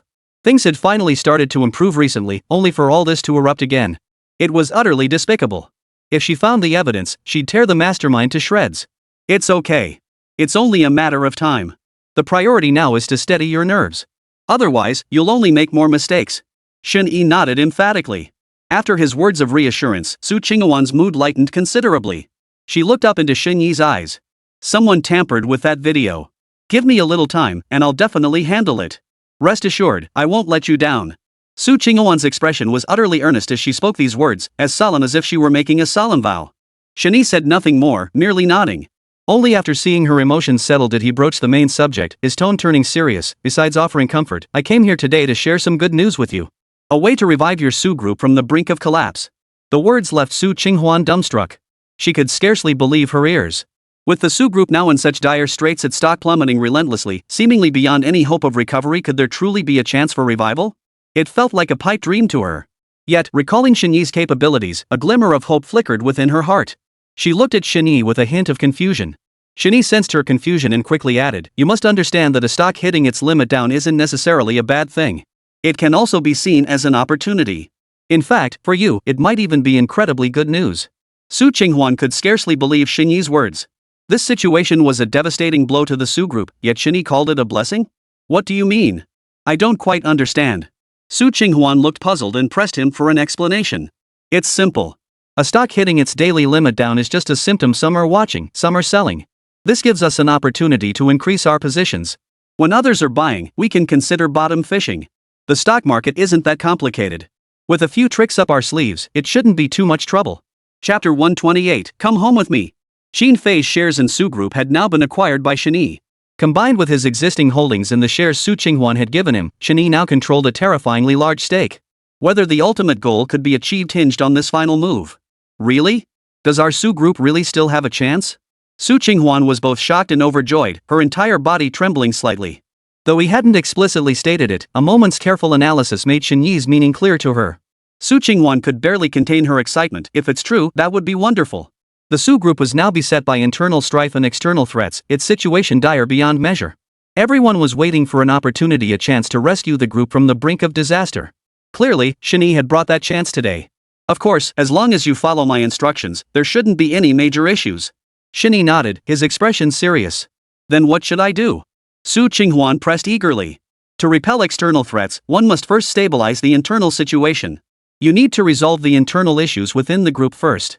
With all these scandals erupting now, it's crucial to manage their emotions properly. Once these matters are settled, then we can consider the stock situation externally. After a moment's contemplation, Shen Yi had formulated a strategy. With Xin Fei now out of the picture, the next chapter would unfold between Shen Yi and Su Qinghuan. But this matter won't be so straightforward. The people within the group are deeply resentful toward me. If I were to appear before them now, they'd tear me apart. Calming their anger won't be as simple as just talking it out. Su Qinghuan felt a bitter ache. She barely had the courage to go to the company now. When the first scandal broke, she'd felt uneasy but could still manage to hold it together. But with the second one, she sensed the entire group was on the verge of hating her to the core. You must understand, at the end of the day, this is all about the video. As long as you handle the video properly, there won't be any issues. No matter how much those people complain, it all boils down to their own interests and the group's influence. Once the video is clarified and the group can turn a profit, the problem will naturally resolve itself. These people don't recognize the president, they only recognize those who can make money. Shen Yi had long seen through the essence of the matter. After hearing these words, Su Qinghuan found them quite reasonable. The group's top brass had been ranting and raving for ages, but at the end of the day, it all boiled down to their interests being affected. Compounded by the stock plummeting to its daily limit, their resentment only deepened. You're right. But I only have a rough idea about the video situation. Whether it'll work is still uncertain. Su Qinghuan intended to have Lan Wufeng step forward to clarify matters, but another problem loomed. If the other party was acting on Xin Fei's orders, they'd likely refuse outright, let alone step forward to clarify. They'd be delighted to see me dead sooner rather than later. That video is definitely fake. I've seen it, it shows you and Lan Wufeng. In my opinion, this is undoubtedly a scheme orchestrated by Qin Fei and Lan Wufeng together. That woman Qin Fei may seem low-key and unassuming, but she's actually very calculating. It's no surprise she'd do something like this, and that Lan Wufeng isn't exactly a saint either. Shen Yi spoke up repeatedly, shifting all blame onto Qin Fei and Lan Wufeng. It could be said that all of this was within his calculations. Su Qinghuan, without much thought, nodded in agreement and quickly chimed in, "You're thinking exactly what I was thinking. I also believe Qin Fei is behind this. That woman has been opposing me all along, repeatedly trying to make things difficult for me. This time, she seized her chance. Had the person in the video been someone else, Su Qinghuan might not have connected it to Qin Fei. But with Lan Wufeng appearing in the footage, Qin Fei's guilt was practically confirmed. Their relationship had always been anything but ordinary. Moreover, making Lan Wufeng the central figure in the fabricated video served another purpose. It eliminated any possibility of Su Qinghuan asking Lan Wufeng to step forward and clear her name. Not only that, but when Su Qinghuan struggled to clear her name, Lan Wufeng could step forward and insist these events happened between them. That way, Su Qinghuan would be utterly unable to clear her name, even if she jumped into the Yellow River. It must be said, Qin Fei's move was utterly ruthless. She left herself not a shred of room for maneuver. Such a vicious scheme. Qinghuan. Shen Yi's expression was hesitant, as if he had something on his mind but couldn't quite bring himself to say it. After much thought, "There's something I'm not sure if I should tell you." Seeing his expression, Su Qinghuan was puzzled. "Go ahead and say it. It can't be that big of a deal. There's nothing between us we can't talk about." "Alright. Actually, Liu Ziming and Qin Fei are together now. I only found out about this recently myself." Shen Yi adopted a troubled expression. It was as if he were still the same person he had been back then, reluctant to hurt Su Qinghuan. Hearing this, Su Qinghuan only gave a bitter smile. "I already knew about this." But her expression quickly returned to normal as she added, "It's no big deal. I severed all ties with Liu Ziming long ago. Whatever choices he makes are his own business. As for that piece of trash, I'm actually relieved he's farther away from me now. I don't want to hear anything more about him. Compared to you, he's nothing. All I want is to be with you. Nothing else matters." Seizing this moment, Su Qinghuan not only expressed her feelings but also drew a stark comparison between Liu Ziming and Shen Yi. As if swept away by her emotions, Su Qinghuan spoke more and more, her words growing increasingly heartfelt. "Truthfully, I've always regretted taking the wrong path, regretted making choices I shouldn't have. I came to my senses too late, acting on impulse all that time. I hope you can forgive me. As for other people's affairs, I don't want to speak of them anymore. They have nothing to do with me. I only want us, that is enough." After pouring out her heartfelt feelings, Su Qinghuan took a step forward, tiptoeing to prepare to kiss Shen Yi. But before she could get close, Shen Yi subtly stepped back, evading her advance. "There are cameras everywhere here. If we get caught on tape, it could cause trouble. Given our situation, it's best not to complicate things further." Shen Yi quickly offered his explanation. Though his words made sense, Su Qinghuan couldn't help but feel a pang of disappointment. After all, she desperately needed comfort at this moment. But just then, Shen Yi's voice reached her again. His brief words suddenly filled Su Qinghuan with overwhelming joy. "Come. Follow me home." Chapter 129, Returning to the Shen family. Home? Those two words sent Su Qinghuan into a frenzy of joy, as if she'd fallen into a giant honeypot. "But isn't this a bit too sudden? Should I redo my makeup and dress up properly?" The words barely left her lips before Su Qinghuan instinctively began preparing to dress in her finest attire. She dared not lift her gaze to meet Shen Yi's face. She hadn't felt this excited and nervous in ages. What was she going to do at his place? Was it to continue their intimate moments? Or was he taking her to meet his parents, hoping to mend their broken relationship? Su Qinghuan was overwhelmed with excitement, her mind racing with countless possibilities. She couldn't wait to step through that gate. The last time she'd been to Shen Yi's home was after the engagement was broken off. Back then, they hadn't even made it past the gate before being turned away. Returning to this familiar place now surely signaled a dramatic leap forward in their relationship, didn't it? But in the end, her reason overpowered her impulse. Since Shen Yi had made such an offer, she had to make sure she was properly prepared. Otherwise, any oversight might disappoint him. "No need. It's just a simple meal. No need to be so formal," Shen Yi replied. If they were going to put on a show, they might as well go all out. Besides, given the current situation, this matter would soon come to an end. There could be no room for error. "All right." Su Qinghuan felt a flicker of excitement and anticipation, but her thoughts quickly turned elsewhere as she pressed, "Shen Yi, are your parents here too?" From the very beginning, Shen Yi's parents had been strongly opposed to their relationship, consistently expressing their disapproval. Although they had reached the point of marriage, neither parent had attended the wedding ceremony. They had so many reservations about her. If both were present this time, it would inevitably weigh on her. She feared no one else, but she feared the Shen family elders. However, Shen Yi responded to Su Qinghuan's question with remarkable composure. Only my mother is here. My father is away. Don't worry. I've already taken care of everything.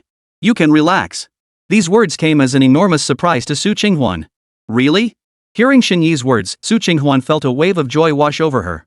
She couldn't contain her excitement, a smile spreading across her face as she instinctively wrapped her arm around Shen Yi's. But Shen Yi casually pulled his arm away and said, "Of course it's true. They did have some issues with you before, but I've been talking to them for a long time and put in a lot of effort. That kind of situation won't happen again. But you still need to be mindful of your boundaries." These words were nothing short of earth-shattering good news to Su Qinghuan. She never imagined she'd see this day. What a turn of fortune. After all this time of feeling wronged, my time for good fortune has finally come. Shen Yi, wait a moment. I need to buy a gift. We can't forget these formalities. Su Qinghuan immediately suggested, then prepared to head to the nearby mall. Watching her like this, Shen Yi couldn't help but sneer inwardly. Buy gifts? Come to think of it, this was a first. Back when they were still together, they exchanged gifts during visits, but those were always prepared by Su Fenghua. As for Su Qinghuan, she never once shown any inclination toward such gestures. That she now developed such thoughts was truly rare. But even if Su Qinghuan felt remorse now, it was too late. What in the world could mend a broken mirror? A mirror shattered remains shattered. Even if glued back together, the cracks would remain. All right. But hurry up. My mom has already prepared dinner and is waiting for us to come back. Shen Yi acted with unusual tenderness as they entered the mall together to select gifts. This time, Su Qinghuan was more attentive than ever, seemingly scrutinizing every single item.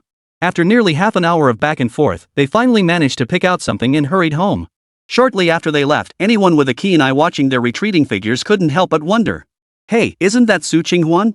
Haven't the rumors been all over the internet lately? How dare she still show her face out in public? That woman really has a great figure. Wonder who the guy beside her is. Couldn't quite make him out. But you gotta hand it to Ms. Su for playing the field. Even now, she hasn't reined it in. Life is meant to be enjoyed. If not now, when? Wait until she's past her prime? Shen Yi and Su Qinghuan returned home. Ding ding. The doorbell chimed, and moments later, the door swung open. Shen's mother opened the door and saw Shen Yi and Su Qinghuan standing outside. Her expression immediately turned slightly awkward, especially when her gaze fell on Su Qinghuan. A fleeting hint of distaste flickered in her eyes. Hello, Auntie. Sorry to disturb you. A small token of our appreciation. Su Qinghuan took the initiative, extending her hand to present the carefully selected gift.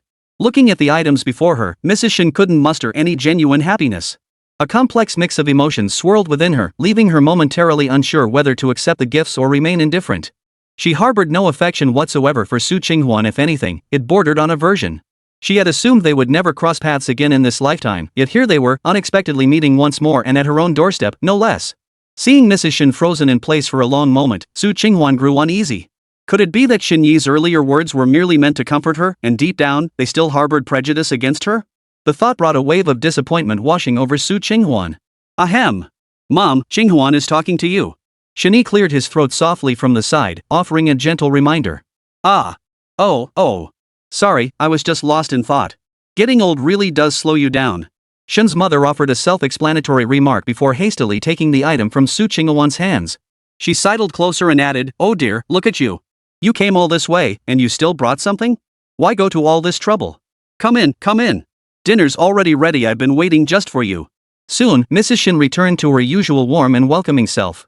No, it's nothing. I'm just glad you like it. I came on such short notice without proper preparation. Please forgive me. Compared to before, Su Qinghuan now felt as if she were walking on thin ice. Her heart raced with both excitement and fear, dreading any misstep. After speaking, Su Qinghuan and Shen Yi entered the house one after the other. The moment they entered, a mouth-watering aroma wafted over, making one's mouth water. Su Qinghuan looked up and saw Shen's mother busily serving dishes and rice. She worked alone in the kitchen with deft movements, though a trace of fatigue still lingered between her brows. Chapter 130, The Powerhouse Actor. Though it seemed tiring, Su Qinghuan felt a warmth wash over her. If only one day she could cook for Shen Yi like this, rising with the sun and resting with its setting. Wouldn't that be a kind of happiness? Please sit down for a moment. I'll make a soup, and dinner will be ready soon, Mrs. Shen said politely before turning back into the kitchen. Su Qinghuan was thinking to herself that she must work hard to mend her relationship with Shen Yi, striving to reconcile with him as soon as possible and earn the approval of his parents. Though it wouldn't be easy, things were already looking up. Back then, Shen Yi had barely acknowledged her existence. Now, he at least offered advice, showed concern, and even brought her home. She believed it wouldn't be long before they were back together. With this hopeful thought, she rolled up her sleeves, ready to make a good impression. Shen Yi, I'll go help your mother. She started toward the kitchen, but Shen Yi pulled her back. Let me go. But, can you even cook? We'll talk about it later. With that, Shen Yi walked into the kitchen. Su Qinghuan froze. Thinking back, Shen Yi had always done the cooking. She either ate ready-made meals or went out to restaurants she truly didn't know how. If she went in now, she'd probably just get in the way. Mom, let me help you. Hearing Shen Yi's voice, Shen Yi's mother paused in her kitchen chores and couldn't help glancing back at him. Then she shot him a fierce glare before leaning in close and whispering, "What the hell are you up to, you little rascal? Why did you have to invite her of all people? Why not someone else? If your father finds out, he'll be furious." Shen's mother put on a look of anger. Back then, because of Su Qinghuan, their entire family had been thrown into chaos. Even Shen Yi's father had ended up hospitalized. And now, here she was, bringing that girl home again. As a mother, how could she not worry? She dreaded Shen Yi and Su Qinghuan repeating their mistakes. If that happened, it would be disastrous. That's why I distracted him. Mom, trust me. This is crucial. You have to play along with me. This is the last time. To take down the entire Su group, Shen Yi had to use Su Qinghuan. As for how to make Su Qinghuan go mad with obsession, there was simply no better way. Everything was now in place, waiting only for Shen's mother to light the fuse. What's wrong with you? Why must you resort to such methods? If I mess this up, don't come looking for me. I won't take responsibility. Shen's mother couldn't help but mutter under her breath, clearly unaware of Shen Yi's scheme. But whatever he was scheming, this plan didn't seem particularly reliable. Mom, you're a natural-born powerhouse actress. You'll nail it. Remember how convincingly you and Dad acted at the hospital? You had me completely fooled. Forgotten already? If this goes well, I'll bring my girlfriend home to meet you both soon. Shen Yi couldn't help but recall the past incident. When his father had been hospitalized, he'd been worried sick only to discover it was all a sham. The elderly couple's acting was so convincing, there wasn't a single flaw. If it weren't for his mother's extraordinary talent, none of this would have happened. Are you serious? You really brought your girlfriend home? The moment she heard those words, Shen's mother perked up, her eyes sparkling as she looked at Shen Yi. No parent could hear such news without feeling excited. Wasn't their greatest concern their son's future? The elderly couple had been fretting over this matter, yet Shen Yi had secretly pulled off something major and they hadn't even gotten a hint. Absolutely true. Shen Yi nodded earnestly, a faint smile playing at the corners of his mouth. Truthfully, he'd been contemplating this for quite some time. His relationship with young Nanxin had dragged on far too long, it couldn't continue indefinitely. This way, he could give young Nanxin an answer and give his parents one too. But don't tell anyone else about this, especially not my dad. There are still some things that need to be handled properly. We can't rush this, so you have to keep this confidential for me. He leaned close and whispered something into Mrs. Shen's ear. After listening, Shen's mother nodded repeatedly, a smile gradually spreading across her lips. Even the initial displeasure she'd felt upon seeing Su Qinghuan had largely vanished. Shen Yi grew more and more likable to her eyes. She had to admit, her precious son really knew how to handle things. You little rascal, always trying to butter me up.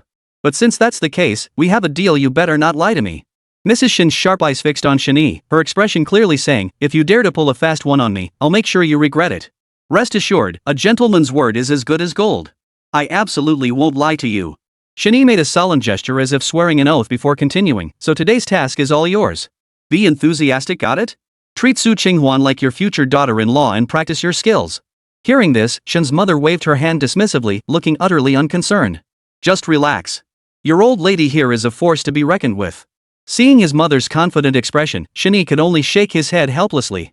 After the mother and son quickly prepared a soup, Shen's mother took a deep breath, flashed a bright smile, and said, Qinghuan, sorry to keep you waiting. Come join us for dinner. Don't mind my poor cooking skills, dear. She carried out the last bowl of soup, her voice warm as she extended an invitation. Su Qinghuan quickly put down what she was doing and came over to sit down. Not at all. All the dishes you made look and smell delicious. I can tell they're tasty just by looking at them. Restaurant food might look appealing, but it's often all show and no substance. Homemade dishes are always more comforting. She smiled faintly, clearly delighted as she sat down at the table. That's wonderful, that's wonderful. Go ahead and try it. How does it taste? Mrs. Shen replied cheerfully, placing a piece of meat into Su Qinghuan's bowl. Su Qinghuan didn't hesitate, picking up her chopsticks with grace and composure. As she ate, she remarked, delicious. Better than most dishes I've ever had. If it weren't for all the work I've had lately, I'd love to eat this kind of delicious food every day. Watching her utterly entranced expression, Mrs. Shen couldn't help but twitch the corner of her mouth. Every day? Just the thought of it was almost unbearable. If this continued, wouldn't it be pure torture? Though these thoughts swirled in her mind, Shen's mother kept reminding herself she had to play the part perfectly. Absolutely no slip-ups. For her daughter-in-law's sake, she'd give her all to put on a good show this time. Fine, come anytime you like. It's so much livelier when our whole big family gathers around the table together. Chapter 131, The Veteran Actress's Professionalism. Her words flowed warmly, yet inside, she felt a wave of nausea. Who knew speaking such insincere words would be so agonizing? Heaven help me, I was forced into this. If punishment must be meted out, let it fall on my own son, he's the one who made me do it. Really? Wonderful. Su Qinghuan was overjoyed, her heart racing with excitement. She never imagined things would go so smoothly, especially the mention of the whole family from Mrs. Shen's mouth sent her into a frenzy of excitement. Clearly, this large family included her as well. It seemed Mrs. Shen truly accepted her from the bottom of her heart. With that thought, she quickly replied, I'll definitely make time to visit. When I do, I'll go back and learn a few new skills so I can show you what I've learned, Auntie. Her face lit up with anticipation, her eyes brimming with hope. She had expected to have to explain herself thoroughly to Mrs. Shen today, but the way things unfolded so smoothly was almost too good to be true. Was this fate? After all these twists and turns, she had returned here, yet she was no longer the young girl she once was. Looking back, he realized how naive he had been back then. That's truly wonderful. Mrs. Shen's face beamed with delight as she nodded repeatedly. Whenever you're willing to come, you're always welcome. I'm usually here alone. Both father and son are so busy. It gets lonely sitting by myself. Your coming over means I'll have someone to talk to. With that, she smiled warmly and continued serving Su Qinghuan food. Su Qinghuan felt a bit overwhelmed by Mrs. Shen's enthusiasm. Watching the two of them banter back and forth, chatting away happily, Shen Yi couldn't help but twitch the corner of his mouth. Was this the professional dedication of veteran actors? It was downright terrifying. If he hadn't known the inside story, Shen Yi might have genuinely believed the two had always been close. The meal drew to a close rather quickly. Su Qinghuan, who had been pleasantly excited earlier, now looked troubled and uneasy, as if she had something on her mind but hesitated to speak. Auntie. Su Qinghuan spoke up, a hint of guilt on her face. Shen's mother, seasoned by years of experience, understood perfectly well. She knew the real topic was yet to come, and everything before had merely been a prelude. What is it? Is there something else? She suppressed the unease in her heart and asked with a smile. Actually, there's something I've been meaning to tell you, but I've been thinking about it over and over and just don't know how to bring it up. Su Qinghuan looked deeply conflicted, as if struggling to make up her mind. Seeing this, Mrs. Shen's heart stirred. Her smile grew more genuine as she said, Please, speak freely. There's no need to hesitate like that. I won't blame you for anything. Mrs. Shen was adept at reading people, easily discerning the young woman's thoughts. If she could, she'd rather not hear this messy business, but playing this role was her duty. Auntie, I know you've had strong reservations about me before. I understand you didn't approve of me. I admit I behaved badly back then, made many mistakes, and acted immaturely. I hurt you and hurt Shen Yi. I feel deeply remorseful. But after reflecting on this period, I deeply regret my past actions. I recognize my mistakes and have learned my lesson. I will never repeat them again. Today, seeing how warmly you welcomed me back, showing no resentment and offering me a chance to redeem myself has truly moved me. I want to apologize to you. I'm sorry for everything I did in the past. I promise to change, and nothing like this will ever happen again. She looked at Mrs. Shen with a face full of guilt and concern. That they were still willing to receive her showed the Shen family's courtesy, but regardless of the reason, she still needed to apologize. This was something she had to do, the necessary path to being accepted back into the Shen family. Mrs. Shen's heart sank, yet outwardly she feigned regret, speaking with a hint of resignation. People inevitably make mistakes when they're young. But as time passes and experience grows, they reflect on their past actions and regret them. That's not something to fear. As long as one recognizes their mistakes and is willing to actively correct them, there's always a chance to start anew. More important than saying I'm sorry is having the attitude to make amends. Whether in the past or present, Mrs. Shen harbored no goodwill towards Su Qinghuan. In fact, she felt nothing but disgust. With far more social experience than Shen Yi, she saw through certain things more clearly and had long known Su Qinghuan was no good. It was a pity Shen Yi had been so stubborn back then. Fortunately, his realization hadn't come too late. Auntie, please rest assured. I've recognized my mistakes and will definitely make amends going forward. I'm not just saying this to sound nice, I mean every word. If I ever fall short in any way, please don't hesitate to correct me. I'll do my utmost to change. After uttering these words, Su Qinghuan silently resolved within herself to make amends for her past mistakes this time. Not only that, but she must also resolve the messy affairs surrounding herself, and she had to act quickly. Otherwise, if Mrs. Shen and Mr. Shen found out, it would only complicate matters further. If this matter stirred up more trouble, she would be locked in a bitter feud with Qin Fei. At the same time, she discreetly observed Mrs. Shen's expression. To her relief, Mrs. Shen's face was already softening into a smile, one that seemed to carry a hint of approval. This was the best encouragement she could ask for. As long as they were willing to give her a chance, everything would be worth it. I wish you could think that way. Mrs. Shen nodded and then smiled. We don't expect everyone to be flawless. As long as they're willing to turn over a new leaf, everyone is willing to accept them. What's done is done. Don't dwell on it too much. Take it slow. Everyone else may accept it, but we won't. Of course, these were all Mrs. Shen's inner monologue, words she would never voice aloud. A huge weight lifted from Su Qinghuan's heart. Today's visit had concluded satisfactorily. Seeing that it was nearly settled, Shen Yi chimed in from the side. Alright, let's not dwell on these matters anymore. They're in the past, no need to keep harping on them. I trust you'll handle your own affairs well, but please don't complicate things further. His words carried both concern and gentle admonition, clearly referring to the online video incident. Su Qinghuan understood perfectly well. It was already considerate of him not to bring it up explicitly in this setting. Once she returned home, she would focus entirely on resolving this matter. She absolutely couldn't disappoint Shen Yi and his mother's expectations. This was her chance to reclaim her place in the Shen family. No matter what, she had to seize it. Chapter 132, All is ready, only the east wind is missing. I understand. I will do everything I should do, she replied earnestly. Mrs. Shen smiled without speaking, merely nodding in acknowledgement. After chatting for a while longer, Su Qinghuan reluctantly took her leave, glancing back repeatedly as she walked away. At that moment, Mrs. Shen could no longer hold back. Alright, stop looking. Come visit again next time you have the chance, Mrs. Shen said with a warm smile. In her heart, she only hoped the other would leave quickly. She truly couldn't hold back any longer. Even veteran actors have their limits. Alright, Auntie, I'll come visit you again next time, Su Qinghuan said before finally taking her leave. Watching her receding figure, Shen's mother finally exhaled in relief. She shot Shen Yi a reproachful glance and snapped, You little rascal, I've taken care of what you asked for. Don't forget what you promised me. If you dare deceive me, don't ever step foot in this house again. You won't be welcome back until you find yourself a girlfriend. Though her words were stern, her face betrayed a hint of hope. Clearly, she was all talk and no action. Shen Yi said nothing more, merely giving a firm nod. As far as he was concerned, Su Qinghuan's fate was all but sealed. Once the plan was set in motion, everything would come to an end. Go get some rest. I'll take care of cleaning up the house, Shen Yi said indifferently. Let me handle it. I heard you've been swamped with work lately. It's just housework, it won't kill me, will it? My son is growing up so quickly, learning to share the burden with his mother.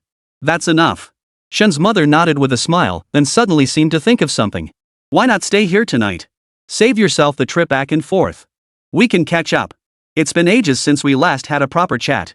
That sounds good, Shen Yi replied without hesitation. Ever since Shen Yi took over the company's day-to-day operations, he rarely returned home, choosing to live alone for convenience. This visit made him something of a rare guest. The mother and son had a close relationship. Back when Shen Yi had gone down the wrong path, his mother had tried every means to persuade him. Shen's mother smiled, a look of satisfaction on her face, as the two silently cleared the table together. A picture of maternal kindness and filial devotion. By the time everything was tidied up, the sky had grown dark. Son, what exactly are you scheming? Don't blame your old mom for nagging, but Su Qinghuan is a slippery one. She may seem decent and proper today, but who knows what shady schemes she's brewing behind the scenes. You need to keep your guard up. Don't fall for her tricks again. After a moment's hesitation, Shen's mother spoke up. The previous incident still left her feeling uneasy. No one wanted a similar tragedy to happen again. Don't worry. This time, it's your son who's the one with ulterior motives. Shen Yi gave a mysterious smile, leaving Shen's mother visibly stunned. Her already muddled mind grew even more confused. What do you mean? I'm a bit lost, she asked in puzzlement, giving Shen Yi a once-over. Bad water? Her own son? You've probably heard about the recent turmoil at Su Group. The situation is extremely serious. The company's stock is on the verge of hitting the daily limit down. And since I hold a significant stake in Su Group, I plan to use Su Qinghuan as a pawn to take over the entire company. Just watch. It won't be long. A flicker of anticipation crossed Shen Yi's eyes. As for any talk of reconciliation with Su Qinghuan, that was utter nonsense. Given what Su Qinghuan had done back then, how could there be even a shred of forgiveness left? Though Shen Yi had never shown it outwardly, how could he possibly harbor no anger within? Thus, both Su Qinghuan and Liu Ziming had always been within the scope of his carefully laid plans. After hearing his words, Shen's mother froze for a long moment, staring straight at Shen Yi, unable to speak for quite some time. What's wrong? Why that look? Shen Yi turned back, seeing the look of utter shock on his mother's face, and his lips twitched. Nothing. I was just pondering one question. How exactly did you acquire those shares? Mrs. Shen stared at Shen Yi with eyes wide as saucers, as if she were looking at an alien. What was going on with her son? He'd made such a major move, and she was only finding out now? Shares like those in their conglomerate don't circulate on a large scale. I really can't figure out how you manage this. She was utterly perplexed. Suddenly, as if something had occurred to her, she blurted out, You didn't do anything illegal, did you? Had she not opened this door, it would have been fine. But once she did, Shen's mother was suddenly filled with unease. Shen Yi couldn't help but let out a bitter laugh. Could an honest, hard-working young man like him possibly do such a thing? But seeing her growing worry, Shen Yi merely shook his head and explained, It's actually quite simple, not as complicated as you imagine. This has been in the works for quite some time. He treated it as casual after-dinner conversation. Since his mother seemed interested, he might as well chat about it. It all started back when he joined Wansheng Group. The plan spanned an extremely long period, and today, it had finally borne fruit. Phew! That's a relief. I was truly afraid you'd let anger cloud your judgment and take the wrong path. After learning the full story, Shen's mother breathed a sigh of relief. Mom, just watch and see. They've taken more than their fair share from our family. This time, I'll take it all back, piece by piece. Shen Yi's words were unwaveringly firm, his tone carrying an icy chill. Shen's mother couldn't help but laugh at his words, her gaze growing increasingly tender as she looked at him. Now that's my son. Shen Yi scratched his nose. That sounds a bit off, doesn't it? As if I was ever that bad before. Meanwhile, Su Qinghuan left the Shen residence in high spirits, skipping and jumping all the way. It felt as though the breeze around her carried a sweetness. This is wonderful. It was all worth it. I knew Shen Yi wouldn't give up on me. She must love me deeply. Su Qinghuan felt triumphant inside. All the worries and unpleasantness vanished in that moment. After meeting Shen Yi's mother, who had even welcomed her warmly, the next step was meeting the elderly couple. Victory was within reach. But first, I need to handle the video properly. Otherwise, everything will come crashing down. Let's ask that guy's opinion first. Su Qinghuan paused for a moment before speaking. But she felt a bit uneasy inside, hoping everything would go smoothly. With that thought, she quickly dialed Lan Wolfing's number. Chapter 133, Like hell I'm clarifying anything. Within moments, the call was answered. Hello? Who is this? Lan Wolfing's voice came through, sounding relaxed and carefree. Lately, Lan Wolfing's mood had been nothing short of fantastic, his heart brimming with contentment. After being a little slave for so long, he'd finally gotten to be the top a few times, and with a top-tier girl like Su Qinghuan at that. Now he was at home, enjoying the video while sipping on some wine. It's me, Su Qinghuan. Su Qinghuan got straight to the point, without the slightest hint of concealment. Since she was here to handle business, it was best to be straightforward. Su Qinghuan? Hearing that name, Lan Wolfing froze in surprise. Su Qinghuan. Damn it, why the hell was this woman calling him out of the blue today? He'd been wondering when he'd get another chance to roll around in the clouds and reign with Su Qinghuan, and now she's calling him out of the blue? Could she be threatening or warning him? You know why I'm calling, right? Su Qinghuan's tone was icy. After all, this matter had such a huge impact on her that it had to be dealt with immediately. Which matter? Miss Su, you're being so vague, how could I possibly know? Lan Wolfing hesitated for a moment, preparing to play dumb. What if this woman went berserk and sued him? Wouldn't he end up rotting in prison for the rest of his life? Lan Wolfing, you're still playing dumb, aren't you? You saw the video online, didn't you? I know you're the one behind it. Su Qinghuan grew increasingly agitated as she spoke, her voice tinged with anger. If this incident dragged her down again and ruined things between her and Shen Yi, Su Qinghuan would explode completely. Video? What video? I didn't do anything. Lan Wolfing frowned, sensing this was going to be tricky. After all, the other party was the CEO. Someone like him, a mere commoner, could never hope to outmaneuver him. Stop pretending. Listen to me, no matter what tricks you used to Photoshop yourself into that video, you need to come forward and clear this up right now. Post a video online right now saying it was you who edited the footage, that it's all lies. Su Qinghuan grew increasingly furious. These days, spreading rumors cost next to nothing. Of course, the worst part was that Qin Fei would stop at nothing. To ruin her reputation, she'd resorted to such despicable tactics. Ha! I didn't spread rumors. That was me in the video all along. Su Qinghuan, is your eyesight failing you? Lan Wolfing instantly bristled at the remark. He was the one who did the dirty work, and he was the one who enjoyed it. How could Su Qinghuan turn around and deny everything? And now she's trying to pin all the credit on Shen Yi? What a joke. He'd worked so hard, popped a few blue pills, sweated buckets. How could she possibly spread such lies? Su Qinghuan nearly spat out a mouthful of blood. This guy was definitely up to no good. She'd come right to his doorstep, yet he still wouldn't admit it, claiming the person in the video was him. What a shameless bastard. Lan Wolfing, you won't believe it until you see it with your own eyes. Don't think having Qin Fei backing you up means you can do whatever you want. Su Qinghuan's voice dripped with menace. It was clearly me and Shen Yi rolling around in bed together, yet this guy has the nerve to claim it was him. This man is seriously delusional. Just thinking about Lan Wolfing's smug expression was infuriating. How could she possibly get entangled with such a creep? I didn't lie. It was me. And let me tell you, Su Qinghuan, don't you dare pull up your pants and deny everything. Think you can just forget about me after getting your kicks? Like hell I'm clarifying anything. Lan Wufeng was furious too. Damn it, he thought she was here to settle accounts with him, but it turned out she was here to take credit for his work. Things weren't like this when they were getting excited in bed. You enjoyed it, I enjoyed it, and now you're disowning me? What kind of logic is that? Su Qinghuan's expression darkened, her face turning ominously grim as she roared, fine. Lan Wufeng, you really are a tough nut to crack. You refuse to clarify, huh? Just you wait. Her tone sharpened, but the voice on the other end casually replied. Wait, then wait. Don't you dare threaten me. The call ended abruptly, leaving both parties in a foul mood. Su Qinghuan was especially furious. She hadn't held much hope for this matter to begin with. After all, it was all orchestrated by Qin Fei and Lan Wufeng, as if Lan Wufeng would ever step forward to clarify. She'd only made the call on a whim, never expecting it to leave her seething with rage. I knew it. That Qin Fei wouldn't leave me any room to breathe. Damn it. Su Qinghuan felt a wave of despair wash over her. If this couldn't be kept secret, it would severely damage her relationship with Shen Yi, even rendering all her previous efforts futile. What on earth was she to do? Meanwhile, Lan Wufeng was practically beaming with delight. Damn it, Su Qinghuan had the nerve to talk back to him like that.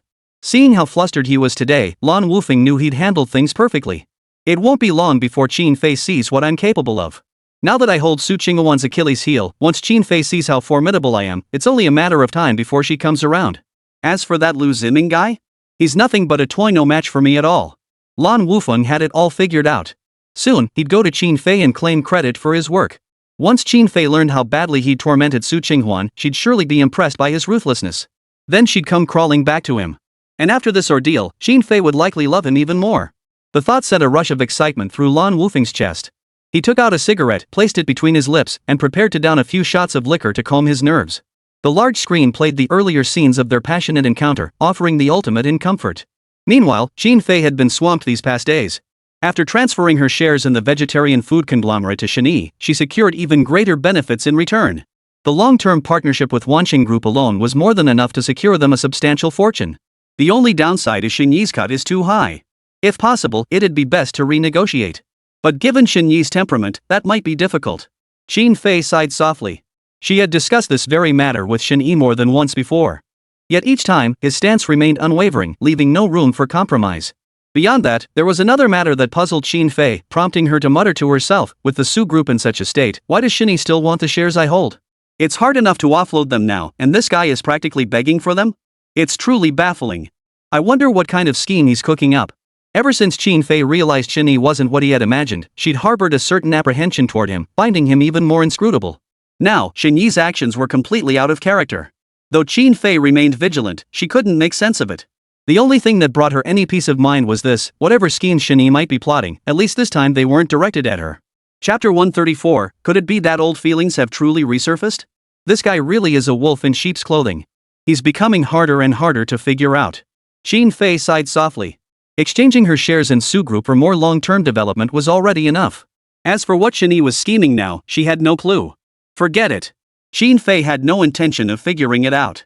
Most of her energy was now focused on promoting the collaboration between Wansheng Group and Qin Group. Since it was a long-term partnership, these procedures were unavoidable. Ms. Qin, we've noticed something off. Young Master Shen seems to have brought Su Qinghuan home today. A subordinate hurried over. This was one of the spies Qin Fei had previously stationed, specifically tasked with monitoring Su Qinghuan mainly to see what kind of trouble this guy could stir up next. After pondering for a moment, she decided against monitoring Shen Yi.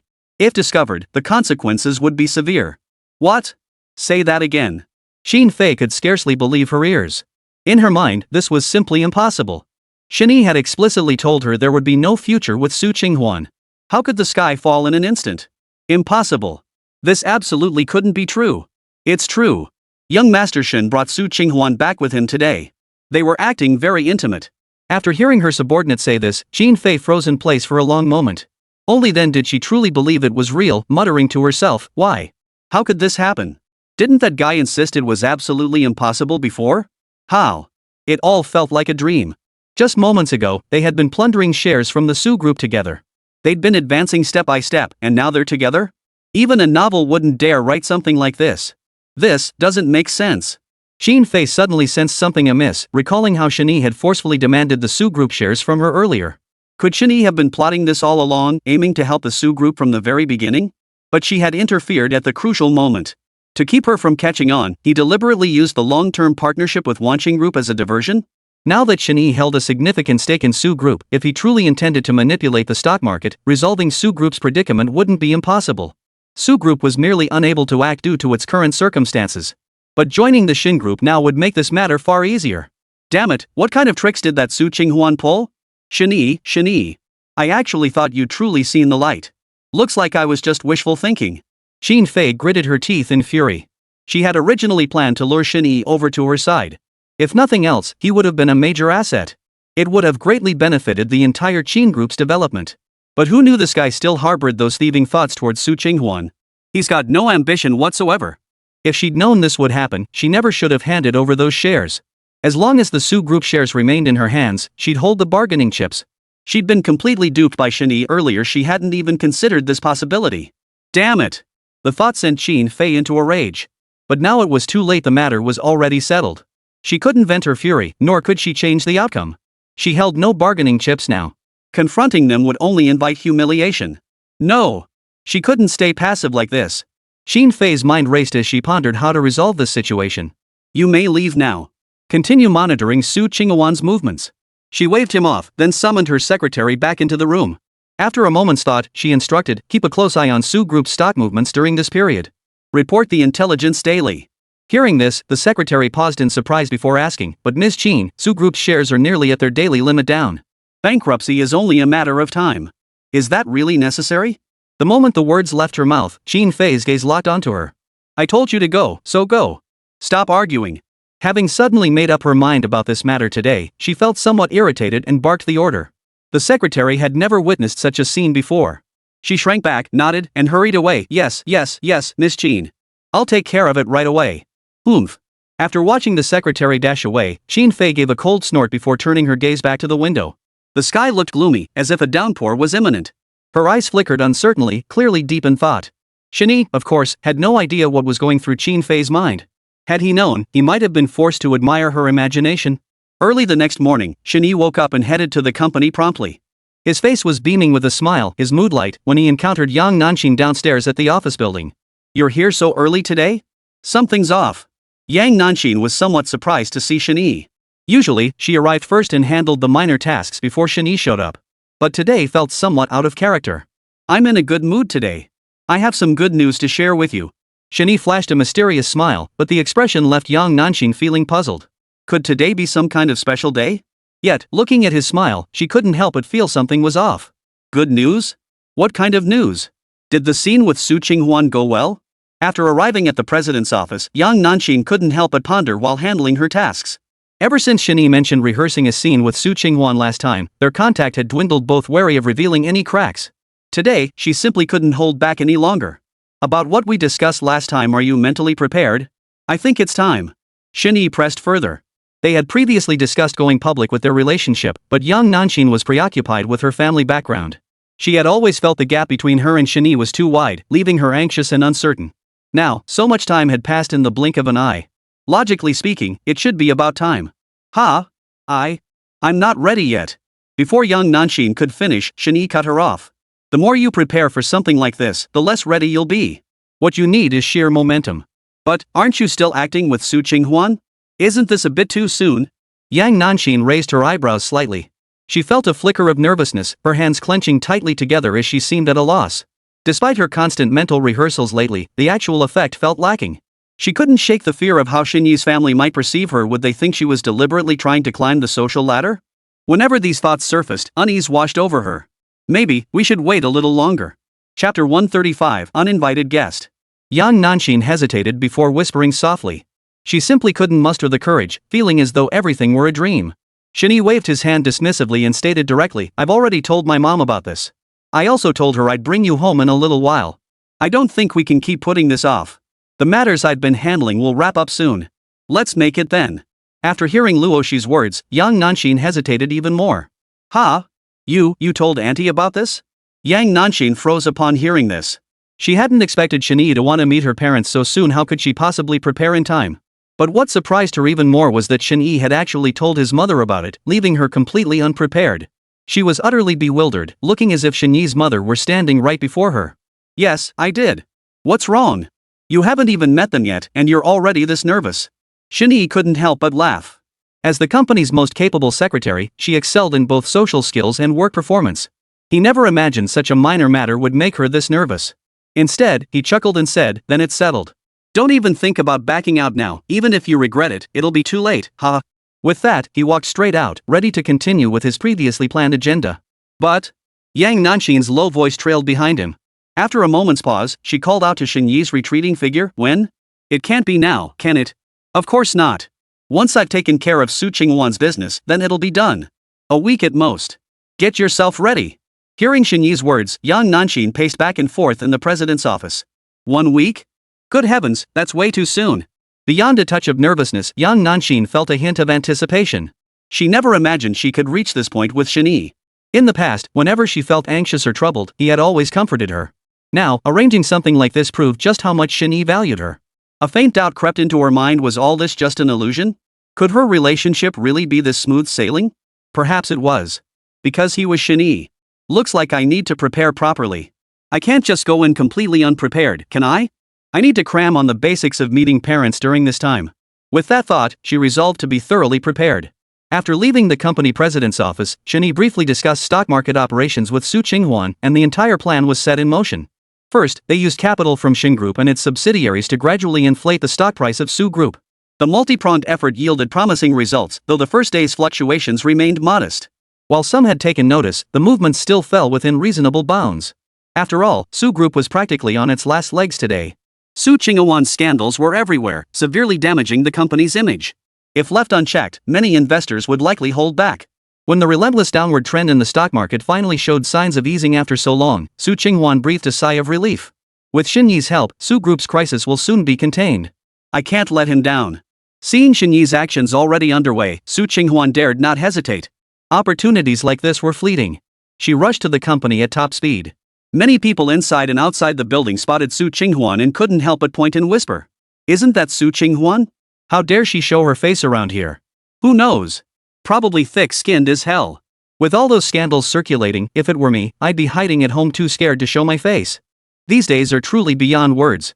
Even a rat everyone wants to beat up has the nerve to show his face. If it weren't for her, the group wouldn't be in this mess. It's disgusting. If the group goes bankrupt, we'll all lose our jobs. A chorus of curses and insults erupted around him, as if they could pierce right through Su Qinghuan's spine. But Su Qinghuan paid no heed, charging straight toward the president's office. The newly appointed president wasn't there, but his secretary was. Ms. Su. Ms. Su. No, Ms. Su? Why are you here? Given the company's current situation, perhaps you should leave. After all, she had once been Su Qinghuan's secretary. With all that had transpired, seeing her again stirred up mixed feelings. Out of old loyalty, she felt compelled to offer a word of caution. Though Su Qinghuan had her flaws back then, they had worked together after all. The entire group was now filled with discontent. Su Qinghuan was like a rat crossing the street. Everyone wanted to see her gone. Showing up here now was hardly a wise decision. Call an emergency board meeting, and bring the shareholders too. Oh, and you come too. Su Qinghuan's tone brooked no argument. She knew emotions were running high, so she had to be firm, otherwise, this task would be impossible. Ha! The secretary froze upon hearing Su Qinghuan's demand, clearly taken aback by such an unexpected request. After a moment's hesitation, she timidly asked, Miss Su, maybe we should reconsider? Besides, the situation is so critical right now, you know that. And you're not the company president anymore. You don't have the authority to call a meeting. Not only that, but the executives are seething with resentment. They blame you entirely for the group's current predicament. If you step forward now, it's likely. To put it bluntly, getting beaten up would be the least of your worries. Such a massive conglomerate, involving the livelihoods of so many people, had collapsed almost overnight. Who could accept that? Forget the executives and shareholders whose interests have been damaged. Even the rank-and-file employees below them are suffering terribly. If now. Su Qinghuan nodded, showing no surprise whatsoever. She immediately replied, I know. Precisely because I know, I called them to this meeting. I intend to resolve this matter. Things have already come to this today. We've been caught off guard, but the most important thing now is to resolve the problem. Rest assured, no matter what, I will handle this properly. Su Qinghuan strode fearlessly into the conference room, waiting quietly for everyone to arrive. The secretary who overheard this couldn't help but sigh inwardly. What kind of situation was this? This was nothing but making things difficult for herself. Sigh, being an employee is so tough. If I mentioned any of this to the higher-ups, they'd probably tear me apart. I have no idea what the security guards were thinking, letting him in like that. Chapter 136, Breaking News. The secretary left with a gloomy expression, feeling somewhat uneasy inside. She'd likely get chewed out for this incident, and if she didn't go, Su Qinghuan would scold her. It was unbearable. But what did she mean just now? Solve it? How could that be possible? This mess has blown up so big now, some executives are even trying to bail. What could possibly be done? Forget it. This isn't my problem to worry about. I'm just a worker, why should I get involved in all this mess? After pondering for a moment, the secretary shook his head. He felt he'd been meddling in matters not his own. If Su Qinghuan insisted on courting humiliation, there was nothing he could do to stop her. Su Qinghuan sat quietly in the conference room, waiting for them to arrive. Time ticked by, and finally, a few scattered figures slowly made their way inside. But their expressions were filled with resentment and seething anger. Who would have thought some people would be so shameless as to dare return today? The company's current state is all thanks to you. You really don't fear getting beaten. Su Qinghuan, you didn't come here today to stir up trouble, did you? Let me remind you, you're no longer the CEO of Su Group. Nearly everyone who entered the conference room took a shot at her. Glaring at the root cause of all this chaos, everyone felt their teeth itch with rage. Who didn't know where this woman got the nerve? Su Qinghuan swept her gaze around the room, unfazed. She spoke coldly, it's been a while, everyone. We're all old acquaintances, so I won't bother with introductions. I've gathered you all here today for one purpose only, to discuss the future direction of our Su Group. Her words fell, yet the room didn't erupt in the expected shock. Instead, everyone met her with cold stares, as if they hadn't heard a thing. Discussing the future direction of the Su Group? Given the state the Su Group was in now, what future could there possibly be? This guy was utterly brazen. Su Qinghuan, cut the crap. Just tell us straight, what kind of scheme are you cooking up now? You're the one who brought the Su Group to this point. What future are you talking about? We're about to fall apart. Damn it, when in all these years has our Su Group ever been in this kind of predicament? Su Qinghuan's words only fueled the crowd's fury. They unleashed a torrent of verbal attacks on Su Qinghuan at lightning speed. If everyone present combined their saliva, they could drown her. On one hand, she was the executive they'd worked tirelessly to cultivate. The Su Group was like their child. They had watched it grow step by step to its current position. On the other hand, the shareholders were absentee owners. After all, they made money without lifting a finger, never needing to concern themselves with company decisions. Now that the stock had hit the limit down, it was a devastating blow to them. With these two factions converging and confronting Su Qinghuan, who wouldn't be furious? You caused this mess. We don't want to hear your excuses, get out. Just seeing you brings us bad luck. You're destroying the entire Su Group all by yourself. Su Qinghuan, we don't care what shady deals you've been cooking up behind the scenes, but if it affects the company, you're the one at fault. The conference room erupted into chaos. Everyone glared at Su Qinghuan with venom, murmurs of outrage filling the air. They simply couldn't fathom where Su Qinghuan found the audacity to speak so confidently after being ousted from the CEO position. Was she truly fearless? Or did she think they were far too lenient? Yet the next moment, everyone froze. Su Qinghuan spoke again, her tone calm. I understand your emotions. I accept any personal grievances you may hold against me. I know you all have the company's best interests at heart. My purpose in coming here is to resolve the crisis the group currently faces. Just an hour ago, the Shen Group intervened in the stock market. Our Su Group's shares, which were on the verge of hitting the daily limit down, have started to rebound. I hope everyone can calm down, set aside past grievances, and prioritize the greater good for now. As his words fell, the room plunged into sudden silence. Countless eyes turned to Su Qinghuan, their expressions complex filled with shock and suspicion. Su Qinghuan delivered these words with such composure, as if she never expected anyone to question her or believe these people would pass up this opportunity. Facing the barrage of skepticism and abuse, she showed not a hint of panic, as if utterly certain of the outcome. The very turmoil they had just endured still burned fiercely within them. To suggest such a thing now was utterly preposterous. Instinctively, everyone dismissed it as Su Qinghuan spouting nonsense, a desperate attempt to turn the tables utterly impossible. The atmosphere in the room instantly turned awkward. Su Qinghuan, are you underestimating the situation? Do you have any idea how much capital it would take to save our Su Group? Do you really think Shen Yi is some kind of sweetheart who'd invest in our group? Unless that guy's gone mad. Ha! Given our group's current predicament, it's hardly surprising two delusional individuals have emerged. All eyes instinctively turned to Su Qinghuan, their expressions dripping with scorn and disdain. Such arrogance was blatant, anyone could see how dire their situation was. Forget the gentleman group, anyone with half a brain wouldn't lend them a hand. The Shen Group was like an unstable bomb, ready to explode at any moment. Who would dare rush into the fire? I'm sharing this news with you all because I've already reached a verbal agreement with Shen Yi. He's taken action today. I only ask that everyone remain calm. Those with influence should exert it, and those without should focus on calming the masses. Our Su group will overcome this crisis. Su Qinghuan spoke up immediately, her words ringing with conviction. A long silence followed. No one spoke, and the atmosphere suddenly grew heavy, as if the air itself had frozen. How can you guarantee it? Finally, someone broke the silence. Though the possibility seemed slim, considering Su Qinghuan and Shen Yi's relationship, it didn't feel entirely unrealistic. You're so confident, but who knows if you're telling the truth? Without solid proof, we won't believe you. Everyone couldn't help but question him after all, this matter concerned the very survival of the group. Only a sucker would get involved in something like this, but Shen Yi clearly wasn't that kind of fool. While intervening could solve the problem, how credible would that really be? I've reconciled with Shen Yi. Chapter 137, A Closer Relationship. Su Qinghuan's words sent shockwaves through the entire room. In the next moment, nearly everyone stared at Su Qinghuan in disbelief, their eyes filled with utter astonishment. Their previous falling out had been public knowledge, leaving them seemingly estranged forever. How could they possibly mend fences now? Surely this couldn't be a joke. Su Qinghuan, are you serious? We don't want empty promises. If Shen Yi is willing to step in, who among us would stand by and watch the Su group collapse? Yeah, everyone knows about your past. Don't try to pull that kind of thing on us. Something feels off about this. It just doesn't add up. Though Su Qinghuan spoke casually, the implications were staggering. With Shen Yi's backing, the Su group wouldn't just weather this storm, it would pave the way for a brighter future in Jiangcheng. Or rather, that was how things should have been. If not for Su Qinghuan, the Su group would have soared long ago, sparing them all this back and forth turmoil. Even if the two were to reconcile now, it would merely mean they were getting back on track. I have no reason to lie to you. I went to Shen Yi's home yesterday and met his mother. Add to that today's stock market movements, you've seen them yourselves. Isn't that proof enough? Even if I, Su Qinghuan, had personal issues, I've never deceived any of you about them. Su Qinghuan paused, her commanding gaze sweeping over the group as if she were still the lofty CEO of the corporation. The group froze momentarily, then realized she was right. Though Su Qinghuan faced considerable criticism now, her decisions within the company had rarely been questioned. So, was this matter settled then? Su Qinghuan immediately added, those who trust me, let us unite and help the Su group weather this storm. Those who don't trust me can continue to wait and see. Shen Yi said he'll get our stocks back on track within a week. By then, our Su group will rise from the ashes.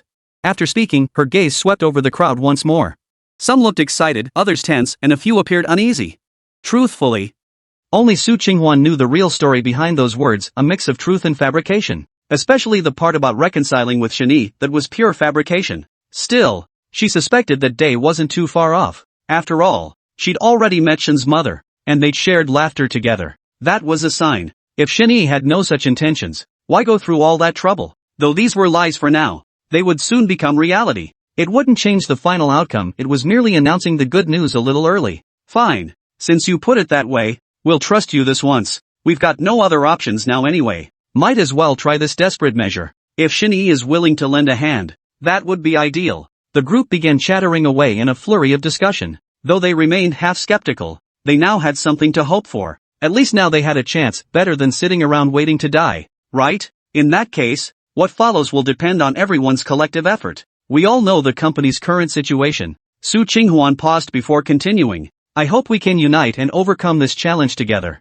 Once our group weathered this storm, I believe Su group will rise to new heights. Though she hadn't finished speaking, everyone present felt a surge of excitement. After all, these past days had been filled with sleepless nights and poor meals. Now, at last, there was progress. How could they not be thrilled? This matter directly impacted everyone's interests. Who would pass up such a golden opportunity? Alright, the meeting is adjourned. Everyone, get ready quickly. Keep a close eye on the stock market situation. Follow through where necessary and coordinate closely with Shen Yi. Su Group was currently in dire straits, with employees fearing daily that the company might collapse. Su Qinghuan's promise now served as a powerful shot in the arm. Though opinions had been divided before, now all fell silent. The earlier fury had largely dissipated. In this moment, Su Qinghuan seemed to become the pillar of strength in everyone's hearts once more. Agreed. This is our last chance for the Su Group. No one is to hold us back. Seeing their reactions, Su Qinghuan understood their resolve and hesitated no longer. After all,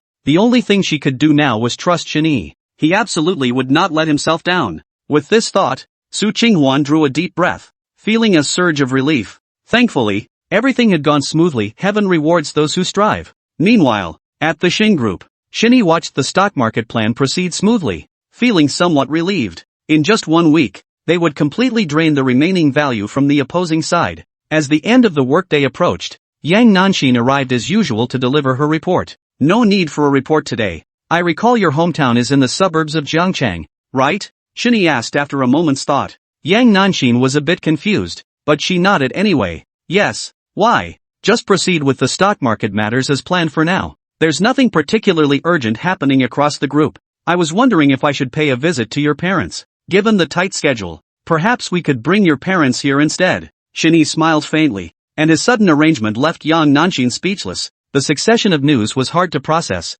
She'd been fretting about meeting Shen Yi's mother, and now this new development had been thrown into the mix. Meet his parents? Good grief. Shen Yi was moving way too fast. Though she thought this inwardly, a wave of warmth rose within her, spreading from her heart throughout her entire body. She had been contemplating finding an opportunity to return home herself, but now it seemed entirely unnecessary. They could go back together. This was the sense of security Shen Yi provided. After all, meeting each other's parents was still very important. Is that okay? Shen Yi asked. Yang Nanxin visibly flushed, but still murmured her agreement. Alright then, we'll leave first thing tomorrow morning. Tonight we'll go buy some things. It's our first visit, so we should be properly prepared. After a moment's thought, Shen Yi made his decision. Everything happened with lightning speed, leaving even Yang Nanxin a bit dumbfounded. This was way too rushed, but perhaps this was for the best. Had they finally reached that point? Chapter 138, Departure for the Young Family. Isn't the best outcome of a relationship getting both sets of parents' approval? Gaining the approval of one's own family was the truest form of happiness. Everything happened so suddenly that Yang Nanxin couldn't process it. Only now did she realize she had unknowingly stepped onto the path to happiness. Alright, I'll follow your lead. Yang Nanxin nodded. If meeting Shen Yi's parents had made her a bit nervous, then meeting her own parents felt much more natural and at ease.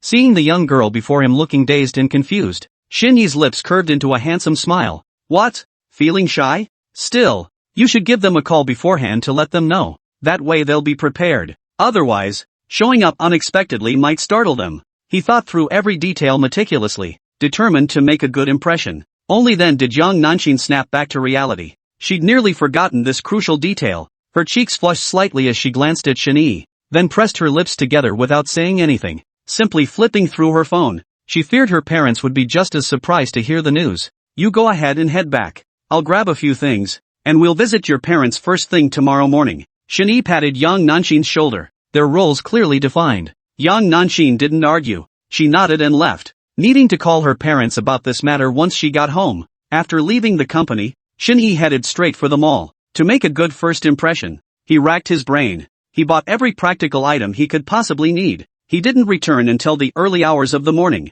Only after surveying his impressive haul did Shen Yi nod in satisfaction. After washing up, he fell into a deep sleep. The next morning, Yang Nanxin was already waiting at the company entrance by the time he arrived for work. Ugh, last night you were the one urging me to come early, and now you show up this late yourself. Yang Nanxin couldn't help but tease him. Shen Yi scratched his head and explained. I was handling important business. What kind of business could possibly take up so much time this early? Yang Nanxin couldn't help but wonder. Before she could think further, she spotted 2 box trucks pulling up in the distance, piled high with all kinds of gifts. Ha! You! What are you doing this for? Opening a convenience store in our village? Seeing 2 trucks completely filled to the brim, Yang Nanxin could hardly believe her eyes. What on earth was going on? Was this really appropriate? Shouldn't you bring a gift on your first visit? I figured you could use everything, so I bought it all. See if anything's missing. If so, I'll send someone to get it. We can't be rude, Shen Yi stated matter-of-factly. Yet his words left Yang Nanxin both amused and exasperated.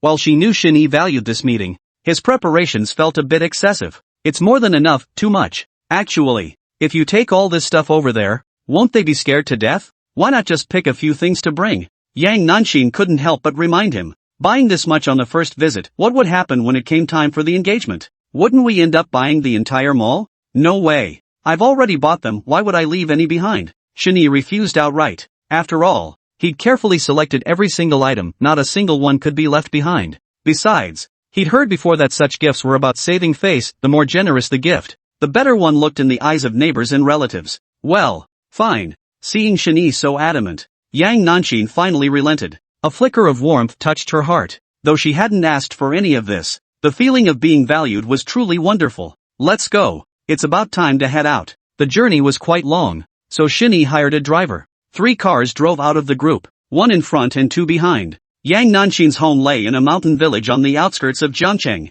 The cars wound along narrow, twisting roads for about 2 hours before finally arriving. Before he knew it, Shen Yi's view was obscured by layered mountain ranges, the air thick with a refreshing scent. The village nestled within them, like a jewel inlaid into the landscape. Though the houses were old, they gave off a simple, unpretentious charm. Nestled between mountains and water, the scenery was breathtaking, and the air was exceptionally fresh. No wonder Yang Nanxin was so proud to call this place home. It was truly exquisite. 3 vehicles entered the village one after another, drawing curious glances from many villagers. They curiously examined everything before them. Look, look, which family's child has made it big and returned home in glory? Goodness gracious, what a grand display. That's incredible. The first car is allow something, right? I've lived most of my life and never witnessed anything like this. The crowd at the village entrance followed the 3 vehicles all the way into the village. They followed them all the way to the end of the village before the cars finally stopped. It was none other than old Yang's house. Come on, we're here.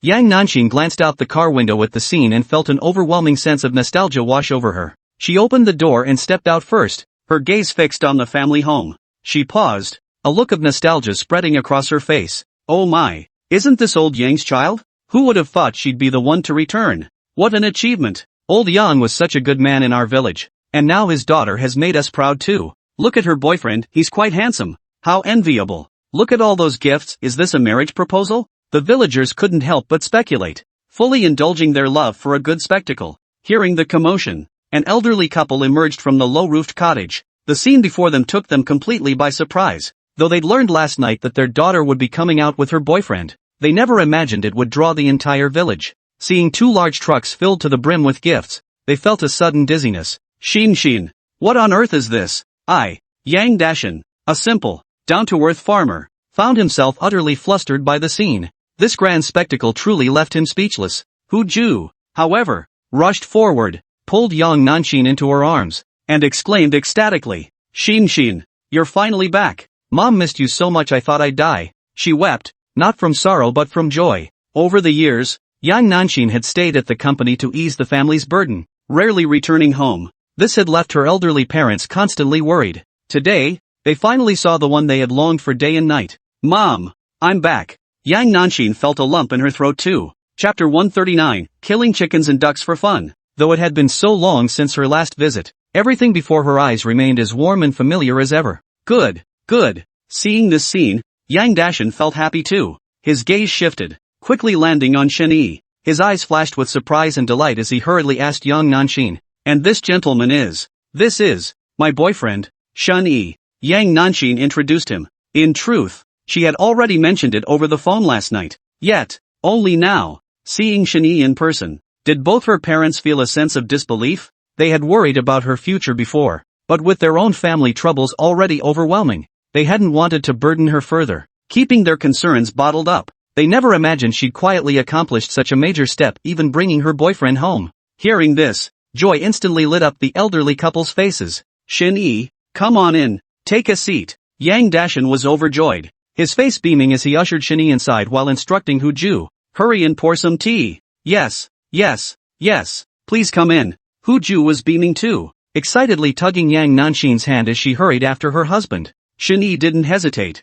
entering the house with ease. The Yangs had already swept the courtyard clean. The house was an old structure built many years ago, looking somewhat worn and aged. Upon entering, one could immediately sense the cramped space, yet the entire room was arranged warmly and cleanly, radiating the essence of daily life. Shen Yi had no complaints about this, as in his imagination, rural houses were basically like this. Moreover, the warmth and hospitality of the family lifted his spirits. Meanwhile, villagers peered curiously through the doorway, observing the scene inside. Look at this golden son-in-law. Just look at all the gifts he brought, it's unbelievable. You're telling me, with all this stuff, we could open a small shop around here. What's his background? No clue. Must be some young, successful tycoon or a rich kid. Just that car up front must be worth millions. Millions? Good heavens, I've never seen that much money in my entire life. The crowd murmured quietly, convinced the young family had finally hit the jackpot. They craned their necks to peek inside the courtyard. Yang Dashan and his wife said nothing. They knew the villagers were like this, always eager for a spectacle. The Yang Nanxin household was indeed impoverished. Yang Dashan and his wife had scrimped and saved to build their house. which had long since aged like the clothes they wore, patched and mended for 3 more years. Shen Yi noticed that aside from basic appliances, the living room contained almost no modern electronics. "Have a seat." Yang Nanxin led Shen Yi to sit on the old sofa in the living room. Hu Ju had brewed tea by then and brought it over, cheerfully calling out, "Xiao Shun, here, have some tea. Our family's circumstances are limited, so please don't mind. If there's anything inconvenient, just tell me, and I'll try my best to help." She couldn't help but feel concerned. Everyone had seen how Shen Yi had arrived. It was clear he came from a well-to-do background. Coming to this remote, impoverished area, he was bound to feel out of place. After all, the fact that their daughter had brought someone home clearly showed how seriously she took this matter. As parents, they dared not be negligent. This was a matter of lifelong importance. "Thank you, Auntie. I feel quite at home here. The surroundings are lovely. The air is fresh. And with such warm hospitality from you and Uncle, how could I possibly feel out of place?" Shen Yi said with a faint smile on his face. Hu Ju's face immediately lit up with joy, thinking this son-in-law was quite impressive. "Xiao Shun, what would you like to eat? Your auntie will make it for you later. I can't speak for much else, but your aunt's cooking is truly exceptional. We've got chickens on the back hill, fish and ducks in the pond.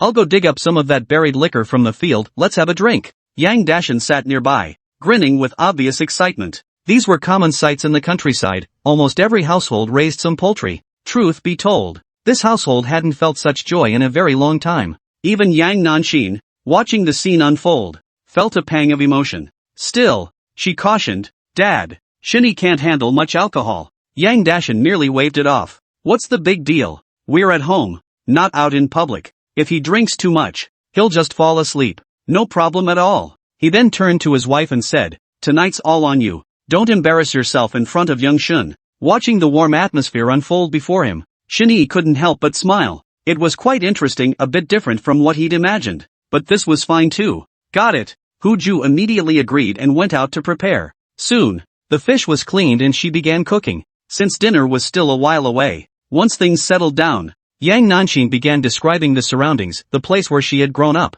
Yang Nanxin's village, Shanzhi Village, was nestled in the remote mountains outside Jiangcheng. It was a typical agricultural village. The main economic activities revolved around growing vegetables and rice. Like Yang Nanxin, most young people had left to work elsewhere, with very few remaining in the village. Consequently, everyone in the village knew each other, and they often helped one another out with daily tasks. "Do you think this place is poor and the conditions are rough?" Yang Nanxin asked. This was precisely why she had never found the courage to leave before. It was incredibly difficult to truly break away from such an environment. Moreover, Yang Nanxin was stubborn at heart. Shen Yi's background, in particular, intimidated her. The vast gap between them weighed heavily on her mind. Shen Yi nodded. "Yeah, it is a bit rough around the edges, but it's okay. Decades ago, Jiangcheng wasn't like it is now either. It started from nothing, but gradually developed over time. My point is, things will improve with patience. After all, this situation is only temporary, it won't stay the same forever."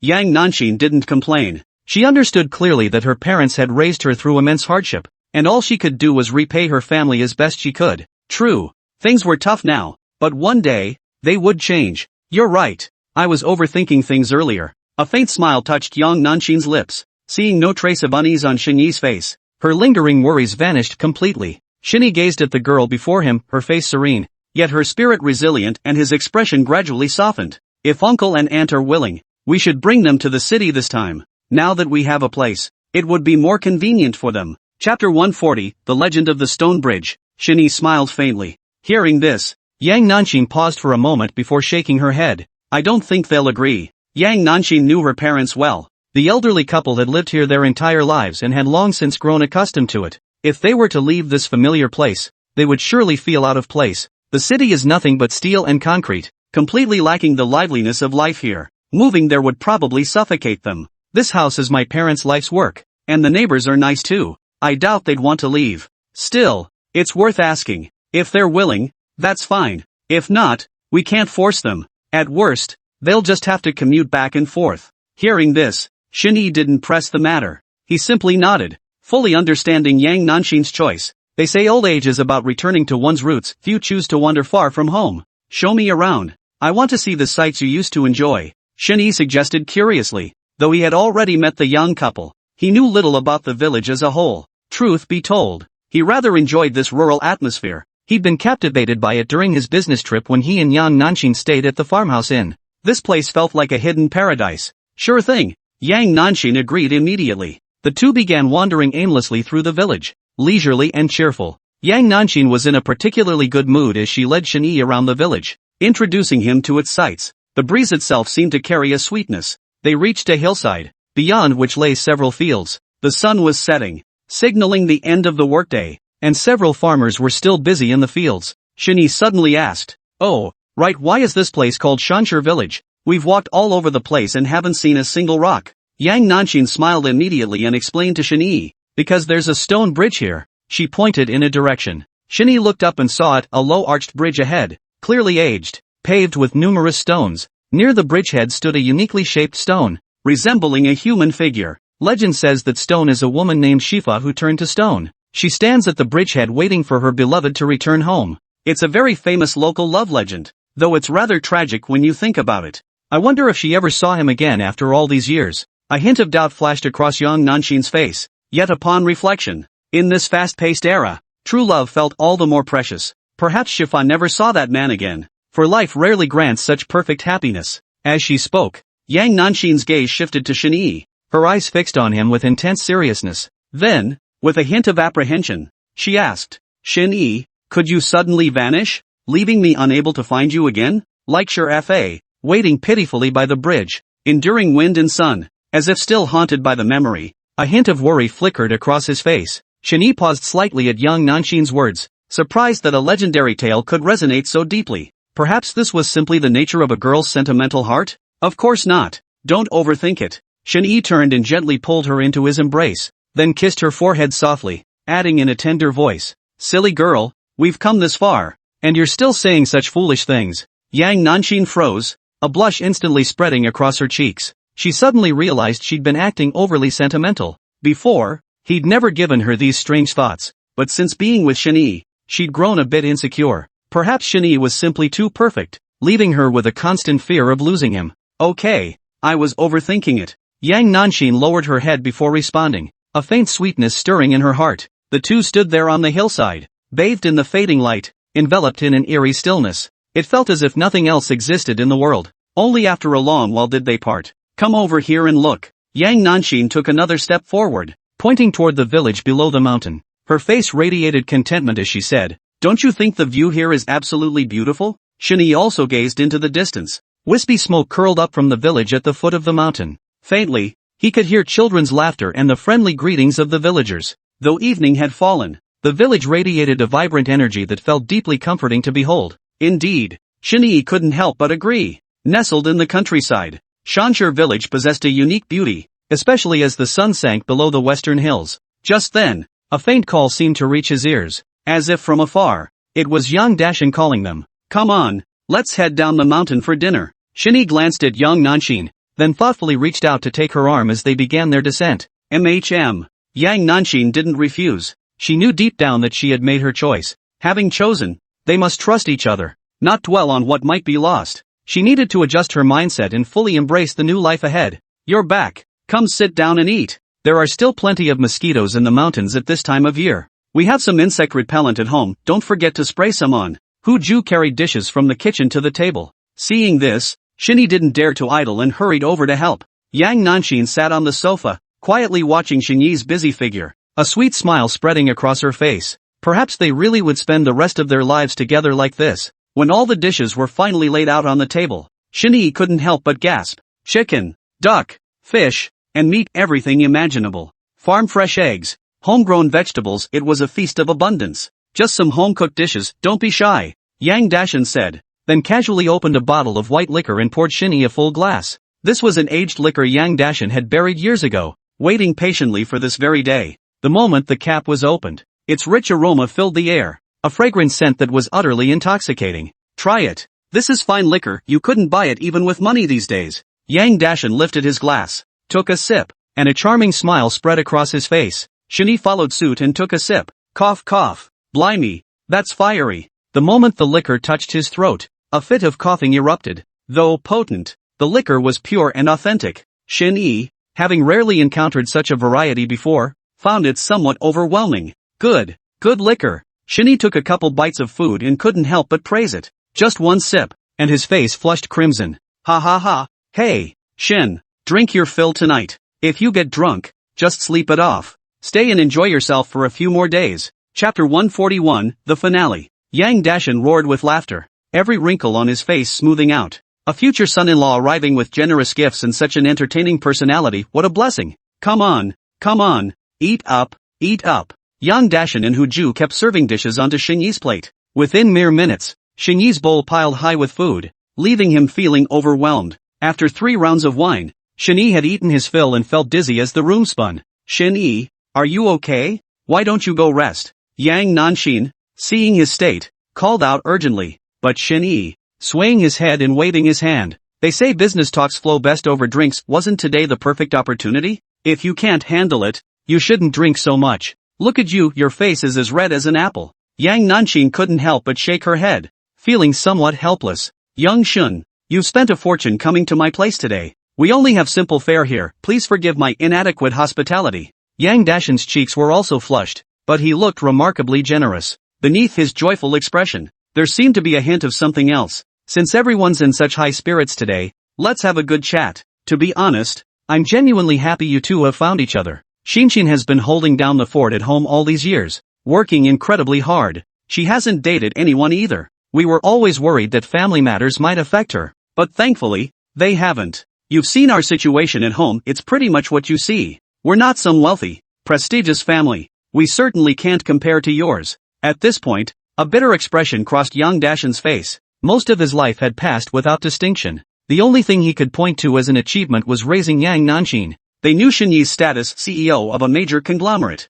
The gap between them was like night and day. They weren't even from the same world. When they first heard the news, Yang Dashan had been deeply worried. He feared it was all just a game, the kind wealthy young masters play casually. But after meeting him today, he felt somewhat relieved. Uncle, external conditions like that aren't what truly matter. Xinshin has worked diligently these past years, and her abilities are evident to all. Given the right opportunity, she might just do as well as I have. Family background is merely an external manifestation. The notion of marrying within one's station is utter nonsense. Since I've come here, it's clear I'm not joking around. We were actually discussing bringing you both to the city earlier. That way, it would be easier for everyone to look after you. Shen Yi was a straightforward man, laying his cards on the table without hesitation. Since everyone came with sincerity, there was no need for beating around the bush. We'll stay right here. This is where we belong. As long as you two are happy, that's all that matters. Different lands nurture different people. We're getting old and don't want to go through the trouble anymore.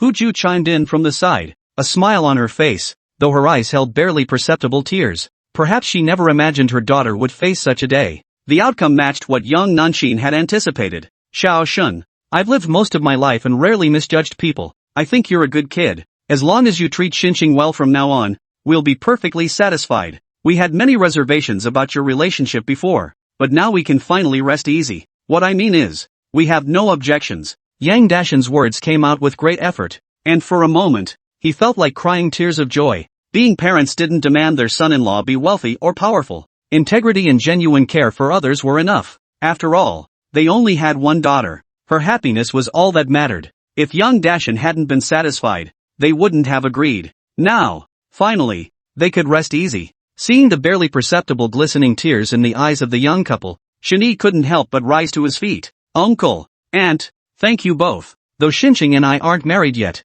from today onward, we're family. If there's anything I can do to help, please don't hesitate to ask. Today I'm overjoyed. This toast is to you, Uncle and Aunt. In that moment, Shen Yi felt his heart surge with emotion, his eyes reddening as if all his troubles had vanished into thin air. He then downed the glass in one gulp. The fiery liquor coursing through him felt like a solemn declaration of his resolve. Ha ha ha, excellent. Yang Dashan slapped Shen Yi on the shoulder. This kid was a smart one, no need for further words. Just 2 simple words, yet they held so much meaning. Little Shun, we also hope you two can live happily. Huju's face lit up with a relieved smile. A weight lifted from her heart. The others discussed some follow-up matters, but these weren't urgent. He decided to stay here for a while. When the time came to bring Yang Nanshin back to meet his parents, that would be the parents' meeting. Uncle, Auntie, I can't take it anymore. I need to rest. Finally, Shen Yi could barely hold on any longer, his stomach churning relentlessly. His earlier bold ambitions had faded after a few cups of wine,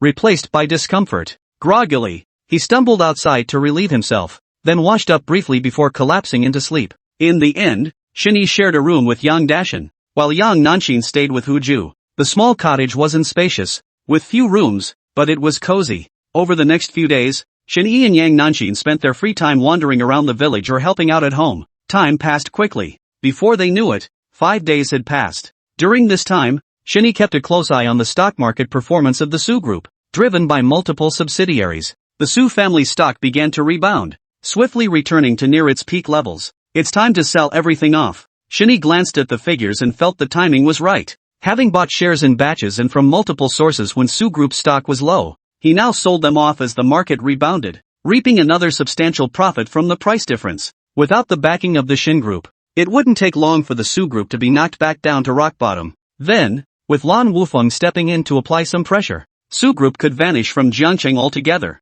We should head back. The Su Group matter will be settled soon. Then it'll be our turn to handle things. Of course, we should bring uncle and aunt over there to stay for a while during this period. It'll make meetings between both sides more convenient afterward. Since they refuse to live in the city, this place needs some repairs. Shen Yi had already made arrangements. Everything was nearing its conclusion. Of course, some minor details remained trivial matters unworthy of mention, but no challenge for Shen Yi. Chapter 142, At the End of the Road. Alright, we'll head back tomorrow morning. I'll go inform them first, so it doesn't seem too abrupt. Yang Nanxin nodded, her heart brimming with joy and anticipation. After all these twists and turns, they had finally reached this point. Once the matter with the Su Group was resolved, they could finally live an ordinary life. While Yang Nanxin went to discuss the matter with the elderly couple, Shen Yi's plans were already fully in place, awaiting only the final execution. If the Su Group's shares crashed this time, nothing could save them. No amount of maneuvering would help,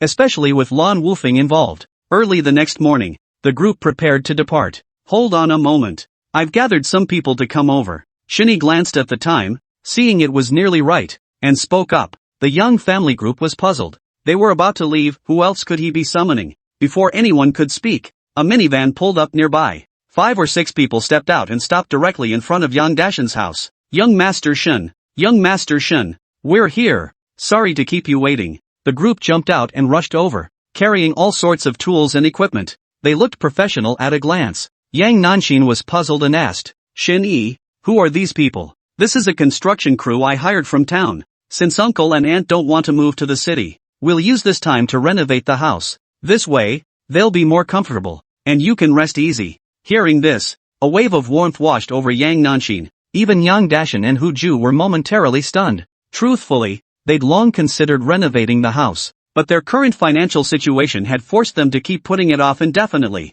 They hadn't expected Shen Yi to fulfill their wish so directly. Truly thoughtful of him. Don't just stand there. Go take a look at the house first. How you proceed is up to you. Time is tight, we're looking at about a month. You'll likely need to work overtime, but rest assured, you won't be shortchanged on compensation. Prioritize safety during construction. Shen Yi called out. Soon, the entire construction crew entered the house. Armed with their tools, they began moving around the space, inspecting its basic condition. Being an old house, many areas needed repairs, though thankfully none were particularly complicated. Still, Shen Yi demanded perfection. Ideally, it should look brand new. After settling matters here, a ringing phone abruptly interrupted Shen Yi's thoughts. He glanced at the caller ID. It was Su Qinghuan. It must be trouble with Su Group's stock market performance, hence the call. But this charade had run its course. There was no need to prolong it. He simply hung up and addressed the Yang family. Uncle, aunt, we can head out now. Yang Dashan and Hu Ju nodded and got into the car. The group headed toward Jiangcheng. In just a few short days, the entire Yang family had undergone earth-shaking changes. Upon returning to Jiangcheng, Shen Yi brought Yang Dashan and Hu Ju to Yang Nanxin's new apartment. With a place to stay, there was no need to look for a hotel anymore. I'll leave this to you. I need to return to the company to wrap up the final details. If anything comes up, call me immediately. After arriving, Shen Yi gave Yang Nanxin a final reminder. Got it. Go ahead and take care of your business. Yang Nanxin nodded. Shen Yi had already delayed for quite some time, and she understood he needed to return to handle matters. Shen Yi wasted no time, bidding farewell to the elderly couple before departing. Back at the group headquarters, Shen Yi wasted no time and immediately called Lan Wufeng. The time has come. Let's spice things up. Then you'll get what you've been waiting for. Hearing Shen Yi's words, Lan Wufeng's heart swelled with joy. After enduring so much humiliation and hardship for so long, was his suffering finally about to turn to sweetness? Wonderful! After this, Xin Fei would finally see him in a new light. Then she'd dump Liu Ziming and come back into his arms. Alright, I'll handle it immediately. Lan Wufeng was ready to begin immediately. At this point, there wasn't much room for finesse. Meanwhile, Su Qinghuan was growing increasingly anxious. She'd made so many calls back and forth, yet no one had answered. What's going on? Could he be busy? Su Qinghuan had called Shen Yi over a dozen times, but every single call went unanswered. But she didn't dare push him too hard. Suspecting he was occupied with something important, she decided to wait a little longer. I hope he calls back soon. She felt terrible. After all her recent efforts, the Su Group's stock, which had been in decline, had finally started to thrive. But today, the stock suddenly plummeted again. She discovered that Shen Yi had sold off all the shares he had previously bought, netting a huge profit. This move triggered a chain reaction among ordinary investors who followed suit, leaving only her group's people suffering losses. The situation spiraled downward relentlessly. In the blink of an eye, the company teetered on the brink of bankruptcy, clinging to life by a thread. She had to confront Shen Yi and demand answers. But while waiting, Su Qinghuan suddenly saw a trending headline. What? This? On social media, Lan Wufeng had posted an announcement, a bold online confession of love to Su Qinghuan. The videos leaked online earlier were genuine. They captured my true feelings for Qinghuan. To be perfectly honest, I genuinely like Su Qinghuan. I didn't know who leaked the first video, but I can forgive her. When you love someone, you shouldn't dwell on their past. I hope everyone will stop fueling this online. In the video, Lan Wufeng looked utterly sincere. After finishing his statement, he even bowed toward the camera. What appeared to be a simple confession video actually pushed Su Qinghuan into a deep abyss. While Lan Wufeng was the protagonist in both videos, he only acknowledged one as his own. Wasn't this indirectly confirming that Su Qinghuan was a woman of questionable morals? Rather than a confession, this was the final straw that crushed Su Qinghuan. The Su Group was already teetering on the brink, clinging to life by a thread. With Lan Wufeng's video now circulating, that last thread was likely to snap. Damn it! Damn Lan Wufeng! What the hell are you playing at? Could this be Xin Fei's doing too? It has to be her. There's no one else it could be. Su Qinghuan was on the verge of collapse. When it rains, it pours. The damn Xin Fei simply wouldn't give up on destroying her. Chapter 143, It's all just a show. Just as she was about to contact Shen Yi, her phone rang. Seeing the number, she recognized it as Xin Fei's. Hello, Xin Fei? You have the nerve to call me? Su Qinghuan's rage boiled over. She never imagined Xin Fei would scheme behind her back and still have the nerve to call today. Everything had turned out this way because of Xin Fei. Su Qinghuan, you've got some nerve. If we're talking about shamelessness, who could possibly match you? Xin Fei was furious too. It was all because of Lan Wufeng's life. She felt like she was about to explode with rage. Regardless, even if Lan Wufeng wasn't that important to Xin Fei now, her former plaything absolutely couldn't become Su Qinghuan. And now Su Qinghuan had Lan Wufeng make that online confession and clarification utterly shameless. Humph. Shameless? Me? Xin Fei? Do you think I don't know about all the dirty tricks you've been pulling behind my back? Bring whatever tricks you have left. If I suffer, you won't get off easy either. Su Qinghuan decided to go all in. She knew exactly what kind of person Xin Fei was. At the end of the day, this woman just wanted to destroy her completely,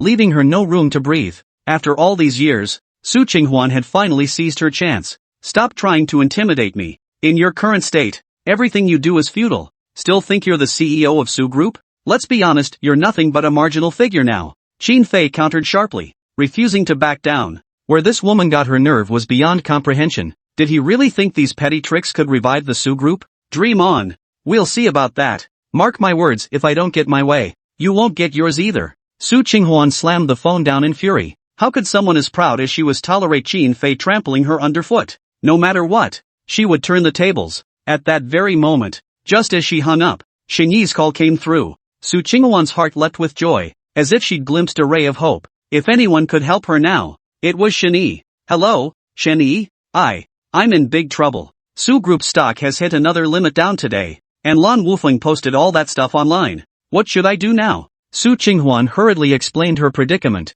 hoping for his assistance. It was precisely because she had listened to Shen Yi before that she had gained some opportunities. Now that things had turned out this way, she could only turn to Shen Yi once more. Su Qinghuan. But just then, Shen Yi suddenly spoke on the other end of the line. For some reason, his tone felt icy cold, devoid of any emotion whatsoever. Compared to before, he was like a completely different person. I'm here. I'm at my wit's end. Can you help me? Shen Yi, you're my only hope. Su Qinghuan's voice carried a hint of desperation. She had believed Shen Yi's strategy would revive the Su group, but it turned out to be nothing more than a fleeting illusion. Su Qinghuan, I can offer you a way out now. I can offer a fair price to acquire the Su group. After covering debts and expenses, you'll still have some funds left, whether you choose to stay here or go abroad. It won't make you wealthy beyond measure, but it should at least allow you to live out your life comfortably. This is my final advice to you. Consider it carefully. Shen Yi's icy words carried not a hint of compromise. To Su Qinghuan, it felt like thunderclaps crashing down. What did you say? You want to acquire the Su group? How could that be possible? Aren't we supposed to be together? Why are you saying these things now? Su Qinghuan couldn't believe her ears. She knew that after the takeover, she would have nothing left, yet she was still searching for excuses to justify Shen Yi's actions. Perhaps this was her way of helping him? But the truth is staring me right in the face. They've already made me run away. Su Qinghuan, I think it's time you faced reality. From start to finish, I never said I wanted anything from you. Ours is purely a business partnership. I hope you'll stay clear-headed and refrain from projecting unrealistic fantasies onto this relationship. Shen Yi said calmly. This charade had been playing out for so long, and now it had finally reached this point. Everything unfolded exactly as planned, without the slightest deviation. Su Qinghuan was utterly dumbfounded, unable to believe what he was hearing. Shen Yi, what do you mean? He felt as if all his strength had been drained from him, leaving him utterly speechless. Su Qinghuan couldn't fathom it, hesitating to confront the brutal truth. Yet it clung to his heart like an inescapable curse. What do you mean by unrealistic fantasies? Don't you think you even took me to meet your mother? Wasn't that a sign our relationship was improving? Wasn't that proof you wanted to reconcile with me? Shen Yi, stop joking around. This isn't funny at all. She couldn't accept any of this, yet her mind slowly began to clear. Was all of this just a trap? Was Saint Cloth deliberately orchestrating this? Impossible. Shen Yi wasn't that kind of person. He still cared about me. How could he treat me like this? I'm not joking. Since we're partners, it's only natural to invite you back for a simple meal, right? Also, everything I said from the start was fabricated. The Yang Nanxin incident was a lie I made up to frame you and seize your shares. The shares Qin Fei holds are also in my possession. I filmed those videos of you and Lan Wufeng. I was just the cameraman. I never intended to help you. My only goal was to acquire your Su group. All of this is what you deserve. At this point, Shen Yi saw no reason to keep hiding anything. It was all over. These truths struck like a sharp blade, plunging deep into Su Qinghuan's heart, each thrust deadly. Only now did she realize it had all been a charade, nothing but a lie. Fake. It's all fake. Why? Why did you do this to me? Su Qinghuan swayed on the verge of collapse, her heart torn apart by unbearable grief. She had believed everything was moving toward a happy ending, that reconciling with Shen Yi was merely a matter of time, that they would eventually return to how things were before. Only now did she realize it had all been her own delusion. Why? Su Qinghuan, do you really think everyone gets a second chance? What about all the things you did to me before? Why? There's no point in talking about it now. Broken mirrors can never be mended. You can think about what I just said. That's all. Shen Yi's words, spoken calmly and deliberately, struck Su Qinghuan like thunder. Chapter 144, The Greatest Surprise. His words carried not a shred of emotion. Cold as ice. Utterly unbelievable. I was wrong. I truly was wrong. I'm sorry. I know I made a mistake. Can you forgive me just this once? I'm willing to pay any price. Click. Before she could finish, Shen Yi hung up the phone. Su Qinghuan stood frozen in place, her heart utterly crushed. It had all been a dream after all. She was still just herself. Shen Yi's words shattered her heart completely. Yes, others might get a second chance to make amends for their mistakes, but after all the harm she had inflicted on Shen Yi, how could she possibly deserve such a chance? Shen Yi wasn't a saint. What reason could he possibly have to forgive her? She had made everything seem too simple. She had brought this upon herself. These thoughts overwhelmed her, and she couldn't help but sob uncontrollably. Her hands clenched tightly, her entire body trembling uncontrollably. She knew she had lost completely, lost everything. Why? Su Qinghuan couldn't believe it. Why had her fate turned out this way? She refused to accept it, but she had no means or opportunities left. She was no longer the CEO of Su Group, nor did she possess the means to turn the tables. She had thought Qin Fei was behind all this, but in the end, it was Shen Yi, someone she had never suspected. It's over. Everything is over. She sat on the floor, dazed and disoriented. The Su Group was now nothing but an empty shell. If Shen Yi didn't acquire it, someone else would. or it would simply declare bankruptcy. The next day, after wrapping up all the loose ends, Shen Yi returned home with young Nanxin. The entire Shen family villa had a festive air today. As Shen Yi's car came into view, fireworks burst all around, and firecrackers crackled in a lively display. Mr. and Mrs. Shen stood at the entrance, their faces beaming with joy. Ha ha ha, this is wonderful. My son never disappoints, bringing home a daughter-in-law so quickly. Shen father was overjoyed, though a hint of confusion lingered in his mind. He had no idea who Shen Yi's girlfriend was, not even Shen's mother knew. Shen Yi had previously hinted that they both knew each other, promising it would be a surprise. These few words only deepened the couple's curiosity. That little rascal's playing mysterious with us, but luckily the mystery will be solved soon. Shen's mother kept her eyes fixed on the car. As it slowly pulled up to the door, the elderly couple felt a tinge of nervousness. As the door opened, Yang Nanxin stepped out, carrying some gifts. She stood before them, head bowed. Uncle, Auntie, hello, sorry to disturb you. Yang Nanxin was no stranger to the elderly couple. Back when Shen Yi hadn't yet taken over company management, Yang Nanxin, as his secretary, would often report directly to Shen's father whenever she encountered problems she couldn't resolve. She had also met Shen's mother several times during that period, so they were somewhat acquainted. Dad, Mom, I've brought her back. Today, I'll be watching how you handle this. Shen Yi stepped forward, draping an arm around Yang Nanxin's shoulder as he grinned. Shen's father and mother stared wide-eyed, their mouths agape. They could scarcely believe the scene before them. You too? You mean your girlfriend is little Yang? Don't you dare be pulling our leg, you little rascal. Shen's father was utterly dumbfounded, and his mother wasn't faring much better. Their faces looked like they'd seen a ghost, for in their minds, this was simply impossible. Seeing their reactions, Yang Nanxin felt a pang of disappointment. Perhaps the couple valued social status more than anything else. It made sense they wouldn't approve of her.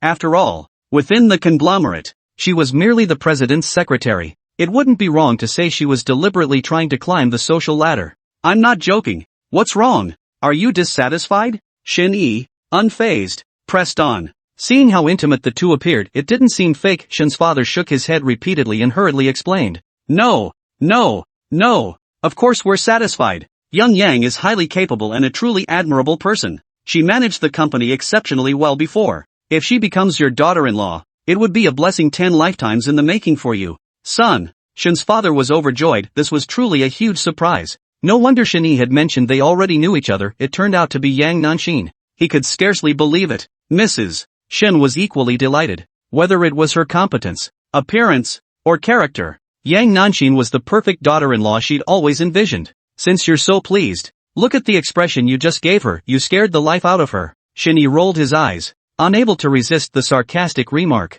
Shen's mother immediately picked up the thread, adding, your father and I were worried you deliberately brought young Yang here to fool us. After all, Xiao Yang is such a wonderful girl. For her to have taken a liking to you is nothing short of a blessing from heaven. In my father's and my eyes, you're simply not good enough for her. But I never imagined it would actually happen. This is truly wonderful. After hearing those words, Shen Yi felt a bit helpless. Damn it, so after bringing a girlfriend home, he really had become insignificant. Xiao Yang. No.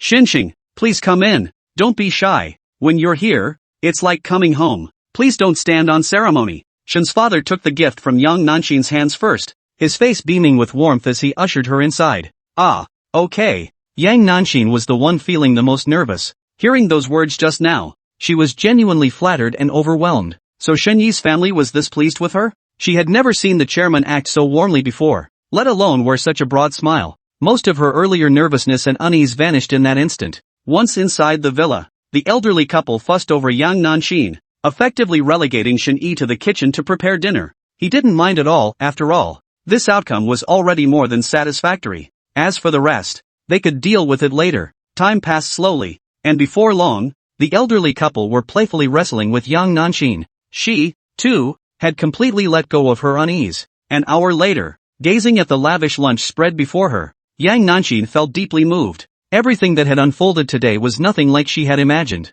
Try it and see if it suits your taste. If it's not to your liking, just tell this brat. He'll have to learn to cook properly from now on. If he can't even take care of his own girlfriend's stomach, how is he supposed to take care of others? Don't think you can neglect Xinxing just because you're busy with work. You understand? Sitting in the seat of honor, Shen's father addressed young Nanxin with polite formality. After finishing his speech, He shot Shen Yi another stern glare. That's right. Don't be too easy on him. This kid can't have it too easy. We can't coddle him. After dinner, let's go out for a stroll. You're always so busy at work you never have time to shop. This time, we'll go together and leave Shen Yi to tidy up at home. Chapter 145. I'm willing. Mrs. Shen chimed in with agreement, and the entire family showered Yang Nanxin with praise. Faced with this scene, Yang Nanxin felt completely overwhelmed and at a loss. Shen's parents were so warm toward her that she felt completely at a loss. The peaceful lunch concluded, and afterward, Yang Nanxin accompanied the couple to the mall. When they returned laden with bags of purchases,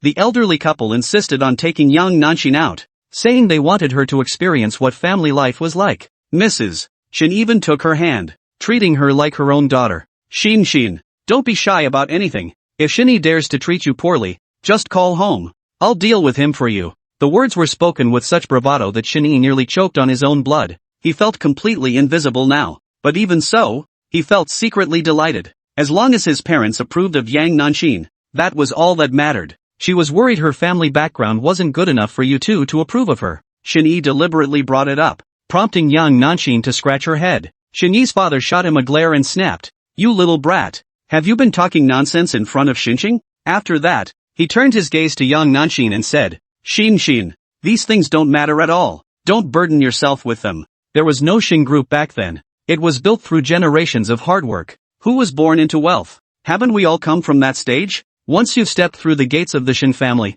you are one of us. There's no need to dwell on it. Yang Nanxin nodded, indicating she understood. The atmosphere was quite pleasant. Shen Yi promptly explained the arrangements for the parents' meeting, which were quickly finalized. Days passed, and half a month later, Shen Yi had fully completed the acquisition of the Su Group, elevating the entire Shen Group to a new tier. As for where Su Qinghuan had ultimately gone, Shen Yi had no idea and frankly, no interest either. Some said Su Qinghuan had left the country, while others claimed she had moved to another city to live quietly and anonymously. After enduring Shen Yi's schemes, she had become utterly despondent. She had lost all interest in romance or re-entering the business world. Later, news reached him that Su Qinghuan's father, Su Fenghua, had ultimately succumbed to his illness and passed away in the hospital. One early morning, Liu Ziming stumbled out of his room in a daze. Outside the door stood several law enforcement officers, their eyes fixed on him with a hint of hostility. You, Liu Ziming, correct? We received a report alleging you intentionally disseminated inappropriate videos,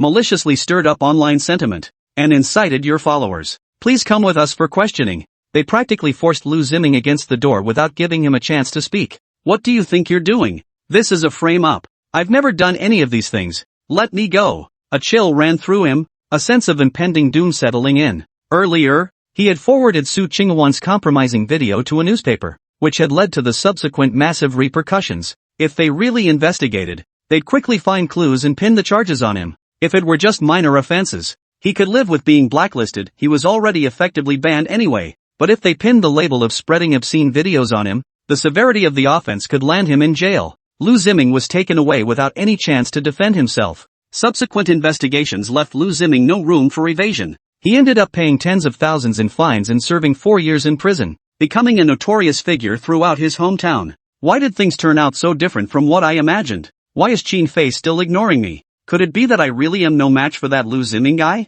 A foul stench permeated the rented room, with flies buzzing chaotically about. Lan Wulfing lay on the bed, his hair a tangled mess like a bird's nest. Even though things had turned out this way, Qin Fei still showed no sign of reaching out to him. He found it hard to accept. Knock knock. The sound of knocking reached his ears. Lan Wulfing felt a twinge of confusion, but he still got up to open the door. Just like the scene at Liu Ziming's door earlier, several men in hats stood outside, glaring at him. Lan Wulfeng, we suspect you of commercial espionage. We need you to come with us for questioning. If convicted, you face up to 5 years in prison. The words struck him like thunder, leaving Lan Wulfeng stunned, but he reacted quickly, slamming the door shut and turning to flee in panic. He planned to escape through the window. Damn it, that bastard Shen Yi. Yuing set me up. Lan Wulfeng knew Shen Yi was behind this mess. He dashed toward the exit as the pounding on the door grew louder. Time was running out. He steeled himself to jump, but in a moment of carelessness, he tumbled headfirst through the window.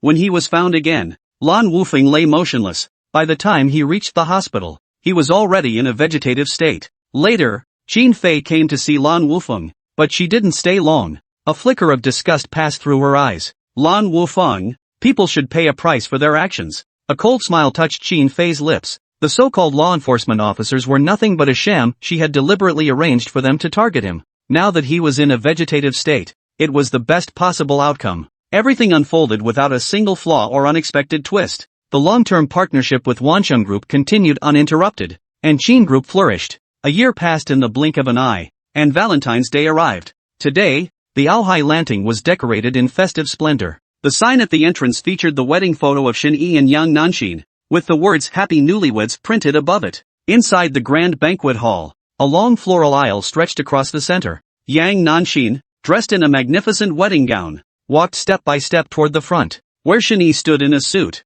smiling. With each step she took, memories of days gone by surfaced in her mind. Like anyone else, they went through it all, meeting parents, setting the date, and walking down the aisle. Friends and family lined both sides of the flower-strewn aisle, showering them with petals and heartfelt blessings. Groom Shen Yi, do you take the woman before you to be your lawful wedded wife? In sickness and in health, for richer or poorer, to have her and to cherish her, for better or for worse, till death do you part? The pastor asked as he approached. Shen Yi smiled softly, I do. Bride Yang Nanxin, do you take the man before you to be your husband? In sickness and in health, for richer or poorer, to love, honor, and cherish him, till death do you part? The pastor asked once more. Yang Nanxin nodded firmly and replied, I do. Immediately after, Shen Yi knelt on one knee and slipped the ring, a symbol of lifelong commitment, onto Yang Nanxin's finger.